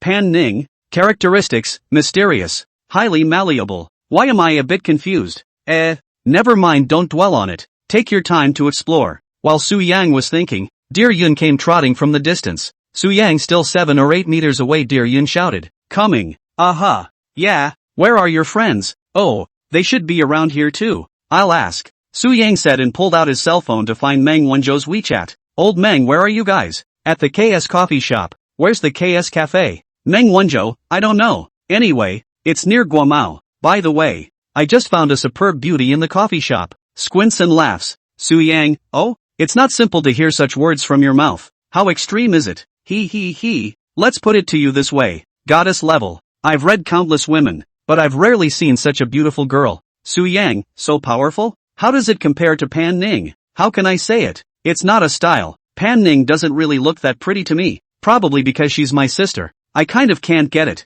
But that girl is only so good looking. Pure, sweet, cute, 360 degrees without dead angle. White moonlight kind of feeling, you know? So exaggerated. Then you didn't go up there and ask for a prestige or something. With your level you should be able to ask for a prestige easily, right? I was going to ask for it, all standing up. But the girl seemed to get a phone call or something and suddenly grabbed her bag and ran off. When Su Yang saw this, he suddenly felt that something wasn't quite right. He thought for a moment and turned his head to look at Dear Yun beside him. Little dear, did you just come out of the coffee shop? Dear Cloud nodded. Yeah, scratch that. Old Meng can't be talking about the deer. What's the name of that coffee shop you were in? I didn't pay much attention yet, but the name of the store seems to be 2 letters. I throw. Su Yang smiled after getting the answer and continued to reply to Meng Wenzhou. Let's not talk about this for now. My friend has arrived. You guys hurry over? LV entrance. Okay, hey, I should have known. I would have gone up earlier and asked. Heck, this kind of goddess just disappeared into my world. Su Yang rolled his eyes. Cut the crap and hurry over. Turning off his cell phone, he turned his head to look at Dear Cloud. My friends, they were just at a coffee shop with you. Huh? Such a coincidence? Yeah, they're coming over now. Okay. The two stood on the side of the road chatting and waiting, and after a few minutes they saw a few people walking not far away. A few people also saw Su Yang and a girl, but Dear Yun was standing sideways, so Meng Wenzhou couldn't see too clearly. The closer he got, the more familiar he looked. At this time, Su Yang laughed. They've arrived. Dear Yun turned to look with a smile on his face, only to see 6 people walking towards him. 2 of them are staring with their eyes and mouths wide open. Chapter 128, Departure from Shima Town. You. Meng Wenzhou looked at Dear Yun beside Su Yang with a confused expression. Pan Ning's eyes also flickered with a faint light without him realizing it. A few people walked up. Su Yang smiled and greeted both Han Xiaoyu Xiaokoko. Hello 2 beauties. Hello again. Su De handsome. You've become handsome again after not seeing you for a few days. Which day am I not handsome? Su Yang joked. Yes. Oh yeah, this is Dear Yun. Su Yang pointed to Dear Yun beside him and said. Dear Yun smiled like a flower as she looked at the 6 people and greeted them nicely. How are you guys? I'm Su Yang's friend, Dear Yun. Hello. Several people also briefly introduced themselves to Dear Cloud in turn. When it was Pan Ning's turn, She walked up and stretched out her hand and smiled. Hello, my name is Pan Ning. This is the first time we've met. You're Su Yang's friend from now on. You're also my friend. Dear Yun looked at the powerful aura of Pan Ning, secretly gulped and stretched out his hand to shake hands with Pan Ning. Hello, I'm Dear Yun. I hope we can be good friends in the future. You're so pretty, Han Xiaoyu said at this time, walking up and pulling up Dear Yun's hand and laughing. Meng Wanzhou, who was on the side, walked to Su Yang's side as he pulled Su Yang over and whispered, asterisk asterisk asterisk asterisk. Is this the friend you were talking about? Yeah. What? Isn't she the extremely beautiful woman I was just telling you about? Actually your friend.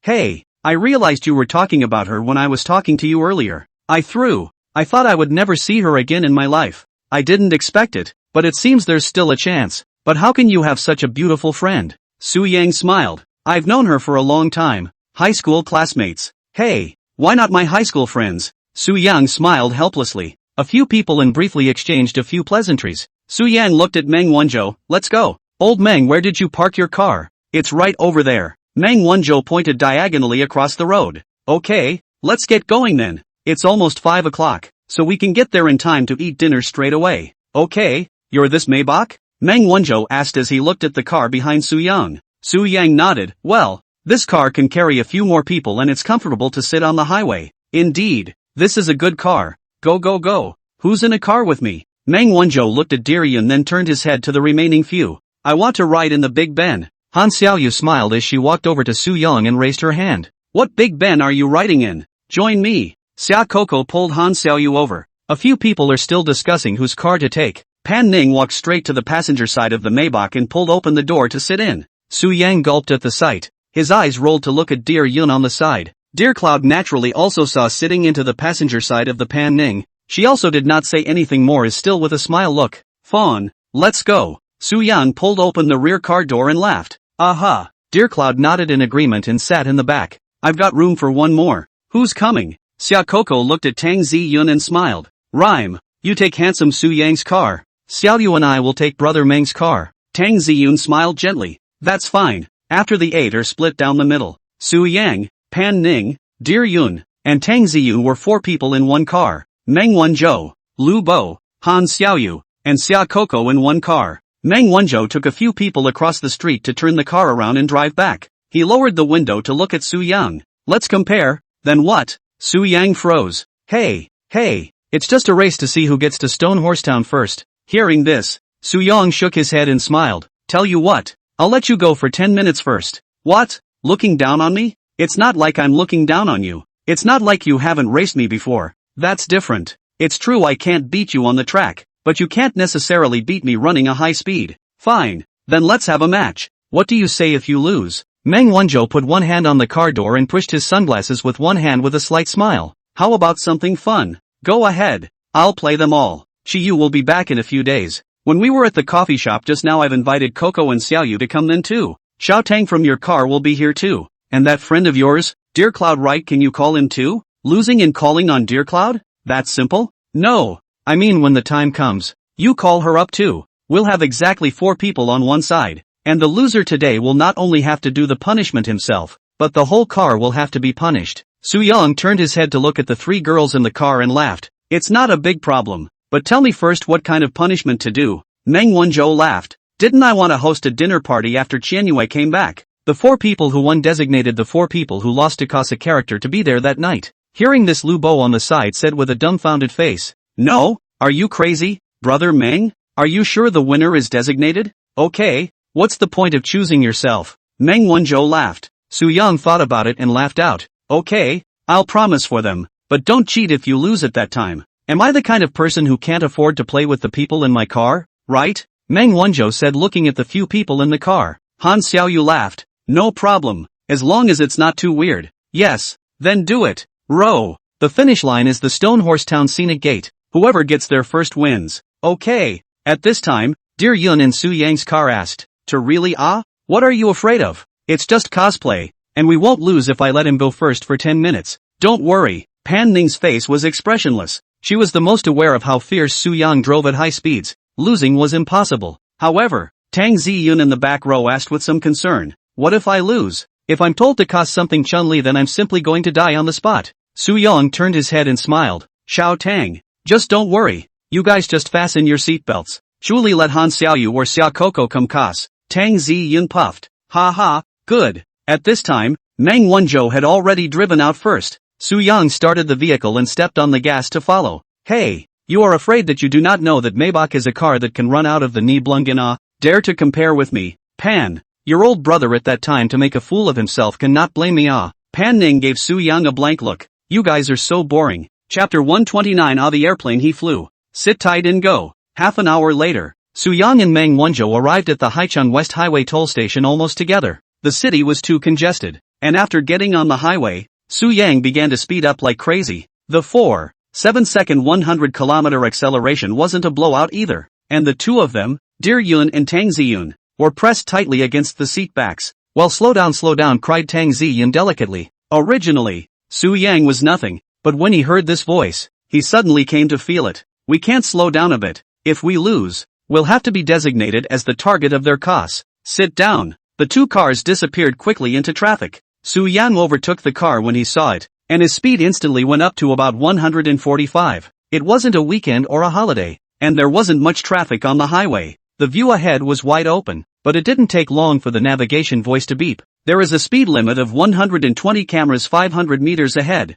You are exceeding the speed limit. Please slow down. Su Yang came to a position close to 200 meters before slowing down the speed of the car to pass. Just passed and instantly speed up. He was almost the entire high energy since he got on the highway, and the heartbeat of Dear Yun and Tang Ziyun in the back row was accelerating, with their eyes glued to the vehicles on the road for fear of suddenly crashing into them in an inattentive manner. Only Pan Ning didn't feel anything at all as she tilted her head back and went straight to sleep. Su Yang looked in the right rearview mirror, only to see the white Range Rover flashing its lights at him from behind. His mouth quirked in a smile. Catch up if you can. With that said, it picked up speed twice, and the Maybach quickly distanced the Range Rover. After an hour of this driving, the Range Rover had long since been dumped somewhere. Su Yang's highest speed ran to about 180, and considering that there were 3 girls sitting in the car after all, he didn't exaggerate too much. If he was on his own he would have been at least 200 or more on the road where he didn't take pictures. On the other side, inside the Range Rover, Lubo looked to the road ahead and spoke out anxiously. Meng, you step on the gas.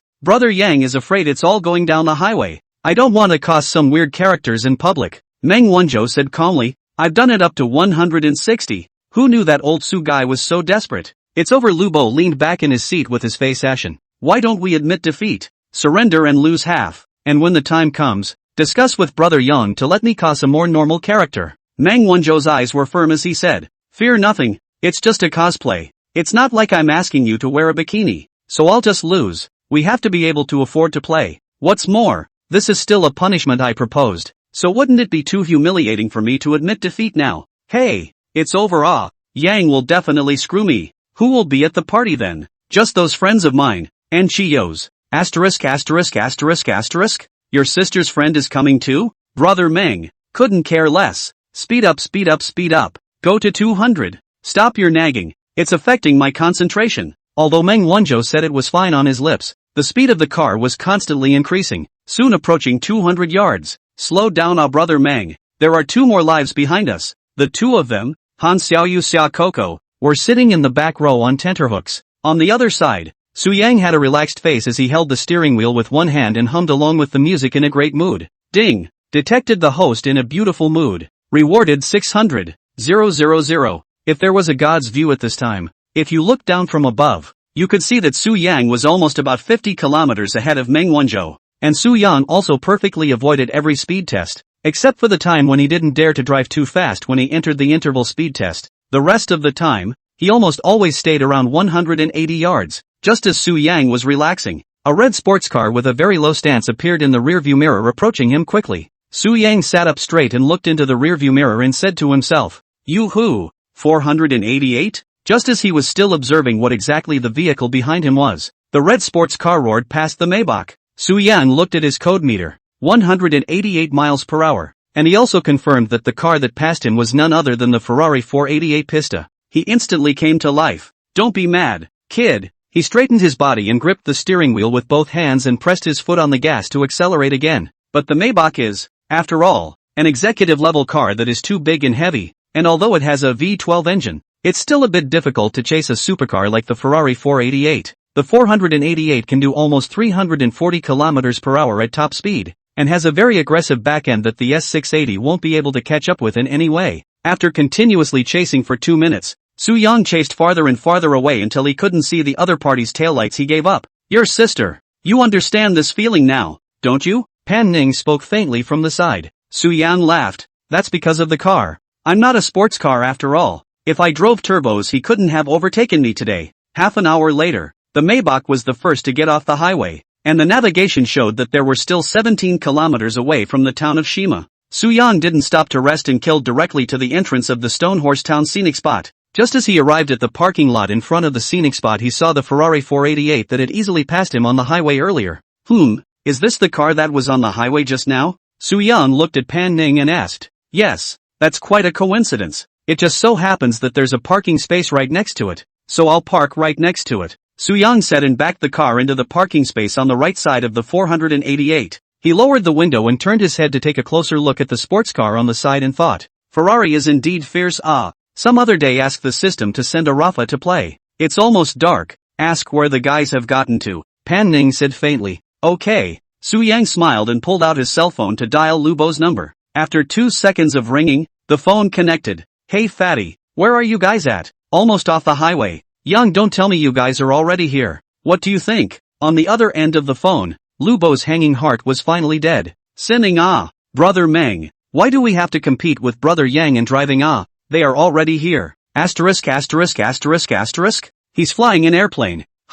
So fast? Old Sue, don't lie. How can you just arrive? Aren't you afraid of being photographed? Meng Wanzhou tilted his head and shouted out towards the phone. Soo-young laughed. This is called skill. You guys have lost anyway, no need to drive too fast. Safety first. Lubo hung up the phone with a resigned look on his face. Meng Wanzhou turned his head and laughed. It's fine, losing is losing. Willing to gamble is losing. No, I have to talk to Yang later. I have to cosplay a handsome character. On Soo-young's side, a few people got off the bus and moved around. After sitting for 2 hours, the 3 girls got off the bus and ran to the restroom, while Soo-young took out a cigarette and lit it. He walked behind the 488 and looked at it, then walked back to the main driver's seat and looked down. As he was watching, the 488's main driver's window slowly lowered. A sultry beauty who looked around 30 wearing sunglasses met Soo-young on all fours. Soo-young froze and immediately smiled awkwardly.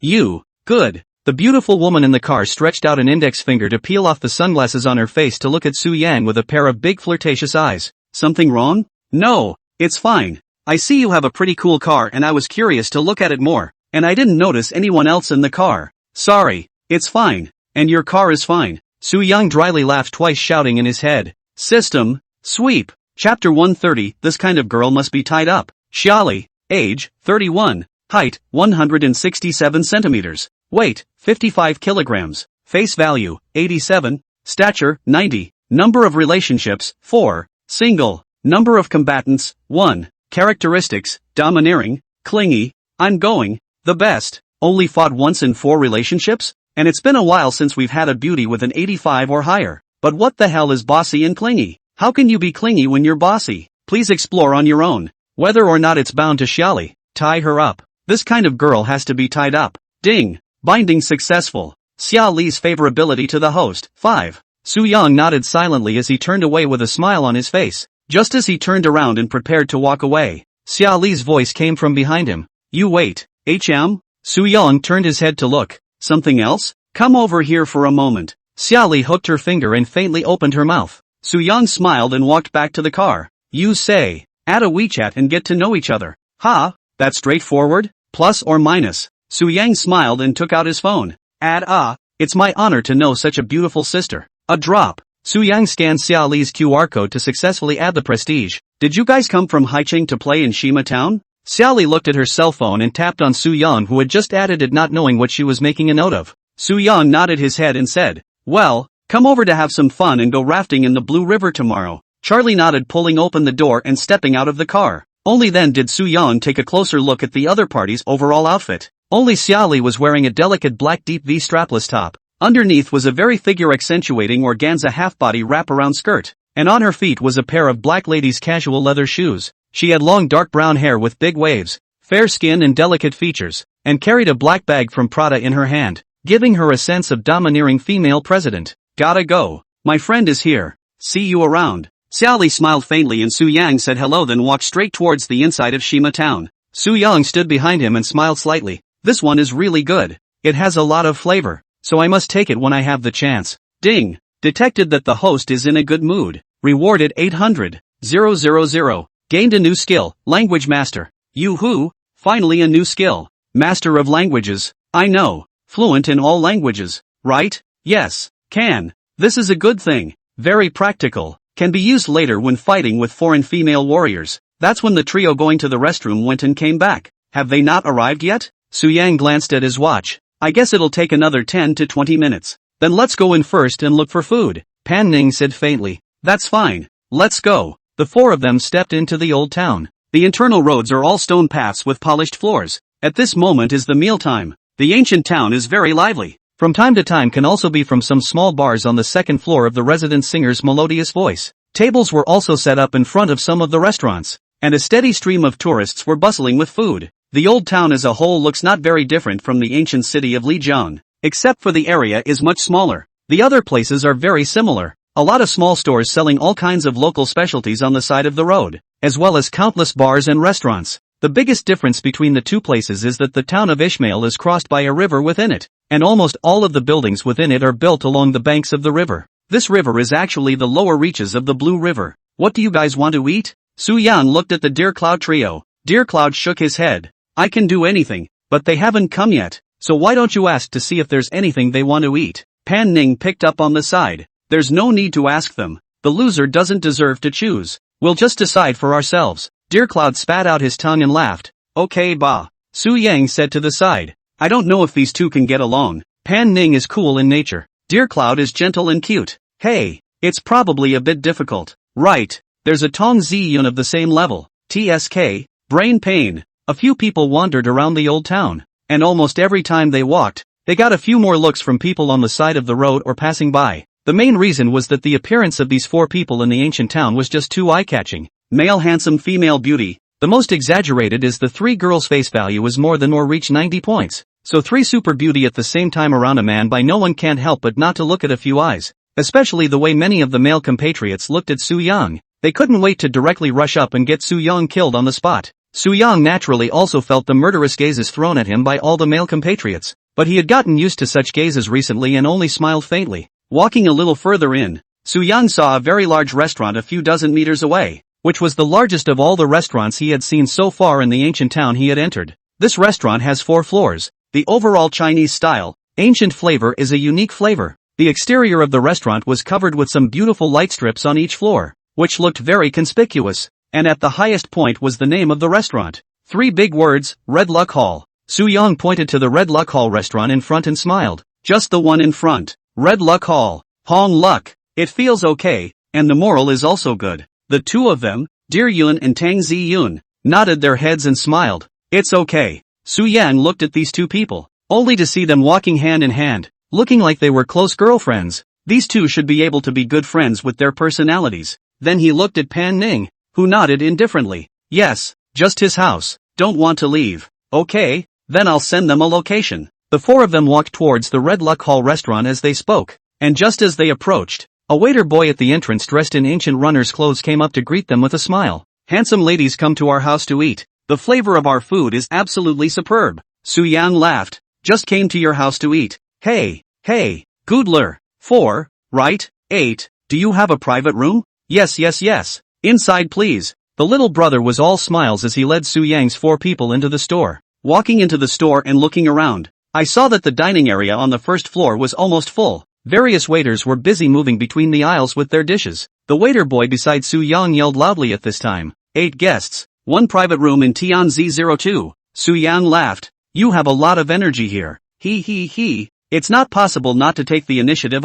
There's too much competition inside the ancient town now. It's getting more and more voluminous. The little brother was all smiles as he led Su Yang's 4 people towards the upper floors. Handsome girl, the private room is on the 3rd floor. Please follow me. Soon several people came to the 3rd floor's Tian Z02 private room, pushing the door in. The private room was furnished with a round wooden table that could seat 10 people, and the table faced a wooden window, from which the Blue River, which ran through the entire old town, looked down. There is a mahjong machine to the right of the round table and a sofa lounge to the left. There was a rectangular table with a tea set in front of the couch, and behind the couch was the private room's own bathroom. The overall look was modest, not too big or small, but the view was quite good, and a breeze blew in through the window from time to time. It was completely dark outside the window at the moment, and the temperature was currently so perfect that the air conditioning didn't even need to be turned on. After dark, the lights of the entire old town are all lit up. Both sides of the river are covered with long strips of lights, and a beautiful boat floats in the center of the river at every other section.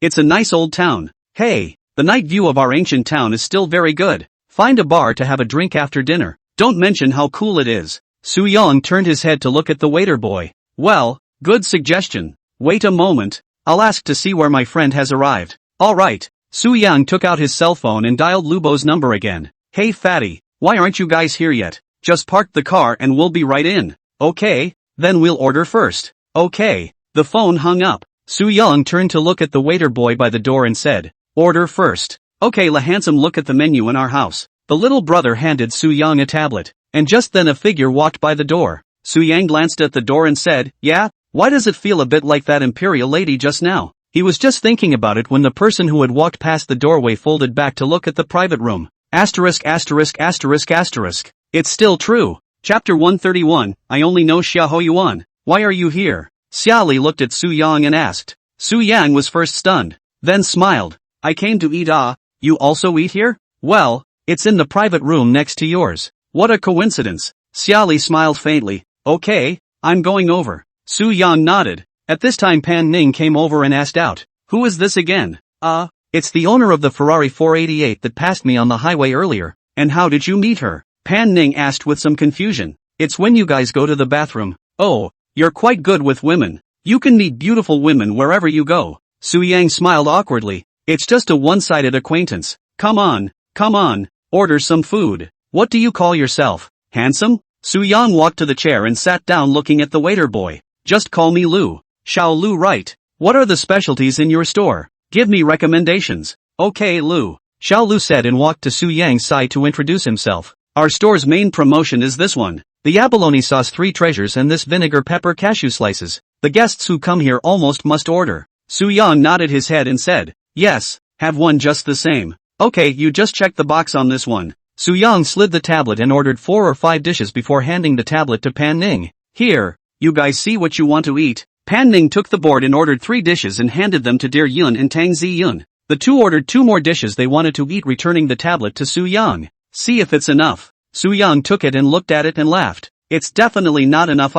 Fatty thief can eat. I'll order a few more. In the end, he ordered a total of 15 dishes, 1 soup, and 2 zhang of freshly squeezed juice, and Su Yang returned the tablet to Xiao Lu. Xiao Lu, what kind of wine do you have in the store? Anything. Does Kyoko have one? There has to be. Ha. Su Yang joked. It can't be fake, right? How can it be? A store as big as ours dares to sell fake wine that would probably have been closed down by complaints. Just kidding. Get me 2 bottles and then 8 more sodas. Okay, la handsome, wait a moment. Xiao Lu smiled and turned to leave. It was only after 3 minutes that Meng Wanzhou's 4 men walked slowly. Ouch. Exhausting. Lubo came in and ran to the sofa to sit down and make tea. It's not like you're driving, what are you tired of? Su Yang laughed. Riding in the car is tiring too. Hey, did Yang order any food? I'm starving. Just ordered 15 dishes and a soup plus 2 bottles of small lemongrass, okay? It's too good. Ha. By the way, this store I've been here before. The flavor is not bad.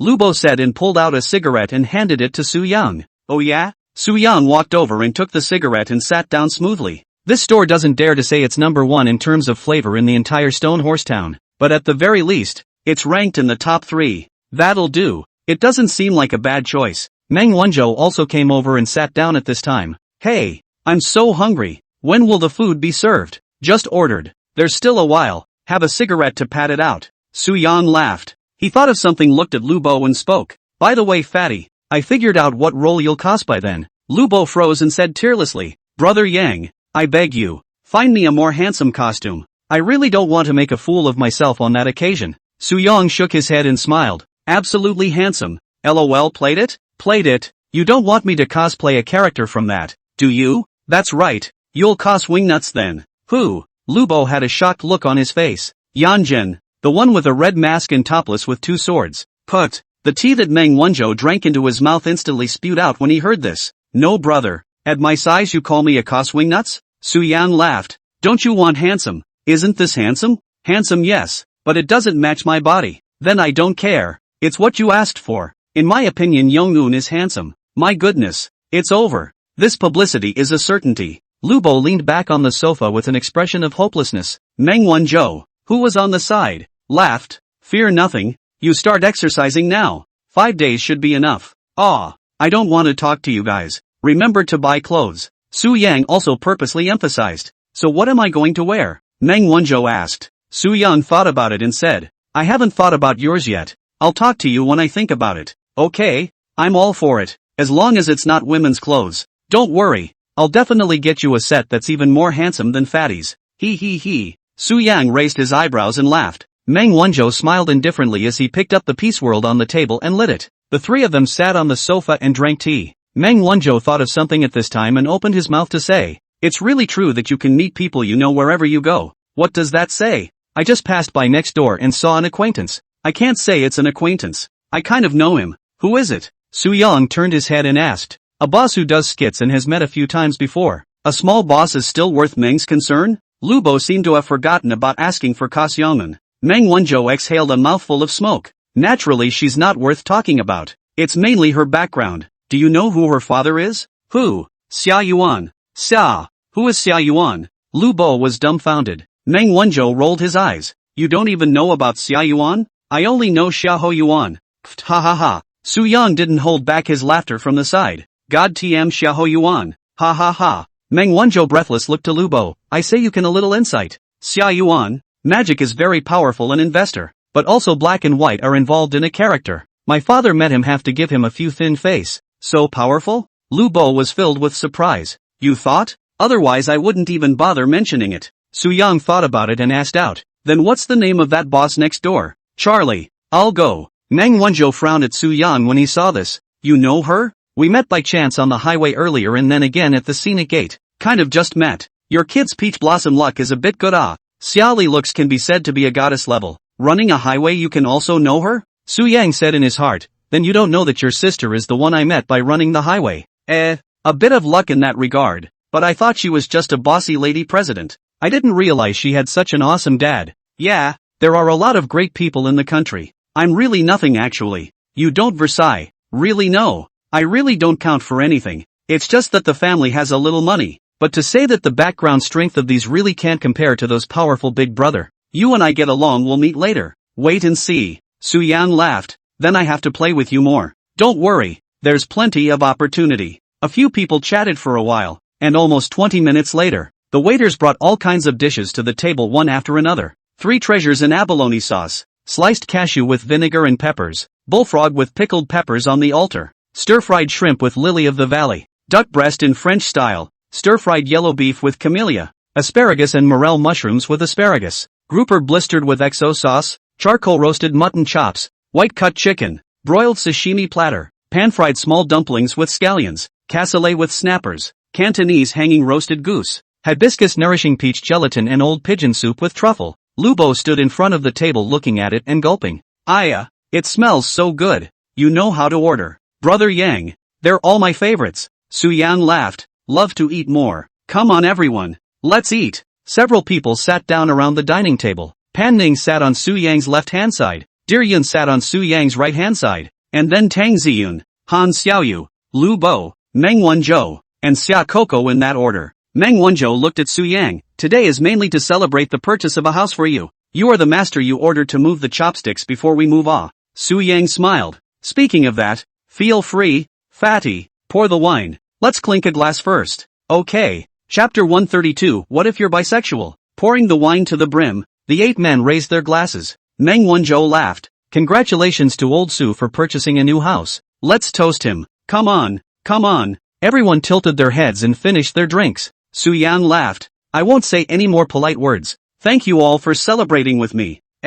We've gotten to know each other so well, and we're still being so polite. Okay, no more talking. Let's eat. As Su Yang's voice fell, a few people buried their heads and worked hard, looking really hungry. After eating for a while, Yun asked in a low voice beside Su Yang, you bought another house? Aha, over in the South Woods, and I'll be able to go over and stay there next week. So you won't be living over at Morihei Manor from now on? Su-young shook his head. No, switching between the two sites to live, depending on the situation. Extravagant. Are you still buying a large flat? No, the villa. Don't. Su-yang's sentence directly muted Dear Yungon. Eat the vegetables, Pan Ning said faintly from the side. Then she picked up a piece of Garcinia Cambogia waste slices and placed it in Su-yang's bowl. Su-yang froze and laughed. I'll just do it myself. Cut. Dear Yun's face muscles involuntarily trembled at the sight. She thoughtlessly reached out her chopsticks to pick up a piece of abalone and put it into Su-yang's bowl. This time, the originally relaxed and joyful atmosphere became a bit subtle.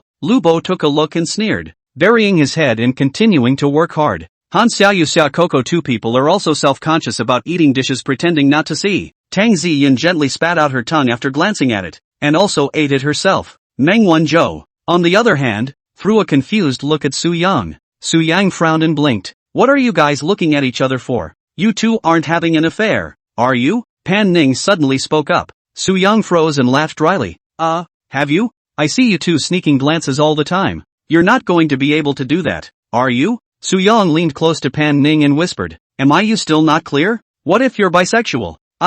What a mess. Come on, let's all have another toast. Su-yang hurriedly raised his glass to diverge from the topic. A few people ate and chatted, and an hour later they were full and the 2 bottles of Mauzi were all emptied. Usually there's no wine left over as long as there's a Pan Ning present. After eating, Meng Wanzhou pulled Su-yang up to go to the restroom. When he left the private room he hurriedly asked out, What just happened? What's going on? What do you say? It's okay for my sister to give you food. Why is Dear Cloud giving you food too? After all, she and I have known each other for a long time. We are on good terms, so it's not a big deal to pinch a dish, right? Something's not right. In my experience I see that she's simply more than just the friend you claim to be to you. Especially the way she looks at you when she's not looking. That stuff doesn't fool anyone. Your boy woman's fate is a bit good. I was thinking of chasing after Dear Cloud. It seems that there is no chance. Actually, I'll be honest with you. She does have a bit of a thing for me. More than a bit of fun? It's straight up lovey-dovey. Meng Wanzhou said looking a little sad.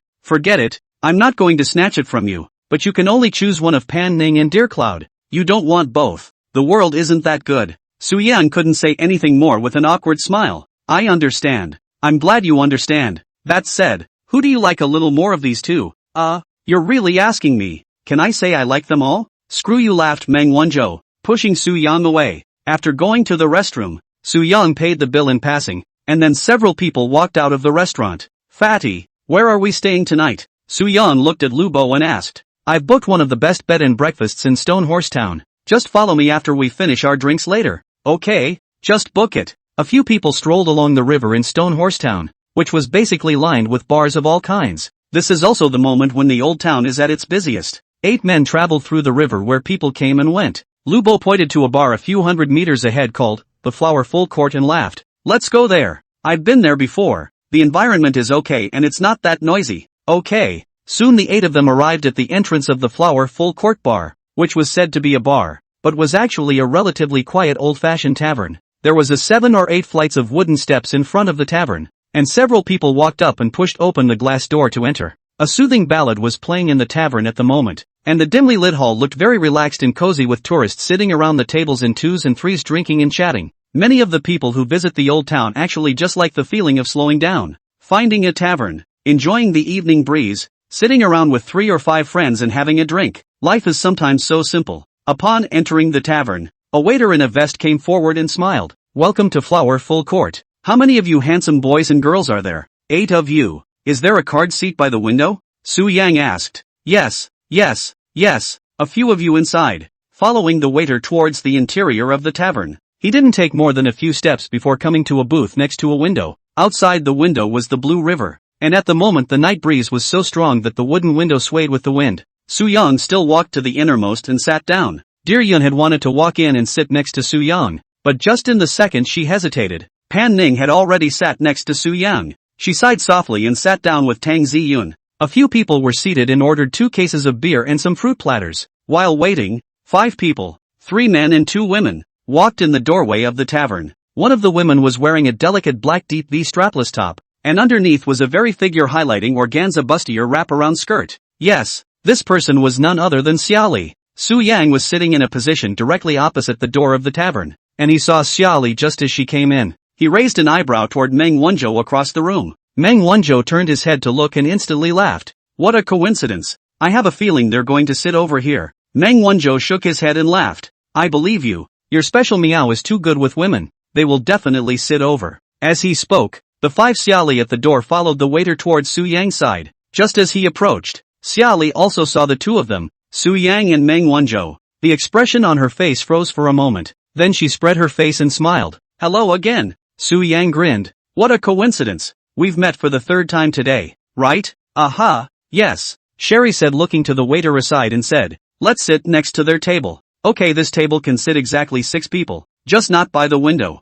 It's fine. That's fine. Have a seat, a couple of you. Meng Xiao, long time no see. Xiaoli smiled as she waved towards Meng Wanzhou after sitting down. Meng Wanzhou also smiled faintly. Why does Sister Xia have the leisure to run to Shima Town to play? Came over with a friend to talk about something, and after dinner it was still early enough to find a bar to sit in, and I didn't expect to meet you guys here. I actually saw you just now at dinner. Oh yeah? Then why don't you call me? Meng Wanzhou laughed. I can't be bothered if you guys were chatting at the time. Meng Xiao, where are you talking about? But if you call out to me, I know you're next door to me. Heaven forbid I have to come over and have a drink with you all. Sister Xia is polite. Don't we have a chance now? Ha ha, that's true. Since it's so fateful, why don't we share a table? It can be. How about old Su? Meng Wanzhou said and looked at Su Yang. Su Yang nodded and smiled. No problem. Waiter, come here a minute. Chapter 133, Triggering New Attributes. Handsome guy is here. The waitress trotted over with a promise. Do you have any bigger booths here? And if not, can our 2 tables be shared? The waiter looked at the 2 tables and smiled. There's also a large card table at the far end that seats 15 people. Oh, by the window? It has to be by the window. Then change it for us. Well, Lou, but handsome, that card seat price is not the same. Oh, this I advance and you say a little. Su Yang smiled faintly. Just change it. Okay. The waiter smiled and led several people to a window seat at the innermost part of the tavern. The booth was indeed much larger than the average booth, with a long table in the center and a long couch in all 3 directions except for the side by the window. This one you guys definitely have enough to sit on. Okay, the menu please bring it over again. A few friends are coming over and need to order some more. Okay, wait a minute. A few people reseated themselves, the new 5 sitting next to each other on the side against the hallway. Within the 5 people, besides Xiaoli, the other girl looked slightly younger, around 25 or so. She was wearing a low-cut white dress with a big pink bow in her hair, melon face, big eyes, high nose, a standard beauty. The overall feeling is of a small family type, somewhat similar to Dear Cloud's style. However, in Su Yang's opinion this girl would only score around 75 to 80 points at most. To confirm his suspicions he asked in his head anyway. System, sweep the girl. Deng Qingqing, age, 24, height, 165 centimeters, weight, 51 kilograms, face value, 77, stature, 85, number of relationships, 2, single, number of combatants, 2, characteristics, good technology, I wasn't really interested, but forget it, there are too many of these women to lack this one. One of the other 3 men who followed Xiaoli looked to be in his 30s, his skin is white, should have been painted makeup, but the base is still okay, his features are good looking, high nose, thick eyebrows, big eyes, hair combed into a 3/7. The dress code was also very minimalist, a black and gray Gucci t-shirt, a pair of loose dark pants, a pair of white board shorts, and with his slightly older age, he had the charm of a mature man at a fierce glance, but while he was good looking, a closer look at the man's eyes inexplicably gave him a sense of levity, and his whole face also made people feel less comfortable when they looked at it a few more times. Su Yang looked at it a couple more times, he didn't know why. Anyway, this person's first impression on him was not very good. The other 2 men looked much more ordinary with these 3, and these 2 looked more like bodyguards for these 3. Yeah, that's right, bodyguard. The man sitting next to Xiaoli looked less than 30, tall, at least 185, with a simple round inch, but his eyes were sharp. Su Yang looked at him a few more times, and the other party also looked at him. Su Yang could see a hint of composure and calmness plus a hint of ruthlessness in this person's eyes. Normally normal people would not give this kind of feeling, and not only was the man tall, he was big. He wore a simple tight black t-shirt and his skin was much darker than normal. He had thick arms and a very solid-looking upper body, with 2 full muscles in his chest,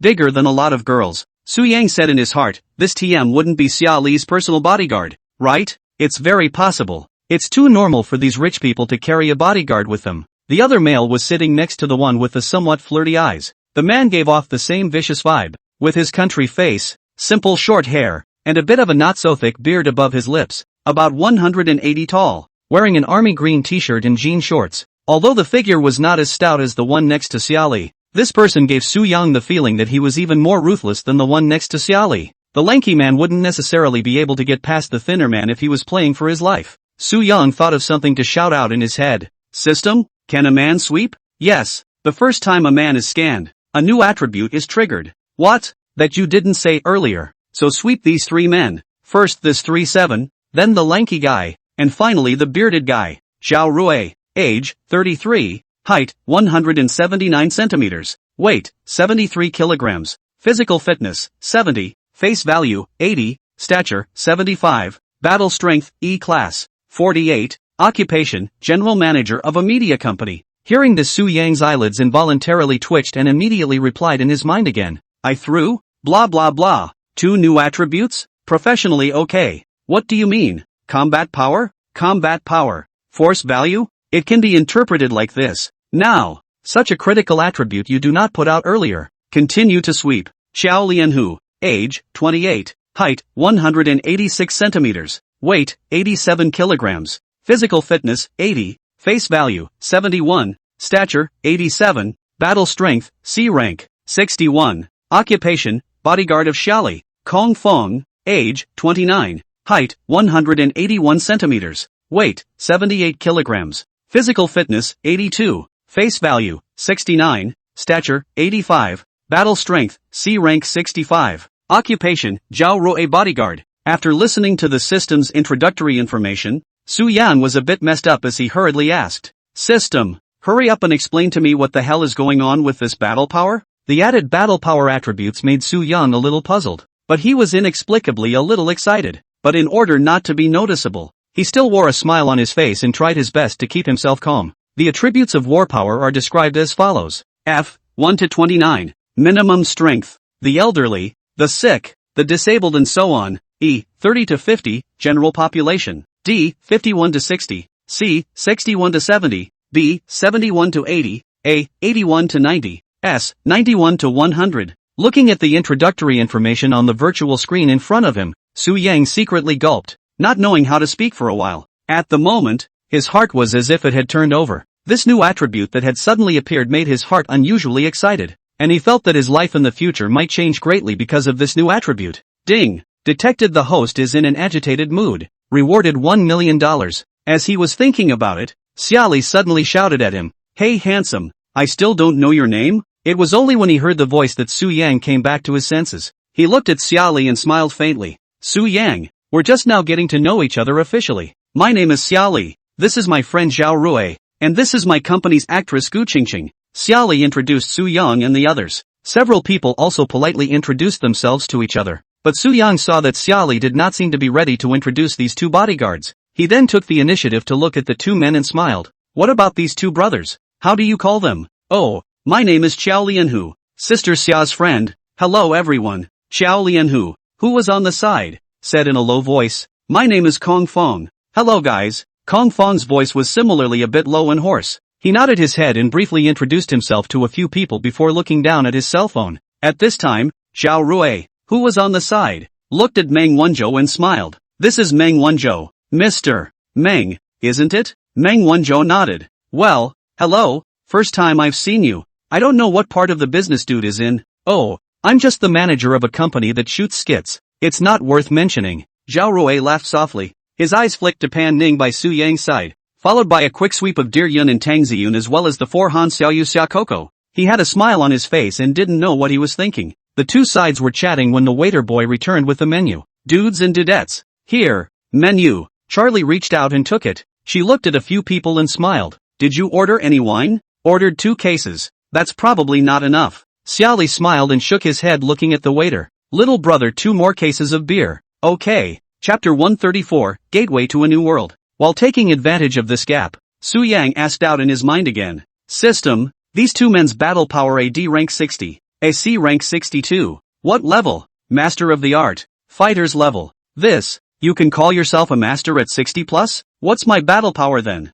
Su Yang somewhat impatiently asked out. B80? I'm only AB rank huh? I thought I was going to be A or S rated. B class 80 is already infinitely close to A class supermaster. Then the A and S on it. Aren't these two grades the top human combatants? What class are fighters in? CB. Where's Fatso? Suyang thought about glancing at Lu Bo beside Meng Wanzhou. Lu Bo. Strength, B grade 72. That high? Then there shouldn't be any above S rank, right? Unlocked. Unlocked? Does that mean there are higher ones above S rank? Yes. Hosts can view higher levels after reaching S rank. Suyang was like asking 100,000 reasons. He had too many questions right now. And this belated attribute was directly opening the door to a new world for him. Men. Most of them are more interested in these war powers and so on. By the way, will the attribute of battle power appear in future scans of girls? Women in the general population do not appear. Understood. Last question. What is the battle power going to be? Actual combat plus training. The strength of the battle is also linked to the physical quality. The higher the physical quality of the battle will also be higher.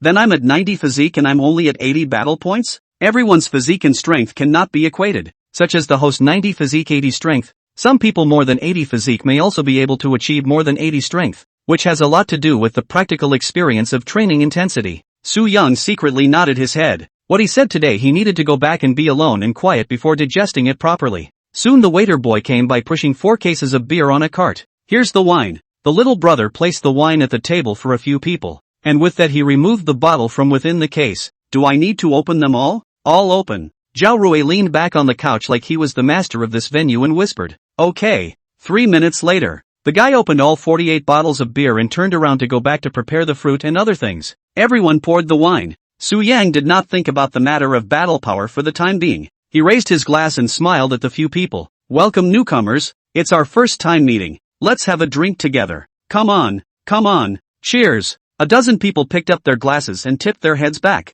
The wine glass was rather large, and the 4 of them, Dear Yun, Tang Ziyun, and Han Xiaoyu Xiaokoko, only drank half of it. There wasn't much difference between these 4. None of them could drink much. If they drank like the others, it wouldn't take more than a few minutes for them to just collapse. The 4 had just put down their wine glasses when Zhao Rui's eyes looked over and he opened his mouth and shouted, what do the 4 beauties mean by this? Drink up ah. Tang Ziyun laughed. I'm sorry ha, a few of us don't drink too well. If we drink too fast I guess it won't be long before we go straight to sleep. That won't do. We've already said it's a toast. How can we have leftover wine? Not giving face to our new friend ah. Zhao Rui laughed somewhat aggressively. Hearing this, Su Yang and Meng Wanzhou both looked at each other a little offended. Su Yang thought to himself, who the hell are you to give you face? If it wasn't for the fact that Xiali and Zhao Rui were friends, and that Xiali was still feeling quite polite so far, it wasn't too good to have an attack. If it was just Zhao Rui alone, Su Yang was going to dislike people. He smiled and looked at Zhao Rui. Zhao Rui, right?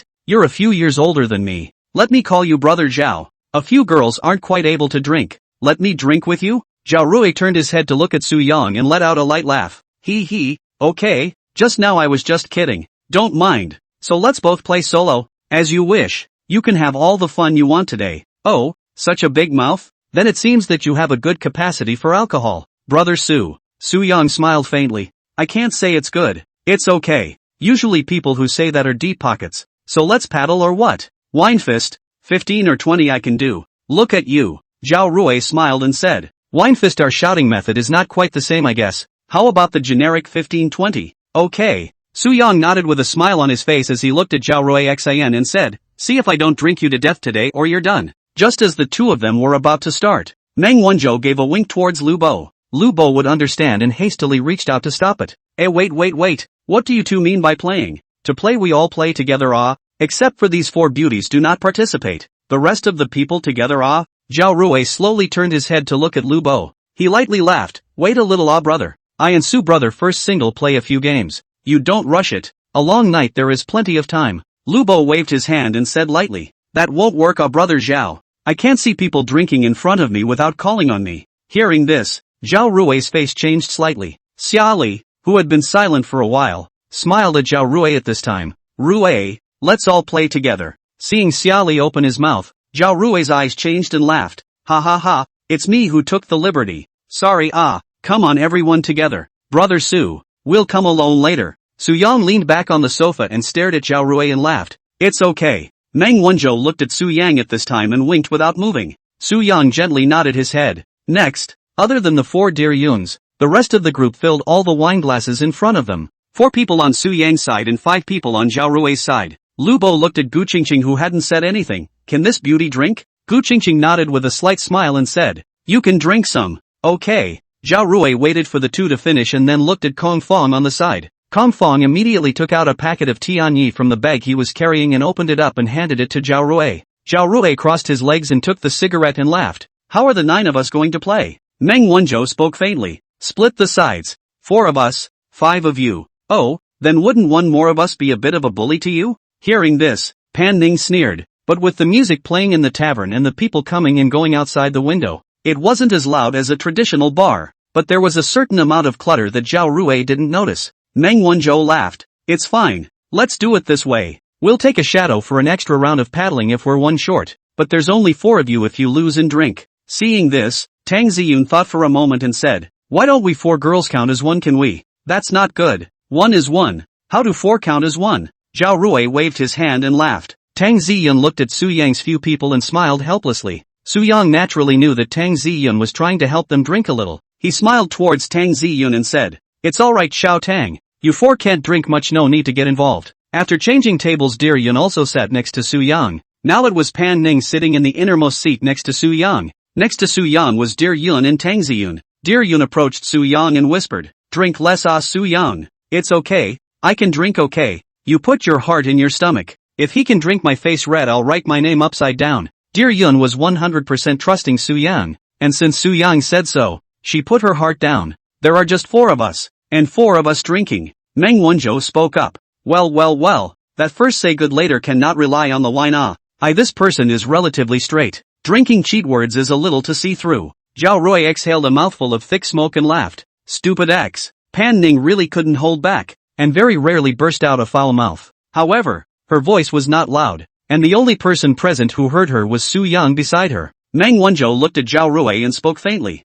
Alright, without further ado, let's begin. Chapter 135, 1 against 5. Let Lian Hu come first. Xiao Li looked at Zhao Rui with a faint smile. Zhao Rui nodded. It's fine. Brother Qiao comes first. Qiao Lian Hu promised. He looked at Su Yang's few people with little expression on his face. Which one of you is the first? Lu Bo set the wine on the table and laughed. I'll go first. Wine fist or 15 and 20? You choose. Dice it. Qiao Lian Hu said. Could be. Lu Bo and Xiao Lian Hu both picked up the dice cup on the table and started shaking it. A few moments later, Lu Bo stopped to open and look. 2-1, 1-3, 1-5, 1-6, 3 4s. Lu Bo shouted first. Xiao Lian Hu squinted at his dice and blandly said, 4 5s. Lu Bo thought for a moment and said, add 1, open. Xiao Lian Hu decisively opened his dice cup. A few people looked up, only to see that there was only 1 5 inside his dice cup. Asterisk. Lu Bo cursed. Next, Xiao Lian Hu looked to the rest. Meng Wanzhou patted Lu Bo. I'll do it. The loser picks the game. 15 or 20. Could be. The 2 men raised their hands and began to shout. Meng Wanzhou shouted 20 in his hand compared to 10. Xiao Lian Hu shouted 15. His hand compared to 5, and he was seconded just after showing his head. Zhao Rui on the side hemmed and hawed. Meng Xiao, don't let go of the water. Meng Wanzhou smiled faintly. There's no rush. We still have 2 more people plus a shadow. Okay, go on then. Next it was Su Yang's turn. He looked at Xiao Lian Hu and thought for a moment. I'll play 15 and 20 as well. Xiao Lian Hu nodded, and after the 2 of them shouted 3 times in a row. In the end, Su Yang also lost this round. Xiao Lian Hu has won 3 consecutive rounds so far, and his opponent is gassed. Xiao Li saw this and laughed. Tiger Head and Dragon Tail drink 2 cups all. Su Yang laughed. Okay. Finally coming to Pan Ning, she took the dice cup on the table and said indifferently, play dice. Yes. Xiao Lian Hu remained expressionless. The 2 casually shook it. Pan Ning opened to look at the eye. Aside, Su Yang has not yet seen clearly what points. Pan Ning covered the lid and shouted out. 3-3. Xiao Lian Hu thought for a second before shouting. 4 5s. Open. Monochrome. Pan Ning's index finger flipped over the dice cup, and Xiao Lian Hu looked up slightly and said, I lost. Next. Zhao Rui looked at Pan Ning with a smile on his face. This Miss Pan has a bit of something. I'll do it, he said as he took Xiao Lian Hu's dice cup and shook it. Pan Ning shifted slightly to look at Zhao Rui. The loser shouts first. Zhao Rui laughed with a flick of his eyelids. 3 for 1. Open. No 1. Pan Ning opened the dice cup again. Several people looked at the same time, only to see that Pan Ning really didn't have any ones in her point count. and Zhao Rui only had 2 ones. Asterisk. Kawa's sister Pan. Lu Bo laughed out loud and boasted towards Pan Ning. Su Yang also gave a thumbs up on the side. It's still you. Directly taking them down 1 on 5. Zhao Rui frowned. He had thought that the other party should have at least 1, but he didn't think that there was none. He blushed slightly and nodded his head and smiled. Okay, you're good, he said and moved the dice cup in front of Xia Li. Xia Li looked at Pan Ning after gently smiled. This beautiful woman play dice a bit powerful. Then I will avoid its sharpness. I come to 15-20 forget. Whatever. Pan Ning put down the dice and raised her hands. The two began to shout, and after 2 consecutive rounds of shouting, Xia Li similarly lost the round. Lu Bo saw this and said excitedly, Sister Pan is mighty, them over. There are only 2 left. On the opposite side, there were still Gu Qingqing and Kong Fong left, and Gu Qingqing looked like a silly white girl who didn't really know how to play these games at first glance. Kong Fong, on the other hand, was calm and collected, unable to see the depths. Pan Ning looked at the 2 men and lightly spat out her red lips. Which one of you is first? I'll play a game with MS. Pan. Gu Qingqing took the dice cup and smiled. Xia Li, who was on the side, reminded out. Qingqing, this beauty is a bit good at playing dice. Why don't you change the game? It's okay, I'm not too good at the others. Just this one. Alright, looks like we're going to have 2 drinks in a row this round. Zhao Rui shook his head and laughed. Sister Xia, how to grow other people's ambition to destroy their own prestige. We still have 2 people, and even if you lose the big deal is to drink it. Just as I mouth dry. Xia Li smiled and didn't say anything. Pan Ning and Gu Qingqing began to shake the dice cup. 2 seconds later, Pan Ning stopped to open and look, or the same old Su Yang did not see clearly what points. The dice cup was covered. Gu Qingqing looked at her dice and shouted. 3 ones. Pan Ning picked up. 4-1. So many ones? Gu Qingqing looked surprised and opened the dice cup after thinking for a moment. Open you. I only have 1. Pan Ning opened the lid with a slight smile. Coincidentally, I'm 3. I guess I'll lose if you add 1 more. Gu Qingqing looked at Pan Ning's points with wide eyes, then gave a thumbs up towards Pan Ning. Awesome. Tang Ziyun and the others on the side clapped their hands and shouted. Pan, you're great, you've already won 4 games in a row. Come on, 1 more and they'll lose. In the end, only Kong Fong was left, and he was also playing dice cups. This pretty lady, I'll try the dice cup too. Okay. After the 2 shook, Kong Fong was the first to speak. 3 twos. 3 for 3. Pan Ning picked up. 4 fours. 4 fives. Kong Fong thought for a second before shouting. 5 for 5. Pan Ning barely hesitated as she picked up. Add 1. 6. Are you sure? Okay. Kong Fong thought for another 2 seconds. He realized that he seemed to have been shouted to death by Pan Ning, and whether he opened or didn't open he was probably going to lose. He simply shouted. 7 fives. Pan Ning saw this and smiled with a slight change of expression on her face. Kai, I only have 2. Kong Fong sighed and looked at Zhao Rui with a faint smile. Sorry brother Zhao, I lost. It's okay, just lose. Come on, let's have a toast between the 5 of us. The 4 girls on the sidelines didn't realize Pan Ning had won until they saw each other pick up their glasses. The girls excitedly shouted. Wow, Pam mighty. Meng Wanzhou also laughed heartily. Dare to play dice with Pan Ning? I haven't seen her lose a few times. Lu Bo also laughed excitedly. Sister Pan is overbearing, but it's a pity that you don't smoke, or else I'd have to issue you one right now. Pan Ning gave Lu Bo a blank look and leaned back on the sofa to play with her cell phone again. Each of the 5 men across the street drank 2 glasses of beer in a row. The glasses used in this pub were quite a bit larger than the average bar. A glass of wine is almost 350 milliliters when poured full, and in the case of small bottles of beer, 1 bottle is equivalent to 1 cup. However, several people were drinking normal 500 milliliters bottles of beer, and there was still some left over after pouring a glass. The 5 of them drank 2 cups in a row, and apart from Gu Qingqing who frowned a little, the other 4 looked like they didn't feel anything. At this time, Zhao Rui put his glass down and spoke again. This beauty is indeed powerful, but this is just the beginning. Continue. Chapter 136, I throw. Professional rich kid? The game resumed with people on both sides. Halfway through, the waiter boy brings fruit plates, snacks and other things to the table. After 2 hours, Su Yang's side had lost 5 times and Zhao Rui's side had lost 14 times. Gu Qingqing didn't hold back and went to the restroom to vomit furiously after drinking more than 10 glasses of wine continuously in a short period of time.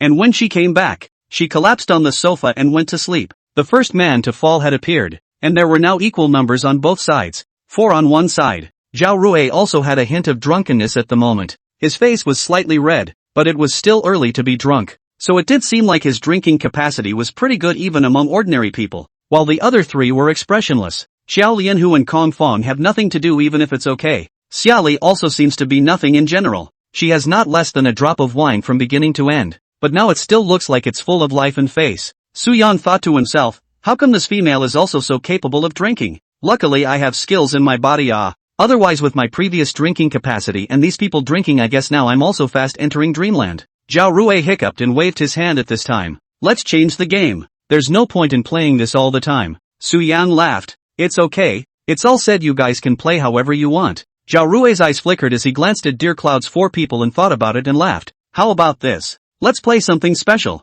What's special? Lu Bo asked from the sidelines. Arm wrestling. Break. Wrists? Well, now that's a very appropriate rationale. 3 men and 1 woman. Exactly 3v3. 1v1. Meng Wanzhou looked at the people on both sides. And indeed, both sides were the same in terms of both number and gender. He glanced at Su Yang and Lu Bo and thought, Fatty naturally doesn't need to worry. Old Su has fought in Deer City before. His strength should be great as well. This Xiao Rui and I are estimated to be about the same in strength. We have a chance of winning. It's okay. Meng Wanzhou agreed. Seeing the other party agree, Zhao Rui hemmed and hawed. Worthy of being Meng Xiao. He dares to play with anything. At this time, Pan Ning spoke faintly from the side. I won't participate in the physical work. You men do it. Charlie likewise raised his hand and laughed. Then I'll quit too. And the 6 of you can play. Zhao Rui smiled and looked at Meng Wanzhou. That's fine. Then it's just the 6 of us. What do we say if we lose? Meng Wanzhou thought for a few seconds and then said,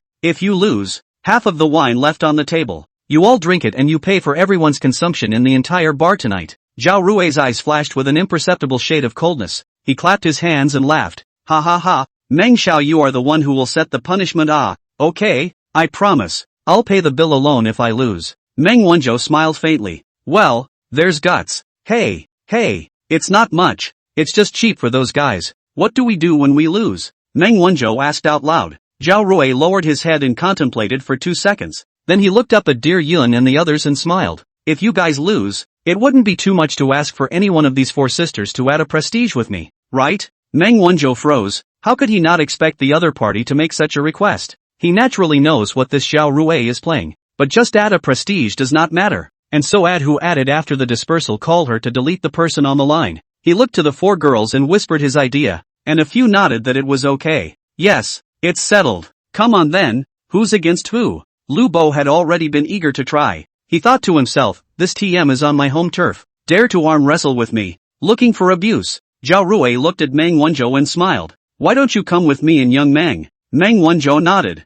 Yes. At this time, Xiao Lianhu looked at Lu Bo and laughed softly. Is it okay if I come with you? Lu Bo said indifferently. It's fine. It's the same for whoever comes. The remaining Kong Fong looked at Su Yang. Then I'll be with this brother Su. Su Yang smiled faintly. Okay. The next few girls moved out of the way and the 6 sat opposite each other. Zhao Rui looked at Meng Wanzhou and smiled. Young Meng, let's both go first. Come on, left or right? Right hand it is. Okay. The 2 said and stretched out their right hand to shake. Lu Bo grabbed the 2's hands on the side and said, I'll be the referee. I'll count 3, 2, 1 and you'll start. Whoever's hand touches the table or takes off the elbow first counts as a loser. Understood. Okay, ready, 3, 2, 1. As Lu Bo's words fell, Meng Wanzhou and Zhao Rui fired at the same time. For a while the 2 were at odds, frozen in a stalemate. Su Yang shouted in his head as he sat on the sidelines. System, look at Lao Meng's attributes. Meng Wanzhou, age, 26. Height, 181 centimeters. Weight, 73 kilograms. Physical fitness, 69. Face value, 82. Stature, 78. Battle strength, E class, 45. Occupation, second generation rich. I don't know. A professional rich kid? This person's occupation is too numerous to mention. Okay, but his battle power isn't as high as Zhao Rui's. Is battle power equal to strength? There is a correlation, but it doesn't necessarily mean that a higher strength is more powerful. System, then you need to optimize it again. You should mark everyone's strength, agility and so on. The system didn't answer Su Yang's words anymore. At this point, Meng Wanzhou and Zhao Rui looked to have entered a white-hot stage. Both of their faces red and the veins on their necks bulging. However, Su Yang could tell that Meng Wanzhou was already struggling a bit, and it was estimated that he wouldn't be able to hold on for another 20 seconds at most. Lu Bo cheered from the sidelines. Come on Meng, take him down. The 2 men's left hands grasped the corner of the table with a death grip to lend strength.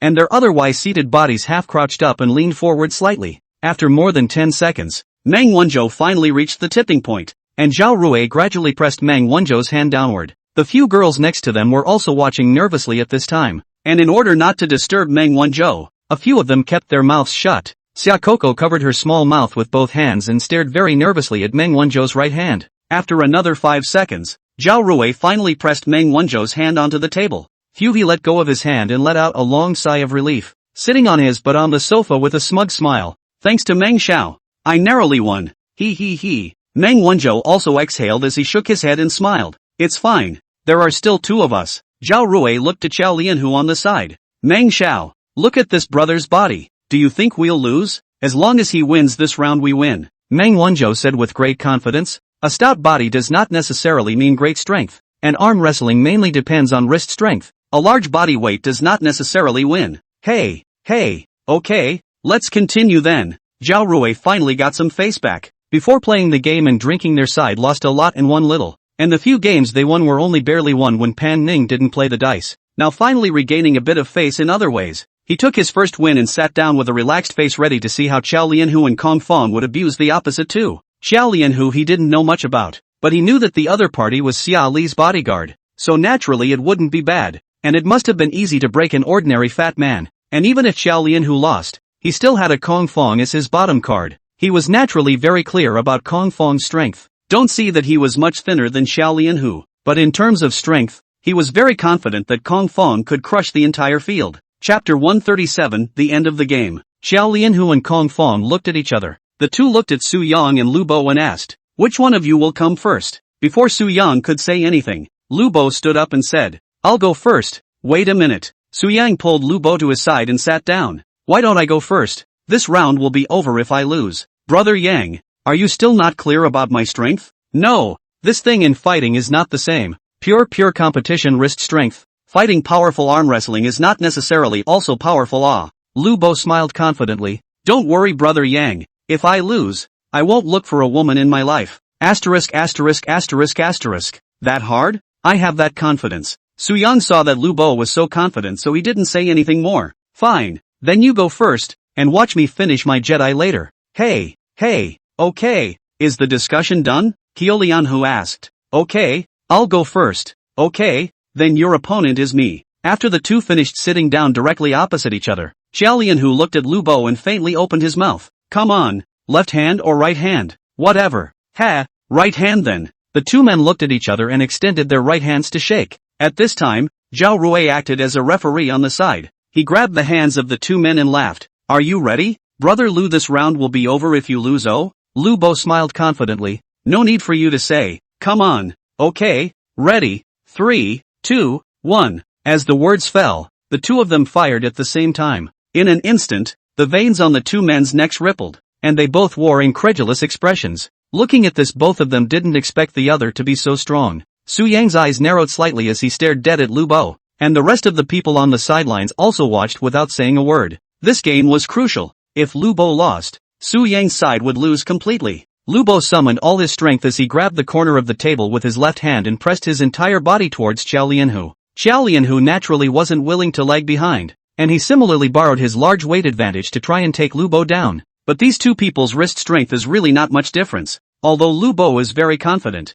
But how he did not expect the other side of the force is so big. He used to be in the army, and everyone would arm wrestle for fun in their free time. He was the #1 wrestler in their company at the time, and he could easily take down several men who weighed more than Xiao Lianhu. But now against Xiao Lianhu actually stalemate. He clenched his teeth. Just now the big words had been put out that if he lost, he would not look for a woman in his life, although it was just a casual remark. But he couldn't afford to lose this face, and at that thought he instantly exerted all his strength. It was this time that Lu Bo pressed Xiao Lianhu's hand down a little. Meng Wanzhou watched from the sidelines as his heart raced. He also didn't expect this Xiao Lianhu to actually be able to stalemate with Lu Bo for such a long time. He was relieved to see Lu Bo gradually start getting the advantage. I'll do it. Lu Bo spat out 2 words from his mouth as his entire body kept firing. Xiao Lianhu's wrist has been slightly pressed down by a cut at the moment, and it looks like it's already a bit hard for him to salvage it. Make it hard, bro. Zhao Rui cheered from the sidelines, thinking that he didn't need Kong Fong's hand if he could end at 2 o'clock. But now it looks like Xiao Lianhu is expected to lose. Xia Li leaned on the sofa and did not move, watching the two, and did not know what he was thinking. The other 4 girls were all staring at Lu Bo's hand with wide eyes. Pan Ning was the only one in the room who acted like a non-entity. He only glanced at the moment when the two just started to break up, and then he leaned back on the couch to play with his phone. After another 10 seconds or so, Lu Bo's advantage gradually became bigger. As long as there were no surprises, after a few more seconds the opponent should not be able to hold on and lose. Go for it, fatty. At this time, Han Xiaoyu Xiaokoko and a few girls opened their mouths and shouted. Hearing the girl's voice, Lu Bo, who was about to run out of gas, looked like he instantly refueled. He cocked his head and yelled, "Ho! Get down there for me!" Snap! Xiao Lianhu finally couldn't hold on and slammed the back of his hand onto the table. Whoo! Fatty, give it a go. Win win win. Fu Lu Bo let go of his hand and exhaled a mouthful of turbid air, looking at the several people and snickered. I said you guys, but if you had given me a gasoline earlier I would have won a long time ago.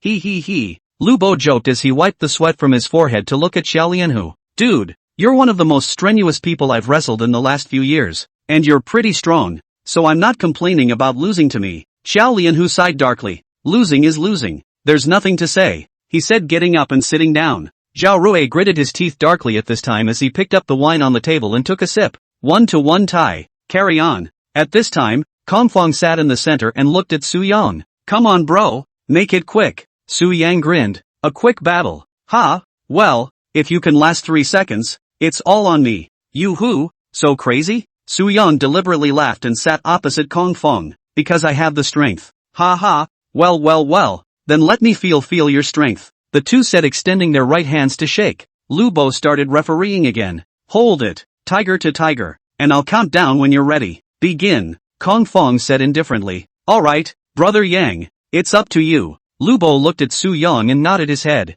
Su Yang wore a smile on his face. Don't worry. Ha, Kong Fong let out a light laugh. Okay, ready, 3, 2, 1, snap. As soon as Lu Bo's words left his mouth he heard a crisp sound of the back of his hand hitting the desktop ring out. The room was instantly quiet, only to see that Su Yang had already stood up. He looked at Kong Fong, who was still sitting on the sofa with a dumbfounded look on his face, and laughed. Game over. What's the situation? Zhao Rui reacted at that moment. He looked at Kong Fong, whose right hand was still on the table, and asked, You lost? Kong Fong's face turned red when he remembered what he had just said, and he bowed his head. I lost. Asterisk in hell. How could you possibly lose? Zhao Rui quit, violently bursting out with a foul mouth and a loud voice. The people at the surrounding tables looked over. Su Yang's eyes narrowed slightly when he saw this. Buddy Zhao, it's just that you lost in arm wrestling. Why are you losing your temper? Xiaoli on the side also hurriedly pulled the corner of Zhao Rui's coat.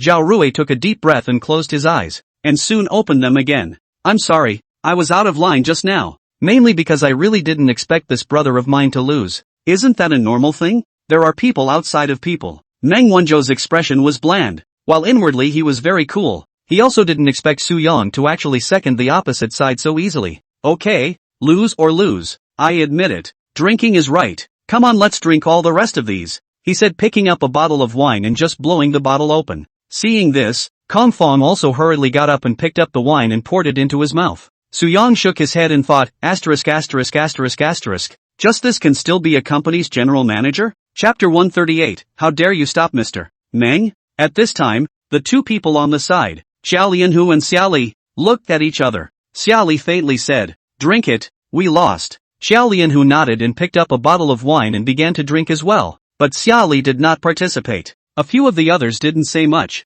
and anyway, the rule was that as long as the losing side finished the rest of the drink, it didn't matter who was drinking it. Zhao Rui quickly finished the bottle. Then he sat on his butt on the sofa and waited for Kong Fong and Xiao Lianhu to both drink. After a few seconds of slowing down, Meng Wanzhou pulled out a cigarette and lit it. He exhaled a mouthful of smoke and looked at Zhao Rui and said, Elder brother Zhao, don't forget that you're paying for everyone's consumption in the whole place. Zhao Rui shook his head and smiled. Don't worry, Xiao Meng, I can still afford to pay this amount. That'll do, Zhao Rui said and glanced at Su Yang. Your name is Su Yang, right? It's me. What's the problem? Su Yang returned indifferently. Zhao Rui touched his nose and laughed. Nothing, it's just that what I didn't expect is that you have so much strength. You can actually instantly take this friend of mine out in seconds. By the looks of it you shouldn't be an ordinary person, right? Su Yang froze and laughed. What am I if not an ordinary person? Superman? Ha, I mean you should have practiced, right? Which way do you mean? Wrist fighting? Or something else? Naturally it's not just a wrist fight. Your hands shouldn't be bad either, right? Hearing this, Su Yang naturally knew that the other party was deliberately testing him. He laughed. It's not bad. I know some small fists and kicks. It's still no problem to beat up the hooligans and whatnot. Zhao Rui laughed. Ha ha ha. Well, then we didn't lose unfairly. Boo. Qiulianhe finished the last of his beer and put it on the table. Kong Fong also finished his drink almost at the same time. Su Yang's few people turned their heads to look. There were a total of 12 bottles of beer left on the table just now, and these two split them equally, drinking 6 bottles each. However, the two still looked as normal after drinking, and didn't seem to have any reaction, and that was even after they had already drank quite a bit before. Su Yang looked at the two hearts and said, "It's a bit powerful A breath of 6 bottles in a row actually did not react at all. No wonder this Zhao Rui dared to be so rampant before." Meng Wanzhou clapped his hands at this time while standing up and laughed. Awesome.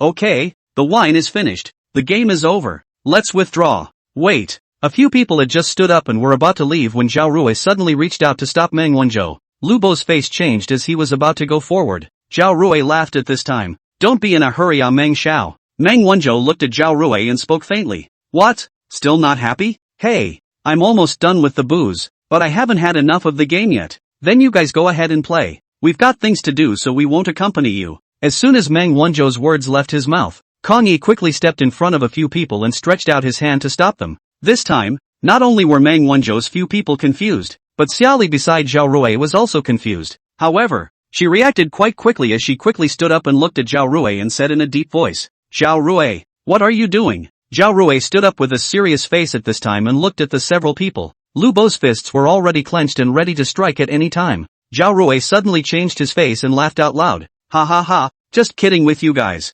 Kong Fong, go away. How dare you stop Mr. Meng? You're tired of living, aren't you? Kong Fong saw this and sidestepped with an expressionless face. Zhao Rui quickly walked to Meng Wanzhou and Su Yang and laughed. Oh, sorry, Meng Xiao. Su brother, and you joke. I am afraid that you go too fast. Want to add you to a contact just, can it? Su Yang and Meng Wanzhou both looked at each other. Okay, add it. Meng Wanzhou took out his cell phone while saying, Zhao Rui, I'll remember you. Aga Meng Xiao, it's my honor to be remembered by you. He. Come on, I'll sweep you. Meng Wanzhou opened the QR code of the Prestige, and Zhao Rui quickly swept to add it. He then looked at Su Yang. Old brother Su, come I'll sweep you. A drop. After the three of them added their Prestige. At this time, Meng Wanzhou looked at Zhao Rui and faintly said, now we can go, right? Of course.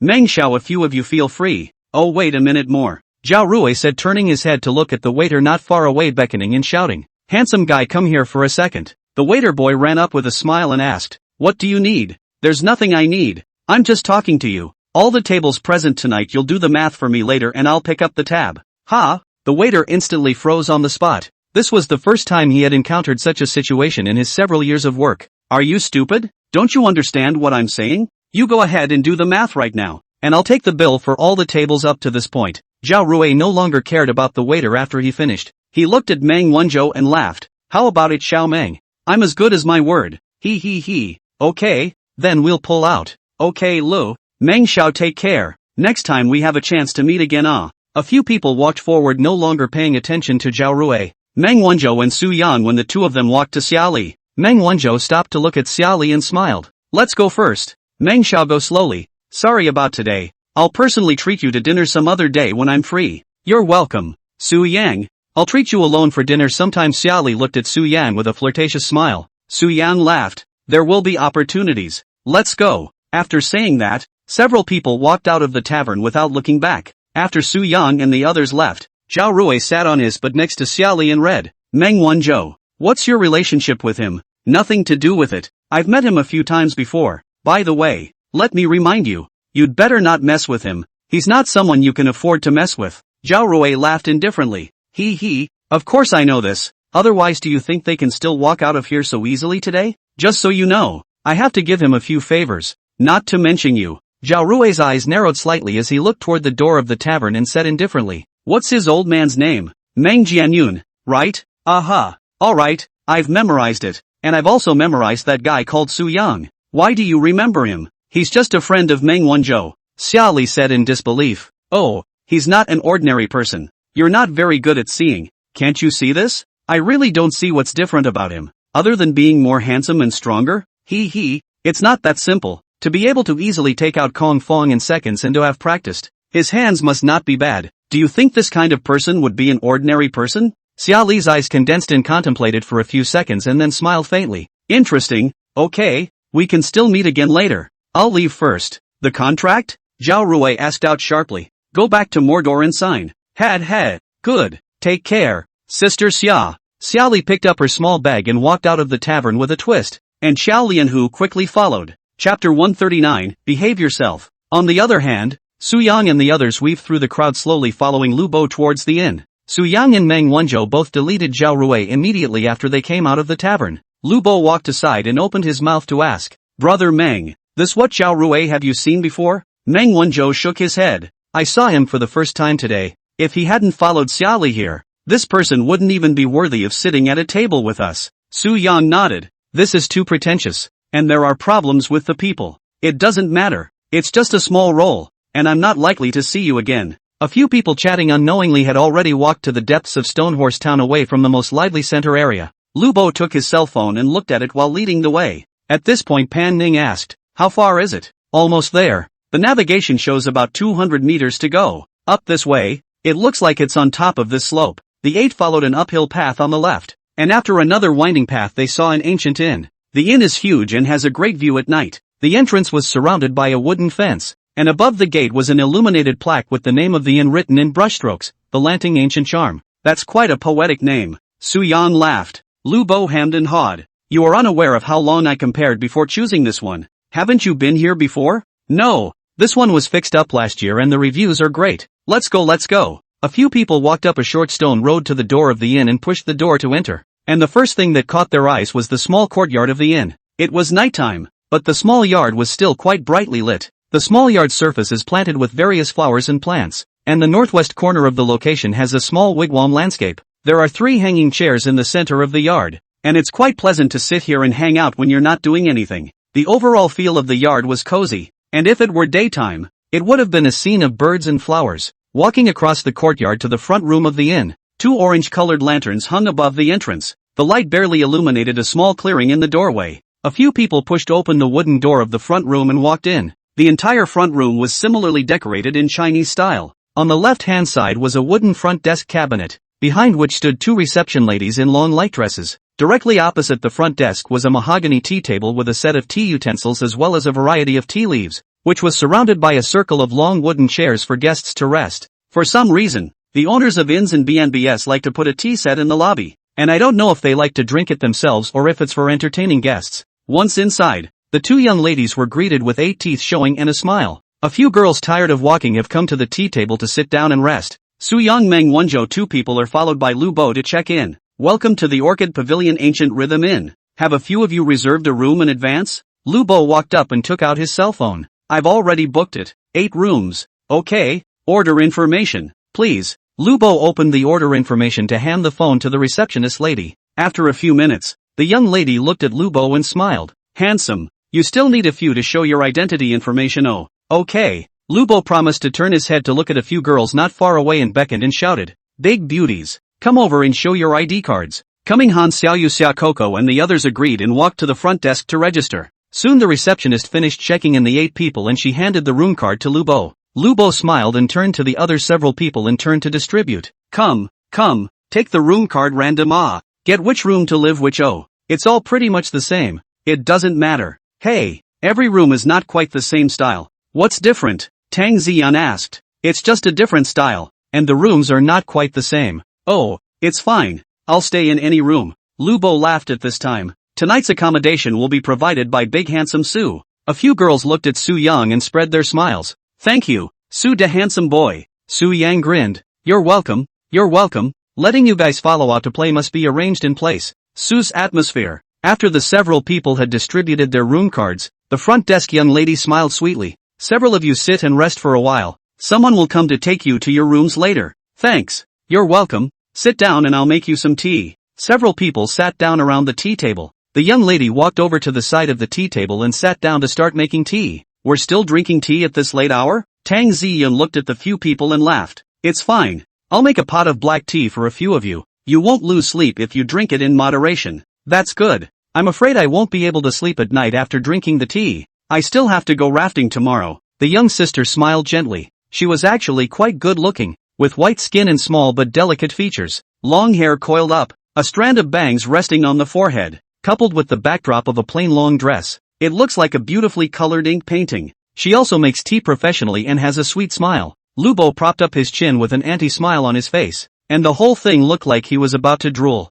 Seeing this, Meng Wanzhou secretly patted Lubo on the side. Pay attention to your image. Oh, so what? Hey. Su Yang sat opposite Lubo. He didn't really look at the lady who made the tea the whole time. Instead he kept staring at Lubo and almost didn't laugh out loud. Actually, it wasn't that Su Yang had suddenly become serious, but he had let the system sweep the two girls at the front desk since he entered the room. 175 and 178, where the girl with the 78 was the one who was now making tea for a few people. The score of 78 is already in the category of being a great beauty even in a crowd. But who told Su Yang to be surrounded by 85 plus higher level extremely beautiful women? Tea was quickly brewed, and a few people chatted while drinking it. 10 minutes or so later, a couple of staff members, also in long dresses, walked in the door. At this time, the lady who made the tea looked at the several people and smiled. Those who want to go back to their rooms can follow our staff back to their rooms. Lubo froze and laughed. You guys still assign beautiful women for accommodation here? The young lady froze for a moment not knowing how to speak. Su Yang glared at Lubo.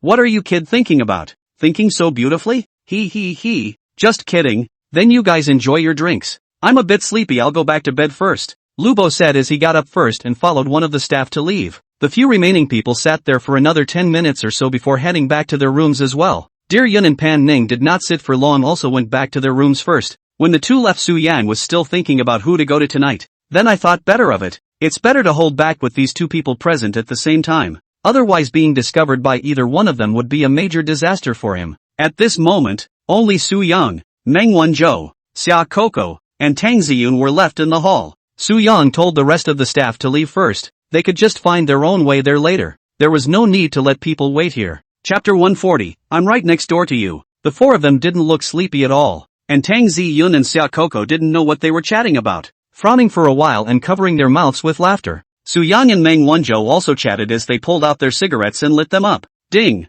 Detected that the host is physically and mentally relaxed and enjoying himself very much at the moment. Rewarded $1 million.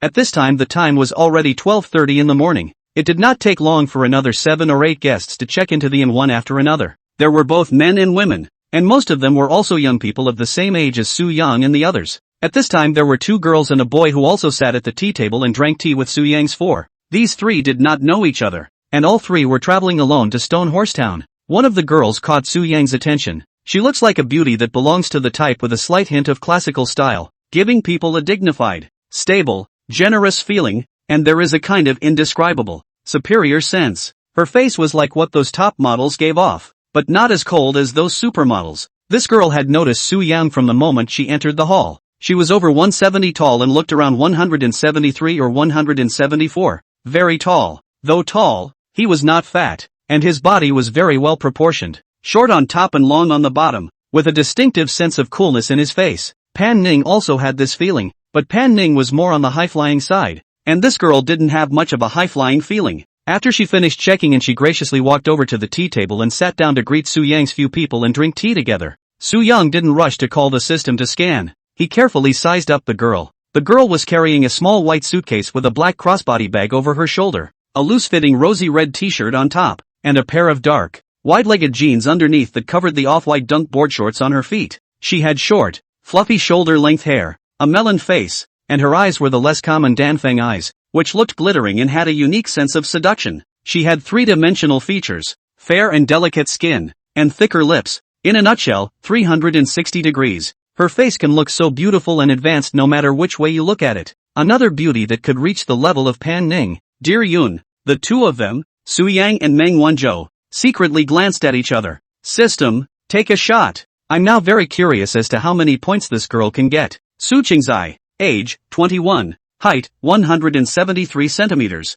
weight, 55 kilograms, face value, 97, stature, 90, number of relationships, 0, single, number of combatants, 0, characteristics, good to get along with, but extremely difficult to break in. Dig the grass. Wait, It's still a home run. Minus 97 points? Higher than Pan Ning Lu Yun? And never been in love? Never fought either. This TM. Is it a fairy? Su Qingzue has reached the binding standard. Is it binding? What do you say? Ding. Binding successful. Su Qingzue's favorability towards the host, 0. This is a proper heroine's holy body. Extremely difficult to break through? I'll have to give it a try then. The host is free to do as he pleases. For every 20 points that Su Qingzue's favoritism towards the host increases, the reward will be doubled. Asterisk asterisk asterisk asterisk? How can you do that? It's kinda got that heroine glow. Ha! Unexpected joy. By this time, several people had already sat and chatted for a while. Su Yang looked at Su Qingji and smiled. Is this beauty here alone to play in Shima Town? Yes, Su Qingji smiled gently. It's okay, traveling alone. Where are you from? How about a few of you? From Ocean City? Isn't this a coincidence? We're also from Haicheng. But I'm not from Haicheng. I'm from Yangchang and live in Haicheng. Su Qingji nodded. I really envy you guys who come out to travel in pairs. My friends are all at school, so I can only come out to play alone. Su Yang thought about it and deliberately asked. All your friends are in school? Are you a college student? Aha, but I have the privilege of not having to stay at school every day. Su Qingju rolled her pretty eyes and smiled. So cool? Envious. He. But traveling alone isn't much fun. It's better for your kind. 3 or 5 friends and a chat along the way. At this time, Meng Wanzhou chimed in. What you're saying is, if we can meet in a sea of people, aren't we considered friends? What do you guys say? Meng Wanzhou looked at the other 2 young men who joined later. 1 girl, 1 boy. These 2 came after Su Qingji. The boys were ordinary looking,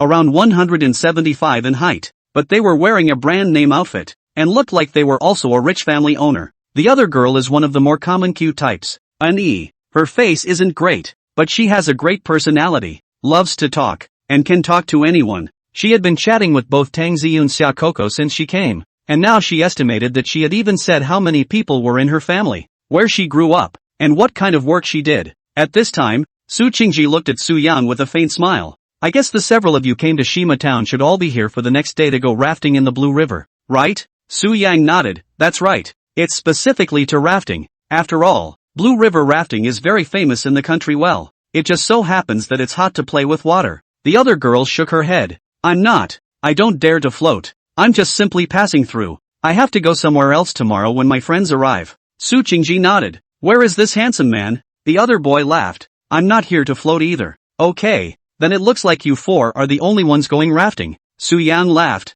Yes, but there are more than 4 of us. There are 4 others. They rested first. Ooh-hoo. Su Qingji promised, and then turned his big eyes and said, then, since it's such a good match and we're staying at the same inn, can I rub your car tomorrow? You guys drive, right? He. Hearing this, Su Yang and Meng Wanzhou both looked at each other and smiled. Open. We know as a friend well. Rub a car, small problem. Then I'll thank you in advance. You're welcome. A few people chatted and drank tea, and it didn't take long for a man and a woman to go back to their respective rooms to rest. Nearly 1:30. Su Qingzue looked at the time after pulling out his cell phone to look at Su Yang. A few people smiled. Let's add a prestige good contact tomorrow. It's okay. Oh yeah, we haven't gotten your names after all this time talking? My name is Su Yang. Your surname is also Su? Su Qingji froze. Su Yang deliberately pretended to be a bit surprised and asked, also? Meaning you are also surnamed Su? Su Qingji guffawed. Yes it is. That's quite a coincidence. We're from the same family. At this time, Meng Wanzhou also laughed. My name is Meng Wanzhou. My name is Han Xiaoyu. Just call me Xiaoyu. My name is Coco Summer. You can call me Coco. Fine. After a few people introduced themselves, Su Qingji dragged his suitcase and went back to his room to rest first. Su Yang looked at the 3 of them and smiled. Let's go back to our room too. It's quite late. Okay, tomorrow from 9. Meng Wanzhou stretched and said, yes, more sleep. The 4 stood up and walked out of the front room. Su Yang looked at his room card, which read Mountain Residence Room 02. Meng Wanzhou also looked at his room card. His was room 11 in Yang. He raised his head and looked around and said, this inn seems to really need someone to bring otherwise it's not really easy to find. Forget it, it's so late. Let's not bother people. Let's find it ourselves. Xiaotang Coco, what's the name of your room? Su Yang turned his head to look at the 2 and asked. Tang Ziyun picked up the room card and looked at it and said, Mountain Residence 01. You're a mountain dweller too. Ha? Yeah, you too?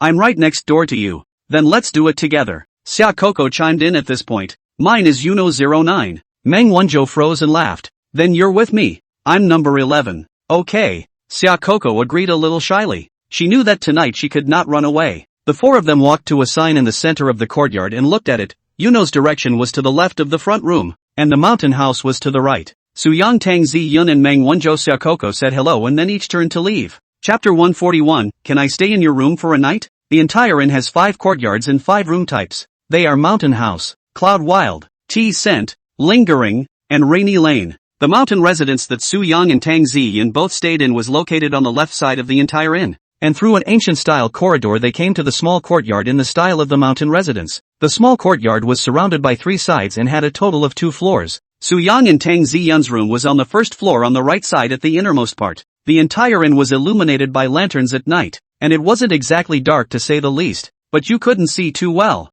and it had a hazy feel to it. Su-yang and Tang Zi-yun both walked side by side to the courtyard of the mountain residence. Compared to the courtyard at the front entrance of the inn, this one at the mountain house is much smaller. The night was late at the moment, and with the not-so-good light, the scenery in the yard wasn't very visible. There was no signage after entering this courtyard, and Su-yang went from room to room. From left to right are room numbers 9 to 1. Little Tang, this way. Su-yang waved towards Tang Zi-yun. Tang Zi-yun promised to follow quickly, and the two of them walked to the door of room 1 and room 2 at the innermost part of the courtyard to take a look. Each room was spaced almost 2 or 3 meters apart. Tang Zi-yun walked to her room door and turned her head to smile. Su-yang, I'll go back to my room first. Oh, good night. Su-yang nodded his head and smiled. Good night, rest early. Fine. The two men opened the door to each room and walked in. After entering the door pitch black, similar to ordinary hotels, are to insert the room card into the card slot by the door. Room lights will be lit. After inserting the card, the lights came on. Su-yang swept a glance and froze on the spot. 2 seconds later he spat out 2 words. Asterisk asterisk asterisk asterisk. This, TM. This room is spacious and looks very minimalist and quaint. The whole room is divided into a living room, toilet/bathroom, plus a bedroom, but the living room is styled, how shall we say, very much like a wilderness temple in a martial arts novel. The living room didn't even have a floor. It was straight up concrete, with an age-old square wooden table in the center. Age-old in a good way, and shabby in a bad way. A couple of equally worn wooden chairs were set around the table. Looking further in, there was a dark wooden counter by the wall directly across from the table, with a couple of ceramic bottles and 2 plates of cut fresh fruit, as well as 2 bottles of mineral water and a water bottle. However, the shape of this platform always looks a bit strange. If you set up an incense burner on it and insert 3 sticks of incense in the center, then Su-yang would like to walk over to pay his respects. He stared at the wooden platform with his mouth wide open for a long time. In a trance, he had a feeling that he had traveled to ancient times. The whole room wasn't very brightly lit either, like a light bulb that had been used for years was about to go out, and a few cobwebs in the corners of the room would have been perfect. To the right of the living room is a double opening wooden window with a potted plant on the floor. There wasn't even a couch in the entire living room, let alone a TV or anything like that. Su-yang thought to himself, what kind of J8 inn is this? It's too damn immersive. 2. This isn't a mountain residence either. Meow, it's no better than a broken temple. Su-yang said and walked to the bedroom door on the left-hand side of the living room and pushed it in to take a look. The bedroom was small and clean, and at the far end against the wall stood a very antique frame bed that looked like it had been sitting there for decades. The bed has 4 very tall columns at the 4 corners, surrounded by a carved wooden fence, and a semicircular moonhole door cover at the center. This Su-yang read martial arts novels do understand. This kind of bed is also called moonhole door cover shelf bed. A pale yellow bed net also came down above the semicircular door cover to block out the interior of the bed. Those who like this style of bed love it. Those who don't will find it a little creepy. Holy, what kind of room did this fat book? As he spat, there was a knock at the door. Su-yang turned around and walked out of the bedroom to the front door. He didn't close the door when he came in just now. At this moment, only Tang Zi-yun could be seen standing outside the door with a desire to speak. Su-yang, this room. Seeing Tang Zi-yun's bewildered expression, Su-yang smiled helplessly. This room is a bit too much of an ancient style, huh? Didn't this fatty look at the pictures when he booked the room? I'll go. What does your bed look like? Tang Zi-yun asked. Why don't you come in and take a look? It should all be the same. Tang Zi-yun walked into the house and came to the bedroom door to look at it. She smiled awkwardly. I don't quite dare to sleep in this kind of bed, and there's also a bed tent on the side of the bed. I'm afraid that after lifting it off the top lies a person. Su-yang laughed. That's not true, but this room is indeed a bit creepy, especially this living room, he said as he walked over to the table and touched it. What he thought was a worn-out table was in fact purposely old. The entire living room was nothing to look at closely. The floor was clean,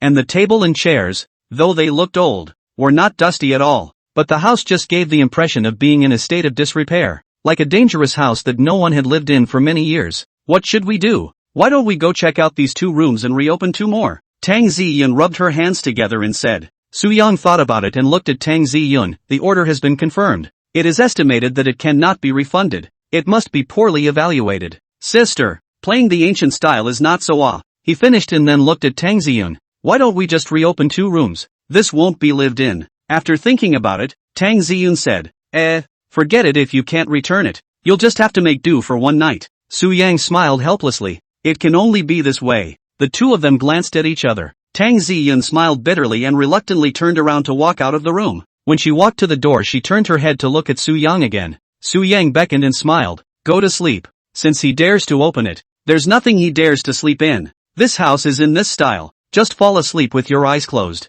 Okay.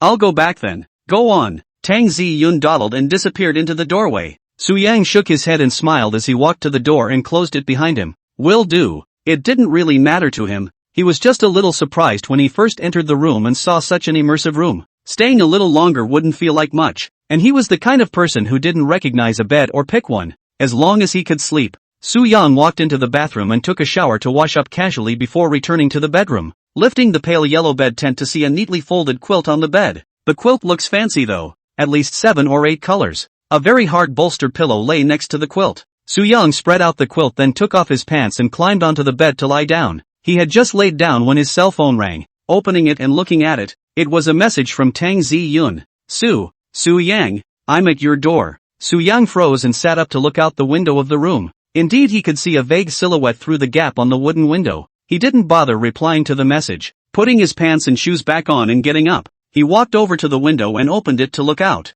Only Tang Ziyun was seen rubbing her hands and standing in the doorway pacing back and forth. What are you doing? Hearing the voice, Tang Ziyun was startled, and she hurriedly turned her head to look at the edge of the window. It was only after seeing Su Yang's face that she stammered and mustered up the courage to say, Su Yang, can I come and stay in your room for a night? Su Yang, huh? Chapter 142. This bed is very wide. Hearing this, Su Yang froze, but soon he came back to his senses as he gulped and said, Are you sure?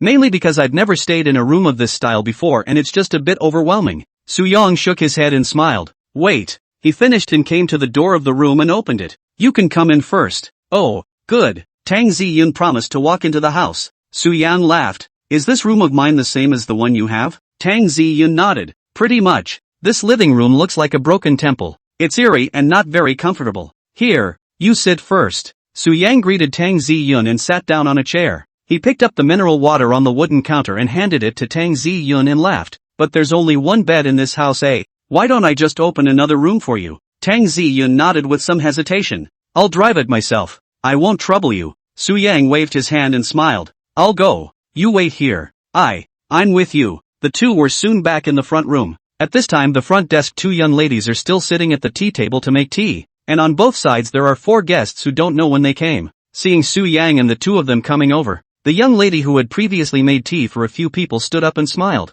Do you 2 need anything? Su Yang waved at the other party. The young lady walked over to Su Yang and asked, What's wrong, sir? I say, that what's his name mountain house of yours? The decoration is more or less creepy. My friend here doesn't dare to live in it. Do you have any other room types now? The young lady said shyly. I'm sorry, sir. Let me show you, she said, walking over to one of the computers behind the front desk and checking it out. After a minute, she looked at Su Yang and said with slight embarrassment, there are still rooms if you guys came 5 minutes earlier. Now the last 2 rooms have been booked by these 4 guests. Not a single one left? Yes, sir. Our inn's occupancy rate is quite high. Almost every day it's fully booked. Today is considered late. Normally it's all booked out by 8 or 9 in the evening. So what? The main thing is that this mountain residence of yours, I don't even want to talk about it. It feels like living in that kind of broken temple in the middle of nowhere. I'm like a prodigal son of the Jianghu who was being chased and killed, and I've run for a long time before I see a small temple and go in to recuperate for a night.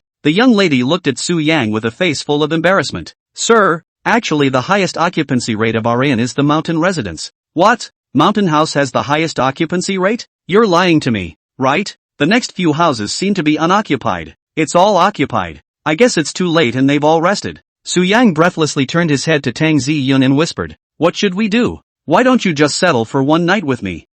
Okay.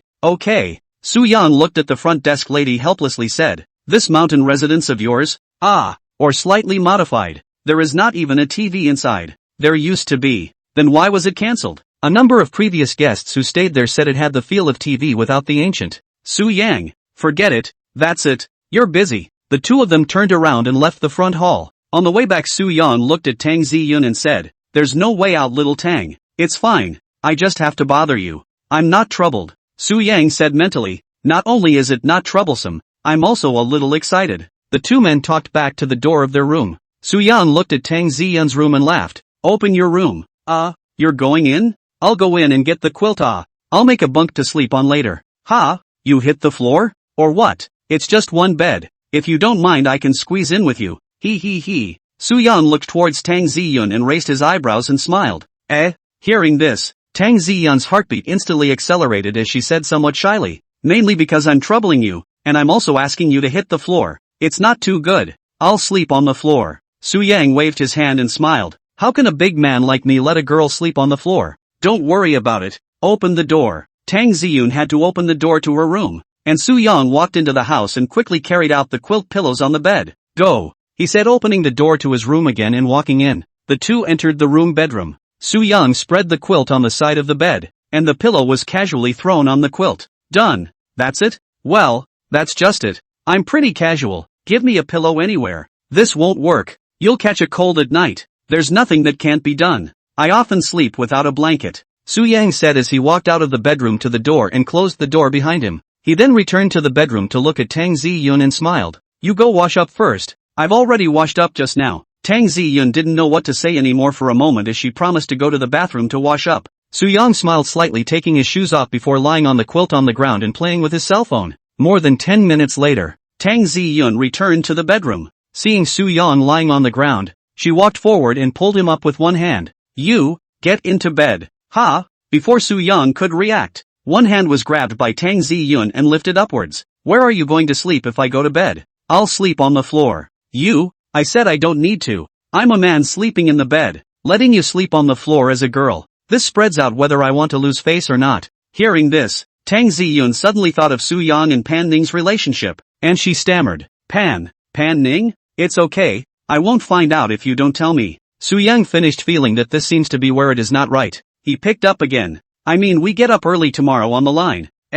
Seems to be still not right. Hey, forget it. No more explanations. Just get into bed. Tang Ziyun walked to the bedside with an apologetic face and sat down, and Su-young laid down again to play with his phone. After waiting for a while she finally turned her heart to Su-young and said, Su-young, go to bed. I told you.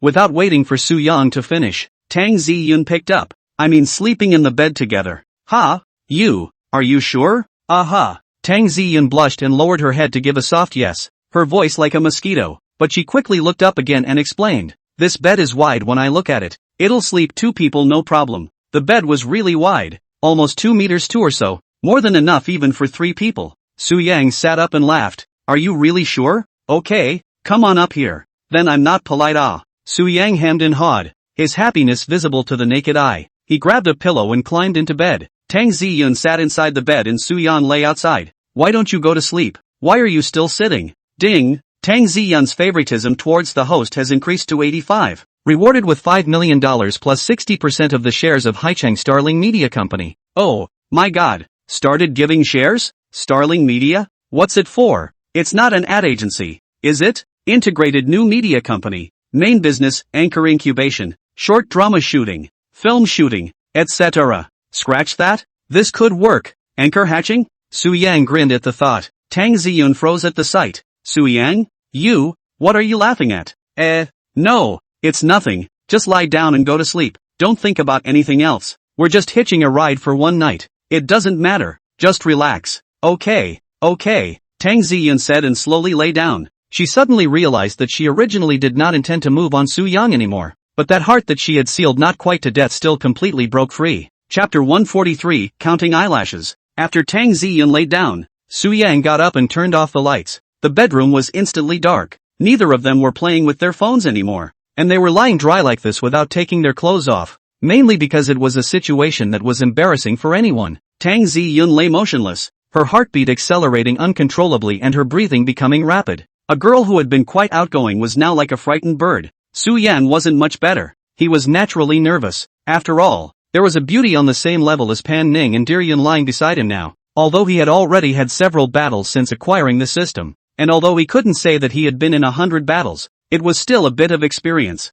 But every time you face a newcomer you are still innocent like a novice. That's actually why scumbags are scumbags. Because different people can be different and fresh for them. The two began to have a conversation to avoid embarrassment. Su Yang suddenly thought that the new company he had just acquired was doing anchor incubation. He tilted his head to Tang Ziyun and said, "Xiao Tang, you're a professional singer now aren't you?" "Not really, I'm embarrassed to call myself a professional singer in front of you. You're too kind you. Ever thought of singing live? With your qualifications going as a singing anchor should be very popular." Tang Ziyun nodded. "I had thought about it before. But I didn't bother thinking about being an anchor when I was spotted by this current company. So do you want to do it or not? I'm actually fine with whatever, as long as I don't have to sit on the job every day. But right now this company is pretty much free to fulfill my needs." Su Yan laughed. "I have a company in Haicheng that specializes in creating anchors. If you don't want to do it any day feel free to look for me. I'll make you a big network red." Tang Ziyun giggled. "Yeah, when the time comes, I'll defect to you if I don't want to do it. No problem." Su Yang opened his cell phone and looked at the time. It was already 2:40 a.m. He put down the phone and said, "It's almost 3 o'clock. It's time to go to sleep. If you don't sleep you won't be able to get up tomorrow." "It's so late? Then hurry up and go to sleep." "Aha." Su Yang agreed, pulling the quilt up to cover Tang Ziyun. "Here, cover up a bit, otherwise it's easy to catch a cold when you fall asleep." "Oh, okay." Tang Ziyun's heart was sweet as she pulled up the quilt to cover herself. The two stopped talking and emptied their brains to brew sleep. Su Yang suddenly thought of something in his mind and asked out, "System, look at Don Jr.'s information panel. Tang Ziyun, age, 23, height, 168 centimeters, weight, 56 kilograms, face value, 90, stature, 90, number of relationships, 1, single, number of combatants, 0, characteristics, delicate heart, face control, lines." After more than 10 minutes, Tang Ziyun's breathing became even, looking like she had already fallen asleep. Su Yang was similarly dazed and on the verge of falling asleep, but just as he was about to enter dreamland, Tang Ziyun suddenly rolled over and put her hand on his body. Su Yang was about to fall asleep, and was instantly awakened by such a slap and looked up. It was unknown what Tang Ziyun was dreaming about. The corners of her mouth slightly raised. "What's this chick dreaming about? Laughing in her sleep?" Su Yang muttered to himself and gently removed Tang Ziyun's hand. Just a few seconds after removing it, Tang Ziyun reached out her hand again and wrapped it around Su Yang's neck, her mouth still muttering something. Don't go. I go where me. But if you hug me so much then don't blame me he said as he also rolled over to face Tang Ziyun, moving his position inside in the process. Looking at the beauty that was close at hand, Su Yang unconsciously swallowed his saliva. The two were now very close to each other, face to face almost only about 5 centimeters away, breathing in the faint aroma emanating from Tang Ziyun's body. Su Yang's right hand gently rested on the other party's body. He was going to sleep with his arms around Tang Ziyun like this, and had wanted to get down and dirty, but Tang Ziyun had fallen asleep, and now it was a bit obscene to be sneaking around and doing that kind of thing. He liked to come right out in the open, and this kind of taking advantage of people still didn't quite work, but at this time, it didn't stop him from carefully appreciating and admiring Tang Ziyun's stunningly beautiful face. Compared to Pan Ning and Deryun, Tang Ziyun had a different kind of beauty. Her face didn't feel fat from a distance, but it felt fleshy if you looked at it up close. Skin performance under the state of veiled face is also very perfect. Face can hardly see any flaws. Have to pick some faults, that is her nose is not as delicate as Pan Ning and Deryun too. However, this could only be discovered by Su Yang under close viewing, and under normal circumstances it was almost negligible. Just as Su Yang was staring mesmerized, Tang Ziyun suddenly opened her eyes. The two of them looked at each other, and Tang Ziyun's heartbeat once again accelerated violently. She looked at Su Yang, shyly lowered her head, but just after she lowered her head she saw that one of her legs was resting on Su Yang's leg. She hastily pulled her legs back, her mouth open as she tried to scream. Right at this instant, Su Yang snatched a step ahead and reached out to cover Tang Ziyun's mouth in a low voice. "What are you doing? You can't scream in the middle of the night." No, nothing, I didn't mean to. What's willful or not? Isn't it just a leg ride? What does it matter?" Su Yang laughed. "But why did you suddenly wake up? There was no sign at all." "It scared me. I don't know. I felt like someone was watching me in my sleep and I woke up." Su Yang smiled awkwardly. I couldn't sleep. counting your eyelashes. Tang Ziyun. Not waiting for Xiao Tang to think more, Su Yang picked up. Don't think about it, go to sleep. Oh, good. Tang Ziyun closed her eyes once more, but their posture didn't change. They were still facing each other. Su Yang began to admire Tang Ziyun's face again. The muscles on Tang Ziyun's face twitched and she opened her eyes again. The two of them once again looked at each other. This time she didn't hide anymore, but gathered enough courage to shyly look into Su Yang's eyes. Without realizing it, the two stared at each other for almost exactly 30 seconds. The two faces were also unconsciously close, and the 5-centimeter distance arrived quickly. Tang Ziyun's breathing quickened and her body trembled as she quickly closed her eyes. Chapter 144. That's quite satisfactory. A beautiful night passed in the blink of an eye, and it was 8 o'clock the next morning. The two woke up from their sleep, and when they woke up, Tang Ziyun's neck was still resting on Su Yang's arm. She instantly blushed and turned over, not daring to look Su Yang in the eyes. Su Yang smiled faintly. Waking up so early? Aha! Tang Ziyun's voice was like a mosquito. Su Yang put on his clothes and rolled over to get up. I'm going to take a shower first. Good. Su Yang entered the bathroom and turned on the faucet. A few minutes later, Tang Ziyun's voice came from outside the door. Su Yang, I'll wash next door. Okay. Meet me in the lobby later. Half an hour later, Su Yang put on his clothes and came to the door to take out his room card and walked out. When he came to the front room, there were already a few people sitting at the tea table drinking tea. They were Su Qingzhu, whom they met last night, as well as Han Xiaoyu and Xia Coco and Tang Ziyun, who came at an unknown time. Seeing Su Yang come over, Tang Ziyun pretended to be calm and lowered her head to drink tea.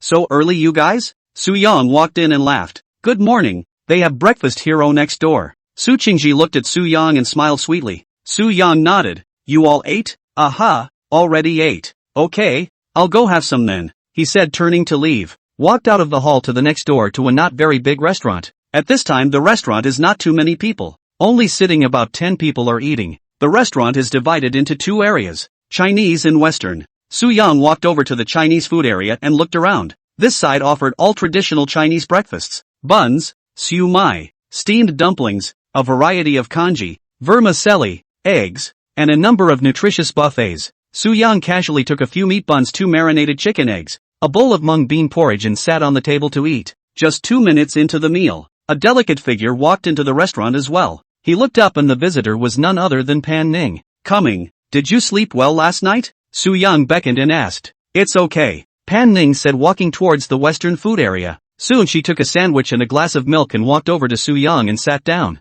What type of room did you stay in last night? Su Yang asked. Call it something like Rainy Lane. How is the room environment? It's okay, barely livable. Pan Ning took a sip of milk then picked up her sandwich and ate it. You don't realize that the house I stayed in last night was damn near like a broken temple. You don't like it? Who could like this? It's too creepy to live in and I don't know how much it costs a night. As Su Yang was talking, Meng Wanzhou and Lu Bo both walked into the restaurant as well, and Dear Yun followed behind. Su Yang greeted the three before looking at Lu Bo and beckoning. Fatty, come. What is it, brother Yang? Lu Bo looked like he hadn't woken up yet. He walked over to Su Yang's side and asked with a confused look on his face. How much a night for that room you booked for me yesterday? Lu Bo thought about it and said. It seems to be 1,800 or 1,900. How about that? It's still okay, right? The kanji that Su Yang drank into his mouth after hearing this price almost sprayed out. How much? 1,899. What's the matter? Aren't you satisfied with your stay? I'll find them if I'm not satisfied.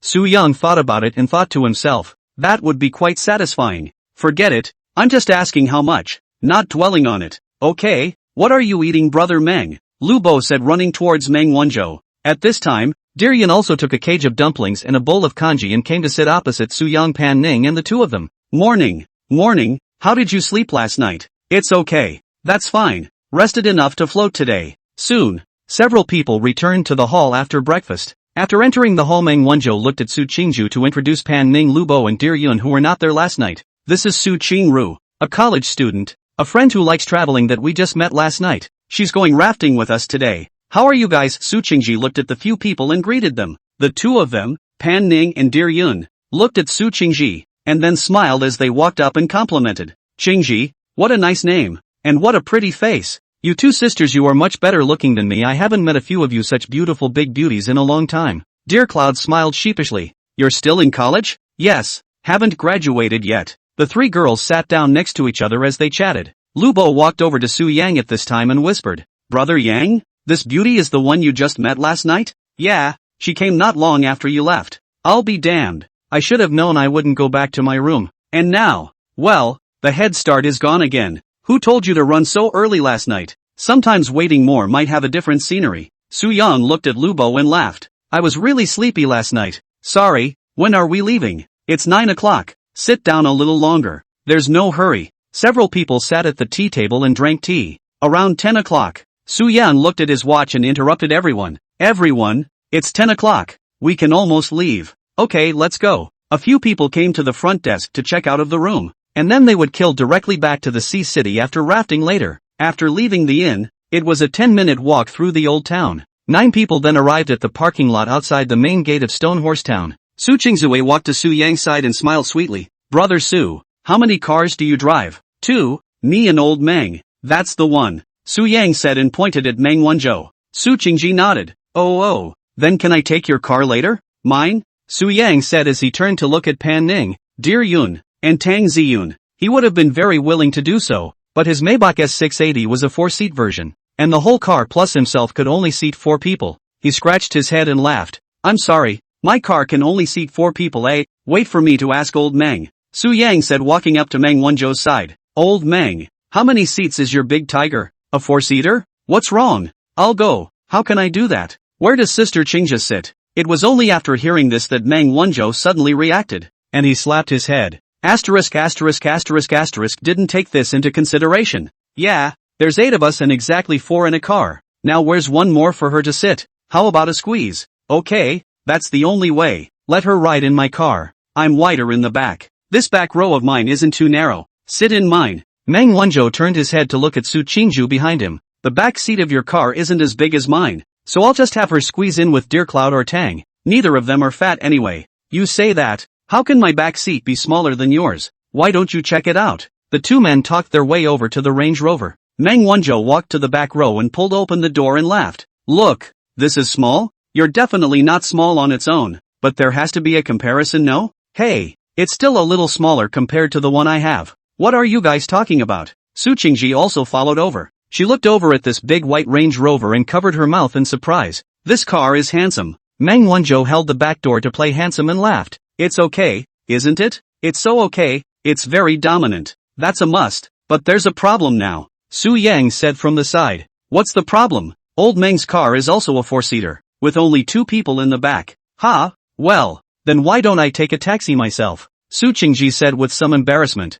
Su Yang shook his head. No need to be so troublesome. My car is wide in the back. You and the other 2 girls can squeeze on the line. Anyway, it's just more than 10 kilometers. It won't take long. It's fine, but I still think it's a bit of a bother for you guys. I thought all your cars were 5-seaters. It's fine. There's no trouble. You girls aren't fat. Just squeeze a little. Meng Wanzhou followed suit. It won't be a violation, right? Su Qingji looked at the 2 with some concern. Meng Wanzhou laughed. It's fine. From here to the Blue River are country roads. Half an hour thing. That's fine. Then which one do you want to ride in? Meng Wanzhou looked at Su Qingju and asked with some anticipation. Su Qingji still walked to Su Yang's side after thinking about it. I've just talked to brother Su. It's better to take his car. Alright. Meng Wanzhou sneakily glared at Su Yang. Su Yang raised his eyebrows and smiled as he led Su Qingzue towards the Maybach not far away. Chapter 145. What can I do about it? Su Qingzhe followed Su Yang towards the Maybach and came to a short distance in front of the car. Su Qingji once again covered his surprise. Brother Su, is this your car? Yes, how about that? It's more dominant than the old Meng one, isn't it? Yes it is. It's a nice looking car. Su Yang laughed as he looked at the red Ferrari 488 parked next to his car. Su Yang said in his heart, this Xiaoli actually hasn't left yet? At this time, Pan Ning, Dear Yun, and Tang Ziyun were already waiting on the sidelines. Pan Ning looked at Su Yang and said impatiently, what have you been doing? Nothing, Xiao dear Xiao Tang. This Qingju sister later and you squeeze the main old Meng that car is also a 4-seater. I'm a little wider in the back row so that she and you will be a little. Dear Yun laughed. No problem Xiao Suyu and I will squeeze. Okay, thanks sister Dear Cloud. You're welcome. A few people said pulling open the door and getting in the car. Su Yang opened the navigation and searched the Blue River rafting base then drove off. The 2 cars headed toward the Blue River one after the other. Half an hour later, several people arrived outside the gates of the crowded Blue River rafting base. There are 2 very wide parking lots for visitors on the roadside at the entrance. The parking lot was huge, but it was about to fill up at this point. This Blue River rafting is not only fire in Tianhai province, but also very famous in the country. Many foreign tourists come here. Su Yang and Meng Wanzhou drove into the parking lot no. One on the right side of the road to look for a parking space each. Su Yang lowered the window and said, "So many cars? Yeah, it's so hot." Su, there's a parking space over there. I see it. Where? Up ahead on the right next to that gray BMW. Su Yang laughed after driving forward a bit. I go. How did you see it sitting in the back row? I didn't even see it. Hey, I'm better at finding things. Yeah, can. Su Yang smiled and drove the car forward for a bit. Then he killed the steering wheel a handful of times, then backed into the parking space and parked. Su Qingji complimented from behind. Wow, brother Su, you're a good driver. Su Yan unconsciously smiled on his face. Sure enough, it did feel quite good to be praised. Although it was just a parking lot, Su Qingji's kind of personality was really ready to provide emotional value and would make people feel comfortable. Su Yan laughed. Not worth mentioning. Very impressive.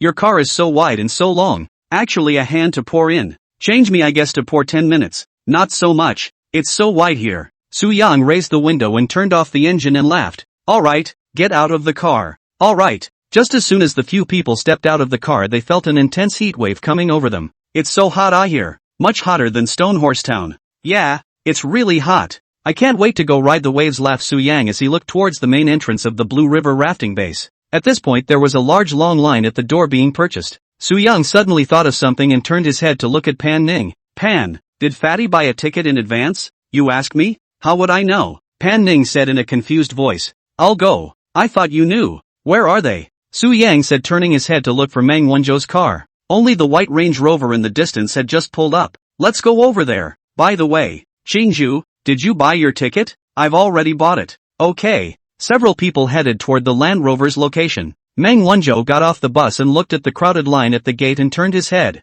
Fatty, did you book your ticket in advance? It has to be. Can't I think of that? So why do so many people come to the venue and line up for tickets if they can book in advance? Who knows? Whatever they are, let's go in first. At this time, several people from Su Yang walked over. Fatty, did you buy a ticket? Bought it a long time ago. I've been here twice before and I've had experience. That's fine. Otherwise the line would be hot. Fat brother really has foresight.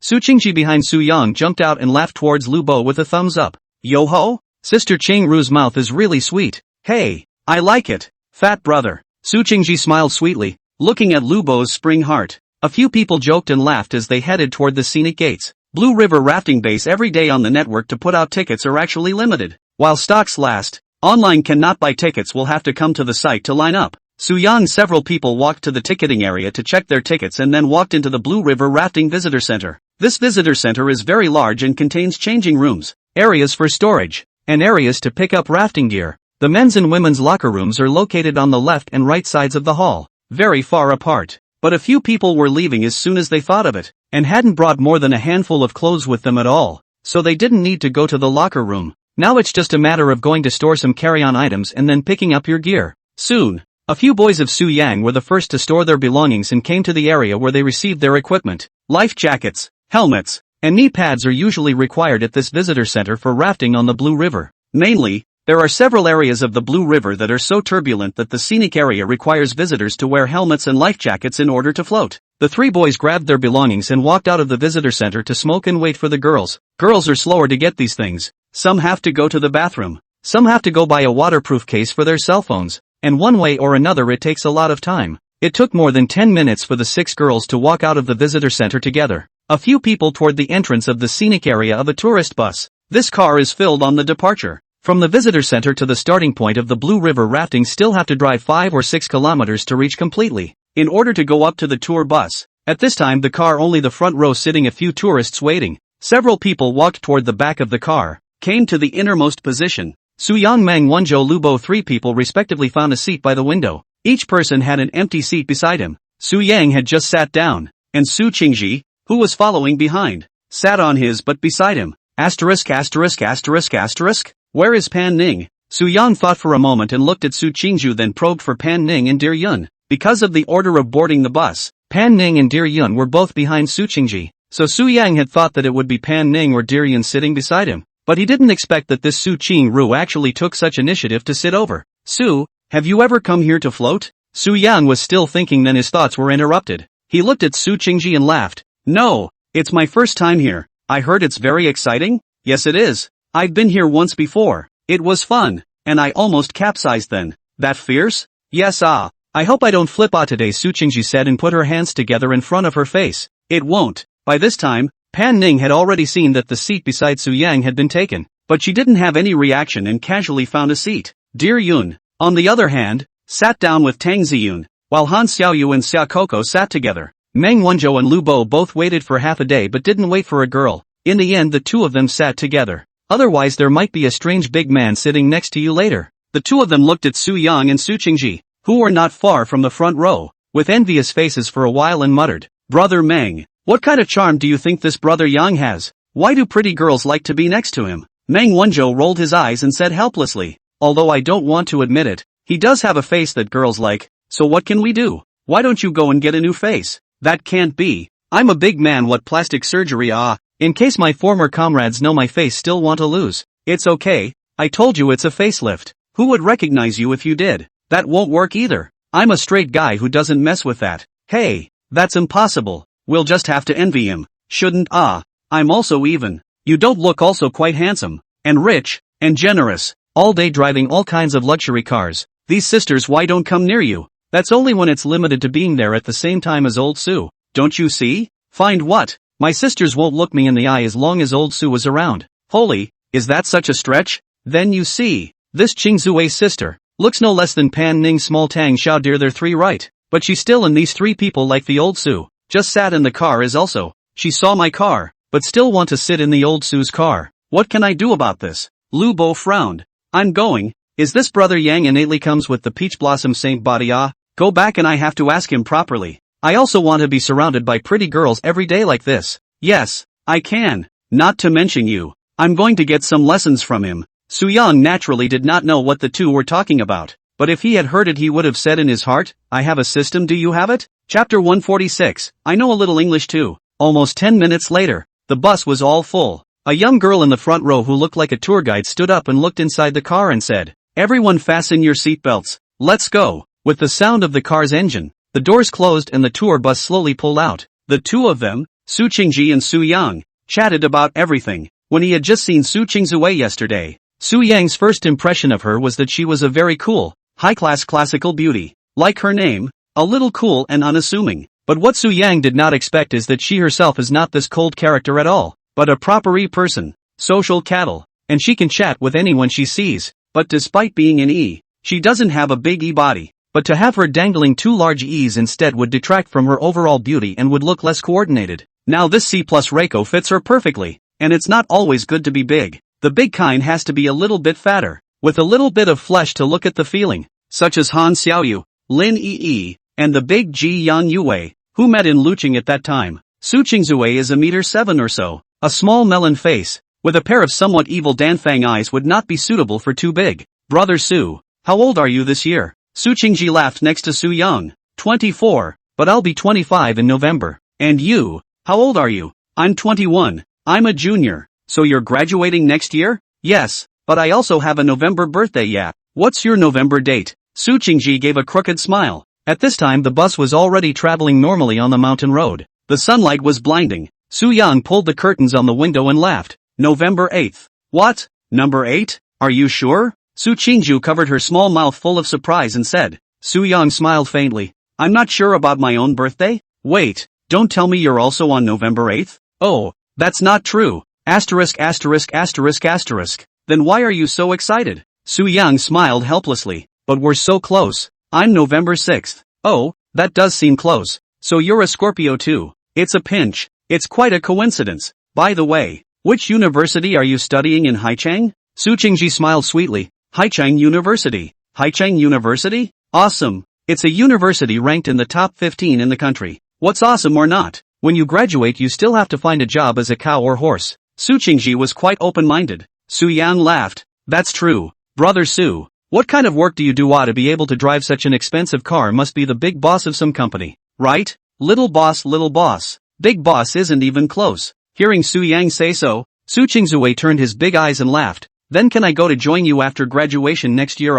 He. In advance, first pave the back road. Su Yang suddenly felt that this girl was quite funny. He laughed. Of course, what are you majoring in? I'm an English major. Oh, English major? Su Yang suddenly thought that the system had only rewarded him with a skill in language, and now it was the right time to try it out. But when he thought of the word English in his mind, he was able to speak it immediately as if it were his native language. Su Yang turned his head to look at Su Qingji and smiled. Isn't that a coincidence? I also know a little English. Why don't we communicate in English? You? Su Qingji asked in a flash. What? Don't believe me? Or do I not look like I know English? That's not true. I just didn't expect it. He. Then I'm going to talk to you in English next.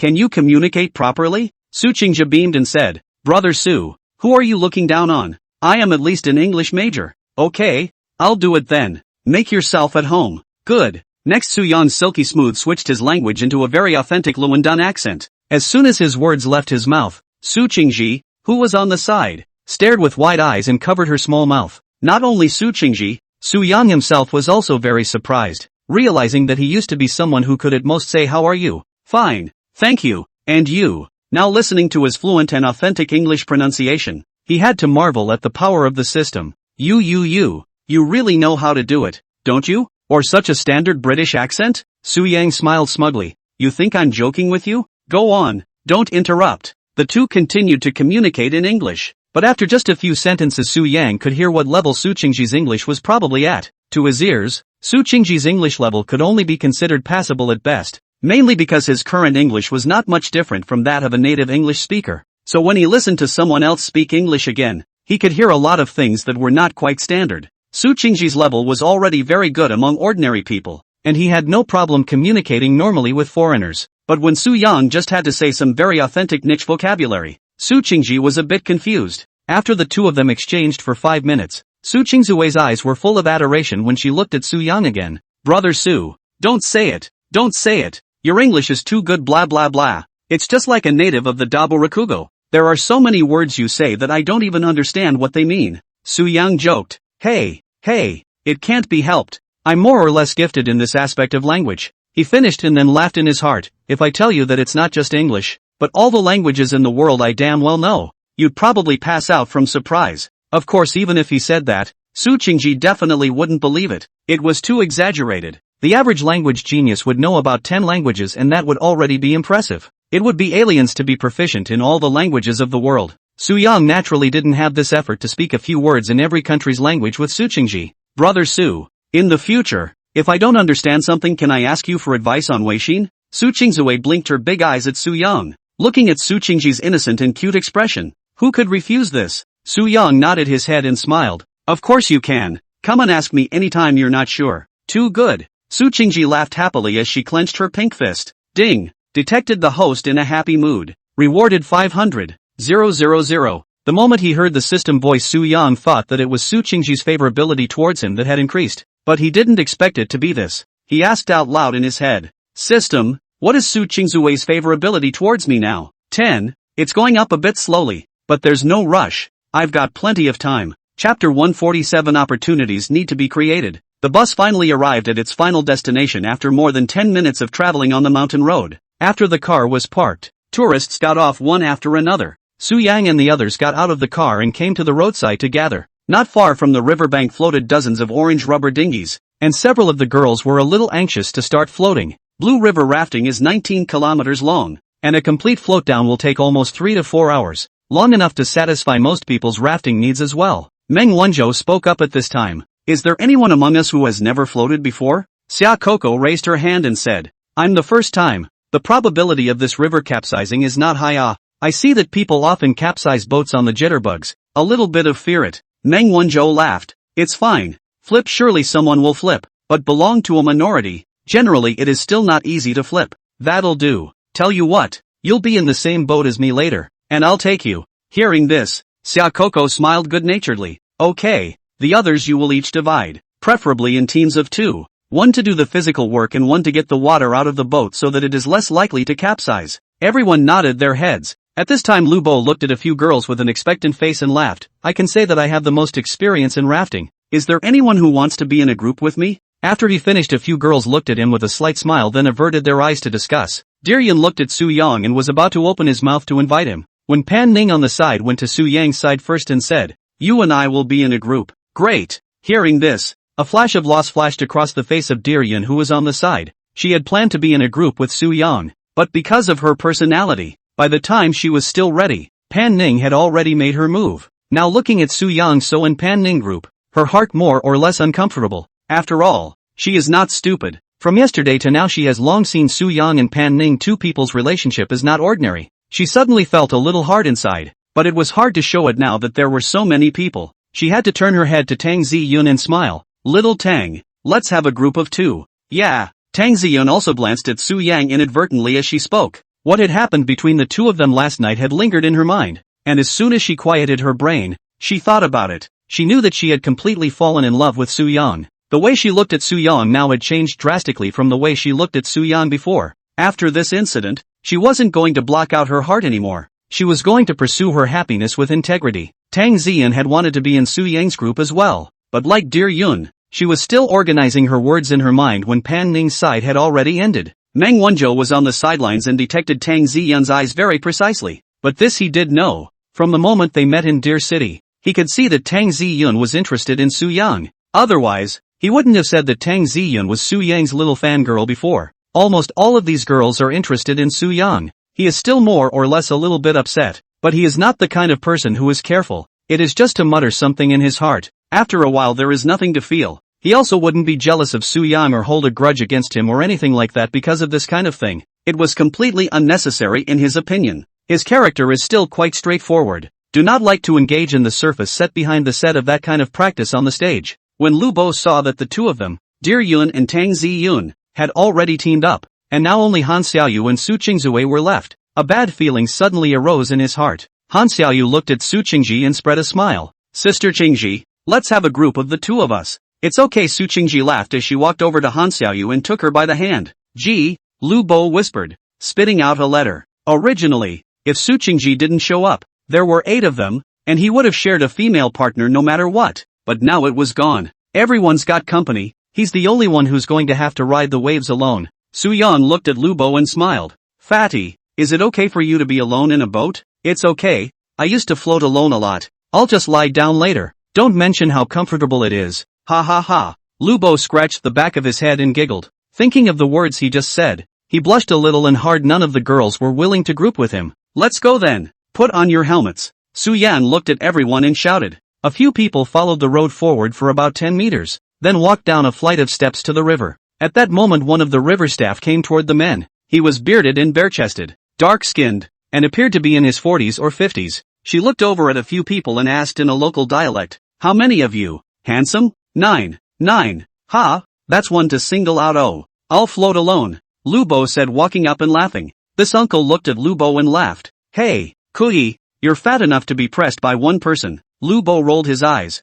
"Uncle, I'm called strong. It's all the same, if you can press it." "Wait a minute you guys, haha," the older man said as he turned toward the shed not far away. A few people found a shady tree to stand under and wait. At that moment 7 or 8 more young men came down the steps. Su Yang tilted his head to look, and he realized that these young men seemed to be singular as well. 1, 2, 3, 7.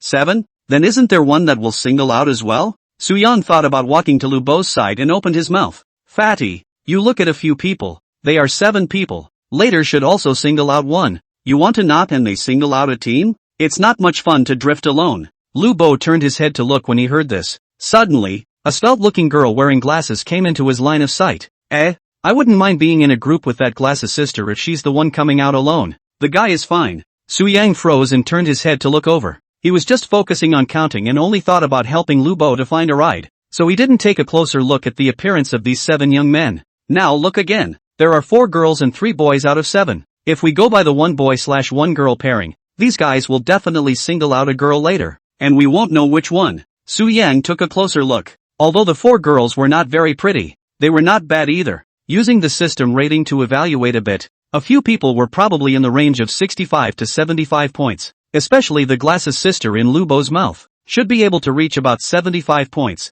This level also belongs to be a little beauty. She stood truly the most conspicuous of the 4, with a ponytail, thin-rimmed glasses on her face, and a gray t-shirt over a thin, transparent sunscreen. Underneath was a pair of black athletic hot pants. and the two white legs looked kind of comfortable. A man of about 6'5". He looked svelte, especially like a kindergarten teacher. Su Yang approached Lu Bo and grinned. Your kid's eyes are a bit sharp. You can filter out the prettiest one in a few seconds. Lu Bo smiled smugly. That's right, my eyes are rulers. Not only can I quickly sift through them, I can also quickly scan how big she is. Su Yang froze and asked, how old? See, awesome, I thought you said age. Su Yang smiled and picked up. Look, they are a total of 7 people. 4 women and 3 men. According to the normal collocation of words, a man and a woman, that will single out a girl, but is not the glasses sister is not certain. You kid do not pick. The other several will also be fine. Anyway, it is a hitchhiker. Drift through the dispersal of the gang. There is always better than nothing, right? Lu Bo laughed. It's so true. I'll go ask. You're just going to ask, Su Yang asked with his mouth wide open. What are you afraid of? Opportunities need to be created. Lu Bo said and walked towards a few people. Chapter 148. Who was his target? Seeing Lu Bo walk out, Meng Wanzhou ran to Su Yang's side. Old Su, what's the situation? What's Fatty up to? Su Yang raised an eyebrow and smiled. Isn't this a few young people coming? I counted them as 7. There should be one more person coming out as well, so I'll just give Fatty the word to let him team up with the one coming out alone. This guy can't wait to get right up there and ask. Ha ha, that's his style. While the two were talking, Lu Bo had already walked over to the 7 people. He didn't know what he was saying to a few people, turning his head to point at Su Yang and the others from time to time, and laughing out loud every now and then. The two of them leaned against the wall and smoked. Su Yang said appreciatively, you don't say. Fatty, this communication ability is quite strong. A few minutes to talk a few girls with a smile on their face.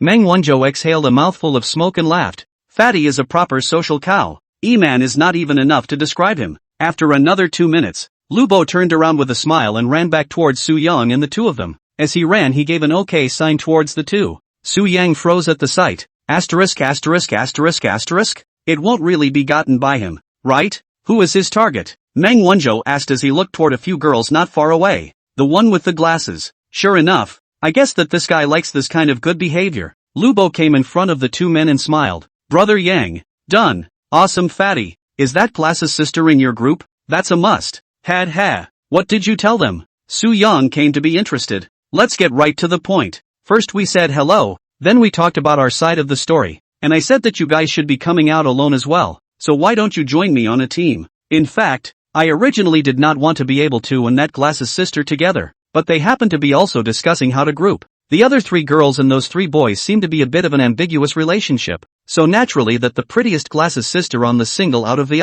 I'll be damned. You can be lucky. Hey, and it was her first time rafting, so I struck while the iron was hot and said I was experienced and that I was fat and handsome, so they let her raft with me. You kid can. Remember to be prestigious after drifting later. Meng Wanzhou patted Lu Bo. That's a must. Maybe there's a follow-up karma. A few people are chatting. The middle-aged uncle came over and greeted, handsome boys and girls. You can get on board, wear a good helmet, wear a good life jacket, get dressed. Alright then, each group come over here and get a stick. At this time, Lu Bo greeted the glasses sister not far away. Xiao Wang, you can come over. Su Yang turned his head and smiled. What's her name? Wang Xiaoan. That's a fine name. Park, it goes well with you. Meng Wanzhou laughed at the side. What plane? It's called Shoei. Lu Bo rolled his eyes. You kid, you just met and you're starting to get protective, aren't you? At this time Wang Xiaoan walked over somewhat shyly. Lu Bo smiled and greeted her and introduced Su Yang Meng Wanzhou 2 people.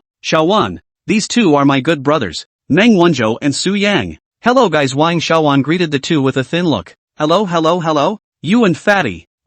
No. You and Lu Bo a boat just put 100 hearts. He often drift. Already drift experience. I know that. Okay, let's go get the stick then. Su Yang, what are you dawdling around for? At this time, Pan Ning's shout came from the shed not far away. Coming. Su Yang raised his eyebrows towards Lu Bo and smiled, then trotted off first. Meng Wanzhou also walked to the side of Lu Bo, whispered. Fatty, you do not say. I see the 2 of you are still a bit of a husband and wife. Wait to protect the good family Xiaoan sister. Maybe bleaching finished. Don't worry brother Meng. Lu Bo couldn't help but heave a smile. Several people took a long wooden stick and a dipper in turn. The stick could be used to simply maneuver around when drifting downstream later, and the dipper would be used to scoop up water, or have a water fight. Blue River rafting is no professional staff with. Are tourists to float their own? Is dead or alive depends on their own make. Of course, it's just a joke. The floatable area of the Blue River is 19 kilometers long, with specialized rescue personnel guarding every other bank to avoid any mishaps. Once the sticks and dippers were fetched, a few people each chose a rubber dinghy to sit in. Su Yang dragged the rubber boat to the river and jumped on it first. Then he turned around and half-squatted to take the jade hand that Pan Ning handed over to pull the other party safely to the boat. The two of them sat down one after the other, Su Yang holding a wooden stick and Pan Ning holding a water ladle. The shoreline crew looked to the two and instructed, "That's it, have fun you two and be safe." "Okay, thanks." Su Yang promised to look at Pan Ning. "Ready? Well, just hurry up."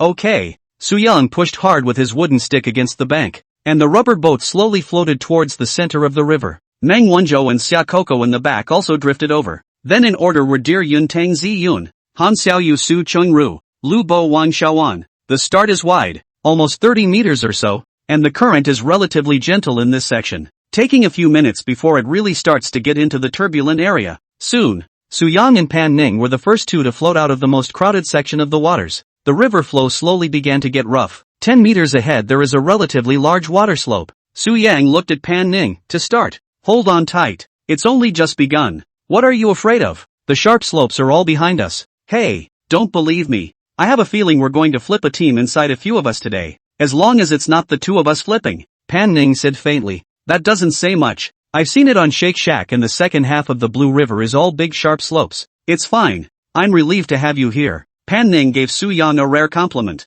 Su Yang hemmed and hawed. "That's true. With me it can't flip a bit." The two chatted and came to the first slope. Wow! The rubber boat turned a direction and followed the current violently rushed down. The water splash stirred up the cold river water while Su Yang and Pan Ning two people wet. "Who?" "Yes." Su Yang laughed happily and used a wooden stick to prop up the bottom of the water wanting to speed up. Ding! Detected host enjoying himself immensely. Rewarded 800,000. The next few behind drifted over the first slope one by one. Now there was no need for Su Yang to use a wooden stick to hold up the bottom of the water, and the current was fast. After drifting for several slopes, Su Yang and Pan Ning's rubber dinghy was already flooded with water. Pan Ning reluctantly scooped water out with a ladle. The most annoying thing about rafting is the need to scoop water. "Can't you design a drainage system?" Su Yang hemmed and hawed. "This is also a part of rafting. Just think of it as exercising your body. When you come to a gentle section, the river is flanked by lush mountain walls and cicadas. Many tourists on the water were having a fierce dry water fight. Whether they recognized each other or not, they were all in a water fight at the moment. Some attacked with water guns, some with scoops, and some just took their slippers and teased the water. It was a lively scene with lots of laughter. This is what summer feels like." Su Yang laughed out loud and picked up the water scoop that Pan Ning had thrown in the rubber boat and started to attack the other tourists as well. Ding! Detected that the host is in a cheerful mood and enjoying himself very much. Rewarded 600,000. Chapter 149. You can support me in my next life. "Who? Him. Don't shoot me in the eye. I'll fight you." Su Yang and the others were quite joyful in their battle, but Pan Ning on the side suffered a bit. After being attacked with water pistols by several strangers in a row, her hair, which wasn't even wet yet, had begun to drip. Su Yang kneeling in the rubber boat madly scooping water with a dipper. As long as it is from the front of him through the people are inevitably by him a flurry of splashing. "Childish," Pan Ning said faintly. Su Yang turned to look at Pan Ning and smiled. "Play together, ah. Come, the water scoop is for you." "I'm not playing. You people, rafting plays with this kind of atmosphere. What's the point of you just sitting around like this? Come on. Su Yang said while shoving the water scoop into Pan Ning's hand. Pan Ning had no choice but to symbolically scoop up a few scoops of water and splash it behind her. Just at that moment, Meng Wanzhou and Xia Coco drifted over. 2 splashes of water split all over Meng Wanzhou's head. "I throw." "Who? Yo, old Meng? When did you guys get here?" "Just washed over." "How about a few of them?" Su Yang asked. "Who knows? As soon as the water. Each play each other." "Just now you splashed me?" At this time Pan Ning turned her head to look. "I splashed it. What's wrong?" she said while waving the water scoop. Meng Wanzhou hemmed and hawed at the sight. Forget it if you splash. You're forgiven." Pan Ning gave Meng Wanzhou a blank look and turned back to continue scooping up water to attack the others. She hadn't wanted to play, but Splash found a little fun. Seeing this, Su Yang laughed. "That's right. You need to play more often in such crowded places with this nature." Meng Wanzhou gave Su Yang a thumbs up. "You can do it, old Su. You're the only one who can make her move." Hey, come on you," Su Yang said taking off the slippers he bought earlier at the entrance of the visitor center towards Meng Wanzhou to scoop up the water and attack. "I'll go. You kid doesn't talk about martial arts." Meng Wanzhou blocked his face with his hand, then picked up the water ladle and bent down to scoop up the water to fight Su Yang. Shako looked on with a big smile. Don't just laugh. Help! The water was filled with all kinds of laughter and yelling, and adult fun is sometimes that simple. Soon, several people drifted past the lively and gentle area to a more turbulent section of the river. With a loud scream, one by one the rubber boats were carried down the large slope by the current. The two groups of Su Yang and Meng Wanzhou also rushed down after them, one after the other. After passing through another relatively gentle area, several people came to a continuous downhill section with a very steep incline. The water flow speed instantly became faster, and the boat of both Su Yang and Pan Ning was rushed and rotated. Pan Ning clutched both hands to the grab handles on the side of the rubber dinghy. Swish! The rubber boat was rushed and hit a large rock and floated sideways. The river water suddenly stirred up, dozens of centimeters high splashed on the two people. Asterisk asterisk asterisk asterisk. Su Yang quickly shook off the hair that was blocking his eyes, and he held the rubber dinghy rigidly, using his whole body strength to press down to try to control the boat from tipping over. But how can human power compete with the power of nature? Just as the two men were swept to the bottom of the slope, the water splashed and the rubber boat crashed uncontrollably into a boulder at the river's edge once more. With a bang, the rubber boat bounced back a fraction of an inch, and before the two men had time to react, it was followed by another sharp descent. Pan Ning finally couldn't help but shout, "Ah, wow!" She had just screamed out when her whole body plunged down, the river water instantly stirring up and spilling over her white face. The rubber boat was rushed to turn to Su Yang's end again. The two men were not quite balanced by their weight, and the rubber dinghy had just hit a boulder at the bottom of the slope. When Pan Ning's side buckled, Su Yang's eyes rounded, and he said, abducting the ball, "It's going to flip." "Aha!" Pan Ning cried out as her entire body was flipped out. Su Yang's eyes were quick. He quickly got up and hugged Pan Ning's thin waist. Just a moment after the hug he lost his balance. Boo! Wow! The two slammed into the river. Not far behind him, Meng Wanzhou saw this and hurriedly shouted, asterisk asterisk asterisk asterisk, help! The rescuers on the shore naturally saw that it was really only a matter of a second or two before the two men capsized. Just after falling into the river, the rescuers on the bank quickly jumped into the water and chased towards Su Yang and the two men. However, this section of the current was very turbulent and the two of them were quickly swept away. Su Yang tightly grabbed Pan Ning to hold her upper body up. Although Pan Ning could swim, the situation was different now, and the current could be described as choppy at the moment. And after all, she is a girl, and even if she knows how to swim and encounter this kind of situation, it is inevitable to panic. Just fell into the water or choked a few mouthfuls of water. At this time, the makeup on her face had long been washed away, and she was cloaked and hugged Su Yang. At this time in the river, Su Yang and Pan Ning's posture was like this. Pan Ning was held by Su Yang, her legs clamped around Su Yang's waist. Su Yang held Pan Ning's legs with one hand, and with one hand skimming the water to try to keep her balance to avoid hitting the rocks in the water. The river wasn't that deep though, and the two of them were swept a long distance, and he was still scratched by some debris on the bottom, but he didn't notice. Soon two life jacket-clad crew members swam up to the two men and grabbed them and dragged them to a very large round rock on the shore. Su Yang exhaled a mouthful of turbid breath. He put down Pan Ning and asked, "Are you okay? Did you hit anything?" Pan Ning shivered and shook her head. She was already a little cold from sitting in the boat, and now she had been dipping in the cold river water for a while. Her lips were a little purple now. A staff member on the sidelines asked, "Are you guys okay?" "It's fine thanks." "You're welcome." "Should be. Still need to pay attention to safety when drifting. Boys, try to sit in the center a little. Otherwise your weight than the girls are big easily will capsize the boat." Su Yang nodded in agreement. "Okay, thanks for the reminder." One of the crew members towed the two men's rubber dinghy to the shallows and set it down, and the two men left toward the back.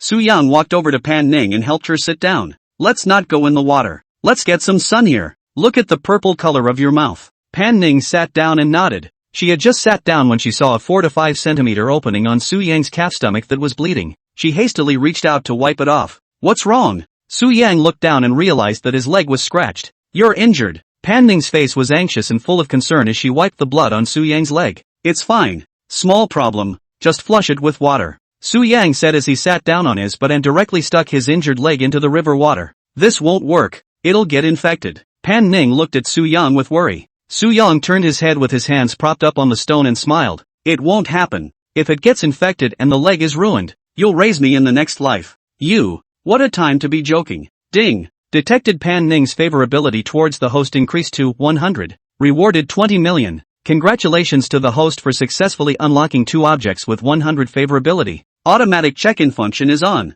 Additional reward for new skill, healing, level 1. detected that the host has not signed in today. Now signed on behalf of the success of the reward of 50,000. Chapter 150, there's a watercress in your hair. Su Yang froze for a second before immediately shouting in his head. Pan Ning also reached 100? Don't panic. Wait, what the heck is healing? Rapid recovery after injury. No distinction between internal and external injuries, the higher the level, the faster the recovery time. Full level 7. This isn't it my wolf brother's skill? Su Yang couldn't help but open his mouth wide, his face full of shock. Similar, Su Yang was so shocked by this new skill that he couldn't speak. If there are grades of skills, healing is definitely T0 level. Old Su, Pan, are you guys okay? At this time Meng Wanzhou also drifted over, and he shouted from the boat. Su Yang was interrupted in his thoughts and snapped back to his senses. He looked up at Meng Wanzhou and shook his head with a smile. It's fine. You guys go first, let's slow down a bit. That's good.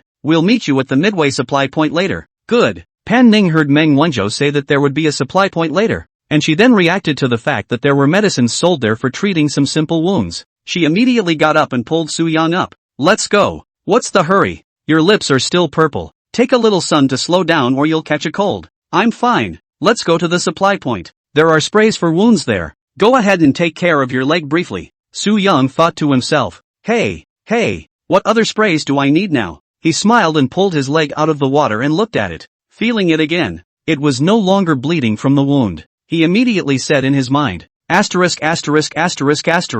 Awesome. It's fine, look. There's no more bleeding. Su Yang said and pointed to his wound. Are you leaving or not? Pan Ning glared directly at Su Yang without even looking. Seeing Pan Ning's cannibalistic expression, Su Yang's heart trembled and immediately stood up and smiled playfully. Okay, go. Half an hour later, the two finally floated to a rest stop midway up the Blue River. The shore is wide and crowded with tourists in front of various food stalls. At this time the shore is standing a few staff outstretched long wooden stick. Want to go ashore can grab the stick to float over. Su Yang grabbed the wooden stick that the staff reached out to him, and the two were quickly pulled to the shore. After going ashore, Su Yang looked at Pan Ning and smiled. What do you want to eat? Buy medicine first. Pan Ning walked straight towards a small stall selling medicines. She removed her cell phone from the clear waterproof pouch that hung around her neck. The stall had very little medicine. Just a few simple sprays for infected wounds and a few cold remedies. Pan Ning quickly bought a spray, turned around and walked over to Su Yang and squatted down. Su Yang looked down as he couldn't help but touch Pan Ning's cute head. Pan Ning shivered and looked up to glare at Su Yang. Why are you touching my head? Nothing. You have a watercress in your hair. Pan Ning did not speak and looked down at the wound on Su Yang's leg. She was about to open the lid to spray the medicine, but after seeing the wound she instantly frowned, her face filled with doubt. How come your wound is already healed? Su Yang immediately squatted down and looked, only to see that the 4 to 5 centimeter long wound on his leg had basically healed, and at the moment, it was like he had recovered for 20 to 30 days. Only a pink scar could be vaguely seen. Holy, can you recover that fast in one level? How is this going to be explained though? Tell her that I have the skills of Wolverine or Deadpool? Who would believe this when I say it? And it can't be said either. Are you Superman? Recovered in such a short time? Pan Ning said as she stretched out her fingers to gently stroke on Su Yang's healed wounds. Hiss. It's a little itchy. Stop touching it. It's amazing. Do you have some secret you're hiding from me? Pan Ning said and looked up at Su Yang. How can that be? I don't even know what's going on myself. Humph. How can a normal person recover so quickly from a cut that big? This I really don't know. It's also the first time I met this situation. Su Yang couldn't think of a good excuse, so he could only beat a dead horse. It's not right. It doesn't make sense. Pan Ning rolled her eyes in thought before picking up. I can't figure it out, but it's good that I've recovered. So please give me a good explanation of what's going on when I get back. It's old Su. While Su Yang did not know how to explain, Meng Wanzhou's voice once again came from not far away. Su Yang turned his head to look, only to see that several other people had also disembarked early, and were currently sitting in front of a small stall eating baked tofu. Hearing Meng Wanzhou call out, Dear Yun and Tang Ziyun quickly turned their heads to look. Just now, Meng Wanzhou had already told a few people about Su Yang and Pan Ning's capsizing. At that moment several people got up and walked over after seeing the two men crouching not far away. Brother Yang, how did you capsize? Didn't hit anywhere, did you? No, don't worry about it. That's fine. But what are you two doing crouching here?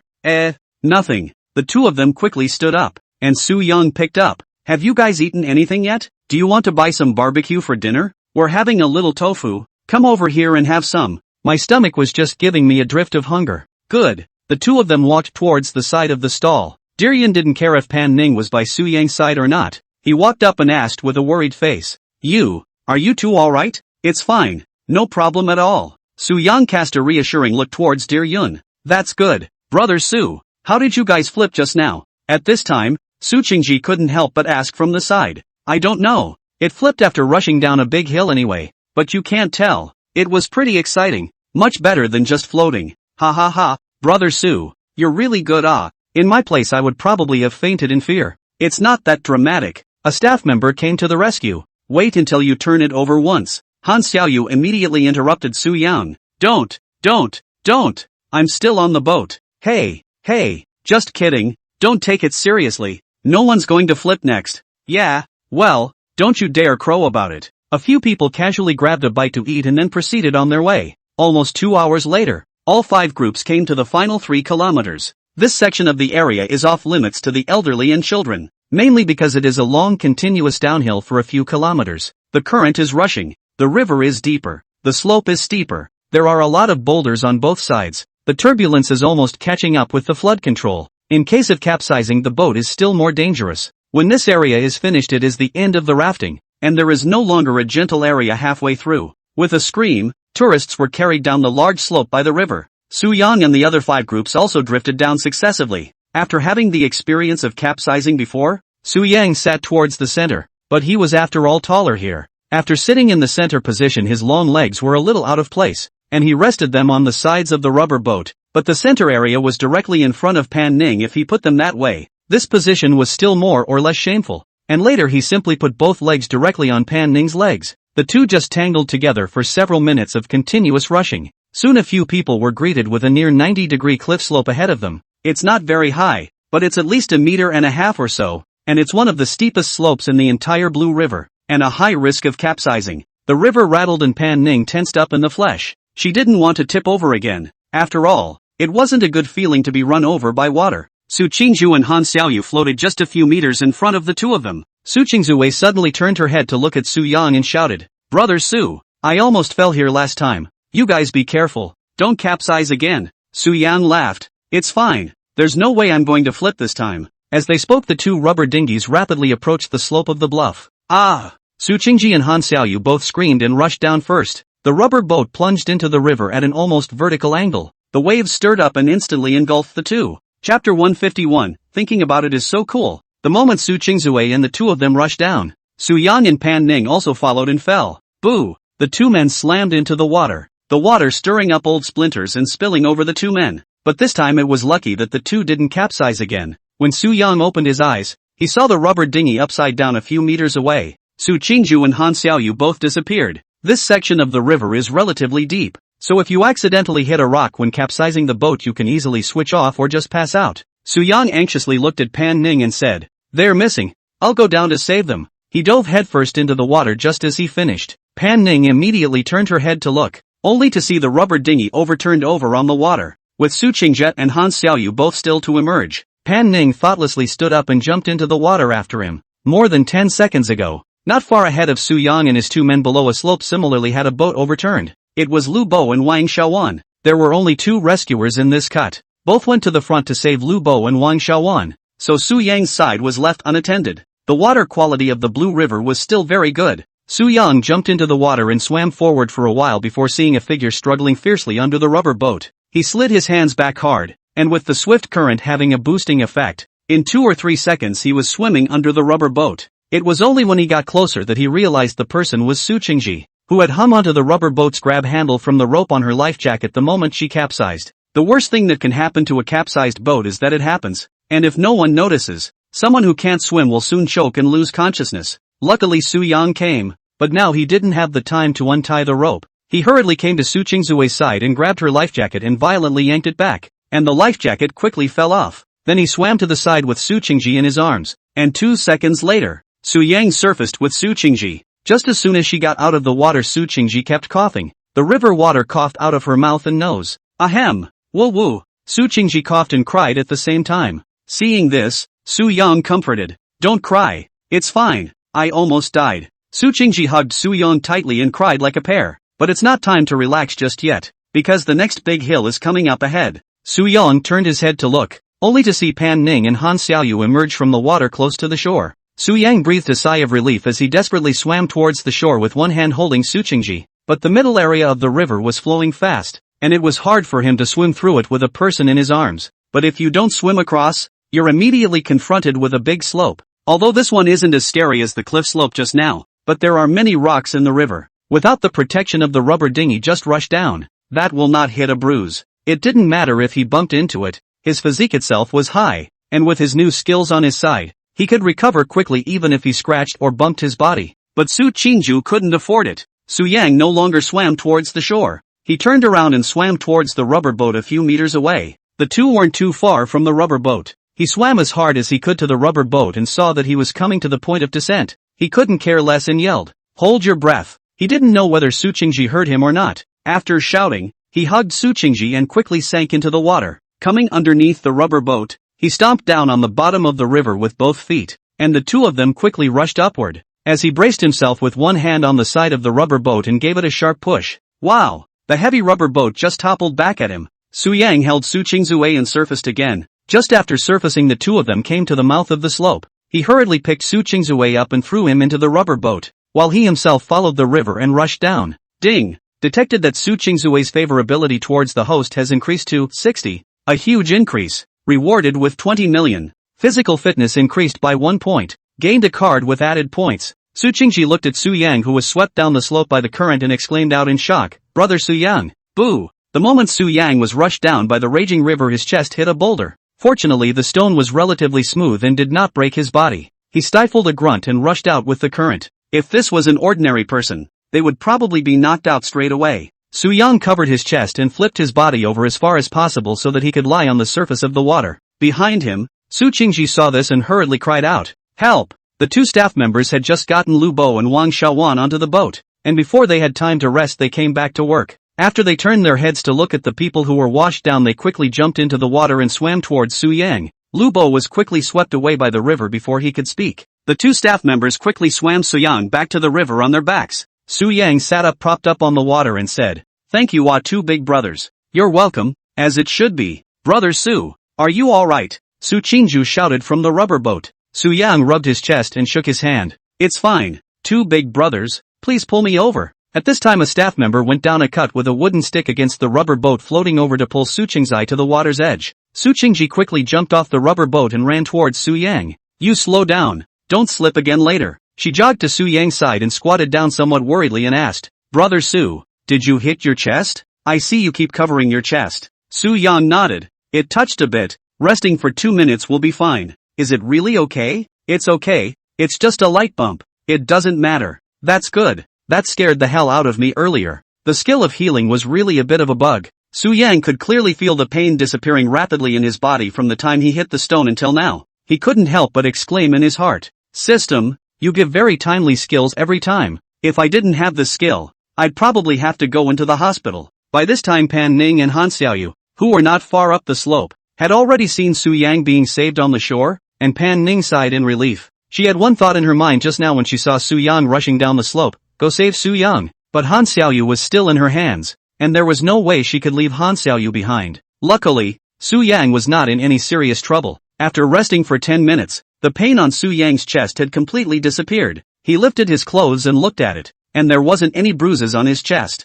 This is too damn powerful. Only one level. If it rises to full level? Wow, go. Think about it. Ding. Detected the host in a happy mood. Rewarded 500,000. Chapter 152. I'll go wherever you go. Because the grouping of the four was disorganized after the rescue, the last remaining section became a group of Su Yang and Su Qingju, and a group of Pan Ning and Han Xiaoyu. Meng Wanzhou and a few other groups had already floated to the finish line, and were now sitting on a bench on the shore waiting. The latest Lu Bo had already disembarked, and Meng Wanzhou walked up and asked, "Why are you guys so slow?" Lu Bo smiled awkwardly. "Capsized." Meng Wanzhou froze, then burst out laughing. "Ha ha ha ha ha, didn't hit anywhere, did you?" Lu Bo rolled his eyes. "Brother Meng, you're still laughing when I capsized." "No, I can't stop laughing at the thought of you capsizing and falling overboard. So don't blame me, wait for me to laugh." Meng Wanzhou bent over and laughed for 10 seconds before this braced his knees and straightened his body. "No more laughing, no more laughing. My face muscles are hurting from laughing. Where are old Su and the others?" Why haven't they come yet either? Yang flipped again. Asterisk asterisk asterisk asterisk? Why did he flip again? Lubo shook his head. I don't know. Anyway, I just saw him being swept downhill by the water, but Xiao Su was sitting on a rubber boat. Ha? Little Su? Su Qingzai? Yeah. Isn't she on the same ship as Han Xiaoyu? Meng Wanzhou was confused. Lubo shook his head. I don't know. I didn't see sister-in-law or Han Xiaoyu behind me. I go. What's the situation? Meng Wanzhou scratched his head to look at the river not far away. 10 minutes later, Suyang several people were finally rushing down the last big long slope to the end of the gentle section of the area. Suyang rode the boat with his hands, and the previous sticks, scoops, and slippers all disappeared. Meng Wanzhou squatted by the river and smoked. When he saw Suyang he dropped his cigarette and stood up to wave. This way this way. After going ashore, Meng Wanzhou walked over to Suyang and asked, Old Su, aren't you on the same boat as Pan Ning? Why did you change boats? It's a long story. I'll tell you more about it later. I'll go and let off some water first. Suyang had long been unable to hold it in, and he ran towards the toilet on the shore with his bare feet. Meng Wanzhou couldn't wait and came to Pan Ning's side again and asked, Pan, what's going on? Why did you guys change ships? Han Xiaoyu and Su Qingzue capsized, and Su Yang and I went to rescue them. Then it got disrupted. Oh, so, I thought you guys had a fight. Pan Ning gave Meng Wanzhou a blank look and also walked towards the toilet. The group bought some random clean clothes to change into at a small store selling clothes at the end of the line. After an hour or so, a few people returned to Shima town and had a hot pot before driving back to Haicheng. Su Qingzhu didn't follow her back. Firstly, the car couldn't fit, and secondly, she had to continue traveling. Wang Xiaowan stayed alone at the end of the rafting to wait because she had to wait for her friend. But Lubo still asked for Wilson very smoothly. A few people exited the highway toll booth around 7 p.m. Meng Wanzhou and Lubo went to see off Han Xiaoyu and Xia Coco. Su Yang, on the other hand, first sent Tang Ziyun back on the way, and then sent Dear Yun to the entrance of the neighborhood. Get an early night when you get home. You must have had a tiring day? Dear Yun smiled faintly and looked at Pan Ning who was leaning against the seat and sleeping. It's okay, you also go home early to rest after dropping off Pan Ning. Okay, get back in there. After Dear Cloud left, Pan Ning was now the only one left in the car. Since getting on the highway, Pan Ning has been sleeping with her head tilted, and she didn't wake up to greet the other two girls as they got off the bus. Su Yang looked at Pan Ning, who was sleeping with her head tilted, and said to himself, it seems like she's really tired of playing. He said reaching out and nudging Panning. Pam, wake up, it's home. Pan? Su Yang pushed twice and did not see Pan Ning react. His face changed, hurriedly probed over and stretched out 2 fingers in front of Pan Ning's nostrils. He was relieved to feel some blazing heat. Phew, scared the hell out of me. I thought you, not right. Su Yang said and placed his palm on Pan Ning's head again. Asterisk asterisk asterisk asterisk? Why is it so hot? Now he knew why Pan Ning hadn't woken up. It turned out to be a fever, and it seemed to be a very serious fever. Go to the hospital, he said, rushing to start the vehicle. At this time, Pan Ning weakly turned her head and said with a frown, No, not going to the hospital. You're burning up and you're still not going? I don't like hospitals. Not going. Pan Ning was very persistent. She spread out on the seat and reached out to grab Su Yang's small arm. So where are you going? Wherever you go, I'll go. Pan Ning made a sound like a mosquito. I'm going to the hospital. I'm not going. Hearing this, Pan Ning glared at Su Yang breathlessly, then picked up. If you take me to the hospital, I'll later ignore you. Su Yang said helplessly. In that case, it's always okay not to go to the hospital to go to the clinic to get an infusion, right? You are burning like this. You must hurry to bring the temperature down. No, not going. Pan Ning's rolling hand grabbed Su Yang's small arm and wouldn't let go. No, must go. Su Yang sunk his face as he pulled Pan Ning away and quickly started the car and drove out. Pan Ning suddenly sat up and used all her strength to grab Su Yang's hand holding the steering wheel. Asterisk asterisk asterisk asterisk. Su Yang hastily braked the car to a halt. What are you doing? I'm not getting an infusion, Pan Ning said word for word. Su Yang turned his head to look at the high and cold goddess in front of him who had become like a capricious child because of her fever. He shook his head helplessly. I'm convinced. Then go to the pharmacy and buy medicine. When she heard about buying the medicine, Pan Ning didn't say anything more as she tilted her head back against the seat again. I've never seen someone as stubborn as you, Su Yang said as he probed over and slowly lowered the backrest of the passenger seat for Pan Ning to lie down. Then he stepped on the gas and quickly left. After turning 2 intersections, Su Yang saw that a chain pharmacy finally appeared on the side of the road. He pulled over to the side of the road to go to the drugstore and buy an electronic thermometer, a box of fever-reducing painkillers, a box of antivirals, and a box of cold and flu punch to take with the fever. After the purchase he jogged back to the car and drove the Maybach, quickly disappearing at the end of the street at night. More than 10 minutes later, the two returned to the underground garage of Morihei Manor. Parking the car, Su-young picked up the bag containing the medicine and got out of the car and went around to the passenger side to pull open the door. Pan? Su-young tried shouting twice. Seeing that Pan Ning didn't react, he put the bag on his wrist, then unbuckled the seatbelt and carried Pan Ning out in a princess carry position. Back home, Su-yang carried Pan Ning to the master bedroom bed and set it down, reaching out to touch Pan Ning's forehead again. It was even hotter than it had been earlier in the car. Holy, how many degrees is this? He said, hurriedly pulling out an electronic thermometer from the bag to take Pan Ning's temperature. The thermometer showed 42 degrees after a drop. Asterisk.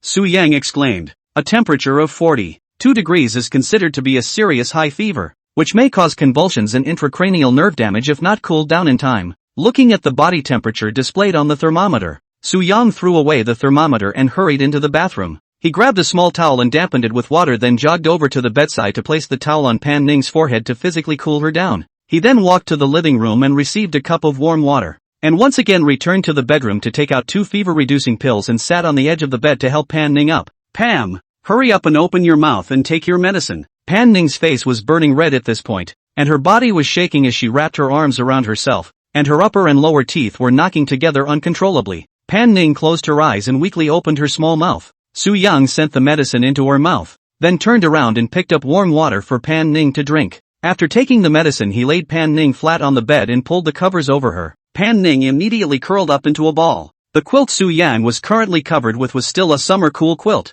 which was very thin, which was completely insufficient for someone whose body was cold due to a fever. He turned and walked out of the room to bring all the quilts from the other bedrooms to cover Pan Ning. After getting this done, Su-young sat on the edge of the bed and looked at Pan Ning's little face that was wrinkled into a ball. Pan Ning slowly stretched her hand out from the quilt to grab Su-young's hand. Su-young smiled faintly when he saw this. Put your hands under the quilt. You can't show anywhere but your head right now. No. Pan Ning spat out a breathless word. You are really stubborn. Su-young in turn grabbed Pan Ning's hand and put it under the quilt. He just sat on the edge of the bed, changing Pan Ning's towel every few minutes. Chapter 153, Suddenly I Want to See the Legs. 20 minutes later, sweat slid down Pan Ning's nearly flawless cheeks. Her willow brows were lightly knitted, her eyes were tightly closed, her eyelids fluttered every now and then, and her face was red and looked very charming. Su-young lowered his head to observe carefully. Suddenly his mouth was a little dry, and he would think of that aspect if he wasn't paying attention. But the situation didn't allow it now, so he was just thinking about it. He reached down and removed the towel to touch Pan Ning's forehead. The temperature was noticeably lower than before. Wiping the sweat from Pan Ning's face, Su-young picked up the electronic thermometer on his bed and once again measured Pan Ning's temperature. Dropping the thermometer shows a current temperature of 39.6 degrees. Phew, it's finally backed off a bit, but not enough. He got up and walked into the bathroom to continue soaking the warm towel in cold water. After returning to the bed and placing a towel on Pan Ning's forehead, he reached over and turned off the room's main light, leaving only the dim, cozy bedside lamp. Su-young had just been sitting on the edge of the bed for more than 20 minutes, and his neck was a little sore. Now that Pan Ning's condition was slowly improving, he turned toward the lazy couch next to the bed. Just as he turned around, Pan Ning's jade hand suddenly reached out from under the covers to grab him.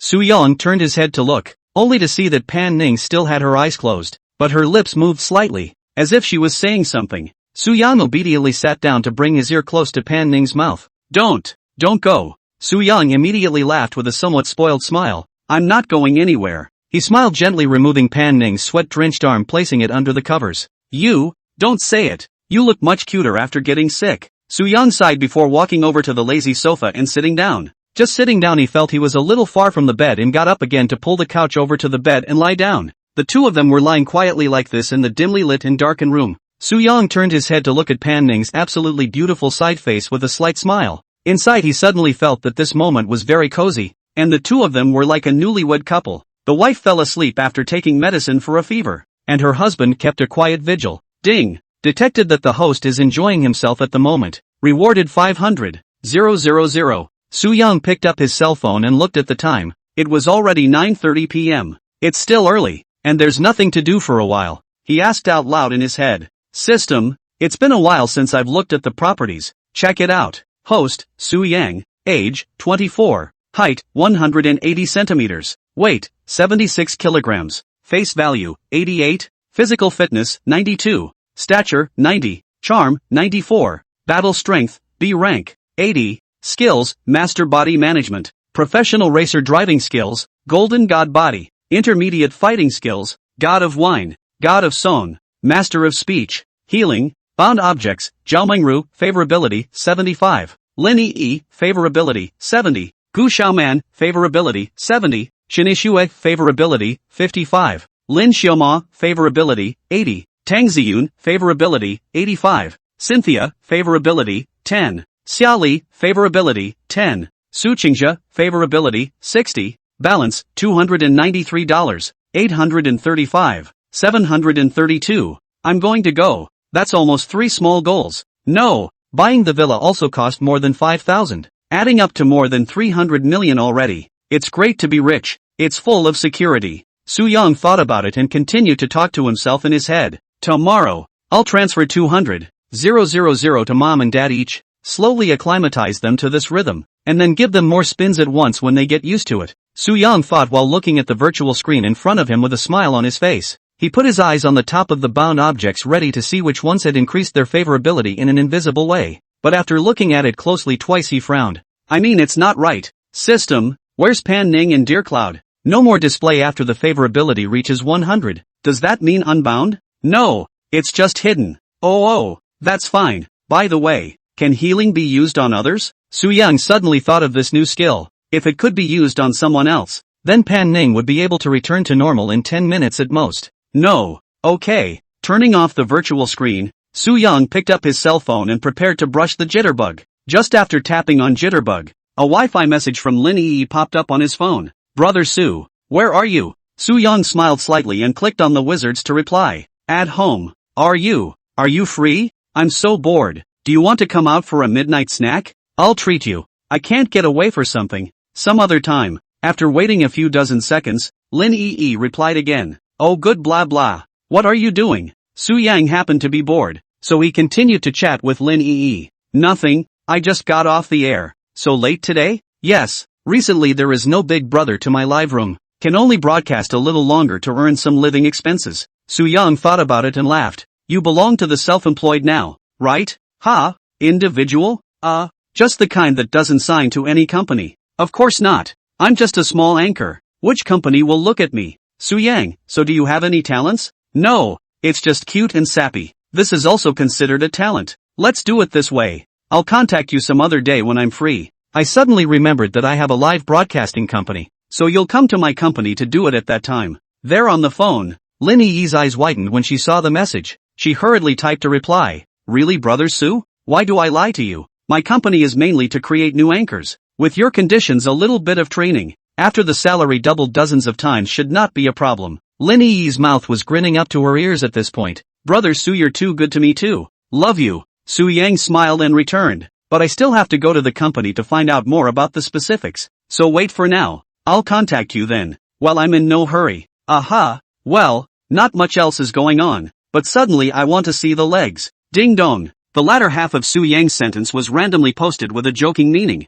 But Lin Yi thought nothing of it and immediately sent over a photo of her sexy legs in knee-high black silk. I'm going. Su Yang brought his cell phone closer for a closer look. Not bad. Not bad. Needy. It's good to have money. Just saying so really sends it. If you put it in the past and said so, the absolute thing that would wait for Su Yang would be one word, roll. Chapter 154, Be a Good Scum. Did you just shoot this? Su Yang said back. No. Oh, it was taken earlier. Seeing this message, Su Yang thought about it and deliberately replied. Taken before? Who did you shoot it for? Of course it's for Brother Su, shy expression. Yes? Really? I haven't sent any of the others. Then why don't you post it if I don't say so?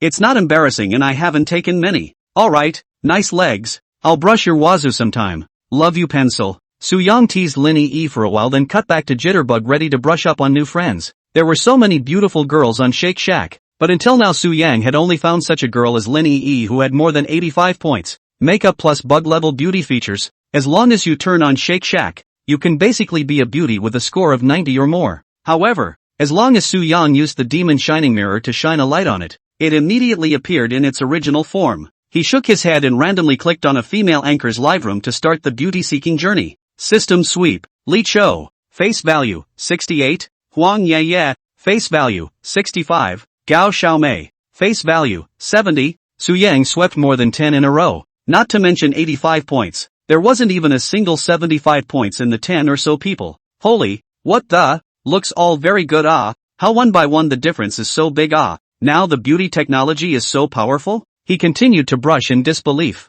15 more sweeps in a row, and the highest score so far is just a 77. The 77 looks very impressive in both body and looks, but it's still far from passing. Although 77 points put in real life is already very beautiful, if Su Yang just wanna have fun, casually brush a few wazi, and add a wizards, after that, it will just go with the flow. But he still has several unused 80-85s in his prestige contacts right now. The 77s thought nothing of just paddling away. Su Yang was also too lazy to sweep again. He was not tired of the system. He began immersing himself in the dancing of beautiful women, each a 90 as long as he didn't sweep. After watching Jitterbug for a while, Pan Ning rolled over to face Su Yang. The towel on her forehead fell to block her face. Su Yang immediately got up and picked up the towel, reaching out to touch Pan Ning on her forehead. It's still hot. Test it again. A drop. Temperature display, 39. 7. Asterisk.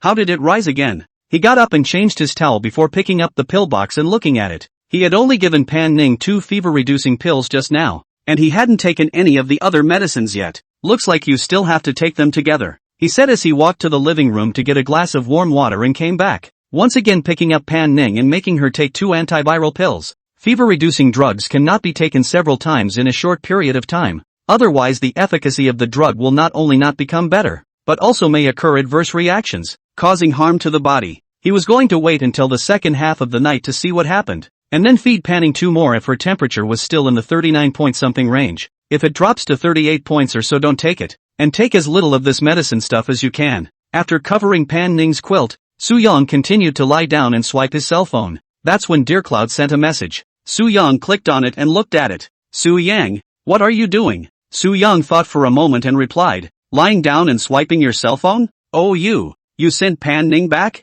Seeing this message, Su Yang turned his head and glanced at Pan Ning, who returned. Send it back. What's wrong? It's fine. I was just bored asking what you were doing. Exhale. Su Yang exhaled. He definitely couldn't say that Pan Ning was sleeping in his bed right now. Although Pan Ning took her home because she had a high fever, Su Yang was in a special situation. But girls don't care if you are special or not. If Su Yang was truthful, girls would usually automatically ignore the words they didn't want to read and only read the important words. For example, Pan Ning had a high fever. She didn't want to go to the hospital, and I couldn't just leave her alone. So I had to take her home and give her a few pills to see how she was doing. Then the other person will probably just see, I took her home. Although Dear Yun wasn't necessarily such a girl, Su Yang wasn't stupid enough to tell the truth. After thinking about it, he returned, you're not uncomfortable anywhere, are you? No. Why do you ask? Oh, it's nothing. I was afraid you'd catch cold after drifting. Dear Yun laughed happily on the other end of the cell phone and returned. It's okay. Oh, I'm in good health. That's fine. Go to bed early later. You should be tired of playing today. It's a little. I'm going to sleep now. You rest early too. Okay. Su Yang, good night. Good night, Fawn. Exiting the dialogue box with Dear Cloud, Su Yang thought to himself, there are more and more girls around me. Every one of them I want to give them a home. What to do? Asterisk. It's getting more and more crummy. Su Yang smiled to himself and looked at Pan Ning getting up and walking out of the room. He went to the balcony lounge chair and sat down, pulling out a cigarette and lighting it. Looking at the night view of the city in the distance suddenly got a little emotional. I don't know where I read that if a person is going to go for the heart, then don't go for the kidneys. And if they're going to go for the kidneys, then don't go for the heart. If you go for 1 or 2 girls out of several and the rest go for the kidneys, you're a proper scumbag. If you only go for the kidneys with all the girls, then you're the Grandmaster Child. But Su Yang hadn't reached the kind of realm of the Ancestor Master yet, and he realized that he had already thoroughly liked Pan Ning and Dear Yun without realizing it. I like both of them, and I can't let go of the other one. Systems? Is there an answer? The answer is already obvious. You want to walk the heart and kidney, then be a good scum. Is this something the system can say? The host doesn't have to get entangled. Just go with your heart, and we'll talk about the future later. You're very perceptive. I'm just a system. I can't deal with emotional matters. As long as the host doesn't have any regrets, but as long as you make a choice, you'll always have regrets, so don't have to think too much. Live in the moment. You're not switching over to human customer service now, are you? I don't usually see you so talkative. The system stopped answering. Su Yang exhaled a mouthful of smoke after a moment of contemplation. Okay, we'll talk about it later. After making himself a cup of coffee, Soo-young returned to the bedroom lazy sofa to lie down. An hour or so later, he was playing with his cell phone so much that he could barely keep his eyes open. After changing Pan Ning's towel again, he went into the bathroom and took a shower, then lay down on the bed in his underwear. After adjusting an alarm clock at 3 in the morning, Soo-young just couldn't hold on and threw his cell phone aside to fall into a deep sleep. Jingle bells. Jingle bells. The alarm clock went off at exactly 3 in the morning. Soo-young rolled over in a daze and picked up his cell phone to turn off the alarm clock. He took a couple minutes to slow down before opening his eyes again and turning his head to look at the side of the bed. A look that froze him in his tracks. Soo-young's eyes widened and rubbed his eyes to look again. Only one side of the bed was empty. He hurriedly sat up and looked toward the bathroom. The bathroom door was not closed, and the lights inside were not on. So if Pan Ning woke up in the middle of the day to go to the bathroom, she certainly would not go outside the room. Well, where is she? Chapter 155. What the hell is this? Pan? Soo-young shouted as he put on his clothes and rolled out of bed. He walked to the bathroom door and turned on the light to look at it. There was nothing in it other than what should be in a bathroom. Pan Ning wasn't there. What the? Where is everyone? After looking around the bedroom without finding Pan Ning's figure, Soo-young quickly walked out of the room. When he just came from the corridor to the darkened living room, Soo-young's afterglow swept over the balcony as if something was floating past. He suddenly did not feel quite right. Suddenly stopped and subconsciously turned to hide by the wall to probe and look. Looking closer, for a split second, his sweaty hair stood on end and his eyes widened as he covered his mouth, only to see that two figures were standing on the balcony, and based on their stature one could tell that both of them were girls. One of them was none other than Pan Ning, and the other had a ponytail and a shapely, curvaceous figure. The size doesn't look too different from Pan Ning. Both are around 170. The glass door of the balcony was closed, and because of some reflections of the lights coming from other floors outside the window, Soo-young couldn't see the other girl's appearance too clearly, but he could feel that it was definitely a top beauty. The two were standing face to face saying something heatedly. Their voices could not be heard, but it looked as if they were about to fight. What the hell is this? Did I sleep in a daze or did I cross over? Soo-young gulped down his saliva, his eyes staring at the balcony with dead eyes. After the two argued for a while they saw Pan Ning turn her back to the living room. The other girl stayed still. This directly gave Soo-young whole will not. He also no longer hide. Ready to go over to ask what is the situation. Who is this girl? Why would she appear on the balcony of her house at night? And what was Pan Ning talking to her about? But he had just taken a step when he saw the girl with the dominant figure suddenly pick up Pan Ning in her arms and push her off the balcony.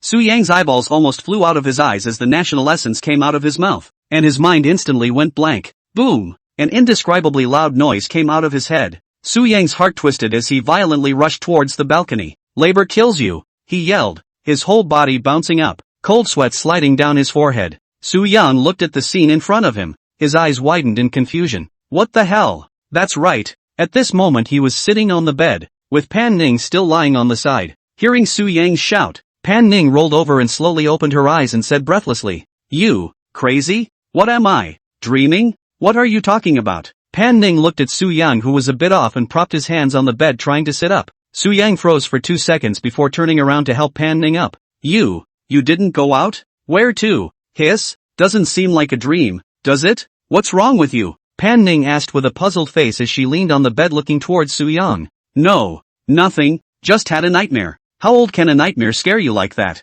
Soo-young slapped his face and pinched his thigh again. It hurt. Whether it had just been a dream or not he wasn't sure. At least not right now. And after a moment's reprieve he suddenly felt his mouth go dry. He looked at a questioning Pan Ning who rolled over and got up. Are you better? Feel better. I'll go get the water, Soo-young said as he exited the room towards the living room. Just as he reached the mouth of the hallway connecting to the living room, he subconsciously turned his head to look at the balcony. Nothing. He gulped and quickly picked up a cup of ice water and drank it, followed by a cup of warm water for Pan Ning back in his room. Here, have some water. Soo-young sat next to Pan Ning and personally fed her. He then glanced at his cell phone on the bed, picked it up and turned it on. The time read 2:46 a.m. It was more than 10 minutes before the alarm he'd set for 3 o'clock. Asterisk is still a dream. What kind of nightmare did you have? Did the ghost chase you? Pan Ning asked out somewhat weakly. It's scarier than a ghost chasing me. Tell me about it. This dream. Let's talk about it tomorrow. Don't want to think about this. Let me take your temperature,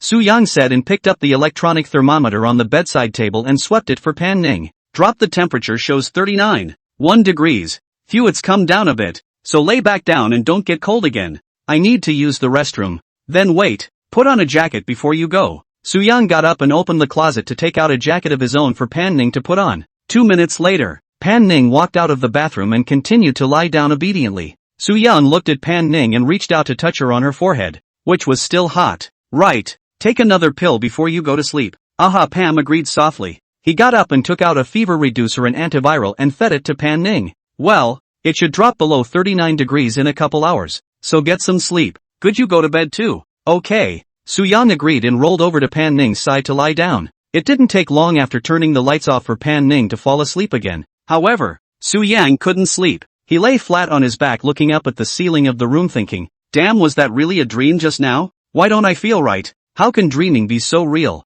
Soo-young took a deep breath and asked out in his mind, systems? Was I just dreaming? Yes, but why doesn't it feel like a dream? It's not like I've never had a dream that didn't feel like that. I detect that the host is indeed dreaming. It's not right. Something's definitely wrong. Soo-young kept recalling the scene he just saw, thinking of the moment Pan Ning was suddenly pushed off the balcony by that man. He had involuntary goosebumps all over his body. Gulping again, he sat up gently to look at the sleeping Pan Ning. When she didn't move much, she got up and walked out of the room. As he walked again to the mouth of the hallway connecting to the living room, he slowed his pace to probe the balcony. There's still nothing there. Soo-young turned on all the living room lights, then walked to the balcony and pulled open the glass door with one hand. The cigarettes he had been sitting here smoking earlier were still on the small table by the recliner. Walked over to the table and picked up the cigarette case and opened it and counted the cigarettes. But he didn't know how much there had been before. But looking at it, he didn't think it was missing. He took out a cigarette and lit it, saying to himself, what am I doing checking for cigarettes? Even if that was true, that girl wouldn't have taken my cigarettes, would she? He felt a little funny himself after saying that and sat down on his butt in the recliner to smoke. After quieting down, the brain began to uncontrollably recall the previous scene again. Just the thought of Pan Ning being pushed down the stairs, his heart would inexplicably tear and ache for a moment. Soo-young propped up his chin and looked into the distance. The temperature of Haichang in the early morning was a little cool. At that moment a cool breeze hit his shirtless upper body. Soo-young gently shuddered, and after taking 2 more puffs he threw the still half-empty cigarette into the ashtray on the table. Systems? To confirm with you, I really wasn't dreaming just now? It's a dream. Chapter 156, Don't be afraid, I'm here. Soo-young wanted to deliberately test the system, but he didn't expect the system to fall for it and still said that he was dreaming. Then it seems like a real dream. Strange, why would I have such a dream? Soo-young couldn't figure it out and didn't bother to think about it anymore. He got up and walked back to the living room to turn the lights off, then returned to the bedroom. Glancing at the sleeping Pan Ning, he secretly breathed a sigh of relief, climbing into bed and drifting off to sleep. Around 8 in the morning, Soo-young woke up in a daze. He hadn't slept much all night last night because of that real dream, and opened his eyes to look aside. Pan Ning has woken up, is lying down looking at his cell phone. Awake? Pan Ning said easily. Aha, are you feeling better? Soo-young sat up and leaned against the bed. I just took my temperature and it's down to 38.4 degrees. That's good, but it's still not back to normal body temperature, so I'll need to take another pill later after I eat something. Pan Ning turned her head to look at Soo-young.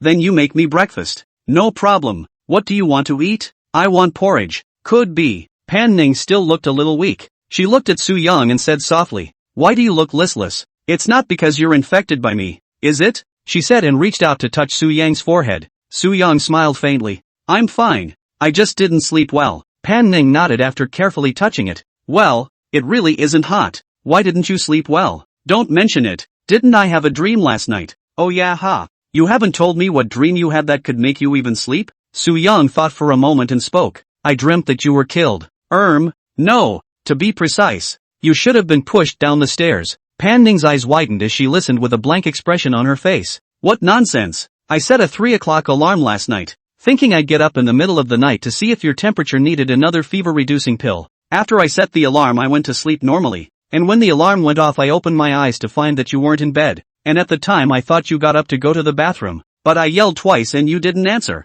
so I got up to look for you. Soo-young said and looked at Pan Ning and picked up. You weren't in the room bathroom. I thought you were thirsty and ran to the living room to drink water. I just walked to the living room when you know what I saw? Pan Ning involuntarily gulped when she heard this. What? I saw you and a woman standing on the living room balcony arguing. What? Pan Ning instantly got goosebumps. Seeing this, Soo-young reached out and touched Pan Ning's arm. Don't say you're getting goosebumps. I was directly shocked when I saw this scene last night. I subconsciously hid in the wall to observe. See you and another woman quarrel for a while and then stopped. I thought lazy to hide. This TM is my home, I hide what just ready to go over to shout you guys. And what? Pan Ning asked with some trepidation. Then the woman picked you up and pushed you off the balcony. I was dumbfounded, but reacting immediately. I yelled out that I was going to rush over and her up, and then I woke up. And you know what happened after that? Pan Ning stared at Su Yang thoughtfully. Why a woman? I don't know. And the person was about as tall as you, and with no lights on at night and some reflections from the balcony floor windows.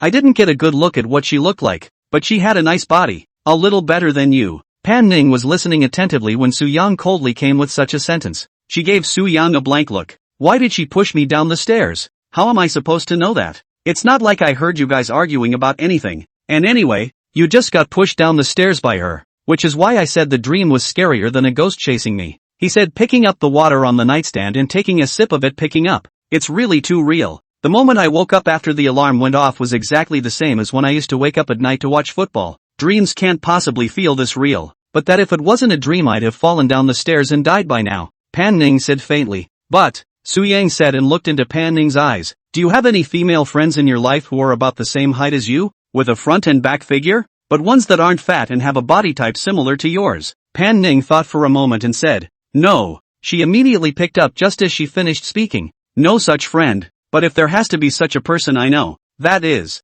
who? Su Yang asked with a curious face as he approached Pan Ning. Meng Qianyue. That is, Meng Wanzhou's own sister. My cousin, Pan Ning said and looked at Su Yang. Su Yang froze and frowned. Meng Qianyue? Wait. My brain is going to explode. Why would Meng Qianyue want to harm you? Pan Ning rolled her eyes. It's not your dream. How would I know? No, I always feel that this dream were not right. As if there is some kind of sign. Recently old Meng said to me that his sister is going to return to the country. Meng Qianyue, this name appeared in me several times. And then this person in my dream is very much like Meng Qianyue. She'll be back home soon, and I'm having these dreams. And you, horror. Pan Ning tilted her head to look at Su Yang. What the hell are you talking about? By the way, what hairstyle does Meng Qianyue usually like to wear? Su Yang suddenly asked. Pan Ning rolled her eyes again and thought, I don't know about now, but she used to basically wear a ponytail. Hiss, that's her. Goosebumps rose all over Su Yang's body. It's your sister,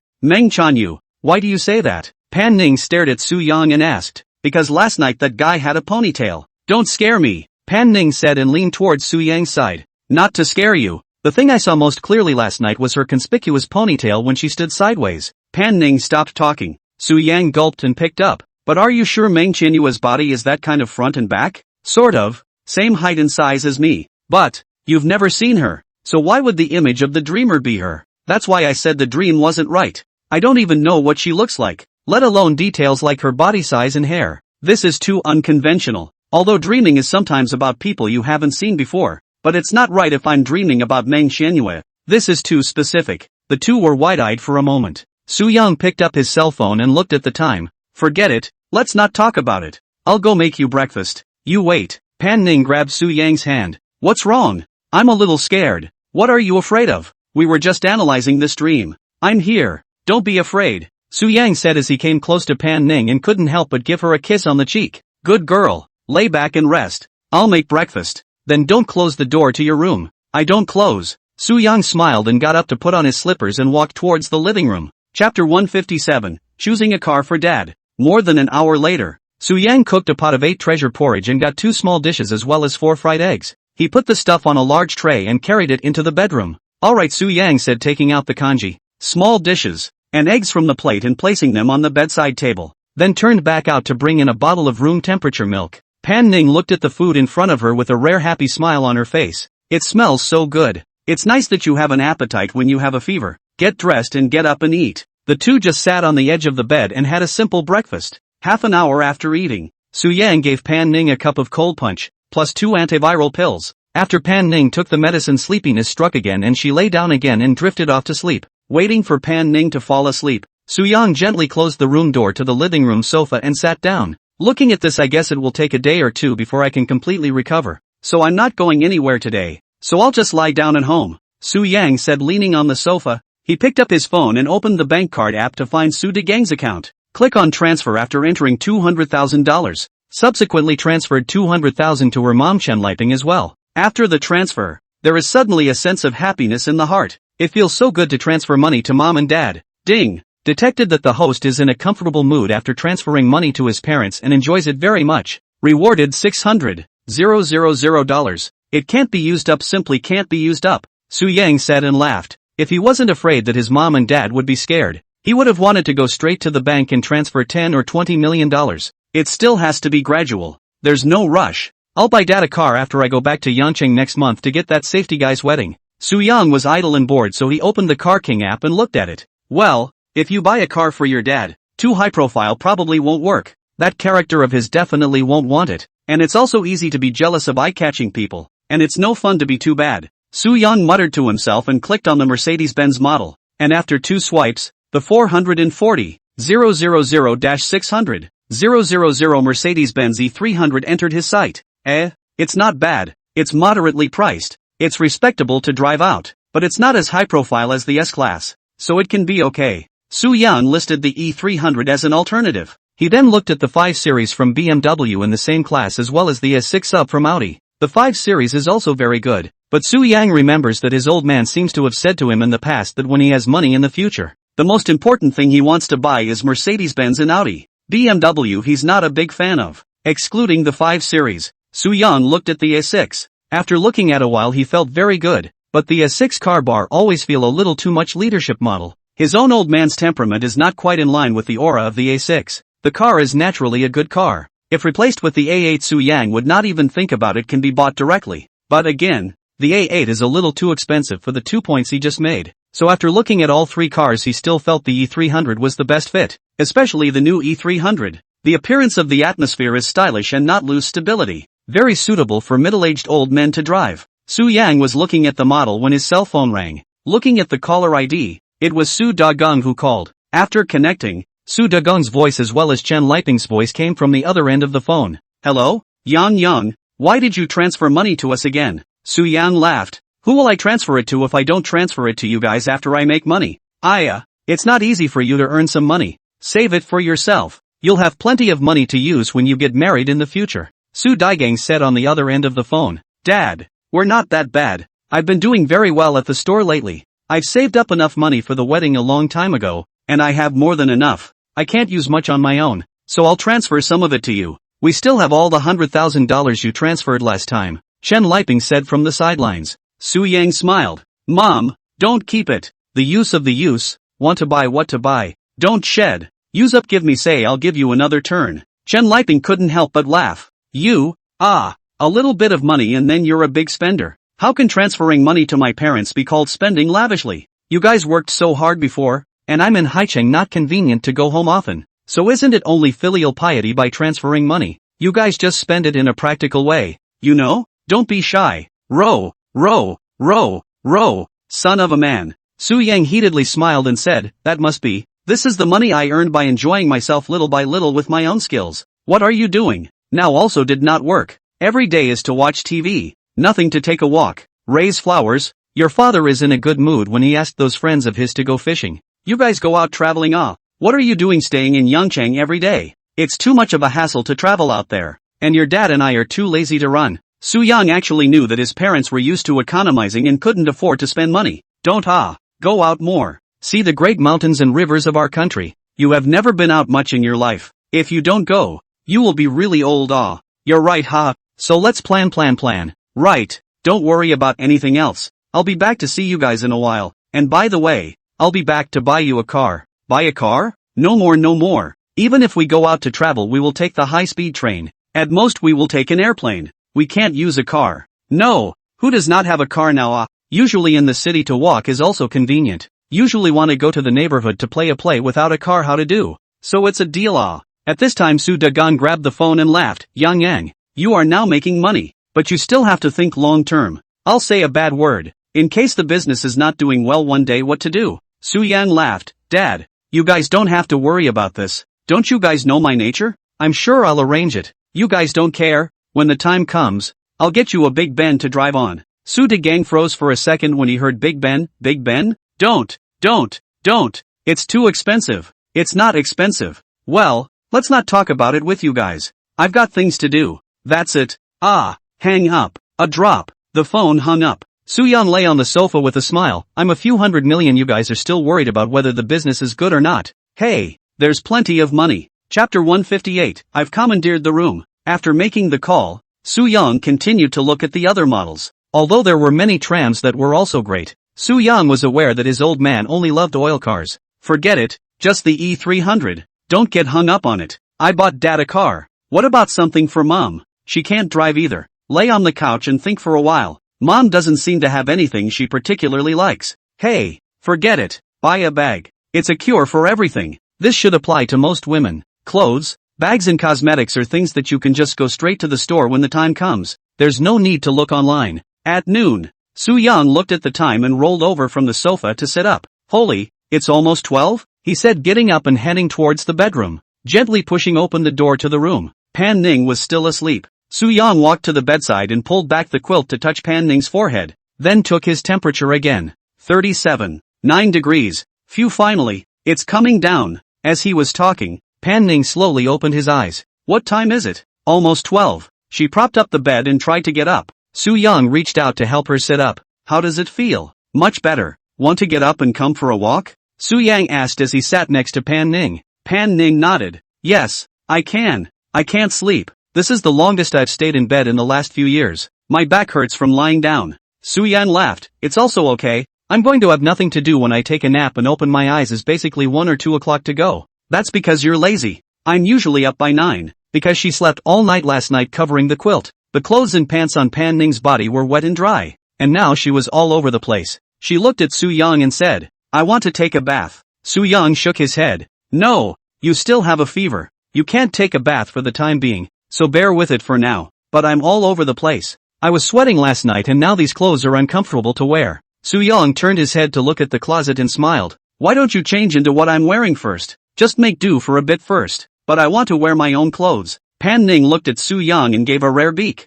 Young captured this scene and smiled faintly. Then what should I do? I don't have your clothes here either. Pan Ning thought for a moment and said, why don't you go to my house and get me a few changes of clothes? Ha! Without waiting for Young to react, Pan Ning picked up. I've temporarily requisitioned your room. What do you mean? I'm staying here for the next few days and I don't want to go anywhere. Holy? Looking at the change of expression on Young's face, Pan Ning asked, what? You don't want to? No. How could I not? That's fine. I'll send you the code to my front door later. My room is on the 2nd floor. Go ahead and get a couple for me.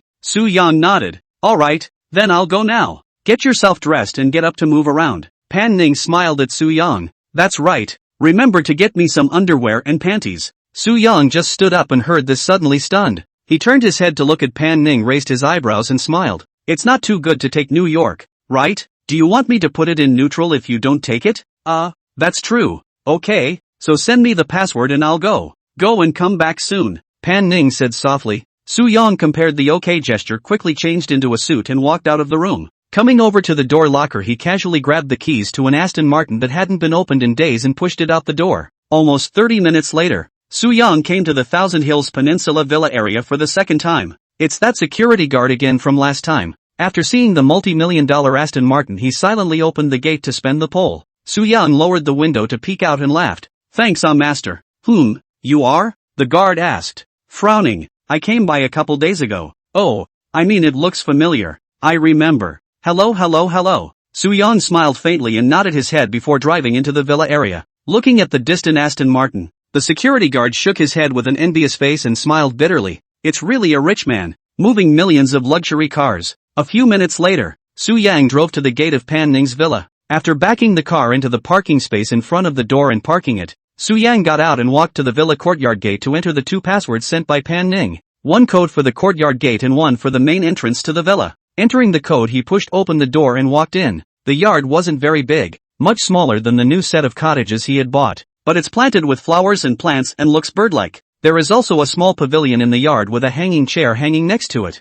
Young scanned around inside. The environment is really nice. Kind of looking forward to my new villa. He admired it for 2 minutes before coming to the front door and entering the code again. Tick-tock, click, the gate opens. Young probed in to take a look. When the first thing that entered his eyes was the entrance hall area. The foyer is wide, with the same wall at the far end blocking off the living room. Young tilted his head and looked left and right, stepping and closing the door with his hand. Walk around the foyer to the living room. The living room is connected to the dining room, which is a very large horizontal hall, about 200 square feet. The overall decoration style of the villa interior belongs to the Scandinavian style. Looks a little fresh. The living room is spacious, 5 or 6 meters high. Inside and outside through the light is very good. To the left of the living room is a staircase connecting the second and third floors. This doesn't look like Pan Ning's favorite style. I didn't think that she, a cold beauty, would actually like this little fresh style, Su Yang said as he turned his head to look around, and after seeing an open kitchen in the distance, he stepped over, coming to a double-door refrigerator and opening it to look at it. It contained many beers as well as some mineral water that Su Yang did not recognize. Other than that there was nothing else. Wine fairy you are. A fridge full of beer. He smiled and took out a bottle of mineral water and unscrewed it and drank it. Just had 2 sips and suddenly wanted to go to the bathroom. He placed the water bottle on the coffee table and headed for the first floor bathroom not far away. 2 minutes later, Su Yang came out of the bathroom and returned to the coffee table to pick up the mineral water bottle, ready to go upstairs to get his clothes. He had just turned around when his face changed and his ears involuntarily twitched. At the same time, a faint slamming of a door came from upstairs. Click. Holy, someone? Su Yang froze, when he thought that there were other people in the villa. Goosebumps rose all over his body. His whole body instantly became alert. He looked up in the direction of the stairs. Snapping and snapping, a footstep reached him from far and near from upstairs. Su Yang's body tensed, gently put down the water bottle. His fists clenched, and he said, "A thief? It shouldn't be. This level of villa area is full of cameras. How could there be a thief? Could it be her parents coming?" But Pan Ning said he was living alone. Surely her parents wouldn't come over if she's not even here, right? Then, Su Yang thought in his heart and directly ruled out the possibility of Pan Ning's parents. His eyes blazingly stared at the stairway in front of him. After a few seconds, the footsteps became louder. Although Su Yang was very strong now, this was the first time he had met this kind of thing, and there was still more or less a trace of nervousness inside his heart. 2 seconds later, a man wearing a black sweatshirt and sweatpants, a black duck-tongued cap on his head, and a black mask on his face appeared in Su Yang's line of sight, all in black, a standard match for a thief. But the man didn't notice Su Yang for the moment. He was still carrying a black leather bag in his hand while zipping it down the stairs. Just as they turned the corner of the stairs, their eyes met. Chapter 159, I am your father. The air was quiet for 0.1 seconds after that. A terrified yell came violently from the man on the stairs. Who are you? The moment the man saw Su Yang he first froze. Then his body trembled and wanted to run upwards, but he was unsteady on his feet and his heel tripped on the steps and fell backwards on his butt. Su Yang was already very sure that the person in front of him was a thief at this point, because only thieves and the like subconsciously try to run when they see their owners coming home. And who in their right mind would cover themselves up at home in the middle of summer? What else could it be but a thief? Su Yang, because he had prepared himself mentally in advance, he didn't react much when the man shouted. Instead he was still a little excited. Finally, someone appeared who could be used for practice, just to try out the power of intermediate fighting skills. When the man had finished shouting, he took a step forward with an evil smile and walked over. Seeing Su Yang walking towards himself, the man once again shouted and grabbed the black leather bag on the side and smashed it towards Su Yang. Su Yang easily dodged it with a tilt of his body. The man gulped, hurriedly propped up the stairs and stood up, pointing at Su Yang and yelling, "Who the hell are you?" Su Yang laughed with a cold snort. "I'm your father. You." The man looked around in exasperation, then turned violently and ran towards the stairs. Su Yang laughed. "Want to run? Let you run away today. My name is written backwards. Dare to steal my daughter-in-law's home. You're not small in guts," he said as he took his long legs and hurried toward the stairs to catch up. Just as he ran around a corner on the second floor, he saw the man in black push open a clear glass door and run out towards the terrace. Su Yang didn't stop and quickly chased after him. Boo! He rushed in as soon as he pushed open the glass door. Just as he entered the terrace area, a black residual shadow suddenly swept towards him before his eyes. Without time to think, Su Yang subconsciously threw his head back and bent his legs down. Black residual shadows swept sharply across his face. After dodging the blow, Su Yang quickly retreated 2 steps to stand still to look at the man in black 2 meters away to his right, only to see that he was holding a long wooden stick in his hand at some point, and that black shadow just now was his attack with the wooden stick. Su Yang stared at the man and cursed. "Your sister's doing a sneak attack, right?" He finished and charged at the man. The man's eyes widened at once. He now had a weapon in his hand, but he didn't expect the person in front of him not only didn't hide but also dared to charge up towards him. He was instantly on fire. His hands gripped the wooden stick tightly and found the right moment to slam the stick towards the charging Su Yang. Su Yang let out a cold snort and easily dodged it. By now he had arrived in front of the man, and as the man stared in surprise, He opened his bow and pulled his right hand back, then slammed his fist into the man's masked face. Boo! A muffled thud came as the man was knocked out and crashed into one of the wooden chairs on the patio. He screamed miserably and rolled on the ground twice before covering his cheeks. His eyes stared viciously at Su-young. Asterisk asterisk asterisk asterisk? So brittle? Su-young shook his head with great dissatisfaction. I was thinking of going 2 more rounds with this man, but by the looks of it, this man didn't seem to have much fight in him. He walked toward the other man with disdain. The man sat on the ground and pointed at Su-young and yelled, "You little dog thief, do you know who I am?" Su-young froze and smiled crookedly. Yo, you're still pretending? Can't it be that you are the thief boss of this area? The man froze and snapped. I advise you to stay put. The entire neighborhood is monitored, and I've just contacted security. Su-young frowned as he listened to the clouds. He looked at the man and laughed. What kind of operation are you doing? Didn't the security guards come just in time to arrest you? Arrest me? Is it hard to arrest me? Su-young pointed at himself. The man suddenly laughed out loud. Ha ha ha, who are you going to arrest if not you for burglary? I burglarized a house? Su-young was dumbfounded. Or what? The man asked rhetorically. Su-young was dumbfounded. Are all thieves so crazy nowadays? He grunted coldly as he walked towards the man, but just 2 steps in he stopped, a sudden bad feeling bubbling up from his heart.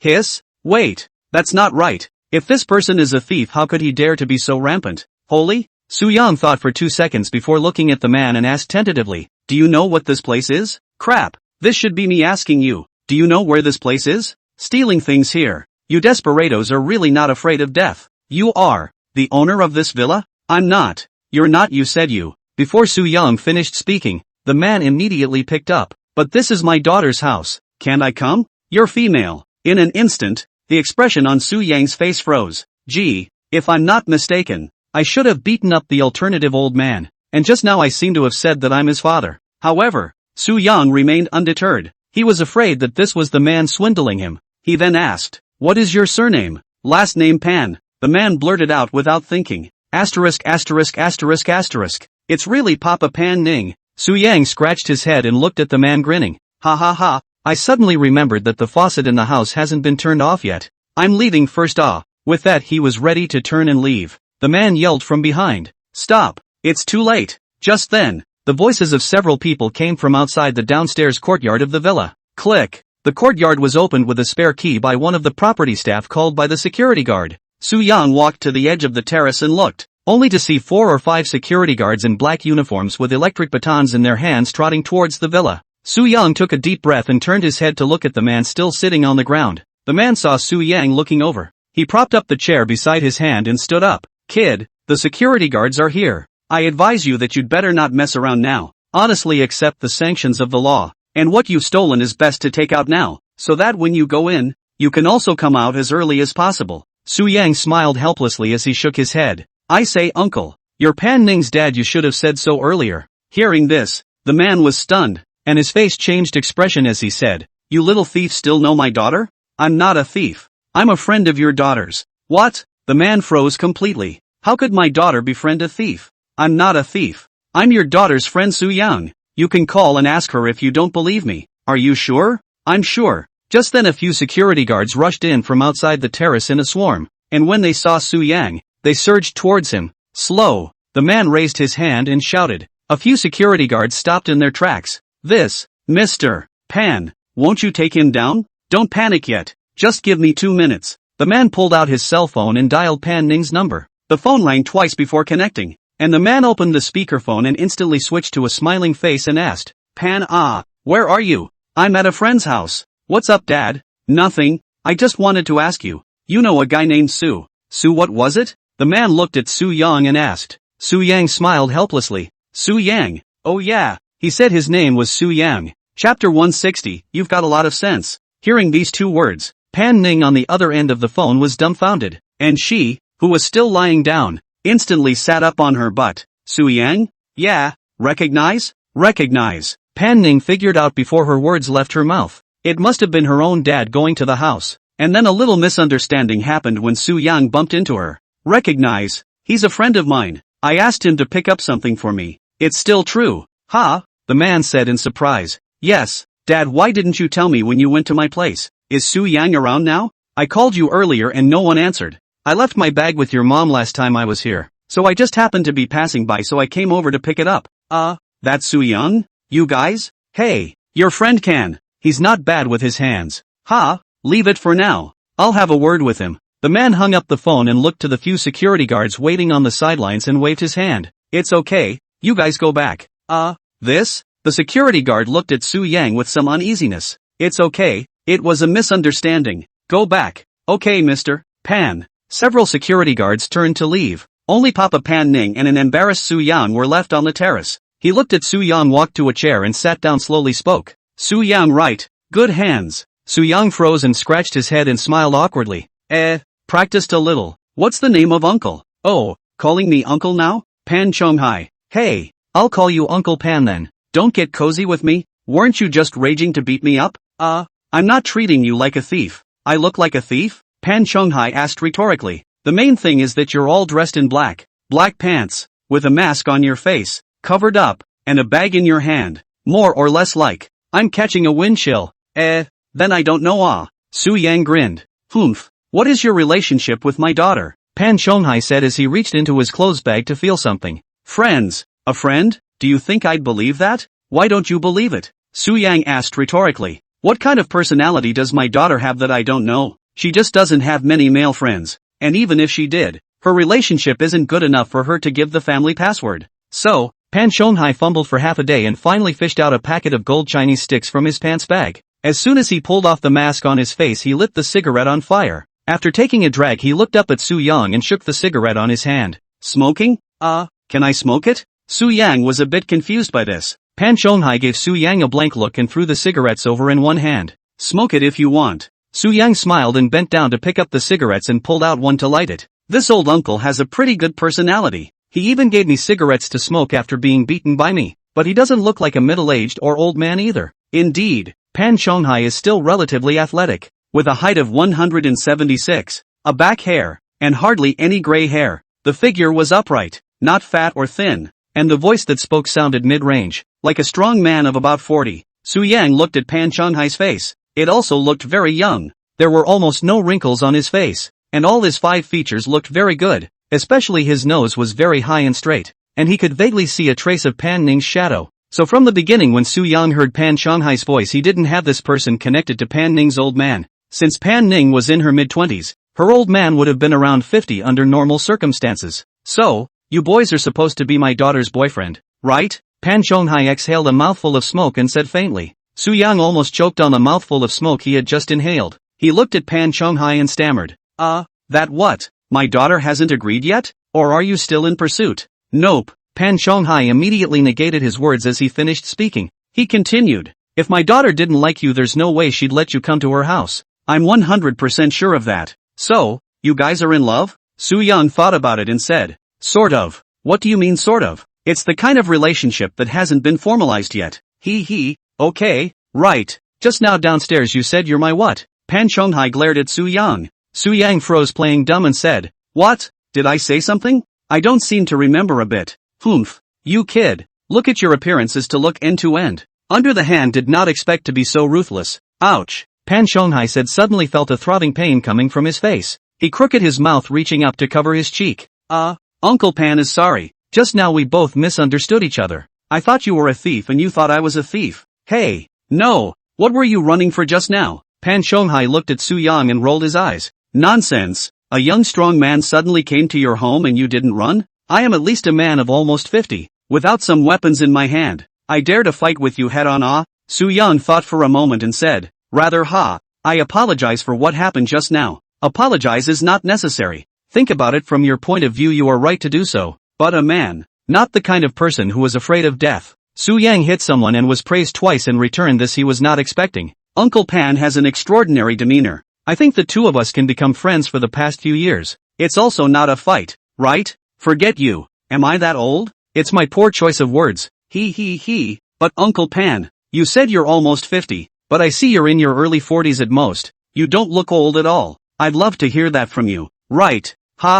Su Yang said as he walked over to Pan Chonghai and sat down. The two quickly finished their cigarettes. Su Yang turned his head and suddenly asked, Uncle Pan, aren't you suffering from wind chill? Still smoking? You're just saying that after I'm all smoked out? It's not that I didn't think of it just now. I finally know who Pan Ning learned her disliking kung fu from. No, It's not learned. It's hereditary, Su Yang said in his heart. I don't care. I'm going to smoke this cigarette with a cold and a fever. Awesome. Su Yang gave a thumbs up. What does your boy do? Pan Chonghai asked. Me? I do a small business and you can't compare. What small business? It's just a restaurant and a new media company and stuff. It's a regular job. What's the name of the restaurant? Pleasure Time. Oh, this store is yours? Su Yang froze and laughed. Uncle Pan has been there? Pan Chonghai nodded. Well, I've been there a few times, and it tastes pretty good. I'll go. It's my honor to get your approval. So, I'll talk to the store later, and you'll always get a free bill when you dine at my store in the future.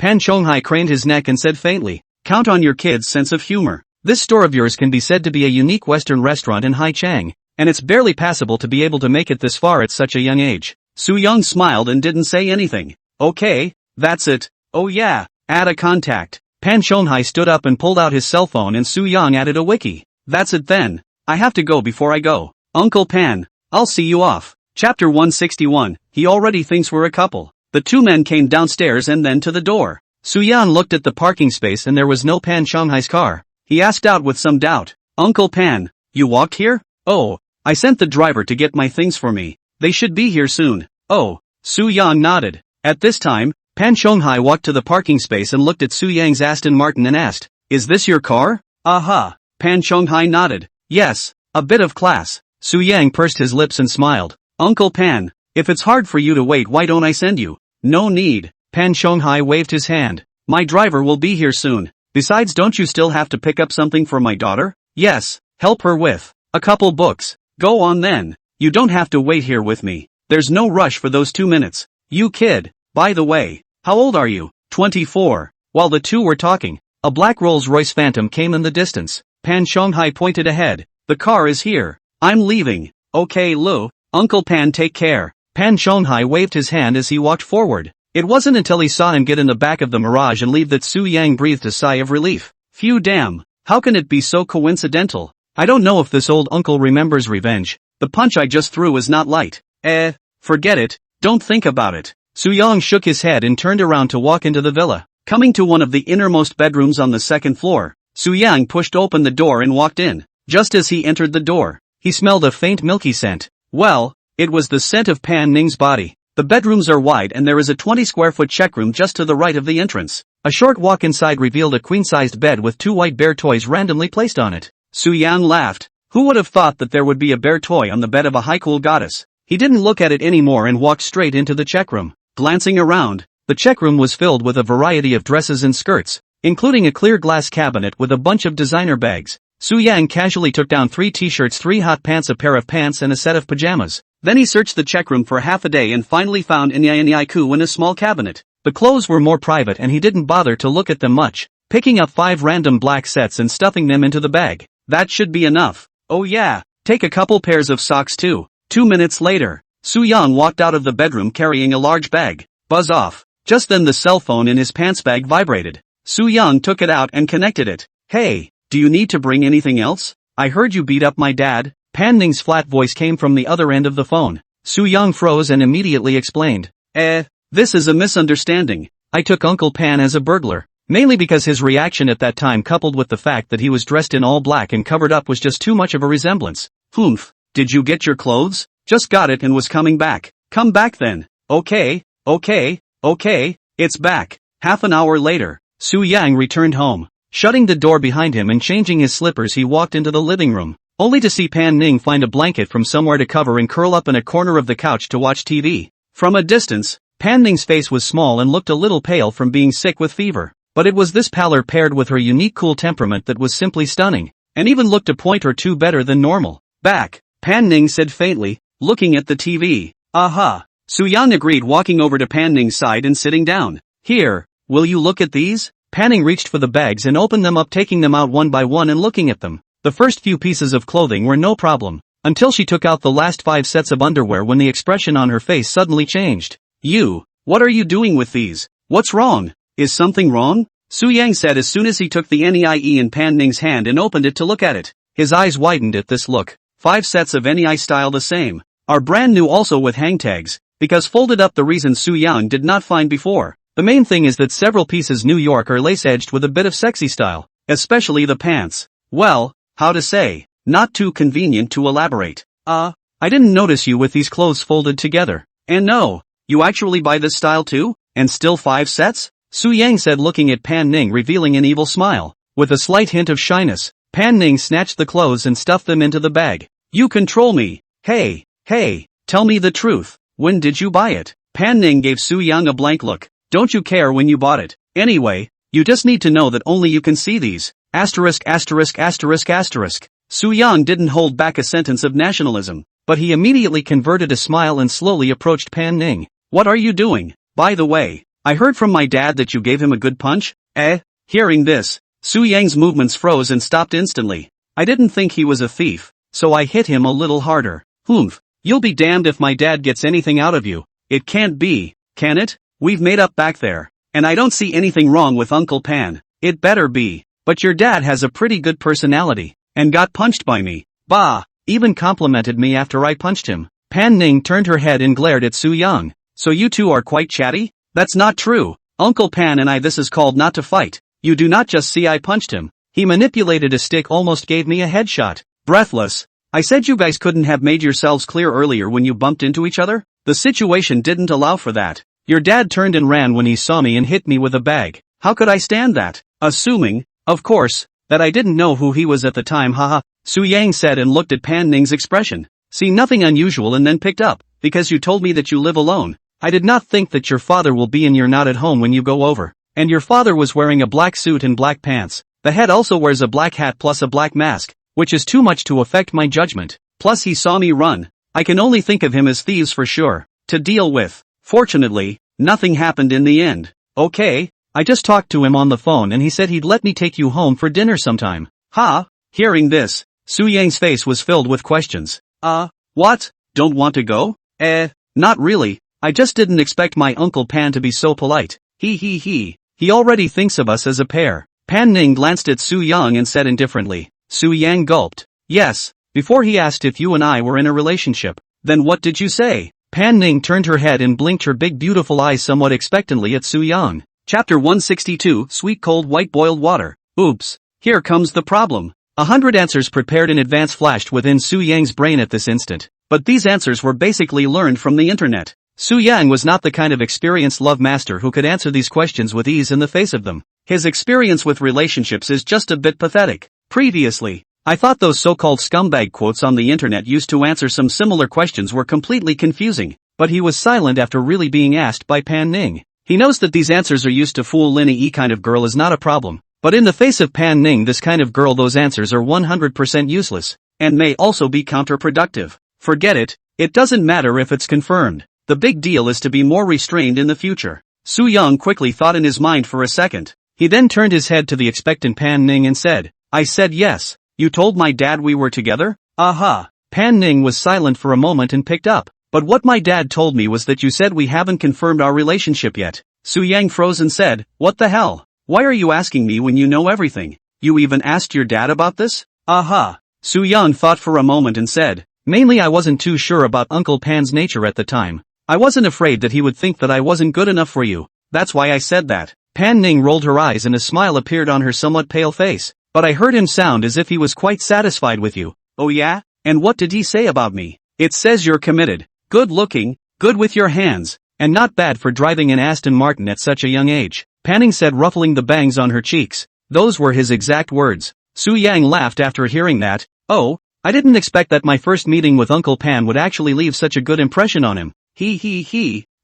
But what? He's not afraid that I'm in disguise? Isn't there a lot of this kind of packaged rich persona now? The car and house are all rented. The watch is also high imitation. The real situation is actually a poor man. Pan Ning pursed her lips and smiled. My dad isn't that stupid. Didn't you tell him that your time is yours? Wouldn't he go and verify who the owner is? Hey, that's true, haha. So, we're together, are we? I want you to say it to me personally. Pan Ning stared at Su Yang's eyes and said, I think there's still a step to go. I haven't given you a confession yet. I don't need all that formalism. I just need you to answer yes or no. Yes. Su Yang looked at Pan Ning and said seriously. At the very least, for this moment, he was serious. After hearing this reply, Pan Ning involuntarily trembled slightly. She hurriedly turned her head away. That's enough. Okay, I'm hungry. Go get me food. Su Yang smiled faintly. What do you want to eat? I'll eat whatever you make. Okay, but take your temperature again before cooking, Su Yang said and picked up the thermometer on the table. Turn around and I'll give you a sweep.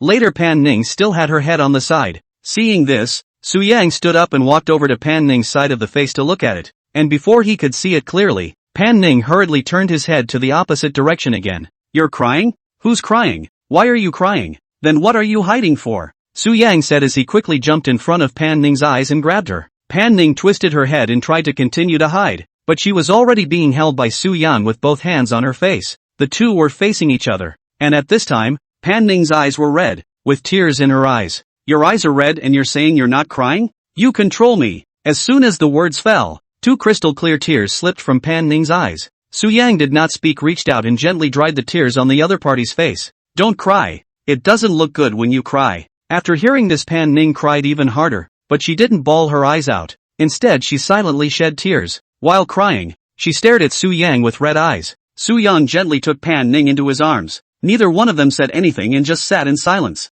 I don't know how long it took, but the tears had long soaked Su Yang's collar. Okay, I'm fine. You quickly go get food, Pan Ning said softly. Okay, don't cry. You a high and mighty goddess crying and crying, what is the decency? You get lost. Pan Ning waved her pink fist and smashed it on Su Yang's arm. Time flies, and 3 days pass in the blink of an eye. Pan Ning's fever has also long since returned, but the two of them didn't go anywhere in the past few days, just like a newlywed couple getting tired of the bed all day and not knowing what they were doing. August 2nd, 9 a.m. Su Yang slowly opened his eyes. He subconsciously turned his head to his side. Pan Ning was no longer there. Last night Pan Ning had already given him the word to go home first thing in the morning, because today is the day Meng Qianyue returns to China and will arrive in Haicheng at noon. Their family will have to make a family banquet to welcome them. Although Pan Ning called out to Su Yang to join him, but this was after all their family's family banquet, so it was naturally inconvenient for him to go. Anyway, tomorrow Meng Wanzhou would have another party alone, and then he would take a good look at what level this Meng Qianin,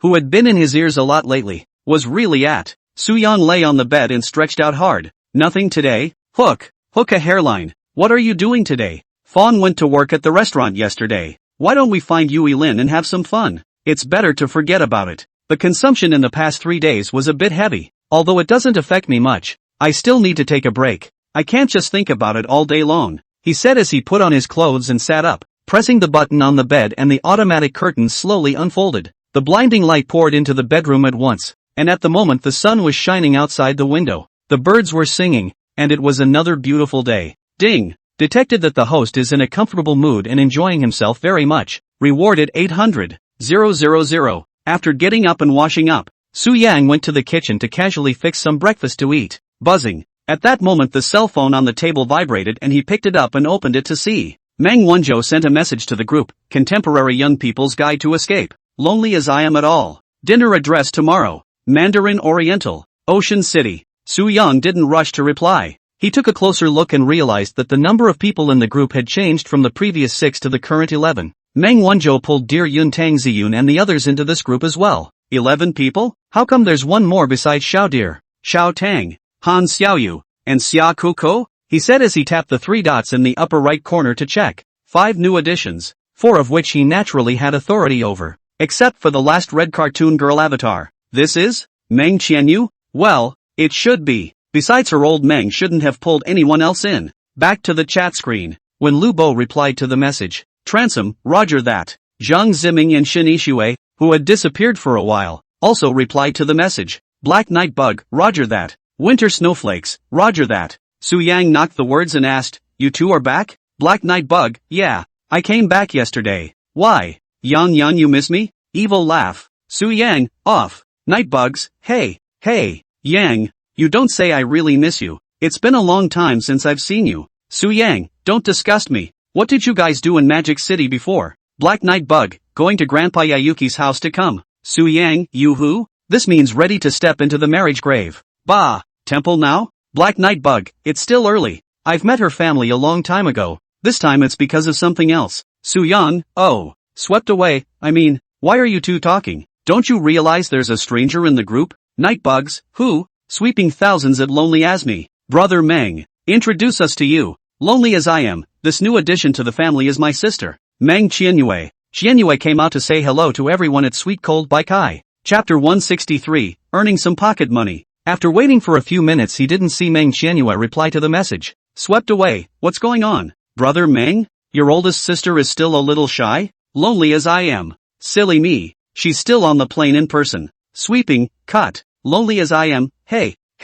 I won't talk to you guys for now. I'm ready to go to the airport to pick her up. You guys talk. Remember to be on time tomorrow. Black Knight Bug, big brother you didn't say what time Lonely as I am, 5 or 6 o'clock. You guys can just come a little earlier tomorrow. Night Bugs, okay. At this time, Su Yang's few people proceeded to chat. Lubo and the group 8 new added in the 4 girls at Star, Han Xiaoyu, at that piece of cloud, Dear Cloud, at Small Tang Chong Duck, Tang Ziyan, at Summer Eat Not Full, Summer Coco, a few beautiful women out to chat After waiting for a few seconds, Han Xiaoyu replied with the message, not wanting to talk. Lubo, why? Did you forget that we lost earlier about having to cost tomorrow? Lubo? I forgot about it if you didn't tell me. Seeing this, Su Yang knocked the words and asked, right, have you bought the clothes for the characters you want to cosplay? Lubo, can I say no? Su Yang, you kid can't cheat. Lubo, bye-bye. Buddy willing to gamble to lose never renegade. At this time, Zhang Ziming interjected and asked, Yang,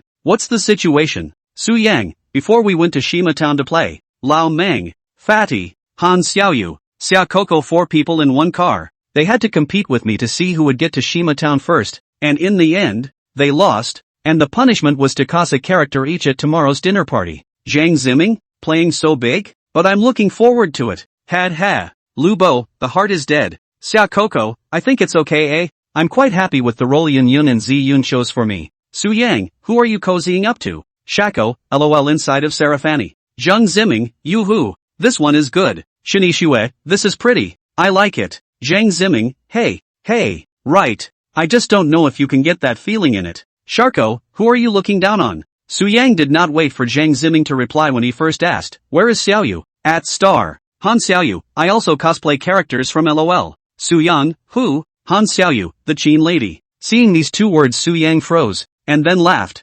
36 this is very suitable for her body. Hey, Xiao dear Xiao Tang is the one who will choose. Zhang Ziming, I'll go. This one is also good. Han Xiaoyu, humph, don't want to talk. Making me wear such shameful clothes in public. Zhang Ziming, where's the shame? It's not shameful at all. You wear it well. I think this looks better than that fanny. Shin Ishue, fists. Zhang Ziming pretended not to see Shin Ishue's message and continued to ask, where are old Meng and Fatty? Who are you 2 cozying up to? Lubo, Yanjin. Zhang Ziming, Yong. Don't tell you Kas Yong Un Lubo, what? Can't you? Zhang Ziming, I'll go. You want to blind us, don't you? Lubo, I don't want to wear it either. Who told us to lose? It wasn't Meng who had to compare driving with Yang. Zhang Ziming, who is Lao Meng Kas? Su Yang, Yagami. Zhang Ziming, I throw? You picked it for them? Su Yang smiled and returned, yeah. The winner gives the loser a candidate who must unconditionally agree. I've already chosen very conservatively. Zhang Ziming, I don't even dare to think about what kind of scene it will be tomorrow.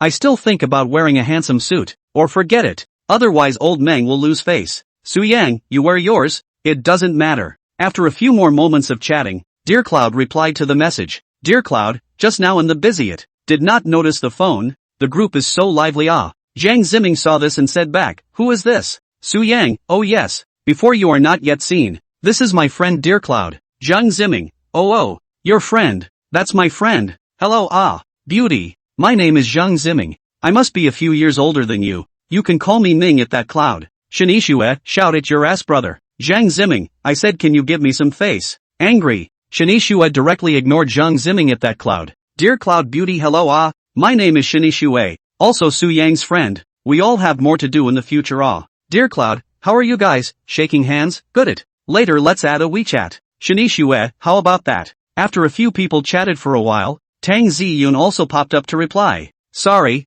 I just saw it. Tang Ziyun, wow. What are you guys talking about? After all this, are we going to the dinner party tomorrow? Zhang Ziming, yeah, you guys can put your best out tomorrow. Tang Ziyun, well, I happen to have an evening gown that I've never worn. Su Yang, then you have to wear it. A dinner party is all about wearing a tuxedo to match. Tang Ziyun smiled sweetly on the other end of the phone and knocked on the words to reply. Good. Su Yang thought about it and continued typing. Where's Fawn? Do you have a dress? After waiting for more than 10 seconds Dear Cloud returned. I didn't Seeing this, Su Yang exited the group chat and directly private chatted with Dear Yun. Little dear, I'll come to you after work later and take you to buy a set of dresses. Dear Cloud replied in a second, huh? No. No need. Do I have to wear it? Think about this kind of occasion tomorrow. People Lao Mang is after all a rich second generation. Get a dinner must be very high grade. In addition to us a few other people, plus Meng Qianyue is their family's eldest daughter. We more or less have to wear a little bit decent.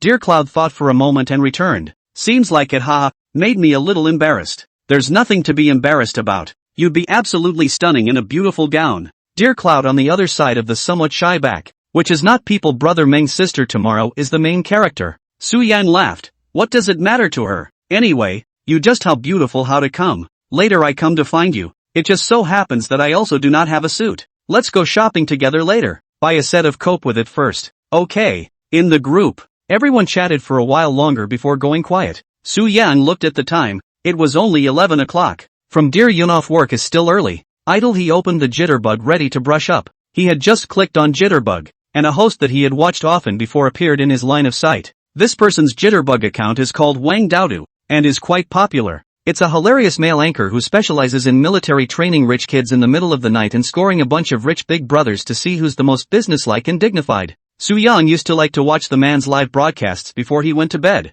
taking a look at the world of the rich through these perspectives. But now his status has shifted. Well, doesn't this guy always broadcast at night? Today it's actually on in broad daylight, he said tapping into the live feed. At this time the anchor was connecting with a young man called Admiral Ling Ling. After looking at it for a while Su Yang thought to himself, why don't I try connecting too? Playing a little pussy might even earn me some pocket money. He. If he wanted to do it, he did it, and without any nagging, he directly clicked on the gift interface and swiped 5 Huazi. Wang Daodu, who was connecting, saw the carnival special effects appearing on the screen, instantly changed his face in surprise and shouted, asterisk. Who? Chapter 164, The Little Pretender. I'll go. Thanks for the carnival from my big brother who drives a sports car for groceries. Thanks, big brother bully. I immediately even you. Wait a moment. Su Yang smiled faintly. He was well aware of the condition of connecting with these anchors, which was to swipe some gifts. Generally speaking, brush 2 sports cars or airplanes or something can be inserted into the queue, but Su Yang is now non-comparable to the former. After their own unremitting efforts is finally a person with a family of hundreds of millions of dollars, that the starting hand must be Huazi. I'm going to go. Big brother this? It's only level 45 and you're called a bigot? So how many levels are you? How about I'm level 7? Internet mouthpiece. Looking at the pop-ups that were quickly drifting by, Su Yang smiled faintly. It really didn't matter how many levels were for him right now. It won't affect his account anyway. He swiped the gift to even the microphone. One is to pretend to be a little pussy to earn some pocket money. The second is now too boring to kill time. Su Yan looked at his account level. It wasn't the pop-up that said he hadn't even noticed that his account level had changed from 0 to 45. Well, it should be the one who rushed up by swiping gifts for Lin Yi before. By the way, what's the full level? Just as he was thinking, Wang Daodu's connection ended and he immediately invited Su Yang on the mic. Come on, grocery shopping big brother, I'm pulling you now. You agree? Looking at the prompt that popped up on his cell phone screen, Su Yang tapped accept. It was his first time connecting with an anchor on Shakeology, and it was actually with a male anchor. At this point Su Yang managed to get on the mic and Wang Daodu began his questioning process. Grocery brother, thanks for the ride Wazia. What kind of car do you drive? Su Yang thought for a moment and said, 911 turbos. I go really fake? Turbos must be 10 out of 10 old iron. Tough enough. Come on, turn on the camera. Su Yang clicked on the invitation sent by Wang Daodu to open the camera. Just as he opened it his face appeared on the screen and he gently moved the phone up. But just out that handsome face has been seen by the netizens. Asterisk. So handsome. It's ing definitely been knifed. It's not business for a guy to get so handsome. Handsome. I love you. So handsome. After seeing Su Yang's face, the female netizens diving in the live broadcast room jumped out at once. Wang Daodu was also shocked for a second, then laughed. Too handsome old iron. Come on, big brother, double click flip. Su Yang smiled and flipped his camera over. Let's see where the keys to the 911 turbos are. Wang Daodu said. Su Yang stood up and walked towards the door. Wait a moment. Coming to the cabinet by the door, he opened with one hand an LV box dedicated to car keys. When the box was opened, there were 4 car keys lying quietly inside. Seeing this scene, the anchor called Wang Daodu shouted with a face full of surprise. Asterisk. Pick it up and take a look. What other cars are there besides the 911, and a Senna, an S680, and a Martin DBX 707? Asterisk. It's not a lighter. is it? Su Yang slightly smiled as he picked up the key and pressed it. Absolute fidelity. Fidelity? Tough, big brother. Is the Senna a Toyota? McLaren. Su Yang said indifferently. I throw. McLaren Senna, huh? Don't you dare lie to the anchor. Why don't I go down to the basement and show you? I go. Dare to look at the car. This is absolutely true. Old Iron Man, we met a real big brother. Ah. Ding. Detected that the host is in a happy mood and enjoying himself. Rewarded 800,000. Ding. Detected that the other anchor and a group of netizens were very shocked when they saw the host's car keys. Triggering the hidden reward. The Little Pretender. Reward, 5 million. Su Yang immediately replied in a flash. What the hell? It's been a while since I've triggered a hidden reward, so it looks like this connection connected right today. But what kind of messed up title is Pretender? It's stupid. Brother, why aren't you moving? Is the net stuck? Wang Dao shouted at this time. No card. Go ahead. Holler. Come on. Big brother. What's on TV? Su Yang walked over to the TV and looked down and said. Sony. Sony's very businesslike. It's still a 10. Su Yang laughed at this time. Can we get an unlimited score? I'll see how many points I can score. It can. Just with the 5 big was that big brother just swiped for me, it has to be arranged in place. Okay then. Go ahead. Okay, so that's 12 points now. Ah. Big brother tough. Come and see what air conditioning is used. Su Yang took his phone and walked to the door and took a picture. Dajin. 12 plus 2. 14. Ah. Is there an air purifier? No. There's a fresh air system. 16 points. That's my brother. Come to see what smokes the usual smokes? Su Yang walked to the edge of the coffee table again and took a picture and laughed. Shangshur. Shangshur and yo brother. The same style as the anchor. 18 points. What's the usual little watch you like to wear? Su Yang walked to one side of the cabinet dedicated to watches and took a picture and smiled. Vacheron Constantin. Audemars Piguet. Wang Dao shouted with wide eyes.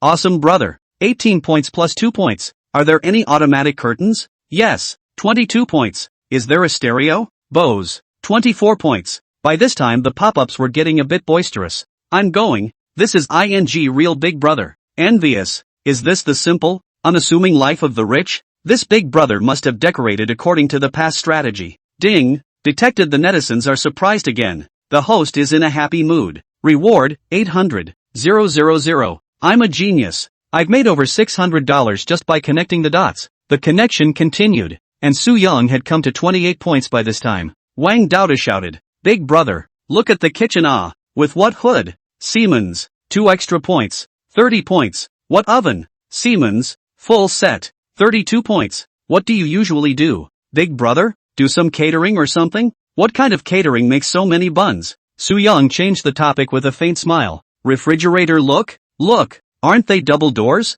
It has to be. Embedded. 34 points my brother. Very businesslike. The anchor's house is built in too. The pop-ups are uniformly floating at this point. You're a 6. Is there any steak and fruit in the fridge or anything? There. Su Yang opened the refrigerator and displayed it. It was full of all kinds of imported drinks. Cheerios, mangosteen and whatnot. Ruthless big brother. Too businesslike. 36 points. Is there a coffee machine? Must have. Su Yang walked to the bar and took a picture and laughed. I dropped mom. Too hard. So far not a point deducted. Ah, brother you are the first. 36 points plus 2 points 38 points. Come let's see the restroom. Coming inside the restroom. Wang Dao asked with wide eyes. Is there an electric toilet? Yes. 40 points for what hair dryer? Dyson. 42 points. Is it a double pedestal sink? Double. Asterisk asterisk asterisk asterisk up. What a mansion standard. 44 points. What shower? Handscrow. Hiss. 46 points. Too hard on this big brother.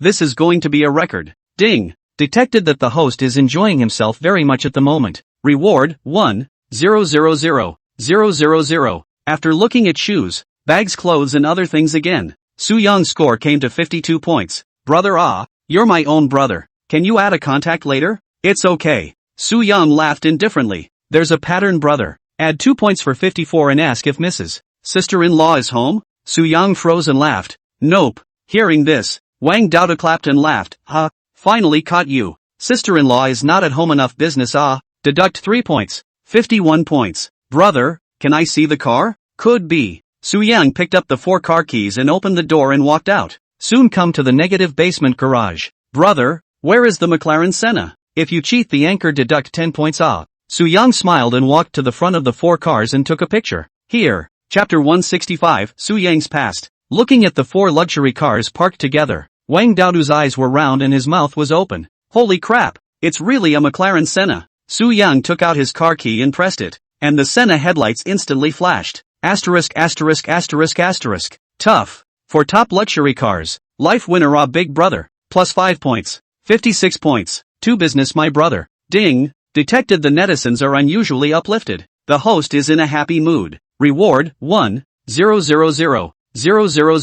Ding. Detected that the host offline purchased RS7 need about 3 months to pick up the car. The waiting time is too long. The system after using the superpower has pulled the new car pickup time to next week. When he heard this, Su Yang was stunned. Asterisk asterisk asterisk asterisk. Can it still be like this? This is a pleasant surprise. System, you are really bull. After looking at several cars in turn, Su Yang took the elevator back to his home. Still watching? No need to look, Big Brother. You're the first top Big Brother to reach 56 points since I've been live streaming. It's so honorable. All of you old timers give my grocery shopping Big Brother some attention too. Brother, I'm adding you. Agree later. Good. Su Yang silently smiled. He easily earned nearly $10 million in less than half an hour. And he couldn't be happier now. Well, another little over 800 on my own. After turning off the connection, Su Yang exited the live broadcast room. Just got back to the main page and saw 99 plus messages displayed in the message bar location. Asterisk asterisk asterisk asterisk. So much news?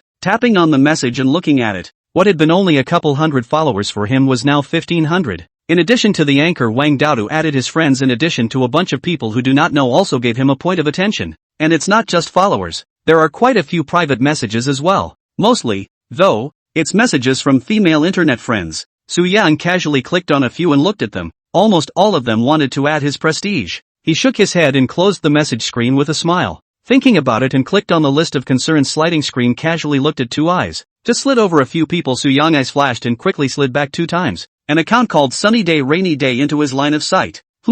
That avatar looks kind of familiar. He said, clicking on the other man's avatar to go to the main page. And then clicking on the avatar to enlarge it. A girl with long hair and a sweet smile was shown. Asterisk asterisk asterisk asterisk.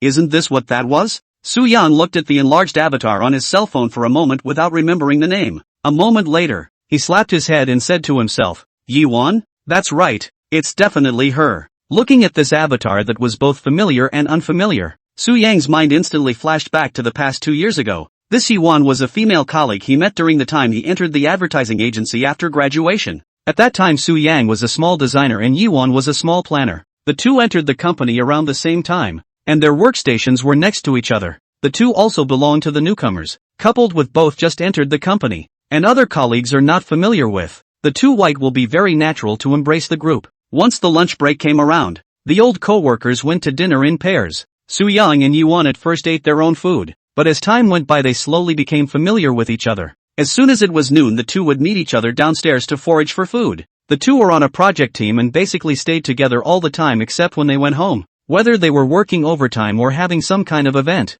Over time, Su Yang gradually fell in love with this clear girl called Yi-Wan. He thinks he looks good too, and he just graduated when he is full of energy. In his opinion Yi-Wan and he is very match. After breaking up with Lin Xiaoma, Yi-Wan was also the second girl he really moved on to. The two just sort of flirted with each other for a while, and then one night a few months later, the two came home from work together after a long shift. It was a short walk from the office to the subway station, a walk that was incidental to the two. Strolling on the street, Su Yang's heart beat violently. He had been plotting for a long time wanting to confess to Yi-Wan. He tried the other guy many times over the past few months, like giving a small gift or inviting him out for dinner and a movie on the weekend or something. Yi-Wan didn't even refuse, and the number of chats between the two increased like crazy. Most of the time Yi-Wan would still take the initiative to come and chat with him, and her tone was filled with a pampered and cute feeling. This gave Su Yang the illusion that Yi-Wan must like him as well. That night he felt it was time to confess his feelings or he would regret it if another man scooped him up someday. Just a few dozen meters from the subway entrance that was about to be reached,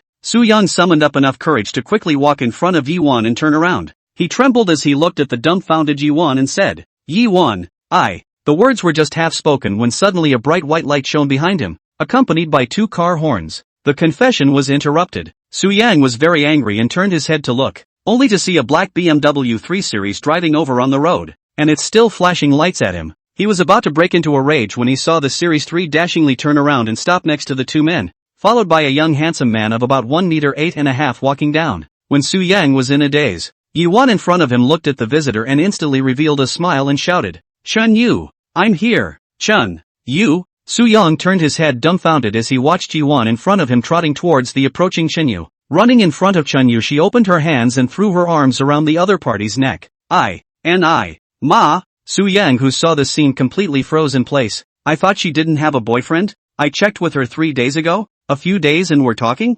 Su-young whispered to himself. At this time, Yi-won pulled Chun Yu's hand towards him. Su-young, let me introduce you. This is my boyfriend Chun Yu. He came over to pick me up. Oh, hello. Su-young pursed his lips and barely squeezed out a smile and nodded. Hello. Chun Yu narrowed his eyes slightly, revealing a hint of condescension in his eyes. This kind of look was familiar to Su-young. The boss of their company looked at him in the same way. Right. Su-young, what were you going to say to me just now? Yi-won probed her head to look at Su-young and asked with a well-behaved face. Su-young froze, then smiled awkwardly. Oh, nothing. I wanted to ask you if that poster I made before passed on the A side. Oh, it's already passed. Oh, you can do the rest tomorrow. Yi-won spread a smile. Su-young nodded. Then it's fine. Okay, I'm leaving. Bye.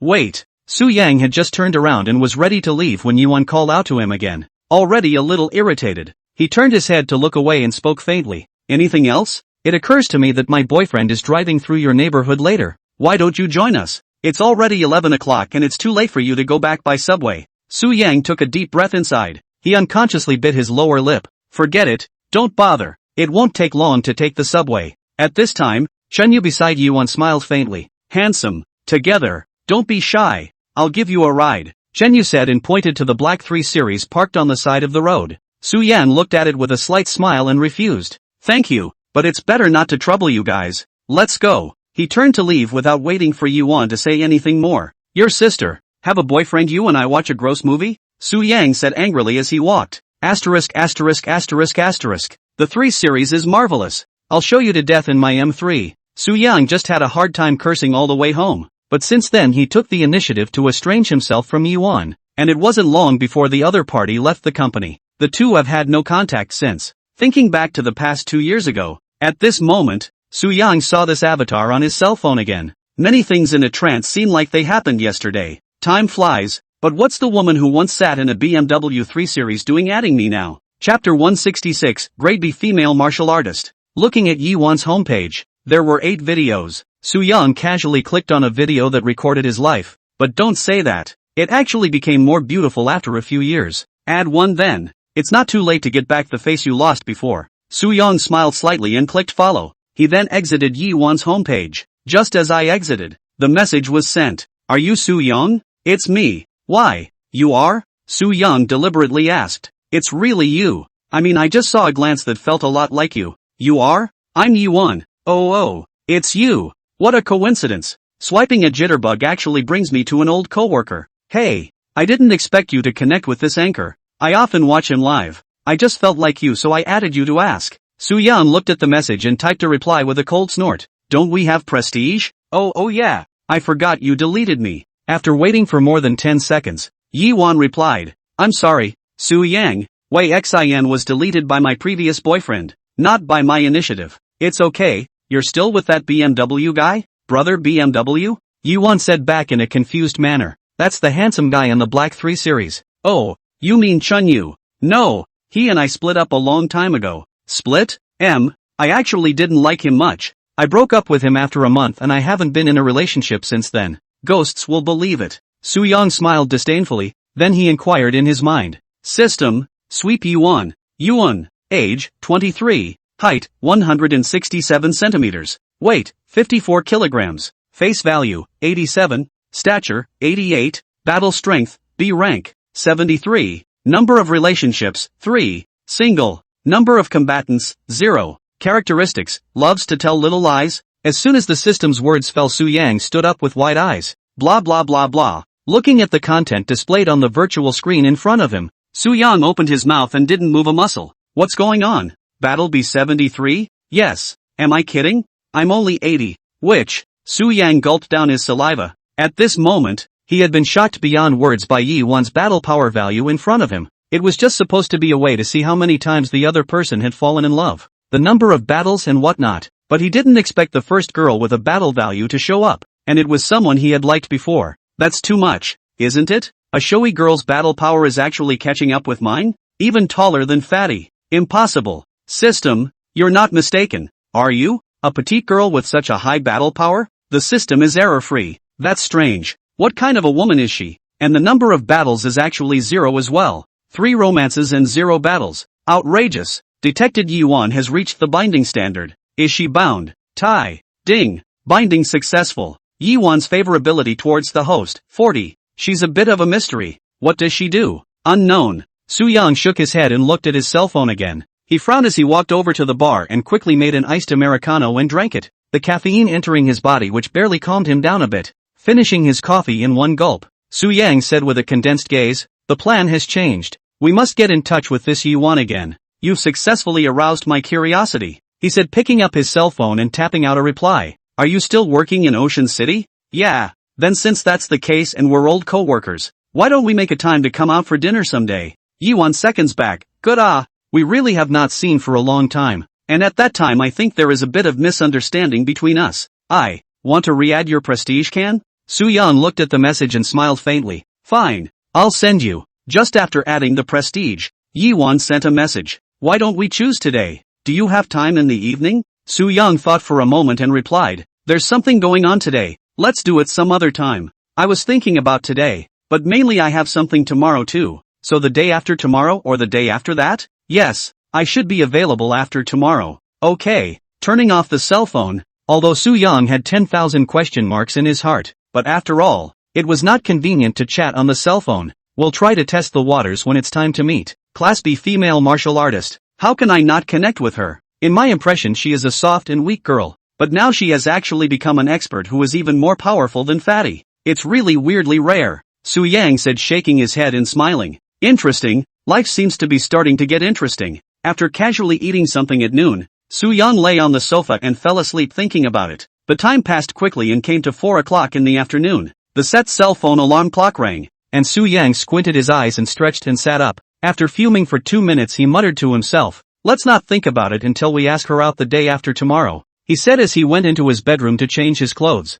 then went to the door and grabbed the keys to the Maybach and pushed it out. "Fawn, I'm coming over to you now." A few seconds later Dear Cloud replied back, "Okay, but I won't get off work until 5:30. Would it be too early for you to come now?" "No, I'll come and you're off duty." "Not a good idea. I've only just started working here and I'm leaving early." "What's good or bad? I'm the boss." "Right I forgot if you didn't tell me." Su Yang smiled. "Let's not talk about it for now. I'll see you later." Half an hour later, he drove to the parking lot in front of the Hyatt Regency. Just as he parked his car and stepped down, a figure jogged in the distance. "Mr. Su, old hi?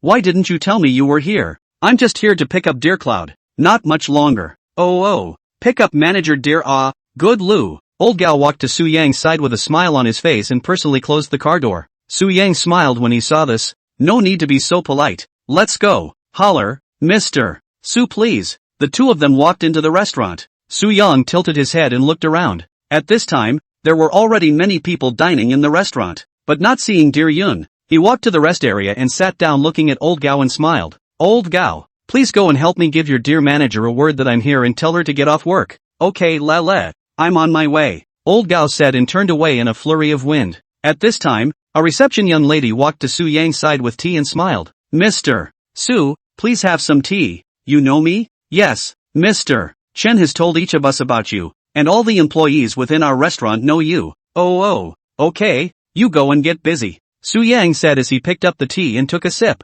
Okay, the receptionist turned to leave. After sitting for 2 minutes, Dear Cloud came trotting down from the second floor in a gray lady's suit. "Su Yang, here it is." Dear Yun jogged all the way to the opposite side of Su Yang and sat down. Su Yang frowned at Dear Yun. "What's wrong?" Dear Yun saw Su Yang looking at her with a strange look, and she unconsciously looked down at herself. "Why do you even get a suit to wear?"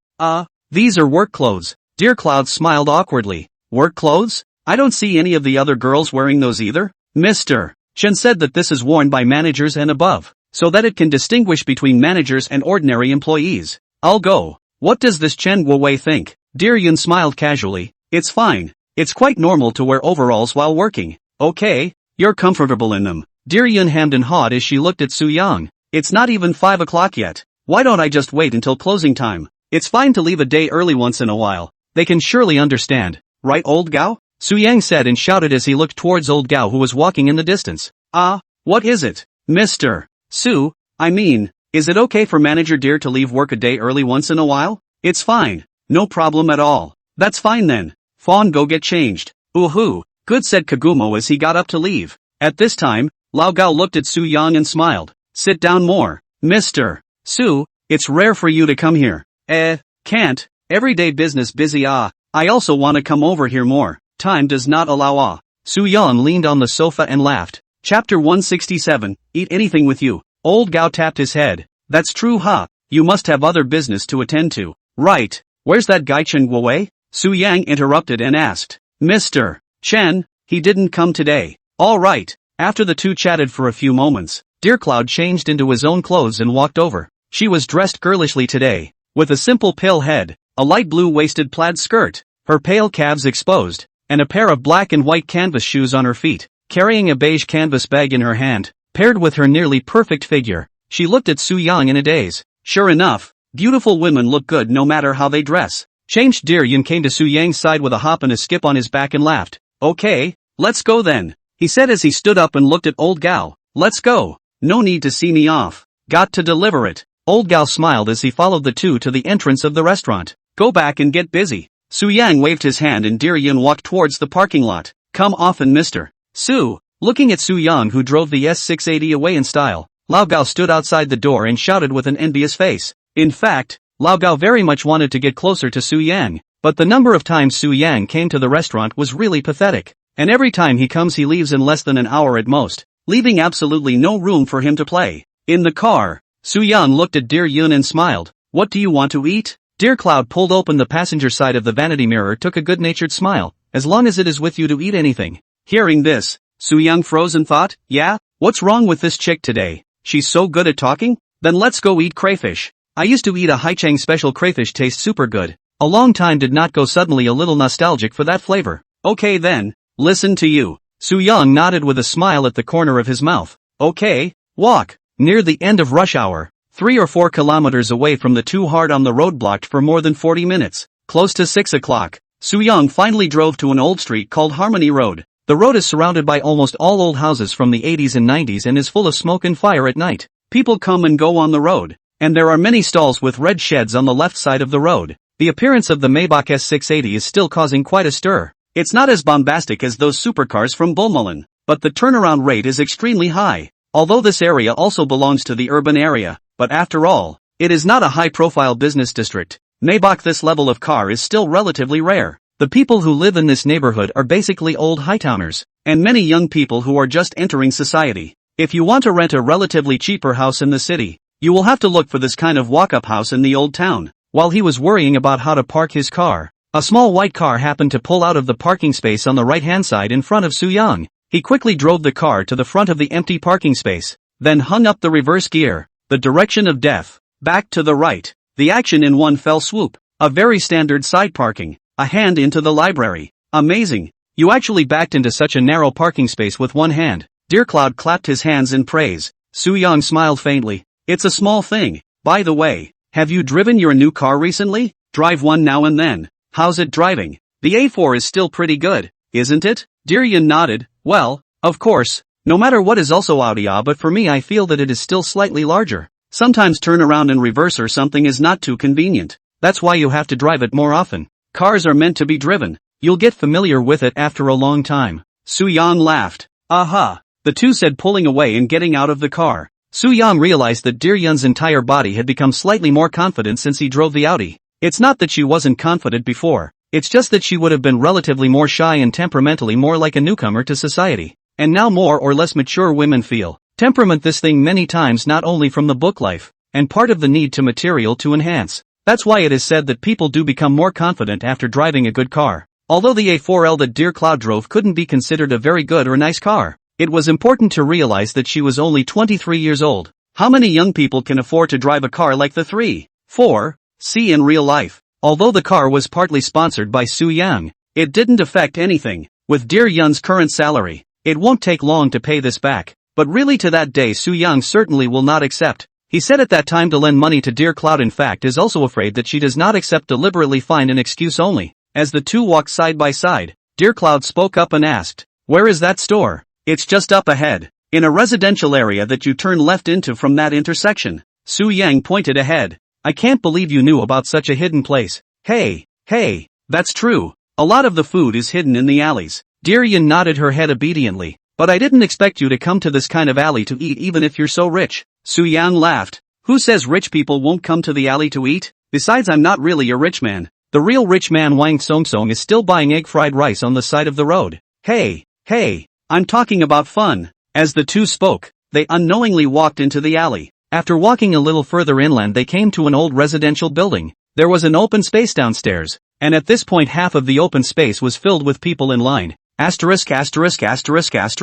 So many people? Su Yang didn't hold back his shout. "So hot?" Dear Cloud also said with some surprise. "His place is hot, but the last time I was here there were tons of people at 8 or 9 p.m. Now it's not even 6 p.m. and it's actually full. So are we still eating?" "Eat? I haven't eaten in a long time and I want this bite. Let's go get the tickets then." "Okay." Su Yang agreed when first walked to the front of the store and took a ticket. He looked at the number displayed on it, Table A, number 78, and there were 11 tables of people waiting in front of him. Holy, how long does this have to be lined up? Su Yang looked at the busy waitress and asked, "Beauty, how long do we probably have to wait?" "An hour or so." "Alright, thanks," he said, turning back to Kagome Cloud. "How long do we have to wait?" "It says about an hour. Are you hungry?" "If you're hungry we'll stop waiting and eat at another place." "I'm not really hungry yet. You can wait if you want to eat. I'm actually quite interested in trying this crawfish." "Okay, then wait a while," the two men said as they found 2 plastic chairs and sat down. "But it occurs to me that we have to go clothes shopping later, don't we? Would it be too late to go after eating?" Dear Yun said at this time. "Right ha." Su Yang slapped his thigh. "Look at my brain. I forgot about this. Wait for me to check," he said, pulling out his cell phone to check. Chapter 168, "Can I ask you to dinner alone?" After looking at it for a few minutes, Su Yang smiled. "No problem. It's not far from the downtown business district. There are a lot of places over there that sell clothes that close pretty late." "That's fine." Dear Cloud spread a smile. An hour passed as the two chatted. At this time the stereo at the front of the store called out to Su Yang's number. "Finally it's our turn. Let's go." "Wait, hungry?" "Aha, kind of. It tastes better when you're hungry." The two came to the front of the store and followed a waiter into the store, which could be described as crowded at this time. However, the store rented a house next to it early on because of its booming business, so the store is pretty spacious. Coming to a seat for two and taking a seat, the waiter handed each of them 2 menus. "Dudes and dudettes, look at what to eat." After receiving the menu, Su Yang looked at Dear Yun. "I'll just order. You haven't eaten before and aren't sure." "Good." Su Yang picked up the pencil on the table and quickly ticked off 1 garlic crayfish, 1 spicy crayfish, and 2 steamed australopithecines on the menu, as well as pippy shrimps, flower nails, screws, and so on. Dear Cloud tilted his head and asked, "Can we finish ordering so many? How much meat can there be in this shrimp?" "I think it's too little." Only after ordering 2 more of the store's hotter dishes did Su Yang pass the menu to the waiter. "Come on, handsome. Yes, bring us 2 more bottles of ice Coke." After saying this, Su Yang looked at Dear Yun and asked, "Can we drink ice, huh?" Kagome smiled sheepishly. "Okay, make it tasty." He looked up at the waiter to specifically order it. "Okay, the waiter agreed with a smile and turned his head away. Soon a large table of delicious lobster was served. Su Yang's eyes were shining. He quickly picked up 2 disposable gloves and put them on. Coming. Quick, eat it while it's hot. It's absolutely delicious." "Yes, I'm drooling." The 2 of them didn't wait for the food to be finished before they were ready to eat. Delicious. Dear Cloud praised as he ate. Su Yang grinned. "Just as long as it's delicious, eat more, don't have enough and order more." After more than 10 minutes, Su Yang couldn't be bothered to talk to Dear Yun and buried himself in his own work. The last time he'd eaten at this restaurant was the last. As he was eating, a clear shout suddenly came from not far ahead. "Su Yang?" The store was noisy with many people, but the other party's voice was not small. Su Yang's senses were now different from normal people, and he subconsciously looked up when he heard the shouts, only to see a tall, high-class beauty walking towards him with a smile on her face. "Su, hey, it's me." That's right, the person who came was none other than Su Qingju, the little beauty that he had met by chance in Shima Town earlier. "I thought you were traveling, and you're back here? Suddenly I don't want to play again. It doesn't feel like much fun to be alone." Su Qingji walked to Su Yang's side and pulled over a plastic chair to sit down. She looked across the room at Dear Cloud and greeted her with a smile. Hello sister dear, hello again. Dear Cloud also guffawed. Yeah, what a coincidence. Are you alone? No, I'm with a friend. She went to park the car. Oh, Dear Cloud nodded. Su Yang laughed. How many of you are there? 2 O's. I'm a little small for this table, or else I'd have let you all come and squeeze in with us. No need, I've already taken my number. Okay, by the way, is it a boyfriend or girlfriend? Su Yang jokingly asked. Su Qingji laughed. Of course it's a girl. I don't have a boyfriend. Isn't there a cute guy or something that pursues you? That's definitely there. The people chasing me in school don't know how long the line is. Su Qingji said arrogantly. Ha ha, pick one. Don't like it. None of it's my cup of tea. Is it so demanding? Also not la. Mainly or have to own like well is it dear sister? Su Qingzue said looking to Dear Cloud winking. Yes it is. It's still us women who understand women. Hey, by the way, you too. Is this a date? Dear Cloud smiled sheepishly. It's just a normal dinner. Hearing this, Su Qingji turned her big beautiful eyes. She suddenly approached Su Yang's ear and whispered, Brother Su, isn't your girlfriend's sister Pan Ning? HM? Hearing these words, Su Yang's hand that was peeling shrimp stopped instantly. Who did you hear that from? It goes without saying? It's obvious. I go. Don't make any wild guesses. You little kid. You don't understand the way of the world here. Che, I know better than you. Su Qingji whispered a sentence and then leaned close to Su Yang's ear and whispered. Then, can I ask you to have dinner alone some other day? Su Yang froze, stepped back to look at Su Qingji. Seeing that the other party did not seem to be joking, he thought about it with a slight smile. Could be. Hey, that's fine. I won't talk to you guys. My friend is here. Bye, I'm going out sister dear. Okay, let's have dinner sometime. That's a must. Su Qingji turned around and left in a windy manner. Holy, what's this chick's path? Are all college students nowadays so direct? What are you two secretly chatting about that you can't let me hear? Dear Yun looked at Su Yang at this time and laughed. It's nothing. He said he'd treat us to dinner someday. Ooh, this sister has quite the personality. That's true. Leave her alone. Let's eat our food. Okay. The two ate for another half hour or so, and the table was completely cleared of shrimp. Some of the small dishes on the back Dear Yun has been unable to eat. Basically all were eaten by Su Yang alone. Wiping his mouth, Dear Cloud stood up first and prepared to go to the checkout. Seeing this, Su Yang shouted, What are you doing? I'll pay for it. You're always the one who invites me to dinner, so I can't always let you pay for it. Su Yang thought about it and shook his head with a smile. Alright then, you buy it. I'll treat you next time. Hey, good. The bill was quickly settled and the two walked out of the store. When he came to the door, Su Yang saw Su Qingji sitting in the crowd waiting and a girl with short hair. At this time, Su Qingji also saw the two. She smiled and stood up to greet them. Finished eating you guys? Aha, leaving first you guys take your time. Su Yang nodded in response. Okay Lo, I won't see you guys off Su Yang rolled his eyes and laughed. No need to send them off. Bye. Let's go Qingji. Dear Yun also greeted Su Qingji. Bye sister dear. 20 minutes later, Su Yang drove Dear Yun to an upscale mall called SOP in the city center. This SOP is positioned as a high-end luxury, trendy and one of the most iconic luxury department stores in the world. It is also one of the top shopping malls in Haicheng, which belongs to the backyard of the rich. Su Yang stayed in the Sea City for so many years is also the first time to come here. Before is heard of, but after understanding he is really dare not come. A pair of sunglasses in here can easily cost 50,000 or 60,000 dollars. So it's really not a place where ordinary people can shop. The interior of SOP is luxurious and trendy, with almost every internationally recognized brand store. For example, we are most familiar with Hermes, Chanel, LV, Dior, Armani, Gucci, Prada and so on. After parking the car, the two took the elevator into the interior of the mall. Chapter 169, Your boyfriend has good taste. Dear Yun naturally knew how expensive the things within this mall were. She wasn't surprised that Su Yang spent money here,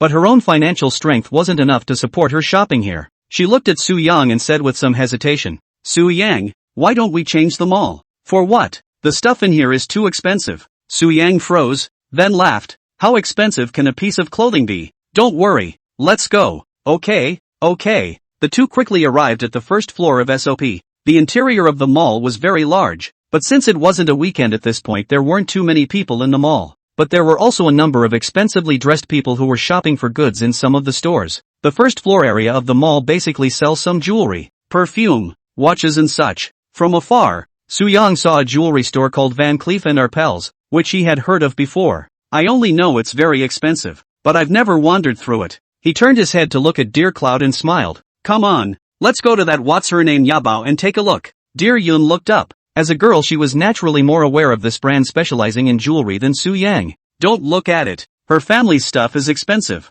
And it's not usually expensive. How expensive can it be? Let's go and take a look. Come all the way here, you can't just buy a dress. More or less with some accessories. Su Yang grinned, reaching out and pulling Dear Yun's small arm towards Van Cleef & Arpels. Van Cleef & Arpels is an internationally renowned brand that specializes in high-end jewelry, in which just a small bracelet can cost tens of thousands of dollars, and millions of dollars for expensive things. Entering the store, the two men were more or less still smelling like it at this point because they had just finished eating crawfish in a noisy environment. At that moment a middle-aged counter girl in black overalls smiled and walked forward to entertain. She, who was still smiling, suddenly changed her face after smelling the smell of Su Yang's two bodies. Still, she said more politely, "Hello, welcome to Van Cleef & Arpels. What would you two like to see?" Su Yang nodded. "Hello, let's take a casual look first." "Okay, do you need me to show you around?" "Not for now. Let's call you if we need you." "Okay." The counter girl turned with a faint smile and rolled her eyes as she left. She had thought that she could sell some good stuff today and get more commission, but seeing Su Yang's young age plus the smell of fumes, she instantly lost interest. Although Su Yang is also wearing some big brands, but in the eyes of these cabinet sisters this kind of young people should mostly buy high fashion. It looks like it's just a little girlfriend who comes to shop around and pretend to know what's going on, and it's definitely not going to be bought. At this time a young girl behind the counter asked, "Sister Chen, why are you back? Don't you need to show them?" "No, two youngsters, wait for them to see for themselves. I guess they'll just gray out after seeing the price." "That's not very nice, is it? What's wrong with that? Besides they asked for it. They don't need me to bring it." "Okay then." On the other side, Su Yang and Dear Yun began to look along the various jewelry accessories displayed in the store. After seeing the prices marked out next to the various fine jewelry, Dear Yun silently swallowed his saliva. "It's so expensive." Su Yang didn't care. He only looked at whether the things were good or not. He didn't care about the price or anything at all. The main thing is that with several $100 million on me now and growing, who cares about price when you have that kind of money to buy things? "Fawn, how about you take a look at this bracelet?" Dear Cloud was looking at necklaces on the other side of the room, thinking that if there were necklaces under $10,000, if she really couldn't bite the bullet she could buy one. When he heard Su Yang call out to her, he turned around and came to Su Yang's side to look. Just inside the counter was a very thin platinum openwork bracelet decorated with a lotus flower in the shape of a five-pointed star set with crushed diamonds. "It's so bright. Bright." Dear Yun was talking when he saw the price mark next to the bracelet and was heartbroken. Price display, $45,500. She is now only $30,000 a month. This small chain is his salary for more than a month. Not bad, huh? "It's okay, just a bit expensive," laughed Dear Cloud, spitting out her tongue. "It's also okay, but it's better to take another look. I'll choose a bit of accessories for you to wear tomorrow." Su Yang said, not waiting for Dear Yun to answer, and went inside to look again. "Fawn, come here, come here. This will do." Dear Yun once again came to Su Yang's side to follow the direction of his finger. Only a bracelet, also in platinum color, was placed on the counter, which was made up of 6 four-leaf clover-shaped petals and chains, and looked very delicate. The four-leaf clover is also encrusted with tiny diamonds. "This looks good and should go well with the dress." Dear Yun looked at the bracelet. "It does look good, but this price is even more expensive than the one just now.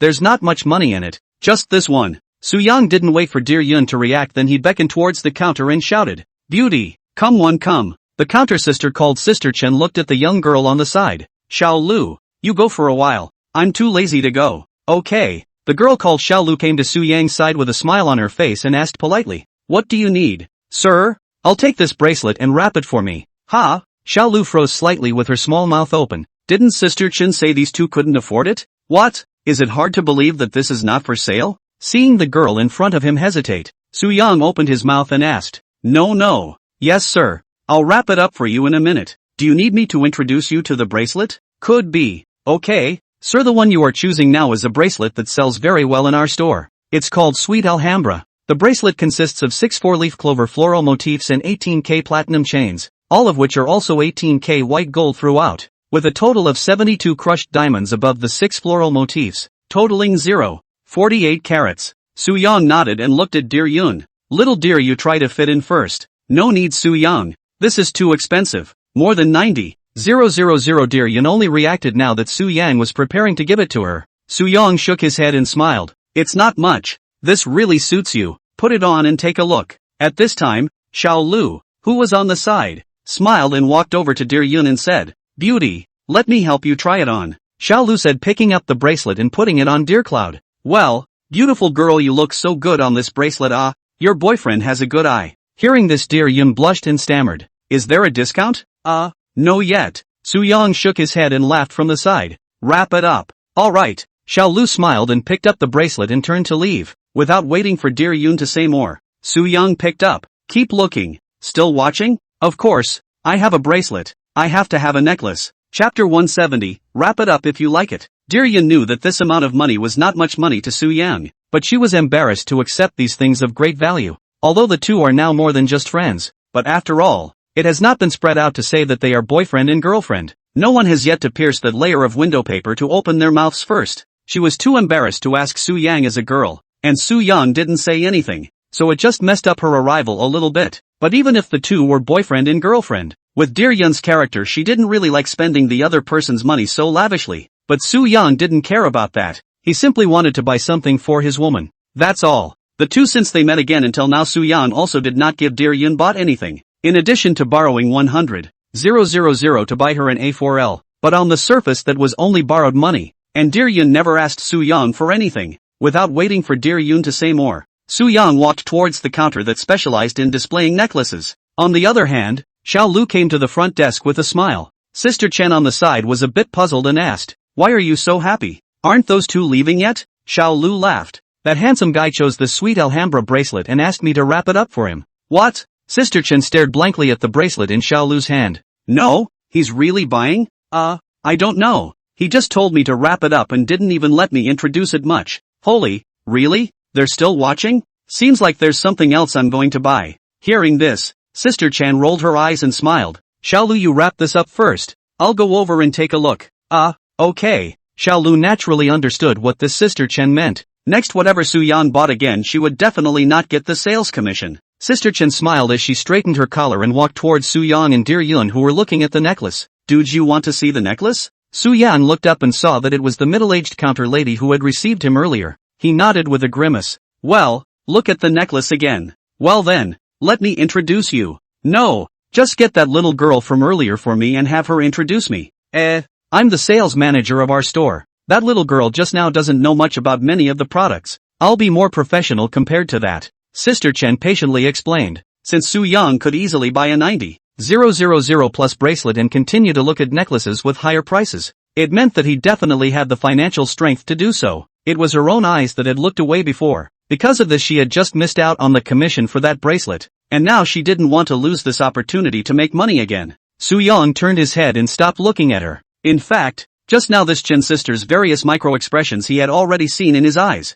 He is most familiar with the eyes of such people. Not just selling a luxury product. "You are still superior?" Su Yang was very disgusted with this kind of dog-eyed people. From the time he used to work, he was often looked down upon by his boss at the time. That kind of high and mighty looking posture he would never forget in his life. This kind of person he would not give each other a good face. In the past, it was okay to be looked down upon. After all, I was really poor at that time. And I was working under someone else's hand, so there was nothing I could do about it. But now that you're rich, you can still be looked down upon by a locker girl? Su Yang once again turned to look at Sister Chen and said indifferently, "I said, tell that girl just now to come over and introduce us. I don't care if you're a manager or not. I don't need you to introduce me." Being disliked by Su Yang's sentence, Sister Chen's face was embarrassed and mixed with a hint of displeasure. Okay.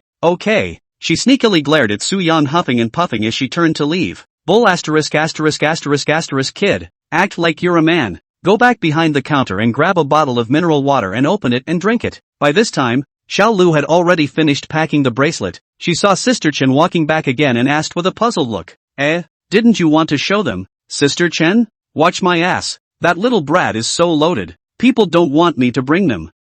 Why is that?" Xiao Lu actually knew this Sister Chen's temperament in his heart and deliberately asked. "Who knows? I guess they look down on us. You go take them." "Okay, Lu." Xiao Lu no longer said anything more and walked towards Su Yang once again with a faint smile. "Humph." Sister Chen coldly snorted in displeasure as she sat down on her butt and started playing with her phone. Su Yang looked at it for a while longer, and a slender pendant with black petals hanging from it entered his sight. "Fawn, here, what do you think of this necklace?" Dear Yun walked to Su Yang's side and looked down, only to see that the price displayed next to this tiny pendant was 152,000 yuan. She frowned and covered her mouth. this is really too expensive, Su-young. It's not expensive. Just tell me if you like it. Joy. It's pretty good looking. Then give it a try. Su-young turned his head to look at Xiaolu on the side and smiled. Xiaolu, right. Help me take out this necklace for this beauty to put on and see. How about that? Xiaolu nodded her head and smiled, moving nimbly to take out the exquisite pendant. She walked behind Dear Cloud and said, Beauty, let me put it on for you. Okay. Seeing this, Dear Cloud had no choice but to cooperate and put the pendant on. Su-young stood in front and cocked his head to look at it and clapped his hands in praise. Beautiful. It suits you too well. What do you think, Xiaolu? Of course, this pretty girl looks so good no matter what jewelry she wears, it goes well with her. Su-young smiled very agreeably. Beauty, here you look in the mirror. Xiaolu took a mirror on the counter and placed it in front of Dear Yun's eyes. Waiting for Dear Yun to look in the mirror, she introduced out of the side. Beauty, this Rose de Noël series pendant is composed of diamonds and gemstones, a symbol of magnificence and romance. This black petal you are touching in your hand is made of mother of pearl material, and it suits your temperament perfectly. This black petal can also be used as a brooch at the same time. It is removable. It is a convertible design and can be worn as a brooch or a pendant depending on the scenario. Dear Cloud cocked her head to look at the pendant in the mirror while listening to the introduction. Without having to say anything more, she naturally liked it. But as soon as she thought of the price of $150,000, she hurriedly said, You'd better take it down for me. What? Don't you like it? Beautiful? I like it, but it's just too expensive. Su-yang interjected at the right time. Wrap it up if you like it. Xiaolu, take it off and wrap it up. Su-yang, don't buy this. Dear Yun hurriedly stopped it. Su-yang looked at Xiaolu, who removed the pendant as if he didn't hear it. Wrap it on. Okay. Xiaolu knew very well that Su-yang was the one who made the decision. Hearing this, she once again smiled and picked up the pendant and turned to leave. Su-yang, Dear Yun stomped her feet in a hurry. It's really too expensive. $150,000. It's too expensive. Su-yang laughed indifferently. I knew you would think it was expensive, so I didn't let you try several hundreds of thousands of dollars. It's not expensive anymore. Girls, there has to be some fine jewelry. But, look again. Don't look. Dear Yun shook her head as she pulled Su-yang's hand. The accessories are enough. Let's go look at the clothes. Su-yang nodded and smiled after thinking about it. That's fine. We'll buy it later when we see what's missing. The two came to the front desk, and Sister Chen on the side was even more furious when she knew that Su-yang had chosen another 150,000 pendant. It didn't show on her face though, as she stood pulling a face and not speaking. After wrapping the pendant in a beautiful box, Xiaolu asked, Handsome ladies, you're just going to purchase these two pieces, right? Aha. Figure out how much. Okay. Xiaolu smiled under some operation. Hello sir, you have chosen a bracelet, a pendant. The total price is 243,005. Okay. Sweeping prestige. Chapter 171, You've actually become a rich man too? Drops. The prestige payment was successful. It was only after the sound of the machine rang out that Xiaolu was finally secretly relieved. She herself was afraid of meeting the kind of people who chose half a day and ended up not wanting anything. Something that happened all the time in luxury stores. So it was only after seeing Su-yang nimbly take out his cell phone and finish paying that a smile appeared on her face once again. I'll finally get more commission this month. Though their store usually did well and wasn't worried about anyone buying. But those who often come to shop basically recognize people. And usually those who come down are looking for Sister Chun or some of the older employees. She still had to settle down for a while if she, a new employee, wanted to earn money slowly. There was the deliberate ostracizing of the older employees and the recognition of the customers. And in any case, she was basically stuck with a fixed base salary for the time she'd just been here. After buying the things, in the voice of Xiaolu's warm welcome to the next visit, Su-yang and Dear Yun both turned to leave. Walking out of the jewelry store, Su-yang looked at Dear Yun and laughed. Why do you have a sad face? Are you still not happy about giving you something? No, I was thinking they were too expensive. You need to stop obsessing about this. We're in this relationship. What's there to obsess about if I give you a little gift? Okay. Su-yang smiled helplessly and pulled Dear Yun to continue strolling. More than an hour later, after looking at several clothing brands one after another, Su-yang finally chose a short flared dress in beige silk fabric with coral red beadwork embroidery for Dear Yun in the Dior store, priced at 80,000 yuan. This dress can be worn for some high-end occasions as well as for normal outings. And the skirt is also very suitable for girls like Dear Cloud with a small fresh style, without looking too flashy. There is no way. Tomorrow will be a dinner party. Want to be more upscale high-end customized dress that certainly cannot be bought. But that's enough. They're all friends anyway. Just saying try to dress as formally as possible as a sign of respect. And it's not like they're going to walk any international red carpets or attend any top-notch banquets. It's pretty much the same thing. Only after giving Dear Yun another pair of white high heels to shop at Valentino to match the dress did Su Yang begin to look for himself. His own words worked out just fine. His goal was clear from the start, and he had no intention of wearing one of those very formal suits. The kind that you wear out and feel too attached to and look a little dorky. He walked straight into the Giorgio Armani store and after looking around for 10 minutes or so, a light khaki long-sleeved, bumped collar, single-breasted, casual jacket came into his line of sight. "Hello beautiful, can you bring me this suit to try on?" "Sure." A female shopper in gray overalls smiled and nodded. Soon she brought a set of clothes that fit Su Yang's size. Su Yang handed the bag he was carrying to Dear Yun, and after choosing a beige t-shirt to wear, he walked into the changing room to change clothes. 2 minutes later, he changed his clothes and walked out, and Dear Yun and the female guide on the side looked stunned. This outfit is somewhere between formal and casual, a little looser and perfect for tomorrow's dinner. Set off by Su Yang's near-perfect figure, the version of this set of clothes was displayed to the fullest, and the top model was just like that. Su Yang stood in front of the full-body mirror and took a picture of it, also nodded with satisfaction. He turned to the dumbfounded staff member on the side and smiled. "That's it, pretty lady, plus this t-shirt together for me to pack." "Holler." The pretty girl smiled slightly. Su Yang said and went back into the changing room to change his clothes off. After coming out, the staff on the side laughed. "Handsome, do you need to match a pair of suitable shoes?" "Sure, then help me pick out a pair of shoes that fit the outfit." "Okay." Following the shopper to the footwear area, Su Yang chose a pair of light khaki-colored loafer lounge shoes in the same color as his clothes at the shopper's suggestion. "This outfit is also perfect for these shoes, which would look weird and out of place in leather slats or something." After trying it on, Su Yang said with a smile on his face, "That's fine, that's all. Alright then the two of you please follow me over here to the checkout." The beautiful shopper reached out to lead the two towards the cashier. Finally settled down. 3 things cost a total of 35,000 yuan. Su Yang movement is very nimble. Choose to try on what less than 20 minutes to get done. After receiving the bag handed by the cashier, he turned his head to look at Dear Cloud who was smiling. "Let's go." "Fine. Want to see something else? Don't look at it no more. There's plenty already." "Okay, that's about it. That's it. Let's go." With that, the two of them took the elevator directly down to the negative parking lot. More than 20 minutes later, Su Yang drove Dear Yun to the entrance of her neighborhood, because Dear Cloud a junior high school play to the present girlfriends very early about tonight to come to find her. Su Yang also had to send Dear Cloud back. Just as I pulled up to the curb, I saw a long-legged woman in a white t-shirt and denim hot pants standing at the entrance to the neighborhood waiting. "Is that one your friend?" Su Yang probed and asked. Dear Cloud also tilted her head to look, and after confirming that it was her friend, she spread a smile. "Yes," she said and turned her head again. "Su Yang, then I'm leaving. Oh, go ahead and bring your stuff." "Okay. You go back and drive slow." "Okay, don't worry." Su Yang smiled and watched Dear Yun get off the car without any more stops. His foot stepped on the gas and disappeared into the night. "Xian Xian," shouted Dear Yun as he jogged over towards the girl standing at the entrance of the cell. "Yun Yun? You?" The girl at the door covered her mouth full of surprise. "What's wrong?" Kagong Cloud came in front of the girls with a large bag of things. "Did you just get out of that Maybach?" "Ha? Maybach? Oh, yes." Dear Yun naturally couldn't distinguish between a Mercedes S-Class and a Mercedes Maybach S-Class, but she reacted only after hearing Su Yang say it before. "Can I Yun Yun? I mean the person in the car looks a bit like you, but it's not too clear at night. I didn't dare to recognize just now. I didn't think it's really you.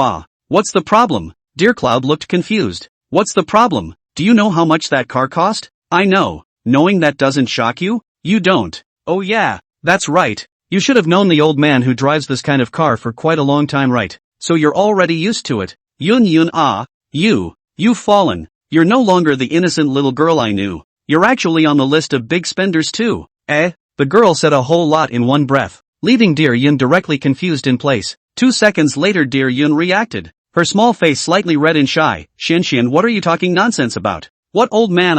Where have I fallen?" "Don't talk nonsense. Then how do you explain that car just now?" The girl called Xian Xian asked with a curious face as she came forward. Dear Yun shook his head helplessly. "That was my high school friend's car. He gave me a ride back after I had dinner with him." "A high school classmate? Not some big boss or group chairman?" "Yes and no. But he's young, just a year older than me. Not some old man as you say." Chapter 172, Going for a Massage. Hearing this, Xian Xian touched her nose and circled around Dear Cloud. "Seriously, don't you lie to me. Really high school classmates?" Dear Cloud said seriously. "Holy, Yun Yun, when did you have such a rich high school friend? How come I didn't know?" Xian Xian said with a face full of curiosity as she picked up again. "And you even had dinner with him and he personally drove you back?"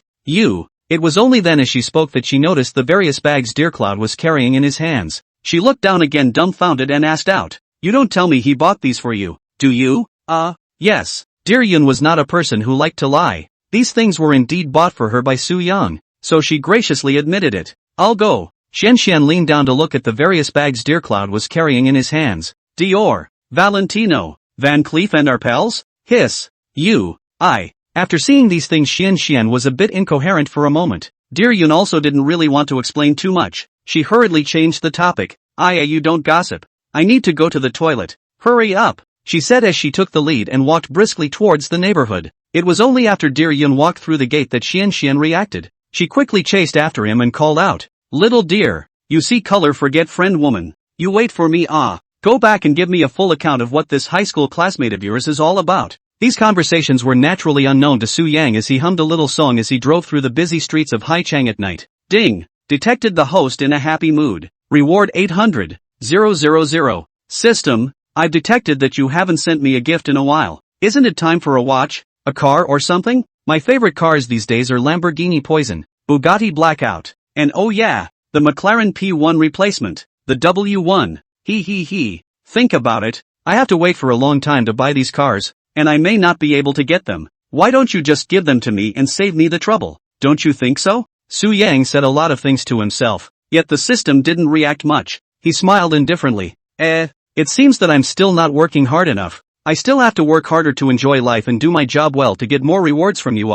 System, I've seen shamelessness. I've never seen such shamelessness. As he passed by a large bathing center, Su Yang cocked his head and looked. On a whim he hit the steering wheel to the right and turned straight in. The main reason was that the signboard of this bath center was just too eye-catching and it looked exquisitely atmospheric from the outside. Enjoy. The place that I couldn't afford to come before, now I mustn't come to feel it. It's still early anyway. Go and press a little mojo, he said as he pulled into the parking lot in front of the wash and parked. The cars parked in front of this bath center were all awesome too. A BMW 7 Series, a Jaguar XJ, and even a white Audi R8. But the most conspicuous has to be a dominant Bathsheba Imperial Escalade. Su Yang opened the car door and walked down to take a look and laughed. It seems that this place is quite high-end, and sure enough, Cadillacs always appear in bathing places, he said and walked in with a smile on his face without looking any further. More than 2 hours later, Su Yang will be bathing center within the massage, foot treatment, ear picking and a series of services to feel once before satisfied out of the store. Ding! Detected that the host is in a happy mood after enjoying the massage service. Rewarded 800,000. Su Yang craned his neck and got into the car to leave quickly. It was nearly 12 o'clock when I got home, took a shower and went to bed. There was no talk all night. At 10 o'clock the next day, Su Yang stretched and sat up. Well, it's been a long time since I've had a massage. It's made my whole body sore. The little girl's strength is really strong, he said, getting up and shuffling to the living room to fry himself an egg, a steak and make a cup of coffee. Sunlight filtered into the living room through the large floor-to-ceiling windows. Su Yang finished his breakfast in a happy mood. Then he opened his cell phone. Certain treasure. I heard Panning say he's going camping or something afterward, so buy some gear. Soon he spent more than 30,000 yuan on a certain treasure and he's to buy a professional camping tent, a sleeping bag, a special outdoor lighting, as well as a set of outdoor with a variety of tableware, and 2 pairs of professional mountaineering shoes. Well, pretty much, I should have enough with these for a beginner player.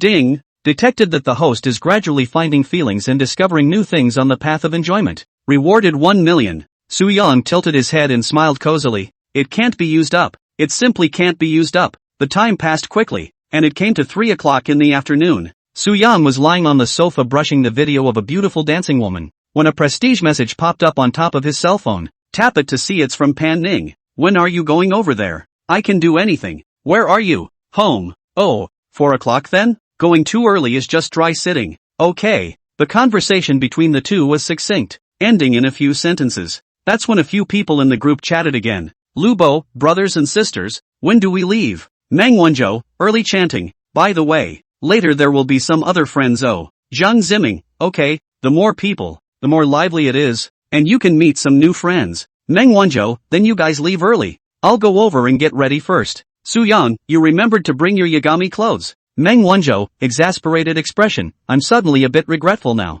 Su Yang, late friend. Mengwenzhou, okay, willing to gamble. Where to wear, afraid of a hammer. Su Yang, kudos to you. A few people were chatting, when Meng Qianyue, who hadn't said anything, finally sent out her first message. Meng Chanyu, hello, I'm Meng Chanyu. You can call me Chanyu. I've just returned to China. Thank you for coming to the party later. I'm sure you've all heard about me from my brother. I'm looking forward to meeting you. Lubo, your too kind sister Chiyu. I'm looking forward to meeting you too, hee hee. Su-yang looked at his cell phone at this time and smiled faintly. I'm kind of looking forward to it too. Chapter 173, Going to the Banquet. Are you going? A few people greeted Meng Qianyue in the group and went quiet. Su-yang got up and went back to the bedroom to take a shower before changing his clothes and picking up the Vacheron Constantine wristwatch on the bedside table to put it on. He walked over to the full-length mirror in the bathroom and nodded with great satisfaction after taking a look in it. Not bad, handsome, he said and went back to the sink to grab a bottle of hairspray and grabbed a cool haircut.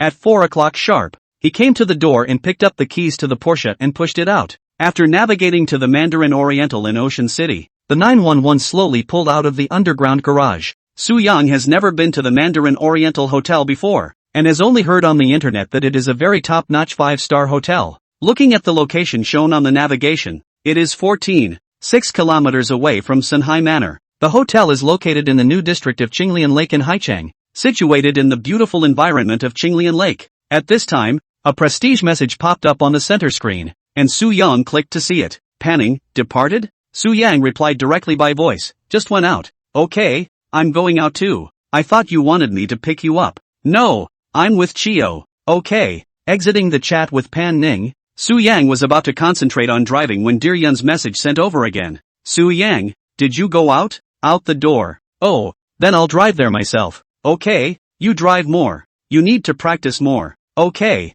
see you later. See you later. I should be able to concentrate on driving this time, right? There won't be anyone looking for me again, right? Su-yang laughed to himself. The car has just driven to the entrance of the sales department when Gu Xiaoman, who hasn't been seen for a few days, reappears at the roadside to make a phone call. Su-yang froze and said, I'm going to go. Why does she like to stand here on the side of the road and make a phone call so much? Drop by drop. Su-yang honked the horn and Gu Xiaoman, who was on the phone, turned around and looked down, lowering the window glass. Su-yang probed and laughed. My good sister, how do you have to make a phone call at this door every day? What do you care? Where are you going again? Gu Xiaoman said, hanging up the phone and laughing. Going to the banquet. Are you going? No go. Not interested. Besides I work. Hey, forget it then. Let's make a date some other day. Su-yang raised his eyebrows towards Gu Xiaoman and smiled. You kid. You ask me out on a date when you can think of it, and you don't send a single message when you can't think of it. I'm busy with my business.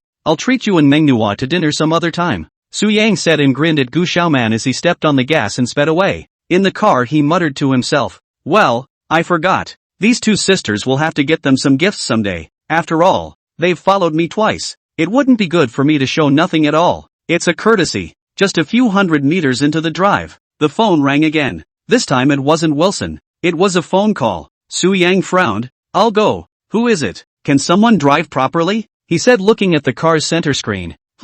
Don Jr.?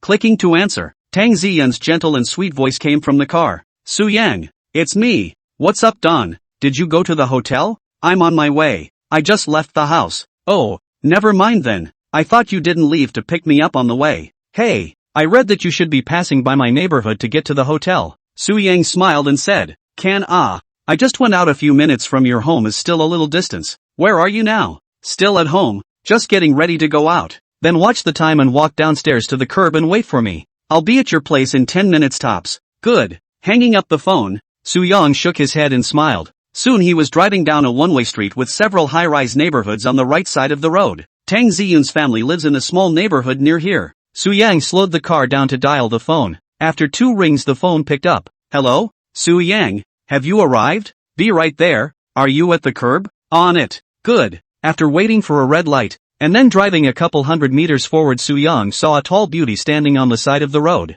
It was Tang Ziyun. She was recognizable, with big, flowing waves and a few strands of purple picked out of her hair. She was wearing a dark purple low-cut, waist-length dress today, a pair of black high heels, and carried a small black bag in her hand. The whole person looks very elegant and exquisite, and the usual casual dress is different. Today this dress together with the exquisite makeup and just the right jewelry matching, give people the feeling like a rich family Qinjin. Crowds of people passing by her, men and women alike, would look twice. This level of beauty, the reality is still rare to see. usually can only be seen in the jitterbug. In reality can be said to see a glance less. Do not look at the loss. Drop by drop. Su Yang honked his horn as he approached. Tang Ziyun looked up, only to see a silver-gray 911 slowly coming to her side. Su Yang lowered the window to probe and shouted, "Xiao Tang, get in the car." Oh, good. Tang Ziyun was the first time she saw Su Yang's car. She thought Su Yang was just a Maybach. At this time the crowd on the roadside have cast envious eyes. The male envy the car Su Yang can drive such a good car can also bring us such a superb beauty. The women were envious that Tang Ziyun could know a rich man who drove a Porsche sports car.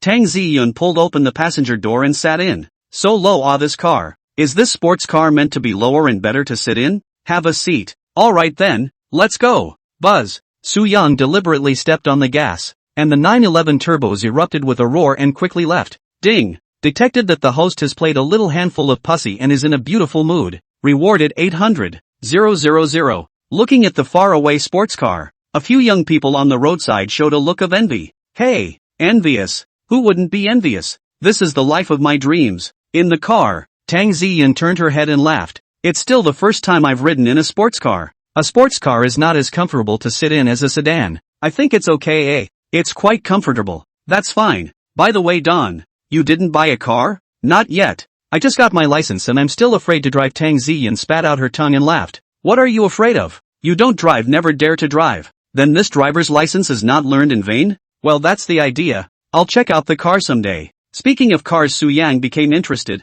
What kind of car do you want to buy? I've always wanted a Mercedes C260 before. Or a Tesla MD3. An oil truck and a tram? Well then, I'm torn between an oil car or a trolley. Actually, it all depends on your own needs. If you usually just get around the city, then the trolley is a good choice. If you need to run on the highway a lot, then my suggestion is still an oil car. I don't run on the highway. I just drive it when I commute to and from work, or when I go out occasionally. Tesla it is then. That car is good for girls. I see a lot of girls buying that car. Said Tang Ziyun, propping up her chin in thought, but there are too many people driving this MD3. It feels a bit rotten. What does it matter? The car is for your own driving and your own comfort. What do you care if it sucks? That's true, huh? Besides, there's a lot of this car on the road, so that means it's a car that's recognized by everyone. That's why more people are buying it, right? You have no problem with that. Then I won't dwell on it. I'll go see the car someday when I have time. Chapter 174, you still need to settle down. Okay, if you don't know how to do that, you can also talk to me ahead of time, and then I'll be fine to accompany you to pick up the car. Yeah, Tang Ziyun was as happy as honey inside after hearing this. Su Yang was driving and didn't notice Tang Ziyun's change in mood. He looked at the road ahead and laughed. You're also considered a little rich. Tang Ziyun shook her head and smiled. Me? Rich woman? Yeah, it's pretty impressive to be able to come up with over $200,000 for a car at such a young age. Come on, don't flatter me. How can I say awesome in front of you? It's been great.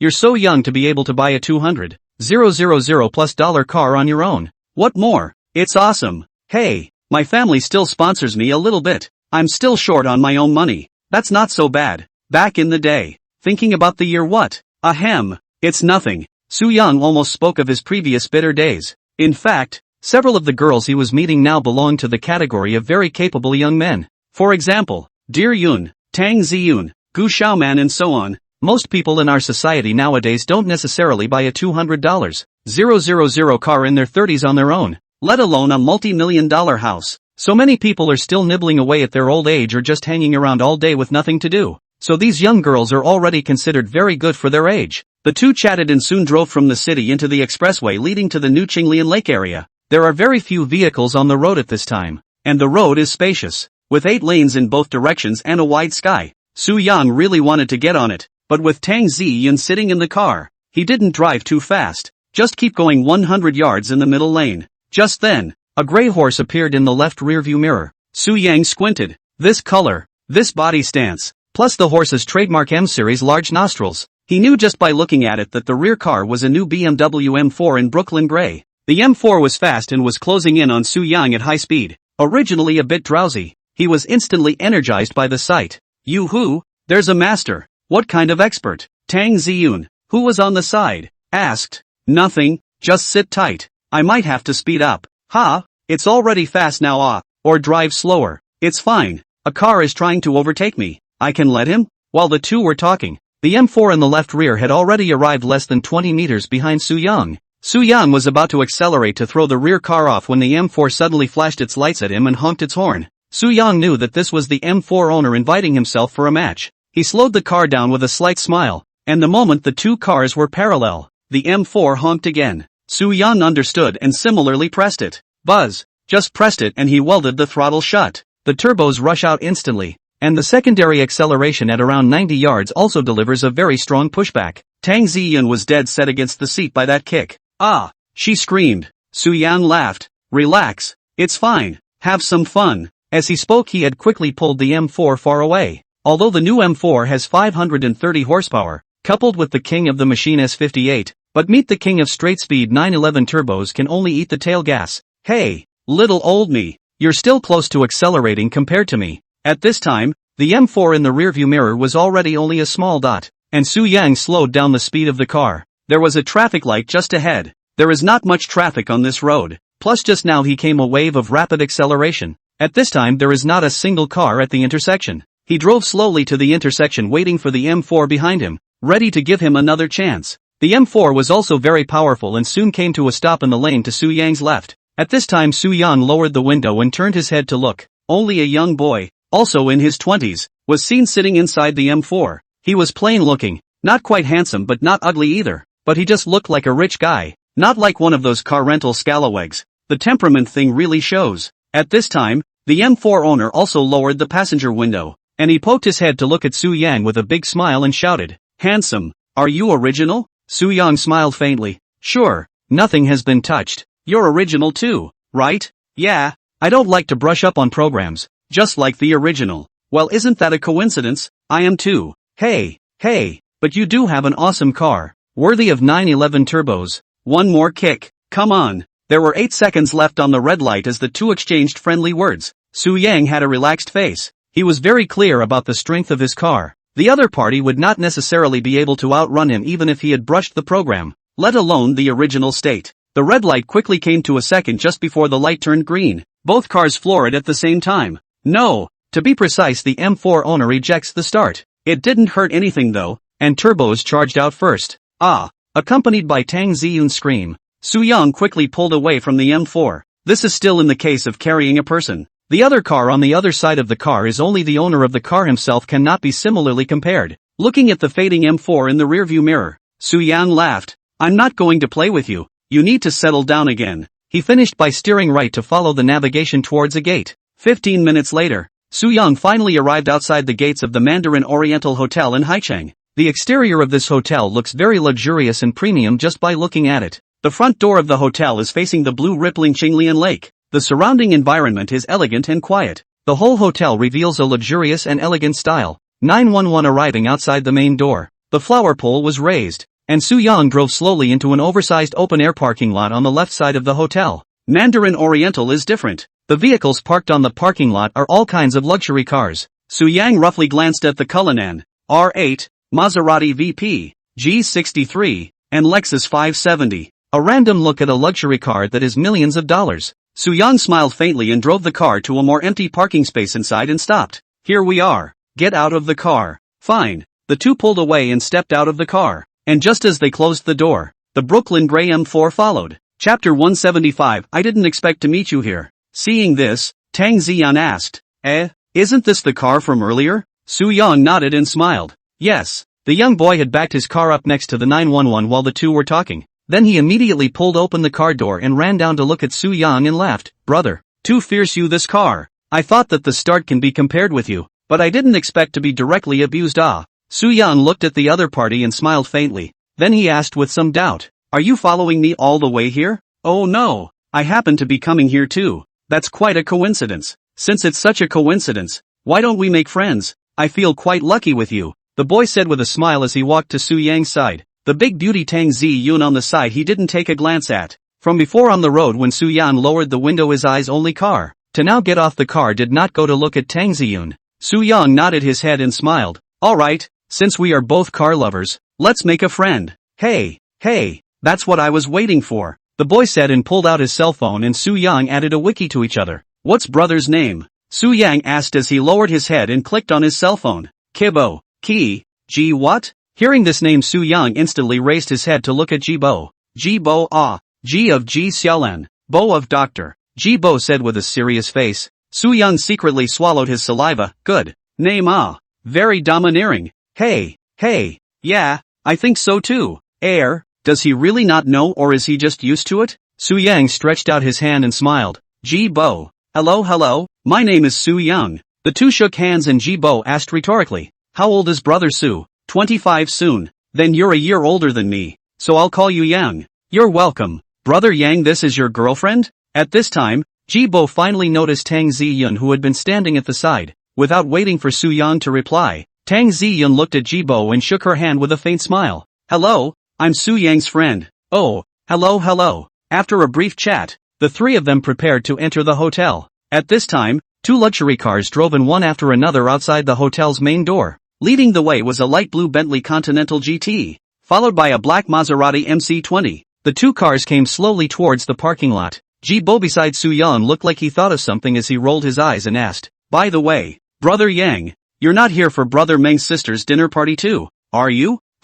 You too? Su Yang turned his head to look at Ji Bo with some surprise. I'm going. I am I just reacted when I saw these two cars. There will definitely be a lot of luxury cars coming today. So are you Meng's friend or Meng's sister's friend? I'm a friend of old Meng's. And you? Me too. We're really meant to be. Ha. Su Yang looked at the smiling Ji Bo, suddenly had some weakness. He tilted his head and asked with a smile. You are not right? Ha? Why did you suddenly come with such a sentence? Hearing this, Ji Bo took 2 steps backward and asked with a puzzled expression. No, it's mostly because I feel as if you're more interested in guys. What? Ji Bo completely froze in place. When Su Yang finished saying this, Tang Ziyun on the side didn't hold back her sneer. I'll go. Brother Yang, don't slander me. I just feel like chatting with you. My orientation is normal. Okay, I'm just kidding with you. Not just fine. That must not be. I'm purely straight. While the two were talking, another white Audi A4L drove in outside the hotel's main door in the distance. Su Yang laughed at the sight.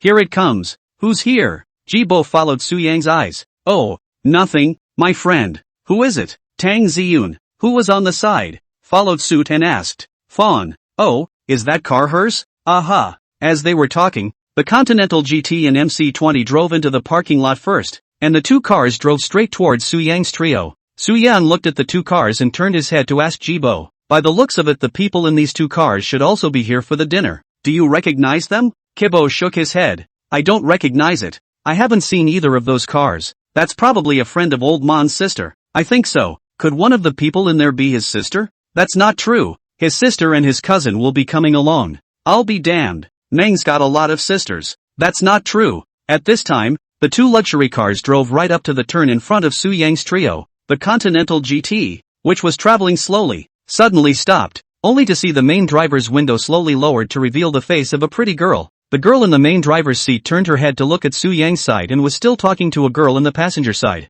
Ji Bo whispered from the sidelines. Yay, they seem to be looking at us? Could it be that I'm too handsome to be looked at by a beautiful woman? Ji Bo said while showing a confident smile. Su Yang didn't care about Ji Bo's words. His eyes were sharp as he looked through the main driver's girl to the other girl on the passenger side. The girl was likewise peering at him. I'm going. What? Seeing Su Yang keep staring at the people inside the car, Ji Bo and Tang Ziyun followed suit. At that moment, the passenger door of the Bentley opened and a pretty girl in a long white silk dress stepped down. She was seen with her long brown hair down her back and her long dress clinging to her skin. Pear-shaped body with narrow shoulders and waist and white hips. She had fair skin, a goose-egg face, small delicate features, and her face was painted with not too heavy makeup. She walked around the car straight towards Su Yang. Ji Bo looked at the visitor, then at Su Yang beside him, and was about to speak when the girl had already arrived in front of the three. However, she didn't bother to look at the other two at all, only to see her red lips slightly open to shout out, Su Yang, I was really not expecting to meet you here. Su Yang was calm on the surface, but he was still more or less surprised inside. How could he not expect Yi-Wan to appear at this occasion? It's a coincidence. I was thinking of asking you out again tomorrow. I didn't expect to run into you here. That's right. The person who came was none other than Yi-Wan, who had re-added Su Yang's friend yesterday. You. Su Yang looked at Yi-Wan, who had completely changed in front of him regardless of her temperament or dress. And for a moment, she was a bit speechless. This was too much of a difference from the Yi-Wan he remembered. The other party had basically not changed much except for her face. The rest of her was not a person no matter where she looked. But he couldn't ask for a moment, so he held back from saying anything more for the time being. These two are? Yuan asked as she looked at Jibo and Tang Ziyun beside Su Yang. Oh, my friends, this is Tang Ziyun and this is Jibo. Ji what? Yuan froze. Bo.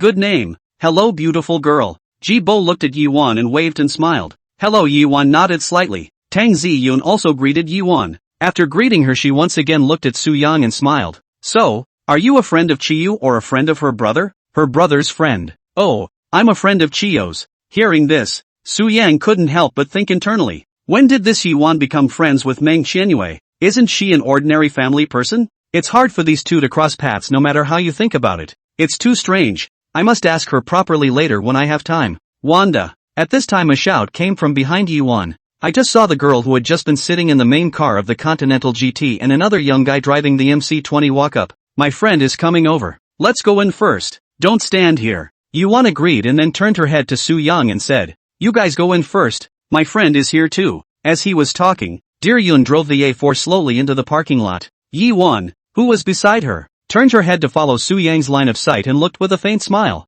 Alright then, let's go in first. See you later. Good. P.S. Brothers, because yesterday the company worked overtime until the early hours of the morning. Home too late. Today temporarily update a chapter. And make up for it later. Chapter 176, Hidden Tasks. After the three left, Su Yang waved at Dear Yun and shouted, Little dear, this way. Dear Yun lowered the window and stuck out her cute head. Su Yang, drive over and park here. Su Yang agreed and commanded Dear Yun to park next to his car. When Dear Yun parked his car, Ji Bo, who was on the side, walked to Su Yang's side and whispered somewhat enviously, Brother Yang, are you surrounded by beauties of this level? Pretty much. Bull, is it okay if I hang out with you from now on? Tell me more. Su Yang smiled and walked over to the car. That's when Dear Cloud pushed open the car door and stepped down. What she wore today was exactly the little fresh style white with coral red embroidery dress that Su Yang had given her yesterday. But because she had to drive, she also wore a pair of flat shoes specifically. By now had changed into heels and stepped out of the car. Dear Yun's makeup today was also exquisite. Her face looked white and red, and her mouth was coated with a translucent lip glaze. She wore two thin rose gold ruby earrings in her earlobes, a necklace she had bought yesterday around her neck, and a bracelet she had bought yesterday on her slender white wrist, combined with a pair of small pale pink heels from Valentino on her feet. The overall look was nothing like her usual. If the usual Dear Cloud was the girl next door, then today she looked like she was the jewel of some big, powerful family, both cute and mature. Woohoo! Little dear, you're too pretty today, blah blah blah. Tang Ziyun quickly walked over to Dear Yun and pulled her hand up to praise her. Dear Yun also saw Tang Ziyun when she came in just now. She smiled and responded, you're super beautiful today too. By the way, when did you come? I came with Su Yang and rubbed off on him. He. Oh. Dear Yun gently nodded. Inadvertently sneaking glances at Su Yang did not know what he was thinking. Su Yang didn't notice Dear Yun's eyes. He was now carefully viewing the two top-notch big beauties in front of him. It's true that people rely on their clothes. If these two are usually 90 points, then today's outfit will at least give them another 5 points. By the way, who is this? It was then that Dear Yun noticed Jibo, who had been standing at the side. Su Yang turned his head to look at Jibo and smiled as he introduced. Oh, this is my friend Jibo that I just met. He is also a friend of old Meng. This is my friend Dear Cloud. Jibo smiled and looked at Dear Cloud. Hello, Dear Cloud Beauty. Hello Kibo. Kagome didn't seem to notice anything special when she pronounced the name, so it was true that she was still relatively innocent. After the two of them greeted each other, Su Yang said, Alright, let's go in. Good. The four of them turned toward the front door of the hotel. As he was walking, Su Yang's cell phone rang. He pulled out his cell phone and looked at the message from Pan Ning. Are you there yet? Just arrived a few minutes ago. Su Yang typed a reply. Okay, I'll be there soon too. Wait for me. Are you with Meng Qianyue? Aha. Okay, then I'll meet you in the hotel lobby. Good. Turning off their cell phones, the four of them walked into the luxurious and elegant hotel.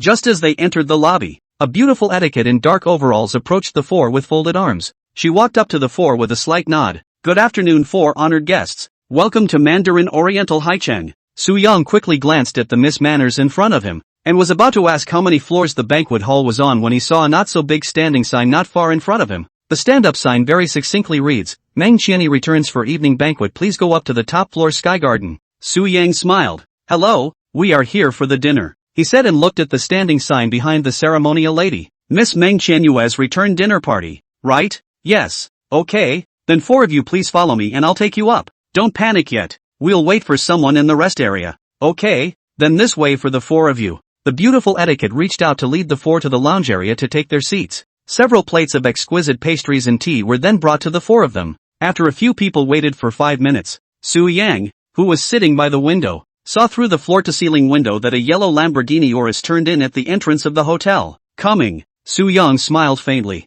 Who? Meng Chanyu. Where? Off to the side. Kibo probed around. It's not in yet, what's your hurry? Didn't you say you were coming? I've always heard that Meng's sister is very pretty and a talented woman, but I've never seen her, so I'm curious. He. Coming right in. Take it easy. Okay, Kibo agreed, his eyes fixed motionlessly on the hotel door. The four of them were chatting away when a voice finally came from the hotel door. A few people looked up, only to see two extremely large beauties with tall figures and extraordinary temperaments walk in. One of them, needless to say, was none other than Pan Ning, and the other was the main event of the day, Meng Qianyue. Brother Yang, it's coming, Ji Bo shouted in a low voice with some excitement. Su Yang glared at Ji Bo. I'm not blind. Why are you so excited? Nervous. Do you know who Meng Chanyu is? No. I don't know what you're nervous about. Quiet. Su Yang no longer ignored Ji Bo. He squinted his eyes slightly to carefully look towards Meng Qianyue, who was not far away. Just after taking a couple glances, Su Yang inwardly exclaimed with some surprise, what the hell? Why do these two people look so much alike? Aren't they cousins? Only to see that not far away, Meng Qianyue was similar to Pan Ning in both height and figure, especially her face. She also had a melon face, with very delicate features, large and expressive eyes, a high nose, a small cherry mouth, and skin as fair as jade. The difference was that she was a bit bigger in that area compared to Pan Ning, which was very much in line with the figure in Su Yang's previous dream, with a convex front and a curved back. However, Meng Qianyue didn't wear a high ponytail today. She had a not-so-long big wave draped behind her. 2 gold earrings dangled from her earlobes, and she wore a diamond ring on her hand. She was wearing a French burgundy bustier fishtail dress with a thin black shawl draped over her shoulders, a pair of black and red high heels on her feet, and a Hermes purse slipped into her hand. Pan Ning, on the other hand, was wearing a slightly sexy black one-shoulder lace dress, and she also wore a slender white gold necklace with a brilliant diamond at the bottom. The two are two completely different styles, but there are many similarities between their brows. At this time, Pan Ning had already seen Su Yang's several people sitting not far away, and she pulled Meng Qianyue towards the several people. Taking advantage of this gap between the two of them walking, Su Yang quickly asked out in his head, System, out of the way. Meng Qianyue, age, 23, height, 170 centimeters, weight, 57 kilograms, face value, 95, stature, 93, number of relationships, 1, single, number of combatants, 0. Characteristics, loves women, loves to speak in a little English. Su Yang? What's all this nonsense about this being a lesbian? As he was thinking, the two had come into view. Little Deer and Little Tang have arrived as well? Pan Ning looked towards the two people sitting beside Su Yang and faintly opened her mouth. On the side, Dear Yun and Tang Ziyun stood up and greeted. Aha, just arrived a while ago. Pan Ning nodded. That's right, let me introduce you guys. This is my cousin, the main character of today, Meng Qianyue. You guys get to know each other. Greetings, finally meeting you guys. Nice to meet you. Meng Qianyue looked at the few people and spread a smile. Su Yang stared at Meng Qianyue for a second and continued to ask the system in his mind. Is she really a copper? Yes. It's a pity. A pity. Such a polarizing thing to actually like tea. Meng Qianyue is detected to have reached the binding standard. Is she bound? This tied up can only be a toolman, and it is still a toolman that is difficult to raise the goodwill. Ding. Sensing that the host feels regret in his heart, he now releases a hidden mission. Within 10 days, if you raise Meng Qianyue's favorability to above 80, you will receive a Ferrari's latest Horse King F80 plus a Cullinan, as well as other generous rewards. Su Yang, old system, are you kidding me? You're asking me to raise the favorability of a years-old P to 80 in 10 days? This is too difficult, right? Girls with normal orientation are fine. A female copper I can't operate well. And when did you get a hidden quest again? The host doesn't need to care about the details. This mission has great rewards. The system suggests the host to consider it. As long as you are bound, you will accept the mission by default. Hearing this, the muscles on Su Yang's face trembled slightly. What happens if the deadline is not met? The amount of bonus money will be reduced by 50% for the next month. Dogs! Su Yang quickly thought within himself and said back, up and tied. I'll challenge the challenge. It's a good thing it's AP. I wouldn't take you on if it was masculine. Ding! Binding successful. Meng Qianyue's favoritism towards the host. 1. Chapter 177. Do you two know each other? Hello, AMS. Chio. I'm Ji-bo, a friend of your brother. Ji-bo smiled as he stood up and walked over to Meng Qianyue and held out his hand. What's your name? Meng Qianyue asked after a second of freezing. Ji-bo, everyone says I got a good name. Hey, what do you think? Indeed. Good name, Meng Qianyue said as she reached out and shook Ji-bo's hand. Hey, nice to meet you. Me too. At this time, Dear Yun and Tang Zi-yun, who were on the side, also walked over to Meng Qianyue's side, and it seemed as if the beautiful women would naturally appear to be more acquainted with each other. Coupled with Tang Zi-yun's more outgoing personality, she pulled up Meng Qianyue's slender jade hand and smiled. Hello Qianyue, my name is Tang Zi-yun, so I'll call you Zi-yun? Yeah. Hello, I'm Dear Cloud. Meng Qianyue looked at Dear Yun and smiled. Hello Dear Yun, is it okay if I call you Yun Yun from now on? Of course. The three of them quickly chatted together like good girlfriends who hadn't seen each other for a long time, whispering a few words every now and then. Only after a minute did Meng Qianyue then look at Su Yang, who was still sitting. And this is? Oh, hello, I'm Su Yang and a friend of your brother. Su Yang said as he stood up and nodded slightly towards Meng Qianyue. My brother's friend, that means my friend too. Hello. Meng Qianyue walked to Su Yang and extended her hand. The two shook politely. Pan Ning, who was waiting on the side, looked at the several people. Alright, we all know each other. Let's go up. Good. A few minutes later, the six people followed a beautiful etiquette lady in an elevator to the Sky Garden on the 80th floor of the Mandarin Oriental Hotel. This floor is also the highest floor of the hotel, where you can have a 360-degree view of the entire sea city. The top floor area is very large. Half of the area is occupied by the Sky Garden, a piece of lush greenery that looks like a fairyland. The gardens are fragrant with a wide variety of trees and flowers scattered throughout. There is also a small aerial fountain in the center of the garden, with a spring gurgling and sparkling brightly in the setting sun. To the right of the fountain, near the edge of the terrace, is an infinity pool over 30 meters long and about 10 meters wide. At the other end of the pool was a lounge area that could accommodate 20 to 30 people, where a long white table had been set up at the moment. There were various kinds of afternoon tea and drinks on the table, and not far away from it was a stage that was not very high. On the stage stood a truss 5 meters wide and 2 or 3 meters high, on which were written a few large words, "Welcome back to the country of 1,000 languages." Below the words are various photos of Meng Qianyue's life. A few people this way. Su Yang. Several people followed the footsteps of the ceremonial lady and stepped into the Sky Garden, walking within the garden that was like a fairyland. Su Yang said in his heart, worthy of being one of the top hotels in Haichang, this environment is really good. Ding! The host is in a happy and cozy mood. Reward, 800,000. At this time, there were already a few people sitting on chairs and chatting over there in the leisure area, and it was the three of them, Yi Wan, who had come up first before, as well as Meng Wanzhou and Lu Bo. Seeing the visitor, Meng Wanzhou beckoned with a slight smile and shouted, "This way, coming, pretty girl, troublesome we can just go there by ourselves, you go back." Su Yang smiled towards the etiquette lady on the side. "Okay, feel free to contact us if you need anything." "No problem." The six of them walked briskly to the lounge area, and a few of the seated men turned around.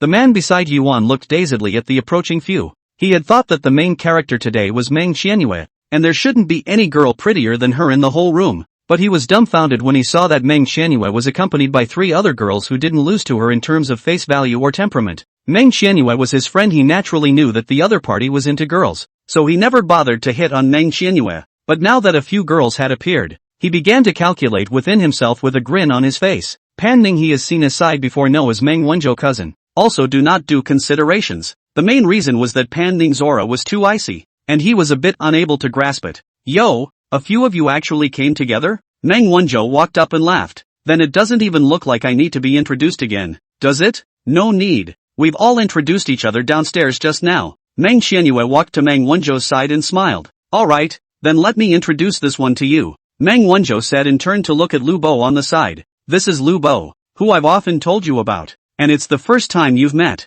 "Oh, you're Bo?" Meng Qianyue smiled and came in front of Lu Bo. Lu Bo suddenly scratched his head a bit shyly. Hey, it's me. I'm Meng's good brother. I've heard my brother talk about it, but I've never had the chance to meet him, and today I finally got to meet the real person. Hey, let's all get along more from now on, okay?" Qianyue. After the two of them had gotten to know each other briefly, Meng Wanzhou pulled Meng Qianyue to Su Yang's side. "This one you already know each other, but I'll have to focus on introducing you again." Seeing this, Su Yang laughed. "No need, don't you care? An introduction has to be made." Meng Wanzhou looked at Meng Qianyue with a smile on his face. This Su Yang is a good brother that I've only recently met. Although the time isn't long, the two of us are very much in tune with each other. He's very nice. You'll be clear when you get familiar with him in the future. Okay, got it. Meng Qianyue gave a petulant smile. You are so full of nonsense. Like a middle-aged old man in his 40s or 50s. Who else hasn't come? At this time, Pan Ning on the side said impatiently. Meng Qianyue covered her mouth and giggled at the sight. Let's see. Zimming, Ishyue, Xiao Yu, Coco. It seems like these four are the only ones missing. Is there anyone else on your side? Chi Yu? None of my friends are here yet. Meng Wanzhou looked toward the three Yuan not far away. Aren't those three your friends? Where? Meng Qianyue tilted her head to follow Meng Wanzhou's gaze and suddenly froze. Why don't I see them? She said, jogging towards Yuan's side. Wan, when did you guys arrive? You didn't say anything to me. To a little while. After Meng Qianyue came to the side of the trio and exchanged a few pleasantries, she pulled Yuan and another girl's hand towards Su Yang and the others, with the boys on the side following behind. Come, let me introduce you guys. These three are my friends. This is Yuan, this one is Chao Shiyu, and this handsome guy is Xiao Liang. The trio greeted several people in turn with smiles on their faces. When Yuan saw Su Yang she laughed. You and I don't need to be introduced, haha. No need. Seeing that the two seemed to be very familiar with each other, Meng Qianyue on the side frowned and asked, you two, recognize each other? Yuan smiled faintly. Aha, Su Yang and I met 2 or 3 years ago. Really? Then the three of us are really destined to be together. You and Yang are friends, and I'm friends with you, but it's the first time that Yang and I have met again. Yeah, sometimes fate is just so wonderful. Yuan kept staring at Su Yang as she said this. This look was naturally seen by Pan Ning, Dear Yun and the others next to him. Su Yang felt the fiery gazes coming from his side. He coughed and hastily changed the topic. So what? Let's not stand here.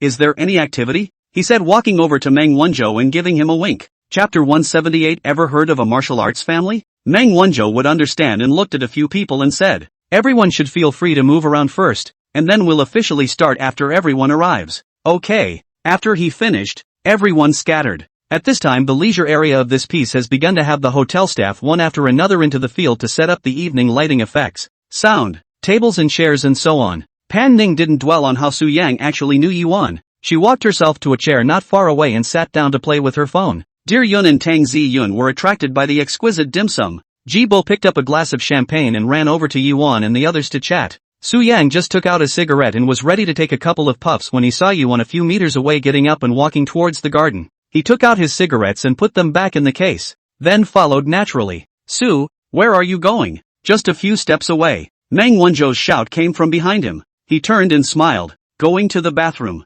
Okay, go on then. My sister has heard you sing mega well and wants you to do a song. Su Yang smiled and shook his head. Later, I'll go and return. Alright, he said and followed at a quick pace, walking out of the Sky Garden to a restroom outside the hotel's corridor just in time to see Yuan enter the women's restroom. After waiting at the door for 2 minutes, there was a flushing sound from the toilet. Yuan's figure then appeared in the doorway. She looked at Su Yang waiting in the corridor and laughed. What are you standing here for? Chat? Okay, what to chat about? Yuan said as she walked to the sink and looked in the mirror, then bent down to wash her hands. Su Yang glanced at the career line through the huge mirror on the sink and laughed. How did you and Meng Qianyue meet? Yuan said as she washed her hands. I've known you a long time ago, even earlier than I knew you. So, in that case, you really did go to work for the company back then to experience life? Sort of. It was boring at the time, weren't you? Yuan said, looking up with a slight smile at Su Yang within the mirror. I'm not. Yuan pulled down a piece of paper and wiped her hands and picked up.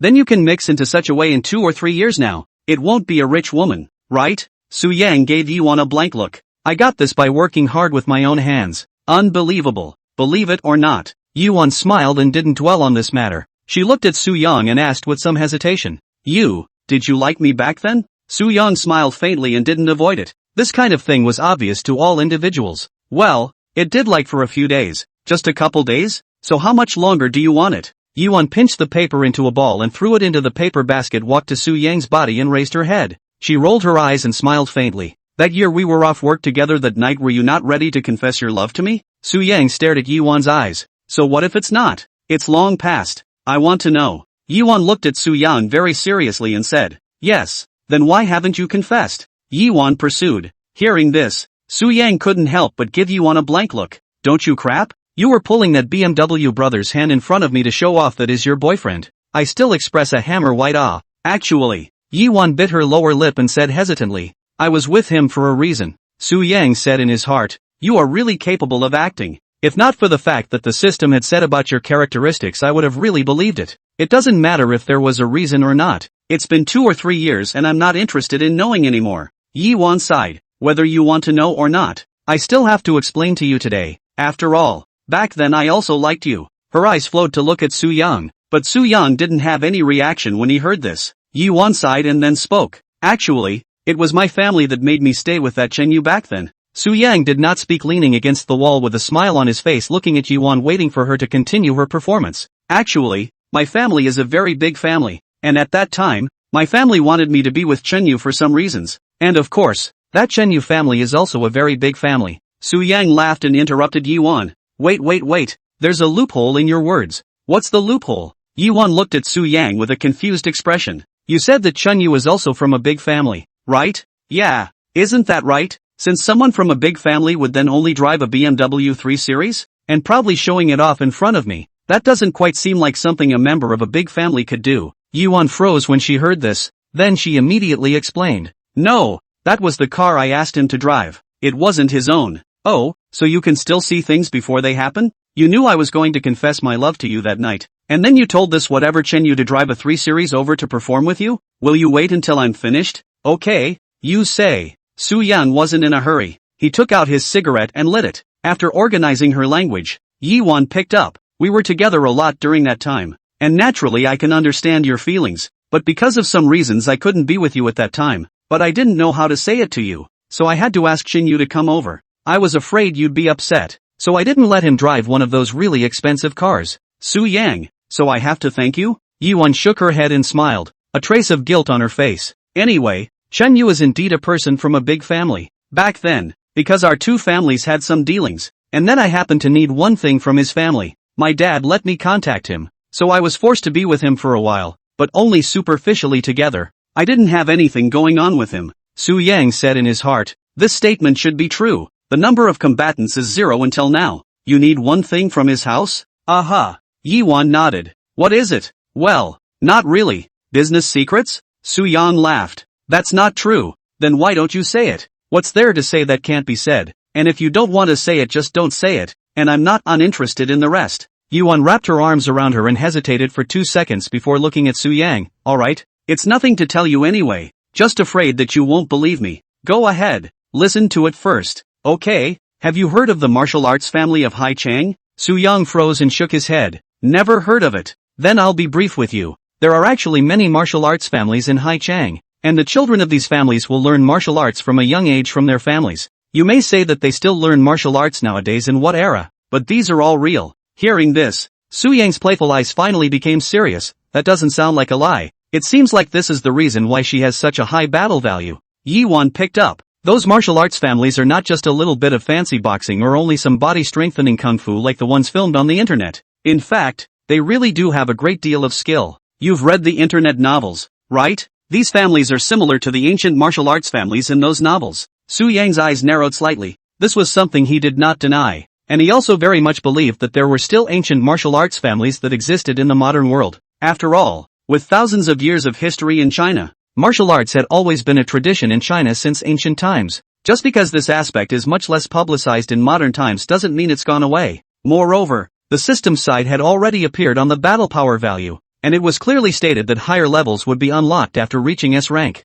What is the concept of S-class? It could be said to be the top level of combat power that surpassed normal humans. S-class is already heaven-defying enough. Then there are higher grades above S-class. Su Yang couldn't think of any other case. It would have to be an even more awesome ancient martial arts expert, since the system appeared to have a division of battle power. Then this also sidestepped the fact that there must be many other strong human beings existing in this world, perhaps not limited to one form of martial arts. Otherwise there's not much point in the thing appearing without someone of the same level. Seeing that Su Yang looked like he was thinking about something and didn't say anything, Yi-won continued to pick up. Actually, my family is also a martial arts family, and I've also been practicing martial arts since I was young. You might think it's a bit of a stretch, a girl practicing martial arts, but it's really true. Yi-won's eyes were clear when she said this, and a hint of yearning showed in her eyes from time to time, so it didn't look like she was lying. You continue, Su Yang said indifferently. That's probably all. Anyway, at that time, Chen Yu's family had a martial arts technique that was perfect for me, but Chen Yu's condition was that he had to let me be with her before he showed it to me. Yi Wan looked at Su Yang and picked up. After that, I did stay with him for a while as well. After I managed to get that technique, I memorized all of it and followed it to practice. It wasn't long before I broke up with him. He can let you go so easily? Because in less than a month I'm already stronger than him, and the world, where the strongest is the strongest, he'll have to let go even if he doesn't. A flash of pride flashed in Yuan's eyes as she said this. Chapter 179. Thanks for popularizing new knowledge. These things may seem more difficult to accept and perhaps hilarious to you ordinary people, but I'm telling the truth. Yuan looked at Su Yang and said seriously. Su Yang's face was expressionless, but inwardly he couldn't help but smile. Ordinary person? Okay, but this talent of yours is also too poor. Only 71 battle power since you practiced martial arts from a young age. Well, I've said all I need to say. Is there anything else you want to ask? Su Yang shook his head. Nothing more. Let's go back. Good. The two of them turned around and walked towards the sky garden. While walking,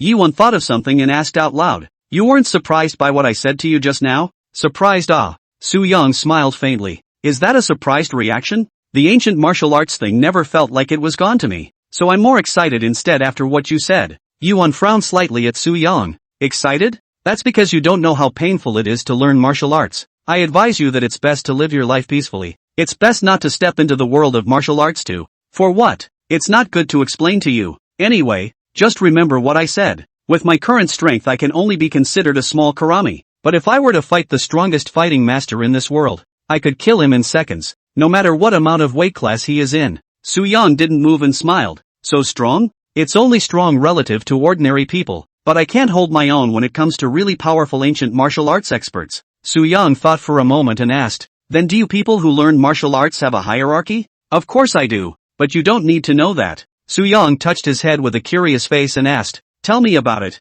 I'm curious. Yuan thought about it and said so much anyway. It's okay to say a little more. She helplessly said, it's really nothing. It's just divided by grade, from low to high into 4 to 9 grades. Su Yang interrupted. 4 through 9? What about 1 and 3? There are no 1s and 3s. The lowest rank is a 4 to start. Okay, so what rank are you now? 5th grade. 5th grade? Su Yang repeated mentally. Then in that case I'm estimated to be a 6th grade at most, right? I also don't know how this grade and battle power value are converted. I'll ask the system sometime.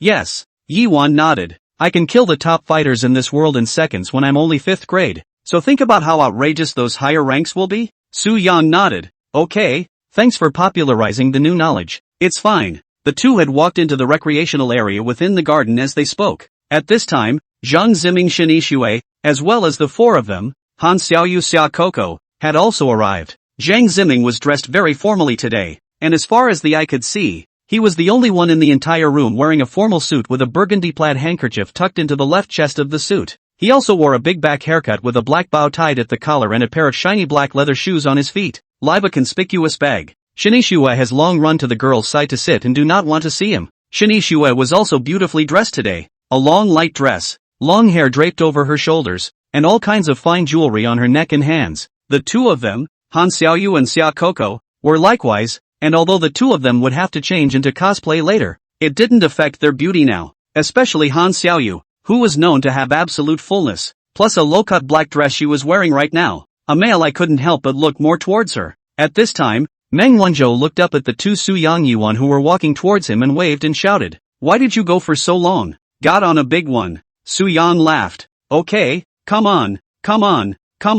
It's just as well that the stereo was just hooked up. Give us a song. Su Yang rolled his eyes. I'd become an atmosphere group? Who told you to sing well? Everyone? Meng Wanzhou said and turned his head to look at the others. Lu Bo and Zhang Ziming clapped and applauded. That's right. You're our singing god. Just know how to kiss ass. Isn't Xiao Tang here? Just ask her to come to the song. When Tang Ziyin heard Su Yang talking about her, she hurriedly waved her hand. I'll forget about it. I don't even dare to say I'm a professional singer with you around. Su Yang smiled faintly. What does it matter? You sing so well. It's just to liven up the atmosphere anyway. Whoever sings isn't singing. People Chiyu just want to hear you sing right Chiyu? Tang Ziyun said as she turned her head to look at Meng Qianyue on the side. Meng Qianyue took over and smiled guffawingly. Yeah, I've long heard my brother say that Brother Yang sings superbly. I wonder if I'd have this honor to listen to it once. Su Yang thought about how to raise Meng Qianyue's favorability as soon as possible anyway. This was also considered an opportunity. He joked and laughed.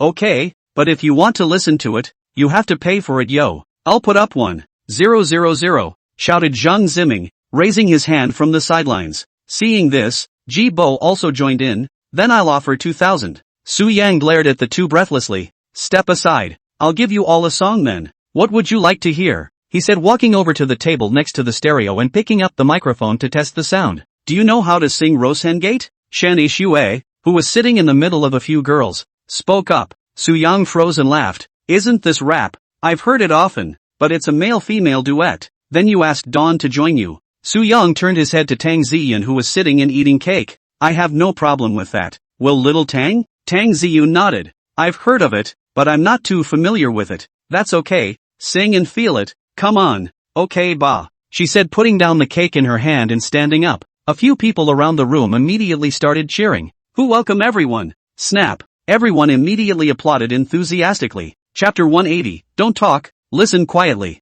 Tang Ziyun walked over to Su Yang and picked up the other microphone on the table and tried it. Su Yang laughed. Wait for me to connect the Bluetooth, he said, pulling out his cell phone and opening his music app to find the soundtrack to Rosengate and connecting the stereo. It's okay. Okay, everyone be quiet. Sounds came from the two stereos hanging on the stage as they spoke. And the intro played. Tang Ziyun leaned over the table and sat down with the microphone in her hand to adjust her state and start to enter the humming session of the song. She was a professional after all, and her voice instantly caught everyone's ears as soon as it came out. The crowd a few meters away all listened in silence, a few girls clasping their hands with mesmerized expressions. At this time even the 3 or 4 staff members who were setting up the scene on the side also tacitly stopped what they were doing and looked over. The humming soon ended and Tang Ziyun began to sing. I didn't turn around, kept walking and dreaming, kept going crazy and never stopped. The ones that are beautiful, the closer you get, the more you indulge, the less you want to let go. Wherever you go, wherever you go. Su Yang stood on the side with a smile on his face, giving a thumbs up towards Tang Ziyun.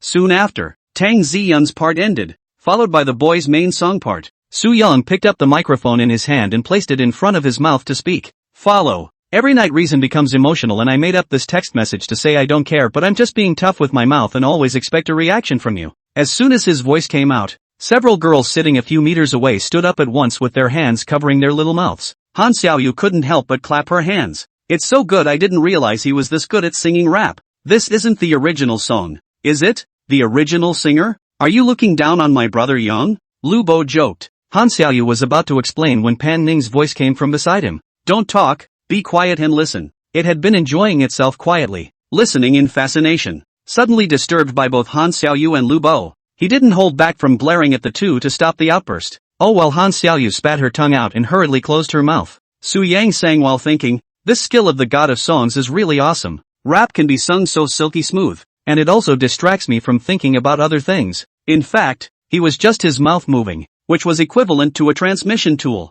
and it was entirely the skill of the god of song that was urging to move him to sing the song. He himself could not rap at all. I've heard it before, but I can't remember large chunks of the lyrics at all, which is why I have time to mentally mutter them to myself. Soon, the first part of Su Yang's ended, and Tang Ziyun picked up very silently, another humming passage as if it were heavenly. When you're done, get into the boy's part of the song again. Su Yang began to sing again, and as he did so, he turned his head to pay attention to Meng Xianyue, who was directly across the street a few meters away. She was seen sitting in a chair full of intoxication, staring silently at herself with her chin propped up on her crossed arms. Su Yang silently joked in his heart, he, woman, can't be mesmerized. However, despite saying so, the system did not pass the tip of goodwill increase, but Su Yang is not in a hurry. After all, the other party is a lesbian. If singing a song can make the goodwill increase, then he will not do anything later. See a woman to sing. Just as he was thinking, the system's voice suddenly came from his head.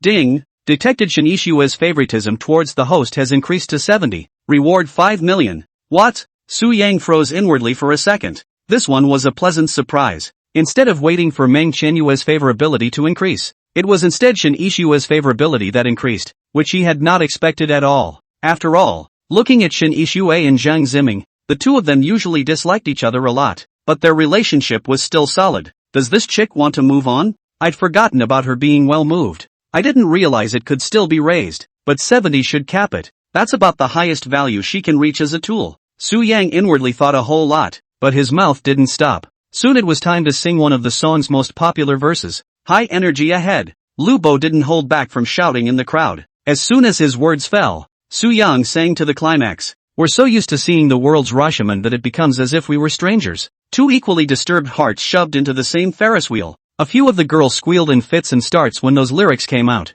The exasperation reached a crescendo for a moment. Yiwan similarly followed the two shouts. Su Yang singing so good she did not expect. The eyes of Xiao Xie, who hadn't said much beside her, looking at Su Yang also became a little different, vaguely revealing a hint of admiration. This one is, how can I put it, a proper celebrity. Usually either partying on a yacht or vacationing on some foreign island. Either that or basking in the exquisite afternoon tea at some very fancy restaurant or something. Everyday life is all kinds of fun and enjoyment. This was rather in line with Su Yang's own cause. He wouldn't mind hanging out with the other guy if he could be friends. With the final fall of Tang Ziyun's voice, a very nice male-female duet ended. Su Yang and Tang Ziyun both put down their microphones and smiled at each other. On the other side, everyone looked like they couldn't get enough.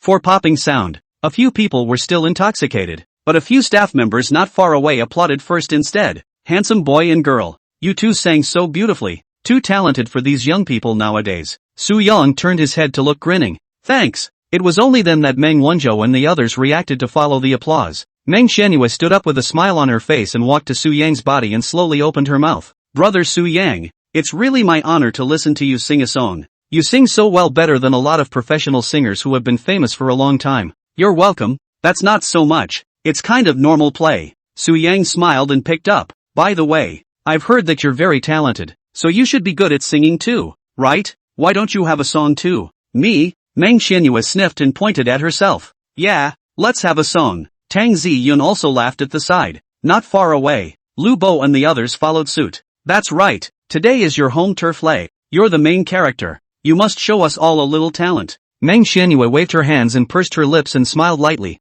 I can't sing well, but I can play the piano. That's fine. How about playing us a song? It just so happens that there's a piano over there. Su Yang said and pointed to a black piano placed on the right side of the stage. Good. Meng Xianyue was also very quick. She agreed and walked towards the piano. After coming to the front of the piano and sitting down to test the tone, she looked up to the crowd. I'm going to play you a piece of music that I've been enjoying lately, called Railroad to Spring. Su Yang laughed. Yes, this music is good, accompanied by a burst of applause. Meng Xianyue slightly lowered her head to adjust her sitting position. Her two white, snow-like jade hands resting on the keys of the piano. Long, interlaced fingers pressed the keys, and a burst of music, sad with a hint of regret, followed. Su Yang quietly listened. This tune was an interlude from a movie he had seen before, Walking from Your World. Listening to the music, Su Yang recalled that classic image in his mind. Late at night, elevated, Pang Peng watched his beloved Swallow get into a cab and leave, while tearing his heart out and shouting, Swallow smash, how can I live without you?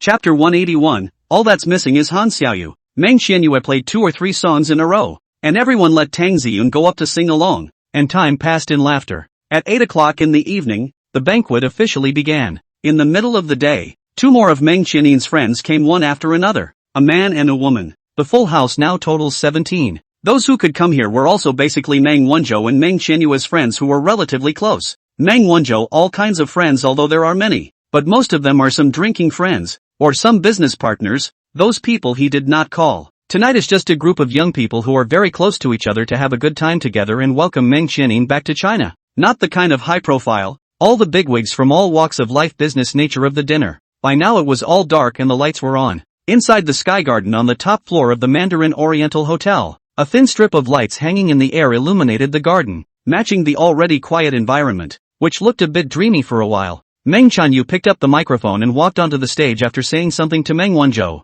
Everyone turned their heads to look, and Meng Qianyin cleared her throat and said, "Please be quiet for 2 minutes and give me a little time." When she finished, everyone stopped to wait for the next statement. Meng Qianyue saw everyone quiet, faintly smiled and picked up. "Today come are my brother and my good friends. I will not engage in a very formal speech that's set. Just a few brief words. I grew up mostly abroad, graduated this year and officially returned to my home country. I won't even go out in the future, so please take care of me in the future. And I'm also very thankful that you all could come to this little welcome dinner of mine today, which I'd actually prefer to call a party. Tonight there are a lot of people present who I didn't know before, but we will be good friends from now on. I hope you will come to play with me more often in the future. I'm a very easygoing person." "Alright, that's all I have to say. Let's party officially." "Good. Well said." After Meng Qianyue finished speaking, Lu Bo stood up and led the applause. The rest of the group clapped along with smiles on their faces. Zheng Ziming also followed with a smile. I like the character of Chiyu's sister. Let's get together more often in the future, so that our relationship can be long-lasting. Indeed, after all, Meng Qianyue grew up most of the time abroad, but the character is not at all formal, and will not be twisted to speak on stage. This is different for many domestic girls. Not that they are bad, but they are just a bit more shy in terms of personality alone. Meng Wanzhou looked at everyone at this time and smiled. Alright, let's start serving the food. Let's drink and dance after dinner. Yeah, I can't wait to see Yagami and Wing Waltz. Meng Wanzhou turned his head to Su Yang when he heard this.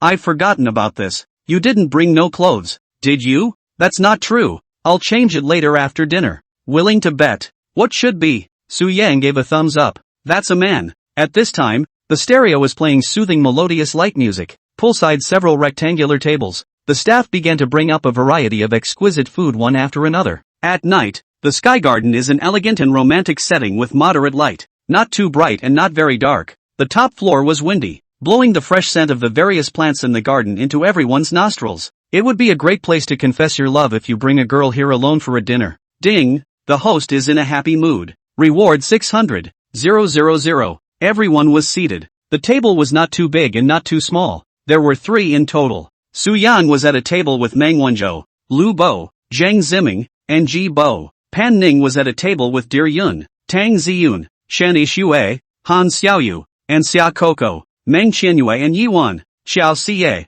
Xiao Liang, and later a man and a woman at a table. The menu is the same for every table and doesn't serve 1 or 2 less dishes just because some tables have fewer people. After the exquisite Western food was served, more than 10 people began to bury their heads and eat. Yiwan's table ate the most elegantly, especially Meng Qianyin's friends. Several people were holding forks in their left hands and knives in their right, moving gently to cut at the steak, then using their forks to pick up a very small piece of steak and slowly bring it to their mouths for a small chew. Meng Qianyue and Yiwan were okay, relatively normal, and didn't eat as fine. Su Yang's table was in stark contrast to this side. A few of them weren't the very refined kind of people. They were frankly brown people. Don't look at Meng Wanzhou, who usually dresses very trendy and fashionable, but he's not that particular about food, especially when he's with his good friends. A few people ate casually and didn't care what anyone thought. Come on, 1 whole glass ah. Zheng Ziming smiled as he picked up the red wine and poured it for a few people. Lu Bo said as he ate, you pour it in the sobering up machine to wake up ah.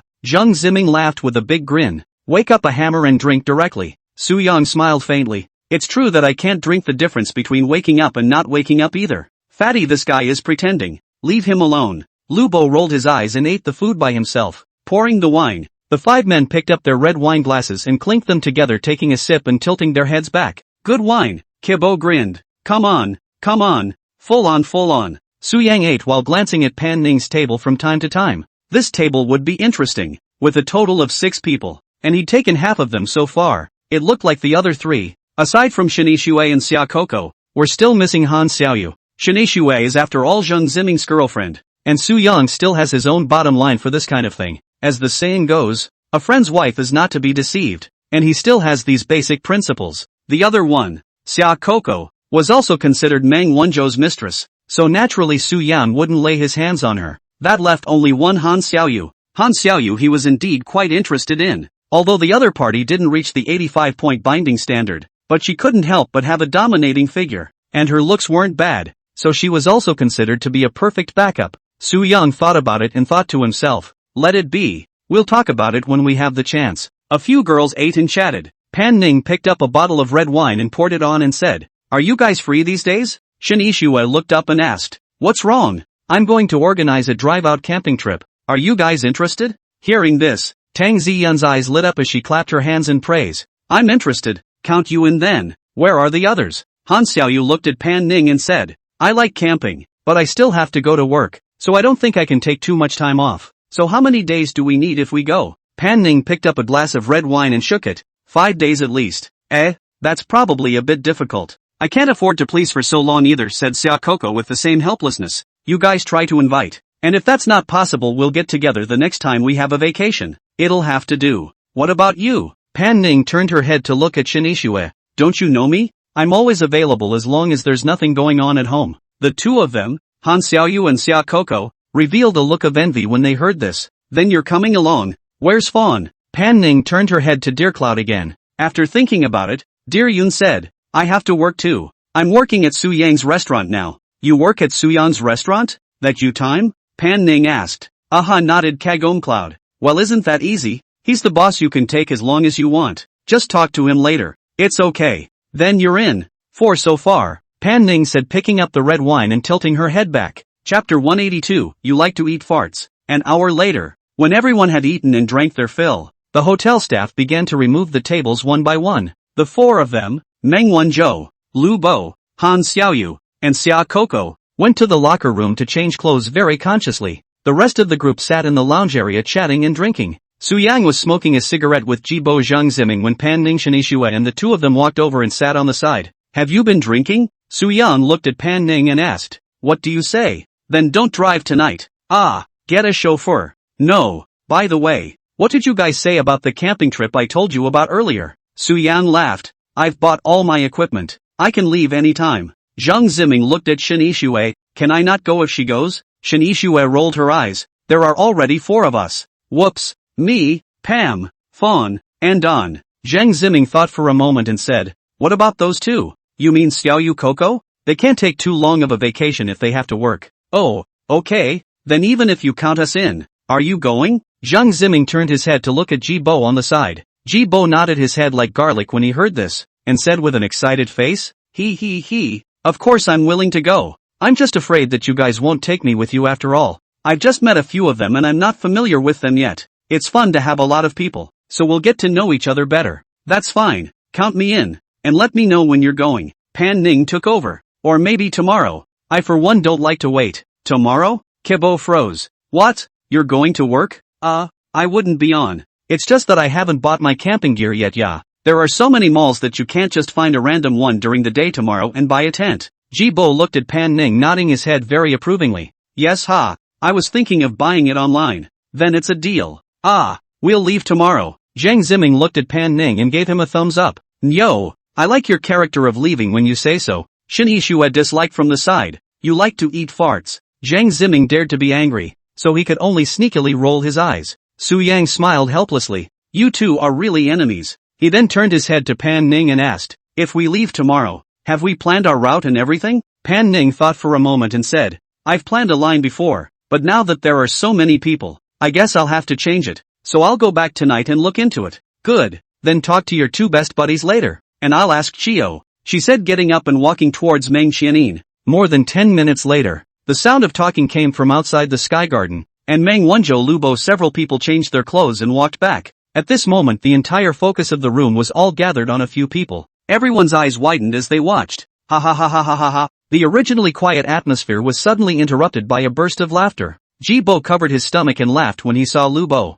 only to see the 4 people walking in addition to Han Xiaoyu and Xia Coco more eye-catching. The other Meng Wanzhou and Lubo is a bit of a mouthful. Lubo, in particular, wore long gray hair and an enlarged red berserker warrior demon mask, which covered most of his face. These are nothing. The most tawdry thing is his naked upper body. It's really a bit dismal. He still had white bandages on both of his small arms, 2 long toy knives that he kept waving around in his hands, and a pair of baggy white pants underneath. Su Yan looked dumbfounded and couldn't help but laugh out loud a second later. Ha ha ha, that's so sao. Meng Wanzhou next to Lubo is a bit better in comparison. He wore a red wig, the classic Yagami getup of a black open battlesuit, red pants, and a pair of black leather shoes on his feet. Zhang Ziming was dumbfounded as he looked at the 2 men who came first. God damn it, this is simply to torture us.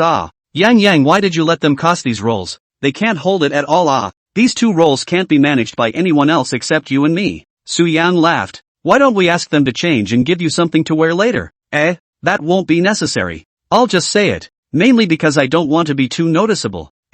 After all, it's not good to be too eye-catching when you have a girlfriend. Su Yang, well, brothers and sisters, dude handsome? Lubo shouted as he trotted forward. With that, he swung his dual swords and did a 360-degree roundhouse kick in place. Pan Ning rolled her eyes as she watched, rubbing her eyes and turning away. Su Yang rubbed his eyes that were laughing out tears and walked over to Lubo and quipped, brother, you simply don't look too handsome in this outfit. Yeah, ha. Lubo grinned. Of course, I love telling the truth. But then again, those 2 knives of yours, where did you get them? Buy this dress complimentary. Can. Originally before Lu Bo was still very resistant. Since wearing this clothes he somehow suddenly came to feel. Now it doesn't matter if people are laughing or not. They are completely immersed in the character. Meng Wanzhou, on the other hand, walked to the side and sat down in a lifeless manner. Seeing this, Zhang Ziming smiled and walked over. Old Meng, why are you hiding here? Get up and show it off. Show off your sister. I'm lucky I can wear it. Hey, you're a little more handsome than Fatty. Asterisk asterisk asterisk asterisk off. At this time, the two of them, Han Xiaoyu and Xia Coco, slowly followed. One of the two cosplayed as Serphony and the other as Jin Lady. Both of these are very hot characters in LOL and are frequent targets for many female cosplayers. Although it was the first time for both Han Xiaoyu and Xia Coco to wear this kind of game character's clothes, both of them were after all very good looking. Plus their bodies were also very top-notch. It's very eye-catching in both outfits. At this time, the others didn't look at Lu Bo and Meng Wanzhou anymore. They all ran to the side of the two men and surrounded them to watch. Charcoco Casas was Salphony, who was already cute-looking, and at the moment wore long pink curly hair that set off her small face even more white. She had a tiny blue pentagram sticker on her face and pink lipstick spitting out of her mouth. She was wearing a short blue and purple dress, and on her feet were a pair of champagne-colored heels that looked kinda like that. Han Xiaoyu, on the other hand, wore long blue hair and a strapless, low-cut dress that was the same color as her hair, displaying the characteristics of a teen girl to the fullest, even beyond the game character itself. In one word, absolute. The two were surrounded by everyone and kept their heads down a bit shyly. Meng Xianin looked stunned as she laughed. So pretty you guys are wearing this. Yeah, Fawn and I picked it, Tang Ziyun said from the sidelines, raising her hand. Chapter 183, may I ask you to dance? The community is dead. Don't look at it. Han Xiaoyu blushed at the look, and she pulled Xia Coco to rush to a chair not far away and sit down with her back to everyone. Lu Bo, who was the most resistant to this at the beginning, now simply has no worries, as if there is no one he cares about in this world anymore. He'd been waving those two toy long knives around the clearing over and over. Su Yang turned around and laughed. Looks like you still like this outfit. Lu Bo grinned. That's right. I now feel like I'm Yan Ben myself. Su Yang didn't hold back his laughter. Why don't you go change it back? It's really a bit spicy. What? Brother Yang, you liar. Didn't you say it was handsome? Handsome, yes, but you can't look at it for too long. And you look more or less greasy with your bare upper body and a bit of meat. Lu Bo said with a disinterested face.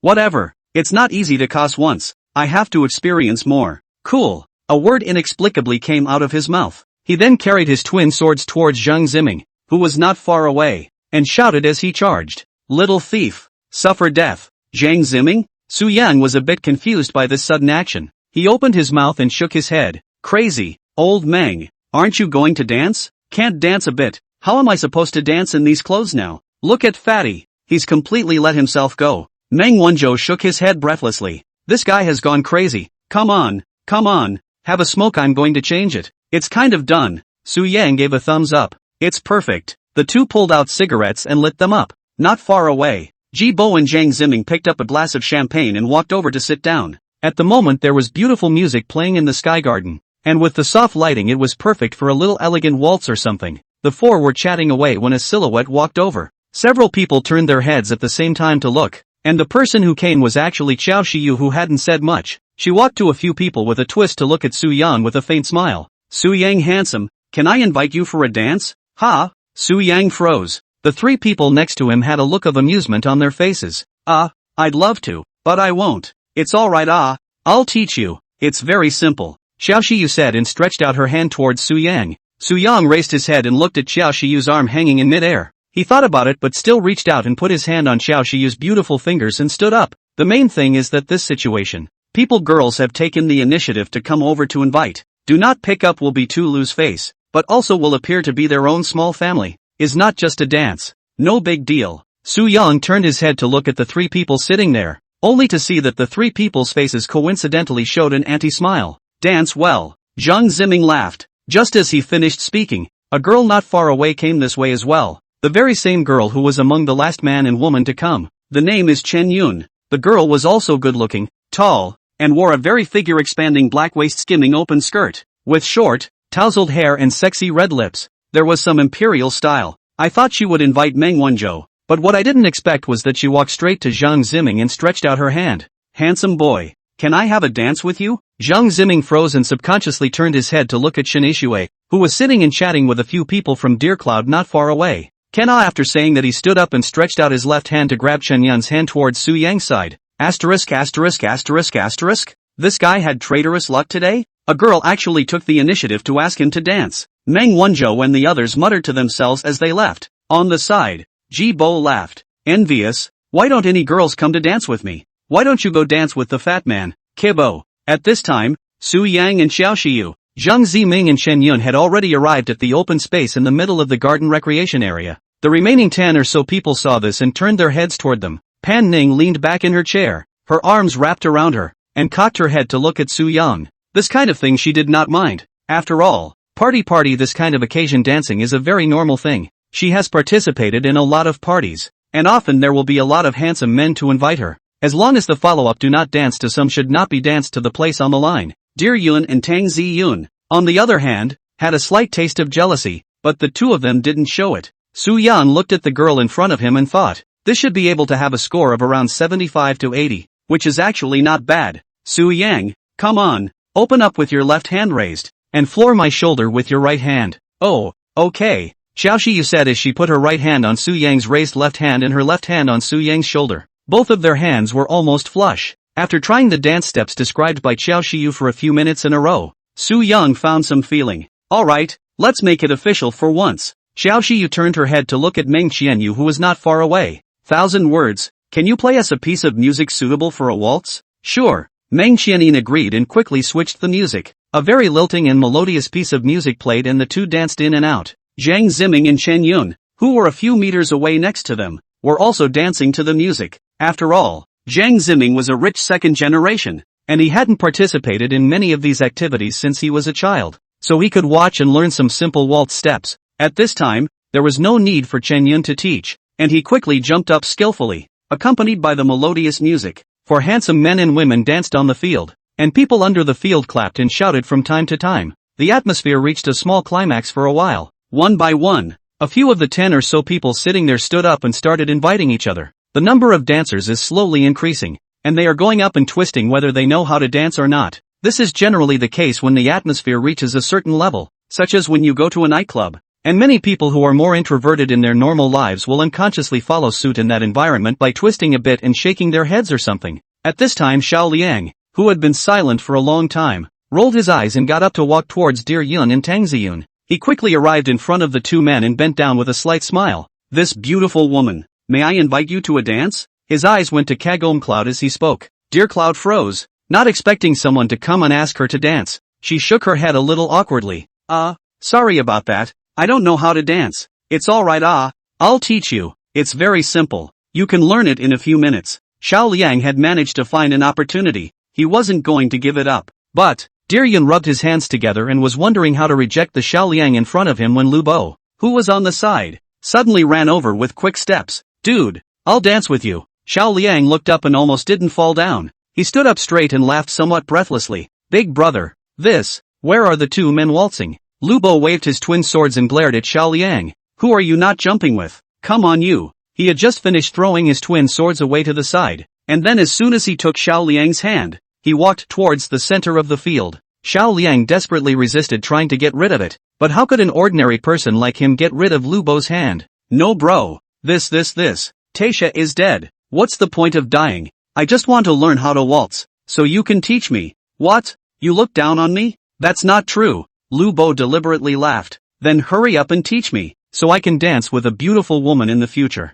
Seeing that he couldn't resist, Xiao Liang reluctantly said, then I'll simply teach you a few dance steps, right? Okay. The main thing is that Lu Bo's identity is known to him, Meng Wanzhou's best brother, and he doesn't quite dare to turn his face on the spot, so he can only be forced to teach a little. The next thing you see is two men start grabbing each other's hands and dancing very awkwardly in the center of the field. Lu Bo was full of smiles while Xiao Liang was livid. Originally, he had planned to have a beautiful dance with Dear Cloud and then ask for a waiver, and then ask out for dinner or something afterward. But the object of his dreams turns out to be a fat, greasy man who is topless and wearing a strange costume. He really wants to die now. Chapter 184, The Little Bodhisattva Outdoors. A few minutes later, Su Yang followed Xiao Shiyu and barely finished to dance. Xiao Siya stared at Su Yang with seductive eyes. You're a fast learner Su Yang laughed. Is that so? It's mainly because you taught me well. Xiao Siya slightly tilted her head and looked at Su Yang with a smile. Your mouth is quite sweet. I meant what I said and didn't mean to compliment you. Xiao Shiyu's lips pursed lightly. Then, can I add you a wiener? Sure, the two said, withdrawing from the center dancing area. After quickly adding her prestige, Xiao Shiyu once again cast a seductive look at Su Yang before turning around and walking towards Yuan several people. Su Yang naturally knew what the other party meant. If he was willing, he could have a new partner tonight. However, he had silently asked the system in his head for the other party's basic information when he danced just now. With a face value of 78 and a figure of 82, this value was already considered good among ordinary people, and could be fully called a beauty. But the number of times she's fallen in love and the number of fights she's had is shui wei a little too much. 5 and 6. Adding WeChat was also just out of politeness. He pretended not to see the other party's hint and turned back to Meng Wanzhou to sit down. Meng Wanzhou watched Su Yang sit back and smiled crookedly. Your kid's woman's fate is really good. What's the secret to impart awe? Ji Bo, who was on the side, heard this and also hurriedly came over to prepare to listen attentively. Su Yang froze and laughed. Where do I have any secrets? You boys have something you don't share, don't you? Ain't that right, bro? Su Yang helplessly laughed. Really no, big brother. Is it possible that I look more handsomer? Asterisk asterisk asterisk asterisk you. You mean I'm not handsome? Yes, brother Yang. Do you mean to say that my brother Meng is not handsome? Cool. Cricket. Meng Wanzhou laughed and pushed Su Yang. Seriously, pass it on. It's not that I don't want to share. It's mainly that I really don't have anything to share. My son is exempt. Rub. Su Yang thought about it and laughed. Why don't you get a gym card? You are already good looking, and then you can barely reach my level by practicing your body up. Meng Wanzhou rolled his eyes and interjected. I still need a card for that stuff? I have a gym of my own. Asterisk asterisk asterisk asterisk. So you're not practicing? It's on for fun. I can't really get interested in working out or anything like that. I'm happy when other people pay to work out, but I'm not motivated to work out on my own. That won't do. Look at you. No muscle at all in your hands, and you don't need to train as much as you can. Just get the muscle lines. Marriott knows, right? Hearing this, Meng Wanzhou frowned and thought for a moment, then smiled breathlessly. You mean the addition of scissors? Yes, yes, yes, that's him. Look how handsome he is with that body. I feel handsome. Meng Wanzhou laughed. I know him. The relationship used to be okay. Oh, you still know him? Then there's no contact now? Su Yang tilted his head and asked. Yes, he later did not shoot a movie to go well, although again did not shoot, but not much contact. Su Yang froze for a second and said, it's normal for you to know some celebrities. Do you know that Didi Reba? Meng Wanzhou smiled breathlessly. That one really doesn't recognize. But what do you want? What do you want? I mean, get me an autographed picture or something if you know it. You like her? You don't like it? Like, far from it. Talking about fitness. Really, go work out. Get a powerhouse kind of thing. Okay, I'll think about it. Can you take me one? Kebo, who had been listening silently, raised his hand and said, you, aha, I'd like to practice too. If you want to practice, just go straight to my store and I'll just say hello. It's free. Hey, free isn't necessary. It's mostly just a bit of motivation to have someone along. Then I guess I don't have that much time to practice with you. Well, at this time, Su Yang thought of something and opened his mouth to say, right, go camping tomorrow. Tomorrow? Yeah, your oldest sister asked for it. I tease. 1,000 dodges still can't be avoided. Su Yang laughed. You have to move more. Walk more. Camping is not quite interesting. Meng Wanzhou shook his head. Then you don't know Pan Ning's nature. Do you think that when she says camping it's just camping? Then what else? Meng Wanzhou sighed and opened his palms to gesture up. In addition to camping, she'll definitely have to hike, climb mountains, and even explore some inexplicable deep forests. Su Yang frowned and smiled. How do you know so well? How do I know? I'm a victim. I've been there with her before, and several of us have been tortured by her to the point of almost hanging. So scary? Ji Bo, who was on the side, said with a face full of surprise. You think, so that's why I've been reluctant to go with her is why. She's bound to get something else going. You think we're there to relax and enjoy ourselves? Then you're overthinking it. She's playing all that kind of physically demanding work. Physical work and whatnot. Su Yang was indifferent. He now had a high physique, did not even worry about it. Not to mention hiking, it would be perfectly fine for him to climb to the top of the mountain in one breath without resting and then run down. He thought for a moment and said, that can't be helped. We've already agreed. My good sister. Meng Wanzhou leaned back in his chair hopelessly, looking lifeless. Su Yang comforted. It's fine. I'm here. Don't worry. Can't put a point on it. You'll see when you go. She's literally like a different person outdoors. I nicknamed her the little outdoor bodhisattva. Households. Ha ha ha ha. Su Yang didn't hold back his laughter, but he quickly put it away and asked with fluttering eyes. She, No, how dare I talk to her? It would be strange if she didn't kill me. Don't look at her. She's usually so cool, but when she's out in the wild, she's like a savage. But this kind of topic, let's just talk about it between brothers. Meng Wanzhou suddenly felt as if something was wrong when he said this. He hurriedly sat up with a nervous face and looked at Su Yang. I say, old Su, you won't tell her, right? Su Yang nodded his head and grinned. Don't worry, I shouldn't be able to tell her. Should? You don't should. This is about my personal safety. But why do I always feel as if someone is standing behind me listening? Meng Wanzhou said and hurriedly turned his head to look, only to see that Pan Ning was holding her hands and silently gazing at him. Chapter 185, You wanna hurt me? What did you just say? I didn't hear you. Say it again? And what was the nickname you gave me? Pan Ning's tone was flat, but this sounded like a death trifecta of questions to Meng Wanzhou. His eyes blinked rapidly, turning his head to look at Su Yang and Ji Bo, and the muscles on his face involuntarily twitched.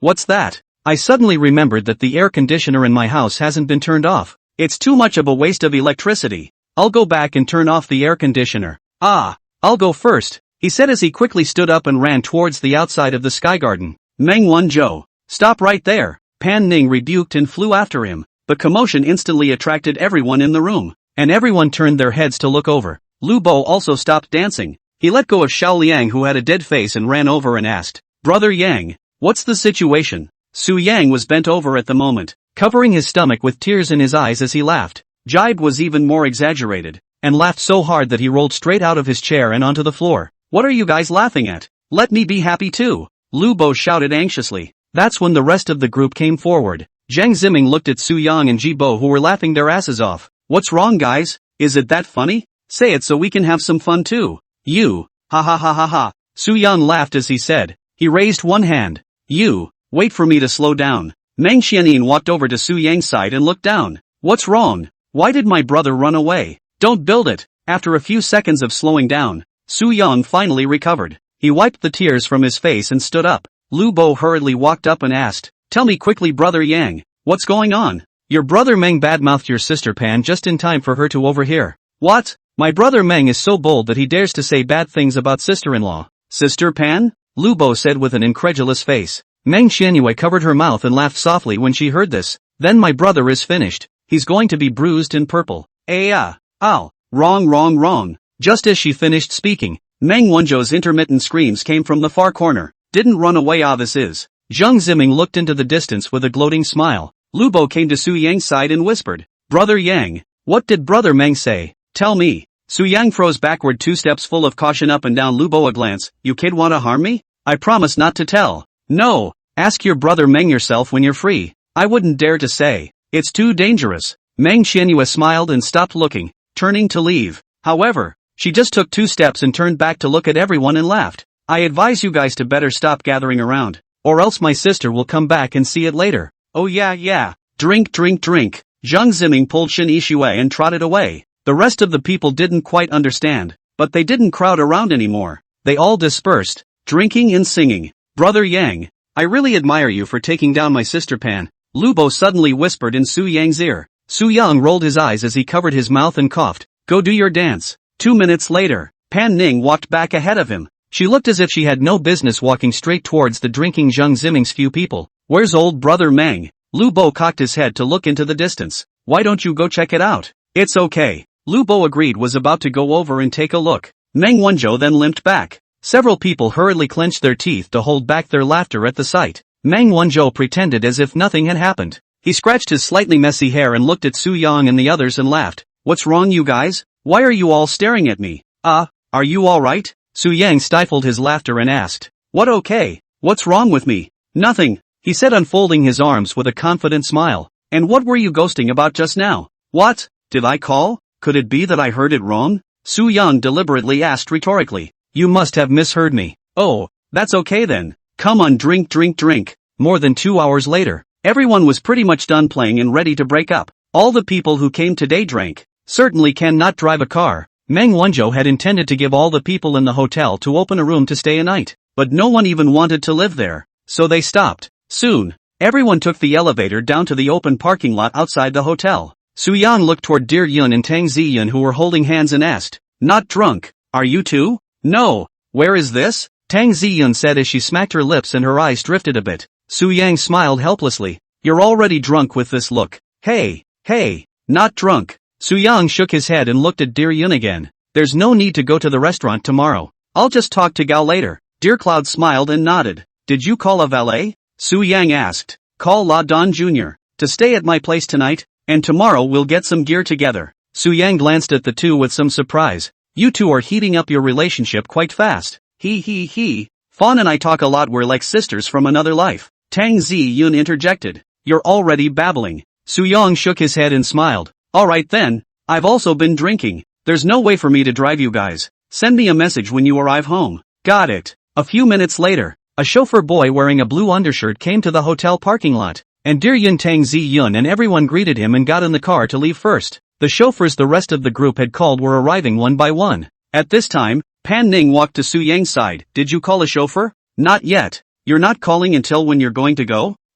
Su Yang suddenly reacted to something just now. Although he did drink, he possessed the wine god skill, and all the wine he drank in automatically evaporated. It was just as good as if he hadn't been drinking, and it didn't affect anything at all except for the fact that he smelled a little like alcohol, mainly because he didn't have a single drop of alcohol in his system and didn't need a chauffeur at all. Did you call? Su Yang turned his head and asked. I don't have to scream, Pan Ning said faintly. You don't have to call? Then we'll take a cab? Who said anything about being with you? My dad's driver is picking me up. I have to go home and pack tonight, and she same is going back with me. Oh, okay. The two were talking when two specialized cars drove in outside the hotel. Soon two men came down from the car, one in his 20s and one in his 30s. The younger one, this Su Yang, still had some impression. It was the same boy who had helped Meng Wenzhou drive at the airport earlier. The man next to him, who looked to be in his 30s, was Pan Ning's dad's driver. A few people greeted each other and got in their cars to leave one after another.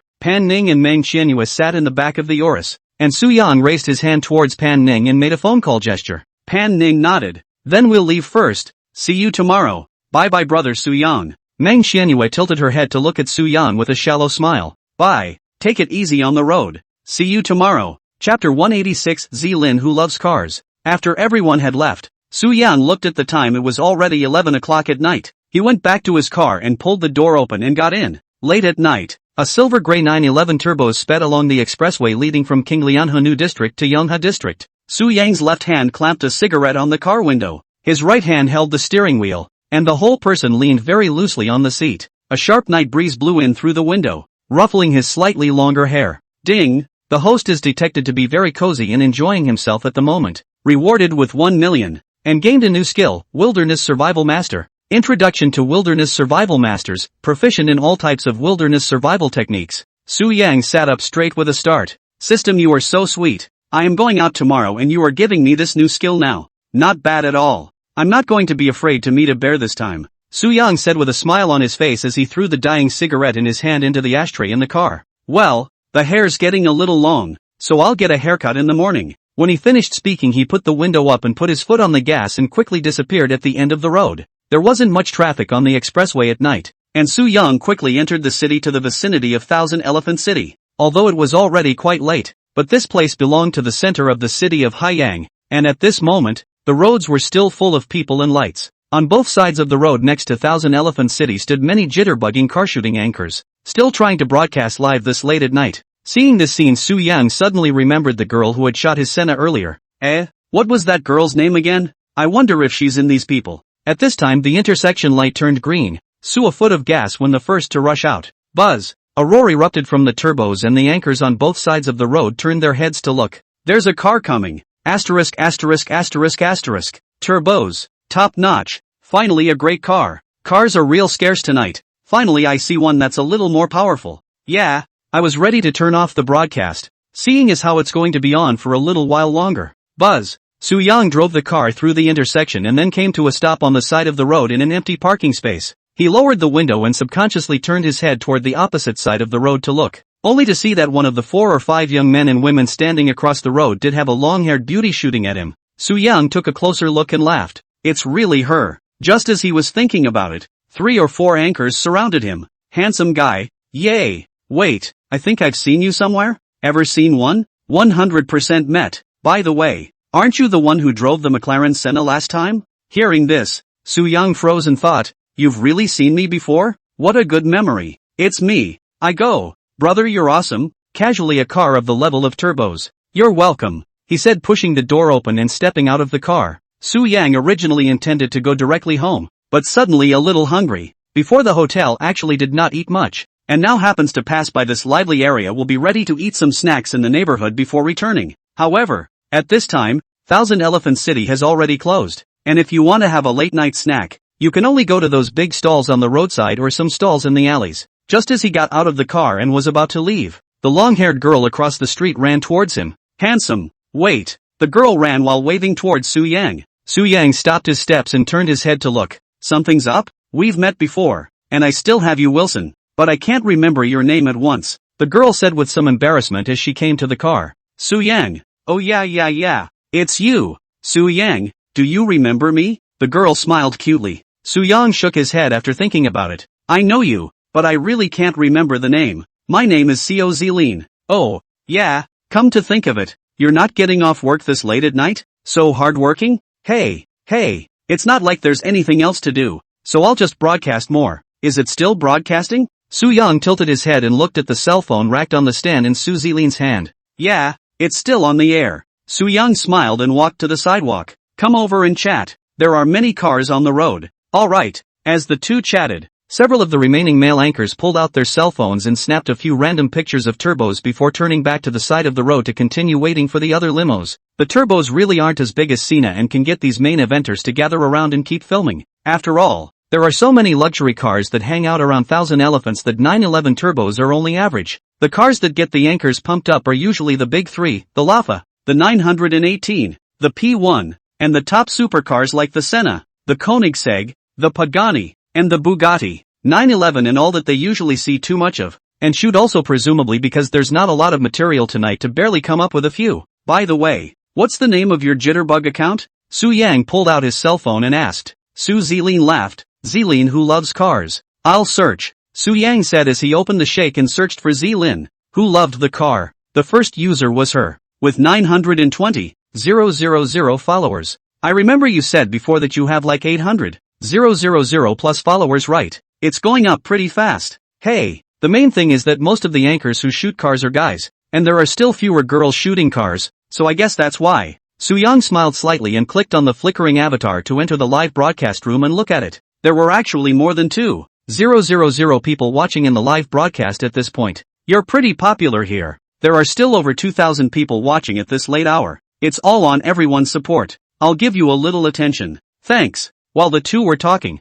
the netizens in the live broadcast room kept sending out pop-ups. This handsome guy seems to be the one who drove the McLaren Senna earlier. Yeah, so powerful? Didn't you see what Lin shot just now? People come out at night to sneak around in their cars driving turbos. Awesome. Looking at these pop-ups that quickly slid by, Su Yang thought to himself, these netizens are quite good at complimenting people. Come all the way here. Brush some up. He thought about tapping the gift bar to find Wazi and Long Press to send 10 carnivals at once. I'm going. Who swiped the Wazoo? Or 10. It seems to be this big brother. At this time, Su Zilin also saw the 10 carnivals floating past on her cell phone, and she instantly covered her mouth full of surprise. Actually, don't think she has a lot of fans, but it's hard for this type of anchor to receive big gifts like Carnival. They are not as easy to make money as those entertainment anchors. And usually those who watch this kind of live broadcast are a specific group of people who are totally running to see the car. Very few people would swipe expensive gifts. The most they would do is shake one, a luxury cruise or something, and that's a minority. The most common thing they would normally do is sunglasses,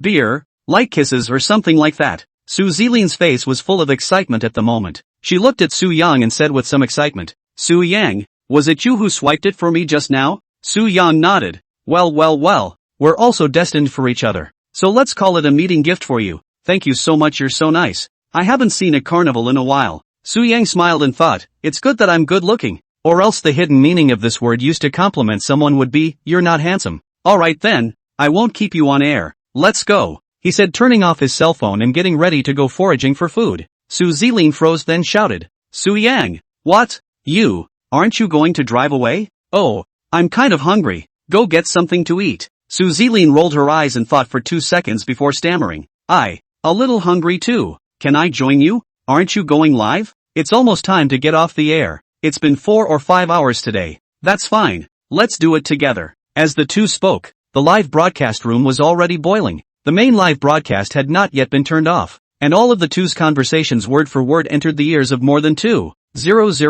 netizens. Lin, you're confused. Lin, you dare to go after the laborers, do not watch you live. Immediately take off. Don't ever go. Yes, it's a big night. Go to the pill. Silly girl, what are you doing? I say you people anchor also have the right to pursue a better life, is not it? Meat is so powerful. And young handsome big brother change, I also go. I more than go, I have to power for love. Chapter 187, All I Eat is Roadside Stalls. Su Yang had turned off his cell phone. Naturally he couldn't see these lively pop-ups in the live broadcast room. Su Zilin smiled and said, then wait for me for a minute. I'll talk to everyone. Okay, there's no rush. She looked to her cell phone and waved and smiled. Families, I'll be off the air then. Oh, and it's been a long day on the air, so I'm going to go get a snack. Not allowed to go to. You come back here. Go ahead and take it off. It's over. I'm sure my goddess is gone for the night. That son of a deserves to die. Su Zilin casually glanced at the pop-ups twice, pretending not to see them, as she laughed once again. Alright, I'm off the air, I'll see my family tomorrow. When she finished speaking, she reached over and clicked on her cell phone screen to turn off the live stream.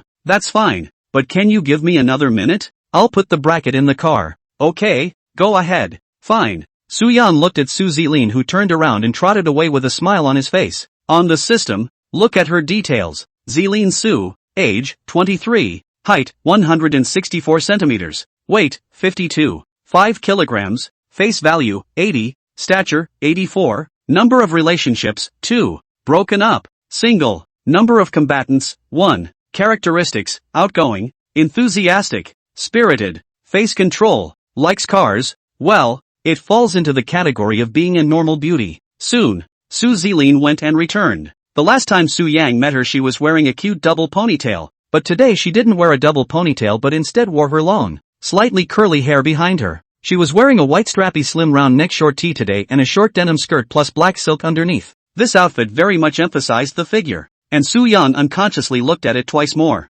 Alright, let's go. Su Zilin came to Su Yang's body with a jump. Oh, by the way, you're big. That best friend and assistant isn't with you? Su Zilin thought for a moment and said, you mean Evening Ching? She had something to do today and didn't come out with me. Oh, what was her full name again? Summer Nightingale. Su Yang froze and thought, scratch that, this name is quite good. It's very heroine-like, but it's a pity that it's not here tonight. Oh, okay, can't remember all of a sudden. Let's go. What do you want to eat? My treat. Hearing this, Su Zilin hurriedly waved her hand and said, how can I let you treat me? You just swiped 10 carnivals for me. It has to be my treat. Su Yang smiled faintly. Alright, then I won't be polite with you. Hey, do you have anything you want to eat? Su Zilin looked up at Su Yang. I'm fine. I was just going to eat casually. How about a barbecue? Yes, I happen to know that there's a barbecue not far ahead that's pretty good. Su Yang nodded. Let's go then. The two said, walking side by side toward the front. Walking, Su Zilin suddenly thought of something. She said that the barbecue is on the roadside. Business is good, but there are many people and noisy. The environment is not good. She was a little worried that a rich man like Su Yang would dislike roadside stalls. She uneasily turned her head to Su Yang and reminded out. Su Yang, that barbecue is one of those roadside stores. Oh, you don't mind, do you? Su Yang froze. He didn't expect Su Zilin to purposely remind him on this issue, but quickly figured out that the other party was probably afraid that he wouldn't be able to look at this kind of roadside store. Su Yang shook his head and smiled. All I eat is roadside stalls. Really? I thought you're so rich you wouldn't like roadside food. This belongs to as prejudice.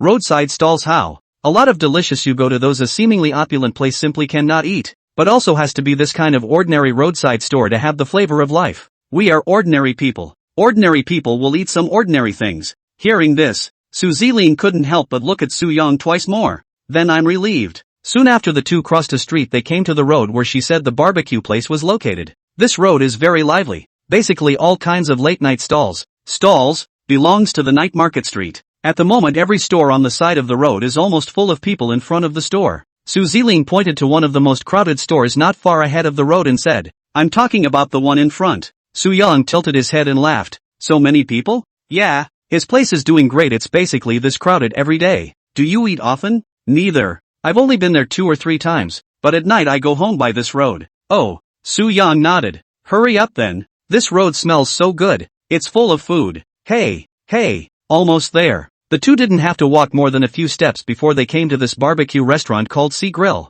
The store had a large storefront. The store was nearly full. and there were 7 or 8 tables set up on the sidewalk in front of the entrance. Su Zilin quickly ran to the only empty table and laughed. "Come over here, Su Yang. There's still room here." Su Yang laughed. "Here it comes." The two were lucky to have just arrived and stumbled upon an empty table that had only just been cleared. At that moment a small waitress with an apron came over with a smile on her face. "Handsome ladies you too? Aha, too. Good, will you guys see what you want to eat?" The little brother said and handed the menu in his hand to Su Yang. Su Yang took it and looked at it and asked, "Does your family have any recommendations? The kind that other guests usually order the most?" "Of course we do. Our roasted oysters are famous all along this road." "Oh yeah? Then bake us 50. Okay, la handsome, you check the oysters, just put 50 on the back." Su Yang handed the menu to Su Zilin after writing, "You order what you want to eat first." "Yeah, do you have any contraindications?" Su Yang shook his head. "Basically eat everything except raw blood." "Great. Then I'll order a couple of their house specialty barbecues," Su Zilin said, quickly ticking on the menu. Tens of seconds later she finished ordering and handed the menu to Su Yang. Su Yang took it and looked at it. It had more lamb kebabs, chicken wings, chicken breasts, pancetta, beef tendons, grilled shrimp, cashews, and a serving of stir-fried potato chips. "Look at what else you need to add," Su Zilin said as she propped up her chin and stared at Su Yang with her eyes motionless. Su Yang looked at the menu and laughed. "The food is almost done, but there's still almost something to drink. What would you like to drink?" "It would have to be a cold beer." "But aren't we driving?" Su Yang looked up and laughed. "Calling a chauffeur. Such a nice barbecue does not come with a little beer, that's no fun." Hey, that's fine. I'll drink with you." Su Yang looked up to the waiter boy. "Handsome boy, carry a case of beer." "A box?" little brother and Su Zilin asked with some surprise at the same time. "What? Are you afraid I won't be able to drink it? The main thing is that there are only 2 of you, I guess you can't drink so much, right? But it's okay, if you can't drink it, you can return it and arrange it right away." Su Yang smiled and didn't bother to explain. He returned the menu in his hand to the little brother. "Just order these first," he said, and looked at Su Zilin and asked, "Can I drink ice?" "Yes." Su Zilin revealed a mouthful of white teeth and smiled sweetly. Su Yang hurriedly called out to the waiter, "Handsome, ice." Chapter 188, Life is at Night. "Okay, wait a minute, guys." The little man smiled and promised to turn and trot into the store. Summer nights in Sea City are cooler, but this is August and the hottest time of the year. Su Yang was still wearing 2 pieces of clothing, or a little too much. He took off his thin khaki-colored jacket and put it on a side chair to hang, revealing a white t-shirt inside. His 2 lean and strong arms looked very wow. Su Zilin's eyes instantly glowed as she stared twice and laughed. "Do you usually work out?" "Aha, random practice." "Really? I like working out too. I can see that you do have a good figure." When he said this, Su Yang unconsciously turned on the Minesweeper mode, receiving Su Yang's compliment. Su Zilin was not shy and smiled very generously. Having her body recognized was an accomplishment in her mind, and she didn't feel uncomfortable being looked at. Su Zilin thought she had found a common topic, and her words instantly opened up. Started to frantically chat with Su Yang on the topic of fitness, but where Su Yang had been fit for anything. His most recent so-called fitness was still the 20 push-ups he did when he was bored in his college dorm room several years ago. If it wasn't for the system, his figure would probably be worse than Mengwonjo's. As the two talked and waited, the road was also unusually busy, with many customers of all shapes and sizes sitting in front of each store. From time to time, the sound of rowing, laughing and shouting came from the tables next to Su Yang, and the slightly cool evening breeze blew on everyone's body, which was very comfortable. Ding! The host is detected to be very cozy, enjoying this moment very much. Reward 800,000. There's a saying that daytime is survival, nighttime is life. This is also the norm for most of the contemporary Maroons, who are depressed during the day, doing assembly line work mechanically, and are disliked by their leaders from time to time for some reason. The only way to find your soul is to come out at night with 3 or 5 friends for a late night snack and a little beer, or to be alone on a soft couch at home and swipe through the jitterbugs. Su Yang turned his head to look at the crowd around him. Although many of them were smiling at the moment, he could still see a hint of fatigue in these people's eyes. So Su Yang was very glad that he was able to get out of this miserable life. If it is not the system, now so late to eat a snack is estimated to have to take a look at the time to eat, or too late if you cannot get up tomorrow to work and be late to deduct money. Soon after, the waiter boy carried a box of frozen boiled cape. "Here's the wine," the little brother said as he placed a whole case of beer at Su Yang's feet. "The grill will be ready in a minute. Just a little longer, huh?" "Okay, there's no rush." Su Yang promised, opening the case and taking out 2 bottles of cold beer. With a flick of his thumb easily popped the beer lid, then with his left hand he grabbed the lid that flew towards the air. The process was quick, just a second or two. This time, they looked at the waiter boy and Su Zilin as if they were dumbfounded. Su Zilin opened her mouth and raised her right hand to flick it upwards with her thumb. You flick the bottle cap open with your fingers? Su Yang smiled indifferently. Practice makes perfect. Just get used to it. The little brother on the side was shocked and said,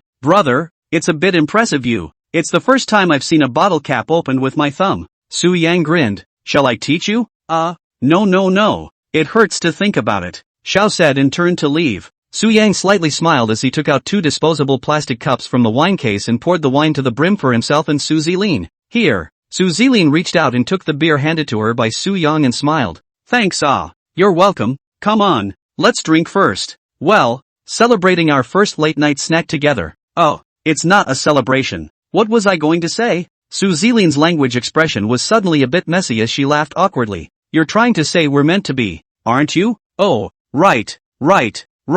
It's indeed quite fateful that I'm having a midnight snack with you on our second meeting. Come on, nothing more to say. Dry. Yes. The 2 men clinked their glasses together and tilted their heads back to drink. Ooh, cozy. Although Su Yang possessed the god of wine skill, no matter how much wine he drank there would be no alcohol in his body. It didn't seem like it actually mattered if he drank it or not. The flavor of the wine doesn't change though. It's not like he can drink it indefinitely and these wines become white water. The fact that it should smell like wine or liquor doesn't detract from the experience of his drinking. He finished 1 glass and proceeded to fill it again. 2 minutes later, the waiter boy came over with a big plate of sizzling barbecue. Handsome girl, the barbecue is ready. The little brother smiled broadly as he placed the barbecue plate on the wooden table. All the barbecue you ordered is served. Oh yeah, and 50 oysters will be ready soon. Okay, thanks. You're welcome. You too enjoy your meal. Little brother said and ran away again in a hurry. Su Zilin fanned the hot air with her palm on the barbecue plate towards her nose. Wow, it's been a long time since I've been here, still smells so good. Su Yang,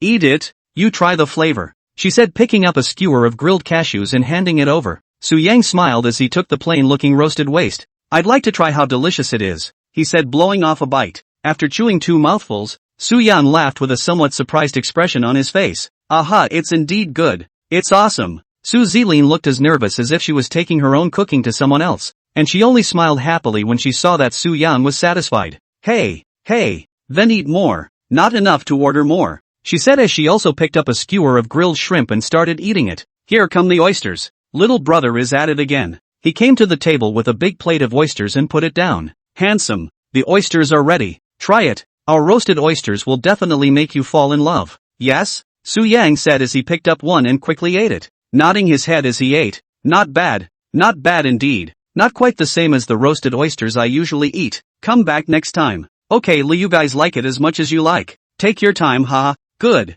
The 2 of them drank and ate barbecue, and 50 oysters were quickly settled. Su Yang ate 30 of them, and Su Zilin also dried down 20. I didn't realize you could eat. Su Zilin heatedly smiled. There is a saying, is not that oysters are a man's gas station, a woman's beauty salon. I quite like to eat, and usually work out during the day, and at 6 or 7 o'clock in the evening to open the live broadcast. A broadcast is a few hours. Hungry fast. Indeed. It's good stuff. You can eat as much as you want, and you're not fat anyway. So do you want more oysters? How about another 50? No. There are still so many things on the table. Su Zilin waved her hand. After an unknown amount of time, the tables beside the 2 were refreshed with a new group of patrons. The entire case of 12 beers they had ordered was also all emptied, although most of it was consumed by Su Yang. However, Su Zilin had drank at least 4 or 5 bottles, which already belonged to the category of being a good drinker within the ordinary girls. A lot of boys can't drink so much, but she has also drunk to her limit.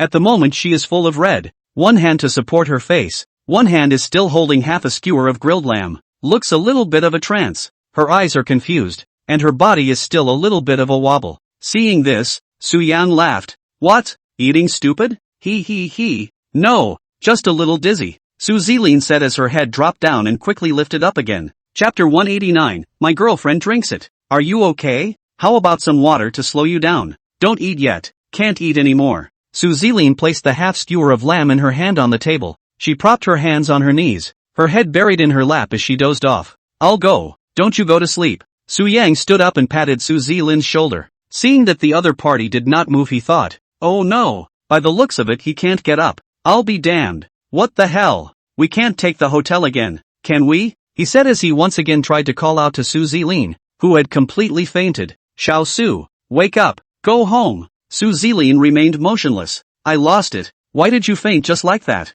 Wasn't he fine just now? Su Yang had no choice but to sit down first. He finished the only few skewers of barbecue left on the table and then turned towards the store and shouted, "Boss, settle the bill."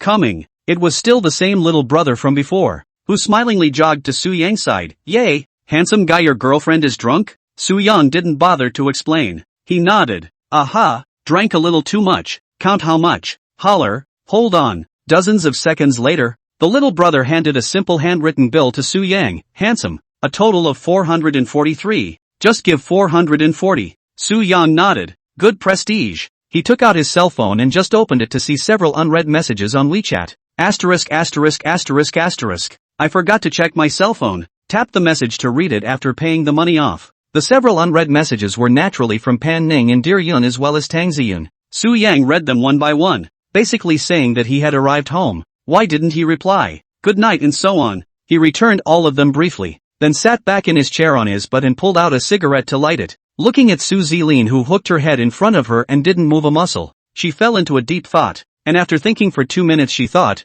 "I don't care about it first, carry it on your back." After smoking the last mouthful of cigarettes he picked up his clothes and wore them up to Su Zilin's side to once again try to pat the other party's shoulder. "Seo? Zilin? Lin? Wake up." No movement. Shouting for nothing. Su Yang helplessly smiled and picked up Su Zilin's small purse that was placed on a side chair, then pulled her up with one hand. Su Zilin had completely fainted at the moment, the kind that wouldn't react even if she slept on the side of the road. Su Yang said to himself, "This girl heart is also big, and I'll only meet twice people eat barbecue can drink like this. Fortunately you're encountered me, so a good-hearted, simple, honest and pure and simple people. Otherwise tonight you can be subject to the old sin cackle," he said, quickly getting Su Zilin behind his back and carrying her. Hands rested on Su Zilin's thighs and lifted them upward a bit, finding a comfortable position before walking away quickly. The waiter boy just happened to see it and yelled, "Handsome man, slow go ah, welcome to come back next time." Su Yang turned his head to look at the little brother and smiled. "Good, come back next time."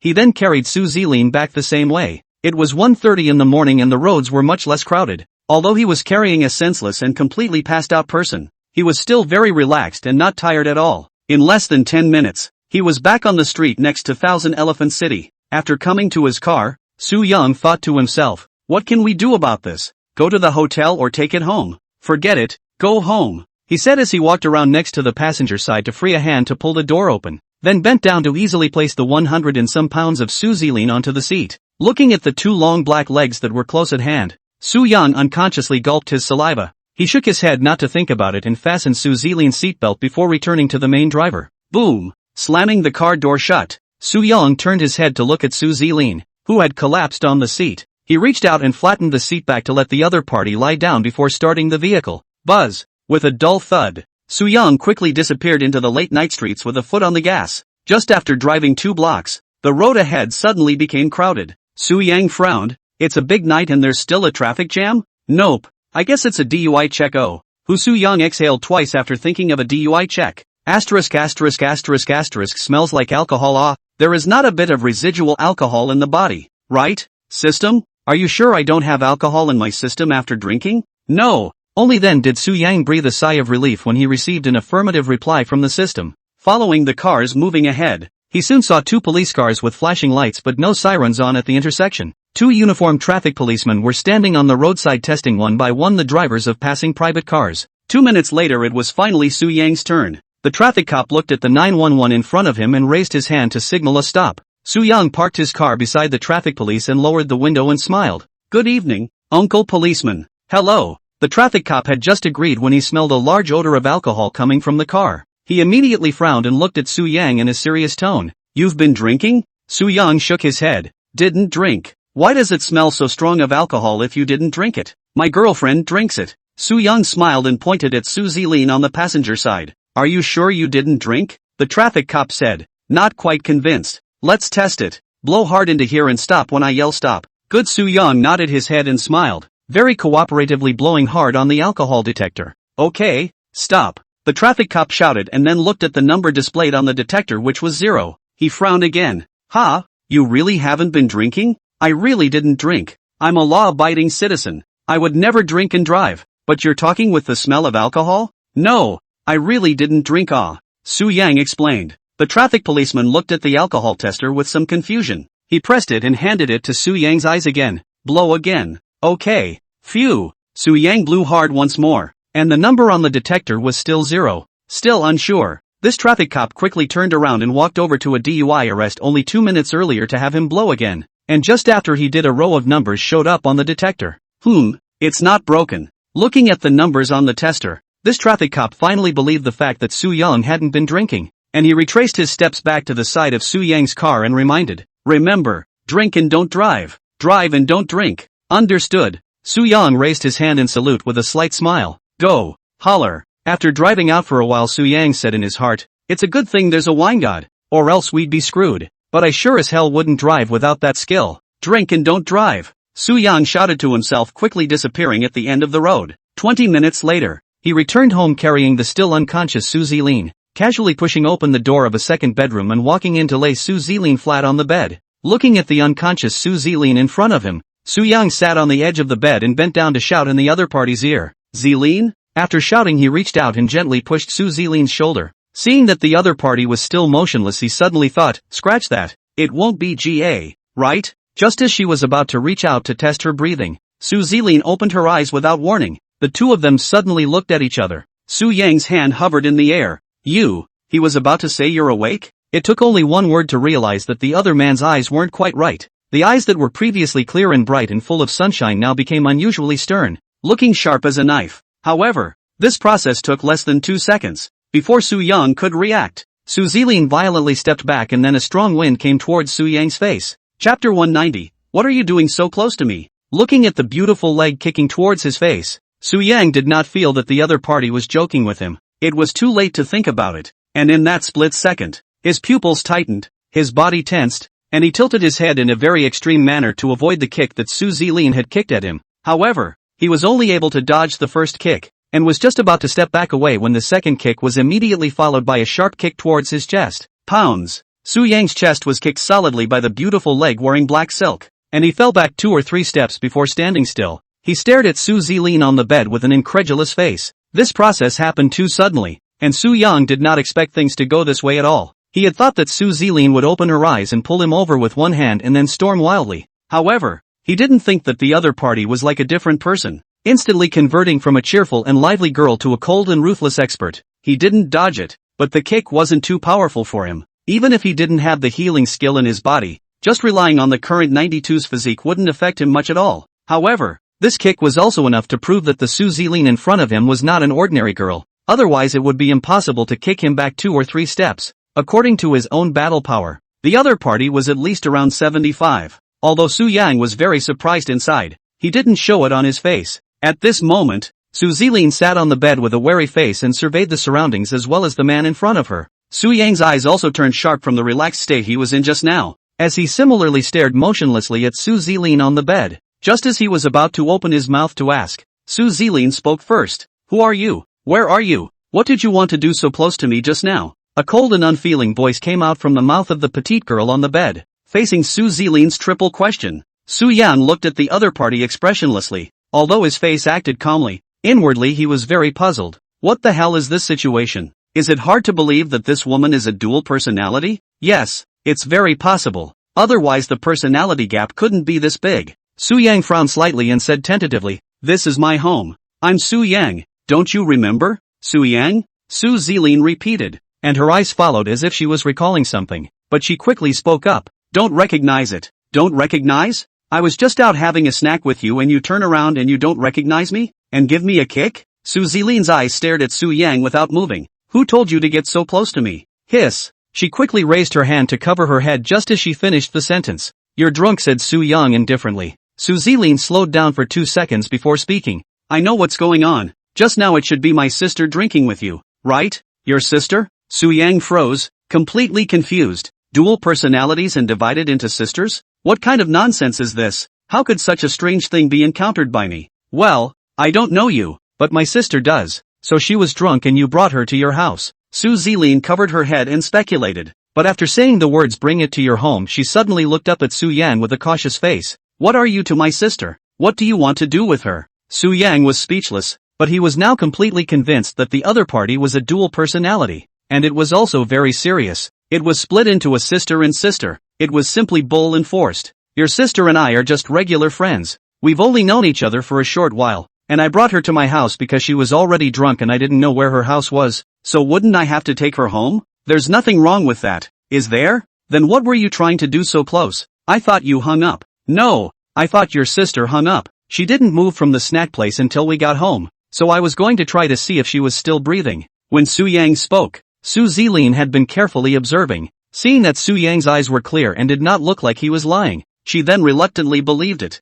It better be. If you dare to have any other evil thoughts about her, I will castrate you myself, Su Zilin said in a flat tone as she looked at Su Yang. Su Yang didn't hold back a light laugh as he walked to the side and sat down on the single sofa. Fine, I won't bother you with that, but can you tell me about your kind of transformation is a thing? Transformation? Su Zilin didn't quite understand what Su Yang meant by that. Su Yang said in his heart, dual personality is really interesting. It was originally one person, but the difference in personality would actually be so big. It's when you suddenly have a personality change and convert into a different person. Su Zilin faintly said, I don't know you. Why should I talk to you? Don't we know each other now? And I'm friends with your sister. So what does it matter if I talk about it? Su Zilin slowly spoke after thinking about it. This is what you call a dual personality. But we're not quite the same as normal dual personalities. What's different? For example, when this personality of mine comes out now, my sister is in a state of slumber, even if she's not drunk. And when one of the personalities comes out,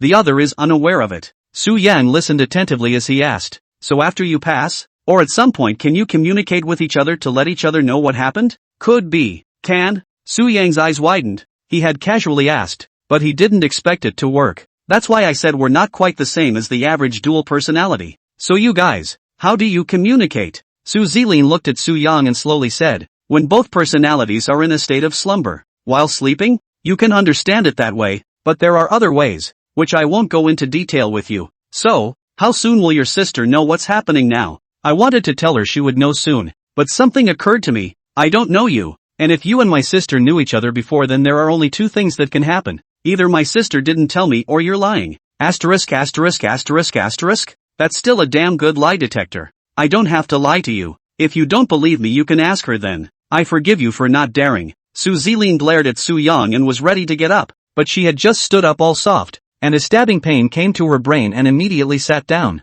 Seeing this, Su Yang said, what are you doing? Going home. Is it hard to stay in a stranger's house? Aren't you a bully? And you're afraid of what I'll do to you? Hearing this, Su Zilin didn't get up again after thinking about it as if it was the same thing. Mainly because her previous personality was just too drunk and she had a very bad headache right now. Despite switching personalities, the alcohol is still affecting the body, and that doesn't change. In layman's terms, it means that one body has two different personalities, but she always uses the same body, and what happens to the other personality affects the other at the same time, just to a different degree. Su Yang stood up and laughed. Just sleep here for the night at ease. I won't do anything to you, he said and walked towards the bedroom door. After taking 2 steps he thought of something and turned around and said, by the way, do you have a name? Or are you both named Su Zilin? Su Zilin froze, then spoke, my name is Su Zining, Ning of Tranquility. Su Yang nodded, then how long do you normally show up? It's short, I'm not the master frame,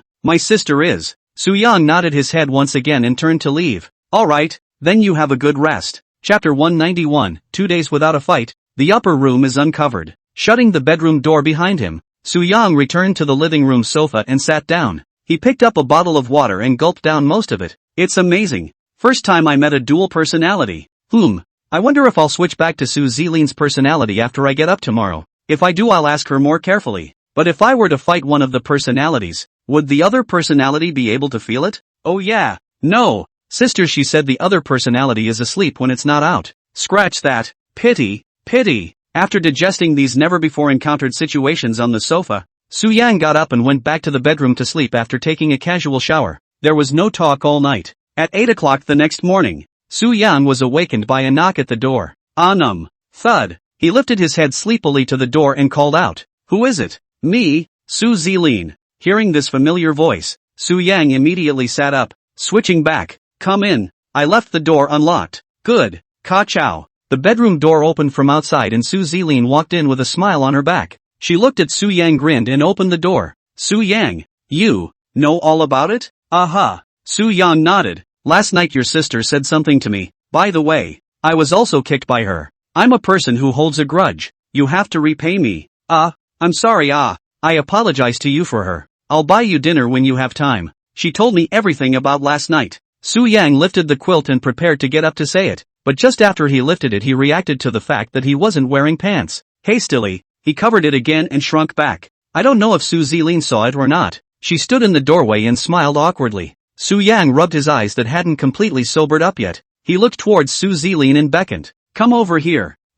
Good. Su Zilin walked to the lazy sofa beside the bed and sat down obediently. What is this split personality thing you guys have going on? Su Zilin thought about it and then honestly said, when I was 8 years old, the school organized a spring tour to a scenic spot. At that time, because of playing with my little friends, I accidentally fell down from a relatively steep hill, but my life didn't die. But after that my other personality appeared, that is, Su Zinning, which is the name she took herself. But I didn't know about splitting into another personality even then, and I only slowly learned of her existence as time got longer. Su Yan listened silently as he asked, then why did she say you were her sister? Su Zilin sighed. I know very well that actually she is me and I am her. Medically it's a disease but it's almost incurable, so we just accepted each other. But I'm used to it now, and I wouldn't have cured this disease if I really could have. Su Yang nodded. Understood. You've long gotten used to each other. Surely you won't erase any of your personalities. Aha, yeah. So you're the Master Graham.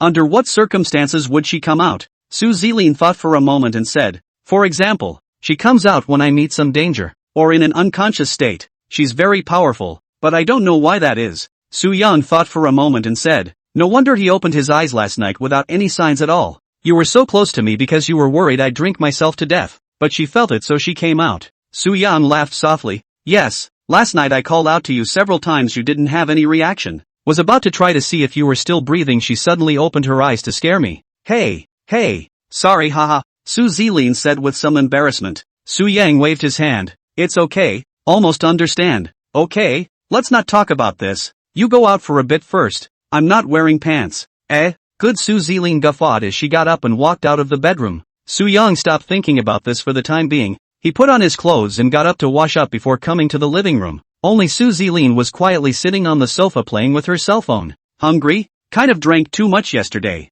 I actually got up in the morning and secretly threw up. And hey, my stomach's pretty empty now. I thought you were a good drinker, but who knew you could just say you were down. So I'll go to breakfast and you wait a while. Okay then, thanks. You're welcome. Su Yang promised to go into the kitchen and quickly cook 2 bowls of egg noodles with a cup of hot milk. He carried the noodles and milk over to the couch and sat down. Eat? Wow. It smells so good. Su Zilin hurriedly picked up the chopsticks placed on the bowl and stirred it. Eat slowly, don't rush, and drink some milk afterward. Aha, okay. After more than 10 minutes, the two of them finished eating the noodles, and Su Zilin very actively got up to take the 2 empty bowls into the kitchen to clean them. Su Yang silently smiled. This girl is actually really good. By the way, last night Su Zilin was so good with her hands. Why didn't the system detect it before? System, can't you detect dual personalities? No detections, only one personality detected. Did you know the other guy was a dual personality? I don't know. Scratch that. Alright, if, after another personality emerges, can it be detected? Yes, each personality is equivalent to being a separate person, and can be scanned when a hidden personality appears. If I had known it was like this last night, I would have swept up that Su Zilin. Forget it, I'll sweep it when she shows up again sometime. The sound of washing dishes came from the kitchen ding-dong, and soon Su Zilin washed the bowls and walked out. She looked at Su Yang and smiled. Su Yang, then I'll leave first. Oh, I've troubled you last night. Su Yang stood up and smiled. A small matter, let me see you off. No, don't bother, I'll just take a cab myself. Su Yang thought that he had something else to do later and called it quits. That's fine. Hey, by the way, my sister kicked your ass last night. If you have time to find me some other day,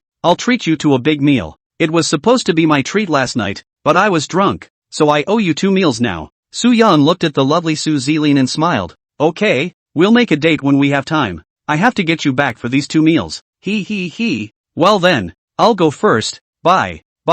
Try to find a way to get her sister out for a scan next time we meet. I always feel like her battle power must not be low. It's so strange. One personality with no hands and the other like a killer. Forget it, can't think straight. Too lazy to think anymore. Out the door for a haircut. Su Yang said a few words to himself before going to the restroom to take a big dump before going out in no hurry. At 10 o'clock in the morning, He got a fresh and stylish haircut at the barbershop near his home. That's when the cell phone rang. Pulling out his cell phone, he looked at the call from Pan Ning. Hello. Hey, where are you? Pan Ning's voice came from the other end of the phone. I'm near home and just got a haircut. Have you packed your things? What is it? What stuff did you say? Something for outdoor use. Oh, I don't have much stuff. I haven't even unpacked it yet. Just throw it directly in the car later and it's done. Su Yang laughed. Alright, at 1 o'clock. 1,000 Elephant City will gather and depart. I'll notify them in the group later. Good, I can't wait to sleep in a tent with you, grinned Su Yang. Pan Ning rolled her eyes on the other end of the line.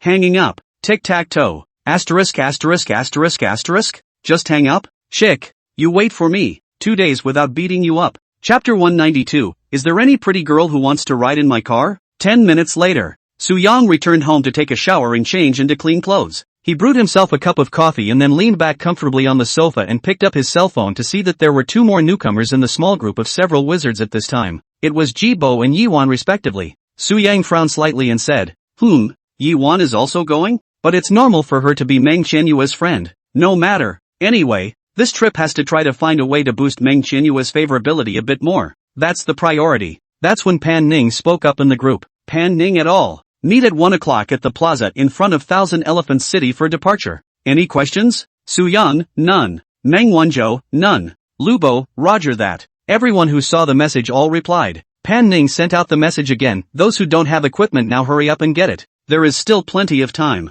Dear Cloud, Don and I are already at the mall. Photo. Panning, okay. Kibo, so nervous and excited. Meng Wanzhou, what are you excited about? Never been camping before? Jibo, that's not true. It's just that I can't help but be excited to go out with you guys for the first time. Meng Wanzhou, soon you won't be thrilled. Gibbs, why? Meng Wanzhou, not for anything. You'll know when the time comes. Kibble, hey, whatever. Just have fun. Lubo, kid, new to the group you don't show everyone? Evil grin. Jibo, hey, I am ready to show a little. But I'm not afraid that you do not see the 3 melon and 2 jujubes. Lubo, then why don't you just send more? Kibo, okay, then I'll send everyone some gas money. He saw more than 10 red envelopes pop up in the group in a row right after he sent this message. Although most of the people in this group are not short of money, and there is even a super rich second generation like Meng Wanzhou, but the matter of grabbing red envelopes has little to do with money or no money. Plus they are all close friends and the main one is a lively atmosphere. Su Yang quickly tapped on the red packet when he saw it. The first one he opened grabbed $35. A good handful. And he looked at the red envelope sent by Kibo with a slight smile. The group is now 13 people. He sent out a total of 15 red packets. 200. Each red packet divided into 12 parts. Su Yang laughed. This kid is quite understanding. And one by one, open the rest of the red packets. Ignoring the 0 does not count the total snatched $321. At this time the group also drew Han Xiaoyu, Xia Coco and the others out because of the continuous red envelopes. Han Xiaoyu, wow. Which kind person sent so many red envelopes? Gibbs, that's exactly what I am. Shako, thanks boss. Han Xiaoyu, yes. Thank you boss for giving us 2 miserable wage earners a handout. We're the only 2 in this group who have to work. Woo-hoo-hoo. Jibo, it's not a big problem. I was worried that you guys would look down on these 3 melons and dates. Han Xiaoyu, I'll see to it. I'll grab it if you dare to send it. Lubo, thanks. Biggie. Zhang Ziming also popped up at this time. Thank you big brother. Han, thank you. Boss. Meng Wanzhou, I just grabbed over $100. So I won't thank you. But I have a suggestion. Why don't you send 15 more? Su Yang, I agree. Kibo. After everyone chatted for a while, Pan Ning sent the destination of the trip to the group. Su Yang clicked on it and looked at it. It was a place called Thousand Leaf Mountain. The address was located at the junction of Tianhai Province and Xia Province. 390 kilometers away from Hai City. Not far away. Not close enough. He had heard of this place before. It was a nice campground, and the scenery around it was nice, with mountains and water. And it's not one of those developed scenic spots. It's more pristine. That's when Pan Ning sent a message to the group. Panning at everyone, that's where we're going this time. Montaigne, that far? Pan Ning, it's not even out of the province yet it's still far away? Meng Wanzhou, I thought I'd just play around our Haichang neighborhood. Pan Ning, the surrounding is not interesting. Are some to go to the rotten place? To go to the original ecological point. Kibo, I agree. Very much looking forward to it. Shinishue, yes. Anyway, we have nothing to do.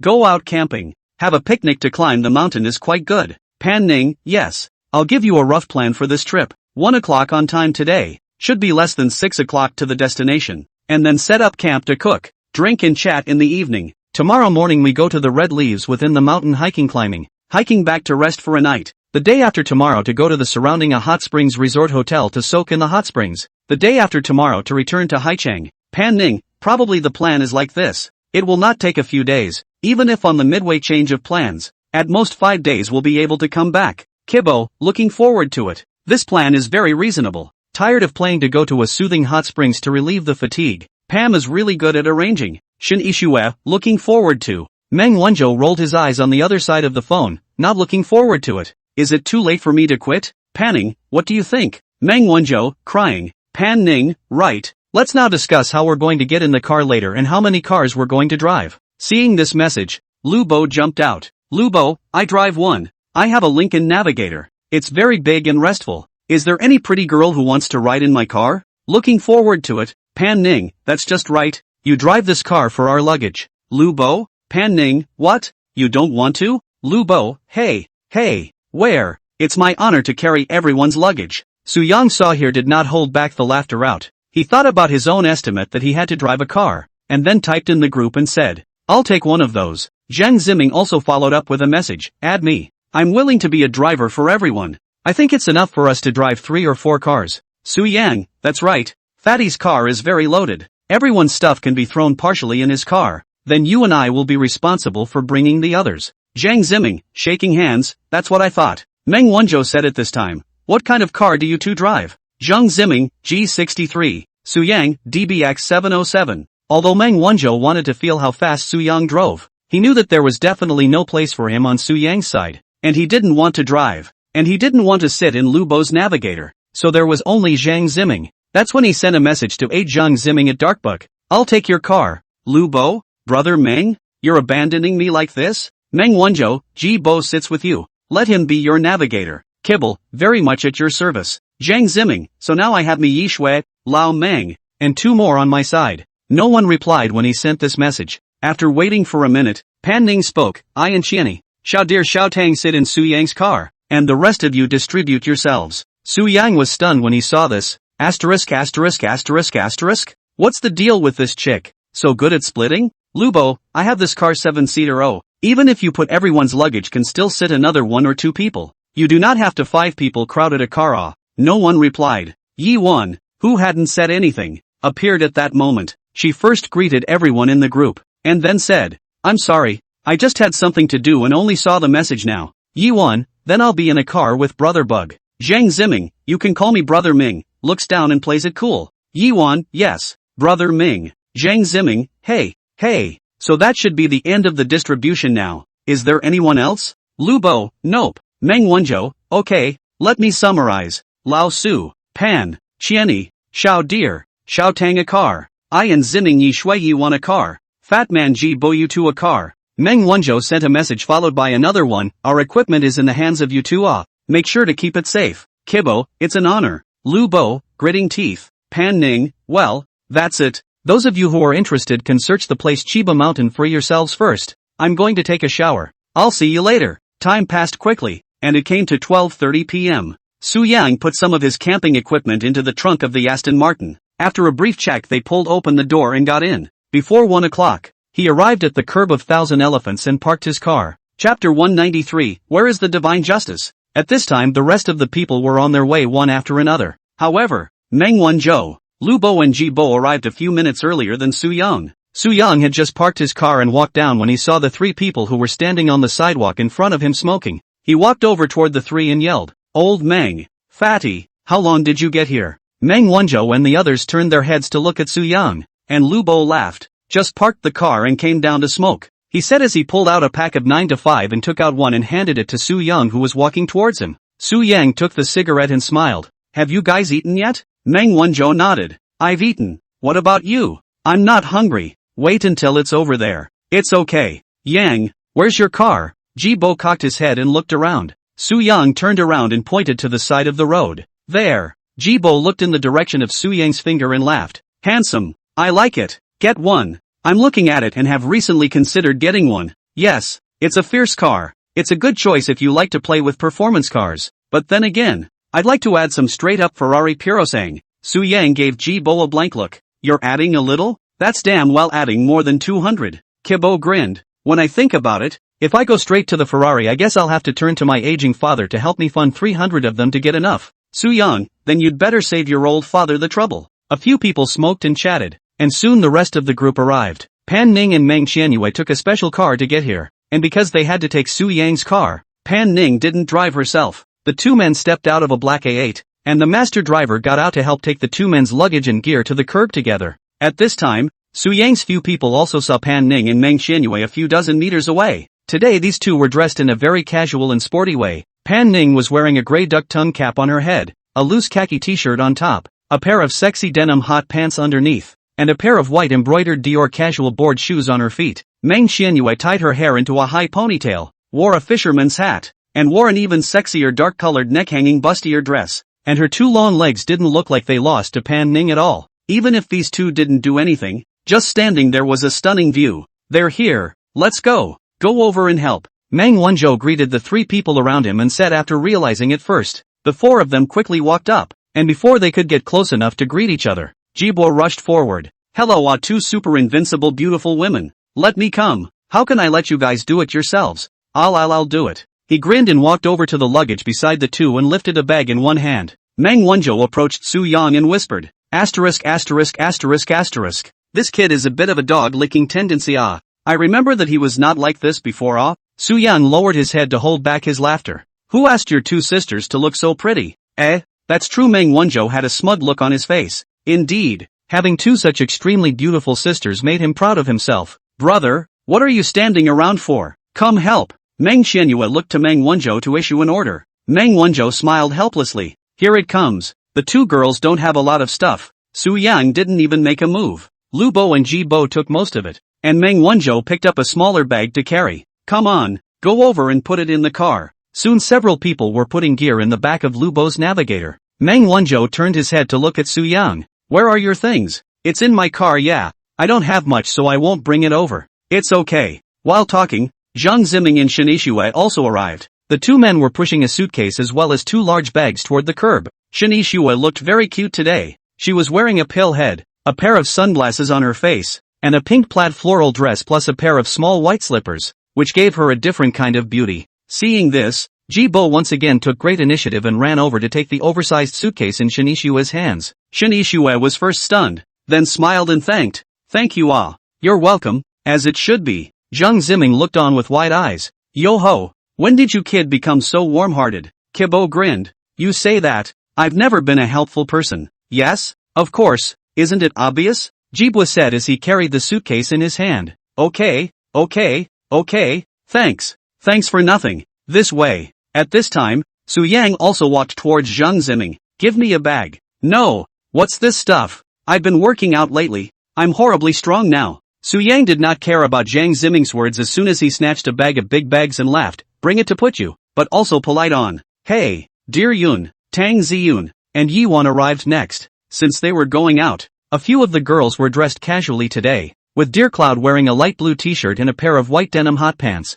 Tang Ziyun, on the other hand, had a gray irregular cutout short tee and a black pleated skirt underneath. Yiwan was similarly dressed simply, with a floral navel-revealing bubble-sleeve short tee on top and a pair of skinny denim bell-bottom pants underneath. The three people gave three different kinds of feelings, compared to the kind of distance that Pan Ning and Meng Qianyue were born with. These three are more like the girl next door close to the public and don't create too strong a sense of distance. After stuffing most of the luggage and equipment all into Lu Bo's car, Pan Ning looked at the several people and said, let's go. Okay, let's go. Accompanied by the envious and jealous eyes of the other three boys, Su Yang led the four extremely beautiful women towards his car. Lu Bo stood back and watched with gritted teeth. Brother Meng, where's the heavenly justice? Ji Bo is also a face of righteous indignation. Yes, our car rear plus trunk loaded with so many things can still sit in two people, but why do they have to go to squeeze Yang's car? Meng Wanzhou smiled helplessly. Don't ask me. I'm envious too. Zhang Ziming didn't know whether he had been hit more or was just used to it.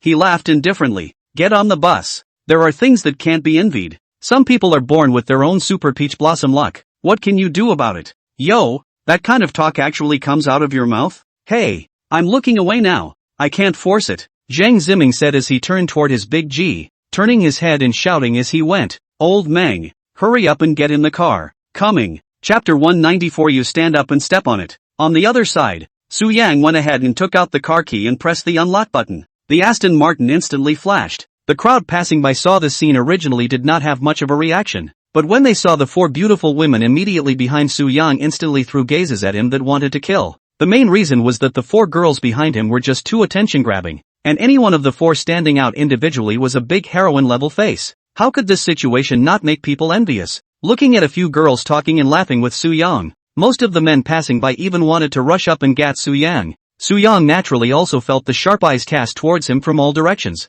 He silently smiled and thought, is this the feeling of the chosen one? Yes. Ding. It is detected that the host is in a happy mood and enjoys the envious gazes of others. Rewarded with 1,000,000. Su Yang did not move and came to the car door to pull it open. The two of them, Dear Yun and Tang Ziyun, consciously sat in the back row, and Pan Ning looked at Meng Qianyue from the side and said, you sit in the back with them. Meng Qianyue nodded and sat in the car. The Aston Martin is a top-of-the-line performance SUV, but it's not exactly small in the back, and three girls weighing about 100 pounds won't look cramped at all in it. After waiting for people to sit down, Su Yang stole a glance at the rearview mirror, silently swallowed saliva. Only 6 long white legs entered his eyes in the rearview mirror. At this time, Pan Ning also pulled open the door and sat in the passenger seat. Su Yang connected his cell phone to open the navigation. Let's just kill it in one breath. Aha, there's not much to do on the way there, so just go straight over there and get there before 6. You'll have to set up tents and stuff later. Su Yang nodded, okay,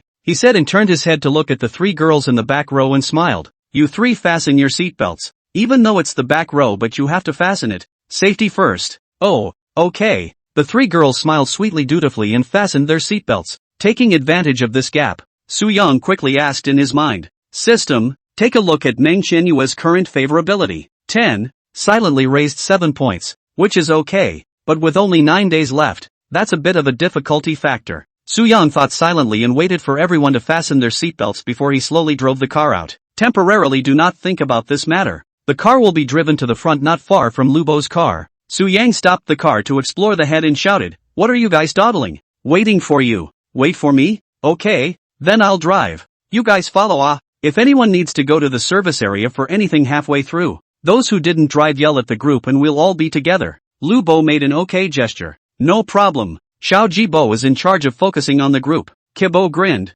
Leave it to me. Su Yang nodded. Okay, let's set off then. Drive steadily. Safety first. After he finished speaking, he slowly drove the car forward to the side of Zhang Ziming's Big G, also spoke briefly with a few people in the other car, and then stepped on the gas and drove out first. The two of them, Lu Bo and Zhang Ziming, quickly followed. At 1:40 p.m. After filling up the gas tank near the entrance of the highway, the three cars drove into the Haicheng West Highway toll station one after another, and headed west towards Chiba Mountain. Su Yang drove at the front to lead, with Zhang Ziming in the center and Lu Bo pressed at the end. This time Su Yang did not have a brain to pull the two cars behind the explosion. He kept a speed of 130 miles per hour, driving at a constant speed. Not being a holiday, the highway is very clear at this time with very little traffic. Looking at the empty road ahead, Su Yang rubbed his eyes that were about to close and switched to a slightly hipper song to refresh himself, mainly because Pan Ning, who was sitting in the passenger seat, wasn't chatting with him either, and fell asleep not long after getting in the car. Although the three girls in the back row did not sleep, but Su Yang in their chatting they also loved to ignore the casual perfunctory a few sentences on their own and chatting up their own topics too. They didn't care if Su Yang could hear them or not, and from time to time, they chatted about some of the girls' private topics and laughed their asses off. Su Yang wasn't interested in those girls' topics either, so he had to concentrate on driving. Just as he kept yawning, a dull engine roar came faintly from behind the road. At the sound, he came to his senses and turned his head to look in the right rearview mirror, but no car appeared. Following behind were still Zhang Ziming's Big G and Lu Bo's Pilot. Where is that sound coming from? Just after saying this, the roar from the rear came closer and closer. Looking in the rearview mirror again, this time he finally saw what was going on. It turned out to be three old black watches who had bid farewell to their loved ones were driving three different motorcycles towards him at a rapid pace. It was too late to see what a few people were riding, and the three older cousins instantly brushed past his car. Holy! Su Yang's eyes burst into light as he looked at his code meter. 134 kilometers per hour. To pass him so quickly, the three motorcycles were traveling at least 200 or so. Su Yang instantly became interested. He shouted as if he was covered in chicken blood. You three sit tight. I'm going to accelerate. What happened? Before the three of them could react, they were suddenly pushed against the backrest by a powerful thrust. On the side, Pan Ning slowly opened her eyes. Slow down. Give up if you can't catch up. Su Yang nodded. Understood. The two had a heart-to-heart. And he actually knew that Pan Ning wasn't asleep at all, was just resting her eyes. The gas pedal welded shut and the Aston Martin sprinted off, pulling the two cars behind it away. Jiang Ziming was driving well and saw Su Yang suddenly speeding up his car. He turned his head to Meng Wanzhou in the passenger side and laughed. This guy went after those 3 motorcycles just now. Meng Wanzhou gave a crooked smile. Let's chase after them too.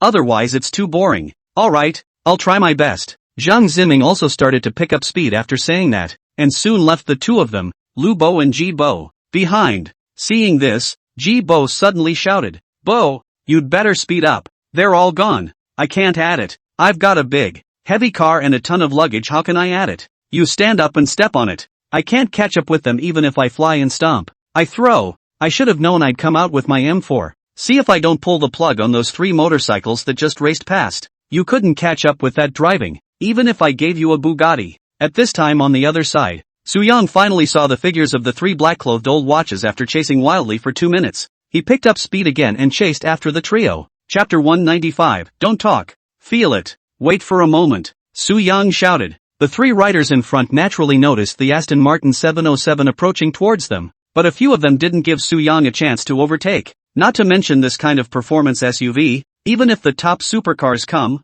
this group of old six who say goodbye to their relatives will not put in their eyes. Come one to do one. At this time, the last rider freed a hand to give a thumbs up towards Su Yang, and then turned his hand from top to bottom, and then the 3 locomotives accelerated violently to pull away again and disappear at the end of the road. Seeing this scene, Su Yang wasn't angry and just smiled faintly. There's no way. It's true that you can't catch up. They have the power to taunt you with this. Another point is that there are still 4 people sitting in Su Yang's car, and he can't be too reckless, saying that safety comes first. Su Yang laughed. Ha ha, being despised. Count yourselves great. Pan Ning, who was on the side, faintly said, it won't be able to catch up. You should be able to fight if you drive turbos or Senna. Su Yang smiled and slowed the car down. I just wanted to try to see how big the gap was. I didn't expect it to be so big. Of course, I saw it just now when you were approaching. 2 people behind one riding a BMW double or a Yamaha R1. The front one is not too sure, but if not wrong it should be a Kawasaki H2.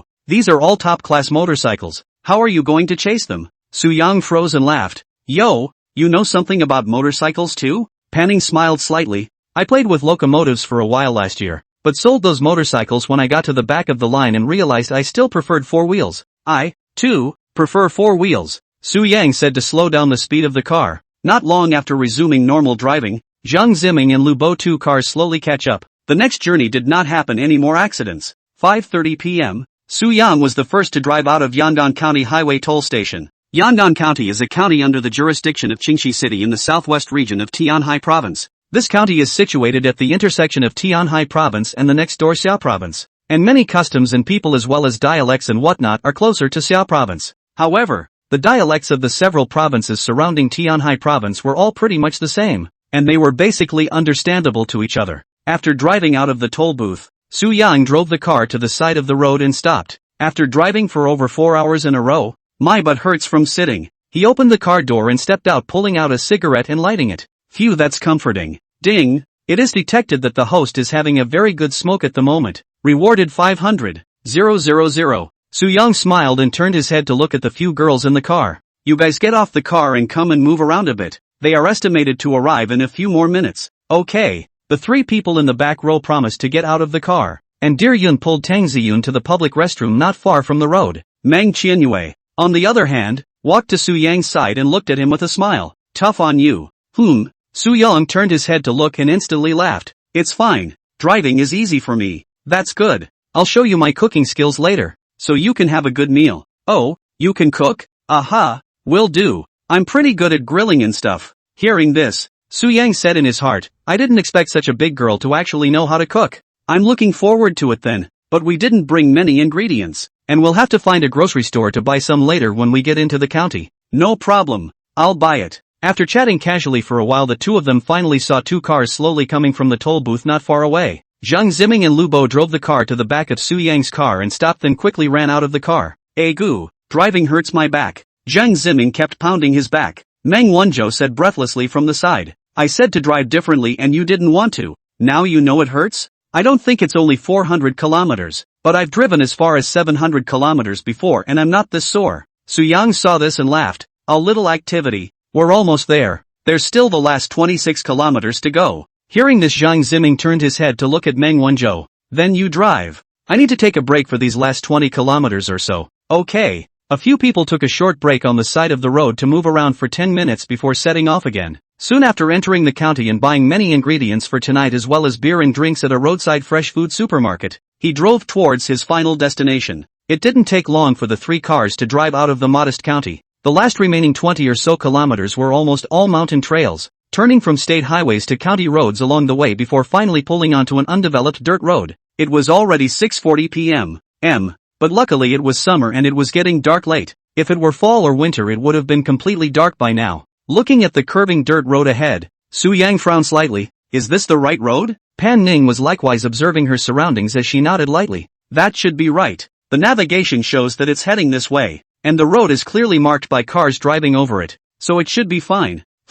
How many kilometers to go? Su Yang asked as he stared at the path ahead. 3.3 kilometers. Holy? Meaning we have to drive 3.3 kilometers on this little dirt road? That deep? Just drive. It must be right. Okay. Sit tight, this road is a little shaky. The 3 SUVs weren't exactly weaving quickly down a dirt road into the mountains. It didn't take long for the open landscape around them to slowly change into a dense forest of trees. The sunlight was blocked by the dense foliage, and the view deteriorated instantly. But luckily the interior of the woods had been worked out by someone who had been here before to find a road that would allow the car to drive on. So just follow it forward. The car's headlights turned on automatically because of the dimming light, and it was already after 7 in the evening. This was more than an hour late from what several people had said earlier about arriving by 6 o'clock. At 7:20, 3 cars went through the dense forest. Just as they drove out, a soft evening sun shone through the front windshield and into the faces of several people. At the moment the view ahead was wide open, and the scenery switched instantly. The feeling was like that classic text The Tale of Peach Blossom Garden that I had learned as a child. And suddenly I came to another world. Marginal Creek walking, looking at the distance of the road, suddenly met the peach blossom forest. As far as the eye could see, not far away was a vast, flat lawn torn in the center by a curving, clear river. A few hundred meters further ahead was another dense forest, and then followed by heavy mountains, the Chiba Mountains. The sun was setting at the end of the sky at the moment, and the large clouds in the sky were colored orange-red by the sun that was about to leave work. This scene is like a movie. It's really like coming to the Peach Blossom Garden, as if in a fairyland. Intoxicating. Here it is. Su Yang sighed softly, pulling the car to a stop. A few girls in the car called out at the sight of such beauty. Wow, it's so beautiful. What kind of divine place is this? Hurry up and take pictures. We've come at the right time. It's worth dying to see this scene, Tang Ziyun said as she pushed open the car door and ran out of the car to take out her cell phone to capture the scene. Dear Yun Meng Qianin also took out her cell phone to take pictures. Su Yang looked at Pan Ning. You won't take a picture of such a beautiful scenery? Pan Ning shook her head. They can't just take pictures. I don't look good in pictures. Ha ha, there's something you're not good at? But this place is really nice. It wasn't a waste of traveling so far. Don't talk, feel the moment. Pan Ning signaled Su Yang to shut up. She leaned back on the seat, her eyes staring ahead, quietly enjoying the beauty that was about to dissipate. Su Yang smiled faintly and stopped talking as he also turned his head towards the front. Ding! The host is detected enjoying the beautiful scenery, in a comfortable mood. Very enjoyable. Rewarded 600,000. After a few minutes, the sun disappeared completely behind the mountains and the orange-red clouds in the sky faded. Come on, it's gone. We can't look at it anymore. We need to find a place to camp. The 3 cars drove toward the far lawn and soon came to the creek that ran through it. This location is perfect. This is it. Chapter 196. How can there be wolves? Several people parked their cars side by side and stepped off. Su Yang came to the side of the clear river and stretched his body to look around and praised. This place is really nice. Ah, a fairyland on earth. Lu Bo also came over at this time. Indeed not bad. Ah, sister-in-law is able to choose the place. Here is too suitable for camping. There are mountains and water, but unfortunately I forgot to bring a fishing rod out. Otherwise, it should be very cool to throw 2 rods here. He, but there should be fish in this river, right? Nonsense, there must be one. Isn't there? One just swam past. Lu Bo squatted down to probe and look at it and laughed. It's so good. I can't really wait until I go directly into the water to catch it. Or you could get 2 fish and grill them for dinner. Yes. At this time, Pan Ning shouted from the side. Stop chatting. It's going to be dark soon. Hurry over and move things. Alright Lu, coming. Su Yang promised and Lu Bo turned towards the car. The girls also got busy after taking a few more pictures before it got dark. The girls, led by Pan Ning, began to set up the table, organize the ingredients, and wash the vegetables. The boys, on the other hand, under Su Yang's leadership, moved all the equipment in the car to the empty space next to them and started to camp.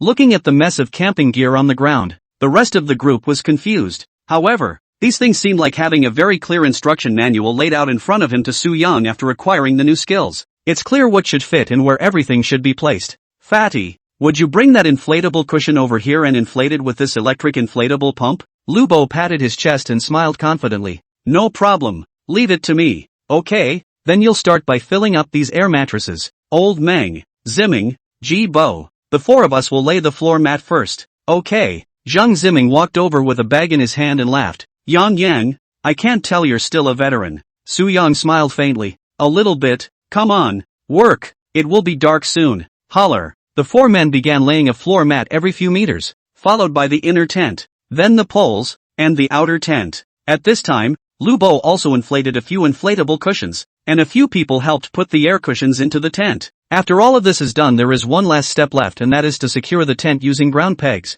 Soon all 6 tents were set up, although we brought more than 6 tents, but we discussed that it was more convenient to try to have 2 people in one tent. Otherwise, it's too much work for one person to put up a tent, and it's not really necessary, and it's a pain in the ass to disassemble and pack when you leave. It's a lesson learned though, so if you go out camping again in the future you can discuss how many tents to bring ahead of time. The groupings that were agreed upon in advance are as follows. Su Yang and Lu Bo were in one tent, Meng Wenzhou was alone, and Zhang Zimming and Ji Bo were alone, Pan Ning and Meng Qianyue, Dear Yun and Tang Ziyun, and Xin Yixue with Yi Wan. At this time twilight, the sky's last splash of fish belly white gradually hidden. Pan Ning alone will be outdoor lights installed and opened. In a flash, within a radius of more than 10 meters was illuminated by the headlights. Dear Yun, Tang Ziyun, and Xin Yixue started washing vegetables by the river. After washing it and taking it to Meng Qianin to cut it on a small table, each person divides the work. Su Yang, a few people will be on the ground, some useless debris thrown into Lu Bo's car after this only to have time to pull out a cigarette to light up.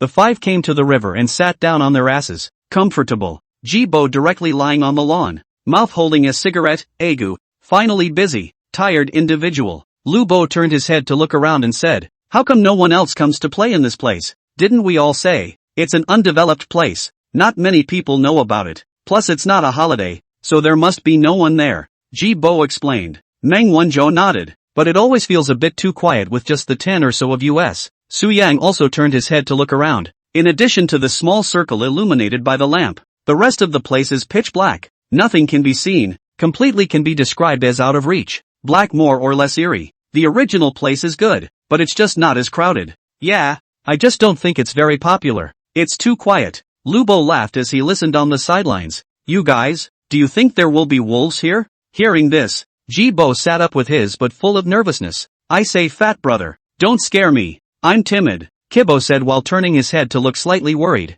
Hey, why are you so chicken? I'm just saying, how can there be wolves? I don't know. This place is so dark, and there's the Chiba mountain range in front of us. I feel like there's more than just wolves. Maybe there's bears too. A wave of goosebumps rose up all over his body after Jibo said this. Don't you talk nonsense. When a bear does run out, I'll throw you over and feed you first, and it'll eat you so we can run. Don't brother, how can you be so cruel? Can I apply to sleep in the car tonight? This little tent doesn't feel very safe. No, it's not easy to get a ride. You're sleeping in the car? Why don't you just sleep in your underground garage? Su Yang heard the two of them talking nonsense and laughed. I say you too, how can there be any wolves or bears in this place? It would be good to have a few hares. Hey, just kidding. Meng Wenzhou interjected at this point. Seriously though, did you guys bring a little defense with you? Lu Bo shook his head and pinched his 5 fingers into a fist and said confidently. I didn't bring it. My fist is the best defense tool. Zhang Zimming rolled his eyes and laughed. Your bull ****** ting. You can a bear with your bare hands? You kid. Lu Bo waved his sandbag-sized fist and picked up. Fat brother, I can't do it with a bear of this size. But I can still KO a coyote. Hammer, who can't talk big? Do you know how fierce these beasts are? And you KO wolves. Humph. I'm afraid they won't dare to come out. But if they dare to come, if one comes I'll kill one. If 2 come I'll kill a pair. Bull *********. I'm too lazy to with. I'm armed with self-defense. Meng Wanzhou's eyes lit up and smiled. Oh, what did you bring? Throwing sticks. Shake. Okay, barely a defense tool. What did you bring? Zhang Ziming asked. Meng Wanzhou grinned. Me, I brought the equalizer of beings. Chapter 197. I'm not a problem. The remaining 4 people instantly turned their heads to look at him dumbfounded after Meng Wanzhou said this. You said child exemption? Zhang Ziming was filled with surprise. Lu Bo also came to Meng Wanzhou's side at this time and said with a face full of excitement. Really, brother Meng? Don't you lie to me. Where is the thing? I haven't seen my old friend for years. Quickly take it out and give me a caress. Meng Wanzhou did not move and glanced at a few people. Except for Su Yang, who quickly returned to his normal expression. The remaining 3 still had curious looks on their faces, and he couldn't hold back a puff of laughter. I said you guys really believe it? Asterisk asterisk asterisk asterisk fake ah? Jibo looked disappointed. That's bull asterisk asterisk asterisk asterisk. Why don't you get me one? If you're not afraid to get in there and step on the sewing machine. Hey, I'm just thinking that you have a more powerful background, so it shouldn't be a problem to get one of those. I'm a good citizen, although I'm also interested in that stuff, but we can't do anything illegal. Just now I'm teasing you guys. I just brought a knife. Meng Wanzhou said as he fished out a blackened military knife with a sheath from somewhere. After seeing the knife, Lu Bo instantly lost interest. Che, white anticipation. My old friends. Miss you guys. Meng Wanzhou didn't care about Lu Bo. He turned his head to look at Su Yang and said faintly. How about you, old Su? Did you bring any guys? Su Yang shook his head. Aren't we out camping? It's not like we're going to war, so why would I bring a guy? I say you guys, a little defense heart or not. Did not listen to Pan Ning said that tomorrow we'll also enter the mountain. This 1,000 Leaves mountain I have checked before. Across the Tianhai and Xia province several cities and counties. Very wide. Inside the absolute have bears. Su Yang thought for a moment and said, it's not unusual to have bears, but this kind of animal is generally in the deep center area of the mountain range, and there won't be any on the periphery. Otherwise this place would have been controlled long ago, and how could it be possible for people to come camping? I don't care if it's on the outside or the inside. I don't have a heart without something in my hand. Su Yang put his hand on Meng Wanzhou's shoulder and winked and smiled. Don't worry, there's not much of a problem with me. Meng Wanzhou smiled and didn't say anything, although he knew that Su Yang was very capable of fighting. But even if he was capable of fighting, he was still just a human being, and a human being facing a beast of the level of a bear would only be dead,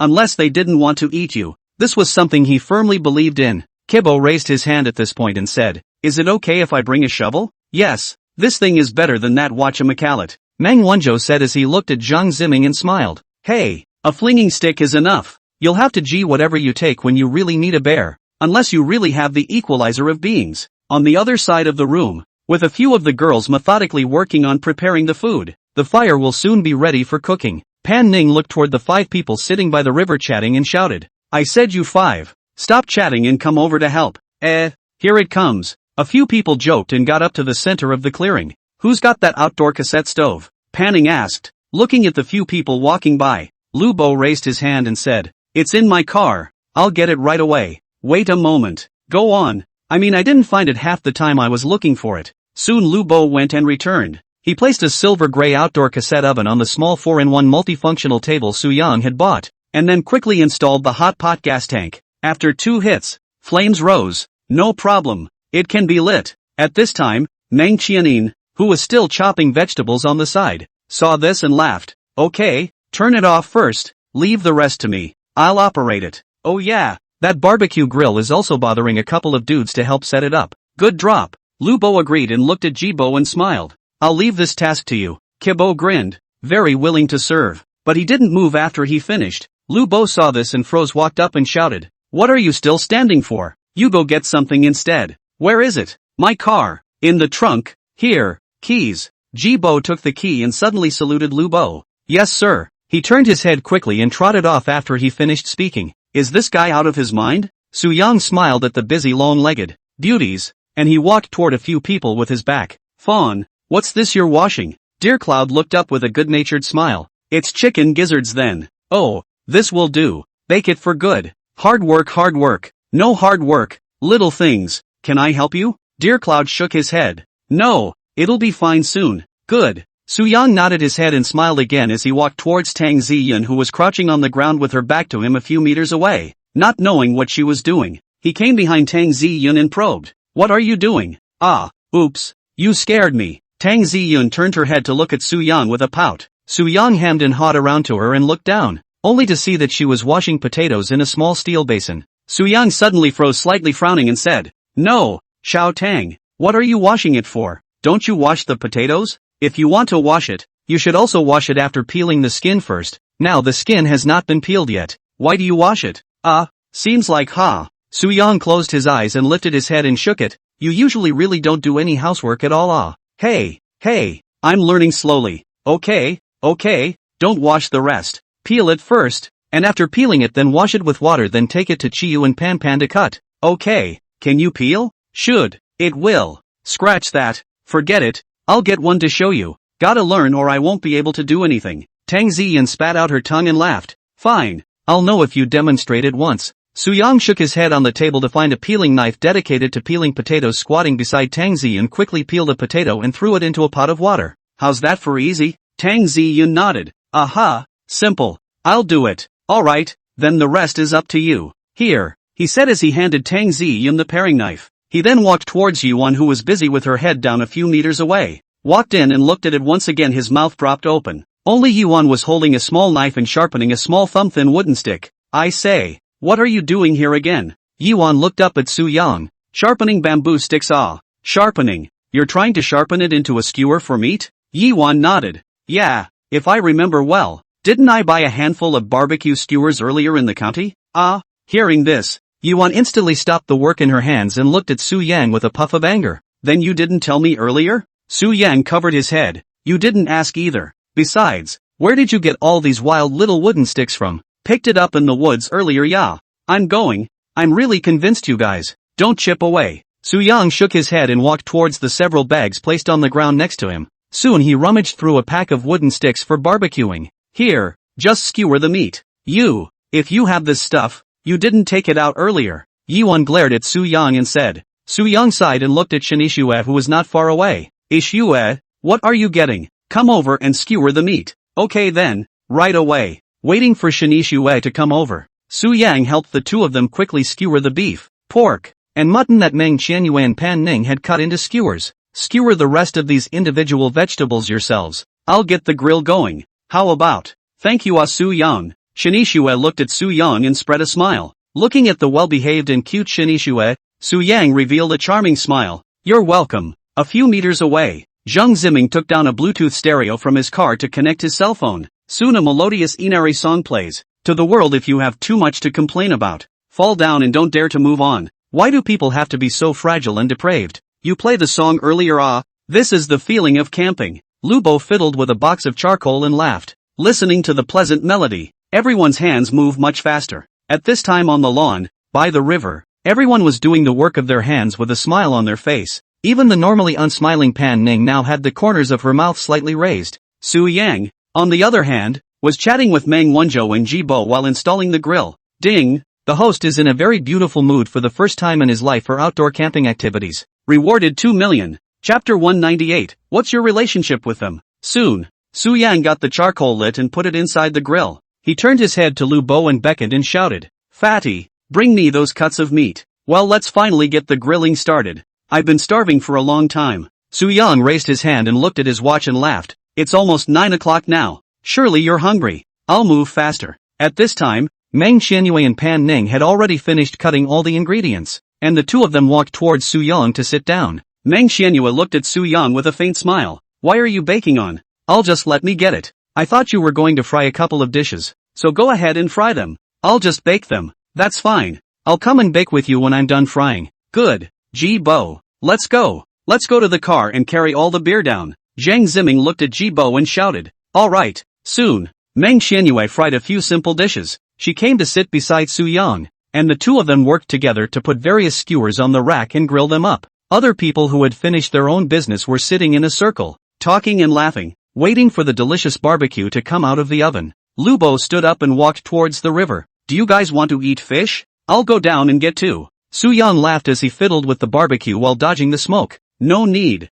I don't think we can finish all this stuff, and you'll still get wet if you go down there." "Yeah, fatty, there's plenty to eat already. No need." Lubo looked at the river and swam past the fish and laughed. "All right then, forget it. Let these little fish live." Under the collaboration of Su Yang and Meng Qianyue, A burst of appetizing aroma began to emanate from the grill. It smells so good. Yeah, is that okay, Sue? I'm really hungry. Soo-young picked up a skewer of grilled meat and looked at it and laughed. It's almost ready. Just sprinkle some more chili and you can eat it. Okay, you hurry up. I'm sitting next to you smelling and gagging. Soon, the first wave of roasted meat was all roasted, and Soo-young put a large handful of roasted meat into an iron plate. Fatty, you can take it over. Coming Lubo smilingly picked up a large plate of colorful and flavorful roasted meat and walked over to the table to set it down. The rest of the group got up and grabbed small benches and walked over to sit around the table. Soo-young and Meng Qianyin didn't stop and continued to start a new round of barbecuing. After all, there were 11 people in the room and the grill wasn't big enough to grill too much at once. You guys eat first. Why are you sitting there? We'll continue baking. Not waiting for you guys. Ha? No. You guys hurry up and eat. It won't be good if it gets cold. Hey, that's fine. I'll bring it to you later and feed it to you. Soo-young rolled his eyes at Lubo. No need. You eat your own. Just as he finished speaking, Pan Ning picked up a skewer of roast beef and walked over to him and said lightly, open your mouth. Ha? Soo-young turned his head to look over, subconsciously opening his mouth to take a bite off the meat skewer. Meng Qianyue, who was on the side, immediately stared with wide eyes, her face full of incredulity. Lu Bo, on the other hand, laughed. Good Young, you don't want me to feed you, sister-in-law. Sister Pan feeds you and you eat, right? Soo-young grinned. Nonsense. I'll definitely eat if a beautiful girl feeds me. I'll eat if other girls feed me. He. Fine. I don't care about you then. You see it all, guy. Lu Bo smiled and turned around and walked over to the table and sat down and started eating. After everyone had walked past, Meng Qianyue turned her head to Soo-young and whispered, Brother Soo-young, you and my sister. What's the relationship? What relationship? Soo-young pretended to be stupid and babbled a sentence. You tell me. That's the first time I've ever seen her feed a man herself.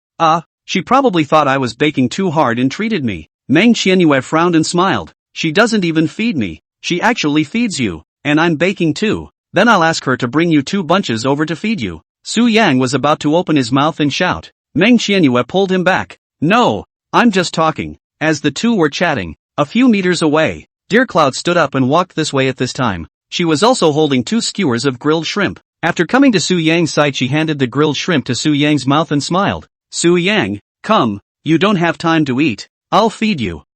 Okay. Soo-young laughed and opened his mouth to bite down a shrimp and eat it. Tastes good. Seeing this scene, Meng Qianyin beside her once again stared with wide eyes. Before she could say anything, though, Kagumo similarly handed her a skewer of grilled shrimp.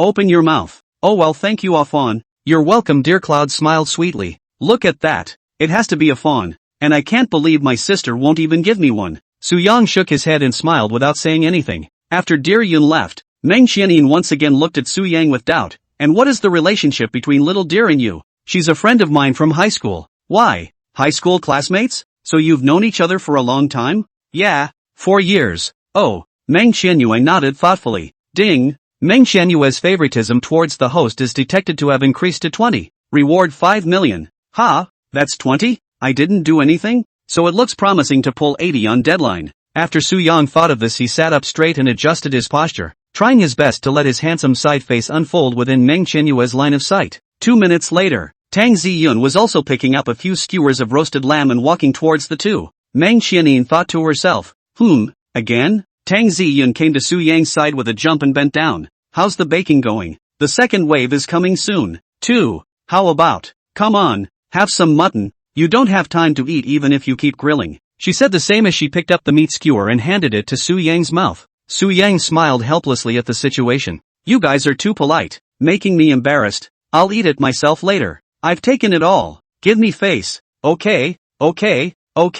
Soo-young said that he was embarrassed on his lips, but in reality, his heart was very happy. Ding! The host has received feeding from all the bound objects, and is in a happy mood, enjoying it very much. Rewarded 1 million. Meng Qianyin was completely dumbfounded this time, even though Tang Ziyun had similarly fed her. But all these girls come over to feed Soo-young before they think of her. When Tang Ziyun turned around and went back, she once again launched a question towards Soo-young. You guy is a friend of women, right? How come they all come to feed you? I don't know. I guess it's just to see me work hard. I'm baking too, Meng Qianyin said with a pout. Hey, didn't you eat it too? I did eat, but why do they feed you first every time they come over? Do you think you have some kind of unspoken relationship with all of them? Su Yang froze and said in his heart, scratch that, what an accurate guess. Don't talk nonsense, I'm a person who's supposed to be more pleasing to the eye, whether it's a boy or a girl. Didn't you see that the fat man tried to feed me just now too? Meng Qianyin rolled her eyes and thought about it,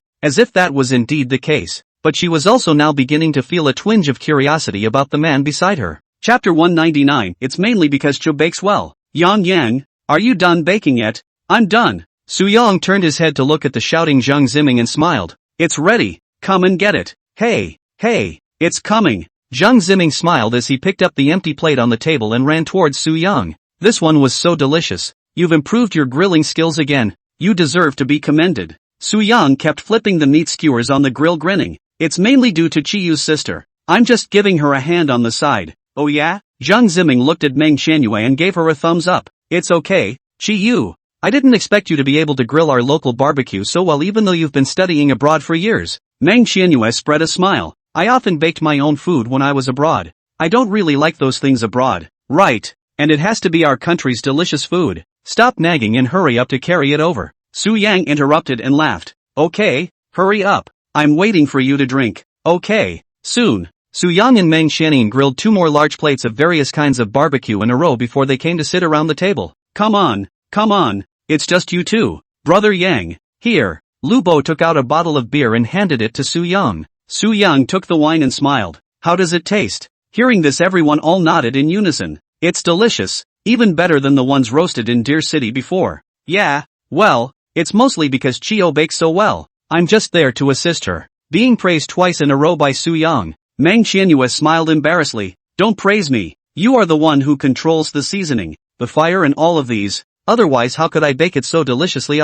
You two quickly stop humbling each other and hurry to sit down and drink. Meng Wanzhou shook his head and laughed. Good. Sit down and eat. 11 people sat around the table. Su Yang because he and Meng Qianyue later. The two of them found a random seat next to each other. After sitting down like this, Su Yang's left-hand side was Pan Ning. Then in order were Dear Yun, Tang Ziyun, Yi Wan, Shan Yixue, Zhang Ziming, Ji Bo, Lu Bo, Meng Wanzhou, and Meng Qianyue. After circling around, Su Yang was right in the middle of Meng Wanzhou's 2 sisters. However, everyone didn't pay attention to this and picked up the bottles of wine that were placed in front of them and raised them towards Su Yang and Meng Qianyue. Meng Wanzhou spoke up. Come. No matter what we still have to toast Lao Su and Shenin. Without the 2 of them, it's probably hard for us to eat such a delicious barbecue in the middle of nowhere tonight. Yes, that's right. Let's toast both of you together. You're welcome. It's all thanks to everyone. Let's have a drink together. All 11 people picked up the bottle and drank it on their backs.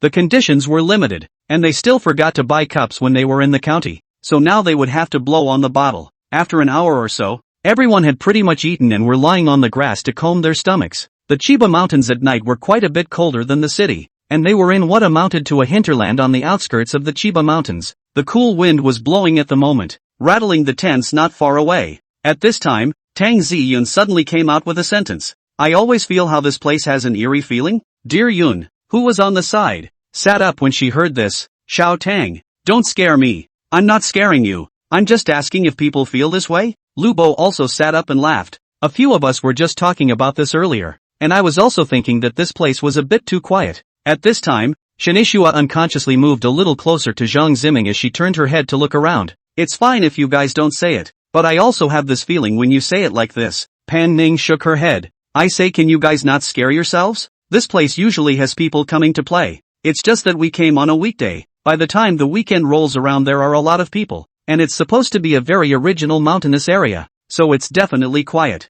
Well, that's true. At a glance you've never spent any time in the country, and country nights are like that. Except, Pan Ning stopped abruptly here and frowned. What's wrong? My family is in the country, Dear Cloud said, raising his hand. Wait, you guys, stop talking for a moment. Pan Ning signaled everyone to be quiet. The rest of the people that looked at each other didn't understand what Pan Ning do mean. Only Pan Ning stood up and walked towards the area beyond the light's exposure. Where are you going? Su Yang followed suit and stood up and shouted. Pan Ning waved her hand. It's fine. I'm not going far, she said, walking out towards the outside and stopping after about 20 meters. Su Yang quickly came to Pan Ning's side and asked, what's wrong? I didn't notice that just now. Didn't you notice that there are no crickets or some insects chirping here?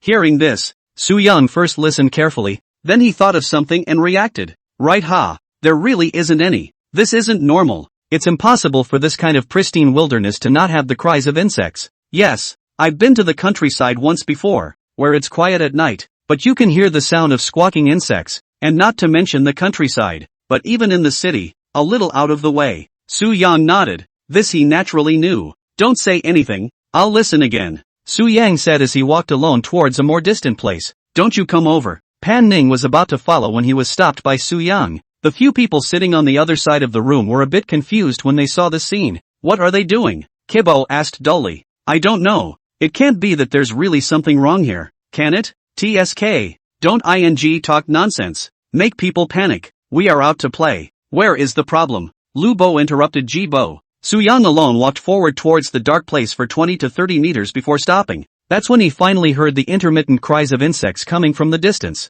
A sound that instantly gave him the feeling that he was still on Earth as soon as he heard it. He let out a light breath. I thought there was something weird about this place. I guess it's because of that position we're in. Just have sound. It's not a big problem. With that thought he turned back around, and when he came to Pan Ning's side he cast a reassuring look. It's okay, there's a sound. It should have been covered over by the louder singing at our place. That's fine. Pan Ning nodded. It does seem too odd otherwise. It's okay, come on, go back. Aha. Side by side, the two returned to the center of the lighted area. What's wrong, Brother Yang? Lu Bo asked as he stood up with a puzzled face. Su Yang waved his hand. Nothing happened. Then why did you guys run over there mysteriously just now? I said you guys don't scare me. I'm timid. Ji Bo swallowed his saliva and said worriedly. You're a big man. You're afraid of a hammer. There aren't really wolves or bears or anything in this place, are there? Hearing the words wolf and bear, several girls immediately tensed up. Except for Yuan. Don't talk nonsense. You'll pay for scaring people? Meng Wanzhou pulled Ji Bo to the ground and sat down. He then looked at the slightly nervous deer and several people and laughed. Don't listen to him. This place is just a little quieter. There can't be that kind of ruthlessness. Otherwise it would have long been sealed off. How could it still allow people to come and play? Aha, that's true. Alright, time to eat and drink. Don't scare yourself. Zimming, turn up the music a bit more. Change the DJ. Let's have a wild party. Su Yang walked over to Meng Wanzhou and Ji Bo as he pulled them up. Yes, get high. Chapter 200, Are you stupid? As a very high-sounding DJ started to play, everyone started to get up and dance to the music as soon as the slightly tense atmosphere of a while ago was swept away. As soon as Lu Bo pulled Ji Bo over, the two ran to the middle of the grass and shook their heads frantically. Get high. Is this what it's like to bounce wild disco with impunity? It's even better than being in a nightclub. Ji Bo shouted out with a face full of excitement. Zhang Ziming approached the two men and laughed in a low voice. That's not true. The nightclub should be more powerful, although the quality is not as good as here. But it can't help that there are many people, and the flowers are fascinating to the eyes. Do you understand? Ji Bo rolled his eyes and cast an eye-getted expression towards Zhang Ziming. Brother Ming, it seems like you're also someone who often hangs out in major nightclubs. Shoo, keep your voice down. That's all I'm saying. I'm just admiring it at best. I wouldn't dare if you really asked me to do something. Yeah, Kibo said with a less than convincing blink. That's for sure. When there's a chance to go to Magic City or Hangzhou, I'll take you to feel the nightclubs over there. It's totally different from Haichang. He said here, turned his head and glanced at a few meters away from Shanishua to say, just so to you. Haichang's nightclub's the top of the few to play a time or two on the tired. But the Magic City and Hangzhou's nightclubs, that's called an ice. Forget it, you'll know when you get there. Ji Bo heatedly laughed. I'm young, don't you lie to me, ha? Why would I lie to you? When the time comes, call up old Meng and the others. Let's go and have some fun together. Okay, your treat. On me. What a big deal. Su Yang and Meng Wanzhou also walked over at this time. What are you guys chatting about? Eyeballing each other? Brother Ming said that next time he'll treat us to a nightclub in Magic City to spend money. Oh, Meng Wanzhou stared blankly, then looked at Zhang Ziming and laughed. You guys finally gave up treating us? You say that. I've always been a generous person. Okay? And going to a nightclub can cost a few bucks. I can still afford to pay this much. Su Yang whispered and laughed. Okay, but your kid is not small courage, Yi Shui is right next to you, still dare to chat about these? What's wrong with that? They usually go there too, and we're just going to drink and dance. We're not doing anything. It's open and shut, right? Zhang Ziming said as he looked at the others and laughed. Yes, then we'll wait for you to ask us out. Meng Wanzhou patted Zhang Ziming on the shoulder and said, no problem. The time soon came to 11:30 p.m. And instead of bouncing wildly, everyone was looking for a place to sit and chat. Everyone looked slightly tired after this day. and dear Yun was also yawning nonstop as she looked at Tang Ziyun and said, Xiao Tang, I'm a bit sleepy. Are you going to sleep?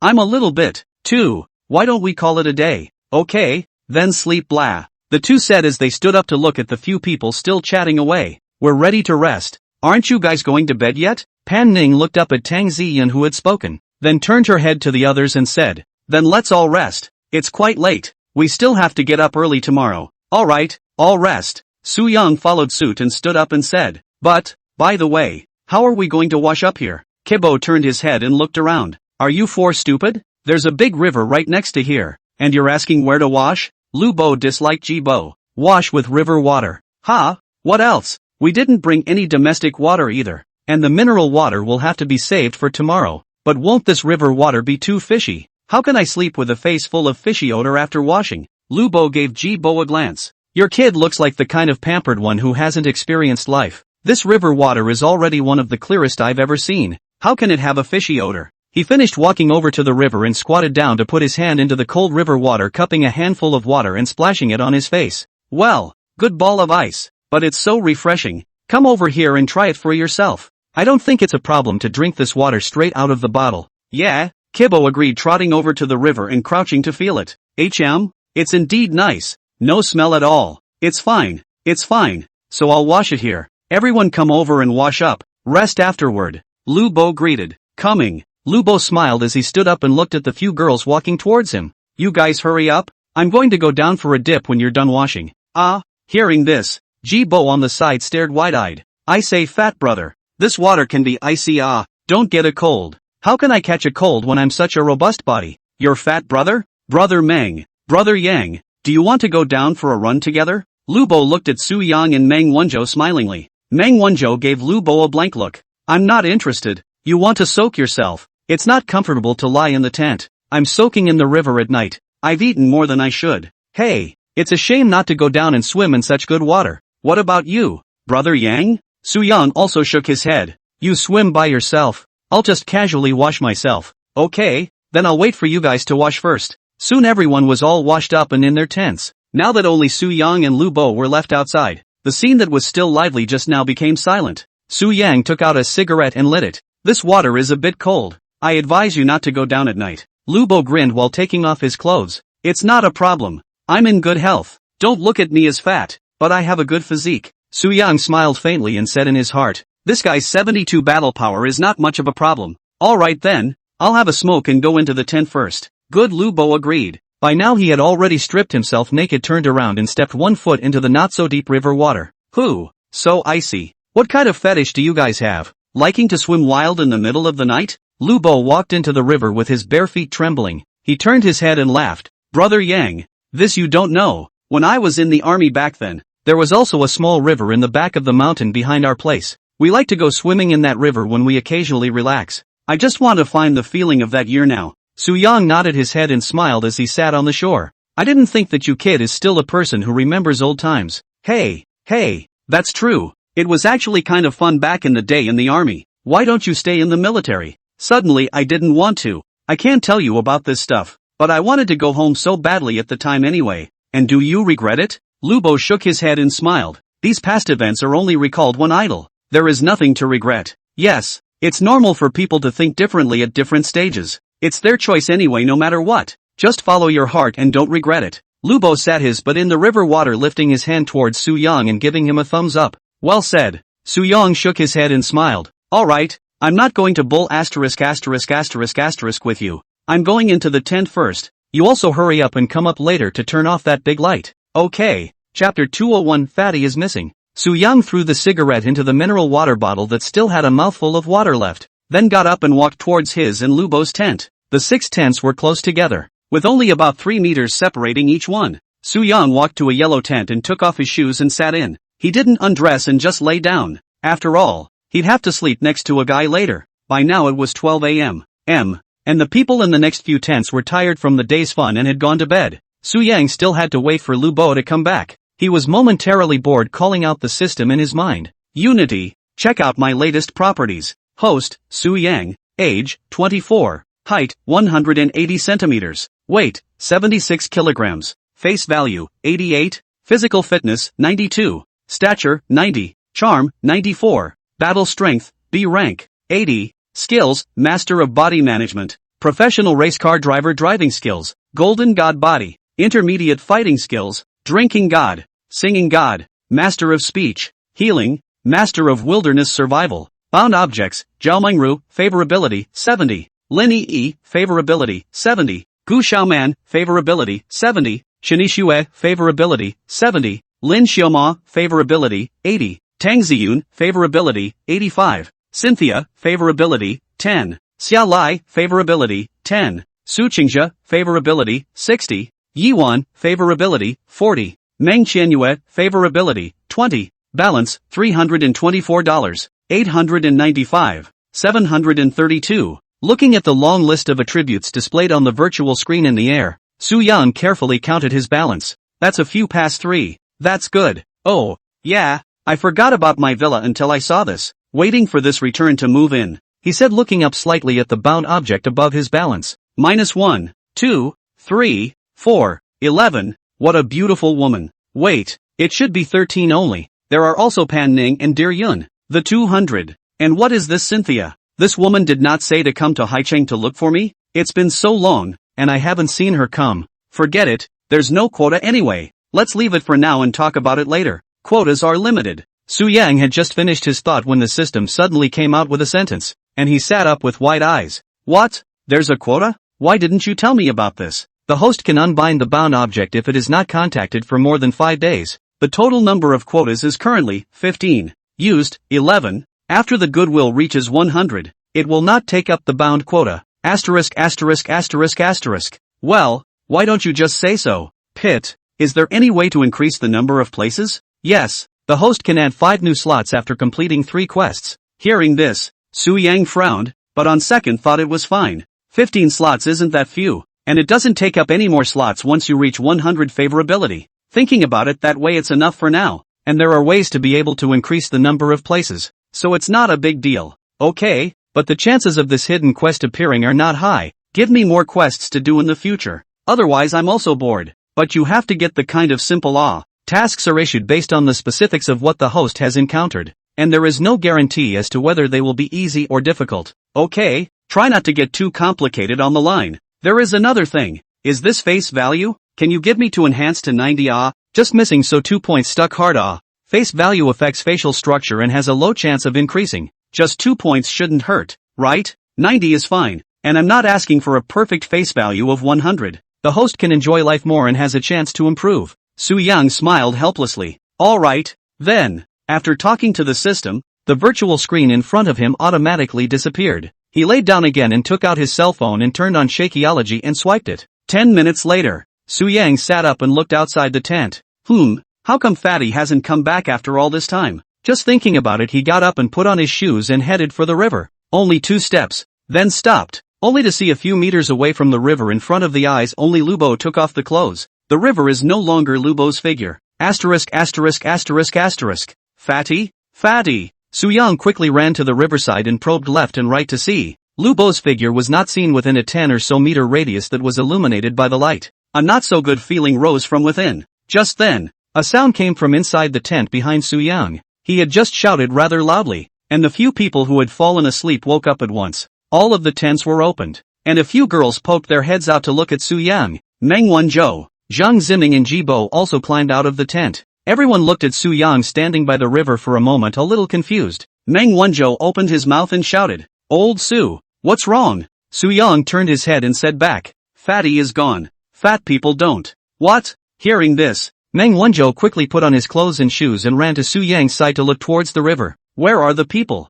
I don't know. The fat man is very good at water, and this water is not deep. There shouldn't be any problem. He is probably just a happy swim far away. Let's look along the river. Su Yang finished looking at Zhang Ziming and Jibo, who were still putting on their shoes. Come over here, you two. Okay, here it comes. By this time a couple of girls from the next tent were getting ready to come out. Su Yang looked at a few people and shouted, "You guys just don't come out. Fatty isn't wearing any clothes. Let's just go look for them." Alright, then you guys be safe, Pan Ning instructed. Okay. At this time, Zhang Ziming and Jibo also came to the river. Su Yang turned his head to the three and said, "Old Meng, you and Ziming go down the left side of the river. Jibo and I will go to the right. Bring your cell phone and send a message when you find someone. Okay. Mengwan Zhou, his face slightly anxious, pulled Zhang Ziming and trotted towards the left side of the river. Su Yang, on the other hand, quickly ran towards the right with Jibo. Soon several people ran out of the lighted area and disappeared into the darkness of the night.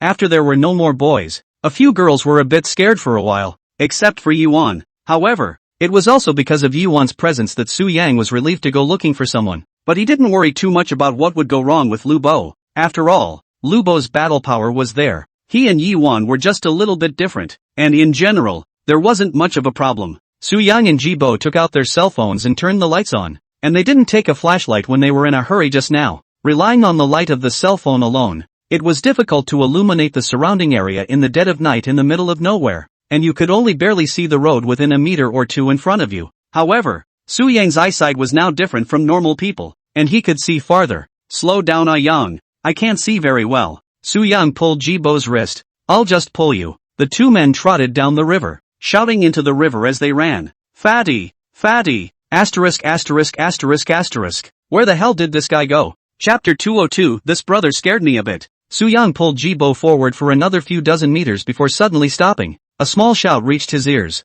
Little bastard. Where to run? What's wrong, brother Yang? Jibo, who was on the side, froze. Up ahead. I hear Fatty's voice. Su Yang finished squinting his eyes and carefully looked towards the distant darkness. About 50 or 60 meters away, a vaguely white figure appeared within sight. For that size dimension, it can only be Lu Bo. Su Yang was instantly delighted. Go, it's right in front. He pulled Kibo with him, and the two of them quickened their pace to approach quickly. But just approaching, the two people stayed, only to see Lu Bo at this time is naked in the river water up and down. Splashing water. I Nima, little man, want to run away from me in the hands of the fat master? Is it possible? Fatty, what are you doing? Su Yang quickly stepped forward and shouted towards Lu Bo in the water. Ha! Lu Bo turned his head to look at the people walking towards him and laughed. Yay, brother Yang, Xiao Ji, what brings you guys here? Su Yang wore a furious look on his face. You don't talk nonsense. What are you doing running so far away at night? Thought something happened to you. Yes,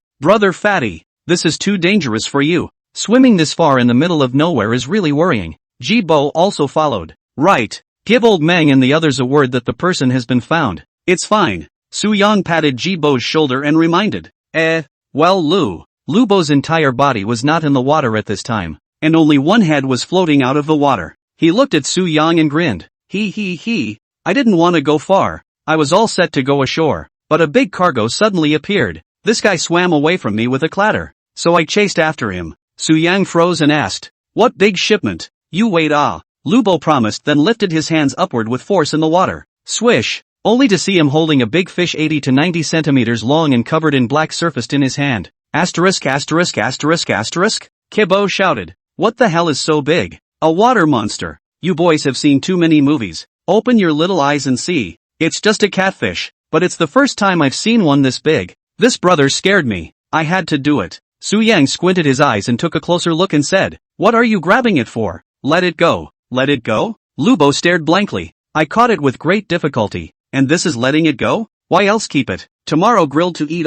This fish at least 17 or 18 pounds. Let go, how unfortunate. Tomorrow a grilled and a meal. There's no need. We're not short of food. And don't you think it's weird? What's wrong? Su Yang walked to the edge of the river and squatted down and turned his head to look. This river isn't really wide and it's not deep. How could a fish this big appear? Who knows? But really released? Let it go. It's not easy for this dude to grow up so big. Killing it for a little bit of a mouthful isn't that necessary, and the fish shouldn't taste good either. It's too old for its age. What a pity. Lu Bo reluctantly looked at the big fish still flopping in his hand. You have to look at the situation. If we were wilderness survival, then we'd eat whatever we catch because we have to survive. But we're just here to have fun. No shortage of food or drink, so we don't have this need to eat it. Lu Bo thought about it and said, okay, then I really let it go. Geez, let it go. It's just a catfish. It's not a rare commodity. Jibo also shouted from the side. Okay, count your kids' luck.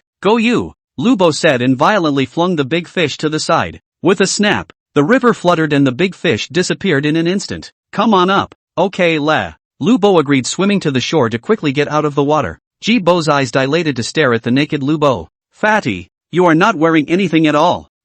Hearing this, Lu Bo quickly covered the key area. Turn around. What are you looking at? You haven't seen it before. The three of them smiled at each other and returned the way they came. On the way, Su Yang said, have you guys swiped a video before? What video? It's that video of a blogger who went digging in the virgin forests of southern province. Lu Bo shook his head. Haven't seen it. Kibo raised his hand. I swiped it and it was kinda fun. Yeah right. He caught a big fish in the river in that forest then too. I remember him saying something about the ecology of a place interacting with each other. And since there can be fish this big in this river, that means there are people in the neighborhood who come to eat this big fish stuff. Lu Bo listened in awe. So, Su Yang blankly glanced at Lu Bo. So the fact that you just caught such a big fish means that there is a high probability that something big that can eat this fish exists in this mountain. You mean the bear? Well, it's possible. At this time, Ji Bo suddenly tapped his head and said, wait, I suddenly have an idea. I don't know if it's right. Tell me about it. The river isn't wide,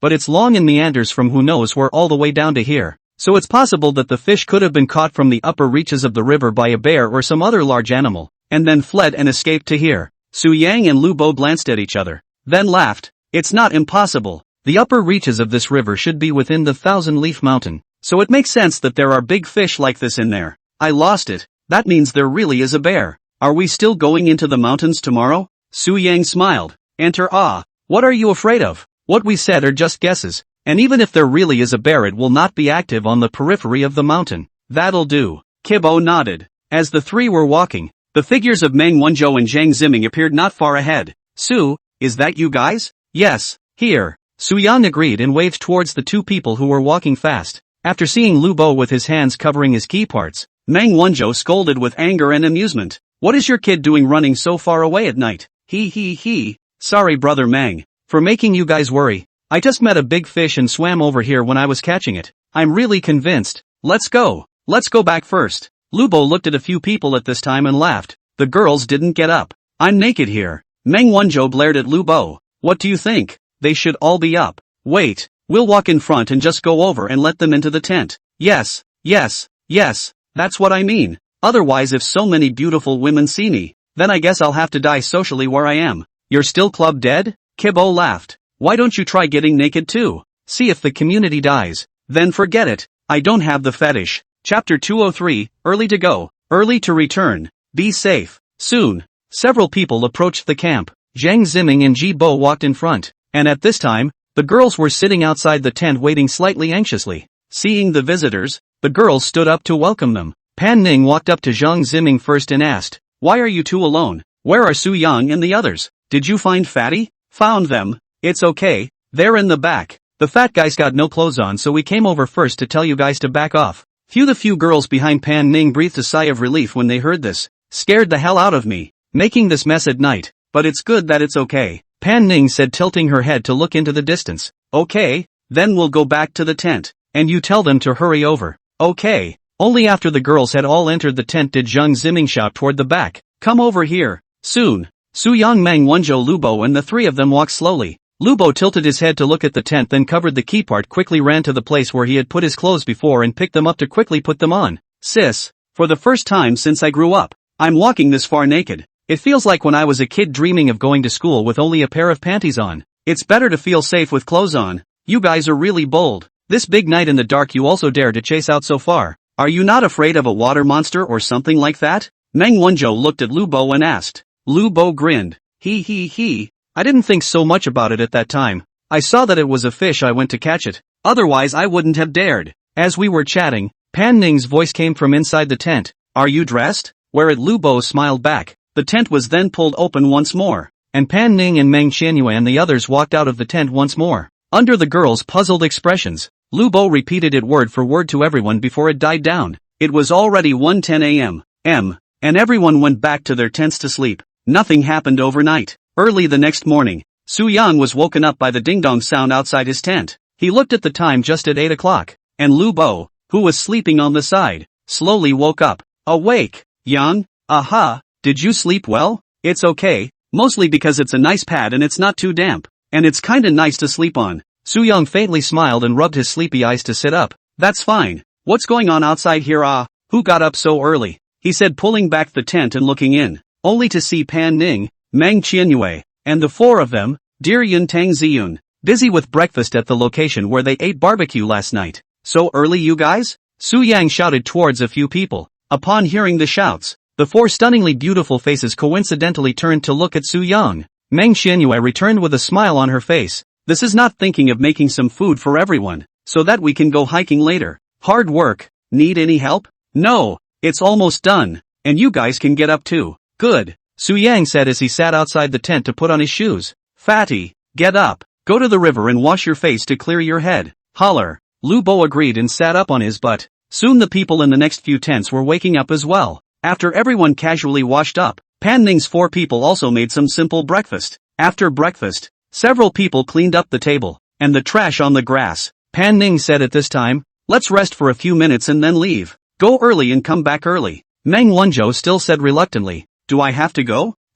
How about this? If you really don't want to go, you can stay and look after the camp. If we get back early, we'll just retreat to the hot springs later. If we get back late, we'll still have to stay here tonight. Hearing this, Meng Wanzhou was instantly delighted, his eyes brightening up. Alright, I was waiting for your words. Don't, brother Meng. Together, Lu Bo grabbed Meng Wanzhou's arm, together with a hammer. It's hard to catch a chance. I'm not going. You guys go by yourselves. Besides, if we all leave, what if someone comes and steals our tent? We have to leave someone here to take care of it. Lu Bo thought about it as if it was right, and he smiled. Okay, but don't you sneak off by yourself. Am I such a person? Cut the crap. You guys hurry up and go. Go early and come back early. Come back early and we'll just retreat in the afternoon. That's fine. Everyone pack up their things and bring some water and food, so that if you go hungry halfway later, you can eat some to replenish your energy. Pan Ning instructed towards a few others. At this point, Kibo thought about it and asked,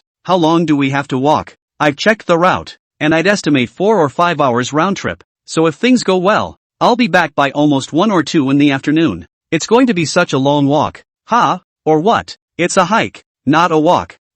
Okay, just go, Kibo said as he turned toward the tent to pack up his things. Pan Ning looked at the rest of the group. You guys go carry a bag as well. Bring whatever you want and we'll head out. Good, everyone agreed as they headed for their respective tents. At 9 o'clock, 10 people headed toward Chiba Mountain on time. Meng Wanzhou leaned on a small pile of grass and looked at everyone's backs as they left and laughed. Go early and come back early. Be safe. Hey, good luck. Dodged a bullet. Such a beautiful place, do not enjoy. Hike what step? Really? Lying comfortably by the river to enjoy the beautiful scenery. Brush a little jitterbug, how cool. If you can then have a cup of ice American would be perfect. On the other hand, 10 people walked along the upper reaches of the river until they went out 400 to 500 meters before they saw a rudimentary wooden plank on a narrower part of the river, which could barely be regarded as a small bridge. Everyone passed in turn. Su Yang and Pan Ning walked at the front of the small group. You know the route? Su Yang turned his head and asked. Pan Ning looked down with a map she had drawn herself in her hand. Big difference. Let's see. He took the A4 paper in Pan Ning's hand and looked at it, only to see some curved routes simply drawn in pencil on it. Rub? This you can see? Pan Ning nodded. I can read just fine. This hiking trail has been traveled by many people and I have studied it before. All right, Su Yang said with his mouth, but with a little more caution about this. He would memorize all the next roads into the mountains. It wasn't that he didn't believe in Pan Ning's abilities. It was just that in certain situations, he was the only one who could be trusted. After all, it was outdoors and a pristine forest, and with so many people around, it was always right to be more careful. In case Pan Ning, the map, was not good by then and everyone got lost, it would be up to him at that time. After obtaining the new skill, his memory also increased a lot, and he could clearly remember the path he walked in the outdoors, which was also considered a passive that came with this skill. Soon, several people followed Pan Ning towards Thousand Leaf Mountain. After 10 minutes or so, the group arrived at the entrance to the mountain after walking down a dirt road.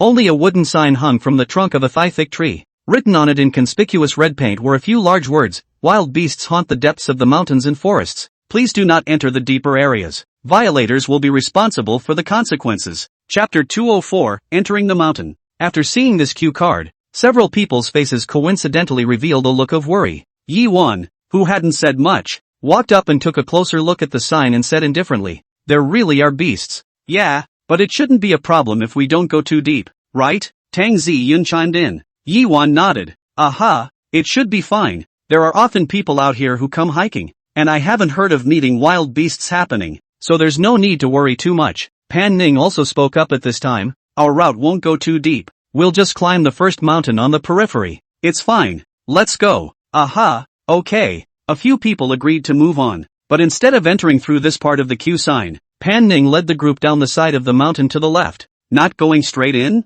Su Yang asked from the side. Not from here. Follow the route or you'll get lost easily. Okay, you lead the way. The 10 people followed along a somewhat steep slope all the way up for 700 to 800 meters before turning into the dense forest of Thousand Leaf Mountain. Just entering the woods, the blinding sunlight instantly dissipated. The dense canopy covered the sky. At this time the sunlight can only be from the high layers of leaves and the cracks of the difficult to sprinkle a few strands. Golden thin strips of light beams were cast down from the gaps, passing through the faint mists in the forest and haloing the surrounding space with a hint of psychedelic color. The temperature within the woods was also much lower at this time. The main reason was that these trees were very thick and tall, and the dense trees blocked out most of the sunlight, which caused the temperature in the mountain forest to be much colder than outside. 10 people walked within the dense forest, their feet rustling on the thick dead grass and fallen leaves. It's so cold out this inside, Yun said as he rubbed his hands together. Yeah, that's why I told you guys to put your jackets on before. It's much cooler in the mountains than outside, but it'll get hot after a little more walking,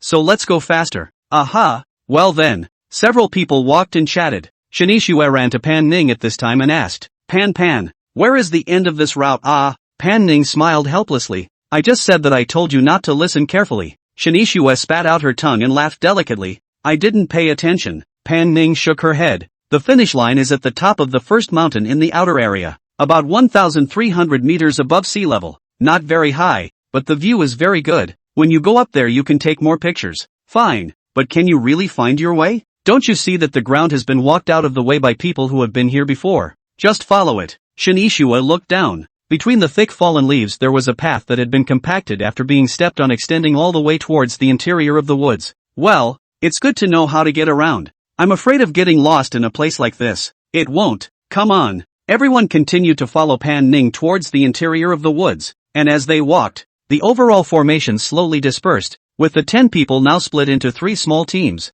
The 4 of them, Pan Ning, Su Yang, Lu Bo, and Ji Bo, walked at the front. Yi Wan, Zhang Ziming, and Shin Yishue in the center. Yun, Meng Qianyue, and Tang Ziyun were dragging at the end, but the distance between a few people wasn't too far apart, just about 3 or 4 meters. Su Yang at this time turned his head to look and shouted, Everyone try not to split too far apart. Keep your distance. Whoever is tired shout, let's stop and rest. Good. It's fine. It's just the beginning. I don't feel it yet. Zhang Ziming promised from the back. Okay, then keep going. Not knowing how long they had been walking, a blinding sunlight shone down, and a few people came out of the first dense forest to a more low-lying valley between them. A river 7 or 8 meters wide meanders down the gully. Lu Bo pointed at the river and shouted, Brother Yang, could this be the upstream of the river in front of our camp? Su Yang shook his head. It should be that river, right? But it's not the upstream yet. This river looks like it's very long. In all likelihood, it's flowing out from somewhere in the deepest part of the Thousand Leaf Mountain.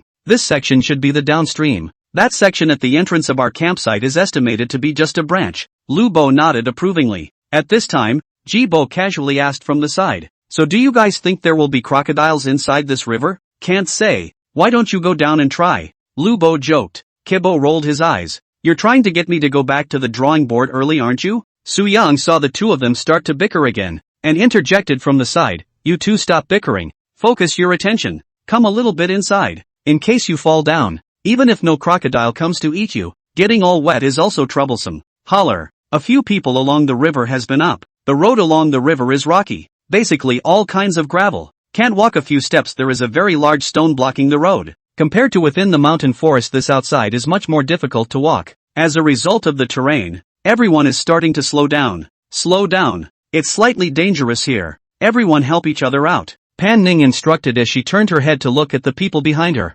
Good. Although Pan Ning doesn't go to the gym, she has a treadmill, exercise bike, yoga mat and whatnot at home. Su Yang noticed it the last time he went there, and it seemed like he didn't usually exercise at home. At this time, apart from Yi Wan, the rest of the girls were more or less tired, but she didn't look like she had even breathed a single breath, and she had been going fast since she started, and when she came across larger rocks and stuff, she went over them herself on her hands and knees. Su Yan wanted to go up and help her several times, but she didn't need it. This chick's stamina can be After half an hour of walking on their hands and knees, the men finally left the treacherous ascent at the edge of the river and came to a more open area. but looking further afield there was another mountainous forest with no visible end in sight. Ji-bo propped his hands on his knees and panted heavily. Ouch! I'm exhausted. Let's take a break. Alright, take a rest in place and drink some water. Su-yan looked at the few people and shouted. We all found a place to sit down and took out the mineral water in our backpacks and opened them up to take a big gulp. Lubo laughed with a relaxed face and looked at Ji-bo.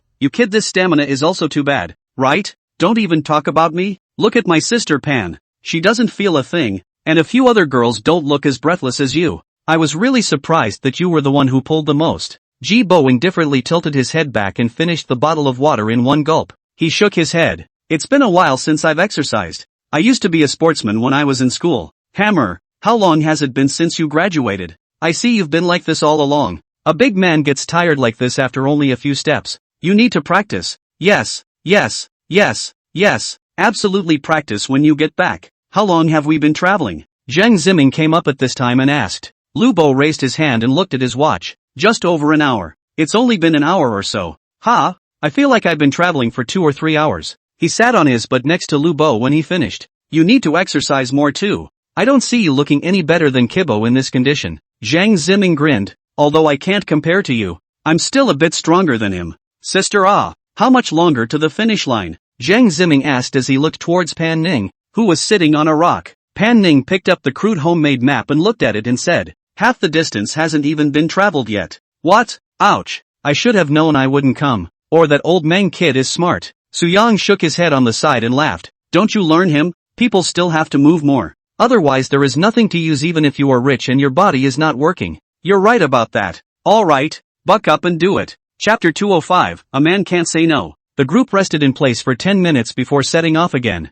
A few people walked forward for 100 meters or so before entering the dense jungle once again. But this one wasn't quite the same as the previous one when they first entered the mountain. The woods were dry before and the road was relatively well traveled. The location we are in now is wetter in the forest due to the elevation gain and the river next to it. Various kinds of broken wood and fallen leaves under his feet completely obscured the barely visible path, and the damp fallen leaves gave off a rotten and unpleasant odor. Moreover, the trees within this forest were also thicker than the ones when they first entered the mountain, and the trunks were covered with mossy vines, giving them a sense of entering the primitive forest of the Amazon. Seeing this, Pan Ning stopped and turned her head to look at her surroundings before looking at the simple version of the map in her hands. What's wrong? Su Yang asked from the side. Nothing, I'll check the bearings. Are you sure it's headed this way? Yes, I've seen the video taken by Netflix before, and that's where you go in. Su Yang thought for a moment and said, do you still have the video? There is. Pan Ning said as she pulled out her phone and opened Shake Shack ready to find the video she had liked and favorited earlier. It just keeps spinning all over the screen when you turn it on though. The signal isn't very good here. Never mind. Let's not look at it. I know the way. Do you see that bubbling up? Pan Ning said and pointed to the distant hills to the upper right of the dense forest. Su Yang cocked his head and said, that's where the end is, isn't it? Yes, just go in that direction. Okay, let's go then. Everyone be careful. This place will be a lot harder to walk through than where we came in just now. Su Yang turned his head and loudly reminded a few people. Good. When they finished speaking, the 10 men lifted their feet and stepped into the damp woods. Weaving through the forest, the vines on the trunks of the trees coiled like animate pythons, and some of them even hung down directly from the branches to block the way. From time to time, a few chirps from some unknown creature would come out. Dear Yun, Tang Zi Yun and a few other girls were a bit wary for a while. Su Yang, Pan, is this path really right? Why do I feel like I'm heading towards the inner circle of the Thousand Leaf Mountain? There weren't any of these strange cries when I came in before, and now all of a sudden there are. It doesn't feel right at all. Tang Zi Yun asked somewhat less assuredly. Hearing this, Pan Ning turned her head and replied back. That's just some bird calls. This is still far away from the inner area of Chiba Mountain, and the end of the line is indeed to be reached by going through this forest and then climbing up the mountain for a few hundred meters. It's probably a long detour if you go from the outside. Su Yang also chimed in and laughed. It's alright, Xiao Tang. This is the call of a bird called Black Curly Tail that is more common in the forest. Really? Well, as long as we don't enter the inner area, it's good. Otherwise we'll be in deep if we really need any beasts. Lubo waved a wooden stick picked up at some point in his hand on the side and laughed. Hey, don't worry, Xiao Tang. There are me and Yang. You guys just sink your hearts into your bellies. This kind of woods I used to traverse when I was in the army I don't know how many times. It's not a big problem. And you don't even talk about this place. I've been to several of those horrible primeval forests. You know the Amazon, right? Dude's been there too. Hearing Lubo's confident words, Tang Ziyun was then slightly relieved. Su Yang frowned close to Lu Bo and whispered, "When have you been to the Amazon?" "Shoo, I lied to her. I've never been to any Amazon anywhere." "Rub? You kid can tell a lie without blushing, haha." Lu Bo grinned. Hey, this is not to reassure everyone. Okay, let's go. But Brother Yang, there's one thing I'm not quite sure about." "What's not to worry about?" Lu Bo walked over to Su Yang and whispered, "This area is rather humid. Do you think it won't be infested with snakes?" Su Yang smiled faintly and nodded. "This kind of more primitive mountain is bound to be there. The further in you go, the higher the probability of meeting snakes, and it's very likely that you'll meet short-tailed pit vipers, cobras, and other giant venomous snakes. And the majority of these snakes are distributed right in the southwestern region of Tianhai province." "Hiss, really?" being said so solemnly by Su Yang. Lu Bo all of a sudden looked a bit grasping at straws. After seeing Lu Bo's expression, the corner of Su Yang's mouth hooked up and asked, "What's wrong? You're not afraid of snakes, are you?" Who says I'm afraid of snakes? I'm not even afraid of bears, I'm afraid of snakes. What international joke?" Su Yang shook his head and smiled. "Don't you explain? The more you explain, the more obvious it becomes." "Really? It's that obvious? What do you think? You can't feel it yourself?" Lu Bo also stopped pretending. He grinned. Okay, I admit that I am indeed more afraid of snakes. Bah, not more afraid, but very afraid. I don't know why. I am naturally afraid of this kind of reptilian cold-blooded animal without legs. Looking at me gives me goosebumps. Then watch your step. Don't step on a cobra or something that scares you out of your wits later. Stop it, Yang. I'm starting to get goosebumps just thinking about that image. I didn't expect that. But you kids have something to be afraid of. Lu Bo explained, "Fear of snakes is not very normal. Many people are afraid. And not only me. It's okay. I'm not afraid. As long as no python as thick as you shows up, it's not going to be okay. Why don't I feel comfortable with your analogy?" Su Yang patted Lu Bo's shoulder. "No more nagging with you. Focus on walking." 10 men stumbled in their steps within the damp, dense forest, still in the same formation as before. Su Yang's few people walked ahead to open the way. Because of the terrain, the group had been walking through this dense forest for almost 40 minutes. Looking at the still dense tree trunks in front of him, Ji Bo beckoned with some gasps. "Brother Yang, how much longer do we have to walk? How come we haven't gotten out after walking for so long? This forest is not easy to walk through, and it's already big, so I guess we'll have to walk for a while, so hang in there a little longer." "Ouch, I really can't walk. My feet seem to be blistered," Lu Bo said with a disgusted look on his face. "How are you so delicate?" "Ah, a man's only walking for how long on the feet blisters? I'm not sure. It just feels like the soles of my feet hurt anyway. Endure the pain too. A man can't say no." Ji Bo wanted to cry. With a helpless face, "Egu my brother, I usually really don't exercise, want to no longer take a break. I really can't walk." "Hey, you're really. Luckily we're just here to hike. In case we're fleeing, you're probably the first one to hang up. Brother, just stop cursing me and give me a break." Row. Su Yang waited for the two to finish and then smiled and pulled Pan Ning in front of him. "Pan, stop for a while. Xiao Jier is tired again." Pan Ning turned her head to look at Ji Bo, who was sitting on a dead leaf, and nodded. "Okay, take a break. Everyone rest for another 10 minutes. This time we'll do it straight to the top after the rest." Su Yang shouted towards the few people at the back. "Yes." He took out his mineral water and took a sip towards a few people behind him. After coming to Dear Cloud's trio, Su Yang squatted down and laughed. "Are you tired, you three?" Dear Cloud was sweating lightly on his forehead at this point, and his cheeks were stained with a few strands of hair. Her little face was red and she looked unusually cute and well-behaved. "Not tired. All sweaty and still not tired. Come on, wipe the sweat," Su Yang said, and took out a pack of paper towels from his backpack and opened it to hand it to the three people respectively. "Have some water, guys." Meng Xianyue was also gasping for air at this time, and she sat on the ground, her face similarly red. "Bear with me for a while. I don't have much water left. I'll drink it later when I reach the top." Su Yang shook his head and smiled, silently taking out an unopened bottle of mineral water from his own bag and handing it to Meng Xianyue. "Here, don't worry about drinking it. I don't have anything in my bag. It's all water." "Huh? Do you have all that water in that big bag?" "Yeah. Isn't that heavy?" "It's heavy, but it's okay for me. If you guys don't have any water, you call me." Meng Xianyue nodded gratefully as she promised to hastily open the water and take 2 big gulps. Su Yangsum did not expect is that these girls' perseverance is quite strong. Like this level of hiking routes for people who do not often exercise is actually very unfriendly. It's kind of amazing that none of the girls who followed along complained, though, especially if Meng Qianyue, the daughter of a powerful family, would actually follow them and run to hike in such a deep forest that didn't even have a signal. This was something Su Yang couldn't figure out. Aren't all $1,000 ladies kind of brash and spoiled? Hey, it's really amazing. Alright then, you guys rest up. I'll go over there and take a look. Su Yang said and turned around to return. He had just walked to Pan Ning Lubo two people when suddenly his eyes condensed. His eyebrows slightly wrinkled to look at the dense forest in front of him. What's wrong? Lubo noticed the change in Su Yang's expression at this moment, also followed and turned his head to look, only to see a translucent mist suddenly appear out of nowhere between the tree trunks more than 10 meters away, about a meter or so in height. Asterisk. Why is it suddenly foggy?